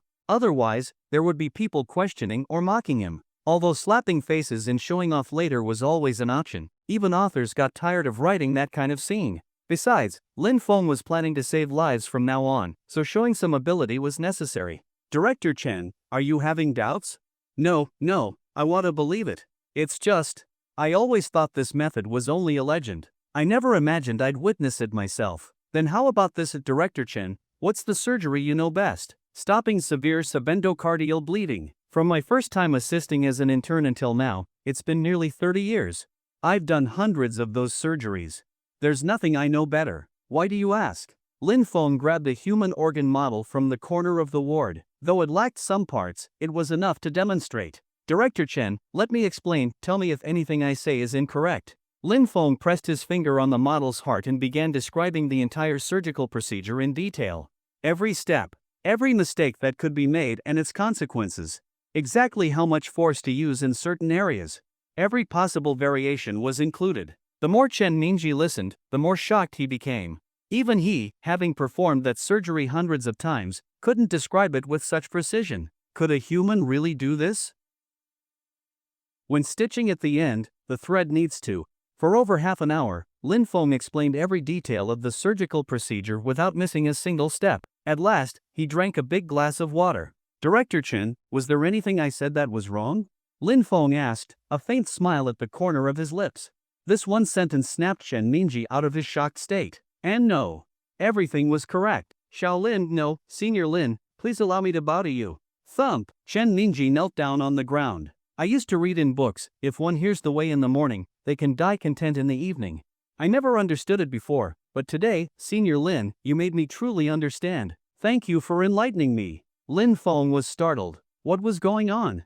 They were just talking, why did he suddenly kneel? Director Chen, what are you doing? Please get up, get up. Lin Feng quickly helped Chen Mingji back to his feet. His eyes were filled with tears of enlightenment. Only those who study medicine could understand that feeling, seeing a technique that was thought to exist only in legends.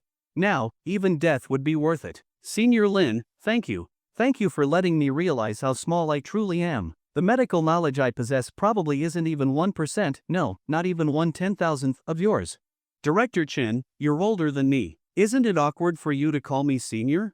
No, in the path of medicine, those with true skill are the teachers. You deserve to be called senior. Even though Lin Feng repeatedly tried to decline the title, he couldn't change Chen Mingji's stubbornness. So, in the end, he just let him call him that. Senior Lin, forgive me for doubting you earlier. From now on, I will believe every word you say. Every instruction you give me, I will treat as my top priority. The way Chen Mingji looked at Lin Feng now carried deep reverence, an expression only extreme admiration could produce. Being stared at like this made Lin Feng a little uncomfortable. If a beautiful woman looked at him like this, maybe it would be nice. But Chen Mingji was in his 50s, the image was a bit much for Lin Feng. Ahem. Let's get back to discussing the child's treatment. Chen Mingji came back to his senses. He had been so emotional he almost forgot about the little girl. Senior, I'm listening. You'd better record this with your phone. I'll explain it in as much detail as I can. When you do the surgery, you must follow my instructions exactly down to the tiniest detail. Every measurement, every timing, everything must be precise. Understand?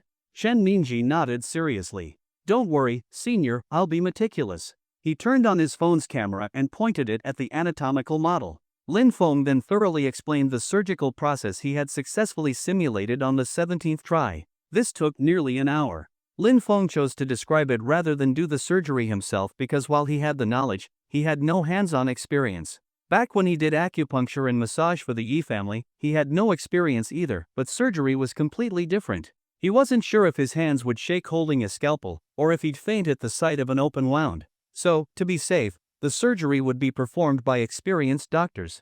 All they needed to do was strictly follow every step he described. After finishing, Lin Feng drank 2 more big glasses of water. All recorded? Chen Mingji nodded like pounding garlic. Yes, all of it, Senior.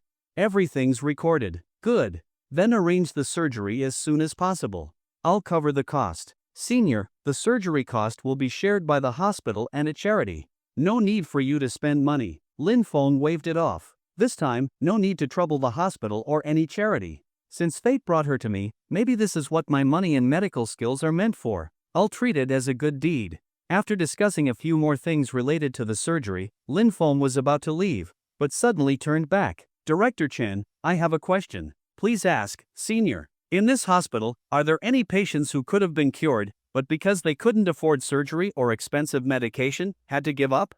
Chen Ningji sighed. There's no hospital that doesn't have such patients except for private hospitals reserved for the rich. What you mentioned isn't something you see everywhere, but it definitely isn't rare. Director Chen, this is the business card of Zhang Lei, General Manager of Huarong Group. Keep it. If the hospital encounters patients who can't afford treatment, I'll cover the costs. Just contact Zhang Lei and he'll send the money. If there's a case you can't treat, you can contact me through Zhang Lei, and I'll take care of it. Chen Mingji took the card Lin Feng handed over and, in that moment, saw him as a towering figure. At this moment, Lin Feng was a sage of medicine. Senior, on behalf of those families who can't afford treatment, thank you. Thump. Chen Mingji knelt again. Lin Feng helped him up once more, his face full of helplessness. Next time, just talk. No more kneeling. Go handle the surgery, and don't forget about the donation. Rest assured, Senior, I won't disappoint you. Under Chen Mingji's worshipful gaze, Lin Feng calmly returned to Su Xingui's hospital room. He briefly told them about the little girl's situation, without going into much detail. After hearing it, Su Xingui sighed. Shaolin, you're just in your 20s, and your medical skills are already this good. Even that hospital director couldn't treat it, but you had a way. Truly outstanding. You flatter me, uncle. Maybe I just have a good memory and learned faster. Lin Feng then reminded Su Xingui to take the prescribed medicine on time. By then, it was almost 3 p.m. Since they had been busy all day without eating, their stomachs were now protesting. Looking at his daughter and son-in-law, Su Xingui said, "You two must be hungry. Go out and eat. I should eat something too. You don't need to stay here with me. I'm already much better. Once I've taken Shaolin's medicine for a few weeks, I can go back to work. You young folks go to work, eat, and have fun. Don't worry about me." Su Xingui directly kicked out Lin Feng and Suyushu, then went to the hospital cafeteria to eat by himself. Lin Feng held Suyushu's hand as they walked out of the hospital, feeling like they were going on an officially sanctioned date. Let's find somewhere to eat first. Last time, you took me to Autumn's sister's place. Now it's my turn to treat you. Where are we going? Suyushu looked at Lin Feng. Let's eat something nice. This time, I'll drive. Make sure you hold my waist tightly, don't be shy. I never am. Suyushu pouted. You're really not shy. If I hadn't pushed your hand away, who knows where you would have touched next? What did you say? Nothing at all. Suyushu stuck out her tongue. Then let's go eat something good. Let's go. Lin Feng pedaled his bike toward the biggest hotel in Shizhou, the Ritz-Carlton Hotel. Shizhou's only 5-star hotel and one of the city's landmarks. A building with more than 30 floors, with a crescent-shaped light fixture at the top. At night, it glows softly, complementing the moon in the sky. Interestingly, the light changes with the lunar phases, starting as a thin crescent on the first day of the lunar month, becoming a full moon on the 15th, then gradually thinning again. Sometimes, when it's cloudy and the moon can't be seen, the hotel's moonlight glows especially bright, as if the moon had come down from the sky. When Lin Feng arrived at the Ritz-Carlton, it was only around 3 p.m., so unfortunately, the moonlight wasn't visible. He casually parked the electric scooter by the road, held Suyushu's hand, and walked into the hotel. At the entrance were 2 rows of hostesses in qipao dresses. Lin Feng glanced over. All of them were at least above average in looks, with slim waists, curvy figures, and well-balanced proportions. The slits in their qipao ran up to their thighs, revealing just enough to make people want to look closer. As they bowed to greet guests, a brief glimpse of cleavage flashed, lifting the mood instantly. TSK, TSK, TSK. So this is a 5-star hotel? So vulgar. Lin Feng really didn't like this atmosphere. Yeah, really didn't like it. Hiss. Suddenly, Lin Feng felt a sharp pain in his waist. He turned and saw Suyushu pinching him, glaring. Was it that nice to look at? Not bad, but I think our Yushu is better. If you keep looking, I won't let you kiss me anymore. Humph. Suyushu turned away, clearly jealous. I swear, from now on I'll only look at you. In fact, why wait? Tonight, I'll come to your room and admire you. Humph. Dream on. As they bantered, they walked into the hotel. The hostesses on both sides bowed and said sweetly, "Welcome to the Ritz-Carlton. We wish you a pleasant day." Their sweetness sounded overly rehearsed and a bit fake to Lin Feng. Not naturally sweet, more like flirtatiously sweet. Inside the hotel, a woman in a women's business suit approached them. She looked to be in her 30s, with delicate makeup, clearly using expensive cosmetics. Behind Lin Feng and Suyushu, one of the hostesses subtly gestured to the woman with a hand signal showing 5 fingers. The woman immediately understood. This was internal code among staff. 5 fingers meant the guest arrived on foot or by a cheap electric scooter, considered the lowest priority customer type. 4 fingers meant a car under 300,000 yuan. 3 fingers for cars priced between 300,000 to 1 million. 2 fingers for 1 to 5 million. 1 finger meant top-tier VIP who must be treated with extreme care. Seeing 5 fingers, the woman had a good idea of what to expect. While she still maintained politeness with Lin Feng, she wasn't too attentive. But she was surprised by Lin Feng and Suyushu's looks. Probably college sweethearts, trying to treat themselves to a fancy meal, she thought. Hello sir, I'm Zhang Ran, the floor manager of the Ritz-Carlton. How many in your party? Are you expecting anyone else? Just the 2 of us. Do you have private rooms? Lin Feng asked casually. Zhang Ran hesitated, then explained, yes, we have private rooms, but they require a minimum spend. Cost-wise, dining in the main hall is more affordable. Even our lowest-tier private room has a 9,999 yuan minimum. You might want to reconsider. She didn't directly say Lin Feng couldn't afford it, just subtly hinted. As a trained manager, she knew never to mock a guest, no matter their appearance.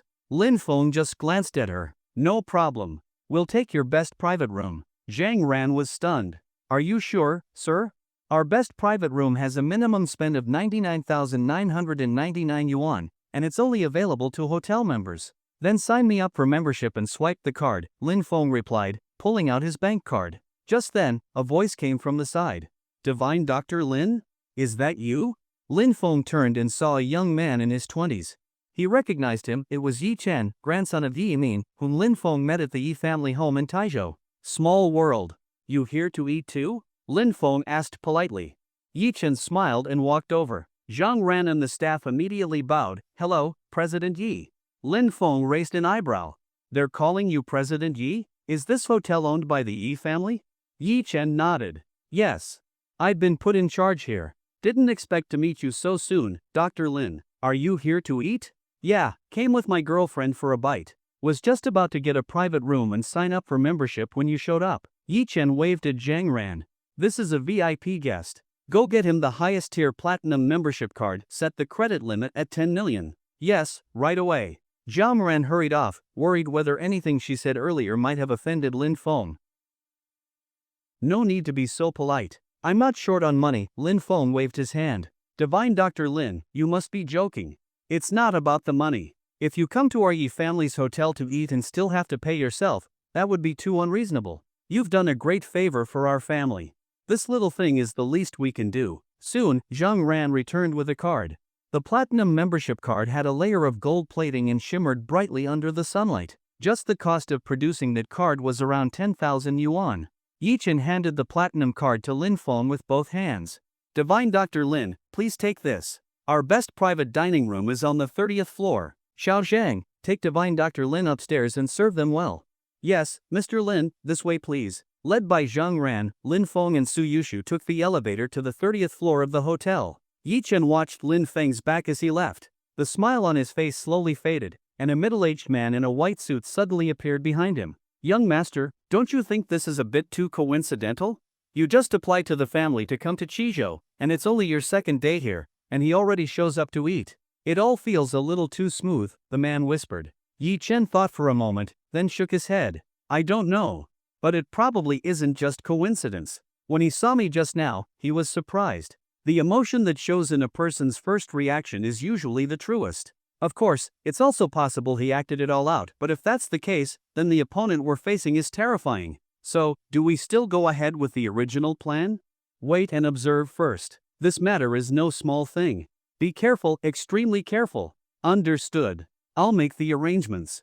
Lin Feng and Suyushu, hand in hand, sweetly followed Zhang Ran, completely unaware of Yi Chen's sudden shift in attitude behind them. Zhang Ran led them to a private room on the 30th floor. As soon as Lin Feng opened the door, he felt 4 words: opulent and magnificent. It was like being hit in the face with wealth: golden chandeliers, high-end carpet, wine cabinets on both sides, and a round dining table. Mr. Lin, here's the menu. Please take a look. After they sat down, Zhang Ran handed over the menu. Lin Feng pushed it toward Suyushu. See what you'd like. Suyushu glanced at it and shrank back. The prices were outrageous. A small plate of beef cost 698 yuan. Outside, that could buy nearly 10 pounds of beef. Even a fruit platter cost 888 yuan. Ridiculous wasn't even the word anymore. Why you choose? I'll eat anything, she said, pushing the menu back. Lin Feng didn't refuse. He flipped through a few pages and tapped a few items. This one, and this one. A dozen dishes should be enough. Also, a bottle of red wine 1998 Lafite. That's all for now. If it's not enough, I'll order more later. Zhang Ran took the menu and bowed slightly. Very well, Mr. Lin. Our hotel serves dishes very quickly. You'll be enjoying your meal shortly. After she left, Suyushu tugged on Lin Feng's sleeve. Lin Feng, the food here is too expensive. Even if you have money, you shouldn't waste it like this. It's fine. Didn't you see? That guy downstairs gave me a membership card with a 2 million credit limit. This meal? At most it's 200,000. That's not even 1%. Who was that guy? He seemed really polite to you. He's from the Yi family. When I went to Taizhou to treat someone, it was his grandfather. After I cured him, they gave me quite a lot. Honestly, even if I hadn't inherited anything, I'd still be considered rich, at least worth a few billion. Suyushu didn't press further. Soon, there was a knock at the door. Come in. Zhang Ran entered, followed by a food cart. She had said earlier that food would come quickly. Lin Feng thought it was just a formality, but it turned out to be true. Not even 10 minutes had passed. How was it ready so fast? Maybe sensing Lin Feng's doubt, Zhang Ran explained, Mr. Lin, our hotel has a special system. We prepare ingredients in advance and pre-process them. If they're not ordered within an hour, they're discarded. That's why our serving speed is one of the fastest among all hotels. Lin Feng nodded slightly. No wonder the prices were so high. You weren't just eating food, you were eating status. Then, one by one, the dishes were brought to the table. 8 flavored golden platter. Cheese butter baked lobster. Bamboo mushroom stew with seasonal vegetables. Dragon Palace Buddha jumps over the wall. Traditional steamed East Star grouper. Double almond stew with longevity fruit. Seasonal colorful fresh fruit platter. Sweet bird's nest tapioca dessert. Braised goose web and abalone sauce. Hong Kong-style kidney bean baked deep sea abalone. Double broth seasonal vegetable soup. And the red wine you ordered, Mr. Lin, shall I open it? Lin Feng nodded. Yes, open it. Zhang Ran expertly opened the bottle, gently swirled it, and placed it on the table. Mr. Lin, please enjoy your meal. Have a pleasant dining experience. Lin Feng waved her off. Okay, you may go. But just as she turned to leave, Lin Feng called out, Wait, is there anything else, sir? Lin Feng glanced at Suyushu and calmly asked, Are there surveillance cameras in this private room? Zhang Ran paused, then quickly responded, Please rest assured, sir. Every private room in our hotel is strictly private. The walls are soundproof, and each room is checked thoroughly after every guest. There are absolutely no cameras or surveillance devices. Lin Feng smiled and nodded. Good, I just don't want people watching me while I eat. You may go now. Yes, sir. The staff pushed the cart out, and Zhang Ran also backed out, closing the door. Suyushu looked at Lin Feng curiously. Why did you ask about surveillance just now? Nothing. Just asking. I don't look good while eating. Wouldn't want it caught on camera. Suyushu didn't think much of it. Looking at the beautifully arranged, mouth-watering dishes, her stomach growled. Lin Feng glanced at her. What are you waiting for? Let's eat. Suyushu smiled and nodded, not because the food was fancy, but because she was eating with Lin Feng. As long as he was with her, she'd be happy even if all they ate was steamed buns at home. They were already comfortable with each other, so they didn't care about appearances. They dug in, eating heartily. Lobster, abalone, bird's nest, goose feet, everything was on the table. After a big satisfying meal, Lin Feng and Suyushu looked at each other and burped at the same time. Burp. Then they both chuckled, clearly in sync. After eating, Suyushu looked at Lin Feng. What are we going to do next? Do it. Ow, don't pinch my stomach, I just ate, stop pinching. Lin Feng begged for mercy. Suyushu snorted. What are you thinking about all the time? Can't you live without that? Many years later, Lin Feng and Suyushu had been together for a long time. Lin Feng's disciplined life had helped Suyushu develop good habits. Sometimes Lin Feng would play tricks. When it was time to play poker, he wouldn't give her any cards, and then use Suyushu's own words against her. What are you thinking about all the time? Can't you live without that? All I think about is you. Why would I want someone else? Suyushu blared at him, who else do you want? But Lin Feng replied, who else could I want? There's no one else in my head but you. Just thinking is fine. Kissing is the most you'll get. Don't even think about anything else. Lin Feng agreed very quickly, but if you asked him to repeat what Suyushu just said, he might scratch his head and ask, she said something? I don't remember. Oh well, even in his 20s, his memory's already getting bad. After dinner, Lin Feng checked his phone. It wasn't even 5 o'clock. It was a bit early for a movie. He had also planned a performance for later in the night, and that show wasn't suited for broad daylight, it needed to be dark. So he asked Suyushu, how about we go shopping? Then when we're tired, we can watch the movie. Okay, shopping and a movie, is this what a date is? Suyushu's cheeks turned slightly red as she looked up at Lin Feng. Lin Feng patted her little head. Yep, how does it feel? Suyushu thought for a moment. I've eaten, shopped, and watched movies alone before, but I've never been this happy, especially knowing what's going to happen later. Maybe this is what love feels like. Come here, let me kiss you. Lin Feng pulled Suyushu into his arms.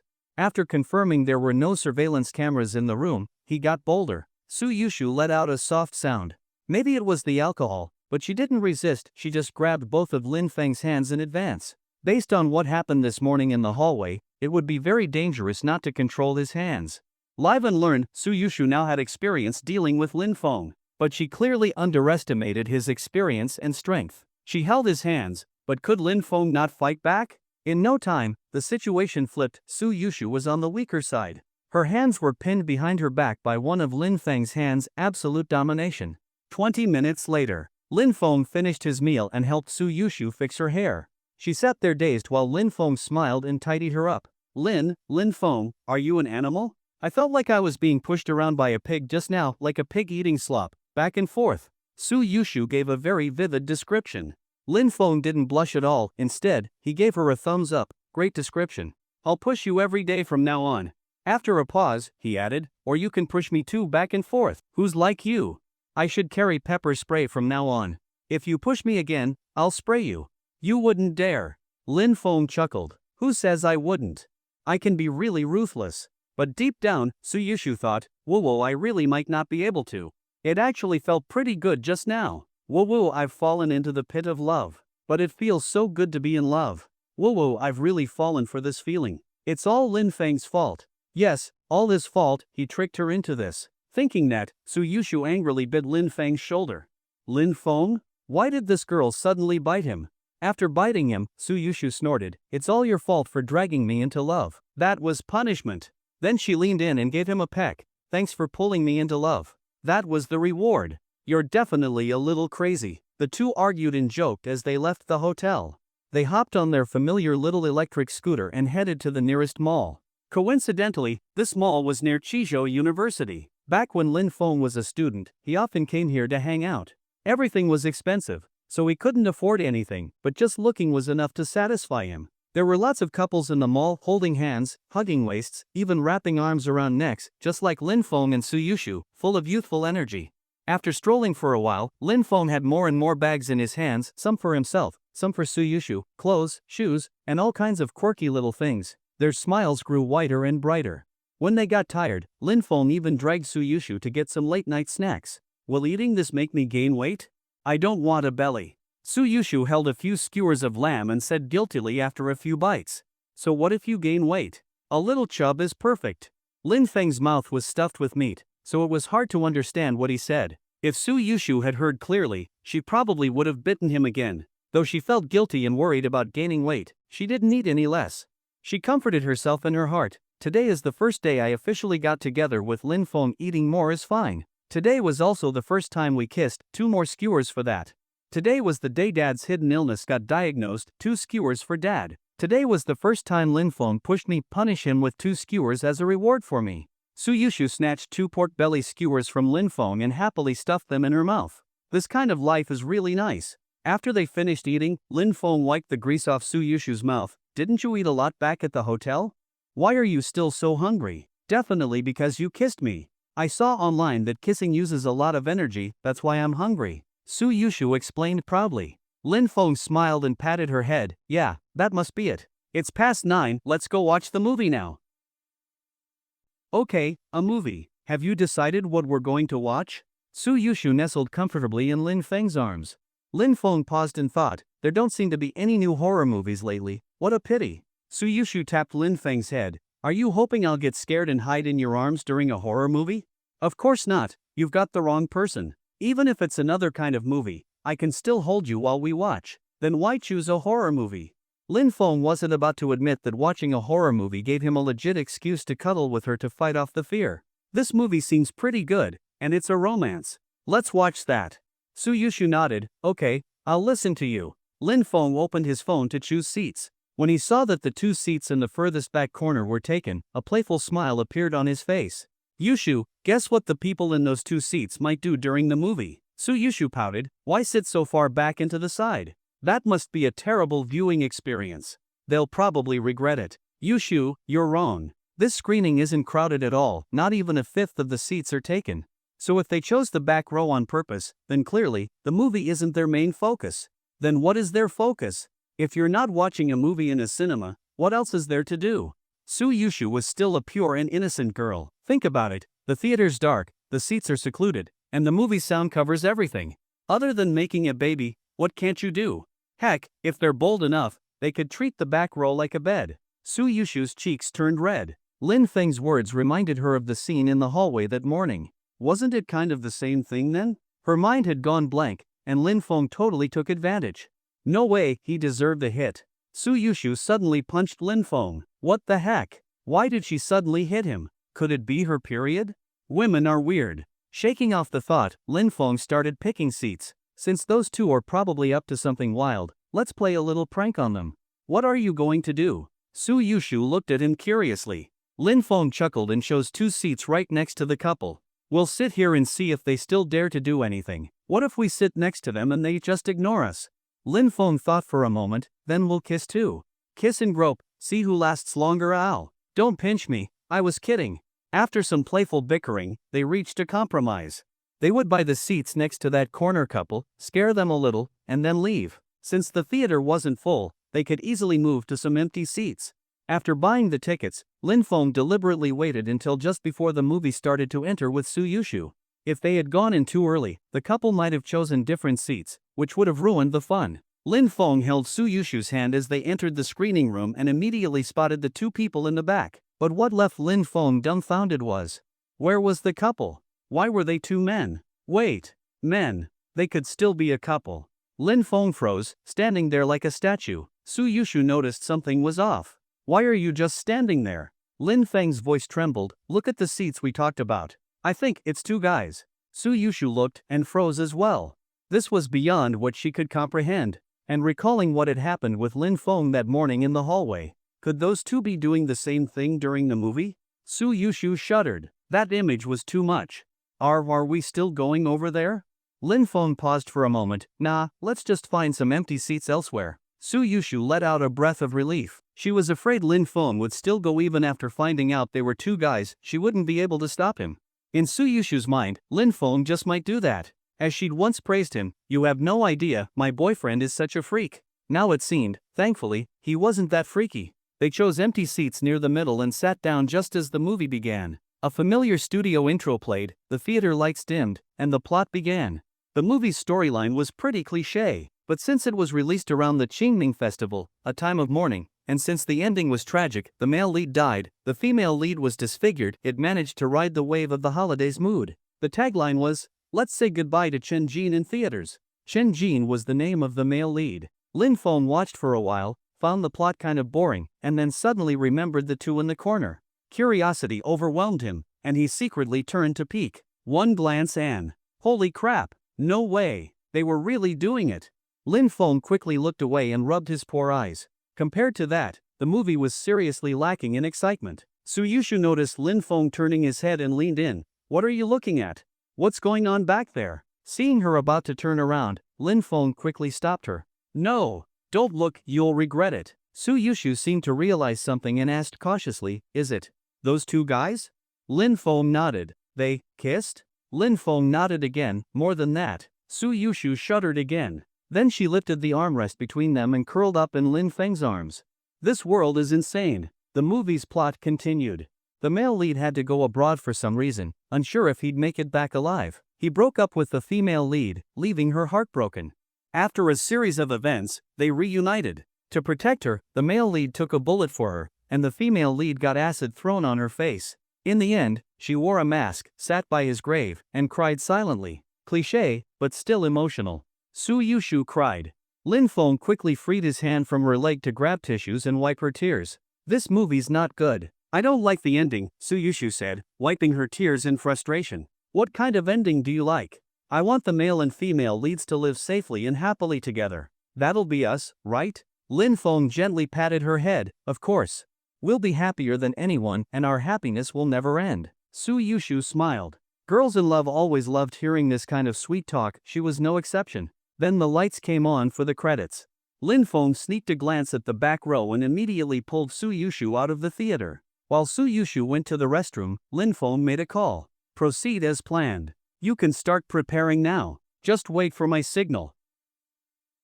After watching the movie, it was around 11 p.m. The mall was about to close. Lin Feng and Suyushu walked out of the mall holding hands. There were almost no people on the street, only a few scattered here and there. Most of them were people who had also watched the movie. Because the street was nearly empty, as soon as the two men from the theater's corner seats came out, Lin Feng and Suyushu immediately saw them. Under the street lamp, the two men shamelessly started making out. Both of them shivered at the same time. Then they turned their backs and sank in, without saying a word, decided never to bring it up again. Earlier, since the regular parking spots were full, Lin Feng had left the vehicle in a small alley. If it got stolen, they'd just take a cab home. It wasn't even their car anyway. Ah Jiao, then whose car is it, exactly? We should head back. I'll teach you something amazing when we get home. Lin Feng played with Suyushu's soft hands. What will you teach me? I'll teach you how to keep warm in cold weather without using any tools, just your body. Lin Feng spoke seriously. But it's not cold anymore, it's almost summer. You don't need it now, but you'll need it someday. It's really useful. So how do you keep warm? Suyushu asked curiously. Lin Feng stopped walking, stretched out both hands toward her and said, Look, these two hands are like you and me. If we're cold, what do we do? Look here, slap them together, it makes a pa-pa-pa sound. Or rub them, friction creates heat. Get it now? Suyushu was seriously listening at first, but then she noticed something was off. Alert triggered. JPG. Are you being dirty again? Suyushu blared at Lin Feng. Lin Feng shamelessly shook his head. Yushu, how could you think that way about me? I'm a decent guy. If you don't believe me, I'll show you when we get home. No way I'm believing you. You definitely have bad intentions. I'll get tricked and end up getting eaten. Humph. As they walked, they entered the small alley where they had parked. But neither of them noticed. As soon as they stepped into the alley, a group of people quietly surrounded them. Just as Lin Feng was about to ride the e-scooter, about 10 masked men suddenly appeared, holding different weapons, knives, machetes, iron rods, all looking fierce. What do you want? Lin Feng stared coldly at the group that had encircled him and Suyushu. One of the men stepped forward and sneered, Ha, finally some business at night. I'm known as Ghost Fox on the streets. After 11 p.m., this area is my territory. If you're smart, hand over everything valuable you have and we'll let you go. But if you act tough, the knife in my hand won't show mercy.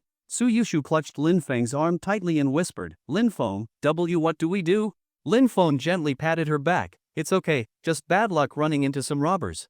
I'm here, don't be afraid. If it had been just him, Lin Feng wouldn't have hesitated to teach these guys a harsh lesson. But since Suyushu was with him, and there were 9 attackers, he wasn't fully confident in taking them all down instantly. If she got hurt, it wouldn't be worth it. He squeezed Suyushu's hand, then looked at the leader. If it's money you want, that's simple. I'll give it to you. I don't have much cash, but I've got over 8,000. Take it if that's enough. Lin Feng pulled out a stack of cash from his wallet and handed it over. But the guy sneered, 8,000? Are we beggars? There are 9 of us, not even 1,000 each. You think this trip was worth it? These clothes we bought are worth something too. Plus the e-scooter. That's all we've got, Lin Feng said calmly. Ghost Fox squinted. You trying to fool me? We don't want that junk. If you don't have cash, fine. There's an ATM nearby, go withdraw. If you can't come up with 100,000 today, none of us will let you go. Lin Feng gave a light chuckle. Fine. I'll go get it. You waiting here or coming with me? You go alone. Leave your girl here as collateral. Bring the money, then you can take her with you. How fast you come back decides how safe she'll be. My boys are full of energy. If you're late, I can't guarantee what might happen. Ha ha ha. Laughter broke out from the group. Lin Feng's face darkened bit by bit. While they were distracted laughing, Lin Feng pulled out a small box of silver needles from his pocket. He had carried them ever since treating Yimin and Taizhou, mostly for healing, but now, they worked just fine as weapons. With lightning speed, Lin Feng flicked out 4 needles. They shot out and pierced into the jaws of the 4 men in front. Ah! They screamed, then immediately collapsed, totally powerless.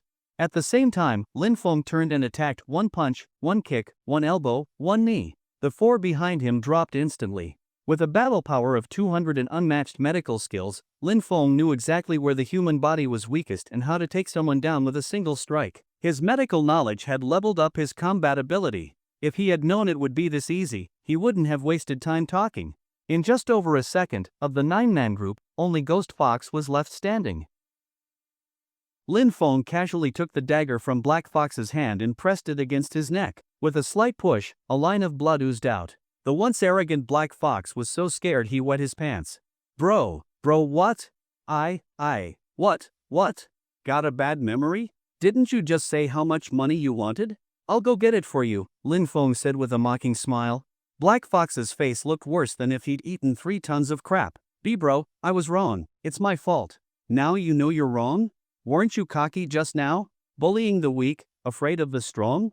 If you still had the same attitude as before, I might not even look down on you. But now, useless. You piece of crap, give me back my knife. Smack! Lin Feng slapped him hard across the face. Gave you a bit of face and you took it seriously? Black Fox's face turned bitter.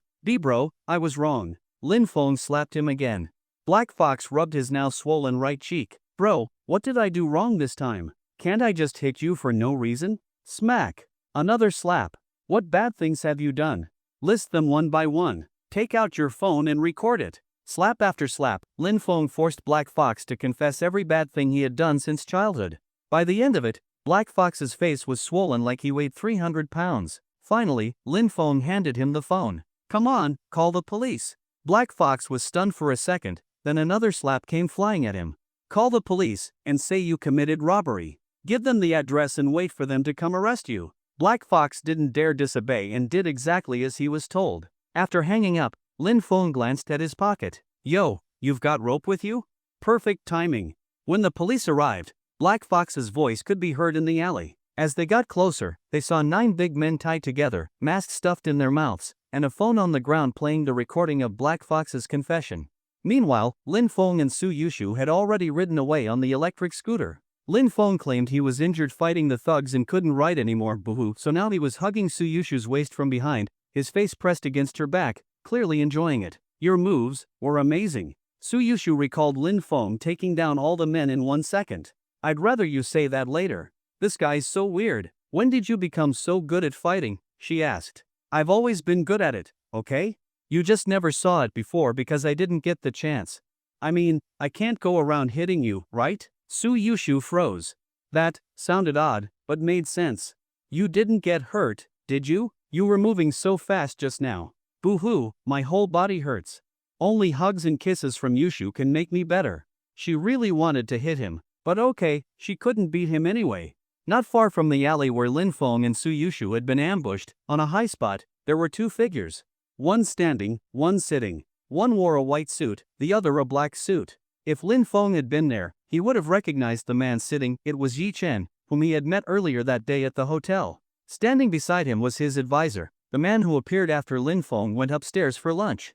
Young master, that guy's skills are impressive, extremely rare. A man in his 20s already mastering both medicine and martial arts, it's unnatural. Yi Chen was silent for a moment, then said, it is unnatural, but he really is that young. Even if it doesn't make sense, we've seen it with our own eyes. We didn't manage to test how much he values the people around him, but we did confirm his strength. That's a valuable outcome. He paused, then asked, are those people clean?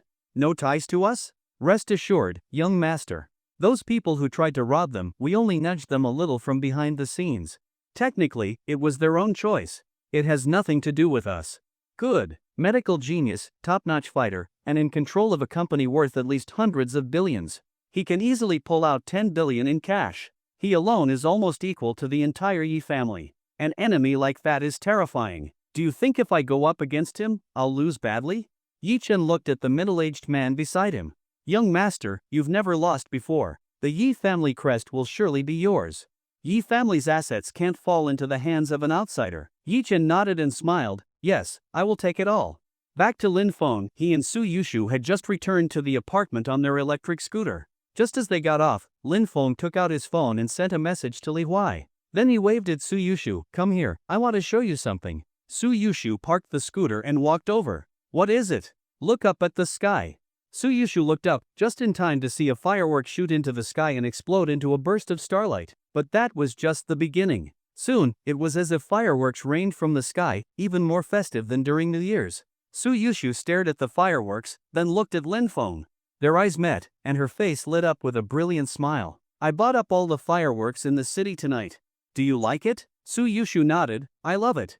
Do you love the fireworks, or love me? Both. Which do you love more, the fireworks, or me? I love you. Amid the rain of fireworks, two figures embraced tightly.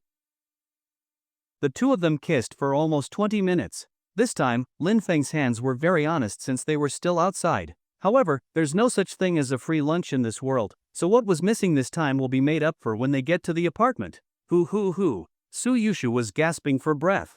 The fireworks in the sky hadn't ended yet, and she believed that tomorrow there would be countless short videos capturing this romantic moment. Let's go home. I'm tired.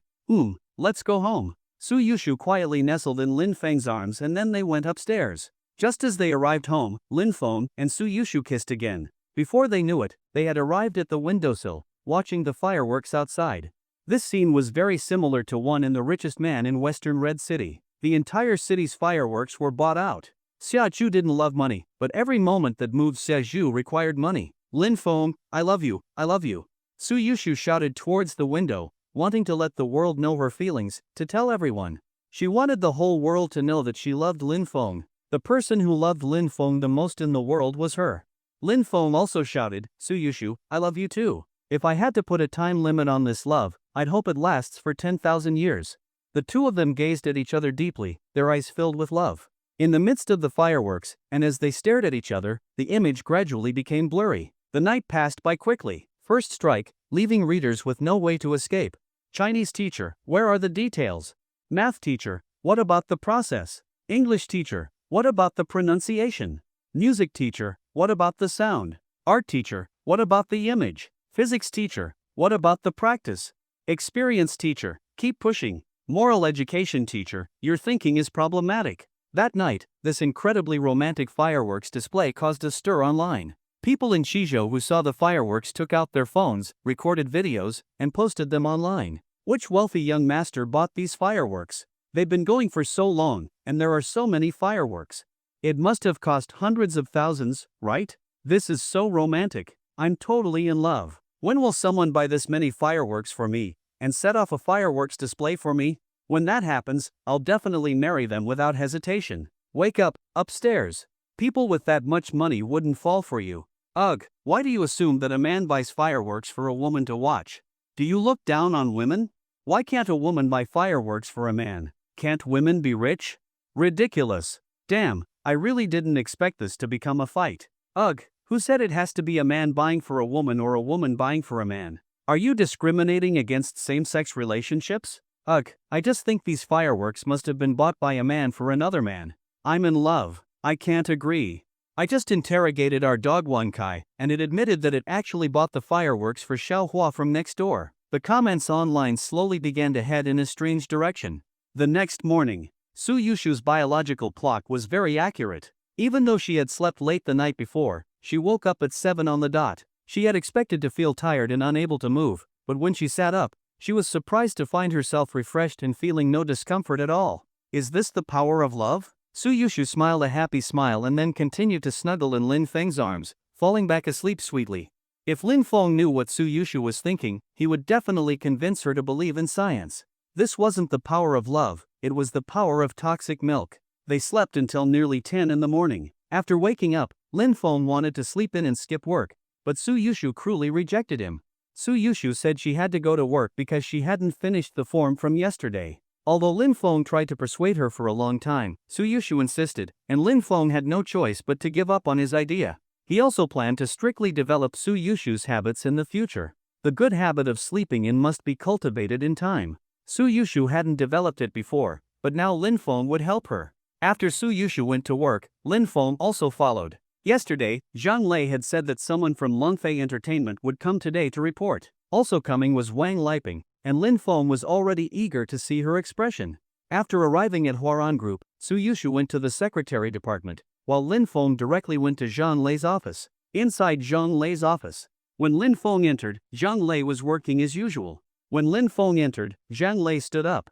Mr. Lin, the people from Longfei Entertainment came to Chizhou yesterday, and they've been waiting at the company since this morning. They're waiting for you. Lin Feng nodded slightly. All right, take me there. By the way, has that Wang Liping I specifically arranged for come yet? She's here. Mr. Lin, did you acquire Longfei for Wang Liping? From what I know, she's a middle-aged woman, Mr. Lin, your taste really covers a broad range. Lin Feng immediately knocked on Zhang Lei's head. What are you always thinking about? Do you really see me as that kind of person? Zhang Lei thought for a moment, then nodded heavily. Yes. You've gone bad. You weren't like this before. Lin Feng never expected he would one day say such a thing to Zhang Lei. Isn't it that you're interested in Wang Liping? Of course not. When I went to Ganlin, I met Wang Liping at the airport, and she. Lin Feng recounted everything that happened at the airport, and Zhang Lei pondered for a moment before saying, Mr. Lin, really? Actually, there's nothing shameful about saying it. I won't tell anyone. Lin Feng gave Zhang Lei a look of contempt and ignored him. Justice will prevail in the end, and although Lin Feng was a flirt, he only had interest in beautiful women. Take me to meet the people from Longfei Entertainment. I'll say it one last time, your guess just now was totally ridiculous, so don't think about it again. I'm just doing it to look cool. Zhang Lei didn't speak, and Lin Feng didn't know what was going on in his thick head. In a meeting room on the 23rd floor of Huarong Group, more than a dozen senior executives from Longfei Group and Wang Liping were nervously sipping tea, with Wang Liping feeling very anxious. Normally, it would be enough to invite the executives for an acquisition, and while Wang Liping held a significant position in the company, there was still a considerable distance to the senior management. But Huarong Group's chairman specifically ordered that she should come alone. Could it be that the company was acquired because of my abilities? If so, I would be making a big leap in my career. Wang Liping suddenly had such a thought. Once Wang Liping's idea came to her mind, it quickly spiraled out of control. She looked around at the others with a look of disdain. In just a few minutes, she had already imagined herself being given a key role, becoming the new chairwoman of Longfei Entertainment. The people who had once looked down on her were now all beneath her feet. In Wang Liping's fantasy, the door to the meeting room opened, and Zhang Lei walked in, followed by Lin Feng. The moment Wang Liping saw Lin Feng's familiar handsome face, her mind went blank. Wasn't he the handsome young man she had tried to recruit at the airport a few days ago? Is he from Huarong Group? Could he be the chairman's secretary? Wang Liping's ridiculous thoughts were quickly shattered by Zhang Lei's next words. This is Lin Feng, the chairman of Huarong Group, and now the full chairman of Longfei Entertainment. Everyone in the room was shocked by Lin Feng's youth, and they respectfully stood and bowed. Hello, Mr. Lin. Only one person did not stand, and that was Wang Liping. She was stunned. The man she had mocked at the airport was actually the chairman of Huarong Group? How could this be? Wang Liping pinched her thigh hard, and a sharp pain reminded her that this wasn't a dream but a reality she had to face. Lin Feng nodded indifferently at the people who were bowing, then smiled and walked up to Wang Liping. He took out the business card she had given him at the airport. Wang Liping? Long time no see. It hasn't been long, and here we are meeting again. It turned out that when Longfei Entertainment's chairman, Zhou Fei, saw Lin Feng talking to Wang Liping, he thought the two were old acquaintances. He quickly stepped forward. So, Mr. Lin and Liping know each other. That will make working together much easier. Wang Liping's legs couldn't stop trembling. Mr. Lin, I didn't know it was you. Lin Feng smiled lightly. It's nothing. Am I the kind of person to hold a grudge? Besides, you saw a good talent at the time and wanted to sign them up. That's completely understandable. How could I be angry? On the contrary, I want to promote you. Wang Liping was quick-witted, and she understood Lin Feng's words, but she also knew that if they really didn't care, they wouldn't be meeting here. Now she understood why they had specifically called her here. It was to slap her in the face. But Wang Liping couldn't understand, is this what rich people do? Just because of something small, they buy out Longfei Entertainment? Rich people are really impressive. Just because someone offended them a little, they casually acquire a company worth billions. It completely shattered her worldview. At this moment, Zhou Fei also noticed something was off. It seemed that the new boss and her subordinate weren't just old acquaintances, but there was some underlying conflict between them. Lin Feng stopped paying attention to Wang Liping and sat down in the boss's chair. Please report on Longfei Entertainment's situation. Zhou Fei immediately stepped forward and reported on Longfei Entertainment's financial situation, sign stars, profit status, future development potential, and so on. After a long list, Lin Feng was getting a bit bored. Alright, stop. According to you, Longfei Entertainment's development seems fine. So, I won't mess with the leadership structure. You can still be in charge, just report to Zhang Lei regularly. Also, I think I heard someone mention that the company's lower-level staff is a bit short? Everyone looked at each other, wondering if someone had brought it up before. Was this really that important? Mr. Lin, yes, the lower-level staff is indeed a bit short. We were planning to recruit more once we get back. Zhou Fei immediately answered, not caring whether it was true or not. If Lin Feng said it wasn't enough, then it wasn't enough. Lin Feng shook his head slightly. No need. Recruiting is too much trouble. I think Xiao Wang is great. She's capable, always thinking about work, and can even judge people's attitudes just by looking at their clothes. Her abilities are outstanding. I think this, from now on, give all the dirty and heavy work to Xiao Wang. With great power comes great responsibility, right? The salary stays the same, what do you think? Wan Liping's face instantly turned ashen, and she looked like a wilted eggplant. She had thought the matter was already over, but it was waiting for her here. She had nothing to say. Who told her to look down on others? She had mocked Lin Feng for wearing cheap clothes, and now she had hit a wall. At least her salary remained the same, which Wang Liping could accept. The others, including Zhou Fei, looked at Wang Liping after hearing Lin Feng's proposal. Some had sympathetic expressions, others looked gloating, and some even laughed out loud. Although the reactions were different, their words were unanimous. Mr. Lin is thoughtful, and it's a great idea. Lin Feng chuckled. Alright, that's settled. I'll leave now. The acquisition of Longfei Entertainment was initially just a small revenge against Wang Liping. This punishment wasn't too harsh, at least her original salary remained. Lin Feng wasn't overly petty, but he certainly wasn't a saint either. Revenge is a principle. After leaving the meeting room, Lin Feng thought for a while and decided to visit Li Huai's security company. He had said during the time in Ganlin that he would have a challenge meeting within the security company to win the trust of his subordinates, but he still hadn't followed through. If he kept delaying, his subordinates would think Lin Feng was just boasting. So, it was necessary to go. Lin Feng told Suyushu and then drove to the security company. Inside the security company, Li Huai was training Chang Yiha. Although Chang Yiha had only joined the security company recently, his natural strength and combat talent made him a top-tier member in the company now. Li Huai valued Chang Yiha highly and trained him every day, planning to develop him into his right-hand man. When Li Huai received the news that Lin Feng would come and accept the challenge from all the brothers in the security company, he gathered everyone in the company and waited for Lin Feng's arrival. As soon as Lin Feng parked his car downstairs, Li Huai came up with Chang Yiha. Mr. Lin, you're here. Lin Feng looked at Chang Yiha. Brother Chang, how do you feel here? Are you adapting well? Chang Yiha smiled, a smile Lin Feng had never seen before. Mr. Lin, I'm very happy here and have learned a lot. Being around Brother Li makes me feel like all my past days were a waste. I finally found the meaning of life. Li Huai added, Mr. Lin, Chang Yiha has great talent. When we first tested his strength, I was shocked. His progress during training has been rapid. Now, among the 100 brothers in the company, only about 10 can beat him. But if it's a life or death battle, it's hard to say since Chang Yiha lacks combat experience. But now, since he's with Mr. Lin, there won't be any dangerous missions, so the lack of combat experience doesn't matter. Li Huai's praise for Chang Yiha was sincere, he wouldn't speak insincerely. Lin Feng was surprised to look at Chang Yiha, not expecting him to be so talented. It seems the decision to bring him to the security company was the right one. Xiao Jia is living in Taizhou now, everything's fine. You don't need to worry. Chang Yiha suddenly slapped his head. Damn. I just remembered. I have a sister. Lin Feng. So, during his time in the security company, he forgot about his own sister? Lin Feng had already decided to tell Cheng Yanxiu about this, letting his little brother understand the harshness of the world. Then, Lin Feng followed Li Huai upstairs. He was here to handle business today. Initially, Lin Feng wanted to exchange some combat experience with Li Huai before the challenge meeting, but now there was no need.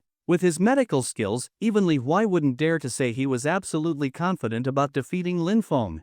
Mr. Lin, the brothers in the security company are straightforward, some may say things that are not very pleasant. If you hear anything inappropriate later, please bear with it. It's fine, I know many brothers don't accept me as your superior. Although they don't say it, they may feel that way. They only recognize strength, which is why they willingly follow Li Huai. But when it's me, they may not be so happy about it, right? The brothers exchanged glances, and after a while, no one spoke. Until a voice broke the silence. Mr. Lin, you're right. I, Zhang Shan, don't accept you, but if you can defeat me, from now on, my life belongs to you.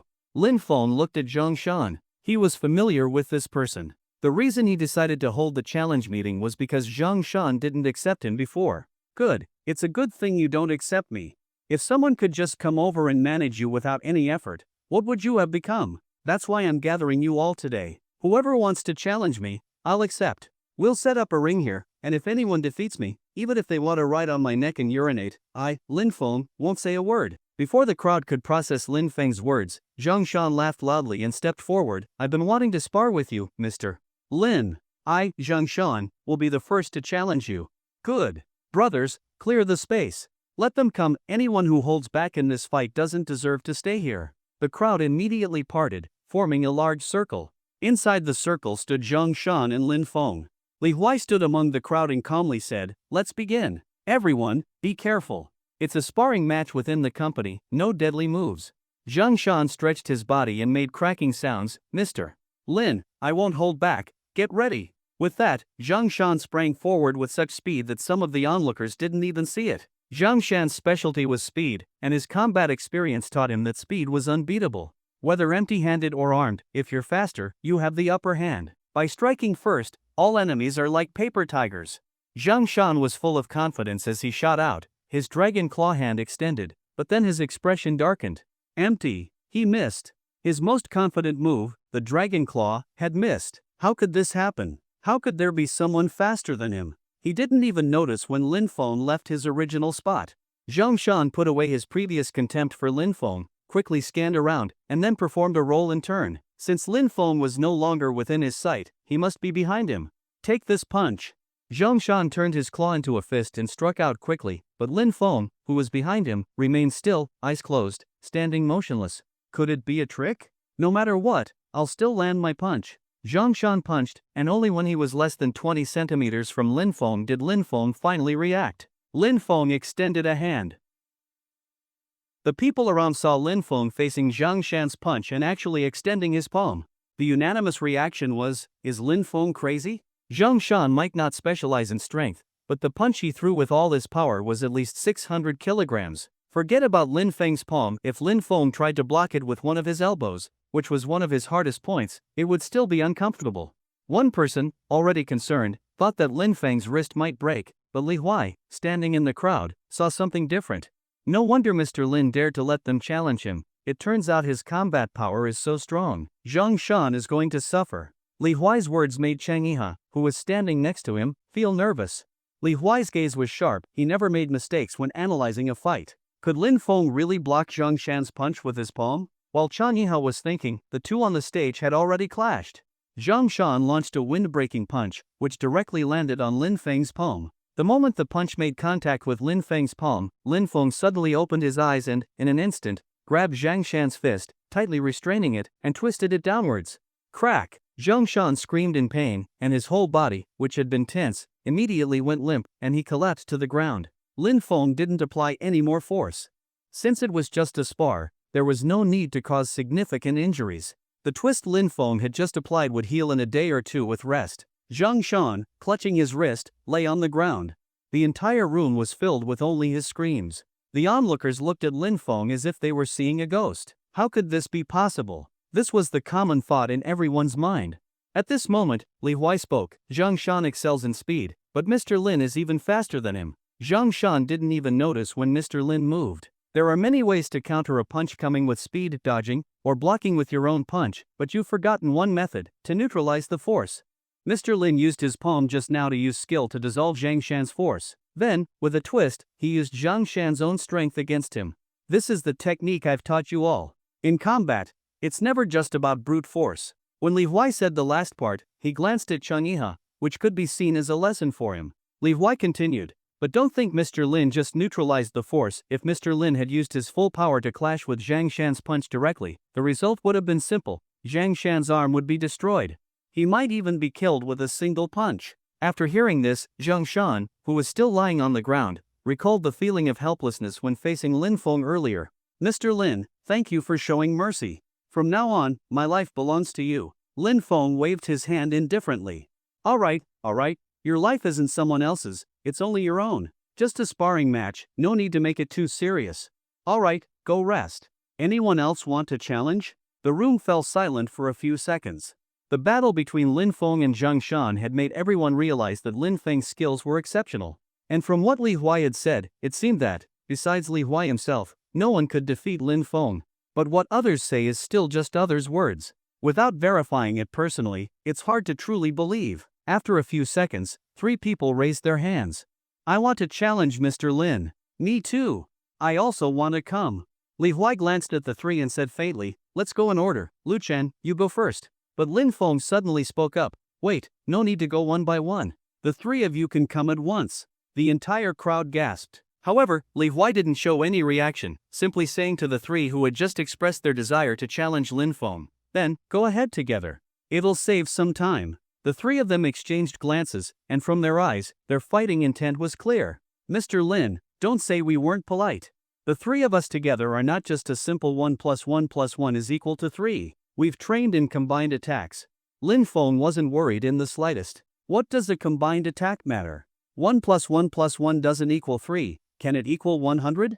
From his previous fight with Zhang Shan, Lin Feng could tell that the difference in combat power couldn't be made up by simple fighting experience. Without even needing to use medical skills, he could easily defeat anyone, whether it's one person or 3 together. The 3 stepped forward from the crowd and stood against Lin Feng. Li Huai saw this and announced, let's begin. The 3 didn't immediately attack. Zhang Shan's speed was already top tier within the security company, but the 3 of them weren't as fast as him, and since Lin Feng was even faster, taking the initiative would give them no advantage. The 3 circled around Lin Feng in a triangular formation, looking for an opening to attack. Lin Feng just calmly stood still, and in the end, he even closed his eyes. How long are they going to keep circling? It was making him dizzy. Just as Lin Feng closed his eyes, the 3 exchanged a look and decided to seize the moment and strike together. One threw a punch at Lin Feng's face. One raised an elbow, aiming for Lin Feng's chin.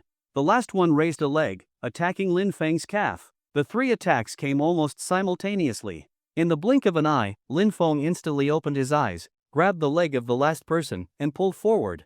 The person immediately felt all their strength drained, and they collided directly with the one who had thrown the punch. Lin Feng then pushed forcefully, sending both of them flying 3 meters away. The remaining person glanced at Lin Feng, then retracted their elbow and quickly squatted, performing a sweeping leg kick. But when the leg hit Lin Feng, it felt like kicking a steel plate. Lin Feng's stance was rock solid. If you don't believe it, just ask Suyushu, Chen Yanxiu, Lin Miaomiao, Lu Xian, or a Jiao.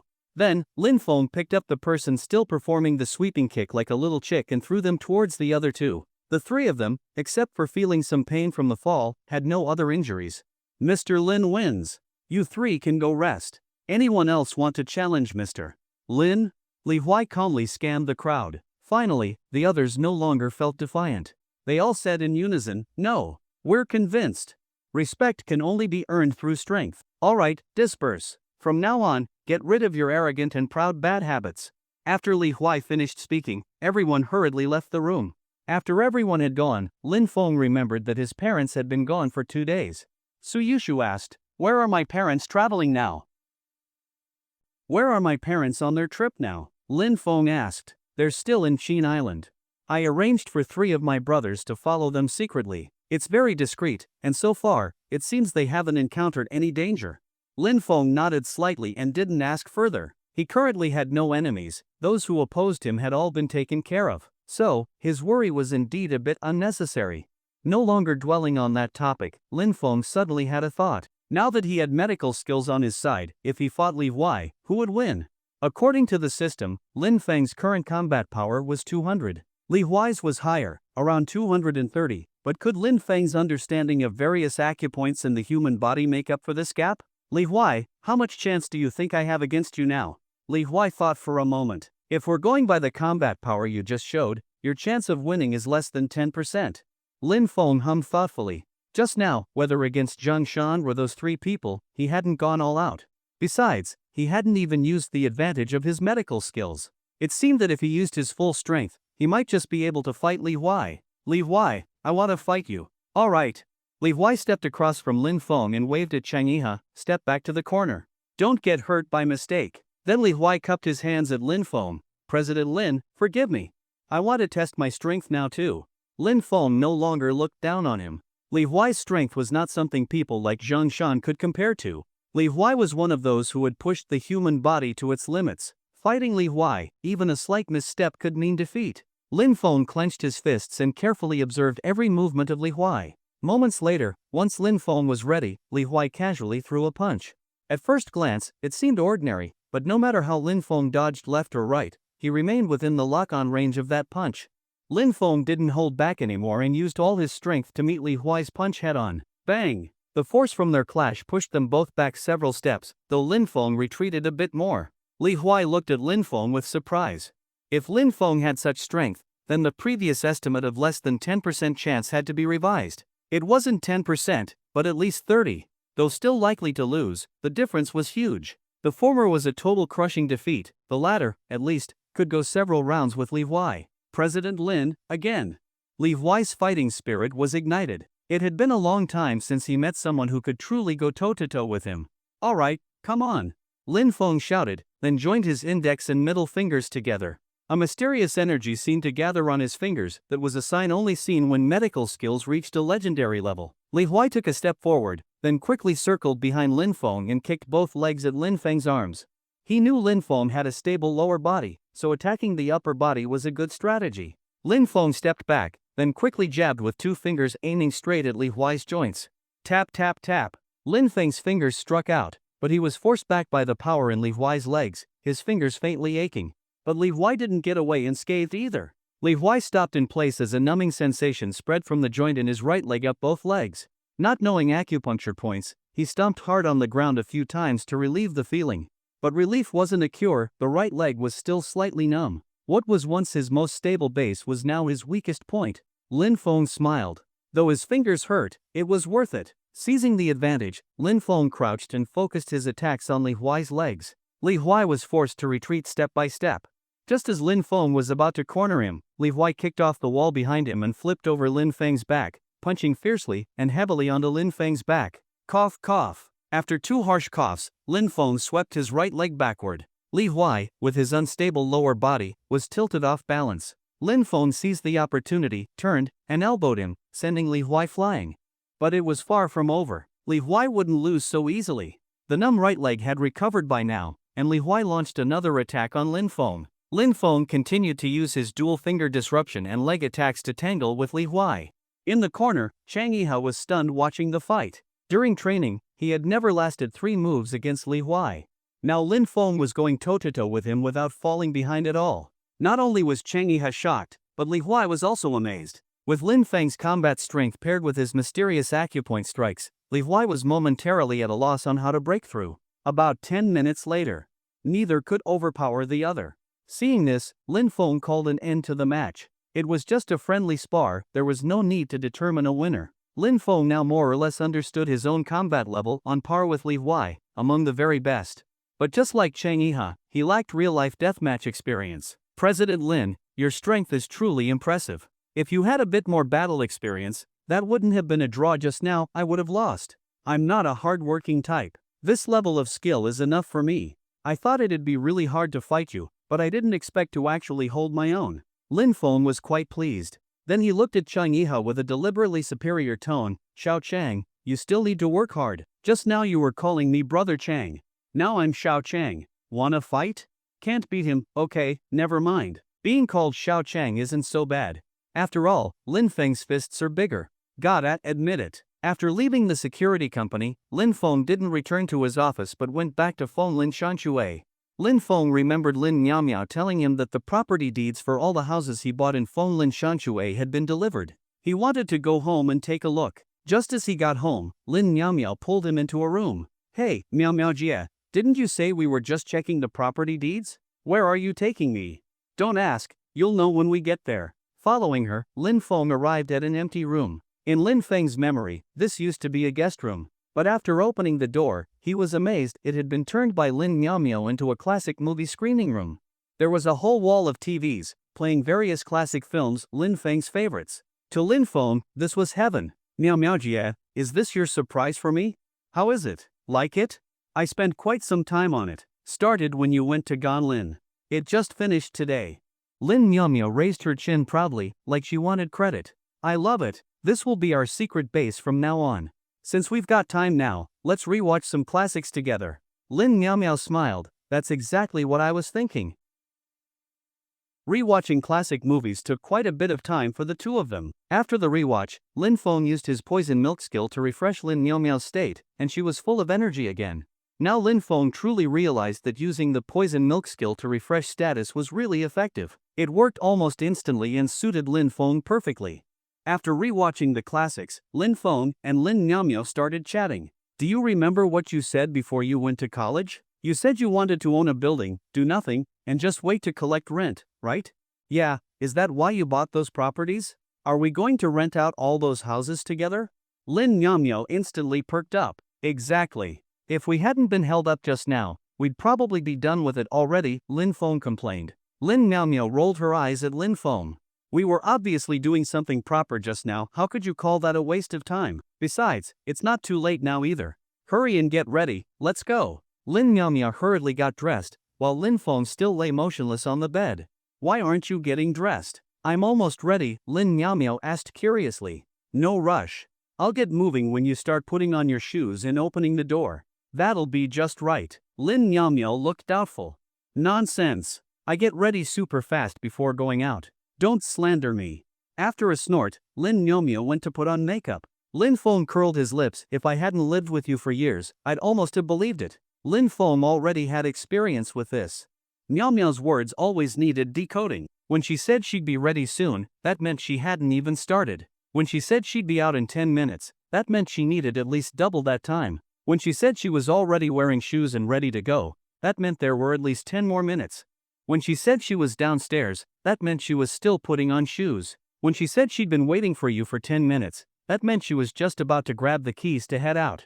So Lin Feng wasn't in any hurry. About 20 minutes later, Lin Miao came into the room, glanced at Lin Feng, and said, I've finished my makeup. Just need to put on shoes and we can go. Aren't you getting up? Lin Feng stretched lazily.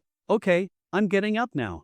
After Miao left, Lin Feng was dressed in less than a minute. Then he went to the door and saw Lin Miao putting on her shoes. These shoes don't really match my dress. Lin Feng, how about this pair? That pair's a bit outdated. Go with this one instead. This one won't work either, the weather's a bit too warm. Lin Feng, misjudged. As long as you haven't left the house, everything is still uncertain. Watching Miao fuss over which shoes to wear, Lin Feng forcibly intervened and picked a pair of boots before they finally managed to leave the house. The property deeds for several hundred homes couldn't fit in the trunk of one car. Lin Feng specially had someone from the company bring over a G-Wagon. They filled the trunk and the back seat with red booklets before they could fit all the property certificates. Miao sat in the passenger seat, turned her head to look at the property deeds that weighed at least dozens of kilos, and couldn't believe that something she casually said in the past had actually come true today. And Lin Feng had taken her casual comments seriously and remembered it all this time. Lin Feng, you're really great. Miao's heart felt warm. I'm driving right now. Not the time. Not the time for what? Lin Feng was stunned. Didn't you mean you wanted to watch a movie? Did I misunderstand? Miao rolled her eyes, then began to reflect. Her big sisterly, wise persona was kind of falling apart. She just wanted to show a little affection, and Lin Feng took it as a signal. No way. This won't do. Starting now, I have to ignore Lin Feng today. But when she looked at Lin Feng, her whole heart melted. Whoa, I really can't be cold to him. Whoa, I've also fallen into Lin Feng's trap. Wait, why did I say also? While Miao was lost in thought, Lin Feng drove to a nearby real estate agency. After parking, Lin Feng and Miao got out of the car together. Hand in hand, they walked inside. Hello, are you here to rent a house? At Lianwu Rentals, we'll provide you with the best service and the most satisfactory prices. Our listings cover all price ranges, from one-bedroom units to Fonglin Shanshui villas, we have it all. As soon as they walked in, a young woman in her early 20s wearing a white shirt greeted them enthusiastically. Her enthusiasm was likely due to the G-Wagon Lin Feng had driven over. Luxury cars do have their perks. Lin Feng raised his eyebrows. You have listings for Fonglin Shanchue? Do you have many available? The young woman was thrilled, asking about Fonglin Shanchue right away. Big client? Sir, you have great taste. Fonglin Shanchue is one of the top residential complexes in Shizhou, so listings are quite limited. If you want to rent, I suggest acting fast, or the few available units might be taken. Not many listings? That's good. Sir, why do you say that's good? Because I'm not here to rent a house, I'm here to rent out houses. To be specific, I'm here to rent out houses in Fonglin Shanchue. The receptionist's excitement soared. Listings for Fonglin Shanchue were extremely rare here. What she said about not many was actually an exaggeration. In truth, they only had 2 listings, and both were standard apartments, no villas. Sir, you want to rent out your Fonglin Shanchue properties? Are they apartments or villas? Both. You're renting out more than one property? The receptionist was stunned again. Yeah, quite a few. You might not be able to handle it. Please wait a moment, sir. I'll get the manager.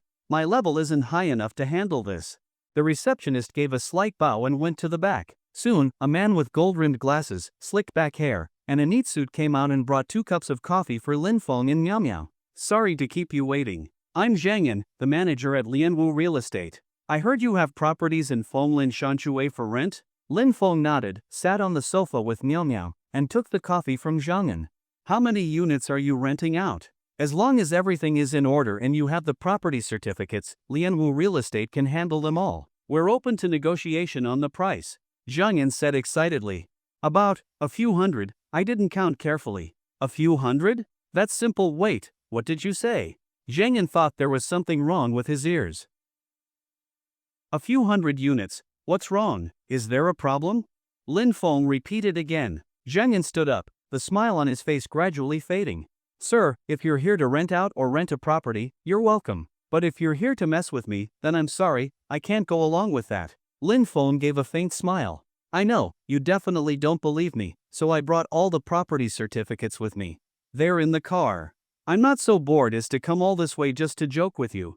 Zhang Yan thought briefly and felt that Lin Feng's words made some sense, but he still found the claim of several hundred units hard to believe. It completely exceeded Zhang Yan's worldview. Come, the property certificates are in the car, it's parked right outside. Lin Feng held Lin Miaomia's hand and waved to Zhang Yan, heading to the G-Wagon. Zhang Yan followed, half skeptical. Before he even reached the car, Lin Feng opened the rear door in the trunk, and a pile of little red booklets spilled out and fell to the ground. Zhang Yan stood there stunned, the files he was holding for show also scattered on the ground. Do you believe me now? Zhang Yan swallowed hard, his brain still blank. The shock of seeing a whole car full of property certificates was greater than anything else. Because he worked in real estate, he handled property certificates all the time. Each one meant a lot of money, and now, these red booklets symbolizing piles of money were stacked full in a G-Wagon. It was an honor for the G-Wagon to carry these certificates. After being dazed for a while, Zhang Yan suddenly felt something was off. Even though the property certificates were right in front of him, were they necessarily real? Faking property certificates was way too easy. If the situation weren't so absurd, Zhang Yan might have believed it at first sight. But rational thinking told him this was impossible. Do you believe now?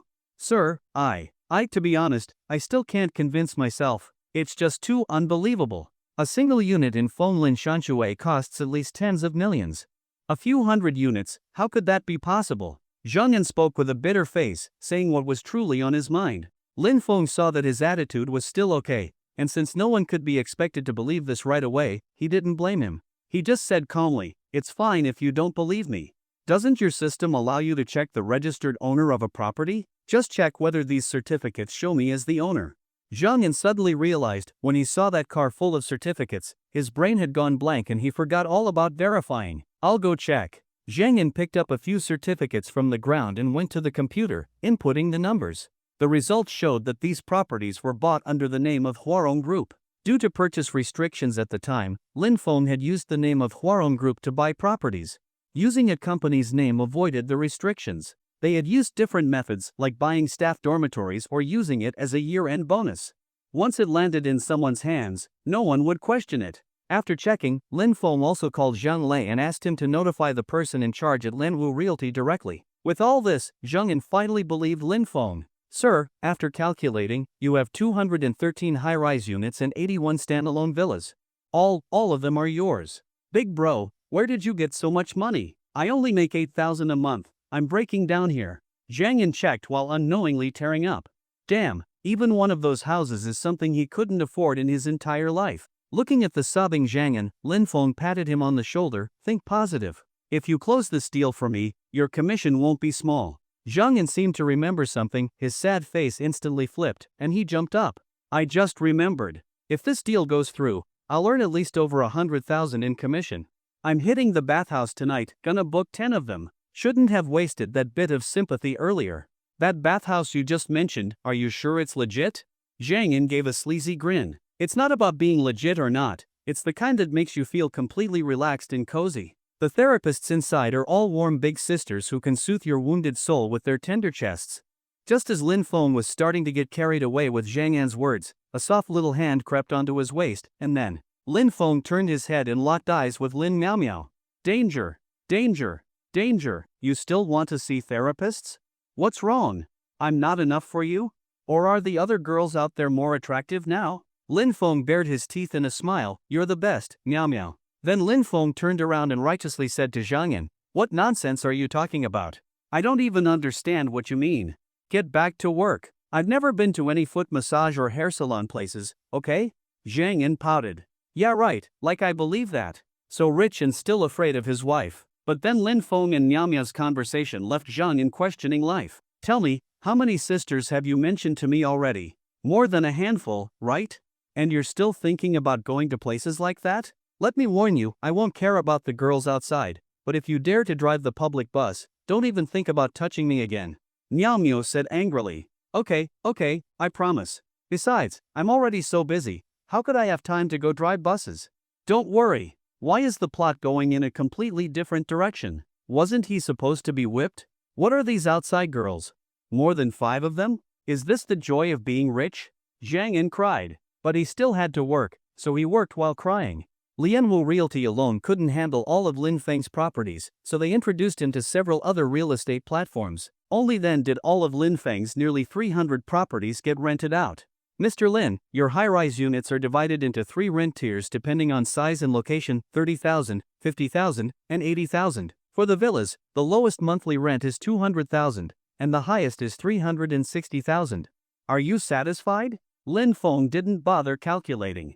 Just tell me how much I can collect in rent each month. Zhang Yan did a quick calculation and said, the total monthly rent for all the properties is 1 million, and annually it's 313. 2 million. Lin Miao gasped. Nearly 30 million in rent every month? 300 million a year? Lin Feng patted Lin Miao Miao's head. From now on, you'll be the landlady, and I'll be the landlord. If you ever feel bored, go collect rent, and after collecting it, go spend it. What Lin Feng said reminded Lin Miao Miao of a joke. There was once a man who owned 30 properties in his local area. He rented them all out and lived in a small bungalow himself. He required all tenants to pay rent monthly with a deposit, and he set a specific date for each tenant, from the 1st to the 30th of every month, one by one. His daily routine was to drive a Passat and collect rent door to door. The money he received each day, he would spend the same day barbecue, skewers, baths, singing. Once he spent it all, the next day he would collect rent from the next tenant. He often complained to his friends while eating skewers, life is too tiring, getting up early, working late, not even a weekend off, at most 1 day off a month. So his friend asked him, why don't you just collect all the rent in 1 or 2 days? Save yourself the trouble, and with online payments now, there's no need to visit every house. He looked at his friend and said, bro, you don't understand. My mom said, people can't be idle, if you idle around, you're done for. Sounds fun, hee hee. Lin Miao Miao laughed happily. On the same day the listings went online, nearly 1/3 of the properties were rented out, and most of the leases were for 6 months or a year. Why? Because Fonglin Shanshui properties were in high demand but low supply. Buying one was too expensive for most of the middle class, but they still wanted to live there, so renting was the only option. Some middle-class people, wanting to feel different from the average person and show they had entered the wealthy circle, would spend 1/3 of their monthly income to rent a luxury villa.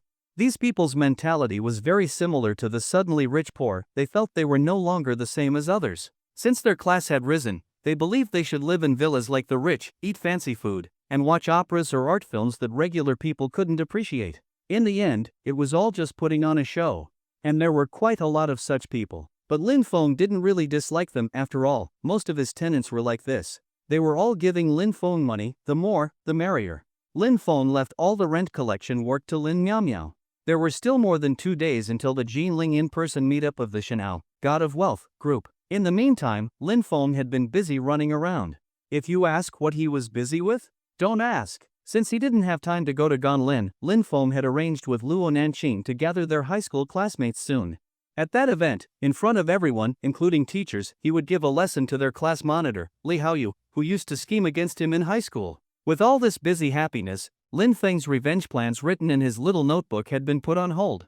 In a flash, the day of the group's in-person meetup arrived. The group chat was lively. It was the first offline gathering for the group. Huo Fan, as the host of the event, had made preparations early and posted the address in the group. Everyone, Triumph Grand Hotel, Central District, Jinling City, room number 1 and room number 2 of the Tian Suite are both reserved.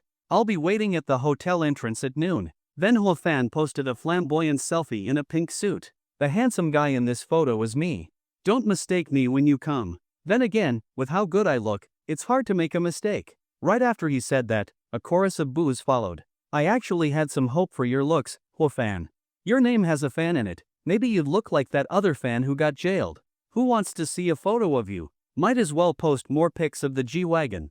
That video last time wasn't clear. Agree, post the G-Wagon, cleanse the bad vibes from your face. And sure enough, Huo Fan didn't disappoint. He posted more than a dozen high-res photos. Didn't expect you had this in you. You took all these yourself? Bro, you must have a side hustle. Be careful someone leaks these when fixing your computer. Better send them all to me, for safekeeping. +1. +1. Lin Feng also silently clicked +1 from behind. Don't get the wrong idea, if you ask, it was a slip of the hand. It's not like Lin Feng actually wanted to see them. Lying on his bed and seeing all the +1 responses on his phone, Huo Fan rolled his eyes, then replied in the group, save them quick. I'm deleting them in under a minute. If my account gets banned, I won't forgive you when we meet. Then the group went silent for a moment. Everyone was quietly saving. Are there any gentlemen who aren't interested in such pictures? Of course, Lin Feng was one of them. At that moment, looking at the silent group, Lin Feng sighed, unbelievable. Everyone in this group is like this. I really don't fit in here. By the way, isn't this a 5G phone? Why is it downloading so slow? After seeing the word saved successfully, Lin Feng nodded in satisfaction. Then he scrolled down, and the missing group members reappeared. Heh, who saved anything? Huo Fan, you don't understand me. I believe in Buddha. I never go near women. Say what you will, but I can vouch for Zhang Zhang. He really does believe. Last time he even asked a girl to wear monk robes. Ha! Don't slander me. You've tipped more male streamers than I can count. With these two group clowns, the chat exploded in laughter. Lin Feng quietly lurked and watched. This group really is full of talent, funny and smooth talkers. Being here felt amazing. After lurking for a while, Lin Feng checked the time, 8 o'clock. Time to get up. After breakfast, Lin Feng told Suyushu he had a business trip to Jinling and drove to the airport alone, ready to depart for Jinling. This time at the airport, nothing dramatic like someone falling ill happened. Boarding went smoothly. In first class. After finding his seat and sitting down, the cabin door wasn't even closed yet when Lin Feng saw a woman with big sunglasses walk past. Lin Feng was slightly stunned. That figure began to overlap in his mind with someone he remembered. Zhou Yuqiang? Lin Feng was about 80% sure it was her. Looks like fate really ties them together. They met again at the airport. Without hesitation, Lin Feng picked up the cup of coffee he'd just gotten from the flight attendant and left his seat. Zhou Yuqiang's seat wasn't far from Lin Feng's, only one empty seat between them. Lin Feng carried his coffee over to Zhou Yuqiang's seat and placed it on the small table in front of her. Zhou Yuqiang was startled. She looked up and met Lin Feng's eyes.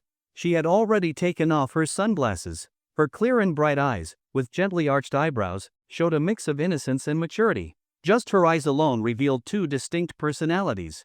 She wore a pure white off-shoulder dress. Her beautiful collarbones faintly showed. The fabric of the dress was so white it seemed almost transparent and slightly reflective, like angel wings, but not revealing in the least. As she made eye contact with Lin Feng, her long eyelashes trembled slightly. Her flawless, fair skin carried a faint blush, and her soft, thin lips looked as delicate and dewy as rose petals, making people want to take a bite. We don't seem to know each other, do we? Zhou Yuqiang asked tentatively. Lin Feng smiled and didn't act like a stranger at all, finding a spot and sitting down. You don't know me, but I know you. I'm your fan. Do you want a photo or an autograph? Zhou Yuqiang couldn't figure out what this random man suddenly wanted, and her hand reached for the pepper spray in her bag. If Lin Feng made any suspicious move, she would spray him on the spot. Don't be nervous. I just happened to see you and wanted to say hi. I used to really like you, but I haven't seen you much on TV these past 2 years. You haven't acted in movies for a while, right? It's been ages since you did any dramas too. The last one was that web series 4 years ago, Demon Slaying Chronicles, and since then, you've only been on variety shows and making short videos. After hearing Lin Feng, Zhou Yuqiang lowered her guard a bit. He knew quite a lot, chances are, he really was a fan. I'm getting older, already 27 this year. The company is pushing younger stars now. Besides, I can't accept certain things. Variety shows and short videos are more relaxing for me nowadays. By certain things, you mean hidden rules? You couldn't accept them, so they stopped giving you resources? Lin Feng caught the key point in her words. You could say that. There's also the fact that the company's not doing well lately. Honestly, it might go bankrupt soon.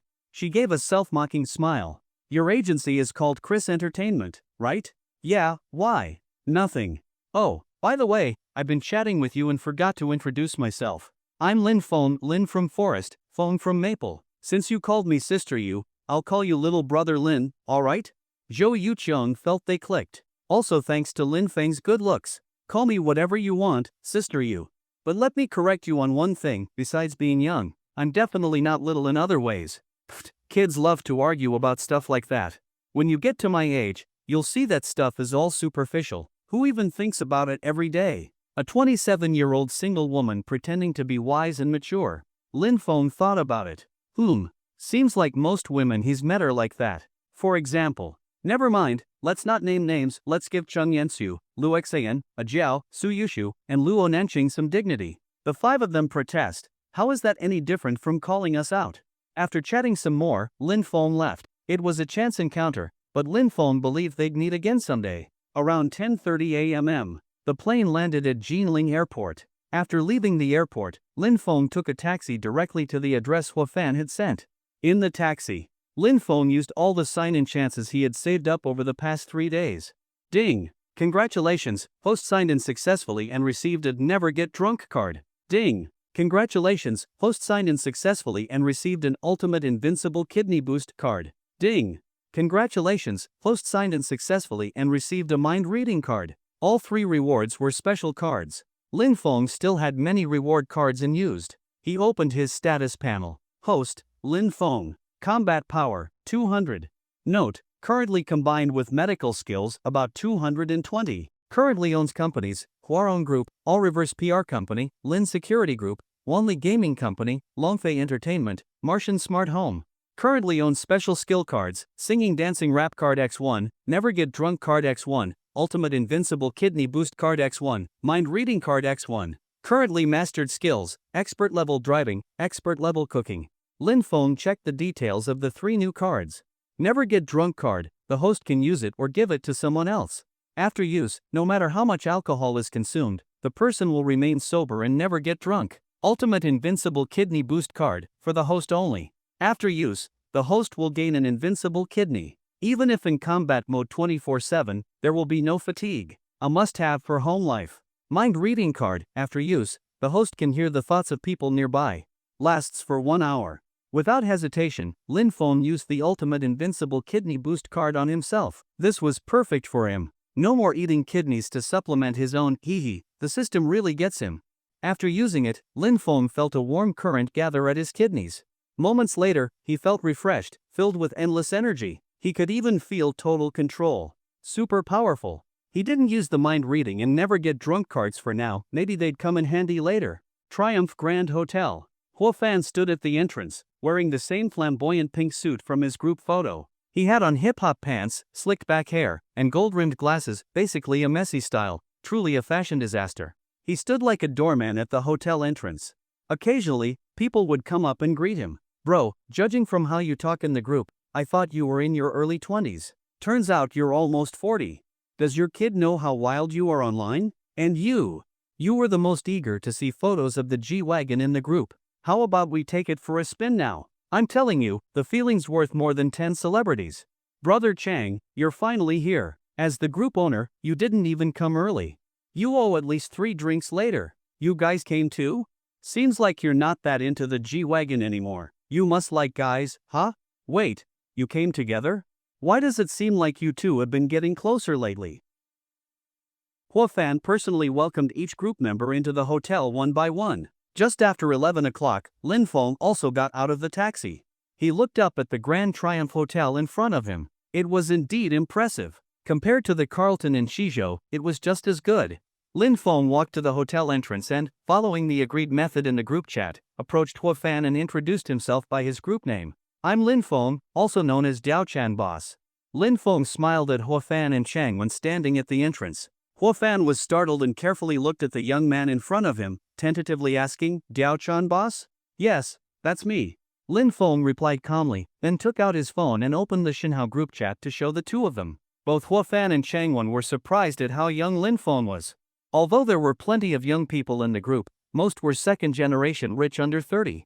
After all, older folks usually weren't into live streaming. Most of the group members were around 26 or 27 years old. Huafan and Changwen were in that age range. At this age, most rich kids had already started taking over family businesses, so they had more money than when they were in their early 20s and had some business connections. The reason Changwen created the group in the first place was to network with other wealthy people. More friends meant more connections, and maybe someone could help when needed in the future. That's why the two were so surprised at Lin Feng's age. For someone so young to casually throw around nearly 10 million on gifts was likely a member of some mysterious powerful family. Huafan and Changwen exchanged a glance, their earlier suspicions deepening. But neither said anything when it came to identity, unless someone brought it up themselves. It wasn't polite to ask. That was an unspoken rule in rich circles. So you're Diaochan Boss. I thought I was already pretty handsome, but turns out you're even more good-looking than me. I'd say there aren't more than 5 people on Earth better looking than me. Changwen rolled his eyes at Huafan. Are you praising Diaochan Boss or yourself? With that face of yours, if you weren't rich, you'd be single your whole life. Huafan and Changwen had known each other before joining the group, so bantering was normal for them. Lin Feng just smiled. Just call me Lin Feng. That boss stuff is just internet nonsense. Alright then, we'll call you Lin Feng. We're all brothers from now on. Come on, I'll take you to the private room. Nearly 20 people are already there, it's lively inside. Changwen took Lin Feng into the private room, while Huafan stayed at the entrance to greet the rest. Inside the private room, Changwen brought Lin Feng in and introduced him to everyone. Everyone gave him face, calling him boss one after another and even inviting him to sit at the head of the table, but Lin Feng declined. After all, this gathering was organized by Huafan. It wouldn't feel right for him to sit at the main seat. After sitting down, a few people chatted casually. Lin Feng lowered his head to play on his phone. It was a bit awkward. In the group chat, everyone could talk without filters, say anything, joke around, but offline and face-to-face, some things were hard to say out loud. Most people still cared about appearances. That awkward atmosphere needed a few lively people to break it. Luckily, once people in both private rooms had mostly arrived, Huafan stepped in to play that role. Huafan skillfully livened up the table. Every time things got quiet, he would bring the energy back up again. With a few jokes and some drinks, the unfamiliar group gradually warmed up. These were all either rich kids or young entrepreneurs, not one was a boring person. After a few drinks, calling each other brothers came naturally. After some drinking, Huafan suggested playing a game to liven things up. What game? We're all guys here, what's even fun to play? Changwen held his glass, feeling something was missing, like the lack of drinking companions. Huafan rolled his eyes. You've got your mind in the gutter. When we go sing later, there'll be company. Don't expect someone to drink with you just for this meal. After a pause, Huafan continued, it's boring to just drink. Let's play something simple, truth or dare. Put a bottle in the middle of the table. I'll spin it. Whoever it points to chooses truth or dare. How about it? Sure, there's nothing else to do, and we're full anyway. Let's do it. Just make sure no one lies during the truth questions. If Huafan's the host, does that mean we don't get to ask him anything? Yeah, Huafan, if you're not included, half the fun's gone. You can't host, you have to play. Huafan shrugged, then Chang bro, you host and spin the bottle. I'll join. Watch out, though, my questions are brutal. Alright, let's start. Changwen stood up, placed an empty wine bottle in the center of the table. I'm spinning it now. Just to be clear, no backing out, and no getting mad. We're all brothers. With that, Changwen spun the bottle. It spun quickly at first, then slowed down. Everyone stared at the bottle nervously and curiously. After a moment, it stopped, pointing at someone named Xinfei. Hua Fan immediately jumped up. Old Shin, huh? Unlucky. You got picked first. I'm asking truth or dare? Shin Fei took a sip of wine. Truth, I can tell from your face you're up to no good. What do you want to ask? Hua Fan grinned mischievously. Alright then, tell us on the night you lost your virginity, how long did it last? Shin Fei's face turned red. I think I'll choose dare instead. Hey, you already picked. Can't switch now, right Chung bro? Shin, don't be a coward. Hua Fan looked at Changwon, waiting for him to weigh in. Changwon stepped in like a judge. Shin, you already said truth, don't back out. So what if it was short? You think we'd mock you? Shin Fei responded with a bitter voice. Like hell I believe you. Can you at least put your phone down while saying that? Changwon stayed calm and set his phone on the table. Okay, it's down. Now spill it. Everyone at the table held up their phones, recording and waiting for Shin Fei to speak. Shin Fei was so mad he almost blew steam from his nose. Old Shin, just say it. The game just started, you should set a good example for us brothers. Songwon said with a smile, trying to persuade him. Shin Fei covered his face. Alright, I'll say it, okay? Who can last long the first time? Doesn't everyone finish in just a few minutes at most? I was just, even shorter than a few minutes. Aya, just say the exact time already, Hua Fan urged. I didn't count exactly, but it was like 2 thrusts. Everyone in the room couldn't hold back, bursting into laughter, holding their stomachs. Old Shin, I've heard before that you were fast, but I didn't expect this fast. 2 thrusts? Want me to send you some gifts so you can show me a live demo? Brother Shin, I suggest you apply for the Guinness World Records. I've never heard of someone this fast. You're legendary. Don't worry, Old Shin. We've all got tight lips. I guarantee what happened today won't leave this room. Shin Fei blushed bright red and drank a whole big glass of alcohol in one go. Stop making fun of me. Just wait till the bottle lands on you, you won't be laughing then. Changwon waved his hand to calm everyone down. Alright, let's move on. No more bringing this up again, got it? Let's keep playing. I'll spin the bottle. The second lucky draw landed on Hua Fan. Ah ha ha ha.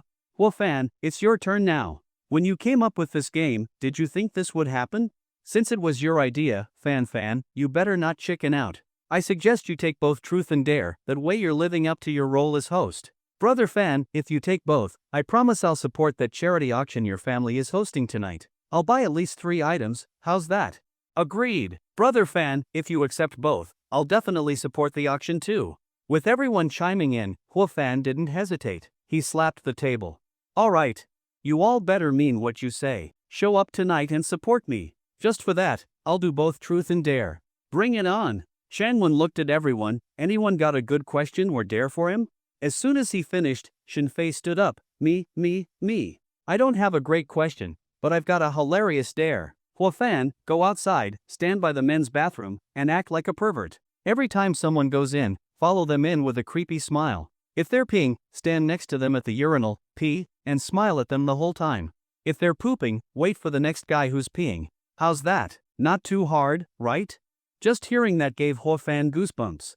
Old Shin, you're the real pervert here. How do you even think of this stuff? Alright, since it was my idea to play, I'll accept. But tell me the truth question now too. I'll answer it and then go do the bathroom dare. Shin Fei shrugged. I won't ask the truth part. Someone else take it, I'm just waiting to see your freak show. Changwon looked around the room, then landed on Lin Feng. Lin Feng had been quiet during the meal and toasts, maybe he wasn't used to these types of gatherings. So Changwon called him, intending to let him ask the question. Brother Lin Feng, how about you ask? Lin Feng was slightly surprised and pointed to himself. Me? Ask? Yes. No one else has a good idea, maybe you've got a killer question? Don't worry about being too much. We joke like this all the time. Even if Shin just now looked like he wanted to kill someone, it was all for show, right Shin? Yeah, if I was really mad, I would have flipped the table already, though it's kind of heavy. I couldn't flip it anyway, Shin Fei joked. So go ahead, brother Lin Feng, ask whatever you want. Hua Fan won't mind. Lin Feng nodded slightly. Let me think. After thinking for a moment, a smile appeared on Lin Feng's lips. Alright, here's my question. Brother Fan, tell us about the most unforgettable moments you've had during sex. For example, like if you were playing bondage but got tied up instead, or playing with wax and ended up getting dripped on instead. Everyone in the room looked at Hua Fan with eager eyes. Go on, at least 3 stories. You've probably done it hundreds or thousands of times by now, picking 3 shouldn't be hard, Changwon said with a chuckle. Everyone else agreed. Brother fan, you better be honest. Don't lie. If you say you can't pick 3 out of 1,000 times, we won't believe you, and your answers have to pass the Waste God review, otherwise you'll have to do it over. Come on, I can't wait anymore, ha ha ha. It felt just like when everyone was waiting on Shinfei, some people were grinning from ear to ear. Fan coughed a few times. Brother Lin's question is tough. Alright, I'll answer. Since you asked, I won't dodge. But I've been doing this since middle school, it's been over a decade, so give me a minute to think. Take your time. If 3 stories aren't enough, we'll give you more slots, 10, even 100 if you want. About 3 or 4 minutes later, Fan finally spoke. Ahem, alright, here comes Fanbro's speech. You want the top 3 most unforgettable? Here goes. First one. Back when I was still a virgin, totally pure, I didn't know anything. One day, I saw a vendor selling little chicks on the street. I thought they were so cute, so I bought the last 5. But on my way home, I realized I only had 3 left. Panicked, I went back to look for them. I returned to where the chick vendor had been, but they were already gone. So I searched up and down the street, and eventually I reached the front of a hair salon. There I met a big sister in revealing clothes. She asked me, "What are you looking for?" I said, "Chicks." And then she pulled me inside. That was my blurry and confused first time, and to this day, I still remember it very clearly. It's like I can recall every second of it. Fan squinted his eyes as if reliving that wonderful moment. After a moment, he looked at Lin Feng. Well, does this one count? Lin Feng nodded and gave him a thumbs up. Brother Fan, you're something else. Sounds like you strayed from the right path early on. Ever since then, you've been going down this road with no turning back, huh? Fan chuckled shyly. Since then, even though my hair isn't long, I've been going to salons regularly. Even now, if that big sister ever needs anything, I wouldn't hesitate. After all, she gave me a truly unforgettable adolescence. So Brother Fan had a past like that, huh? No wonder you're so wild now, you had a strong foundation. Brother Fan has always been frugal, started taking the public bus since middle school. Alright, let's stop reminiscing. Tell us the second one. That first one counts as a pass. No rush, I was just getting to it. The second one happened when I was in college. Back then, because of excessive indulgence, I entered a period of sage mode. I wanted something different, so I tried online dating. Fan slipped back into storytelling mode. I cut off all relationships with female friends, deleted all my hookups, and focused on chatting with someone online. We talked for several months. I even spent quite a bit of money on them. Finally, on our 100-day anniversary, we decided to meet in person. But that day turned out to be the darkest day of my life. Everyone leaned in, hyped by his build-up, and asked, "Then what? Did she take one of your kidneys?" Fan rolled his eyes at the one who asked, "If I'd lost a kidney, could I still be galloping around like this?" Just listen to me. I arranged to meet my online girlfriend directly at a hotel. Before going, I cleaned myself up. I had been celibate for nearly 6 months, planning to go all out that day. I bought 6 condoms, planning to use them all. I got to the hotel before her and waited a bit on the bed. Then someone knocked. I rushed to open the door. And there stood him. He was wearing a mask, with long bangs covering his forehead, only showing his eyes. But his eyes were exactly the same as in the pictures. I was super happy and hugged him right into the room. But when I tried to get more intimate, I accidentally pulled off his wig. He was a guy. Do you know how shattered I was in that moment? Fan looked like he was in agony. If you haven't experienced it, you just wouldn't understand. Everyone burst out laughing, trying to hold it in. Changwon, grinning, asked, So did you go along with it after all? Fan widened his eyes. Bro, what are you thinking? I'm a pure 24K straight. He told me he was gay and afraid of being discriminated against, so he tried online dating. But whenever he told people the truth, they'd immediately unfriend him. So he came up with a bad idea: pretend to be a girl online, chat with guys, and when they met in real life, hope that one of them would stay out of nostalgia for their online connection. I pretended to go along and let him kiss me a few times so he'd lower his guard. Then, when he went to shower, I ran away. Fan let out a long breath. That experience really was terrifying. If things had gone wrong, even his farts might have sounded different in the future, like pfft instead of whoosh whoosh. At this point, someone piped up, Brother Fan, you didn't hook your bro up? Can you still contact him? I'd like to spar with him. The guy talking clearly liked crossing swords too. I blocked all his contacts the moment I ran out, even smashed the phone we used to chat. If you want to find him, go search the streets yourself. Fan snapped back. After he finished, Changwon clapped his hands. Brother Lin, do you think this one counts? Lin Feng thought for a moment. In terms of story quality, it's as good as the first one, but brother fan, this one's a bit off topic. I asked about memorable sex experiences, and this one didn't actually happen. Fan pulled a bitter face. If it had happened, I would have jumped out the hotel window. I wouldn't be here telling you the story. Fine, we'll count this one. That makes 2. What about the last one? Let me think. The first 2 were the most unforgettable. The rest, I've kind of forgotten. Recently, the thing I remember best is about my G-Wagon, but you guys already know that one. About a minute later, Fan suddenly slapped his leg. I remembered. It was after I'd indulged a bit too much, and my body was weak, so I was kind of fast. But I mean, like, normal fast, not like old Shin. Even while telling his own story, Fan couldn't resist taking a jab at Shinfei. Shut up. I was just nervous the first time. Now I last for hours. Shinfei bragged without a shred of shame. Fan smirked. Old Shin, thanks. That's the best joke I've heard in days. Fan, just wait, I'm getting you drunk later. Then I'll finish what your online boyfriend couldn't. Fan shivered and instinctively covered his rear. Old Shin, calm down, I was just kidding. Shinfei rolled his eyes. Keep going, start from the part where you were too quick. Fan took a sip and continued. Because I finished too quickly once, during sex with my girlfriend at the time, I was already done. But since she was wearing an eye mask, she didn't realize and kept moaning by herself for several more minutes. The room went silent for a few seconds, then, ha ha ha. Brother fan, maybe buy a magnifying glass next time, at least fool yourself a little. The laughter in the room lasted for quite a while. Fan didn't blush or get flustered, he just looked at everyone helplessly. He didn't plan to explain. The more he explained, the worse it would sound. After a long laugh, Changwon clapped his hands, signaling everyone to quiet down. Alright, enough laughing. Brother fan's story was too good. I suggest we all raise a glass to him. It's just red wine anyway, not that strong, and it won't mess up the charity auction tonight. Everyone raised their glasses together and toasted Fan, a toast to his rough experiences. After finishing their wine, Shinfei eagerly patted Fan on the shoulder. Truth's done, now it's time for the dare. Fine, isn't it just pretending to be a pervert? Piece of cake, but you guys can't all come and watch. If too many people gather, no one will dare go to the bathroom. True. Let's just pick a few people to secretly record it. But only record outside the bathroom, inside would be inappropriate, right? Agreed, no problem. I'm fine with it too. Just imagining Fan standing outside the restroom with that perverted face already makes me happy. +1. Since no one objects, then here's the plan. Me, Zhang, Zhou, and Lin Feng will record. Shinfei, you go inside the bathroom pretending to use it and keep watch. Alright, sounds good. I can't wait, Shinfei looked eager.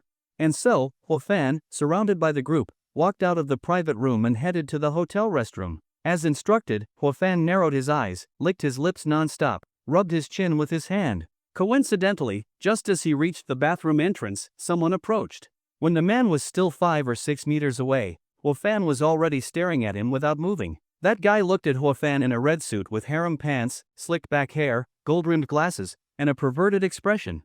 He frowned immediately. But he was polite and didn't say anything, just walked into the bathroom. What he didn't expect was that the creepy guy who had been making faces at him followed him inside, and even walked right up to the urinal next to him. What the hell are you doing? Using the bathroom.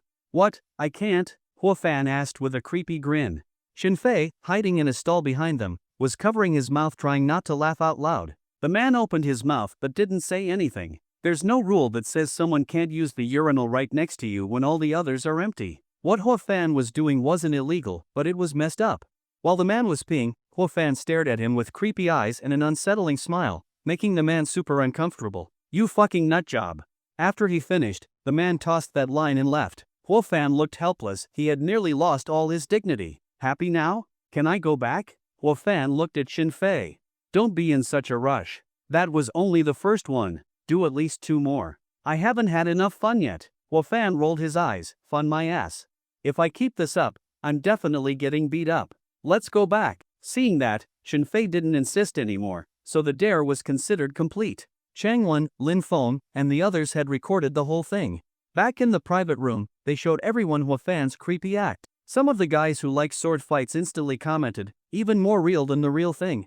Thanks to Fan's antics, everyone relaxed completely. Conversations flowed, and the group became very lively. The game of truth or dare continued. After a few more rounds, The bottle landed in front of Lin Feng. Hey, brother Lin Feng, it's your turn. Hee hee, truth or dare? Shangwen asked with a grin. Lin Feng smiled. Let me hear what the dare is first. Of course. You've probably seen that viral video Tiger Bro, on the street, spreads his arms wide and says the legendary declaration, okay brothers, eyes on me, look at me, I've got an announcement, I'm a dumbass. So the dare is, go into a random private room full of people and perform Tiger Bro's famous declaration. Lin Feng shrank his neck, better to die than to suffer social death. Let this one be for the next brave soul. I'll choose truth. Ah, what a shame. That Tiger Bro dare was a stroke of genius. Since you chose truth, let's save it for the next lucky brother. Now, any good questions for brother Lin Feng?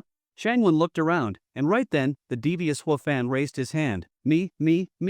When it comes to asking questions, you're all rookies next to me. I'll ask. Huafan cleared his throat, smiling. Brother Lin, let me ask you, those twin sisters you gifted recently, how long did it take for both of them together? Lin Feng froze, then quickly understood what Huafan meant. This was impossible to answer.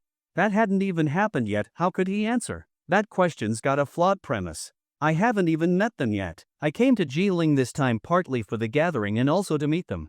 They said they wanted to treat me to a meal. Huafan and the others were stunned. Haven't met them yet? You're just planning to meet them today? You gave them nearly 10 million in gifts, and still haven't met them? That was unimaginable to this group. They weren't fools, none of them would give without getting something in return. If a streamer tried to string them along, they'd make sure she regretted it. Usually, after tens of thousands in gifts, they'd expect at least a meetup. It was basic give and take. But Lin Feng had dropped nearly 10 million and still hadn't met them? That was rare. Brother Lin, are they stringing you along? If so, don't let them get away with it. Teach them a lesson, they'll fall in line. Huafan advised. Lin Feng waved his hand. No, they kept saying they wanted to treat me, but I didn't have time. Since the gathering is in Jinling and they're also here, I figured I'd meet them. So, Brother Lin, all that money wasn't for that? I was just bored at the time and started gifting for fun. It was just because I was bored and played around with gifting. Everyone gasped after hearing Lin Feng's words.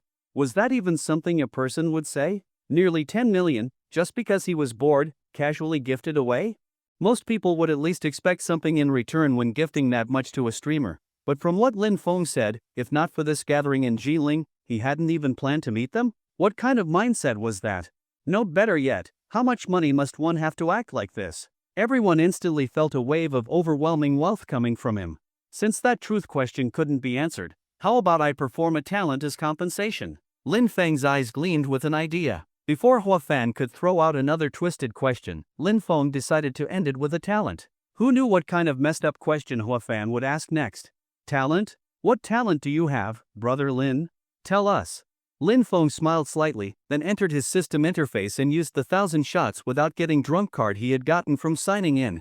What's the most you guys can drink when it comes to baijiu? Lin Feng looked at everyone. I can manage about half a gene at most anymore and I'm done. I can drink 1 gene, but after that, I black out. You guys are weak. I can do 2.5 gene. One time I almost made it to 3 gene, and on the 3rd day, I was totally fine. So where were you on the 2nd day? In the hospital, of course.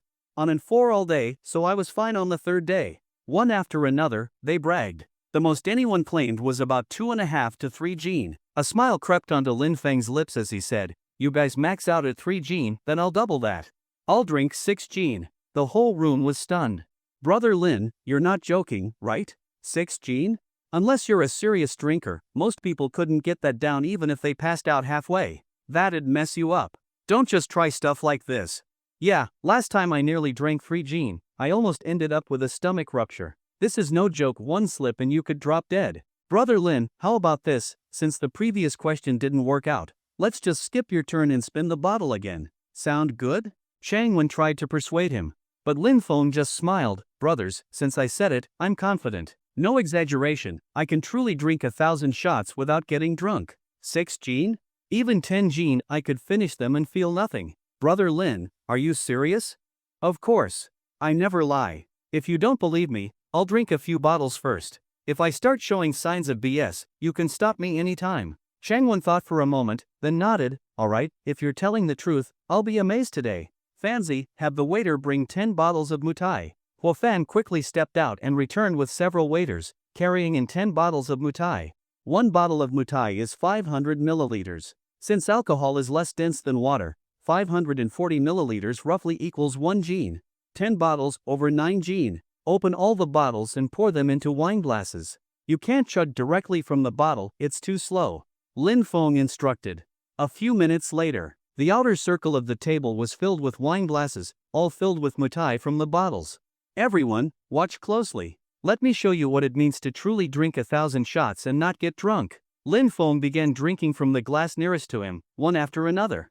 It wasn't just like drinking water, it was faster than drinking water. Gulp, gulp, glass in hand, stepping forward, each step taking about 4 to 5 seconds, his pace matched the drinking. In just a moment, Lin Feng had already downed about a third. Everyone at the table was stunned, staring at Lin Feng in disbelief. Was that really alcohol he was drinking? They'd seen good drinkers before, but you could always tell they were drinking. Lin Feng, on the other hand, looked like a man dying of thirst after a workout, chugging like mad. The alcohol probably got confused entering his body. How did I get in here? Just as Lin Feng had finished more than half, Changwen suddenly called out, "Is that really alcohol? Huafan, you didn't swap it with mineral water, did you?" Huafan rolled his eyes. "Can't you tell the difference between water and liquor? Can water foam like that? Smell like this? If you don't believe me, go taste a glass yourself." Lin Feng paused, grabbed a tissue and wiped his mouth. After using the 1,000 shots card, the harshness and burn of the alcohol were gone, just a smooth sensation going down. Once swallowed, the alcohol was wrapped in a mysterious energy in his body and evaporated through his pores, leaving nothing behind. That's why it was 1,000 shots without getting drunk. I really am drinking liquor. If anyone still doubts it, go ahead and check. If you think the first ones were water, bring more liquor, I'll drink again after inspection. Though everyone believed him, Lin Feng's performance was too outrageous not to raise suspicions. So with his permission, they brought 2 more bottles, opened them, checked thoroughly, then handed them to Lin Feng. He downed them instantly, no hesitation. Their doubts were finally laid to rest, only admiration remained. I misjudged you, brother Lin. You're the real deal. I've seen good drinkers, but no one this smooth. This is next level. I thought I could hold my liquor, but compared to you, I'm nothing. Brother Lin, got any tips? Teach us. At parties, I always get mocked for my weak tolerance. Once, a pair of jerks even got me drunk on purpose just so they could kiss and humiliate me in front of everyone. If I hadn't checked the security footage, I'd still be clueless. Everyone's reactions were different, but all were full of admiration for Lin Feng. Lin Feng let out a burp. He hadn't eaten much earlier, and now he was really full from drinking. Even if the alcohol was expelled through his pores, the water remained. Guys, this is talent, not something I can teach. But I can share one tip. Real drinkers have one thing in common: they can get rid of it quickly. As long as you relieve yourself fast, you can keep drinking. But if it all stays in your stomach, you'll get drunk quicker. Alright, I'm off to the restroom to release it. Lin Feng dashed out of the private room, but at the bathroom, he ran into a group of strange people. Just as Lin Feng walked into the bathroom, he saw a group of about 5 or 6 people. They weren't peeing or pooping, just standing around the sink area. When they saw Lin Feng enter, they looked over a few times, then quickly looked away. Lin Feng found it a bit odd, but then suddenly remembered. The guy standing in the middle of that group, wasn't he the one who a fan messed with during the dare? Judging by the situation now, they were waiting to ambush Huafan? After Lin Feng finished using the toilet, he walked up and asked a few questions. Bro, why are you all just standing here in the bathroom, not using the stalls? The guy who had been harassed by Huafan took a puff of his cigarette and said, waiting for someone. None of your business. You just go on your way. I'm just curious, why wait in the bathroom? Even though it's clean, there's still a smell. No big deal. I don't mind the smell. The last place I saw that pervert was in the bathroom. If I find out what private room he's in, I'll get some people and beat him up real good. The guy bit down on his cigarette until it bent. Hey, have you considered if you really beat him up? Wouldn't that be more of a reward than a punishment? The guy froze for a second, then thought for a bit. Now that you mention it, that kinda makes sense. But then he suddenly looked at Lin Feng. Wait a minute, I just said he was a pervert. But I didn't say he liked guys. How did you know? Are you one of his people? His gaze toward Lin Feng turned dangerous. Lin Feng quickly waved his hand. No, you misunderstood. I knew because I had the same experience. I ran into that guy just now too. It should be the same guy. The one you saw, was he wearing a pink suit? Creepy eyes? Followed you into the bathroom and stood next to you at the urinal, smiling? Holy shit. A fellow victim. You saw him too? Lin Feng nodded heavily. Yeah, ran into him a few hours ago. Just before I came in to use the bathroom, I saw him take the elevator down. I didn't chase him because I needed to pee. You serious? You really saw him? The guy was fired up. Of course. I could never mistake that guy's look. He probably already left the hotel. Alright, brother, catch you next time. I'm off to chase him. I will catch that pervert and beat him up good. With that, he led the group out of the bathroom and into the elevator. Lin Feng watched them leave, then returned to the private room. Huafan, you owe me big time. As soon as he entered, Lin Feng patted Huafan on the shoulder. What's up? Huafan still had no idea someone was after him. Guess what I saw in the bathroom just now? Don't tell me you also ran into something like when I pretended to be a pervert? Huafan was still smiling. Lin Feng gave a mysterious smile, very close. Do you remember that guy you ran into during the dare? I just saw him in the bathroom. What? He got so traumatized he turned into a pervert too. Wait, why'd I say too? I'm not really a pervert, I was pretending. No. He was hiding in the bathroom with a few big dudes, waiting to ambush you. Said if he caught you, he'd beat the crap out of you. Huafan instantly stood up and clutched his backside. You serious? No way. You think I'd lie to you? But look how much I care about you. I tricked them. I told them I saw you take the elevator and leave the hotel. They went down to chase you. Huafan let out a huge sigh of relief. Brother Feng, you're my savior. Thank you for saving my butt. I owe you. He grabbed a bottle of red wine from the table and chugged it in one go. No need to thank me. But let me give you a tip. The guy remembered your pink suit. I suggest you take it off when you leave, switch that slick back hair to bangs, and lose the glasses. He only saw you once, so a new look should throw him off. Although my advice is to go apologize and say it was just a prank. Judging by his look, if you go apologize, you might not walk away with your dignity. Huafan quickly covered his but again, finally feeling a bit safer. Around 3:20 in the afternoon. Everyone had almost finished eating, and Huafan clapped his hands to move to the next event, karaoke. There would even be a G accompanying them, and if anyone happened to feel sorry for G's family business going broke, they were welcome to offer support. As soon as he said this, the whole room erupted. Wasn't this what they came for? To drive the G, to show sympathy for her family's bankruptcy and provide financial aid? Now the main event was finally here. But just as everyone responded enthusiastically, Lin Feng pulled Huafan aside. I'm not going. I'm not into driving GS. Besides, like I said earlier during Truth or Dare, one reason I came this time was because that twin pair invited me to dinner. I already made plans for this afternoon. It won't interfere with tonight's charity auction. Brother Feng, you really aren't interested in GS? I'm telling you, that experience feels like flying to the heavens. Seriously not interested. I've got enough soulmates already. More importantly, I'm not into public rides.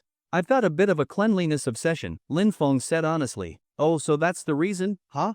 That's a shame. Honestly, when I was your age, I felt the same. But then I thought, didn't that shampoo room lady who opened my eyes also count as one? So I got over it. Anyway, since you're not coming, I won't force you. Best of luck with the twins. The charity auction tonight is at 8:30 at Blue Crystal Opera House. There's a short opera, then the auction. Don't forget to show up. Of course. I gave my word, I'll be there. Alright, I won't see you off. I've got to take the others to karaoke. Go ahead, don't worry about me. Lin Feng and the others left the hotel together, then split up. Earlier at the table, before finishing the meal, Lin Feng had already made plans to meet the Bai sisters, Rua and Inka, at a Western restaurant. Around 3:50 p.m. The two sisters sat nervously inside the restaurant. If you looked closely, you'd notice their legs were trembling. Yes sis, why are your legs shaking? You're shaking too. I was just copying you. Liar, you were the one who started shaking first. You saw wrong, it was you who started first. I'm sure I didn't see wrong.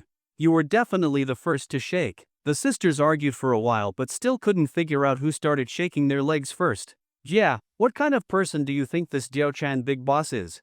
Rua asked. Diao-chan big boss, probably at least in his 30s? If he were young, he wouldn't have that much money, right? Inka imagined a middle-aged bald man in her head. Then why did he gift us so much? What if he makes some excessive demands later? Rua asked again. Inka paused for a second. He probably won't. If he had that kind of intention, he would have tried to ask us out earlier. But until we invited him, he never even replied to our private messages. But what if when he comes later, he really asks something like that? Rua looked worried. Bianca held her little sister's hand. Don't worry. If he dares to ask something over the line, we'll return all the money to him once it arrives in our account. Even if we're not rich, we're not going to make money like this. Rua met her sister's gaze and nodded. Okay, Jia, I'll listen to you. Not long after, Lin Feng stood at the entrance of this restaurant called Roan. After confirming the name was correct, he walked inside. Once inside, Lin Feng looked around and spotted two girls in matching JK-style skirts sitting at a table. Familiar as always, Lin Feng walked straight over and sat across from them. Hi, may I sit here? When Rua saw Lin Feng, she was startled. It's you? What are you doing here? We're waiting for someone, you should find another seat. Waiting for someone? Who? Can you tell me? Lin Feng had no intention of leaving. Bianca nudged Rua. You know him? Rua nodded. Yeah, we met once before. He even scared me so bad that I broke my phone. We're waiting for someone today, so please leave. If the person we're waiting for sees you in his seat, it wouldn't be good, Rua said patiently. But Lin Feng still showed no sign of moving. If you don't leave, I'll ask the waiter to kick you out. Bianca, being the elder sister, was more assertive. I like the younger sister a bit more, but when it comes to telling jokes, the older sister is better, Lin Feng said casually. Rua pouted. Liar, I'm obviously better at telling jokes. But halfway through, she sensed something was off. Wait, how do you know about our jokes? Have you watched our streams too? Lin Feng looked helpless. Why don't you guess a little more boldly? Who did you come here to have dinner with today? Rua and Bianca's movements synced. They both widened their eyes, slightly opened their mouths, and pointed at Lin Feng. You're. Lin Feng nodded, surprised. I don't look the way you imagined? So you're Diao Chan Big Boss. I thought Diao Chan Big Boss would be someone in his 40s, Rua muttered. Bianca quickly nudged her with her elbow. Don't talk nonsense. We just said earlier that the big boss must be a handsome guy, and he really is. Lin Feng waved his hand. Don't call me Big Boss. It sounds okay online, but in real life, it's kind of weird. I'm Lin Feng, just call me by name. Then we'll call you President Lin, Bianca said. Call me whatever you like. Since it's President Lin, might as well call me Chairman Lin, I'm more used to that. Chairman Lin, the two sisters said in unison. At that moment, Rua's stomach growled loudly. Because the restaurant was quiet, the sound was especially clear. A blush instantly rose on Rua's face. I didn't eat lunch, so I messaged you on my way here. I just ate, so I'm not hungry. You two go ahead and eat. No, that's not polite. Rua lowered her head, her big, watery eyes fixed on the floor. There's no such thing as polite or not when you're hungry. You eat when you're hungry, that's just basic truth. Call the waiter over. Did you order already? Let's bring the food up. Bianca waved at the waiter. We ordered 3 steaks and pasta, they can bring them now. The waiter nodded and soon brought over 3 steaks and spaghetti, Italian pasta. Ladies, your 3 filet steaks and spaghetti bolognese are ready. Anything else you need? Something to drink, please. Miss, we just got a fine batch of red wine today, Lafite from 2000, just over 1,000 yuan. Would you like to try it? The waiter was enthusiastic. If he sold a bottle, he'd earn a 150 yuan commission. No wine. We don't drink. Just drinks will be fine. Bianca nudged Rua again. Rua and I will have soft drinks. Chairman Lin, what about you? Wine or juice? Lin Feng waved his hand. No thanks, I already drank more than enough earlier. Like I said, I just came from a meal. You two go ahead, no need to worry about me. Chairman Lin, we invited you to dinner. If only we eat, doesn't that make you the one keeping us company? What's wrong with keeping you company while you eat? Or after eating, you could tell me a few jokes. If you make me laugh, then it's worth it, isn't it? Okay then. Chairman Lin, wait for it, I've saved up quite a few good jokes recently. After I finish eating MMPH, Rua was really hungry and stuffed her mouth with pasta halfway through speaking. Lin Feng just quietly watched the two sisters eating pasta, and a strange thought suddenly popped into his head. Watching them eat pasta today, tomorrow I'll be watching them eat cough. Stop it. Bianca felt a bit awkward under Lin Feng's gaze, so she peeked at him while eating. To be honest, when Lin Feng said he was Diao Chan Big Boss, she was shocked. Lin Feng was probably the most handsome guy she'd ever seen, and so good to them too. Bianca felt her heart heading in a direction she couldn't control. It even felt like even if he asked for something over the line, she might not say no. Meanwhile, Rua's thoughts were much simpler. Eat. Nom. After finishing her steak and pasta, Rua looked at Lin Feng's steak. If you're not going to eat that, should I help you? We shouldn't let it go to waste, right? If you're not going to eat it, how about I help you with it, okay? Can't waste food. Baying Ru looked at Lin Feng and said softly. Lin Feng smiled, go ahead, eat. I'm not hungry anyway. As he spoke, Lin Feng pushed the steak and pasta in front of him over to Baying Ru. Thank you, Director Lin. Then Baying Ru quickly added, as if afraid Lin Feng might misunderstand, Director Lin, I usually don't eat much, it's just that I didn't have lunch today. It's fine. Eat if you're hungry. If it's not enough, you can steal from your sister. She's eating way slower than you. That's true. My sister's always been a slow eater since we were kids. If I'm hungry, I'll just steal hers. Baying Ru giggled. Bayinka did eat slowly. By the time Baying Ru finished her second steak, Bayinka hadn't even finished her first. Burp. Baying Ru let out a silly burp and patted her belly. I'm so full. Bayinka glanced at her. Yeah, clearly. Your stomach's even bigger than a bear's. You're one to talk. Mine's big because I'm full. Yours is that big even when you're hungry. Lies. I'm AB cup. And honestly, I'm almost at C. Bayinka looked down, tugged her shirt open, and protested. Sis, stop lying to yourself. I saw you last night when we were showering. You're flatter than an airport runway. You've got guts now, huh? Want me to spank your butt? At that moment, Lin Feng coughed twice. Cough. Maybe don't do the spanking thing here. The sisters were so used to bickering, they completely forgot Lin Feng was still sitting across from them. In an instant, both of their faces turned red. They stared at the floor, not daring to look Lin Feng in the eyes. Then the two of them quietly finished eating. Baying Ru spoke up first, trying to ease the awkwardness. Director Lin, we've finished eating. How about I tell you a few jokes? I've saved up some new ones lately. Lin Feng raised a hand. Go ahead. If they're good, I'll take you both to a cool place later. Baying Ru took a sip of her drink, cleared her throat, and said, once upon a time, in a river, there was a big fish and a small fish. One day, the small fish asked the big fish, big fish, what do you like to eat the most? The big fish said, I like to eat small fish who talk slowly. Then the little fish said, oh, I see, got it. Before Lin Feng could react, Bayinka jumped in, my turn. I won't make up stories. I'll tell a real one about Baying Ru. A few days ago, when we were showering together, she suddenly turned to me and asked, sis, why does one of my boobs feel bigger than the other? I glanced at her and mercilessly said, that's not one being bigger than the other, that's one being really small, and the other doesn't even exist. Sis. Director Lin, don't believe her, she's even flatter than me. Baying Ru glared at Bayinka. Lin Feng thought to himself, actually, this kind of thing could use an official judgment. Let me measure, then the result would be clear, right? But of course, Lin Feng only said that in his head. He wasn't close enough with them to say something like that out loud. The two sisters kept going, taking turns telling jokes. From that point, the characters in their jokes changed to two people, one named Shoka and one named Sharawa. Baying Ru, there once was an unlucky kid named Shoka. One night, Shoka was singing at home and hit a high note when the neighbor knocked on the door. When he opened the door, the neighbor gave him a thumbs up. That high note just now, was that you?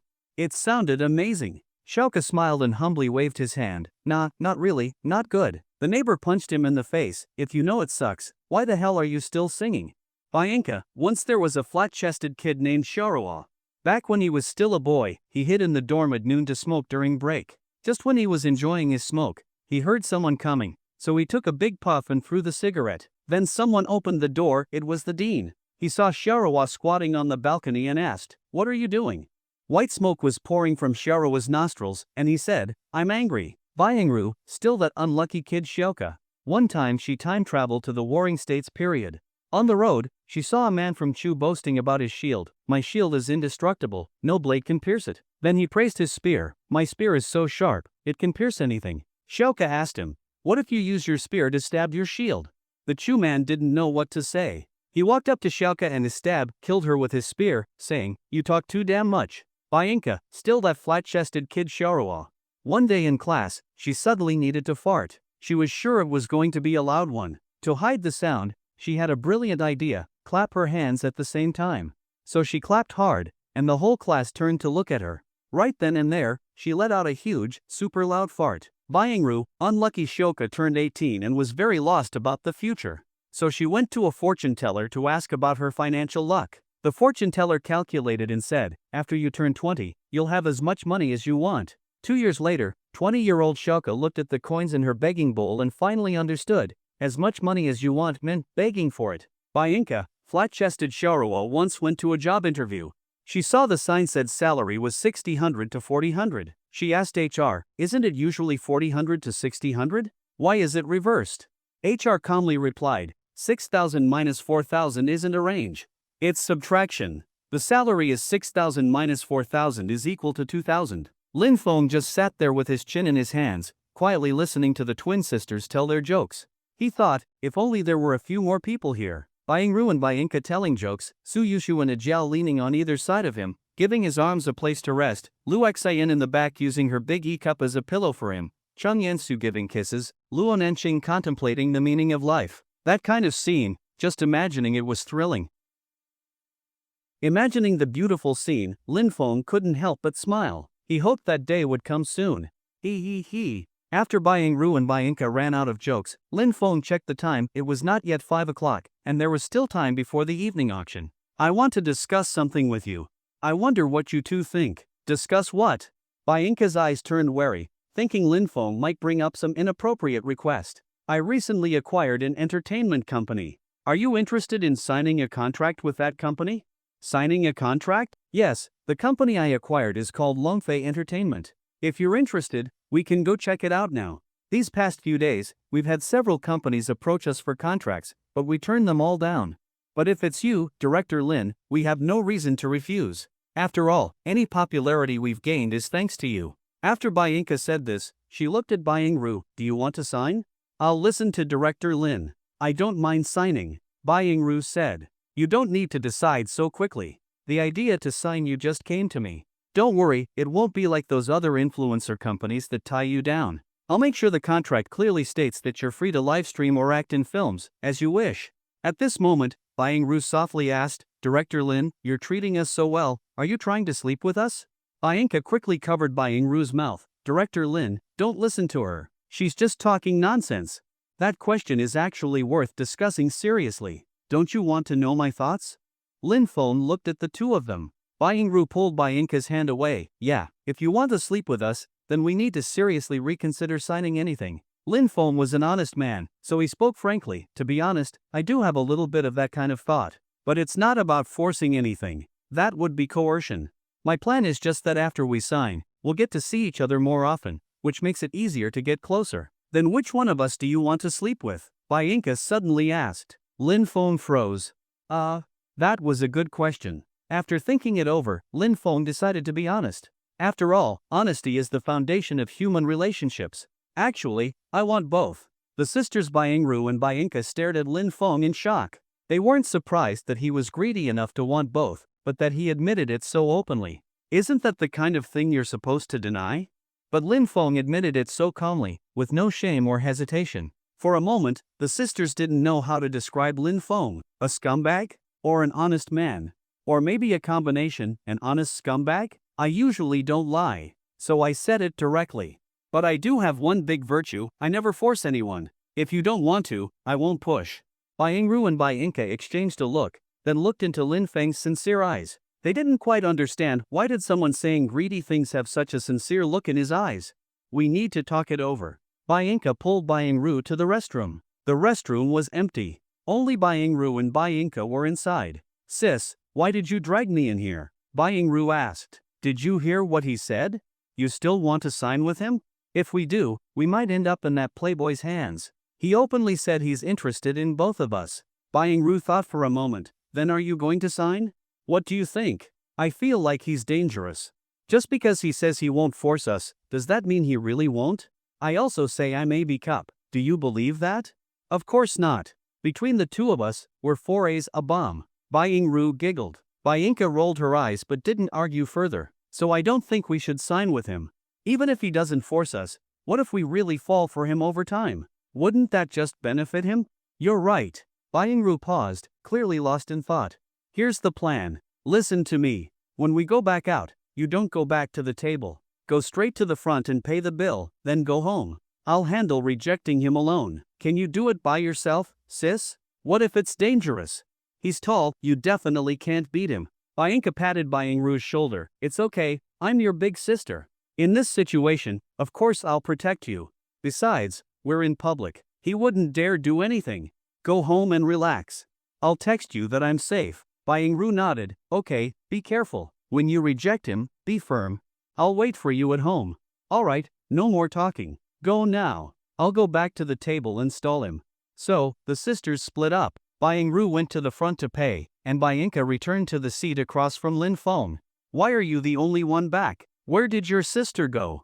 Lin Feng asked in confusion. We talked it over just now. She's not okay with signing, so she left. Then you came back because my sister and I both think you're a playboy. But when it comes to signing, she's against it, while I'm leaning toward agreeing. If you're interested in us, then forget about wanting both. Just focus on me. We look the same anyway. Is that what you two decided? That only you would sign the contract? Your sister doesn't want to sign? Bianca nodded calmly without blushing. Yes. If you ever want to sleep with someone or force something, just come to me. My sister can't handle that kind of thing. It took Lin Feng a moment to accept this fact. Although it was a bit disappointing, it wasn't a complete loss. What he said earlier was true, he really wasn't someone who would force others. Kinks and roleplay during sex didn't count. Originally, he was hoping to have both sisters and enjoy double the fun, but now that dream was falling apart. Still, one should not be too greedy. Having one was better than having neither. Alright, since you're interested in signing, come with me to the company. Take a look first, and then decide whether or not to sign.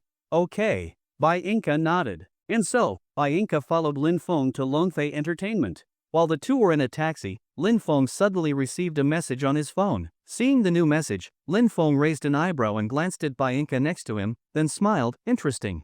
This is really interesting. Why are you suddenly laughing? Bianca asked, puzzled. It's nothing, just saw something amusing. Lin Feng adjusted the angle of his phone to make sure Bianca couldn't see, then replied to the message. Bianca didn't think much of it, assuming it was something personal. About 15 minutes later, the taxi stopped in front of a building. This was the location of Longfei Entertainment. After getting out, Lin Feng took Bianca inside. Longfei Entertainment rented the 8th, 9th, and 10th floors of the building. It wasn't a large company, but not small either. Lin Feng had called the company's director, Zhou Fei, in advance. By the time Lin Feng and Bianca arrived in the lobby, Zhou Fei was already waiting. Director Lin, you're here. Please come with me. I'll take you to our company's private elevator. Zhou Fei was very respectful. Lin Feng nodded lightly. Let's go. I just happened to be in Jiling, so I figured I'd drop by. Taking the elevator, Lin Feng went to the 10th floor. Prepare a meeting room for me, and get someone to draft a contract. The contract terms are. Lin Feng explained his terms one by one. Zhou Fei listened carefully, afraid to miss a single word. Then Lin Feng took Bianca into the meeting room. Wait here for a bit. I'm going to pick someone up. I'll be back soon. This person is important, you'll know why once you meet them. Without giving Bianca a chance to ask questions, Lin Feng left the room, leaving her alone inside. At that moment, Bianca received a message from Ru. Sis, something came up. I'm not going home yet. You should have the house key, right? Not going home? Then she won't know I didn't go home either? Sis, don't blame me.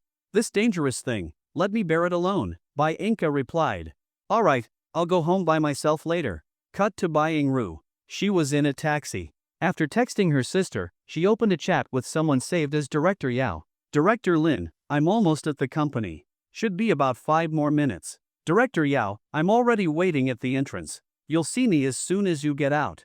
Okay, Director Lin. Ru put her phone away and muttered to herself, Sis, this dangerous thing, leave it to me. From now on, I'll protect you from all the rules and pressure. 5 minutes later, the taxi stopped in front of the building, and Ru saw Lin Feng standing at the entrance.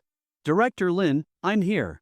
Compared to Bianca, even though they looked alike, Ru had a very different personality. Bianca, the older sister, was more mature, while Ru, the younger, was more lively. After getting out, she ran toward Lin Feng like a little calf. Let's go, I'll take you up. Are we signing today? No rush. First I'll take you to meet someone. You'll be really surprised. Lin Feng smiled, imagining the upcoming scene. Meet someone? Who? Ru asked, confused. Lin Feng gave a mysterious smile. You'll see when we get upstairs. Trust me, it'll be a big surprise. Or maybe just shock, no joy at all. Lin Feng added silently. They took the elevator to the 10th floor, and Lin Feng brought Ru to the same meeting room as before.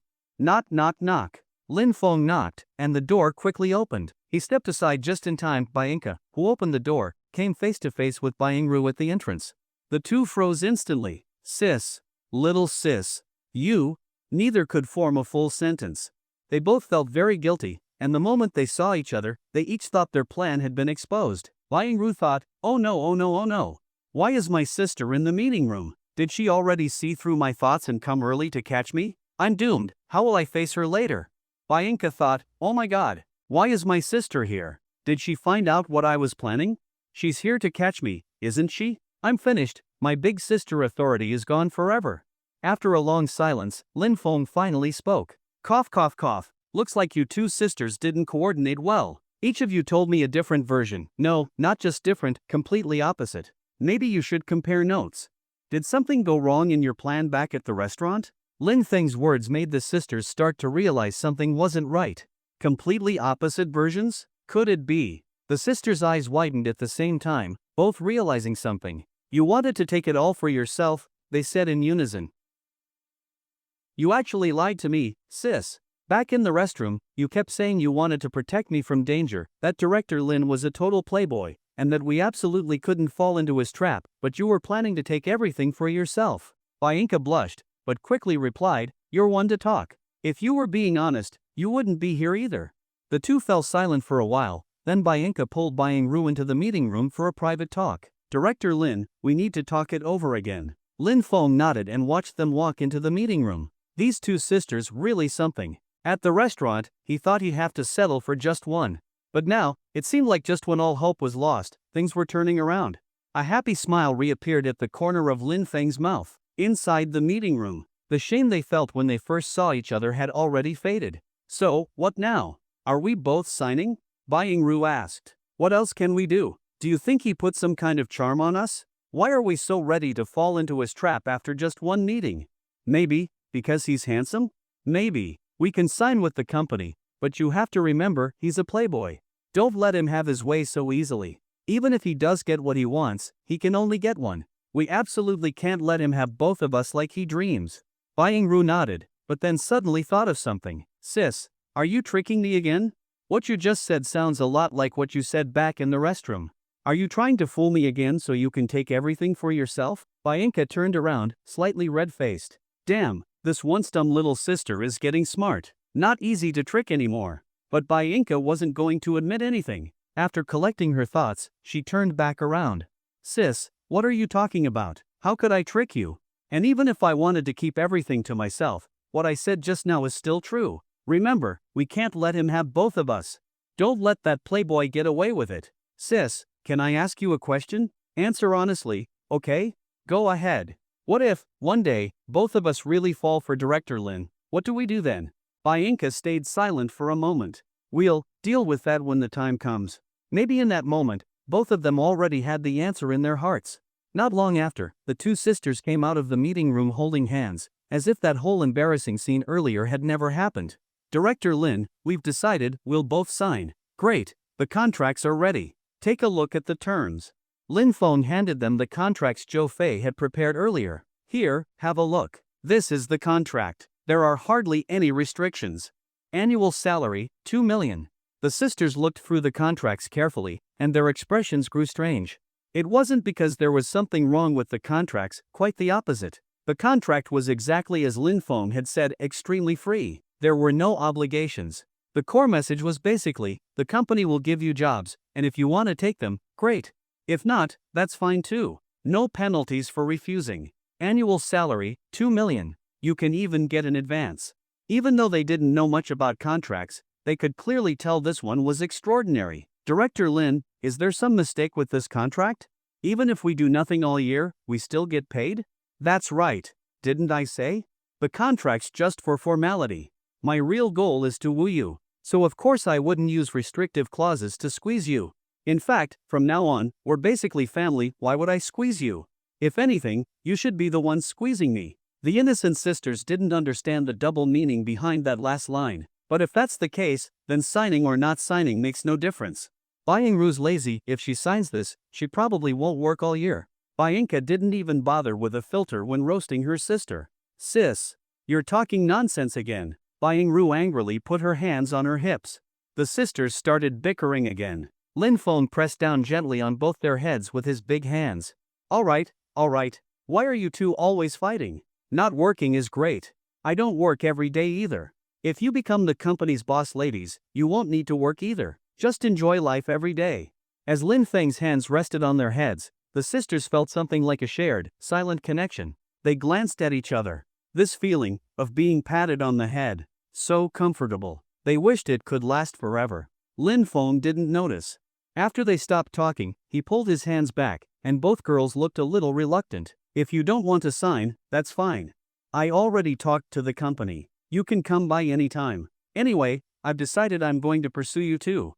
As of now, you're basically half the boss ladies of the company. Then we'll just sign the contract. We won't stream anymore. Let's see how we can help around the company. The two of them signed their names on the contracts. Now, they were officially signed artists under Longfei Entertainment. And Lin Feng could openly pursue woo them. How could the deeds of a domineering CEO be called rules? Come to think of it, the sisters were actually a little excited. Lin Feng checked the time and remembered the auction that night. Perfect opportunity to bring the sisters along. By the way, I'll take you somewhere tonight. No way. That's too fast. Bianca reacted strongly. Lin Feng was full of question marks. What kind of brain circuit was that? Too fast? Too fast for what? What are you thinking? I said there's a charity auction tonight and I want to take you two with me. What were you thinking? Lin Feng poked Bianca's little head. Oh, so that's what you meant. I thought. You thought what? Lin Feng gave her a mischievous grin. I thought you were taking us somewhere to harvest our kidneys. Humph. Bianca turned away, trying to ease the awkwardness. Biangru watched as Lin Feng poked Bianca's head, resting her chin on her hand, deep in thought, not sure what was on her mind. Later, Lin Feng let the sisters explore the company freely, while he went to check on Wang Liping, whom he had specially taken care of last time. After asking Zhou Fei, Lin Feng found her in the storage room. Well, you've cleaned up nicely. Not bad. Lin Feng leaned against the door and clapped for Wang Liping. Wang Liping looked up and, seeing Lin Feng, immediately put down the broom and patted the dust off her clothes. Director Lin, what brings you here? I happen to be in Jinling, so I came by the company. How's it been? Isn't it hard doing all this work these days? And no, not hard. I deserve it. Not hard at all. Wang Liping lowered herself humbly. Not hard, huh? I was actually thinking of putting you back in your original position since you were working so hard, but since you say it's not hard, never mind. Keep at it then. I won't disturb you. Wang Liping stood frozen like a statue. She really wanted to slap herself hard for what she just said. After dropping that line, Lin Feng walked away smiling. That's what you get for pretending to be tough. Back in Zhou Fei's office, Lin Feng thought of Zhou Yuqiong, whom he had met on the plane, and asked, how much do you know about Chris Entertainment? Chris Entertainment? Their business has been doing terribly lately. I heard the controller, Wen Wei, gambled away a huge part of the company's funds. They're basically at the end of the road. I even heard Wen Wei's wife has started sleeping with people just to raise money. Lin Feng raised an eyebrow. Looks like quite a few people know about Deji's business. It was clear that Chris Entertainment's financial situation was already beyond repair unless someone suddenly threw in a huge amount of money to fill the hole.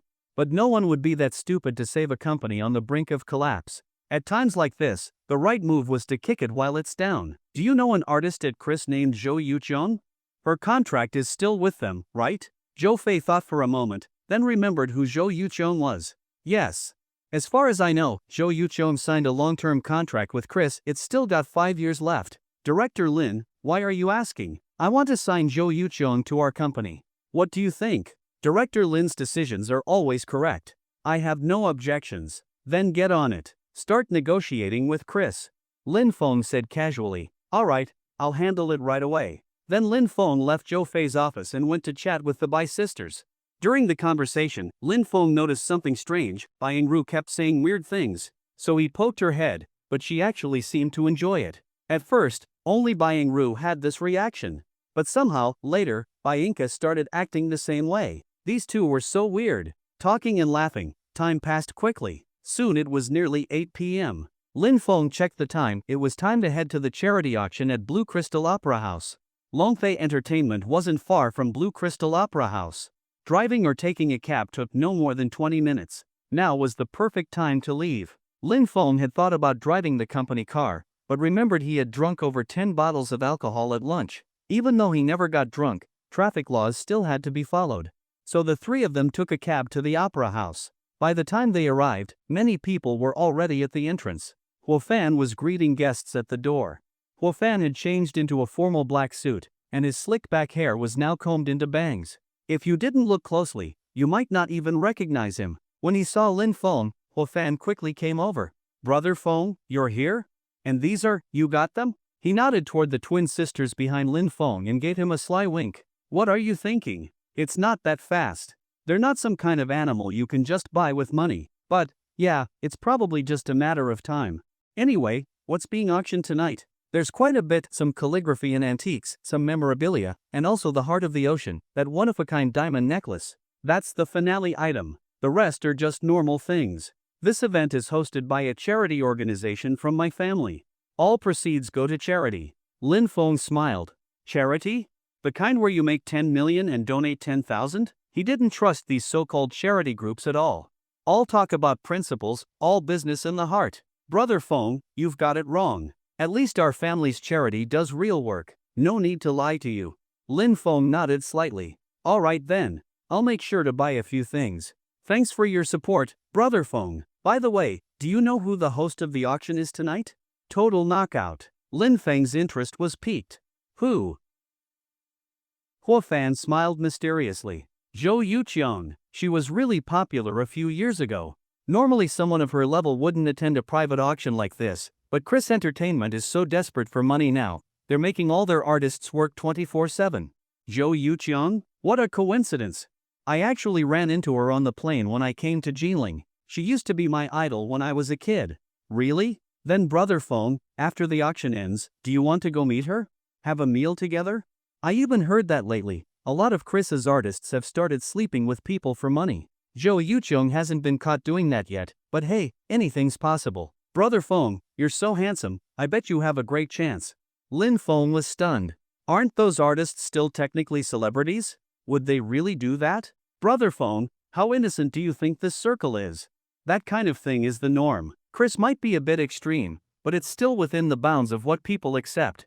In this industry, aside from a few like Zhou Yuqiang who are really stubborn, the rest are all the same." Lin Feng thought about it. Yeah, in an entertainment industry full of money and sex, it'd be strange if nothing shady happened. What a coincidence tonight, the auction host was Zhou Yuqiang. Might as well try to bring her over to Longfei Entertainment now. If she stayed at Chris, who knew what they might force her to do? People who are broke can do anything, let alone an entertainment company controlling so many artists. With Bai Ru and Bai Inca by his side, Lin Feng followed Huofan into the opera house. Except for the first 3 rows, the other seats were open seating. Since Lin Feng came with Huofan, he was placed in the middle of the second row. Lin Feng sat in the center, with Bai Ru and Bai Inca on either side. He had a sudden urge to stretch out his arms and pull both sisters into a hug, but after thinking it through, he gave up on the idea. You have to take one step at a time. Even eating a meal takes one bite at a time. You can't eat hot tofu in a hurry. Better to spend more time with them, so they wouldn't get scared off. Soon, the front rows filled up. The rest of the seats were scattered with people too. There were about 300 in total. 8:30 p.m. The lights dimmed, leaving only the stage lit. Huofan sat in the first row, directly in front of Lin Feng, right in the center of all the seats. Seeing where Huofan was sitting, Lin Feng could tell that his status in the family wasn't low, otherwise he wouldn't get the central seat. Before the auction started, a woman in a white gown walked onto the stage, smiling gently. It was Zhou Yuqiang. Her white strapless gown wasn't overly revealing, but its tight fit still perfectly showed off her graceful figure.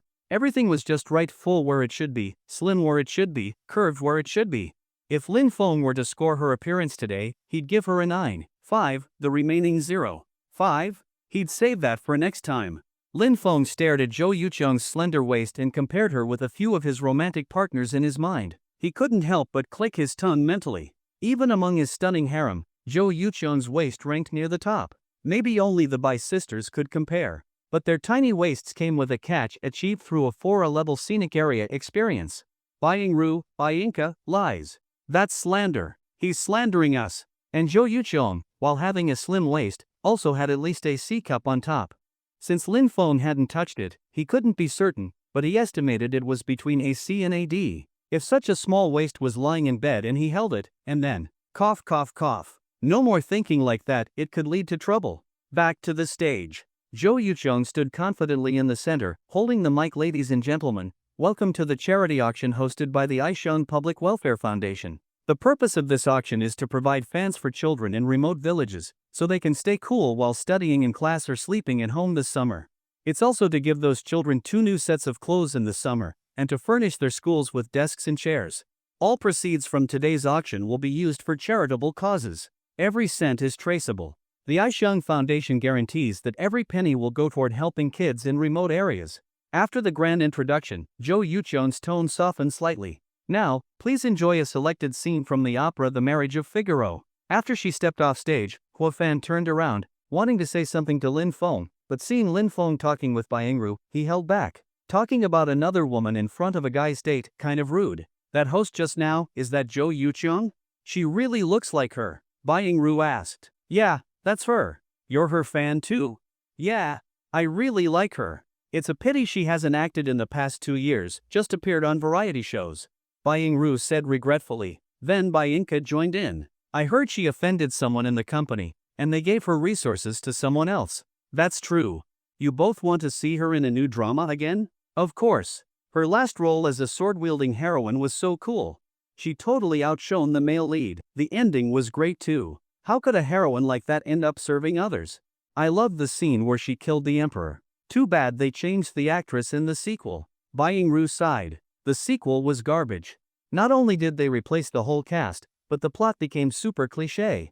The original went from martial arts to politics, ending in rebellion. The sequel turned into a love story. It was like an old lady's footcloth, smelly and long. Byinka added. Lin Feng's eyes sparkled with an idea.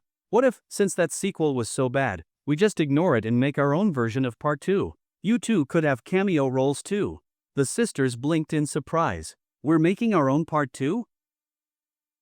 We're making the second part ourselves? Byingru and Byinka asked in confusion. Lin Feng nodded. Yeah. Now that I have a company, we can buy the rights and film it however we want. Then will we still have Jo Yuchong play the lead? Byingru looked at Lin Feng with hopeful eyes. Of course. I've actually been thinking of signing her to our company. Then you'll be co-workers. Maybe even lying on the same bed playing poker with the same guy, Lin Feng added silently in his heart. Really? That's great. Then it'll be easy to get her autograph. I could even act in the sequel myself. Feels like a dream. But then, as if remembering something, Byingru's joyful face froze. What's wrong? Lin Feng asked curiously. Byingru looked at Lin Feng with a complicated expression. Would it turn out like this? While I'm filming, you suddenly tell me my role's being replaced. I confront you, and you toss me a hotel keycard and say, little girl, you don't want to lose this role, right? Please calm down, dear Japanese netizen. Before Lin Feng could respond, Byinka slapped her thigh. I know what happens next. Xiao Ruo gives in to your evil pressure just to keep her role. But you, the bad guy, secretly record the whole thing that night. A few days later, you bring the video to me, trap me against the wall, and say, you don't want anyone to see this video, right? Why do I suddenly feel like hitting someone? How many shady storylines have you two watched? Lin Feng reached out with both hands and knock, tapped both their heads. What do you have in your heads all day? Tell the truth, do you too often watch those plot-driven action films? The sisters pointed at each other in perfect sync. It's her. I only watched because of her. Sis, be honest. I clearly saw that stuff on your phone when we just started college. I don't even know how that got on my phone. You found it first and watched it. I didn't watch it with you. Exactly. Because you snatched the phone and watched it all by yourself. Lin Feng tapped both their heads again to stop them from arguing. Afterward, while Lin Feng wasn't paying attention, the sisters rubbed their heads and giggled like fools. Meanwhile, the opera on stage had started. To be honest, Lin Feng didn't really get this kind of art. Halfway through the opera, Lin Feng tapped Huafan on the shoulder. Why are we watching this before a charity auction for poor kids? Wouldn't some stories about them be more fitting for the theme? Huafan gave a helpless smile. Brother Feng, we had no choice. The auction was originally set at a real auction house, but due to scheduling conflicts, we had to switch to this opera house last minute. Since we're holding it at their place, it wouldn't make sense not to let them perform something, right? Lin Feng nodded slightly. So that's how it was. He thought rich people just had weird tastes. Looking around, 8 out of 10 people were playing on their phones, chatting, or even sleeping. Less than 20% were actually watching the opera seriously. After over half an hour, the long and dull opera finally ended. The performers exited, the curtain fell, and the stage was being reset for the auction. About 10 minutes later, Jo Yucheong appeared in her flowing white gown. Ladies and gentlemen, the opera The Marriage of Figaro has concluded successfully. Thanks to all the performers for their hard work. Now, for the main event of the evening, the charity auction hosted by the Aisheng Public Welfare Foundation. Let's welcome our auctioneer, Mr. Jo Bingy. Mr. Jo has over 30 years of experience and is renowned in the auction world. He holds a top-level auctioneer certificate issued by the Auction Association and was named one of the top 10 auctioneers of 2010. As she spoke, a man in his 50s walked out from backstage. He wore glasses, half his hair was white, and he looked sharp in his traditional tang suit. The auction segment will now be handled by Mr. Jo. Jo Bingy slowly walked on stage, stood at the podium, and smiled at the audience. Good evening, everyone. Thanks to the Aisheng Foundation for inviting me. My appearance fee tonight will be fully donated to the foundation to contribute my part for children in remote areas. Let's not waste time. Tonight's charity auction officially begins. Let's bring out the first item. As soon as he finished, Jo Yucheong walked up with a tray. On the tray was a jade pendant. At the same time, a projection screen lit up behind Jo Bingy, showing the pendant's details. Everyone, the first item is a 5-clawed dragon pendant made of top-grade Huttyan jade. It's milky white, with a fine, glossy texture. According to certified experts, it originated from the Ming royal family and was passed down to the public after the Qing conquest. Starting price is 800,000 yuan. Each bid must increase by at least 30,000. Let the bidding begin. The crowd immediately began placing bids. Huofan turned to Lin Feng. Brother Feng, interested? Let's see. If someone really wants it badly, I'll let them have it. If not, I might just take it. Just then, both Lin Feng and Huofan's phones buzzed. A message from the Rich Brothers group. Shulingshu, brothers, give me a break, this jade pendant is mine. It's a family heirloom. As a descendant of the Zhu clan, I must bring it home. Huofan, old Zhu, you got royal blood or something? Never noticed before. Changwan, yeah, how come we've never heard you mention this before? Zhulingshu, well, I'm not good at lying. I'll be honest. My family's been trying to find a famous ancestor. And I thought, who's the most famous Zhu? Obviously Zhu Yuanzhang, the founding emperor of the Ming dynasty. I want to buy this jade and claim I'm his descendant.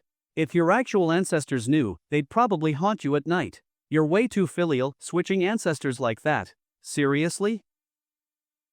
After hearing that someone in the group wanted the jade pendant, Lin Feng gave up on bidding. After all, they were in the same group, might as well show some respect. Even if the reason that guy wanted it was a bit ridiculous.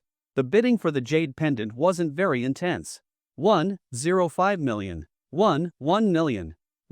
15 million. After a few rounds, Zhu Lingshu directly called out 1.5 million. That pushed the price into a new bracket. This was his way of saying he had to get it. Seeing him bid so confidently, the rest gave up. The jade wasn't even that valuable to begin with. Everyone thought the same. If no one really wanted it, they'd try for it casually, but there was no need to fight over it now. Jo Bingy, seeing no more bids, 1.5 million going once, 1.5 million going twice, 1.5 million, sold.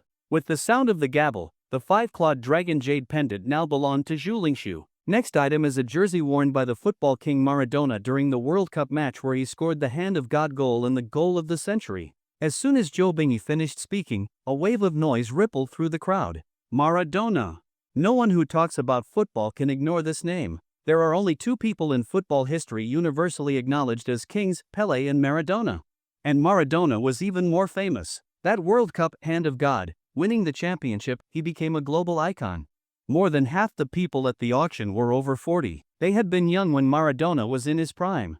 So when the jersey was mentioned, many in the crowd immediately showed looks of determination. Lin Feng raised an eyebrow. He hadn't expected the jersey from that game to be auctioned off. He wasn't a football fan, but Lin Tianya was. When Lin Feng was young, he'd often hear, "Football is the greatest sport in the world. How can you not love football, Xiaofeng? Want to try playing someday?"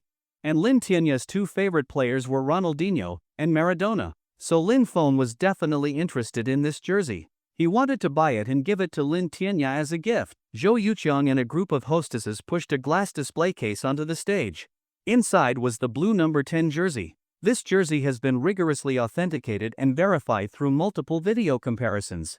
It's confirmed to be the one worn by Maradona when he scored the goal of the century. Starting bid, 30 million. Minimum increase, 500,000. Bidding starts now. A plain jersey, because of its story, could be worth tens of millions. How surreal. Even at that high starting price, many still joined the bidding. It quickly reached 40 million, with no sign of slowing down. Huofan turned around. Brother Feng, interested? Lin Feng nodded. I want this one. Any of the guys in our group interested? I'm not into football, but my dad loves Maradona. I plan to buy it for him. If any of the guys wanted it, they'd say so in the group. No one said anything, so it's probably yours. Then I'll speak up, this jersey's mine. Buying Ru and Bai Inca were stunned. Were they even living in the same world as these people? To them, a jersey was just an ordinary piece of clothing. Just because a celebrity wore it, it could sell for that much? And it's secondhand too. Even a few thousand yuan seemed too much, let alone tens of millions. Director Lin, are you serious? You're really going to buy that jersey? Buying Ru tugged on his arm, in disbelief. Of course I'm serious. Didn't I say it? My dad likes Maradona and football. He'll be happy if I buy it for him. Wait, did I mishear? Wasn't it 3,000 yuan, not 30 million? You didn't mishear. It's 30 million. And not in yen, not in won, not in Zimbabwe dollars. Real RMB. This world is insane. Buying Ru looked dazed. Only 5 or 6 bidders were left now. Time for Lin Feng to make his move. 48, 5 million, 49 million, 50 million. Lin Feng calmly raised his paddle. 60 million. The auction hall went quiet for a second. The man who bid 50 million glanced at Lin Feng, then whispered to the person beside him. Who's that young guy? Never seen him before. What family is he from? Not sure. But that area is reserved for guests brought by Huofan from the Huo family. Probably one of his friends. Should we keep bidding? He looks serious about getting it. The middle-aged man narrowed his eyes. Keep going. He's determined? So am I. 65 million. The man raised his paddle. Mr. Li bids 65 million. Incredible. Is there any higher bid? Zhou Bingyi looked toward Lin Feng. Lin Feng gave the man a glance, then raised his paddle. 70 million. 72 million. 80 million. Lin Feng increased again. The middle-aged man's face darkened. The current price had far exceeded what he originally planned to spend. He'd set 60 million as his cap, but now that he was competing with Lin Feng, he couldn't back down. 90 million, he shouted, throwing caution aside. His assistant quickly pulled his sleeve. Mr. Li, please calm down. This price is totally not worth it. Leave me be. I want to see how much money he's got. But he had seriously underestimated Lin Feng's wealth. 100 million. Lin Feng calmly raised his paddle. At that moment, Buying Ru, Inca, Huofan, and others in the chat group were all stunned. Brother Feng, calm down. 100 million for a jersey, it's not worth it. Yeah, buying something is fine, but no need to get into a bidding war. Director Lin, maybe stop here. This is getting scary to hear. But Lin Feng simply glanced at those trying to persuade him and said, 100 million. Is that a lot? No one said a word. Silence. Was that even human speech? 100 million isn't much? Even families with real financial power wouldn't dare say something like that out loud. 100 million was a critical cash flow amount for any company. But then people remembered Lin Feng had casually thrown away 10 million just on live stream gifts. So spending 100 million on a jersey didn't seem that crazy anymore. After Lin Feng called out the 100 million bid, the middle-aged man froze for a few seconds and didn't respond. On stage, Zhou Bingyi was stunned by the price this jersey had reached. This gentleman bids 100 million. Is there any higher offer? If not, then this jersey will go to. I bid 120 million. Li Rui pushed away his secretary's hand and raised his paddle again. At this point, he wasn't bidding for the jersey anymore. He just wanted to win the fight. 150 million. Lin Feng's tone remained calm. 160 million. Chairman Li, we only brought 100 million for the auction. The secretary's face was twisted with anxiety. Li Rui waved his hand. Don't worry. You think I'm an idiot? I'm not really going to pay that much for a jersey. I just want him to spend more. If he's so rich, I want to see how much he really has. But Chairman Li, what if he backs out? Relax. He's in his 20s. There's no way he'll back down from something like this. I'll bid 2 more times, then give up. Since he said that, the secretary didn't argue anymore. He wasn't the boss. Lin Feng glanced toward Li Rui. A moment ago, Lin Feng had been eager to win, but now he had a new idea. He really did want the jersey. And he really had the money. But spending this much for no reason made him look dumb. Lin Feng entered the system space and pulled out his sign-in reward, the mind reading card. Mind reading card, after use, the host can hear the thoughts of everyone within a certain range. Duration, 30 minutes. Use. Ding. Congratulations, host, mind reading card activated. Instantly, Lin Feng felt his surroundings, once silent, become overwhelmingly noisy. Everyone was talking in their heads. This auction's crazy. A jersey going for over 100 million? What a sucker. Lin Feng's so rich. Are my sister and I basically being kept by him? Gotta find a way to monopolize him. My stupid sister's getting smart. I need a new plan to take him for myself without her noticing. I've got a few rounds with Big G after the auction. Not even immortals could beat that feeling. Big G's gear shifting is top tier. Shame it's shared, then again, no responsibility either. Big G hee hee hee, my Big G, hee hee hee hee.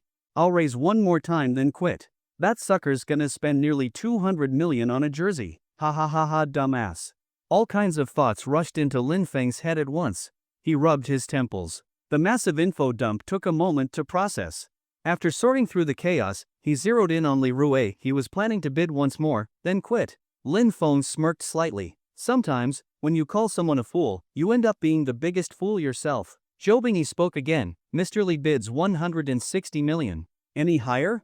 160 million once, 160 million twice, 160 million, 180 million. Lin Feng shouted. Li Rue couldn't hold back a grin. 200 million. You still want to go? Nope, the jersey's yours. You sure have money. Li Rue's smile froze. You, what? You're giving up? No, don't joke like that. Come on, man, raise it again so I can stop bidding. Li Rue panicked. Spending 200 million on a jersey would make him the joke of Jinling. If you really want the jersey, I can let you have it. How about this, you raise the price once more, and I'll drop out. Deal? Hee hee hee. Lin Feng said nothing, just grinned. I can tell from the bidding, you're a true Maradona fan. You can't miss the chance to own this jersey. Look, I'll even chip in 10 million, no strings attached, just to help you get it. How's that? Eehee. I'm touched by your fan loyalty. Fine. I'll give 20 million, and I'll cover any more bids you make too. Okay? Ha ha ha. Hey. That's too much. Fine. 30 million, no more. Don't push it. Li Rue finally snapped, standing up and pointing at Lin Feng. Sir, please calm down. Sit down. This is a formal auction. If you continue, we'll have to call security, Zhou Bingyi said calmly. He'd seen plenty of this in his 30-plus years of auctions. Finally, Lin Feng spoke up. Mr. Zhou, no one's bidding anymore. Shouldn't the gavel fall? Li Rue's eyes widened. You. Bang. Zhou Bingyi brought the gavel down. 200 million once, 200 million twice, 200 million, sold. Congratulations, Mr. Li. Those words were the final blow. Li Rue slumped in his seat, face pale.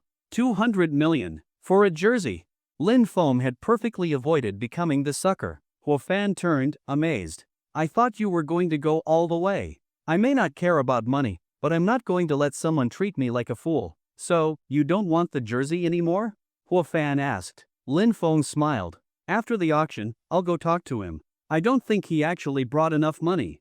I'll buy it from him later for a few tens of millions. Huo Fan gave him a thumbs up. Brother Feng, you're the man. Lin Feng chuckled and rubbed his temples. The mind-reading card was still active, and his ears were flooded with inner voices. That idea to wait until after the auction and buy the jersey cheap that came from reading Li Rue's thoughts. Just then, Lin Feng suddenly turned to his right and stared intently. Buying Ru tensed up. Why are you looking at me like that? With Lin Feng's mind-reading skill active, Buying Ru's thoughts flowed straight into his ears. Why is he suddenly looking at me? I didn't say anything just now. On TV, when the male lead looks at the female lead like this, what happens again? Ah, I remember, according to drama plots, is he about to kiss me? If he really kisses me, should I resist? Technically I should, right? But, he's so strong, how could I beat him? And what's with this weird feeling of anticipation? No, this won't do. If he really kisses me, I should at least pretend to resist a little, or it'll seem like I'm too eager. If he kisses me, doesn't that mean I'll be one step ahead of my sister? I've got to brag to her later, he. Wait, what if he gets carried away after the kiss? I've read online that guys' hands are never honest when they kiss, always grabbing boobs. Oh wait, I don't have those, so I guess I don't need to worry about that. After the auction, will he take me to a hotel? Lin Feng rubbed his temples and shoved Buying Ru's head aside. What the hell is she thinking about all day? One look, and she built an entire fantasy scenario. She was a true imagination monster. After brushing her aside, Lin Feng turned to Shinfei, who was sitting next to her, and said, "Bro, if you're thinking that much about Big G, just go do it. Don't hurt yourself holding it in." The guy who kept chanting Big G in his mind just now was Shinfei. Big G, hee hee my Big G. Shinfei jumped in shock and immediately covered his mouth. Lin Feng's sudden words made him think he'd said it out loud by accident. "I didn't. I wasn't. Don't make things up." Shinfei denied it 3 times in a row. Lin Feng rolled his eyes and ignored him. After that little episode, the auction continued. The third item was a Tang Dynasty painting, which Lin Feng bought for 4.5 million. After all, he did say he came to support who a fan had to buy something. The following items didn't interest Lin Feng much until a pair of rings showed up. Zhou Bingyi stood at the podium as the slide changed, revealing a custom pair of Gemini rings. Ladies and gentlemen, the next auction item is the Gemini couple rings shown on the screen. Produced by KM Group, they symbolize 2 people staying together forever, just like twin stars in the sky. Perfect for couples, siblings, or even close brothers. There are 12 micro-diamonds in each ring. The number 12 is said to be the most beautiful number if you count the strokes in the Chinese characters for family, lover, and beloved, they all add up to 12. As Zhou Bingyi gave a long speech about the ring's meaning, Bianca suddenly grabbed Lin Feng's hand and measured it with hers.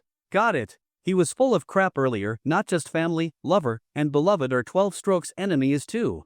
Bianca laughed mischievously. Lin Feng, you're too clever for your own good.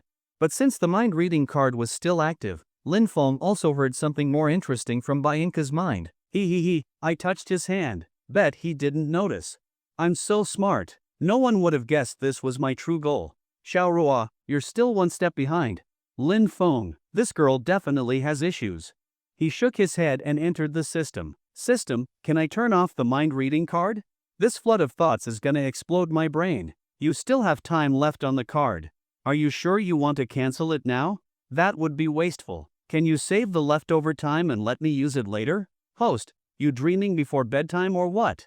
He wanted to argue, but the system had picked up some bad habits, now it just ignored him. System, who else do I even talk to but you? Who do you think I learned this from? After canceling the mind-reading card, the world finally went quiet. At this point, Zhou Bingyi finished the explanation. These Gemini rings start at 1, 2 million. Each bid must be no less than 50,000. Let the bidding begin. 1, 3 million. 1, 35 million. 1, 5 million. 1, 65 million.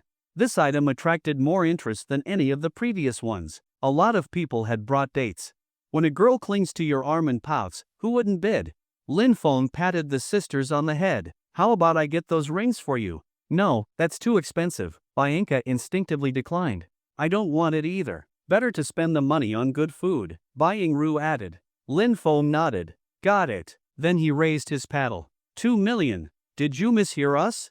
We said don't buy it. Lin Feng glanced at them. I heard. I just asked to be polite. Whether you agree or not doesn't affect whether I buy it. Bianca, makes sense. I have no rebuttal. Seeing Lin Feng start bidding, the room went quiet again. The image of Li Rue paying 200 million for a jersey was still fresh. But the silence didn't last long. People started bidding again. 2, 1 million. 3 million. Lin Feng raised without hesitation. 3.05 million. 4 million. Lin Feng's voice was calm, but the number wasn't. Many wanted to continue bidding, but they were scared of becoming the next foolish Li Rue. So after a few more rounds, the Gemini rings were won by Lin Feng for 6 million. I'll give one to each of you later. That's too much. We can't accept it. You've already given us so many carnival gifts. It wouldn't be right to take more. Lin Feng responded with a casual "Oh, you refusing is your thing, me giving is mine." Now he had figured out how to handle these twins, just be dominant. The next few items didn't interest Lin Feng. One of them was even an ancient erotic painting album. Can't believe they auctioned something like that. Truly shocking for a whole year. Still, Lin Feng bought it for 500,000. Cough, cough, not for himself, but for Zhang Lei. That guy loves this stuff. Time passed, and finally, the grand finale of the entire auction arrived, the Heart of the Ocean necklace. The Heart of the Ocean necklace, there is only one in the entire world. It's the same one Rose gave Jack on the Titanic. Since its appearance in this world, this necklace has passed through the hands of many mysterious collectors. Who would have thought it would be auctioned again here today?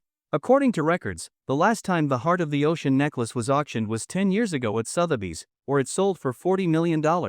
Over these 10 years, all sorts of rumors about it have brewed, and it's believed the price it fetches today will only be higher. Fan turned around. Brother Feng, are you interested in this necklace? Our family went through a lot just to get it out here for auction. Looks pretty good. I'll think about it. What Lin Feng meant by think about it wasn't whether to bid on it or not, but who he should give it to after winning it. There's only one necklace, but there are quite a few people he wants to gift it to. Suyushu, Cheng Yanxiu, Luo Nancheng, Lin Miaomiao, Lu Xian, a Jiao. He already gave the twins a Gemini necklace, so he wouldn't give them another for now. Choosing 1 out of 6 is actually pretty hard. Forget it, let's win the bid first and think about it later. Leave the struggle for later. Zhou Bingyi spent over 20 minutes just introducing this one necklace. Once the long speech was over, he finally announced the price for today's final and most important auction item. Today's grand finale item, the Heart of the Ocean necklace, starts at 80 million. Each raise must be no less than 1 million. Now, let the bidding begin. Lin Feng raised his paddle directly. 200 million. The people around were instantly thrown off rhythm. The usual rhythm of an auction is for smaller bidders to start slowly, and once fewer people remain, the serious bidders begin, so that everyone can gauge the item's proper value.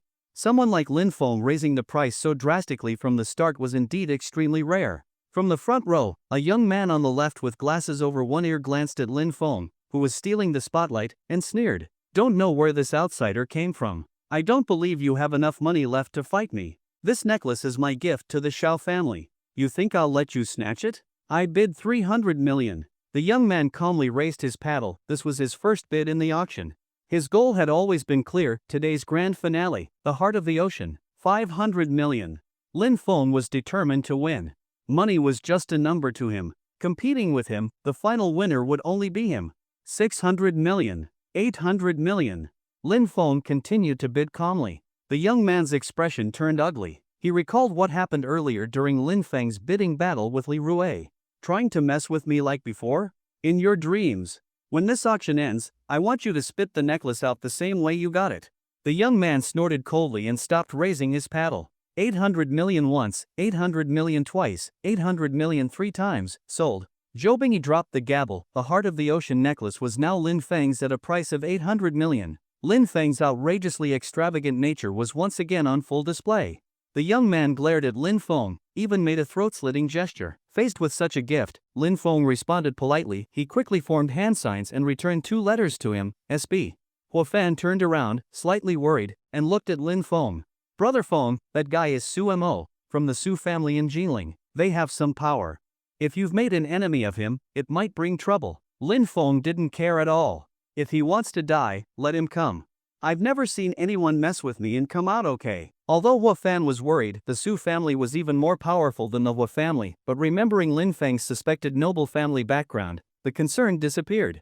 If the guess was true, and the Su family dared provoke Lin Feng, that would be like using a magnifying glass to look for sh\T in a toilet looking for death. With the ownership of the Heart of the Ocean finalized, the charity auction also came to an end.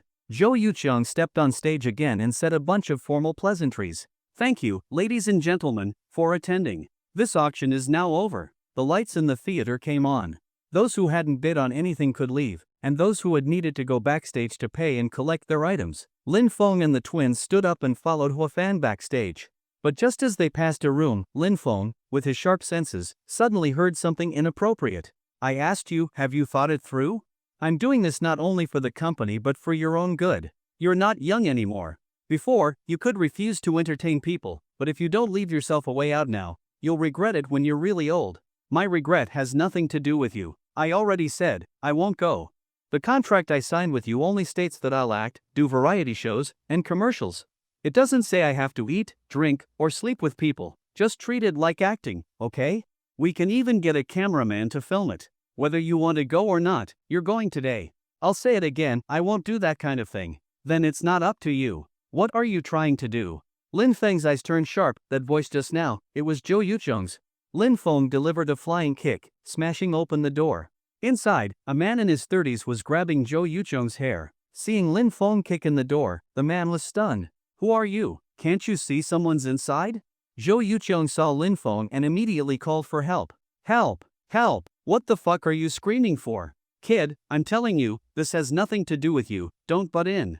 Before he could finish, Lin Feng stepped forward and grabbed the man's hand. The man felt like his hand had been run over by a truck. It hurts. It hurts. I was wrong. Lin Feng held the man's hand firmly with one hand and pulled Zhou Yuqiang to his side with the other. Are you okay? Did he do anything to you? No, I'm okay. Zhou Yuqiang, holding Lin Feng's hand, felt her heart pounding. He said they might meet again, and who would have thought, the very same night, they did. And he even saved her. If he hadn't shown up in time, she might have been dragged off to drink and sleep with someone. His hand was big and warm. Standing next to him felt so safe. Lin Feng looked at the man who was begging him to let go, his expression indifferent. Explain. Who are you, and what did you want Zhou Yuqiang to do just now? Accompany whom? The man gritted his back teeth, enduring the pain. I'll say it all. How about you let go of me first? It'll be easier for me to speak. Lin Feng turned to look at Zhou Yuqiang. How many times did he pause just now? Zhou Yuqiang was taken aback. I think 6 or 7 times. Then let's count it as 7. I really don't like the way you stutter when you speak. After saying that, Lin Feng quickly stretched out his foot. Bang bang bang bang bang bang bang. 7 times each stomp landing fast, accurate, and hard on the man's right foot. Ah!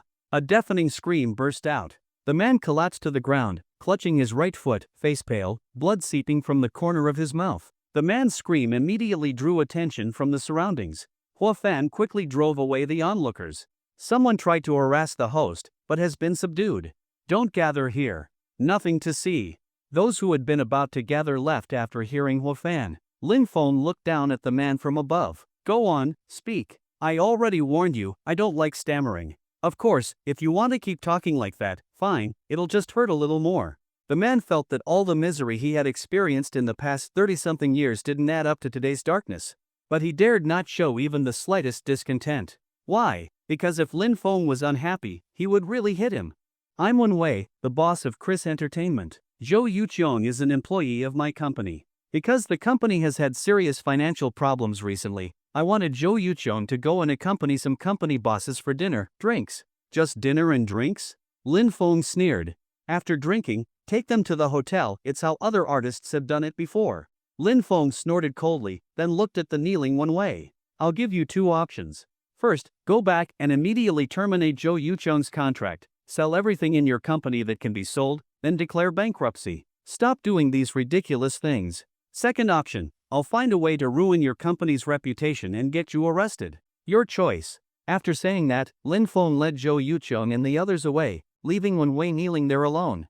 Zhou Yuqiang followed behind Lin Feng, wanting to thank him but not knowing how. Lin Feng followed Hua Fan to the payment counter of the auction. He swiped his card and collected the painting, the Gemini rings, and the heart of the ocean. Lin Feng tossed the Gemini rings to the Bai sisters, Bai Yingrua and Bai Yinka. 1 for each of you. If anyone doesn't want it, I'll spank her. Then I don't want it, the sisters said in unison. He scratched his ear. What did you say? Didn't you hear what I just said? Whoever doesn't want it gets spanked. Bai Yinka looked calm. You think that'll scare us? I'm not afraid. If you've got the guts, do it. You think I'll be scared of you? As the saying goes, wealth can't seduce, poverty can't bend, and power can't oppress. Bai Yingrua quickly added, right. Last time when I was watching Sis's laptop, I saw that kind of movie, it didn't seem too bad, so come on, let us experience it. Bai Yinka quickly covered Bai Yingrua's mouth. How can you say that? Are you dumb? You should act like me. Pretend you don't care. If you say it outright, how can Lin Dong still spank you? Bai Yingrua was startled, then realized her mistake. Oh right. Sis, I was wrong. What should I do then? Copy me, just don't say the exact same words. Basically act like you're daring him to do it. Bai Yingrua nodded, then turned to Lin Feng and said, I, Bai Yingrua, have lived more than 20 years and still don't know how to write the word fear. You think threatening the 2 of us will work? No way. Humph. Lin Feng was dumbfounded. What did I do in my past life? To run into this kind of pair of nutcases? If you're going to scheme something, at least pick a place with no people, okay? What's with scheming loudly in public? Not only was Lin Feng stunned by the sisters' antics, but even Zhou Yuqiang, who had been quietly observing, was utterly shocked inside and out. She had seen it all now. Lin Feng gave each of the 2 girls a flick on the forehead. I'll deal with you two later. What are you thinking all day? Stop watching that unhealthy stuff. The sisters' cheeks turned slightly red, and they leaned against each other without saying a word. After paying and collecting everything, Lin Feng didn't leave right away. He leaned over to Hua Fan and asked, "That guy who bought the Maradona jersey, has he left? He probably didn't bring enough money, right?" Hua Fan took out his phone to check, raised an eyebrow, then looked at Lin Feng in surprise after ending the call. "Brother Feng, how did you know? That guy's name is Li Rui. He really didn't bring enough money and is over there arguing. Want to check it out?" Lin Feng smiled. "Of course, I'm just waiting to rescue him." Not long after, Lin Feng and his group arrived at where Li Rui was. "I really didn't bring enough money today. Besides, this jersey is worth at most tens of millions. Selling it to me for 200 million, isn't that too much? Are you treating me like a fool?" Li Rui's tone was unpleasant. "Mr. Li, you're the one who called out the 200 million. You're not a 3-year-old. You should know what you say at an auction has legal effect. This isn't your first time at an auction. Please cooperate. I told you, I didn't bring that much today. Leave the jersey here, and I'll bring the money tomorrow. That should be fine, right? Mr. Li, don't make it hard for me. I'm just an employee. If I let you go and the higher-ups get mad, I won't be able to handle it. How about this, we both compromise? I'll pay, but 200 million is too much. Let's make it 100 million, and I'll take the jersey. Deal?" "Mr. Li, please don't make it difficult." Li Rui was fuming. He only brought 100 million to the auction today, and it was already night, the banks were closed. The most he could gather short-term was 160 million. Any more and he'd need to ask for help, and he didn't want to beg anyone over this. Just then, Lin Feng and his crew swaggered over. Lin Feng looked at Li Rui mockingly. "Yo, isn't this the fool? What's wrong? All bark and no bite?" When Li Rui saw that it was Lin Feng approaching, he nearly ground his back teeth to dust. If it hadn't been for Lin Feng bidding against him, how would he have ended up paying 200 million for that jersey? And now he even came to mock him. "You punk! What do you want? Did you come just to laugh at me? You think I can't come up with 200 million? Lin Feng smiled calmly. "You misunderstood. I'm not that bored to come here just to laugh at you. On the contrary, I'm here to help you." Li Rui frowned. "Help me? Don't talk nonsense. How can you help me? And who says I need help?" Lin Feng laughed out loud. "If you didn't need help, you would have already paid and left. How could I still see you here? To help you leave faster and stop embarrassing yourself, I'll offer 50 million for that jersey of yours. What do you think?" Li Rui's face darkened. "You mean I should spend 150 million for nothing?" Lin Feng's expression didn't change. "That's still better than continuing to embarrass yourself here, right? If I'm not wrong, you only brought 100 million to this auction, and now you can scrape together a few tens of millions more. There's still at least a 50 million gap you can't fill. Am I wrong? I'm the chairman of the Li Group. You think I can't come up with 200 million? Mr. Li, didn't you just say you couldn't come up with 200 million in such a short time? So you were lying to us?" The staff member from earlier stepped in right on cue. By now, some people had already gathered around to watch the drama. "What's going on? Seems like someone won an auction but doesn't have the money to pay. So shameless? Why bid if you don't have the money? Who is it? Looks kind of familiar. Seems his surname is Li, called Li Rui." Li Rui looked embarrassed. Right now, he just wanted to end this farce quickly, but he also didn't want Lin Feng to take advantage of him. So after thinking for a moment, Li Rui looked around at the crowd. "The Maradona jersey I won at auction, 40 million, anyone want it?" Someone in the crowd immediately raised their hand. "I want it." "Good deal." Then Li Rui looked smugly at Lin Feng. "Even if I lose money, I won't let you get it. Ha ha ha." With that 40 million, Li Rui finally scraped together the 200 million, paid, and received the jersey. The jersey wasn't even warm in his hands before it went to the man who had just offered 40 million. Li Rui spent 160 million for nothing, but seeing that Lin Feng didn't end up with the jersey made him feel strangely satisfied. But a faint smile appeared on Lin Feng's lips. The man who had just offered 40 million didn't keep the jersey in hand at all. Instead, he handed it straight to Lin Feng. "Brother Lin, yours." "Thanks, Brother Chang." Lin Feng smiled. That's right, the person who had offered 40 million was Changwon. Lin Feng held the jersey in his hand and looked at Li Rui with a smile. "Thank you so much. I was going to spend 50 million, but you insisted on saving me 10 million. You're such a great guy." Li Rui was dumbfounded. He stood there in a daze. Not bothering with Li Rui's cursing behind him, Lin Feng and his group calmly turned and left. This auction had quite a harvest. He bought lots of good stuff and even rescued Zhou Yuqiong. Lin Feng was very satisfied. After finishing everything at the auction, Lin Feng, Huo Fan, and the rest of the group said their goodbyes, agreeing to meet again if they had the chance. Lin Feng also transferred Changwon the 40 million directly using his black card. Changwon was very curious at the time. How could Lin Feng swipe that card so many times today without hitting a limit? After saying goodbye to everyone, Lin Feng left the opera house with Baiyingrua, Baiyinka, and Zhou Yuqiong. It's already past 11. I originally wanted to take you to check out Lungfei Entertainment, but they're closed now. Where do you plan to go? Is it safe for you to go home? Does your boss know where you live? Lin Feng asked Zhou Yuqiong. My current place was bought under the company's name. Because of the discount, I didn't refuse before, but when Wei knows about all those places. I have another apartment under my parents' name. Other than them and me, no one else knows about it. I can go there today. Lin Feng nodded. That works as long as no one else knows. If you're interested in switching companies like I mentioned, just go to Longfei Entertainment tomorrow. You should know the address. As he spoke, Lin Feng was about to leave with the twins, but Zhou Yuqiong quickly called out to him. Benefactor, I'd like to ask you something. Is that okay? Lin Feng turned around. What is it? I'm a bit scared to live alone. Could you come with me tonight? Or maybe I could come with you. You're scared to live alone? Even though that apartment is unknown to others, I'm still scared, just in case. Zhou Yuqiong nervously pinched the hem of her clothes. Lin Feng looked at the Bai sisters.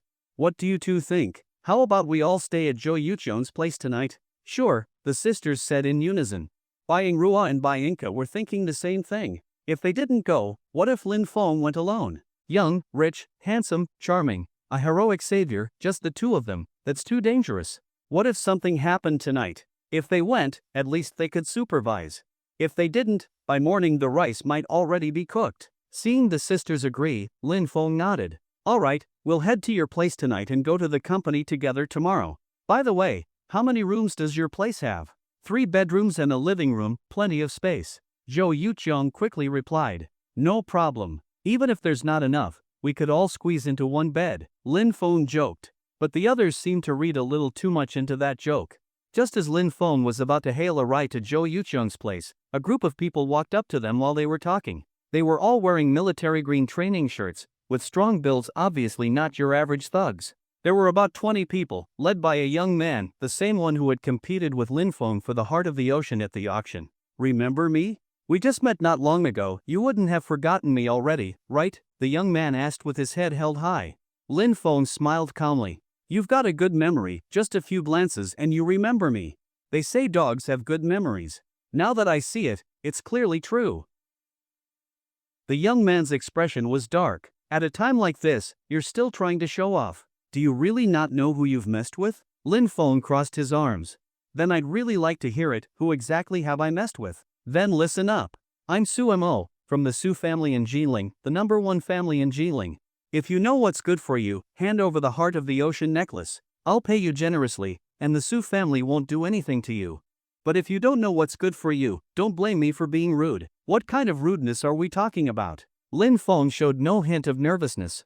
You could casually pull out that kind of money to buy the Heart of the Ocean. Your backing must be pretty powerful too, right? But do you believe I can make your entire backing collapse within a week? What if I say I don't believe you?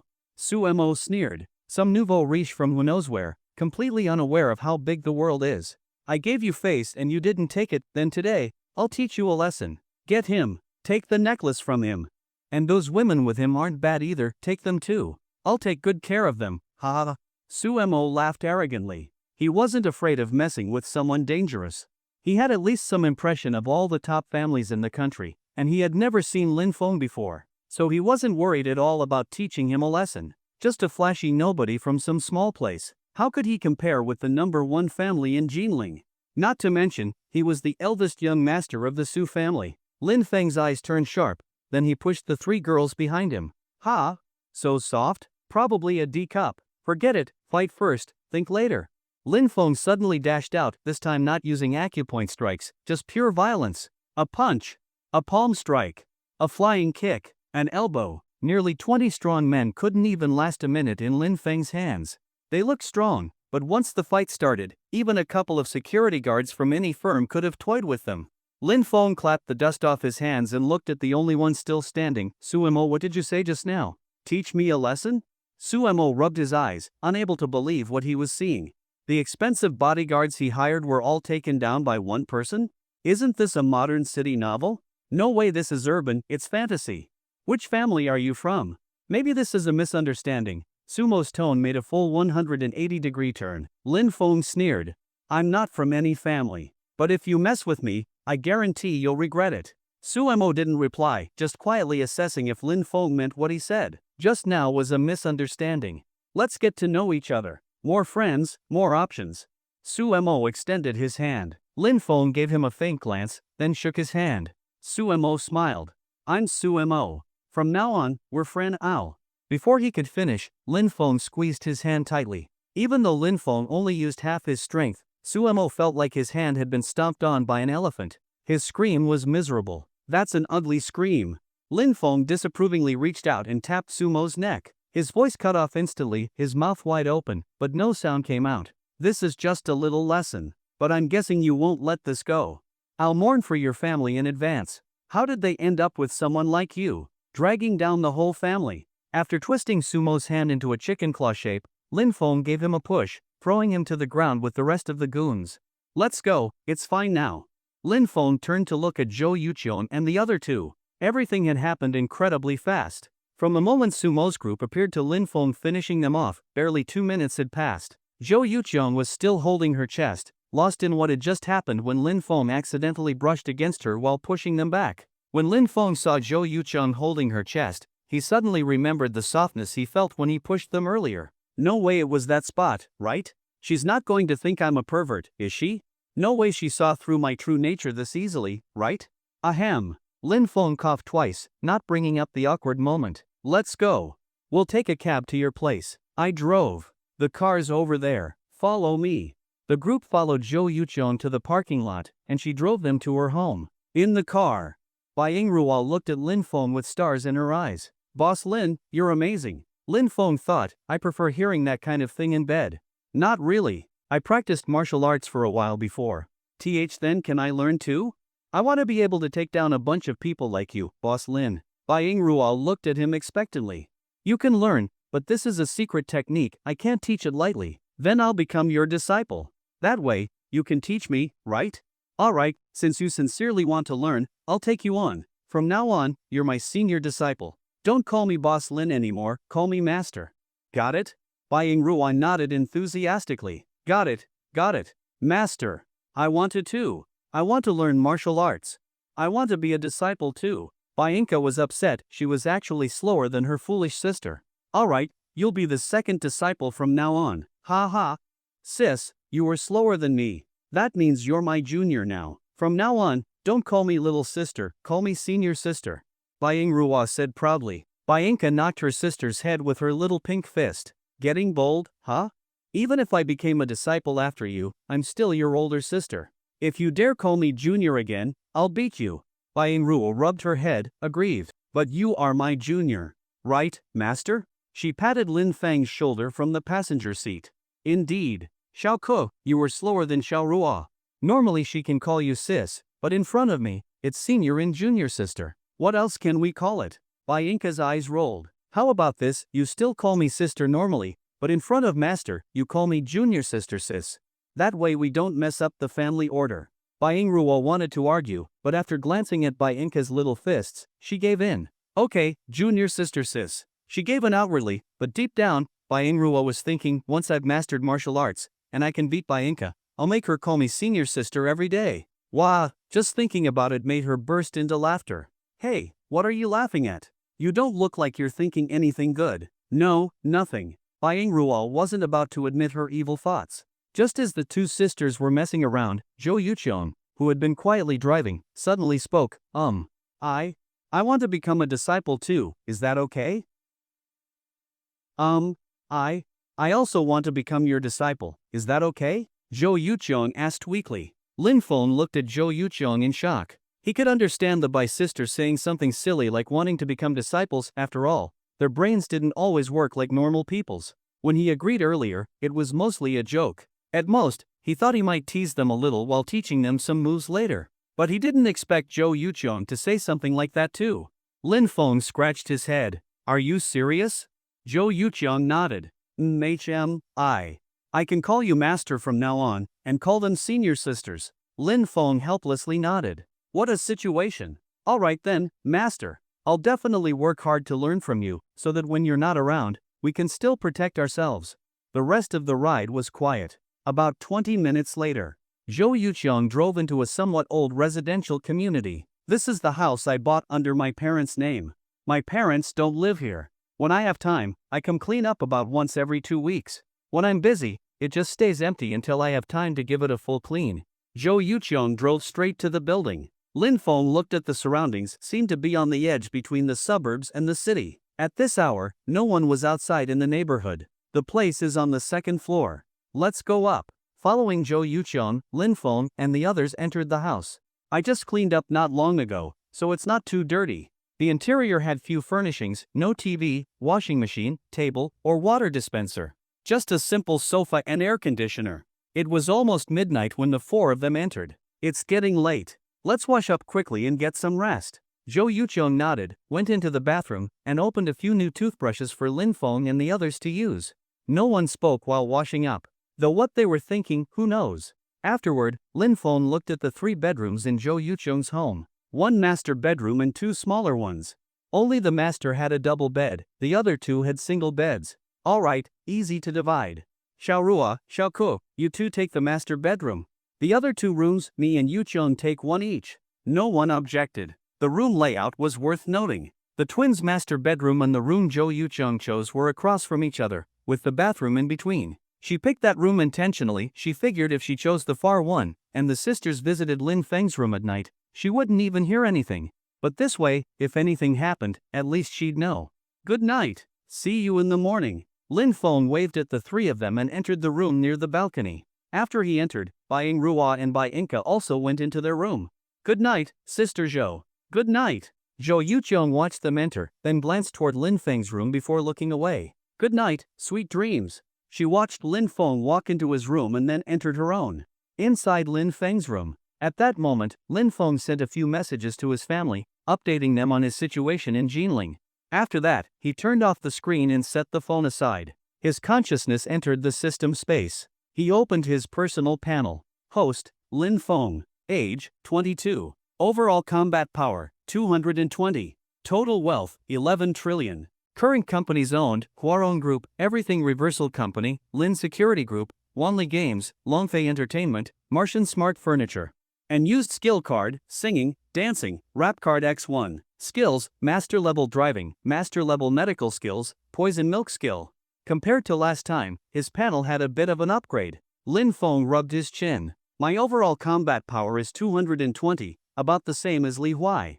Already close to the physical limit of ordinary people in this world. That's pretty satisfying.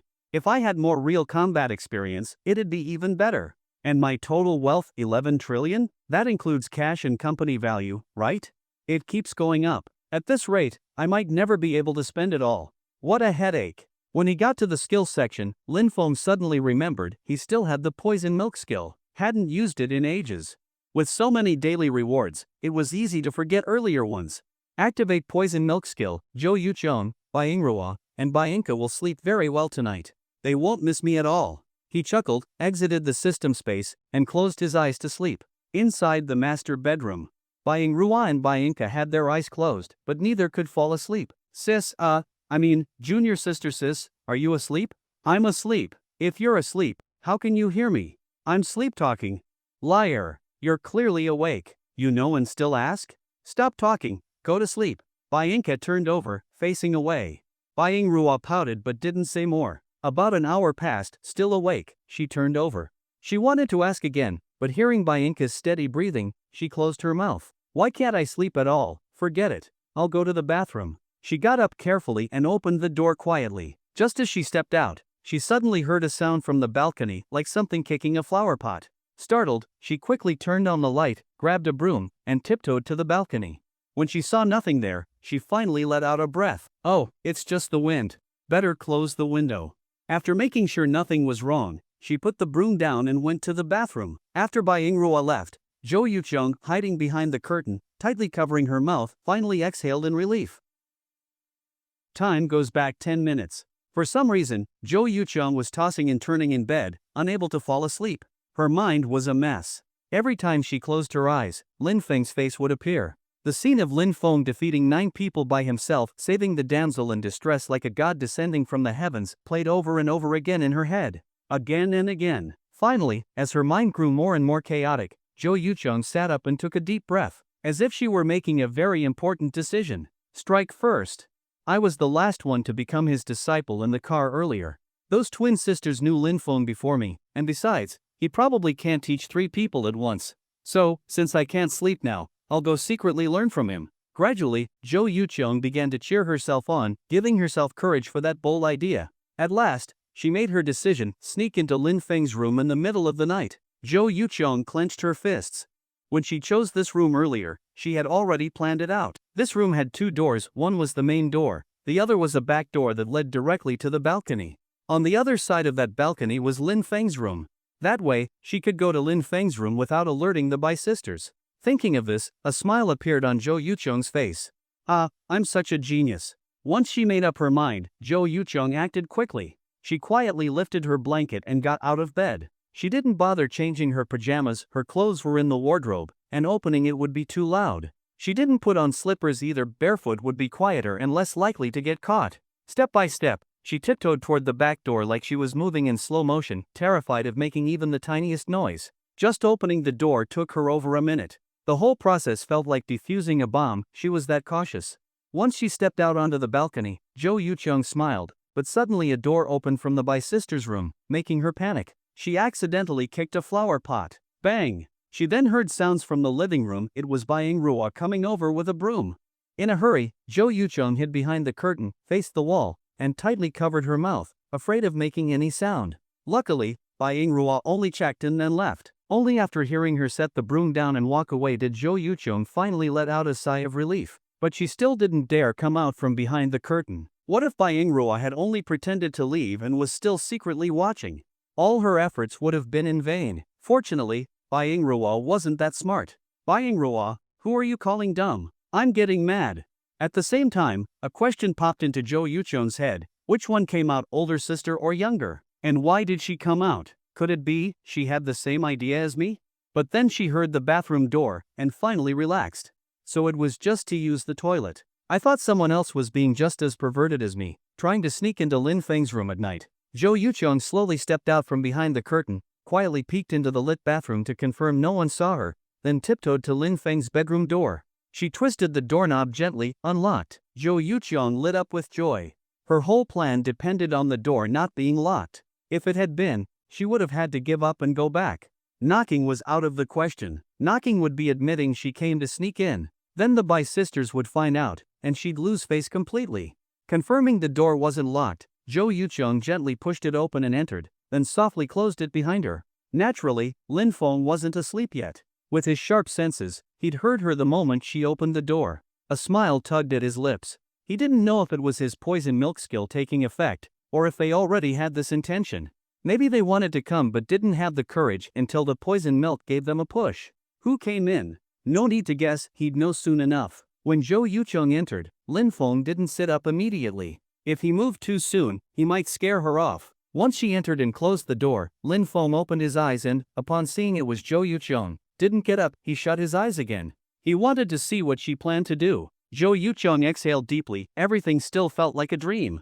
She couldn't believe she was doing something this bold. She pinched herself. Ouch. Not a dream. Victory is in sight. Jo Yucheng, you can't back down. You must learn martial arts tonight. Muttering encouragement to herself, she tiptoed to Lin Feng's bedside. Seeing Lin Feng's even breathing, his fair skin, and defined features, Jo Yucheng suddenly had an urge to kiss him while he slept, but she quickly suppressed that thought. If she kissed him, she'd definitely wake him up. Then wouldn't he think she was a pervert? Jo Yucheng shook her head, clearing out those chaotic thoughts. She didn't sneak over here to steal a kiss, she came for serious business. She wanted to learn martial arts from Lin Feng. She wanted to become someone who could take down 9 people too. Let me rehearse first. If I speak softly, I shouldn't wake him up, right? After calming herself, Zhou Yuqian looked at the sleeping Lin Feng and began practicing her lines. Lin Feng, no, master, I want to learn martial arts from you. Please teach me.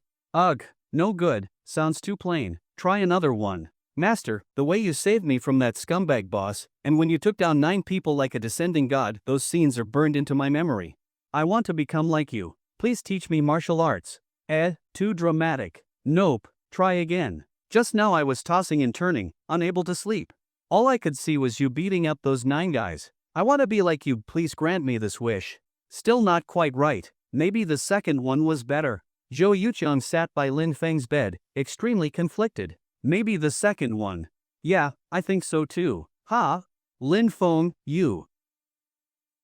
Lin Feng quickly covered Zhou Yuqiang's mouth to stop her from yelling. If you scream, they'll hear you. Zhou Yuqiang hurriedly shut her mouth but still looked at Lin Feng in shock. You heard everything? No, I didn't hear anything, Lin Feng waved his hand and denied. You totally heard it. If you didn't, how did you know the second one was better? Zhou Yuqiang suddenly wanted to find a hole in the ground to crawl into. Mamma mia. He heard it all. I'm going to die, I'm going to die. Dying isn't scary, but social death is terrifying. Alright, I did hear it all, Lin Feng shrugged and very honestly admitted. Then, since you heard it, teach me, okay? Secretly. Don't let anyone know. Zhou Yuqiang gathered her courage and looked at Lin Feng with hopeful eyes. You really want to learn? Lin Feng asked. Zhou Yuqiang nodded firmly. Yes, I want to learn martial arts. Learning martial arts is tough. It's tiring and hard. It's okay. I'm not afraid of hardship or tiredness. Zhou Yuqiang said seriously. Lin Feng sighed lightly. Alright then. Zhou Yuqiang's eyes lit up. Master, you're willing to teach me? I can teach you, but it's already late at night. How can I teach you now? Let's talk about it tomorrow. Zhou Yuqiang pouted. But I wanted to take the chance tonight to secretly learn from Master. That way, I'll get a step ahead of them. You're sure you want to start now? Zhou Yuqiang nodded hard. Yes, I want to start learning right now.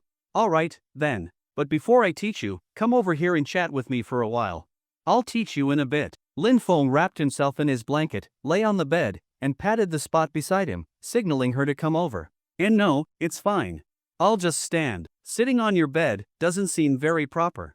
Lin Feng looked at Zhou Yuqiang, who was already sitting on the bed, with a strange expression. Then why did you come over? Zhou Yuqiang was startled. Why wasn't her body listening to her? She swore she really meant to leave just now.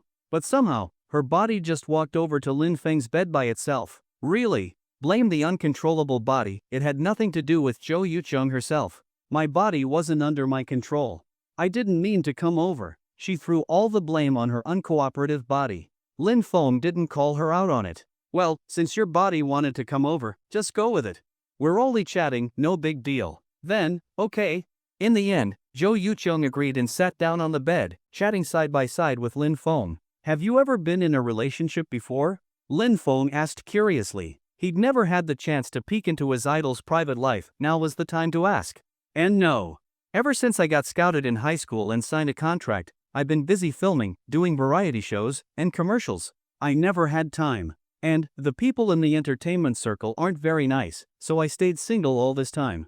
Zhou Yuqiang shook her head. Over the years in the entertainment industry, she had seen a lot of things clearly. The entertainment industry is indeed messy. For you to stay clean after all these years is not easy. I have to thank my first agent, Sister Hua. She was really nice. Every time someone tried something shady and wanted to meet me, she always protected me. If it weren't for her, I probably would have left the industry already. Unfortunately, last year she was forced out by the company and got fired. Since then, I've had to deal with things on my own. Tell me about something fun that happened while filming before. When it came to this topic, Zhou Yuqiang slowly let down her guard and started to open up.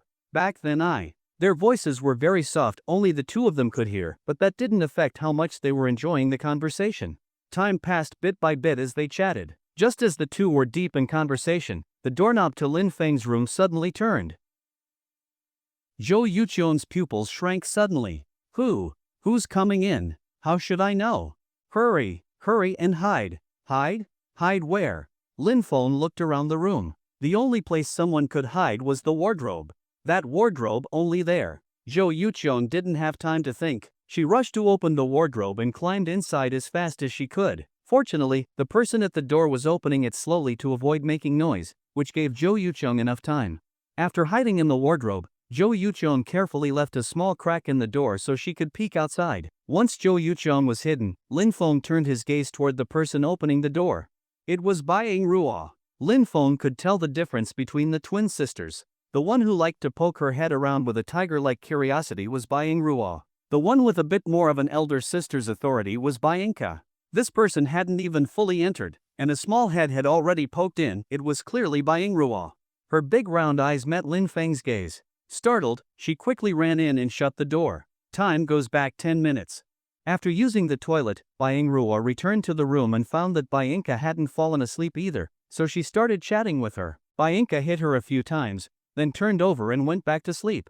Bai Ruo couldn't fall asleep. Resting her chin on her hands, she lay on the bed thinking. Suddenly, a bold idea popped into her little head. What if she went to Lin Feng's room in the middle of the night and secretly learned martial arts from him? Then tomorrow, could she beat Bai? Would Bai still dare hit her? She could even bait her into getting angry, and when Bai tried to hit her, bam! Counterattack. Bai Ruo instantly felt like a genius. Once the idea came, she decided to act. She made an excuse to go to the toilet again. Bai asked suspiciously, "Didn't you just go? That was like 2 minutes ago." "Going again? I ate too much this afternoon. I have diarrhea," Bai Ruo replied with a straight face. "Then be quiet when you come back. I might be asleep." "Okay." Then Bai Ruo left, but she didn't go straight to Lin Feng's room. Thinking herself clever, she didn't want to be obvious. She knew it would take time to get into Lin Feng's room. If she was gone too long, Bai might get suspicious.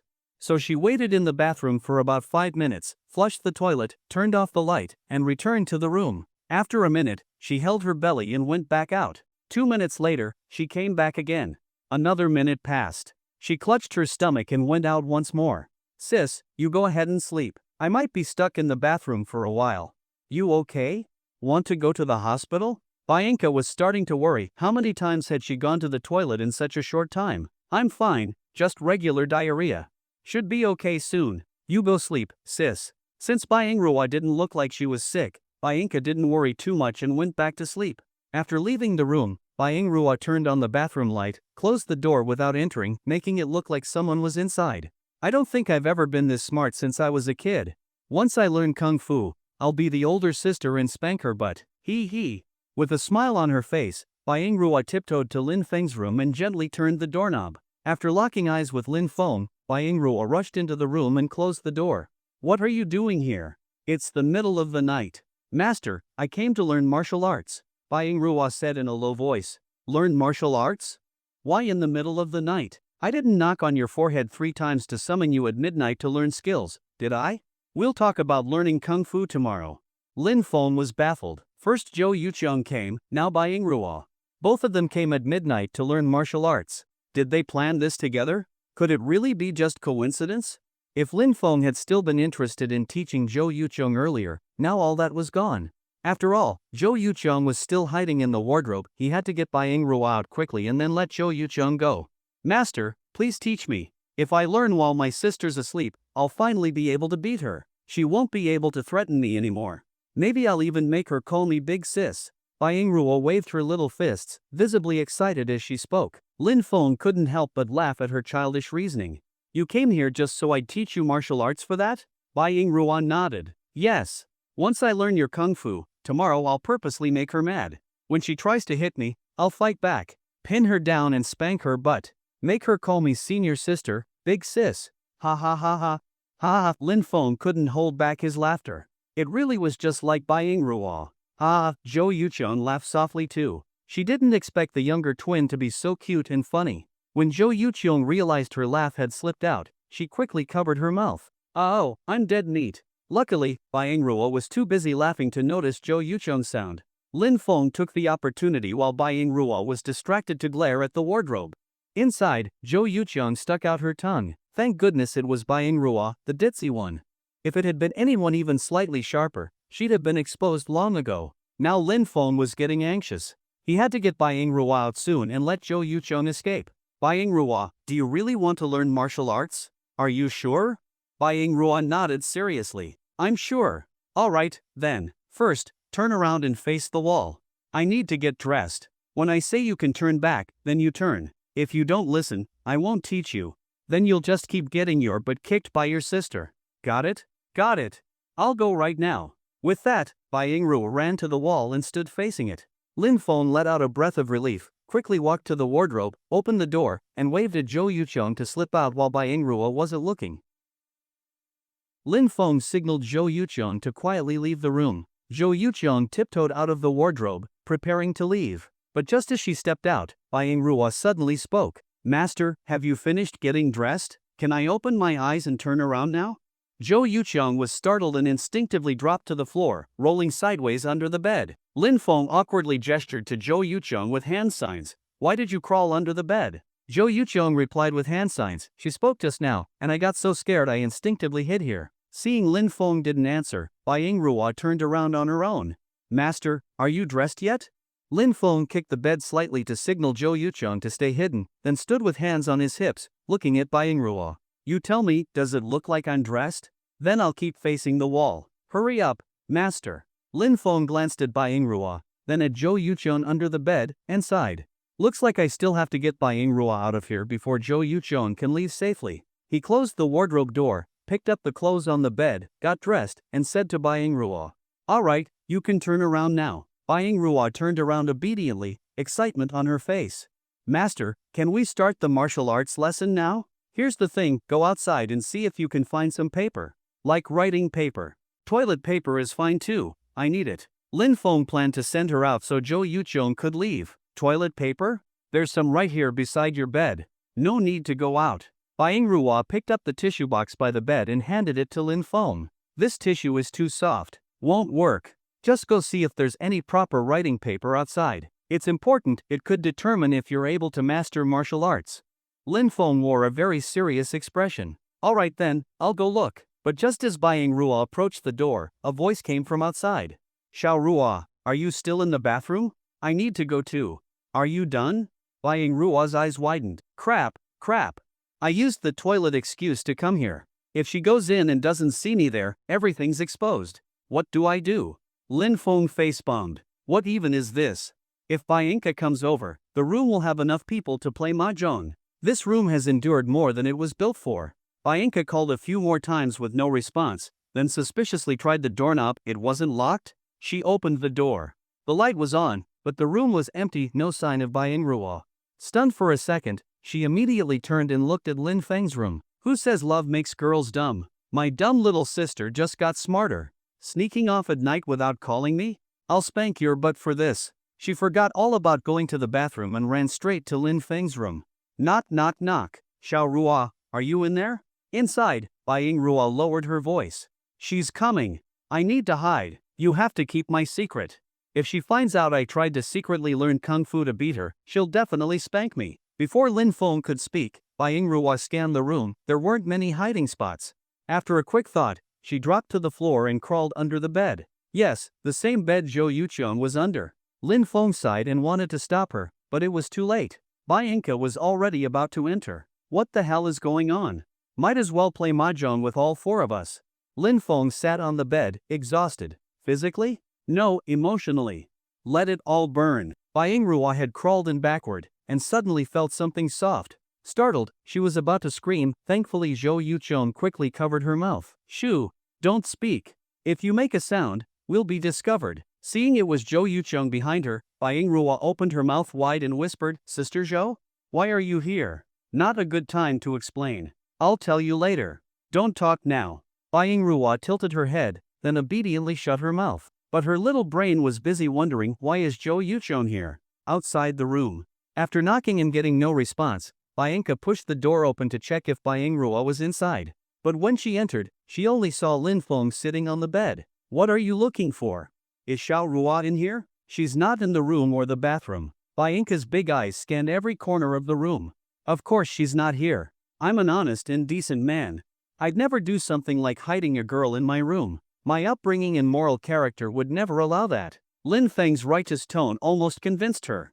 Even Bai Yingru nearly believed it if she weren't hiding under the bed herself. Under the bed, Zhou Yucheng scoffed silently. Better believe in ghosts than believe anything Lin Feng says. Then where did Xiao Rua go? She didn't vanish, did she? Probably not. I wasn't asleep just now and I vaguely heard her chatting with Zhou Yuchong. Maybe they're in her room?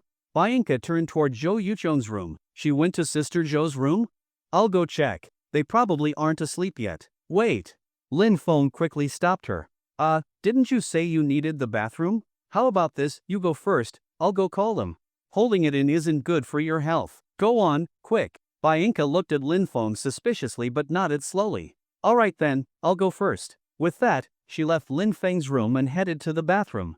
Only after hearing the bathroom door close did Lin Feng breathe a sigh of relief. He quickly waved at the two under the bed. Quick, come out. Go back to your room, Zhou Yuchong. Oh god, what is happening tonight? Luckily, crisis averted. Buying Rua and Zhou Yuchong crawled out from under the bed one after the other. After getting up, Buying Rua rubbed the back of her head. Thinking of the softness she just rested on, she glanced at Zhou Yuchong's chest and immediately felt jealous. So this is what it means to have a generous bosom? No wonder men like it. Honestly, even Buying Rua liked it. So comfy. Lin Feng gave the dazed Buying Rua a flick on the forehead. What are you spacing out for? Hurry and follow your sister Zhou to her room, or else your sister is going to find out. Oh, go. Just like that. Zhou Yuchong pulled Buying Rua's hand and entered through the back balcony door. Lin Feng, on the other hand, circled to the door near the bathroom, pretending to knock so Bainka could hear. Knock. Xiao Rua, Yuchong, are you two in the room? Xiao Rua, your sister is looking for you. Just when Lin Feng thought he had successfully covered everything up, a voice from the inner room shattered his dream. President Lin, you come in too. I caught them both red-handed. It was Bainka's voice. He opened the door in confusion. Buying Rua, Zhou Yuchong, and Bainka were all there. Bainka sat at the edge of the bed, while Buying Rua and Zhou Yuchong stood by the wall like two children who had done something wrong. Xiao Rua, explain yourself. What were you doing in President Lin's room? And Sister Zhou, why were you there too? What exactly did I miss back in the room? The four of them exchanged glances. After a moment of silence, Zhou Yuchong was the first to speak. Alright, I admit it. Actually, I went to ask Master to teach me martial arts. Buying Rua looked at her junior sister in shock. She hadn't expected that her perfect plan had actually come second. Sister Zhou, no, junior sister, you also came to secretly learn martial arts from Master? And you came earlier than me? I thought only I was smart enough to come up with such a brilliant plan. Then Buying Rua also spilled her entire perfect plan, including how she wanted to secretly learn martial arts and then beat up Bainka in a counterattack. Xiao Rua, I think you need a good spanking. You even want to be my older sister now? Getting bold, aren't you? Buying Rua pouted. I finally had a moment of genius, and you caught me. Bainka was so mad at her foolish sister that she laughed. But even though she laughed, there was no way she was letting her off without a spanking later. Lin Feng looked at the three of them and sighed slightly. Using martial arts training to cover up what had just happened, it was a bit clumsy, but it worked.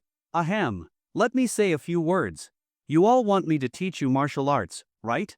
We want to learn, the three girls nodded in unison. The image of Lin Feng taking on nearly 20 strong men at the opera house was still vivid in their minds. Alright then, since no one's sleeping tonight, I'll start teaching. But before that, I have one condition. I know. Nothing comes without a price. So Master is definitely going to make secret rules, and based on how much we give, he'll teach us accordingly. Then we'll fight each other for his favor, and he'll sit back and enjoy it. Buying Rua's overactive imagination, nurtured by years of watching questionable content, had completely run wild. Lin Feng's face turned black. Just moments ago, he felt sorry that Bainka always spanked her little sister. Now it seemed, not enough. Not only not enough, he wanted to spank her himself. What goes on in this girl's head all day? Xiao Ko, when you get a chance, make sure to spank her. After that little episode, Lin Feng gave Buying Rua a manual mute, taping her mouth shut. Let's continue. Where were we? Oh right, before I teach you, I have one condition. Since you've asked me to teach you, you can't give up halfway. Whatever I assign, you must complete. Training will be long and hard, not something you'll master in just a few lessons. It'll be exhausting. If you can accept that, I'll teach you. I can accept too. Lin Feng peeled off the tape from Buying Rua's mouth. Speak clearly. I can accept too. I want to become a martial arts master. Buying Rua started waving her hands excitedly, only for Lin Feng to mute her again with tape. Words mean nothing. I'll record a video, you'll each make a pledge. If you try to quit, I get to punish you. Lin Feng turned on his phone camera. First, he aimed it at Bai Inca. I promised that after learning martial arts from Master, I will definitely stick with it. If I try to give up, I accept any punishment from Master, even physical. Next was Zhou Yuqiong. I also promised to stick with it. If I can't hold on, I'll accept punishment alongside senior sister Xiaoku. Finally, Bai Yingruo. I promise Master will punish me. No, wait, if I can't keep going, Master can punish me. Together with my 2 junior sisters. Somehow, it didn't feel like they were that against being punished. Inside a black market underground fighting arena in Jinling City, Suemo, who had been embarrassed by Lin Feng earlier, was sitting in a private booth with a young man in a black suit. Outside was a fighting ring where 2 men were battling to the death. This wasn't an official match, so there weren't many rules. In regular televised matches, if someone lost, a referee would stop the fight. But here, no referee. If you lose, you might die. Suemo watched as a strong man slammed the other fighter, then punched him square in the temple. The man instantly lost consciousness. Blood trickled from the corner of his eye. Without treatment, he'd be done for. But here, no one cared about losers. Suemo pulled the curtain shut. Boring. He wins every time. Tomorrow I'll find someone to end his streak. Then he turned to Yi Chen. You're a rare guest. What do you want from me? Say it quick, I'm busy. He rubbed his right hand, still annoyed by how Lin Feng had single-handedly wiped out 20 of his men. If I'm not wrong, you had a conflict with someone today, didn't you? 20 people couldn't beat one guy. Your hand still hurts? Sumo's eyes sharpened. Yi Chen, are you following me? The young man sitting across from Suemo was none other than Yi Chen from the Yi family. He was supposed to be in Shizhou, yet here he was in Jinling. Unsurprisingly, he had followed Lin Feng to Jinling. Facing Sumo's suspicion, Yi Chen only smiled faintly. Following you? What would I get out of that? I've been following Lin Feng the whole time. All right, Lin Feng is that guy. Since you had a conflict with him, that's why I came to find you. You know that guy named Lin Feng? Suemo looked at Yi Chen suspiciously. Of course I do. I've had my eye on him for a long time. He has something I want. What is it? Something even the heir of the Yi family desires? Suemo suddenly got interested. If Yi Chen, the heir of the Yi family, wanted it, it couldn't be ordinary. Yi Chen smiled calmly. Don't ask what you shouldn't. I dare to speak, but do you dare to listen? Sumo's expression shifted. Then don't say it. I don't want to turn against you. Just tell me why you came to see me today. Alright, straight to the point. I came to see you because of Lin Feng. You probably don't know much about who he really is, right? I haven't had time to look into him yet. Is there something unusual about him? He doesn't seem to be from any family? I don't remember hearing about him. He really isn't from any family, but he's not simple either. From what I know, he controls many companies and his medical skills are extraordinary. My grandfather's illness was cured by him. Your grandfather's illness was cured by him? Suemo was shocked and began to re-evaluate Lin Feng. Yes, but that's not important. I came to find you because I want to work with you. Work together? What do you want me to do? I don't want to offend a miracle doctor with skills like that. Who can guarantee they'll never get sick? Offending a miracle doctor has no benefit, especially one who can save someone like your grandfather, who was practically in the grave already. Don't be so quick to refuse, hear my terms first. Yi Chen remained calm and leaned in to whisper something in Sumo's ear. Sumo's expression shifted from indifferent to serious. So, my offer isn't bad, right? I don't see any reason for you to refuse. Yi Chen had a faint smile, as if certain Suemo would agree. Suemo stared at Yi Chen. I've heard from my family that Yi Chen from the Yi family is exceptionally smart. They said it's the Yi family's fortune to have someone like you. I didn't really believe it before, but now I see they were right. You're definitely not simple. Yi Chen remained calm at the praise. You haven't given me your answer yet. Didn't you already assume I'd agree? Does it still matter if I say it out loud? That's different. My confidence is one thing, but there's always a chance I'm wrong, and you might not want to cooperate. Suemo smiled. You're not wrong. I really don't have a reason to say no, but I want to hear what exactly you want me to do.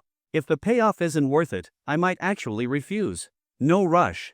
My plan isn't complete yet, so it's too early to tell you, but I can guarantee this, all you need to do is have some of the Su family's companies cooperate with my operations.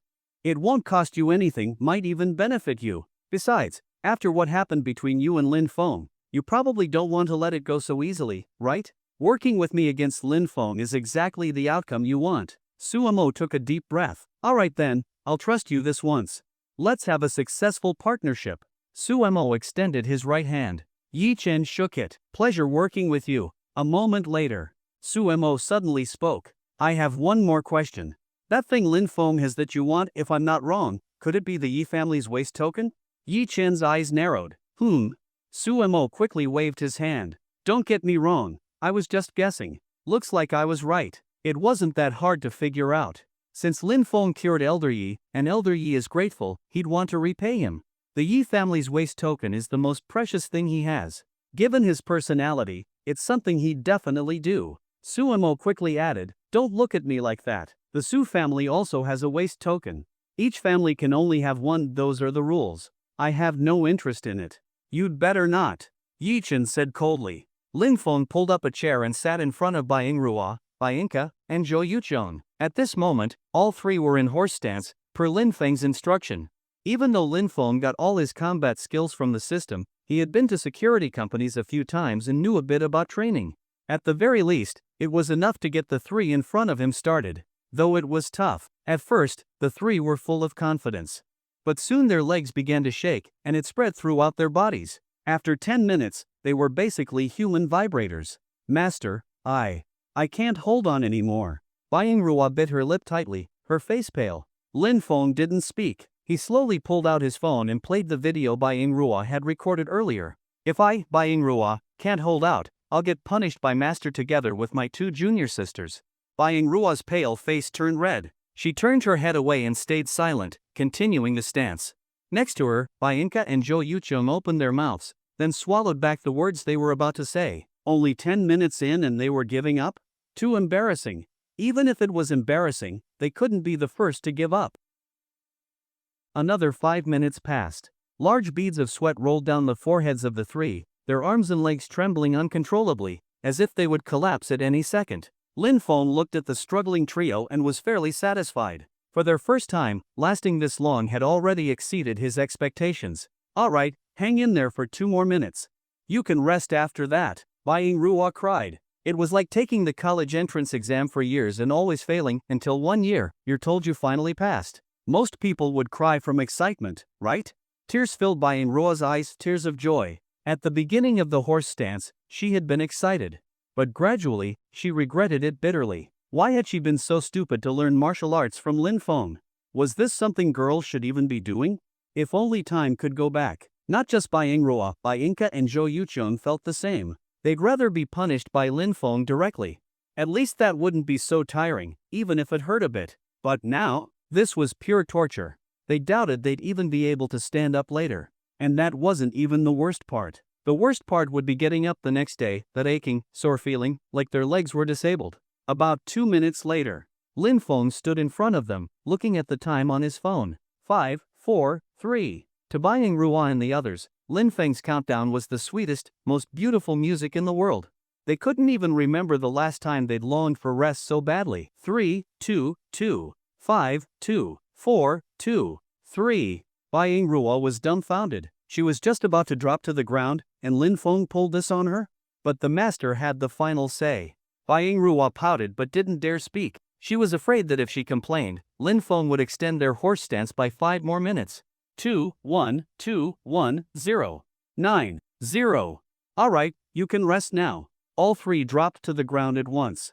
I feel like I've been standing for over 20 years, and now I'm finally sitting down. There's nothing in the world more blissful than this. Master, how about this? Let's make a deal. Can you just teach us the moves directly?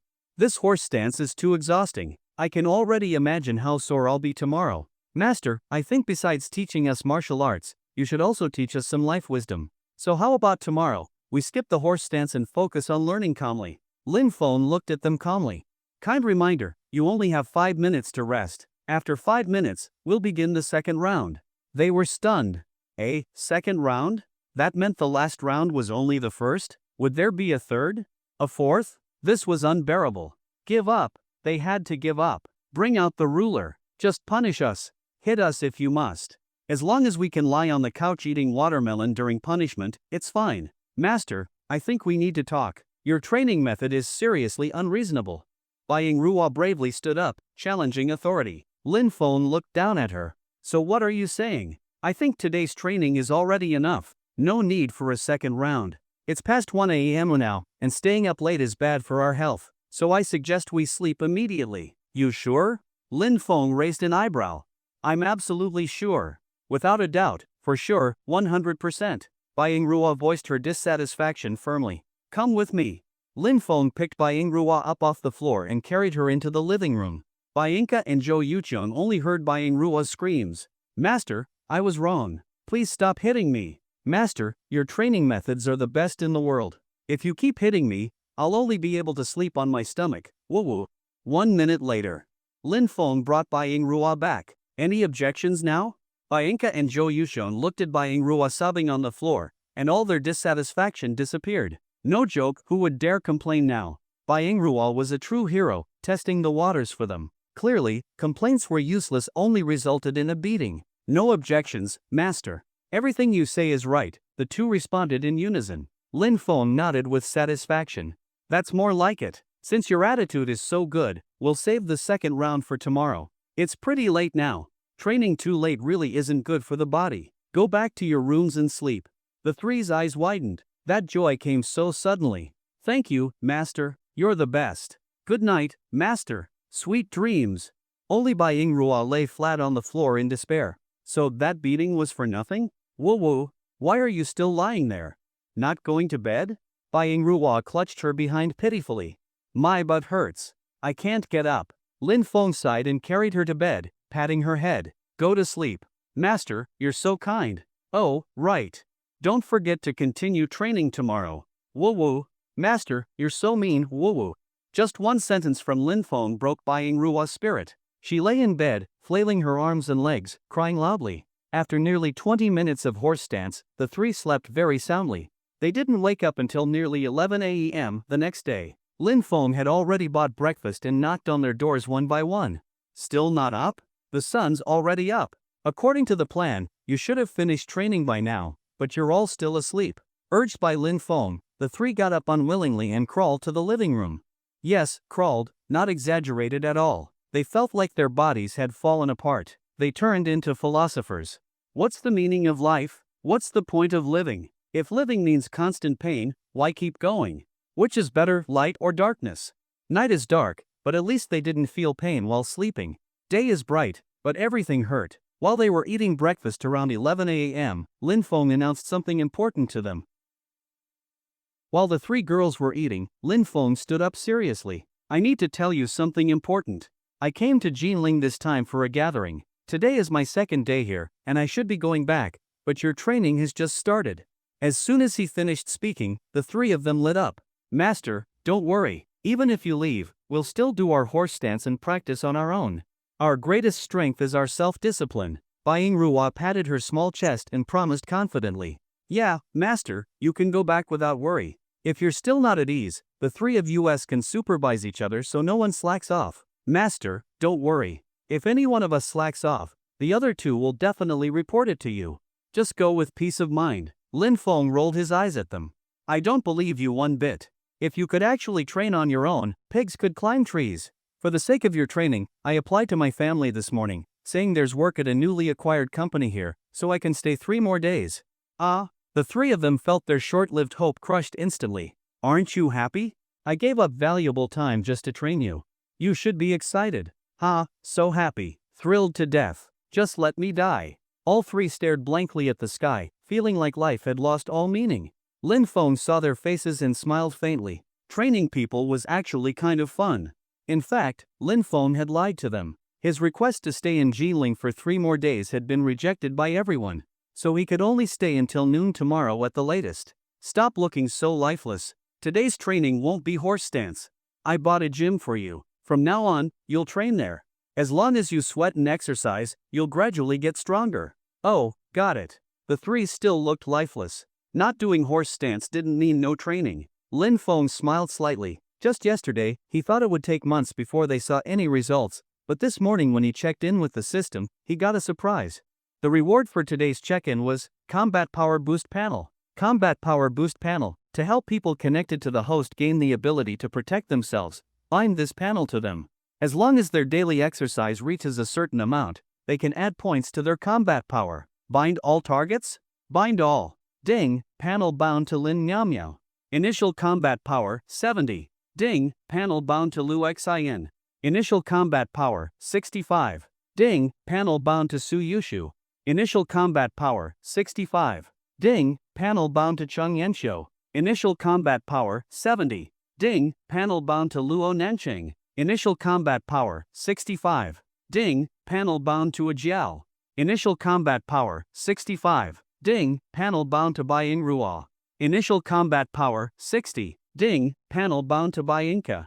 Initial combat power, 60. Ding, panel bound to Zhou Yuchong. Initial combat power, 70. Ding, max boost limit, combat power 150. Exercise daily to gain up to 3 points per day. Lin Feng exited the system and looked at Baiying Ruo, Baiyinka, and Zhou Yuchong each now had a panel above their heads. The panel was simple. Example. Name, Baiying Ruo. Combat power, 60. Today's gain, 0. All their combat powers ranged between 60 to 70. The lowest were the sisters Baiying Ruo and Baiyinka, possibly due to their small stature. After breakfast, Lin Feng took the three to a gym he had bought. From now on, this would be their dedicated training space. According to the system, exercising for about an hour a day could gain 1 point, so getting 3 points a day wasn't too hard. Just 3 hours of training a day would do. After checking out the gym, Lin Feng generously didn't make them train further but took them to Longfei Entertainment Company instead. Chris Entertainment had sent word they agreed to unconditionally terminate Zhou Yuchong's contract. From now on, she was a free agent. Chris Entertainment had also transferred all its artists to other companies, sold everything it could, and paid off its debts. Of course, this wasn't out of Wenwei's kindness. It was because Lin Feng had sent Zhang Lei to warn Chris Entertainment, either take this path or face Lin Feng's own methods. Wenwei had no choice but to dissolve the company he had worked so hard to build. At Longfei Entertainment, Baiying Ruo, Baiyinka, and Zhou Yuchong walked weakly, needing to lean on the walls. The aftermath of horse stance was that bad. Employees nearby whispered when they saw them in Lin Feng. Isn't that Zhou Yuchong? Why is she at our company? Who are those twin girls? That guy is so handsome. You don't know? That guy is our new boss. The twin girls signed with the company yesterday, and I heard Zhou Yuchong is signing today too. Really? Of course. Forgot my nickname? I know everything in this company. By the way, our new boss is really handsome, even more than some male celebrities here. If he debuted, he'd have so many fans. But he's already rich, why bother becoming a star? Being a boss is way more comfortable. True. Gosh, he's handsome and rich. How can such a perfect man exist? If only he'd like me. Wake up. If the boss liked you, he wouldn't be perfect anymore. Perfect people aren't blind. You son of a. Amid the gossip, Lin Feng led the three into his office. After terminating her contract with Chris, Zhou Yuchong was going to sign with Longfei Entertainment. From now on, she would officially be one of Longfei's contracted artists. After Zhou Yuchong signed the contract at the company, the three of them had no more excuses to slack off and could only follow Lin Feng back to the gym to work out. But it seemed like the three of them had planned it on the way. Just as they arrived at the gym, they protested together. Master, it's noon now, and we haven't had lunch yet. Training on an empty stomach is bad for our health. They said this with straight faces, despite having eaten breakfast less than an hour ago. Then they revealed their true goal. They didn't care about lunch, but they absolutely needed a nap. Lin Feng looked at the three of them with disappointment. He was originally going to tell them that as long as they exercised daily, they could gain points and become stronger. But seeing their lazy attitude, Lin Feng decided not to tell them for now. He'd torture them for one more day and reveal it before he left tomorrow. Fine, go take your nap, but you can only sleep until 2 o'clock. After that, you must continue training. Got it, master. The three answered lazily, then happily ran off to the gym's rest area to sleep. Lin Feng, feeling bored, found a room himself and laid down to rest. But not long after he lay down, a sneaky little head popped in. It was Baiying Ruo. Master, aren't you napping? What are you doing here? I want to quit. I came to accept punishment. I don't want to train anymore. You can beat me. Actually, beat me in advance for tomorrow too. I want to sleep the whole day tomorrow. You're sure you want to quit? If you do, your sister can beat you up whenever she wants. If you give up and she doesn't, the gap between you two will only grow. Before Lin Feng finished speaking, Baiying Ruo pushed open the door, and behind her stood Baiyinka, covering her face. Master, I came to be punished too. I don't want to train anymore either. Sighing, Lin Feng continued, think about it. If you've seen your sisters give up, and little junior sister Yuchong sticks it out, how will you face her later? You even want to act with her, what if she? Ahem, master, actually, I came too. Zhou Yuchong appeared behind the twin sisters. Damn, they completely cornered him. You see, if only one of us gave up, maybe it was our fault, but now all three of us are quitting. Isn't it possible that your training method has a problem? Maybe there's a way we can become as strong as you in just a few days, beating groups alone easily. Lin Feng and Bai Yingrua stared at each other in silence for about a minute. Master isn't speaking, does that mean he agrees? Maybe Master's reflecting. He might really think he was wrong but feels awkward admitting it, so he's thinking of an excuse. Ever since Zhou Yucheng started hanging out with the twins, her IQ seemed to have dropped too. Lin Feng took a deep breath and waved at them. Come in and close the door. Their hearts sank. It's over. Barbecue time. Master's gonna retaliate for being exposed. Would they get spanked like Bai Yingrua yesterday? Do you know why I called you in here? Bai Yingrua shrank her neck. You're not going to beat us, are you? Lin Feng smiled. So smart. You guessed right. And since you're so clever, I'll start with you. Ow, master, not the same spot as yesterday. It still hurts, pick somewhere else. Master, I didn't say anything. It was all Xiaorua. Ow. Master, I'm close with Xiaorua, hit me less, hit her more. If she can't take it, hit Xiaoka instead. Lin Feng brought out a ruler and punished all three of them. Zhou Yucheng had definitely been led astray by Bai Yingrua and Bai Yinka. What were they thinking all day? After the beating, Lin Feng looked at the three of them lying face down on the bed and decided to reveal a little bit about the combat power panel to give them some motivation. Ahem. I know you're tired. So tired that you'd rather get punished than train. I won't ask whose idea it was probably Xiaorua's. Bai Yingrua blushed and turned her head away in silence. That basically confirmed it. If it wasn't her idea, she would have refuted it. Staying silent meant admitting it. Do you know why I made you do horse stance yesterday? Bai Yingrua pouted. To torture us on purpose. Why say the harsh truth out loud? He glared at Bai Yingrua, and she quickly backed up several steps. The fear of last night and the spanking earlier still haunted her but still stung. She probably wouldn't be able to sleep on her back for the next couple of days. Actually, horse stance was just a prerequisite. If you can last through 15 minutes of horse stance, I can truly make you masters. And it'll be easy to become masters. This time, all three were interested in what Lin Feng had to say. Easy to become masters. 6 words, but 2 of them had deadly appeal to the girls, easy and masters. If this was before they trained with Lin Feng, they might have only cared about becoming masters. But now, easy sounded even more tempting. How can we become masters easily? Lin Feng acted mysteriously. You've heard of the Rin and Du meridians, right? Ran and Du meridians? They held their breath. Lin Feng nodded. Yes. Yesterday's horse stance was preparation to unblock your Rin and Du meridians. Once I open them for you, you just need to exercise casually every day running, working out, and you'll get stronger without even noticing. Master, are you serious? When have I ever lied to you? Last night, when you said no one was in your room. Bai Yinka chimed in. Ahem, don't sweat the details. Anyway, your dream of becoming masters will come true easily after I open your meridians. Then how do we unblock them? Master, stop teasing us, do it already. Bai Yingrua couldn't wait. At that moment, Lin Feng's eyes lit up. He had originally planned to pretend to use acupuncture, but suddenly came up with a better idea. Ahem. Lin Feng cleared his throat and said seriously, actually, I already showed you how to unblock your meridians. You've even experienced it yourselves. Experienced it? The three looked confused. Where do you hurt the most right now? The three froze, then all turned to look at their burning behinds and widened their eyes. Master, don't tell me unblocking the Run and Du meridians is. Lin Feng smiled and nodded. Yes. Spanking is actually the method to unblock the Run and Du meridians. The three of them immediately covered their butts. Master, are you messing with us? How could this be true? Spanking is a way to unblock the Run and Du meridians?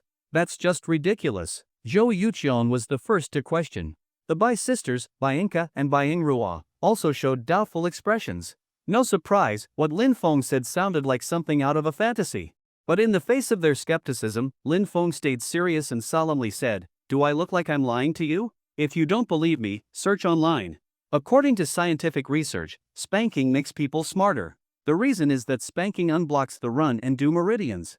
Seeing that Lin Feng wasn't joking at all, the three looked at each other and pulled out their phones to search whether spanking really made people smarter. After searching, the result left them speechless. Scientific research confirms that frequent spanking can make people smarter. Lin Feng wasn't wrong, there really was such a news report. But why would unblocking the run and do meridians work this way? It sounded more like some shady folk remedy from an unqualified doctor. Bai Yingruo looked at Lin Feng with a long face. Then, how long does it need to last? Lin Feng crossed his arms and calmly said, not long, just 10 minutes. And the spanking has to be done with a special technique. Other people don't know it, but I do. On that point, the three didn't question him actually, they trusted him a bit more. If just any random spanking could unblock meridians, wouldn't everyone be a master by now? Still, the three couldn't accept this method so easily. Lin Feng had just given them a few smacks and it already hurt a lot. If it went on for 10 minutes, wouldn't they be lying face down for days? Seeing their hesitation, Lin Feng smiled faintly and said, if you still don't believe it, we can pick someone to do a test. If it works on her, the rest of you can decide afterward, right? The three glanced at each other. Makes sense. If we see it work, you can hit us later. Then who'll be the test subject? It has to be one of you three. To be fair, you'll vote among yourselves. Whoever gets the most votes will be the first test subject. Sound good? Given the situation, they had no choice but to agree. All right. Each of you stay in place, cover your eyes. When I say open your eyes, point at the person you choose. The one with the most votes will be the test subject. Following Lin Feng's instructions, the three got into position and raised their hands, pointing at who they picked.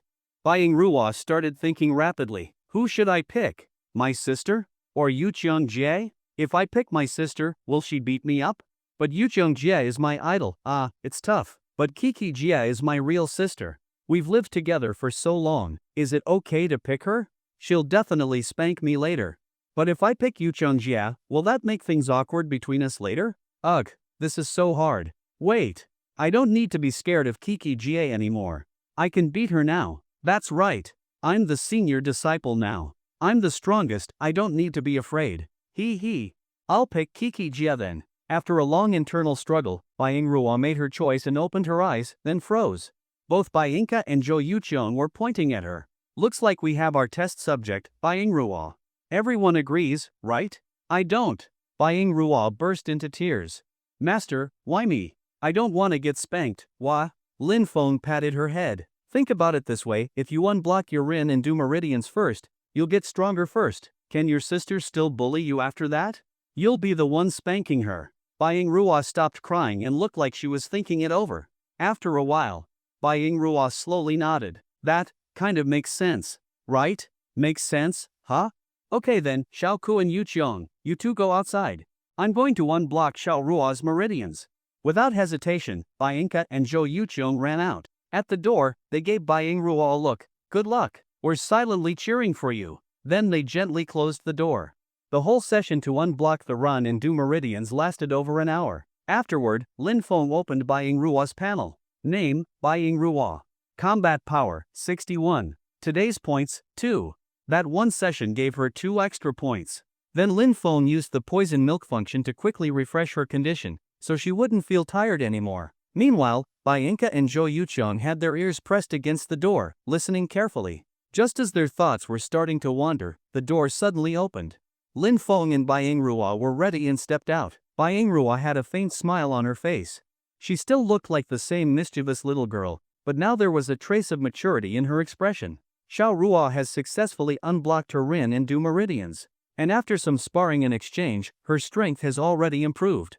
At the very least, she's stronger than Xiaoko now. Both Bai Yingruo and Bai Yinka were shocked. Master, didn't I just unblock my meridians? I didn't even exercise.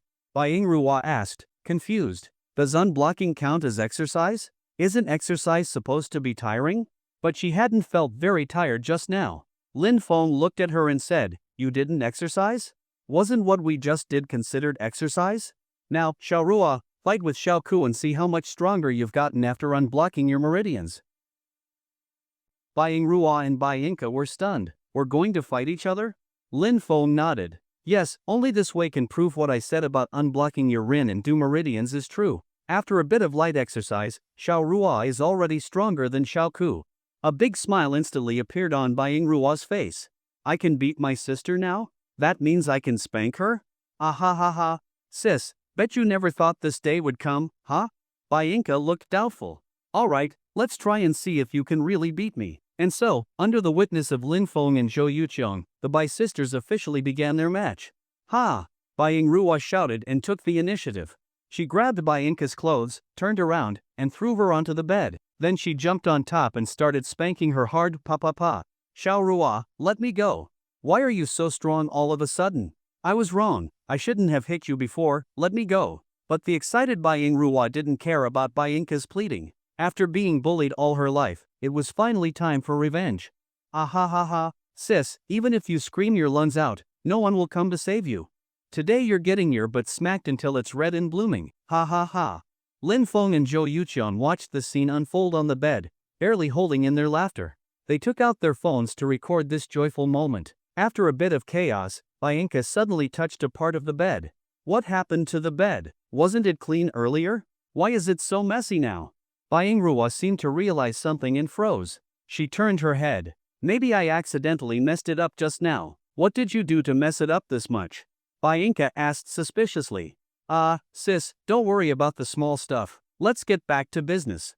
Come on, get off the bed first. Bai Yingrua kindly helped Bai Inca off the bed. Didn't you just say you were going to spank me until it bloomed? Bai Inca asked suspiciously. Come on, we're sisters, the closest people in the world. I was just joking with you. How could I bear to hit you? Bai Inca looked back at the messy bed, and combining it with Bai Yingrua's strange behavior earlier, she seemed to guess what had happened. Damn it! This bratty sister beat her to it. Then Bai Inca glanced at Zhou Yuqiang, who was standing with Lin Feng, and silently made a decision. Getting beat to the punch by Bai Yingrua was one thing, but she absolutely couldn't lose to Zhou Yuqiang next. Bai Yingrua glanced nervously at Lin Feng. Master, I really did get stronger. Before, when I fought with my sister, we were evenly matched, and she'd always threaten me with her seniority. But now I can beat her directly. Lin Feng nodded. Although Bai Yingrua had only gained 1 point, going from 60 to 61 was a qualitative change, so the effect was significant. Then Lin Feng looked at Bai Inca and Zhou Yuqiang. This is the result of unblocking the run and do meridians. You saw it with your own eyes. Do you believe me now? Just as he finished speaking, Bai Inca immediately raised her hand. Master, I believe you. I want my Ren and do meridians unblocked too. And you, Yuqiang? Do you want it done? Lin Feng asked. I do too. Zhou Yuqiang hesitated for a moment but agreed in the end. She had already figured out the situation. Lin Feng and Bai Yingrua were alone in a room for over an hour. Strange sounds came from inside, and now the bed was all messy. Putting it all together, if she still didn't get it, she'd be an idiot. But after thinking it over, she still agreed. After all, last night she had already ended up in Lin Feng's bed, and her innocence was gone. Lin Feng had to take responsibility. As for Lin Feng having other girlfriends, she didn't care anymore. A scumbag is still a scumbag. But who told her to be so attractive? And besides, didn't Lin Feng say it himself? He wasn't a scumbag, just someone whose heart had shattered into many pieces, with each piece loving someone different. In the end, agreeing to Lin Feng wasn't a loss. Who knows, maybe she'd even get the better end of the deal. Thinking of what was about to happen soon, Zhou Yuqiang felt both nervous and excited. She'd only seen this kind of thing in movies. This would be her first time in real life. Maybe she should ask Bai Yingrua for advice later. Seeing that Bai Inca and Zhou Yuqiang both agreed, Lin Feng nodded with a smile. Earlier with Bai Yingrua, it was Lin Feng who chose to stop. Though his body had been enhanced to the extreme, allowing him to pause at will, there was still some discomfort. Luckily, he still had 2 more matches to go, enough to clear his mind. Alright, since you both agreed, I'll help you unblock your Rin and do meridians too. That way, you'll all get stronger. And in the future, you can compete, see who's the best. Who do you think will be the strongest? Lin Feng looked at his 3 disciples. Bai Yingrua, Bai Inca, and Zhou Yuqiang glanced at each other. In the end, all 3 pointed at Bai Yingrua. Bai Yingrua herself confidently gave a thumbs up and pointed at herself with a proud face. Lin Feng raised his eyebrows. He didn't expect such unanimous agreement. You all think Xiao Rua will be the strongest? Bai Yingrua answered first. Of course. I'm super brave. I just beat my sister, junior sister, so I'll only get stronger from now on. You two think the same? Lin Feng turned to the other 2. Bai Inca and Zhou Yuqiang shook their heads at the same time. No, we just think that whoever ends up strongest, it definitely won't be Xiao Rua. Now that made more sense. Bai Yingrua was such a goof, it was unlikely she'd be the strongest. Lin Feng had to agree. What Bai Inca and Zhou Yuqiang said made a lot of sense. You two really think your senior sister will be weaker than you? Bai Yingrua asked in disbelief. Yes, they replied in unison. Bai Yingrua huffed. Time will tell. I'll definitely be the most hardworking, most dedicated, and the strongest. The three of them, including Lin Feng, tried hard not to laugh. Alright, let's begin unblocking your Rin and Du meridians. What followed was the process of unblocking the Run and Du meridians. And it took a long, long time. After having their Rin and Du meridians unblocked, Bai Yingrua and the other two could now grow stronger by gaining points. When they found out they could improve every day just by exercising, the three of them got really excited and immediately worked out in the gym. By the time they finished, it was already past 4 in the afternoon. Bai Yingrua, Bai Inca, and Zhou Yuqiang were so tired they didn't even want to move a finger. Although working out was way easier than holding horse stance, it still became exhausting after a long session. Looking at the three collapsed on the floor, Lin Feng first used the poison milk feature to give them a buff, helping them quickly recover their energy. Then he checked their status panels. Name, Bai Yingrua. Combat power, 63. Points today, 3. Daily max reached. Name, Bai Inca. Combat power, 62. Points today, 2. Name, Zhou Yuqiang. Combat power, 72. Points today, 2. Each person could gain 3 points daily. Bai Yingrua had already hit the limit, while Bai Inca and Zhou Yuqiang hadn't yet. Once Lin Feng left Jilin, their daily points would only come from self-discipline at the gym. Luckily, Shizhou wasn't that far from Jilin. Lin Feng could stop by every few days to check on them. Because if they weren't supervised, Lin Feng was certain they'd slack off every day and not train at all. Especially Bai Yingrua. Bai Yingrua, why is it always me who gets blamed? After all that sweating, the girls' stomachs were growling. Lin Feng ordered takeout for them. After they were full, Lin Feng originally wanted to continue supervising their training. But no matter what, they refused to move. They even said something wise-sounding, balance work and rest. Lin Feng rolled his eyes. Balance, sure, but you can't just rest all the time. Seeing that he couldn't motivate them, Lin Feng sighed. Alright, fine. They just trained anyway. Let them rest a bit. 7 a.m. Next morning. Lin Feng had booked an 8:30 a.m. flight. Before leaving, he reminded the three of them. Each of these 3 cards has 100 million in it. Use it as your pocket money. If it's not enough, call me and I'll transfer more. I already had the company buy the rights to the TV series A Sword in One Hero's Journey. Besides your daily training, keep an eye on that. Didn't you say you wanted to remake the 2nd season? Choose the cast and story yourselves. It's our own production, so do whatever you like. I'll video call you every day. I'll be able to tell if you've trained or not. Don't even think about slacking.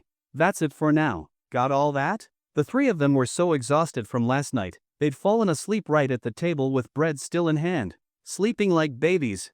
Bang bang bang. Lin Feng slapped the table. So all that stuff I just said, you didn't hear any of it? Bai Yingru rubbed her eyes, waking up drowsily. She wiped the drool from her mouth. Ha? Master, what did you say? Pia, Pia, Pia. He gave each of them a good flick on the forehead, then repeated everything he said. Got it this time? Got it, they replied sweetly. Then Xiao Rua, repeat what I just said. Bai Yingrua froze, stammering. Master, you said we should eat well, drink well, and try not to video call you, right? He seriously wanted to hit someone, especially Bai Yingrua. Ugh, the more he thought about it, the angrier he got. Lin Feng pointed at her. You, yes, you. Go hold horse stance. 10 minutes. Bai Yingrua made a miserable face. Master, I was wrong. I'll listen carefully next time. Please no horse stance, my legs are so sore, I can't even squat. If you don't start in 3 seconds, it'll be 15 minutes. Bai Yingrua pouted but obediently went to do her horse stance. Bai Inca and Zhou Yuqiang snickered from the side. They'd figured it out. Bai Yingrua was their lucky star. She always took the fall. Even when Master handed out punishments, Bai Yingrua was always first in line. Having a little sister like this was awesome. After all the fuss, it was 7:30. Lin Feng checked the time and gave them one last reminder. I'm leaving now. If I have time, I'll come back to Jiling to check on your training. If anything comes up, just call me, okay? Okay. Lin Feng seriously doubted whether their okay meant anything. 8:30 a.m. Lin Feng boarded the plane from Jiling to Qizhou. This trip to Jiling had been pretty fruitful. His group chat friends were all talented. He was very satisfied and happy. You could say he gained a lot. Leaning back in his seat, Lin Feng closed his eyes and started planning his next move. Before coming to Jiling, he had already arranged to host a high school reunion with Luo Nancheng. If you become rich and don't return home, it's like wearing fancy clothes in the dark. Most importantly, he wanted that show-off class monitor Li Haoyu, who did anything for attention, to learn a proper lesson. As a tycoon, how could Lin Feng not show off at the reunion? Since no one else had organized one, he'd organize it himself. After the reunion, what next? As he pondered, Lin Feng suddenly remembered something. Ever since he got that 10 trillion, his money didn't seem to decrease. In fact, the more he spent, the more he had. That auction in Jinling had given him an idea.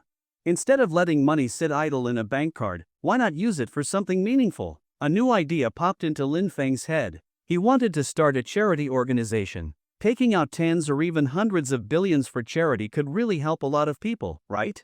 Once the idea formed, Lin Feng made up his mind. Just seconds later, he talked to Zhang Lei about setting up a charity foundation as soon as he got off the plane. But just then, the system beeped. Ding! Detected host's intent to start a charitable foundation. Heartwarming reward triggered. Heartwarming reward. Host is granted a fully established Maple Leaf Charity Foundation, fully staffed. Note, the Maple Leaf Foundation comes with an initial fund of 1 trillion. The director, Yin Su, is highly experienced and has excellent management skills. Host only needs to be the boss. So yeah, there really was no way to finish spending all this money.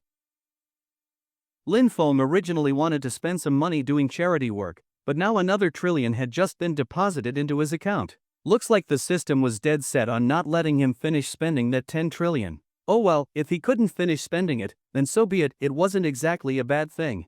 After returning to Qizhou, Lin Feng got busy again, traveling back and forth between Qizhou, Taizhou, and Jinling. During this time, Luo Nanqing arrived in Qizhou to help prepare for the class reunion. On the first day she arrived, due to certain reasons, she stayed in the hotel the whole time. If you're wondering what she did in the hotel, don't ask. The next day, Lin Feng looked at Luo Nanqing's panel. Name, Luo Nanqing. Combat power, 71. Points today, 3, daily max reached. Luo Nanqing's initial combat power was 65, but after these 2 days of point increases, she had hit the daily cap both times. So, in a way, this was another kind of cultivation. Nanqing, your strength and speed now are much better than before. What we just did was also a kind of training. Luo Nanqing sneered at Lin Feng's words. I don't believe it. That kind of thing makes you stronger? You think I'm a 3-year-old? Don't doubt it, your strength really improved. Try lifting me princess style. You couldn't do it before, right? Lift you? No way. You don't look fat, but your muscles must weigh at least 150 pounds. Luo Nanqing refused immediately. How do you know if you don't try? I'm serious, come on, try it. Lin Feng got out of bed and urged Luo Nanqing to lift him. Luo Nanqing, helpless, followed Lin Feng's request. But as soon as she tried, she realized something was off. She could actually lift him. Though it was difficult, she still managed to get both of Lin Feng's feet off the ground. She shouted in surprise. Lin Feng, you were telling the truth? I really got stronger. See? I wasn't lying. You've improved a lot, now you can lift me. Even if I gained a few more pounds, you'd probably still manage. You were actually telling the truth? So that means I'll just keep getting stronger from now on?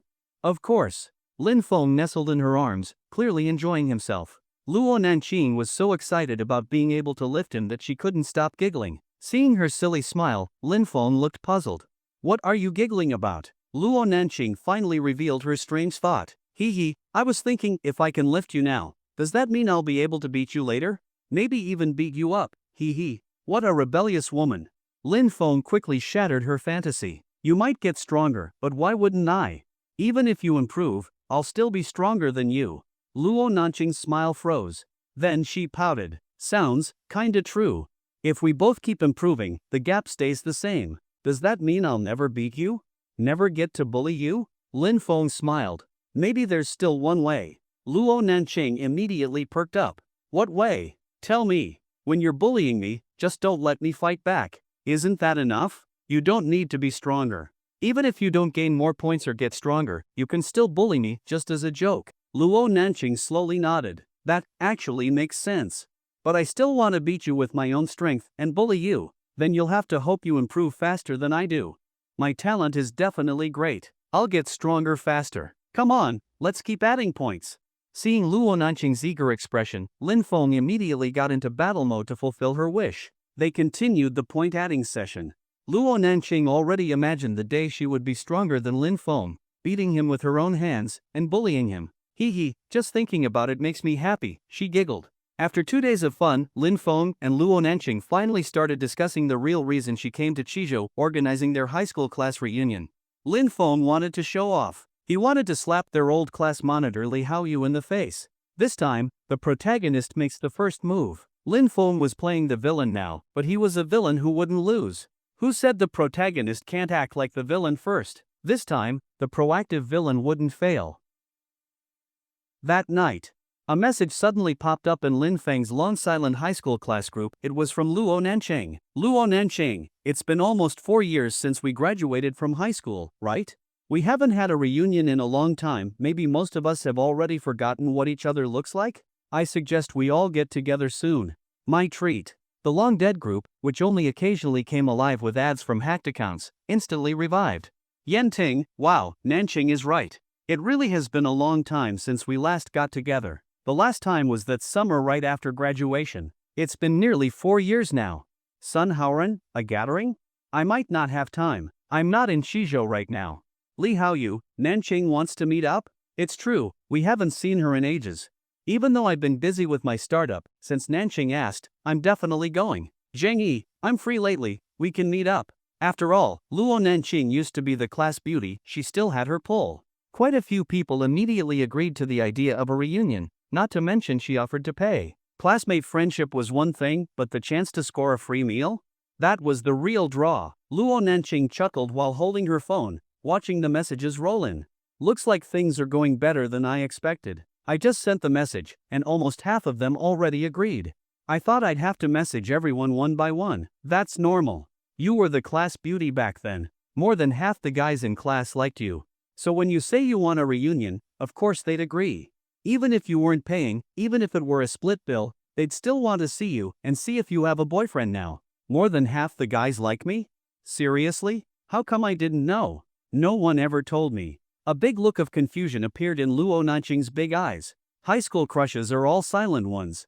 Out of 10 secret crushes, if even one confesses, that's already a high rate. Besides, your deskmate back then was me, and I was super tight with Fengzhan, who'd dare confess to you? Fengzhan was Lin Feng's best buddy in high school. He was a notorious school delinquent, so most people didn't dare mess with Lin Feng. Just like Zhang Haowen and Chang Wenwen, who Lin Feng ran into while buying a house. Back then, Chang Wenwen confessed to Lin Feng and got rejected. Furious and embarrassed, she got together with Zhang Haowen to get back at Lin Feng. In the end, it backfired badly. Speaking of which, Lin Feng hadn't heard anything about Zhang Haowen or Chang Wenwen since that encounter. He wondered if they'd show up at this reunion. And Fengzhan, Lin Feng hadn't seen him in a long time either. After the reunion, he planned to meet up with him separately. While chatting with Lin Feng, Luo Nanqing's thoughts drifted back to high school. Now that I think about it, not many people confessed to me in high school. No one annoying ever tried to mess with me either. Only Li Haoyu kept coming over to make small talk. I blocked all the trouble I could for you. Li Haoyu came over 10 times and I drove him off like 8. I don't even know how thick his skin was.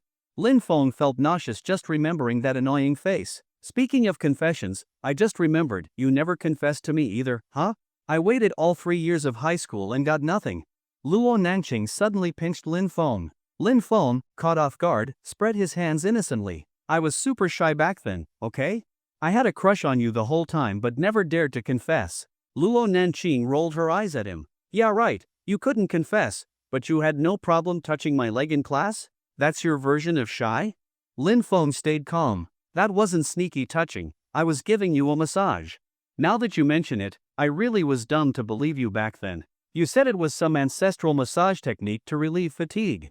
Looking back, you just wanted to take advantage of me. Lin Feng pouted. You misunderstood me. What I really wanted to tell you was that I knew a massage technique to enhance your bust, but you beat me up before I could. Luo Nanqing glared at him. So pervy. Might as well rename him Lin Pervert. Just then, she saw a new message in the group chat. Li Haoyu at Luo Nanqing. How can we let you pay for the reunion? I just made a bit of money recently with my startup, just a few million, nothing huge. It's not as much as my family's business, but it's a small success. Tell you what, I'll cover the cost this time. Ugh, Li Haoyu is showing off again. I said I'd pay, and now he jumps in talking about making millions from his startup and wants to treat everyone. I can't stand him, he just has to show off every day. Luo Nanqing looked at Li Haoyu's message with a look of disgust.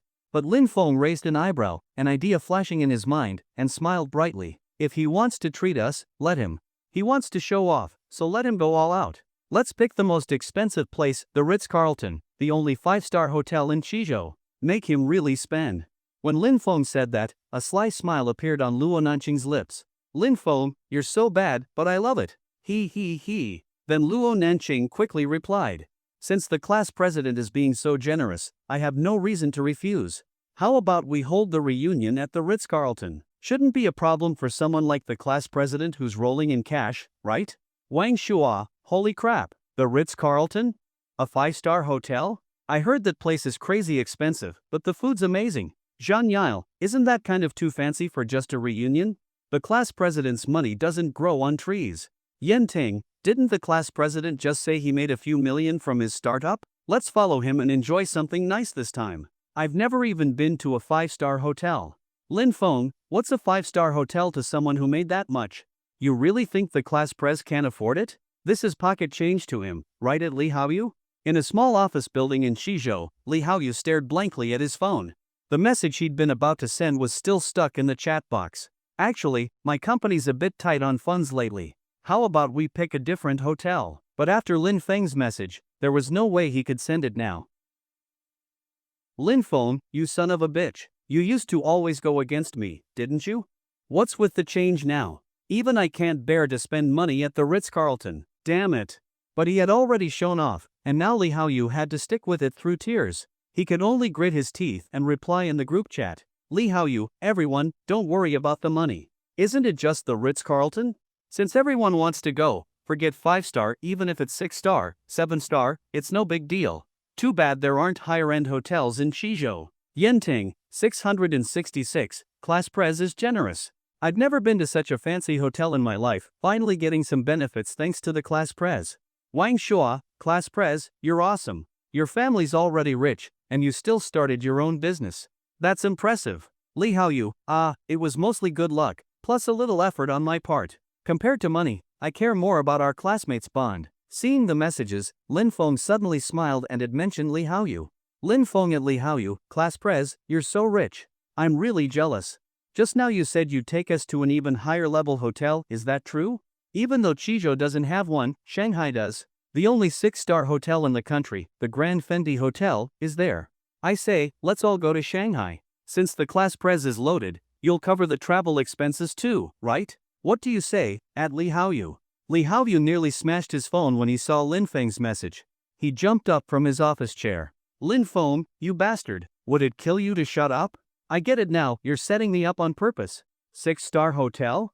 Why don't you just say we should go to the Burj Al Arab in Dubai? Li Haoyu cursed non-stop for several minutes, no repeats. Lin Feng was clearly hyping him up on purpose. And with Li Haoyu's pride, there was no way he'd back down. Lying in bed with Luo Nanqing, Lin Feng saw that Li Haoyu hadn't replied and grinned, adding fuel to the fire. Lin Feng, class pres, why so quiet? Actually, I didn't think it through. Going to a 6-star hotel in Shanghai costs too much. Plus, with travel for so many classmates, that's a lot of money. Probably too much even for you. Let's just stick to the original plan and go to the Ritz-Carlton. Li Haoyu read the message, his face dark, nearly grinding his teeth to pieces.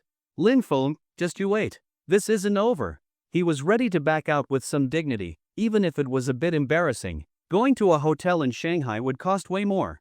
But then came a message from Luo Nanqing, freezing his hand midair above his phone. Luo Nanqing, yeah, it's not easy for class pres to make money. Forget the 5-star hotel, how about a random roadside barbecue stall instead? All to save pres some cash, right everyone? These 5- and 6-star places are really a bit much for pres, don't you think, at Li Haoyu? Lin Feng, I agree. I really thought pres was rich, but I was clearly overthinking it. Let's not burden him. Everyone bring your own food and drinks for the barbecue, let's help pres save wherever we can. Li Haoyu, what the fuck? With Lin Feng and Luo Nanqing working in perfect sync, Li Haoyu began to suspect they had planned this together.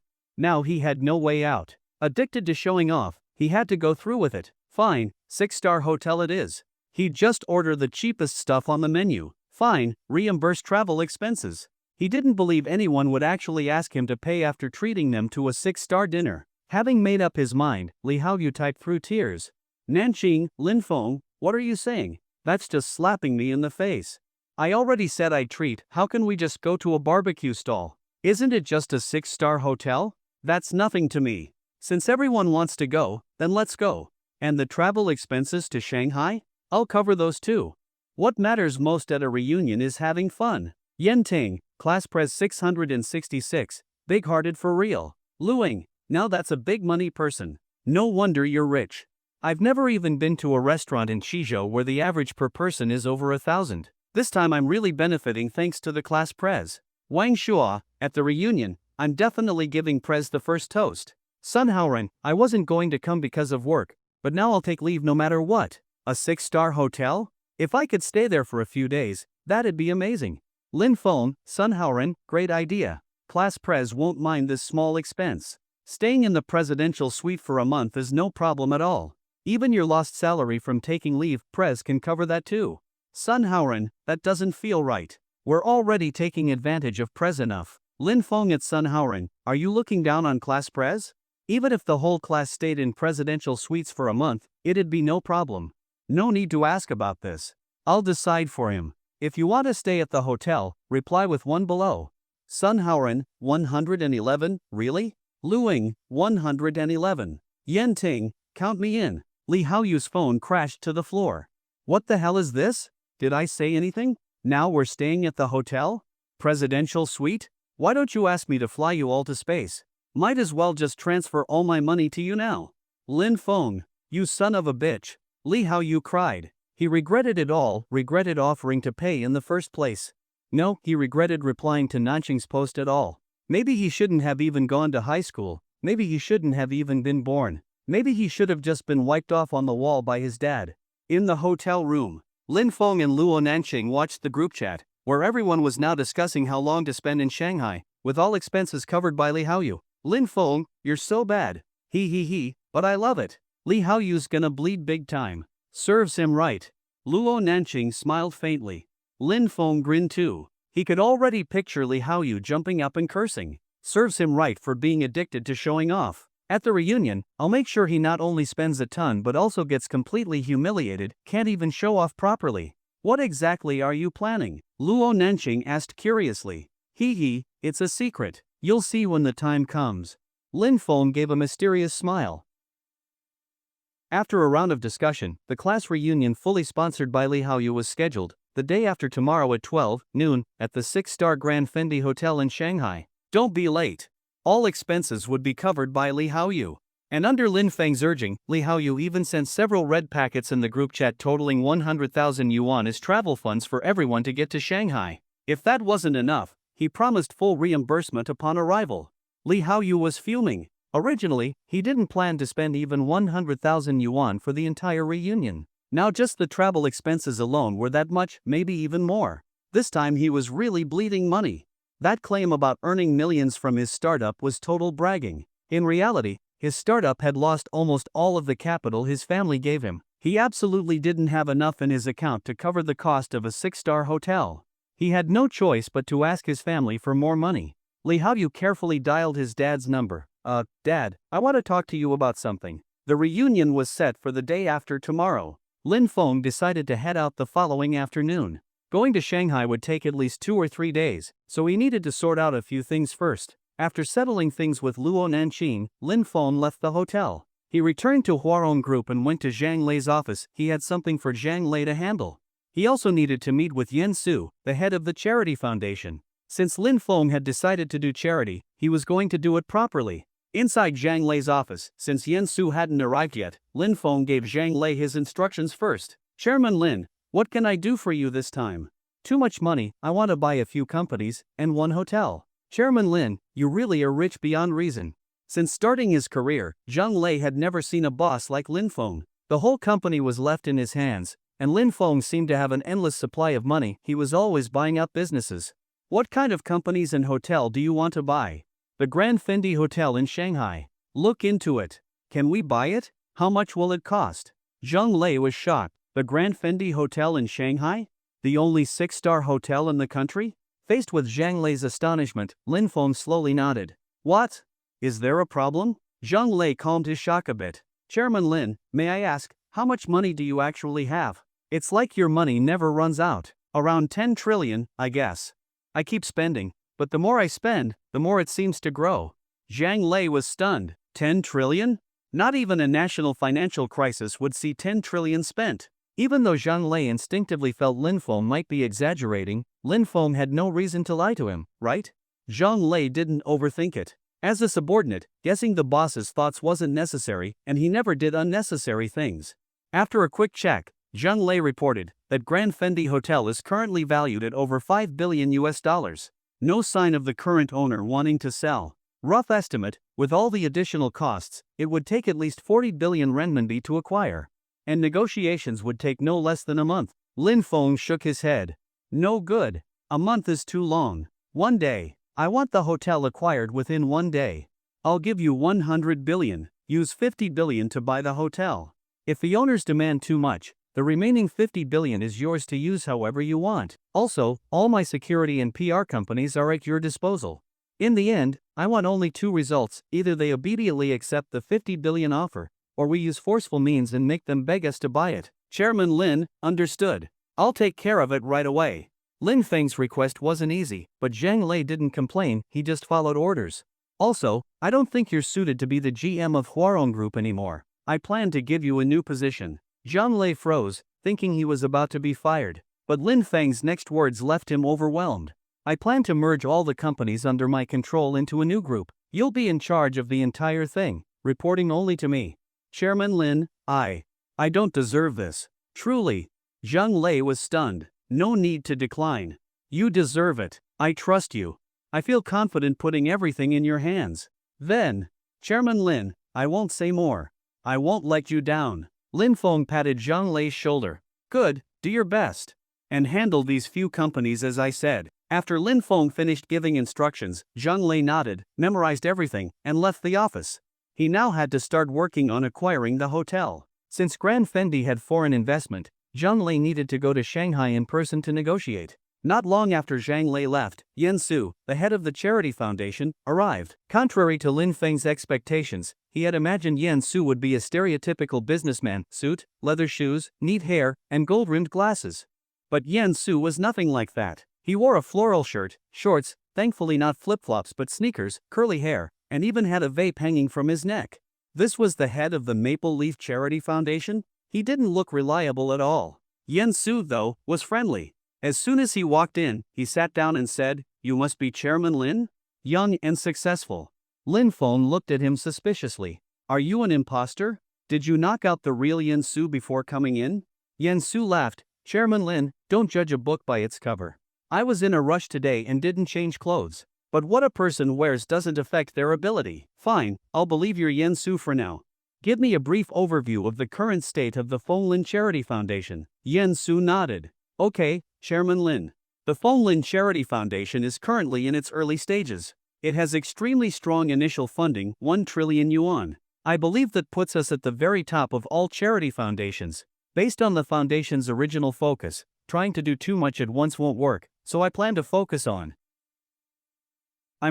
focus on elderly and children in poor areas. Elderly people who have lost their ability to work can't earn income. We'll go deep into poor regions, understand each household's situation, and make sure our help goes to those who truly need it. And for the children, their lives and education. In this area, the foundation plans to build schools, set up free cafeterias, and distribute free clothes locally. Even though Yan Su didn't look very reliable in his outfit, since he was arranged by the system, Lin Feng didn't worry about his capabilities. Listening to Yan Su's explanation, Lin Feng nodded. Not bad, but the scope is a bit too narrow. Even though taking on too much can backfire, just focusing on poor elderly and children isn't enough. Don't worry about the funding, 1 trillion is just the starting amount. If it's not enough, ask me for more anytime. Besides the elderly and children in poor areas, we also need to set up specialized sub-organizations to care for farmers in disaster-hit regions every year, for unemployed people in their middle age who got laid off and lost their family income sources, and for talents who gave up high-paying jobs abroad for the sake of the country. Since they sacrificed high salaries for the country, we must pay them high salaries in return. And also the lowest-level workers in cities, fresh college graduates. Yan Su seriously wrote down everything Lin Feng said. From Lin Feng's words, He could tell that Lin Feng wasn't doing charity for fame or profit like other foundations, he truly wanted to help those in need. It was clear that Lin Feng had experienced hardship himself, otherwise he wouldn't understand the struggles of so many people at the bottom. Did you remember everything I said? Lin Feng looked at Yen Su, who was still taking notes. Yen Su put away his pen. Yes, I've remembered it all. I already have a rough idea about some of Chairman Lin's thoughts. A rough idea? Tell me, let's brainstorm. Lin Feng and Yen Su talked for a long time, discussing all kinds of ideas for the charity foundation. As the conversation went on, Lin Feng found that despite his strange clothes, Yen Su was actually very easy to get along with. After Yen Su left, Lin Feng stretched and remembered there were still a bunch of things waiting to be done before he left. In order to oversee everyone's stat boosting before he left, Lin Feng carefully calculated the time. It was tight, but just enough. The time each person was assigned and their resulting stats were as follows. Suyushu, 3 hours. Name, Suyushu. Combat power, 77. Today's boost, 3, reached limit. Lu Xin and Ajiao, 4 hours. Name, Lu Xin. Combat power, 85. Today's boost, 3, reached limit. Name, Ajiao. Combat power, 78. Today's boost, 3, reached limit. Lin Miao Miao, 4 hours. Name, Lin Miao Miao. Combat power, 80. Today's boost, 3, reached limit. He didn't manage to visit Chung Yensu, he would make it up to her after returning. Name, Chung Yensu. Combat power, 75. Today's boost, 0. Lin Feng also made time for a video call with the 3 women far away in Jinling to check on their training. To his relief, the data showed they hadn't been slacking. Their stats had almost reached the daily limit. Their current stats were: Name, Baiying Ruo. Combat power, 74. Today's boost, 3, reached limit. Name, Baiyinka. Combat power, 74. Today's boost, 3, reached limit. Name, Zhou Yuqian. Combat power, 82. Today's boost, 3, reached limit. It seemed they'd all soon reach the upper combat limit of 150. At 150, they'd surpass most people in the world, easily able to take on 3 to 5 average strong men alone. By then, even if danger came, they'd be able to protect themselves. Evening, the day before the class reunion, Lin Feng and Luo Nanqing were preparing to fly to Shanghai from the airport. Before leaving, Lin Feng had not only supervised the others but also made full preparations for the reunion. Li Huai had already gone to Shanghai with the 99 luxury cars Lin Feng recently bought, each worth more than 10 million yuan. Ferrari, Aston Martin, Koenigsegg, Lamborghini, countless brands, including Lin Feng's original Pagani. Besides the cars, the Grand Fendi Hotel had also been successfully acquired.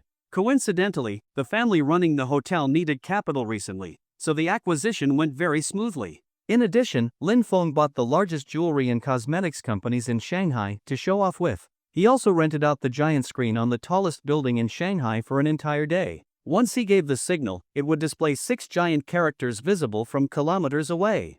Luo Nanqing, I love you. Lin Feng didn't leave his name, after all, he didn't want to drown in his own fish pond. Besides all this, he also had Zhang Lei keep a close eye on 2 companies. After making all the arrangements, Lin Feng and Luo Nanqing boarded the plane to Shanghai. The country's biggest city, Shanghai. Lin Feng had arrived. On the plane, Lin Feng had a little episode. Just as he and Luo Nanqing entered first class, they saw someone live streaming. That person was probably trying to stream a bit before takeoff. Hey guys, today's my 30th birthday, and I'm finally flying first class. I'm so excited. Come on, let me show you what first class looks like. Check out this space, so roomy and relaxing. Look at these seats, so luxurious. If you've never flown first class, drop a comment of envy in the chat. As the guy was walking around first class showing the camera, a flight attendant came over. Hello sir, there are still 40 minutes before takeoff. You'll need to turn off your phone by then.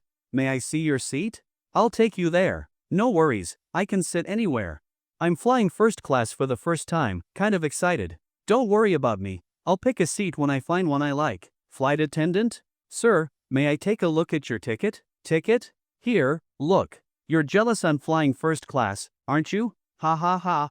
Do you hear what you're saying? Jealous of you? Flying is literally her job. Though speechless, the flight attendant stayed polite and took his ticket. One glance, and she said, Sorry sir, your ticket is for economy class. This is first class. Of course I know this is first class. It's my 30th birthday today, so I came to sit in first class.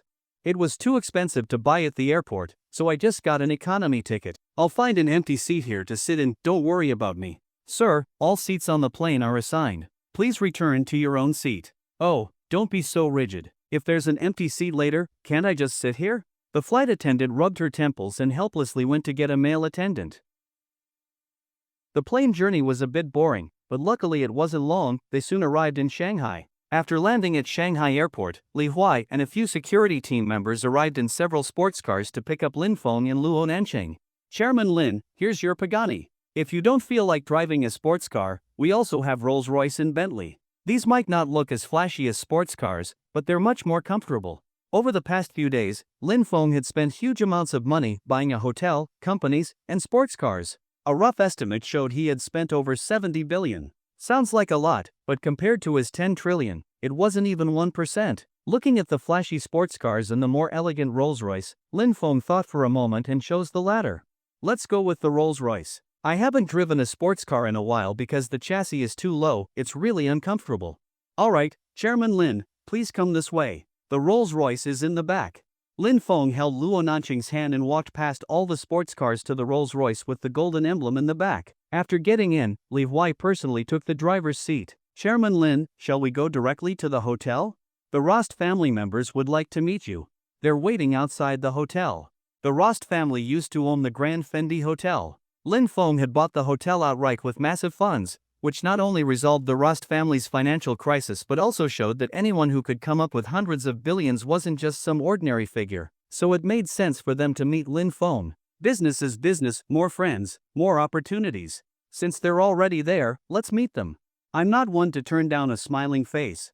The group drove in a Porsche 911, a Lamborghini Aventador, a Pagani, a Ferrari, and also a Rolls-Royce and Bentley. On the road, they were without a doubt the flashiest presence.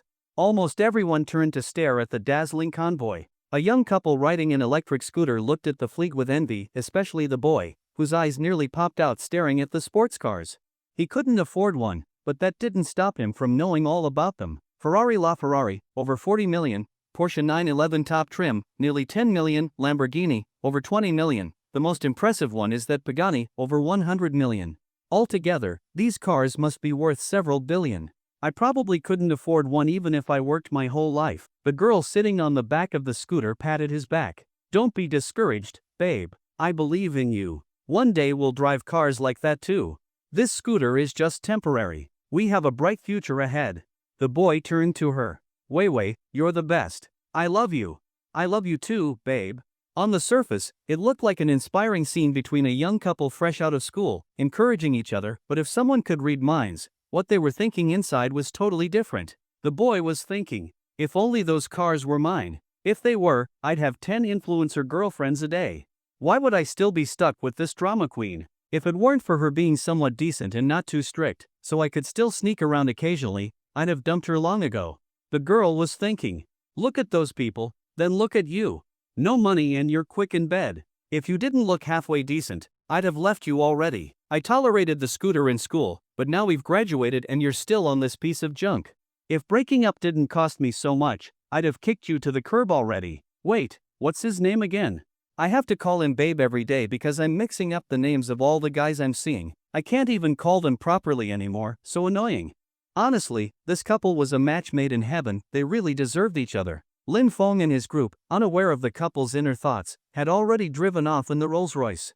Grand Fendi Hotel. As the only 6-star hotel in the country, its prestige stood above all others nationwide. The hotel's main structure was located at the center of a mountain. More accurately, the mountain itself was part of the hotel. The surrounding hills were all man-made, creating a massive estate around the building. If one word could describe the Grand Fendi Hotel, it would be extravagant. Everything gold in the hotel wasn't painted, it was actually coated in real gold. Riding in the hotel's private car, they passed by a swimming pool, bowling alley, badminton court, golf course, fitness and spa center, and more before reaching the main building. The main hotel tower had over 20 floors, with room rates ranging from tens of thousands to hundreds of thousands per night. The most expensive room was the Imperial Suite, at 288,000 yuan per night. Even at that price, it required booking a week in advance. Money alone couldn't get you in. The Rost family members were already waiting in one of the hotel's dining halls. Since Lin Feng and Luo Nancheng hadn't had dinner yet, they decided to meet there. What surprised Lin Feng was that he expected a foreigner, but when he arrived, he saw a black-haired, yellow-skinned, clearly native Chinese man. You must be Mr. Lin? I'm Sunny here on behalf of the Rost family to greet you. Lin Feng raised an eyebrow. If there was one thing to say about Sunny, it was that he was too handsome. Almost as handsome as Lin Feng himself, which was saying something. But unlike Lin Feng's masculine charm, Sunny had a more feminine beauty, fair skin, delicate features. If he became a celebrity, he'd absolutely crush the entertainment industry. Lin Feng had never seen someone in real life who looked as good as he did, which made him a little curious. There are Chinese people in the Rost family? Judging by your looks and accent, you seem like a full-blooded Chinese man. You're absolutely right, Mr. Lin. I'm 100% Chinese. But the reason I can represent the Rost family is that my wife is Mr. Willie Rost's only daughter, Ellie Rost. The family sent me because I'm better suited for communication. Lin Feng chuckled and muttered under his breath, didn't expect it. Looks so soft, but still ended up driving a foreign car. What was that, Mr. Lin? Nothing. Let's stop chatting here. Let's eat and talk at the table. Lin Feng quickly changed the subject. After chatting with Sunny for a bit at the dining table, Lin Feng increasingly felt that this person wasn't simple. Talking with Sunny gave people an unexpectedly comfortable feeling, like a spring breeze. With his stunning looks and gentle conversational style, if Sunny had tried picking up girls, he'd be unstoppable. No wonder he managed to win over the only daughter of the Rost family. Of course, there was one type of woman who would be an exception: female leads in novels. Because one of the iron laws in novels is female leads only have eyes for the male lead. Except in certain special stories. Just like now, Luo Nanqing was holding 2 chicken legs, one in each hand, eating with oil all over her mouth. These days, she trained daily to improve her stats, so she got hungry quickly. She had eaten lunch, but now it was past 8 p.m., and she was starving.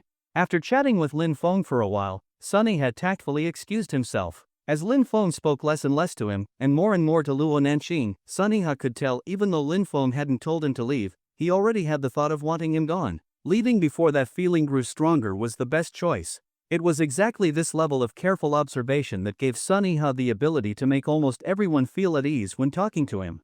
After Sunny left, Lin Feng pulled out his phone and messaged Jun Lei, asking him to investigate Sunny's background. Lin Feng didn't know why, but he had a sudden feeling this wouldn't be the last time he met Sunny. In fact, Lin Feng vaguely sensed that Sunny might cause him big trouble in the future. Although it was just an unclear sixth sense, better to be cautious than clueless. It was better to know something than nothing. After messaging Zhan Lei, Lin Feng set aside the thought and looked back at the dinner table. With his increased combat stats, Lin Feng now had greater strength, speed, and of course, a bigger appetite. Whereas 3 meals a day used to be enough, now even 4 were barely satisfying. Watching Luo Nanqing devour food, Lin Feng picked up his chopsticks and joined her in demolishing the feast. A whole table full of dishes. If priced according to the menu, it would cost over 500,000 yuan. About half an hour later, Lin Feng and Luo Nanqing both held their stomachs and let out long, satisfied burps, then smiled at each other. I'm so full. Eating this much at night, am I gonna gain weight? Luo Nanqing worried as she pinched her slightly bulging belly. Lin Feng waved his hand. Relax, with this little food, a bit of exercise later will burn it off. You might even feel hungry again in the middle of the night. Hearing Lin Feng's words, Luo Nanqing felt it made sense and grabbed another dessert. Whether or not it really made sense didn't matter, as long as it comforted her, that was enough. After they finished eating and sat around for a bit, Lin Feng suddenly spotted the swimming pool nearby. Hey, let's go swimming. You don't know how to swim yet, right? I'll teach you. You know how to swim? Never heard you mention that in high school. I learned in college. Don't worry about when I learned. Do you want to learn or not? If you do, call me Coach Lin and I'll teach you. Lin Feng quickly changed the subject. He had learned to swim during college in a club, but at the time, there was a group of people attracted to his looks who were overly enthusiastic about teaching him. They claimed it was about swimming, but it was really about getting handsy. One moment they were feeling up his abs. Next, they were rubbing their chests against his back. Then they were using their feet to touch him under the water. Back then, Lin Feng had to endure all that harassment just to learn how to swim. Disgusted and cold. Why are there so many perverts in the world? Boys need to protect themselves at all times. Luo Nanqing was delighted after hearing that and skipped happily alongside Lin Feng toward the swimming pool. The next day. Don't ask why it's suddenly the next day. Because in this world, a terrifying monster has appeared, called the Detail Devouring Beast. It roams through every corner of novels, devouring all things related to details until there's nothing left. Everything that happened last night? Gone eaten clean by the beast. The detail-devouring beast, truly terrifying. Lin Feng slept until 10 a.m. If it weren't for the group chat constantly going off, the two of them might have slept until the afternoon, perfectly missing the class reunion they organized. Ding ding ding. Lin Feng couldn't open his eyes and just started fumbling around the bed for the phone that wouldn't stop dinging. This one? Doesn't feel right. That's a foot. This? Nope, that's my special pillow. This one has to be it, right? Ha? Why is the phone breathing? Lin Feng finally managed to open his eyes and saw that his finger was sticking into Luo Nanqing's nostril. No wonder the charging port felt so big, it was a nostril. After being woken up by the phone, Lin Feng, out of revenge, woke Luo Nanqing too. The group chat was buzzing, most people were already on their way, and some had already arrived. Wang Shua just got off the high-speed train. Shouldn't take more than 30 minutes to get there by taxi. Where are you guys now? Yenting, I'm already on the way to the hotel, should be there in a few minutes. Sun Huarong, I'm already at the hotel. Class president, I see you, are you the one standing at the entrance? Li Haoyu, yep, that's me. Hard to believe it's been almost 4 years, and you still recognized me right away. Maybe it's my brand new Armani suit really stands out. I'm waiting at the hotel entrance, everyone. Don't be late. Li Haoyu was always showing off. Even though the way he name-dropped his Armani suit was awkward, showing off is still showing off. He had arrived early at the Grand Fendi Hotel today. 2 days ago, once they confirmed the hotel, he called ahead to reserve a private room. There were 28 classmates confirmed to attend out of 35 in total. Only 7 weren't coming. Li Haoyu reserved a private room with a large table that could barely fit everyone. To save money, he only went with the minimum 68,000 yuan meal package and ordered in advance to prevent people from picking expensive dishes on the spot. After arranging everything, he waited at the hotel entrance. Glancing at his Rolex green submariner, it was already 10:20. I wonder if Nanqing has arrived yet. Let me call and check. Li Haoyu took out his phone, found Luo Nanqing's number, which he'd saved using his class rep privileges, and dialed. Love to see your furrowed brow, call me a coward. In the middle of a morning kiss with Lin Feng, Luo Nanqing heard her phone ring. She pulled away, gasping for air. Huff, huff, hello? Who is it? Nanqing, it's me, Li Haoyu. Are you at the hotel? Want me to come pick you up? I arrived in Shanghai yesterday, drove here, nothing fancy, just a BMW 5 Series. Let me know when you're here, I'll come get you. Li Haoyu? Huff, I am already in Shanghai. None, hey, stop moving. And then Luo Nanqing hung up, leaving a stunned Li Haoyu. WTF? Li Haoyu was falling apart. Like Garen getting hit with mortal reminder, silenced and armor broken. Was his goddess staying with someone else? That panting, what else could they be doing? What else could they be doing? Li Haoyu forced himself to stay calm. Calm down, this doesn't mean anything. Maybe she's with another girl.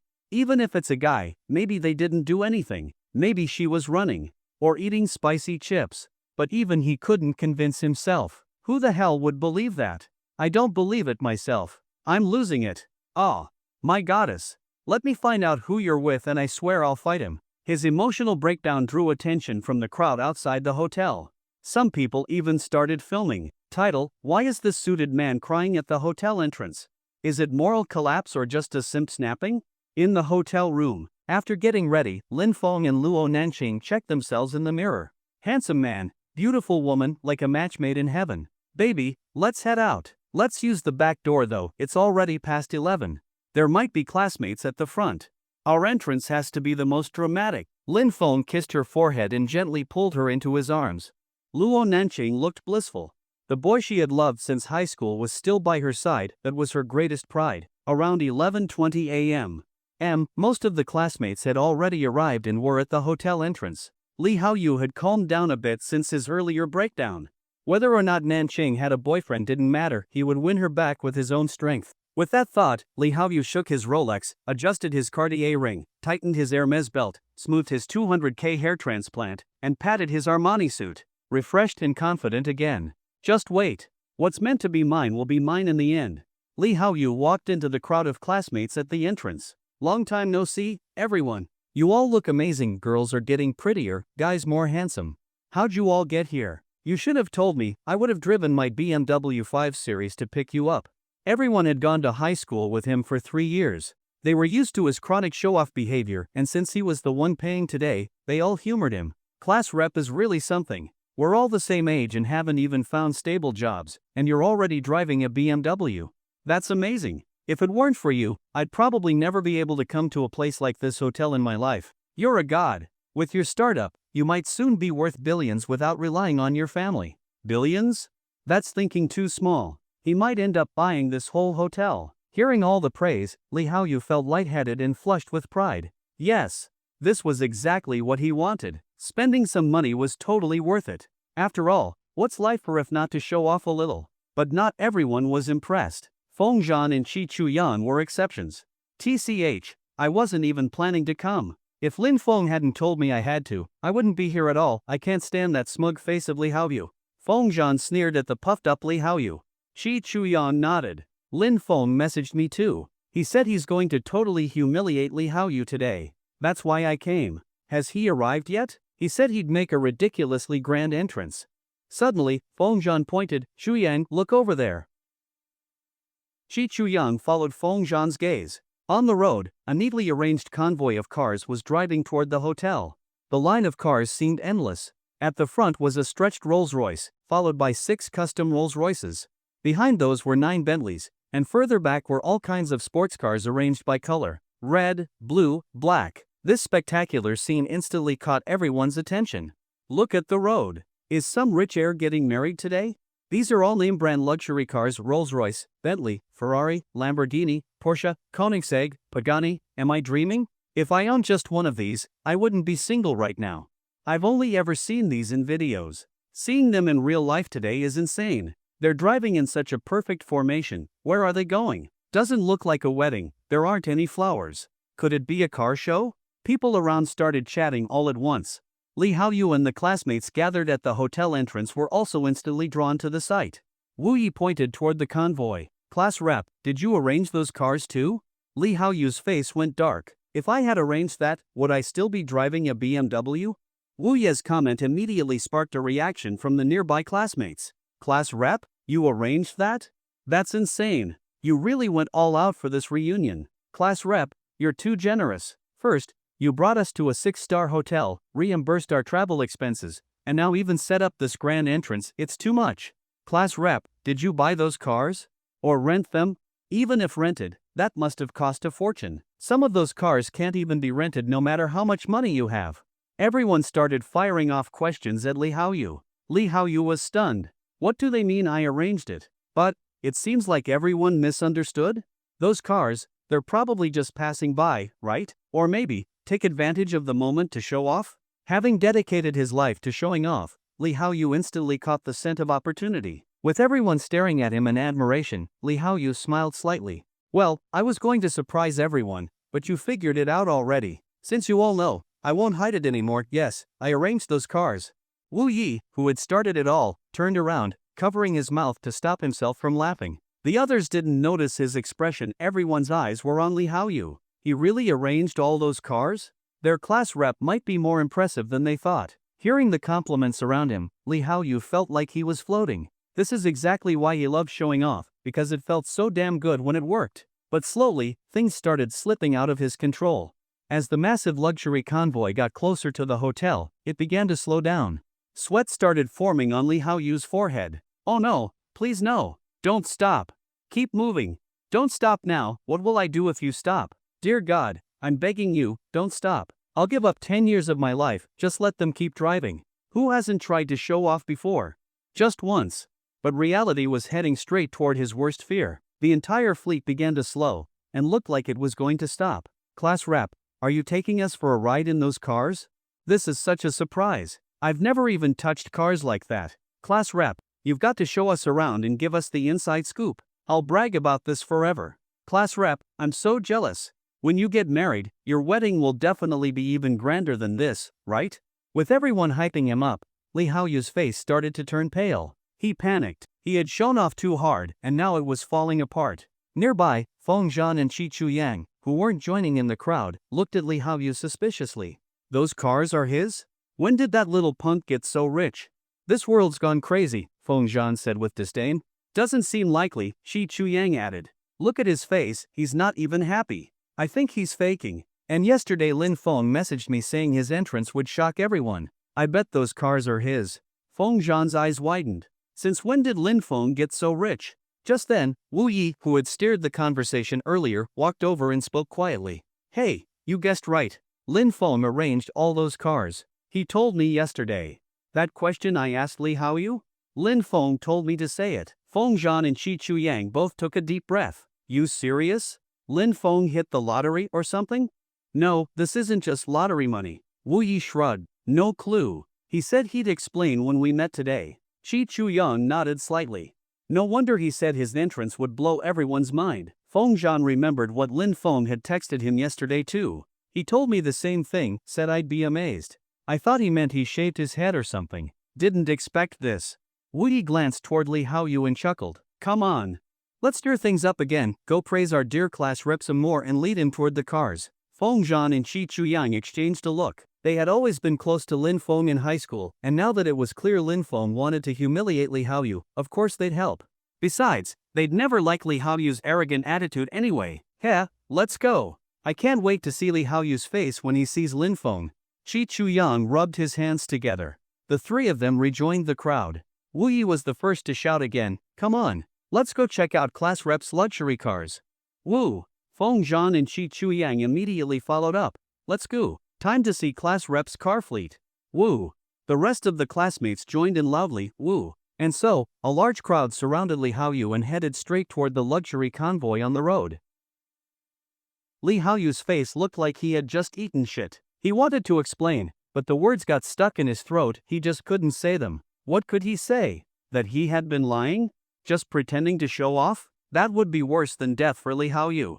His mind went blank as he was surrounded and led toward the luxury convoy. At that moment, the fleet of luxury cars came to a stop, as if confirming that they really were arranged by Li Haoyu. Lin Feng and Luo Nanqing were sitting in the frontmost extended Rolls-Royce, looking playfully at Li Haoyu. The classmates look really excited. Do they know we're in the car? Luo Nanqing asked curiously. Through the car window, she couldn't hear what people were saying outside. Lin Feng smiled. Didn't Li Haoyu love showing off? I just gave him a little help. Right now, everyone around him probably thinks all these cars are his. Judging by their faces, they must be here to admire the class rep's luxury rides. Ha ha ha ha. Won't he die of embarrassment when we get out? Just thinking about it makes me want to laugh, ha ha. Luo Nanqing already pictured the scene in her mind. They're getting closer. Stop the car. Let's get out when they're near enough. With Wu Yi, Feng Zhan, and Qi Chuyang setting the pace, the crowd quickly surrounded Li Haoyu and brought him to the front of the convoy. Class rep, why do you look so pale? Are you feeling unwell? Your forehead's all sweaty. If you're not feeling good, go rest in one of your cars. After all, they're yours, right? Wu Yi said loudly, holding back laughter. At that moment, the door of the extended Rolls-Royce suddenly opened, and a smooth, fair leg stepped out. Luo Nanqing, wearing a flowing white dress, got out of the car like a noble princess. In that moment, it was as if the whole world froze. Everything turned black and white except for Luo Nanqing, who was the only splash of color. Her every movement made the heavens and earth lose their brilliance. Compared to her, everyone else looked like an ugly duckling. Makeup is meant to enhance beauty, but on her face, anything extra would only hide it. Everyone was stunned. Almost 4 years since they last saw her, Luo Nanqing was even more beautiful than before. No words they could think of felt worthy enough to describe her beauty. It took several seconds for the crowd to snap out of it. Hi, everyone. Long time no see, Luo Nanqing greeted them with a smile. Then suddenly, someone in the crowd shouted, Nanqing, why did you come out of the class rep's car? Luo Nanqing frowned slightly. Class rep's car? Li Haoyu? I don't know anything about this being his car. Who told you that? This is my boyfriend's car. Li Haoyu felt like he had been thrown into an ice pit, completely humiliated. He had planned to show off his wealth and win Luo Nanqing back, but now? Win her back with what? This many luxury cars, such a grand scene, how could a normal person pull this off? Trying to compete with a guy like that for a girl was suicide. The moment Luo Nanqing denied it and people realized the cars weren't Li Haoyu's, they started looking at him differently. So Li Haoyu had been faking? Playing them all? No wonder he looked like he'd eaten shit earlier. Though most people secretly looked down on him, they didn't say it out loud. After all, he was still paying for the reunion dinner. Push him too hard, and they might not even get to eat. But not everyone cared. Some saw this as the perfect moment to make fun of Li Haoyu. Wu Yi cleared his throat, patted Li Haoyu hard on the shoulder, and loudly asked, "Class rep, what's going on? So you were lying to us just now? Didn't you say you arranged all these cars?" "Doesn't look like it." Li Haoyu wanted to bury himself alive. Damn it. Why bring that up? Didn't he know the rule, see through, but don't say through? Well, Wu Yi clearly wasn't interested in being friends with him anyway. Just when the scene was getting unbearably awkward, Lin Feng stepped out from the other side of the car and walked over to Luo Nanqing, naturally wrapping his arm around her waist. "What's going on here? Why is everyone gathered around? Are you welcoming me and Nanqing?" Lin Feng's appearance broke the silence. Seeing how close he and Luo Nanqing were, and remembering that she had just said the cars belonged to her boyfriend, it wasn't hard to guess. These cars belonged to Lin Feng? Li Haoyu froze, completely stunned. How could these cars be Lin Feng's? He knew Lin Feng's background, how was this even possible? But no matter how much he refused to believe it, it was happening, right in front of him. Shi Chuyang exchanged a glance with Lin Feng and stepped out at just the right moment. "Lin Feng? You're here? Are these your cars?" The class rep kept saying they were his, so we came over to take a look. Didn't expect he was just talking nonsense to show off. Lin Feng laughed. "His cars? Ha ha ha, that's hilarious. But come on, you shouldn't talk about the class rep like that. Don't be so cynical, he probably wasn't lying to show off. He probably just wanted to liven up the reunion, right class rep? Why don't you say something? Isn't that what happened?" Li Haoyu squeezed out a forced smile, face twisted like a bitter melon. "Why yeah, Lin Feng's right. I was just trying to make a joke with everyone. Actually, I knew these cars were his. We talked about this ahead of time. Ha ha ha." Taking the hint from Lin Feng, Li Haoyu finally found a way out. But Lin Feng raised an eyebrow and said with confusion, "Talked about it? Class rep, did you remember wrong? Who did you talk to? I don't recall that. I was giving you an out, why are you trying to climb back up the ladder I just pulled you down from?" Shi Chuyang was the first to break, he couldn't hold it in and burst out laughing. Wu Yi was the second. Feng Zhan was the third, he laughed so hard he had tears in his eyes. Infected by the three, everyone around them also lost control. One after another, they couldn't help themselves and all started laughing out loud. "Ha ha ha. Sorry, I know this is cruel to the class rep, but I really can't help it, trying to show off and getting burned? Priceless. He's the one paying for today's meal and you're all still. Ha ha, sorry, I can't hold it either. Class rep, why did you even try to show off? Someone gave you a way out and you didn't take it, you climbed right back up the ladder. Totally deserved. I haven't laughed this hard in ages."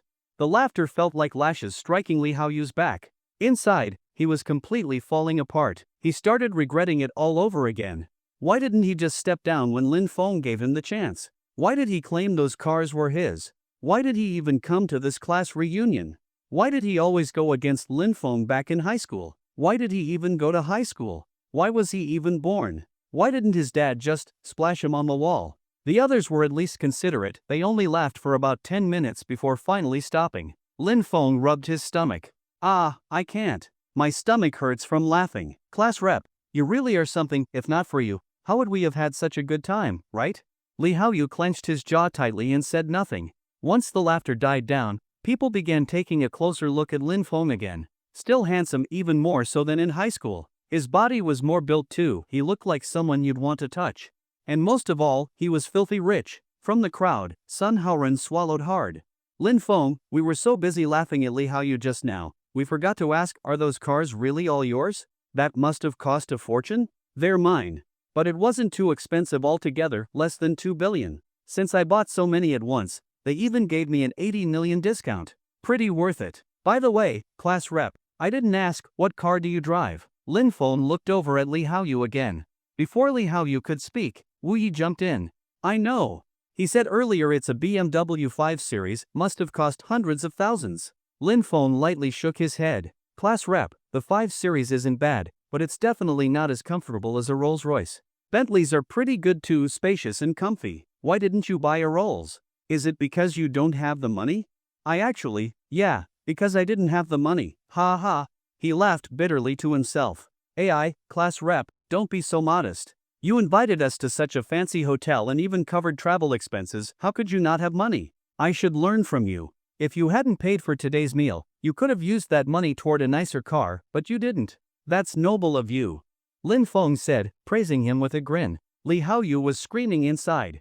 Damn it. If I had known it would end up like this, I'd never have come even if someone beat me up. Now he understood. Back when Lin Feng and Luo Nanqing were stirring things up in the group chat, it wasn't a coincidence, it was all part of the plan. Seeing that Li Haoyu's face was turning darker by the second, Lin Feng decided not to push him any further for now. There was still plenty of time at the table. If he pushed too hard and Li Haoyu ran away, where would the fun be in that? You have to shear the sheep slowly, can't strip it bald all at once. Lin Feng waved at the group of classmates. Alright everyone, let's stop standing around. Let's head inside the hotel. I haven't eaten since this morning, I'm starving. If you guys really like the cars, I can have them drive you to the airport or train station later when we leave. Awesome. I've never ridden in a sports car in my life. Lin Feng, you're amazing. You're my idol. I don't think I'll ever forget today. A 6-star hotel, luxury cars, this is probably the peak of my life. Then Lin Feng patted Li Haoyu on the shoulder. Class rep, when it's time to leave, do you want me to drive you in one of the sports cars too? Li Haoyu stared at the fleet of luxury cars in front of him and swallowed hard. Really? Lin Feng let out a laugh. Can't believe you took that seriously. You've never ridden in a sports car? Doesn't sound like the rich class rep I know. After laughing, Lin Feng nudged Li Haoyu. Don't just stand there. Let's go, class rep, lead everyone to the dining area, I'm starving. Li Haoyu clenched his fists. Even though he was boiling with rage, on the surface he forced out a smile uglier than crying. Alright, let's go. He knew he couldn't mess with the current Lin Feng. Couldn't mess with him, so he could only endure. Everyone, follow me. The dining area is inside. You'll need to register to get in, just line up one by one. Ask me if you have any questions. Li Haoyu fled from Lin Feng and led the group into the hotel. Lin Feng and Luo Nanqing didn't move from their spot right away. Wu Yi, Feng Zhan, and Qi Chuyang also stayed with them. Lin Feng stroked his chin. Do I look like a villain right now? Luo Nanqing smiled. You do. But that's what makes it fun, he deserved it anyway. You're right. Quick, help me think of what to do next to make this even more fun. Lin Feng grinned. I'm crying, I faked it. Regret? That's impossible. When it came to someone like Li Haoyu, Lin Feng didn't even know how to spell regret. Let's go inside to see what our dear class rep has prepared for us. Lin Feng waved his hand, and the 5 of them followed the rest of the classmates. After registering at the hotel entrance, the group headed in. They took the hotel shuttle to the dining area. Along the way, everyone was awestruck by the luxurious surroundings. Phones were recording non-stop. For many, this might be the only time in their lives they'd visit a place like this. No way they were wasting phone storage now. When they arrived at the private dining room, Li Haoyu respectfully offered Lin Feng the main seat. Once everyone was seated, Li Haoyu called the waiter. Just bring the dishes I ordered this morning. You can start serving. Inside the private room, Li Haoyu seemed to regain a bit of control, like it was his space again. With confidence returning, he smiled at everyone. Hope you don't mind, I ordered in advance. Take a look and let me know if it looks okay to you. He spoke politely, but Lin Feng didn't bother being polite. He took the menu and examined it carefully. These dishes are a bit too weak. Mind if I order a few more? Did you enjoy the story, guys? I hope you did. Support this video with a like and a comment. I'd really appreciate it. Thanks for watching and see you next time.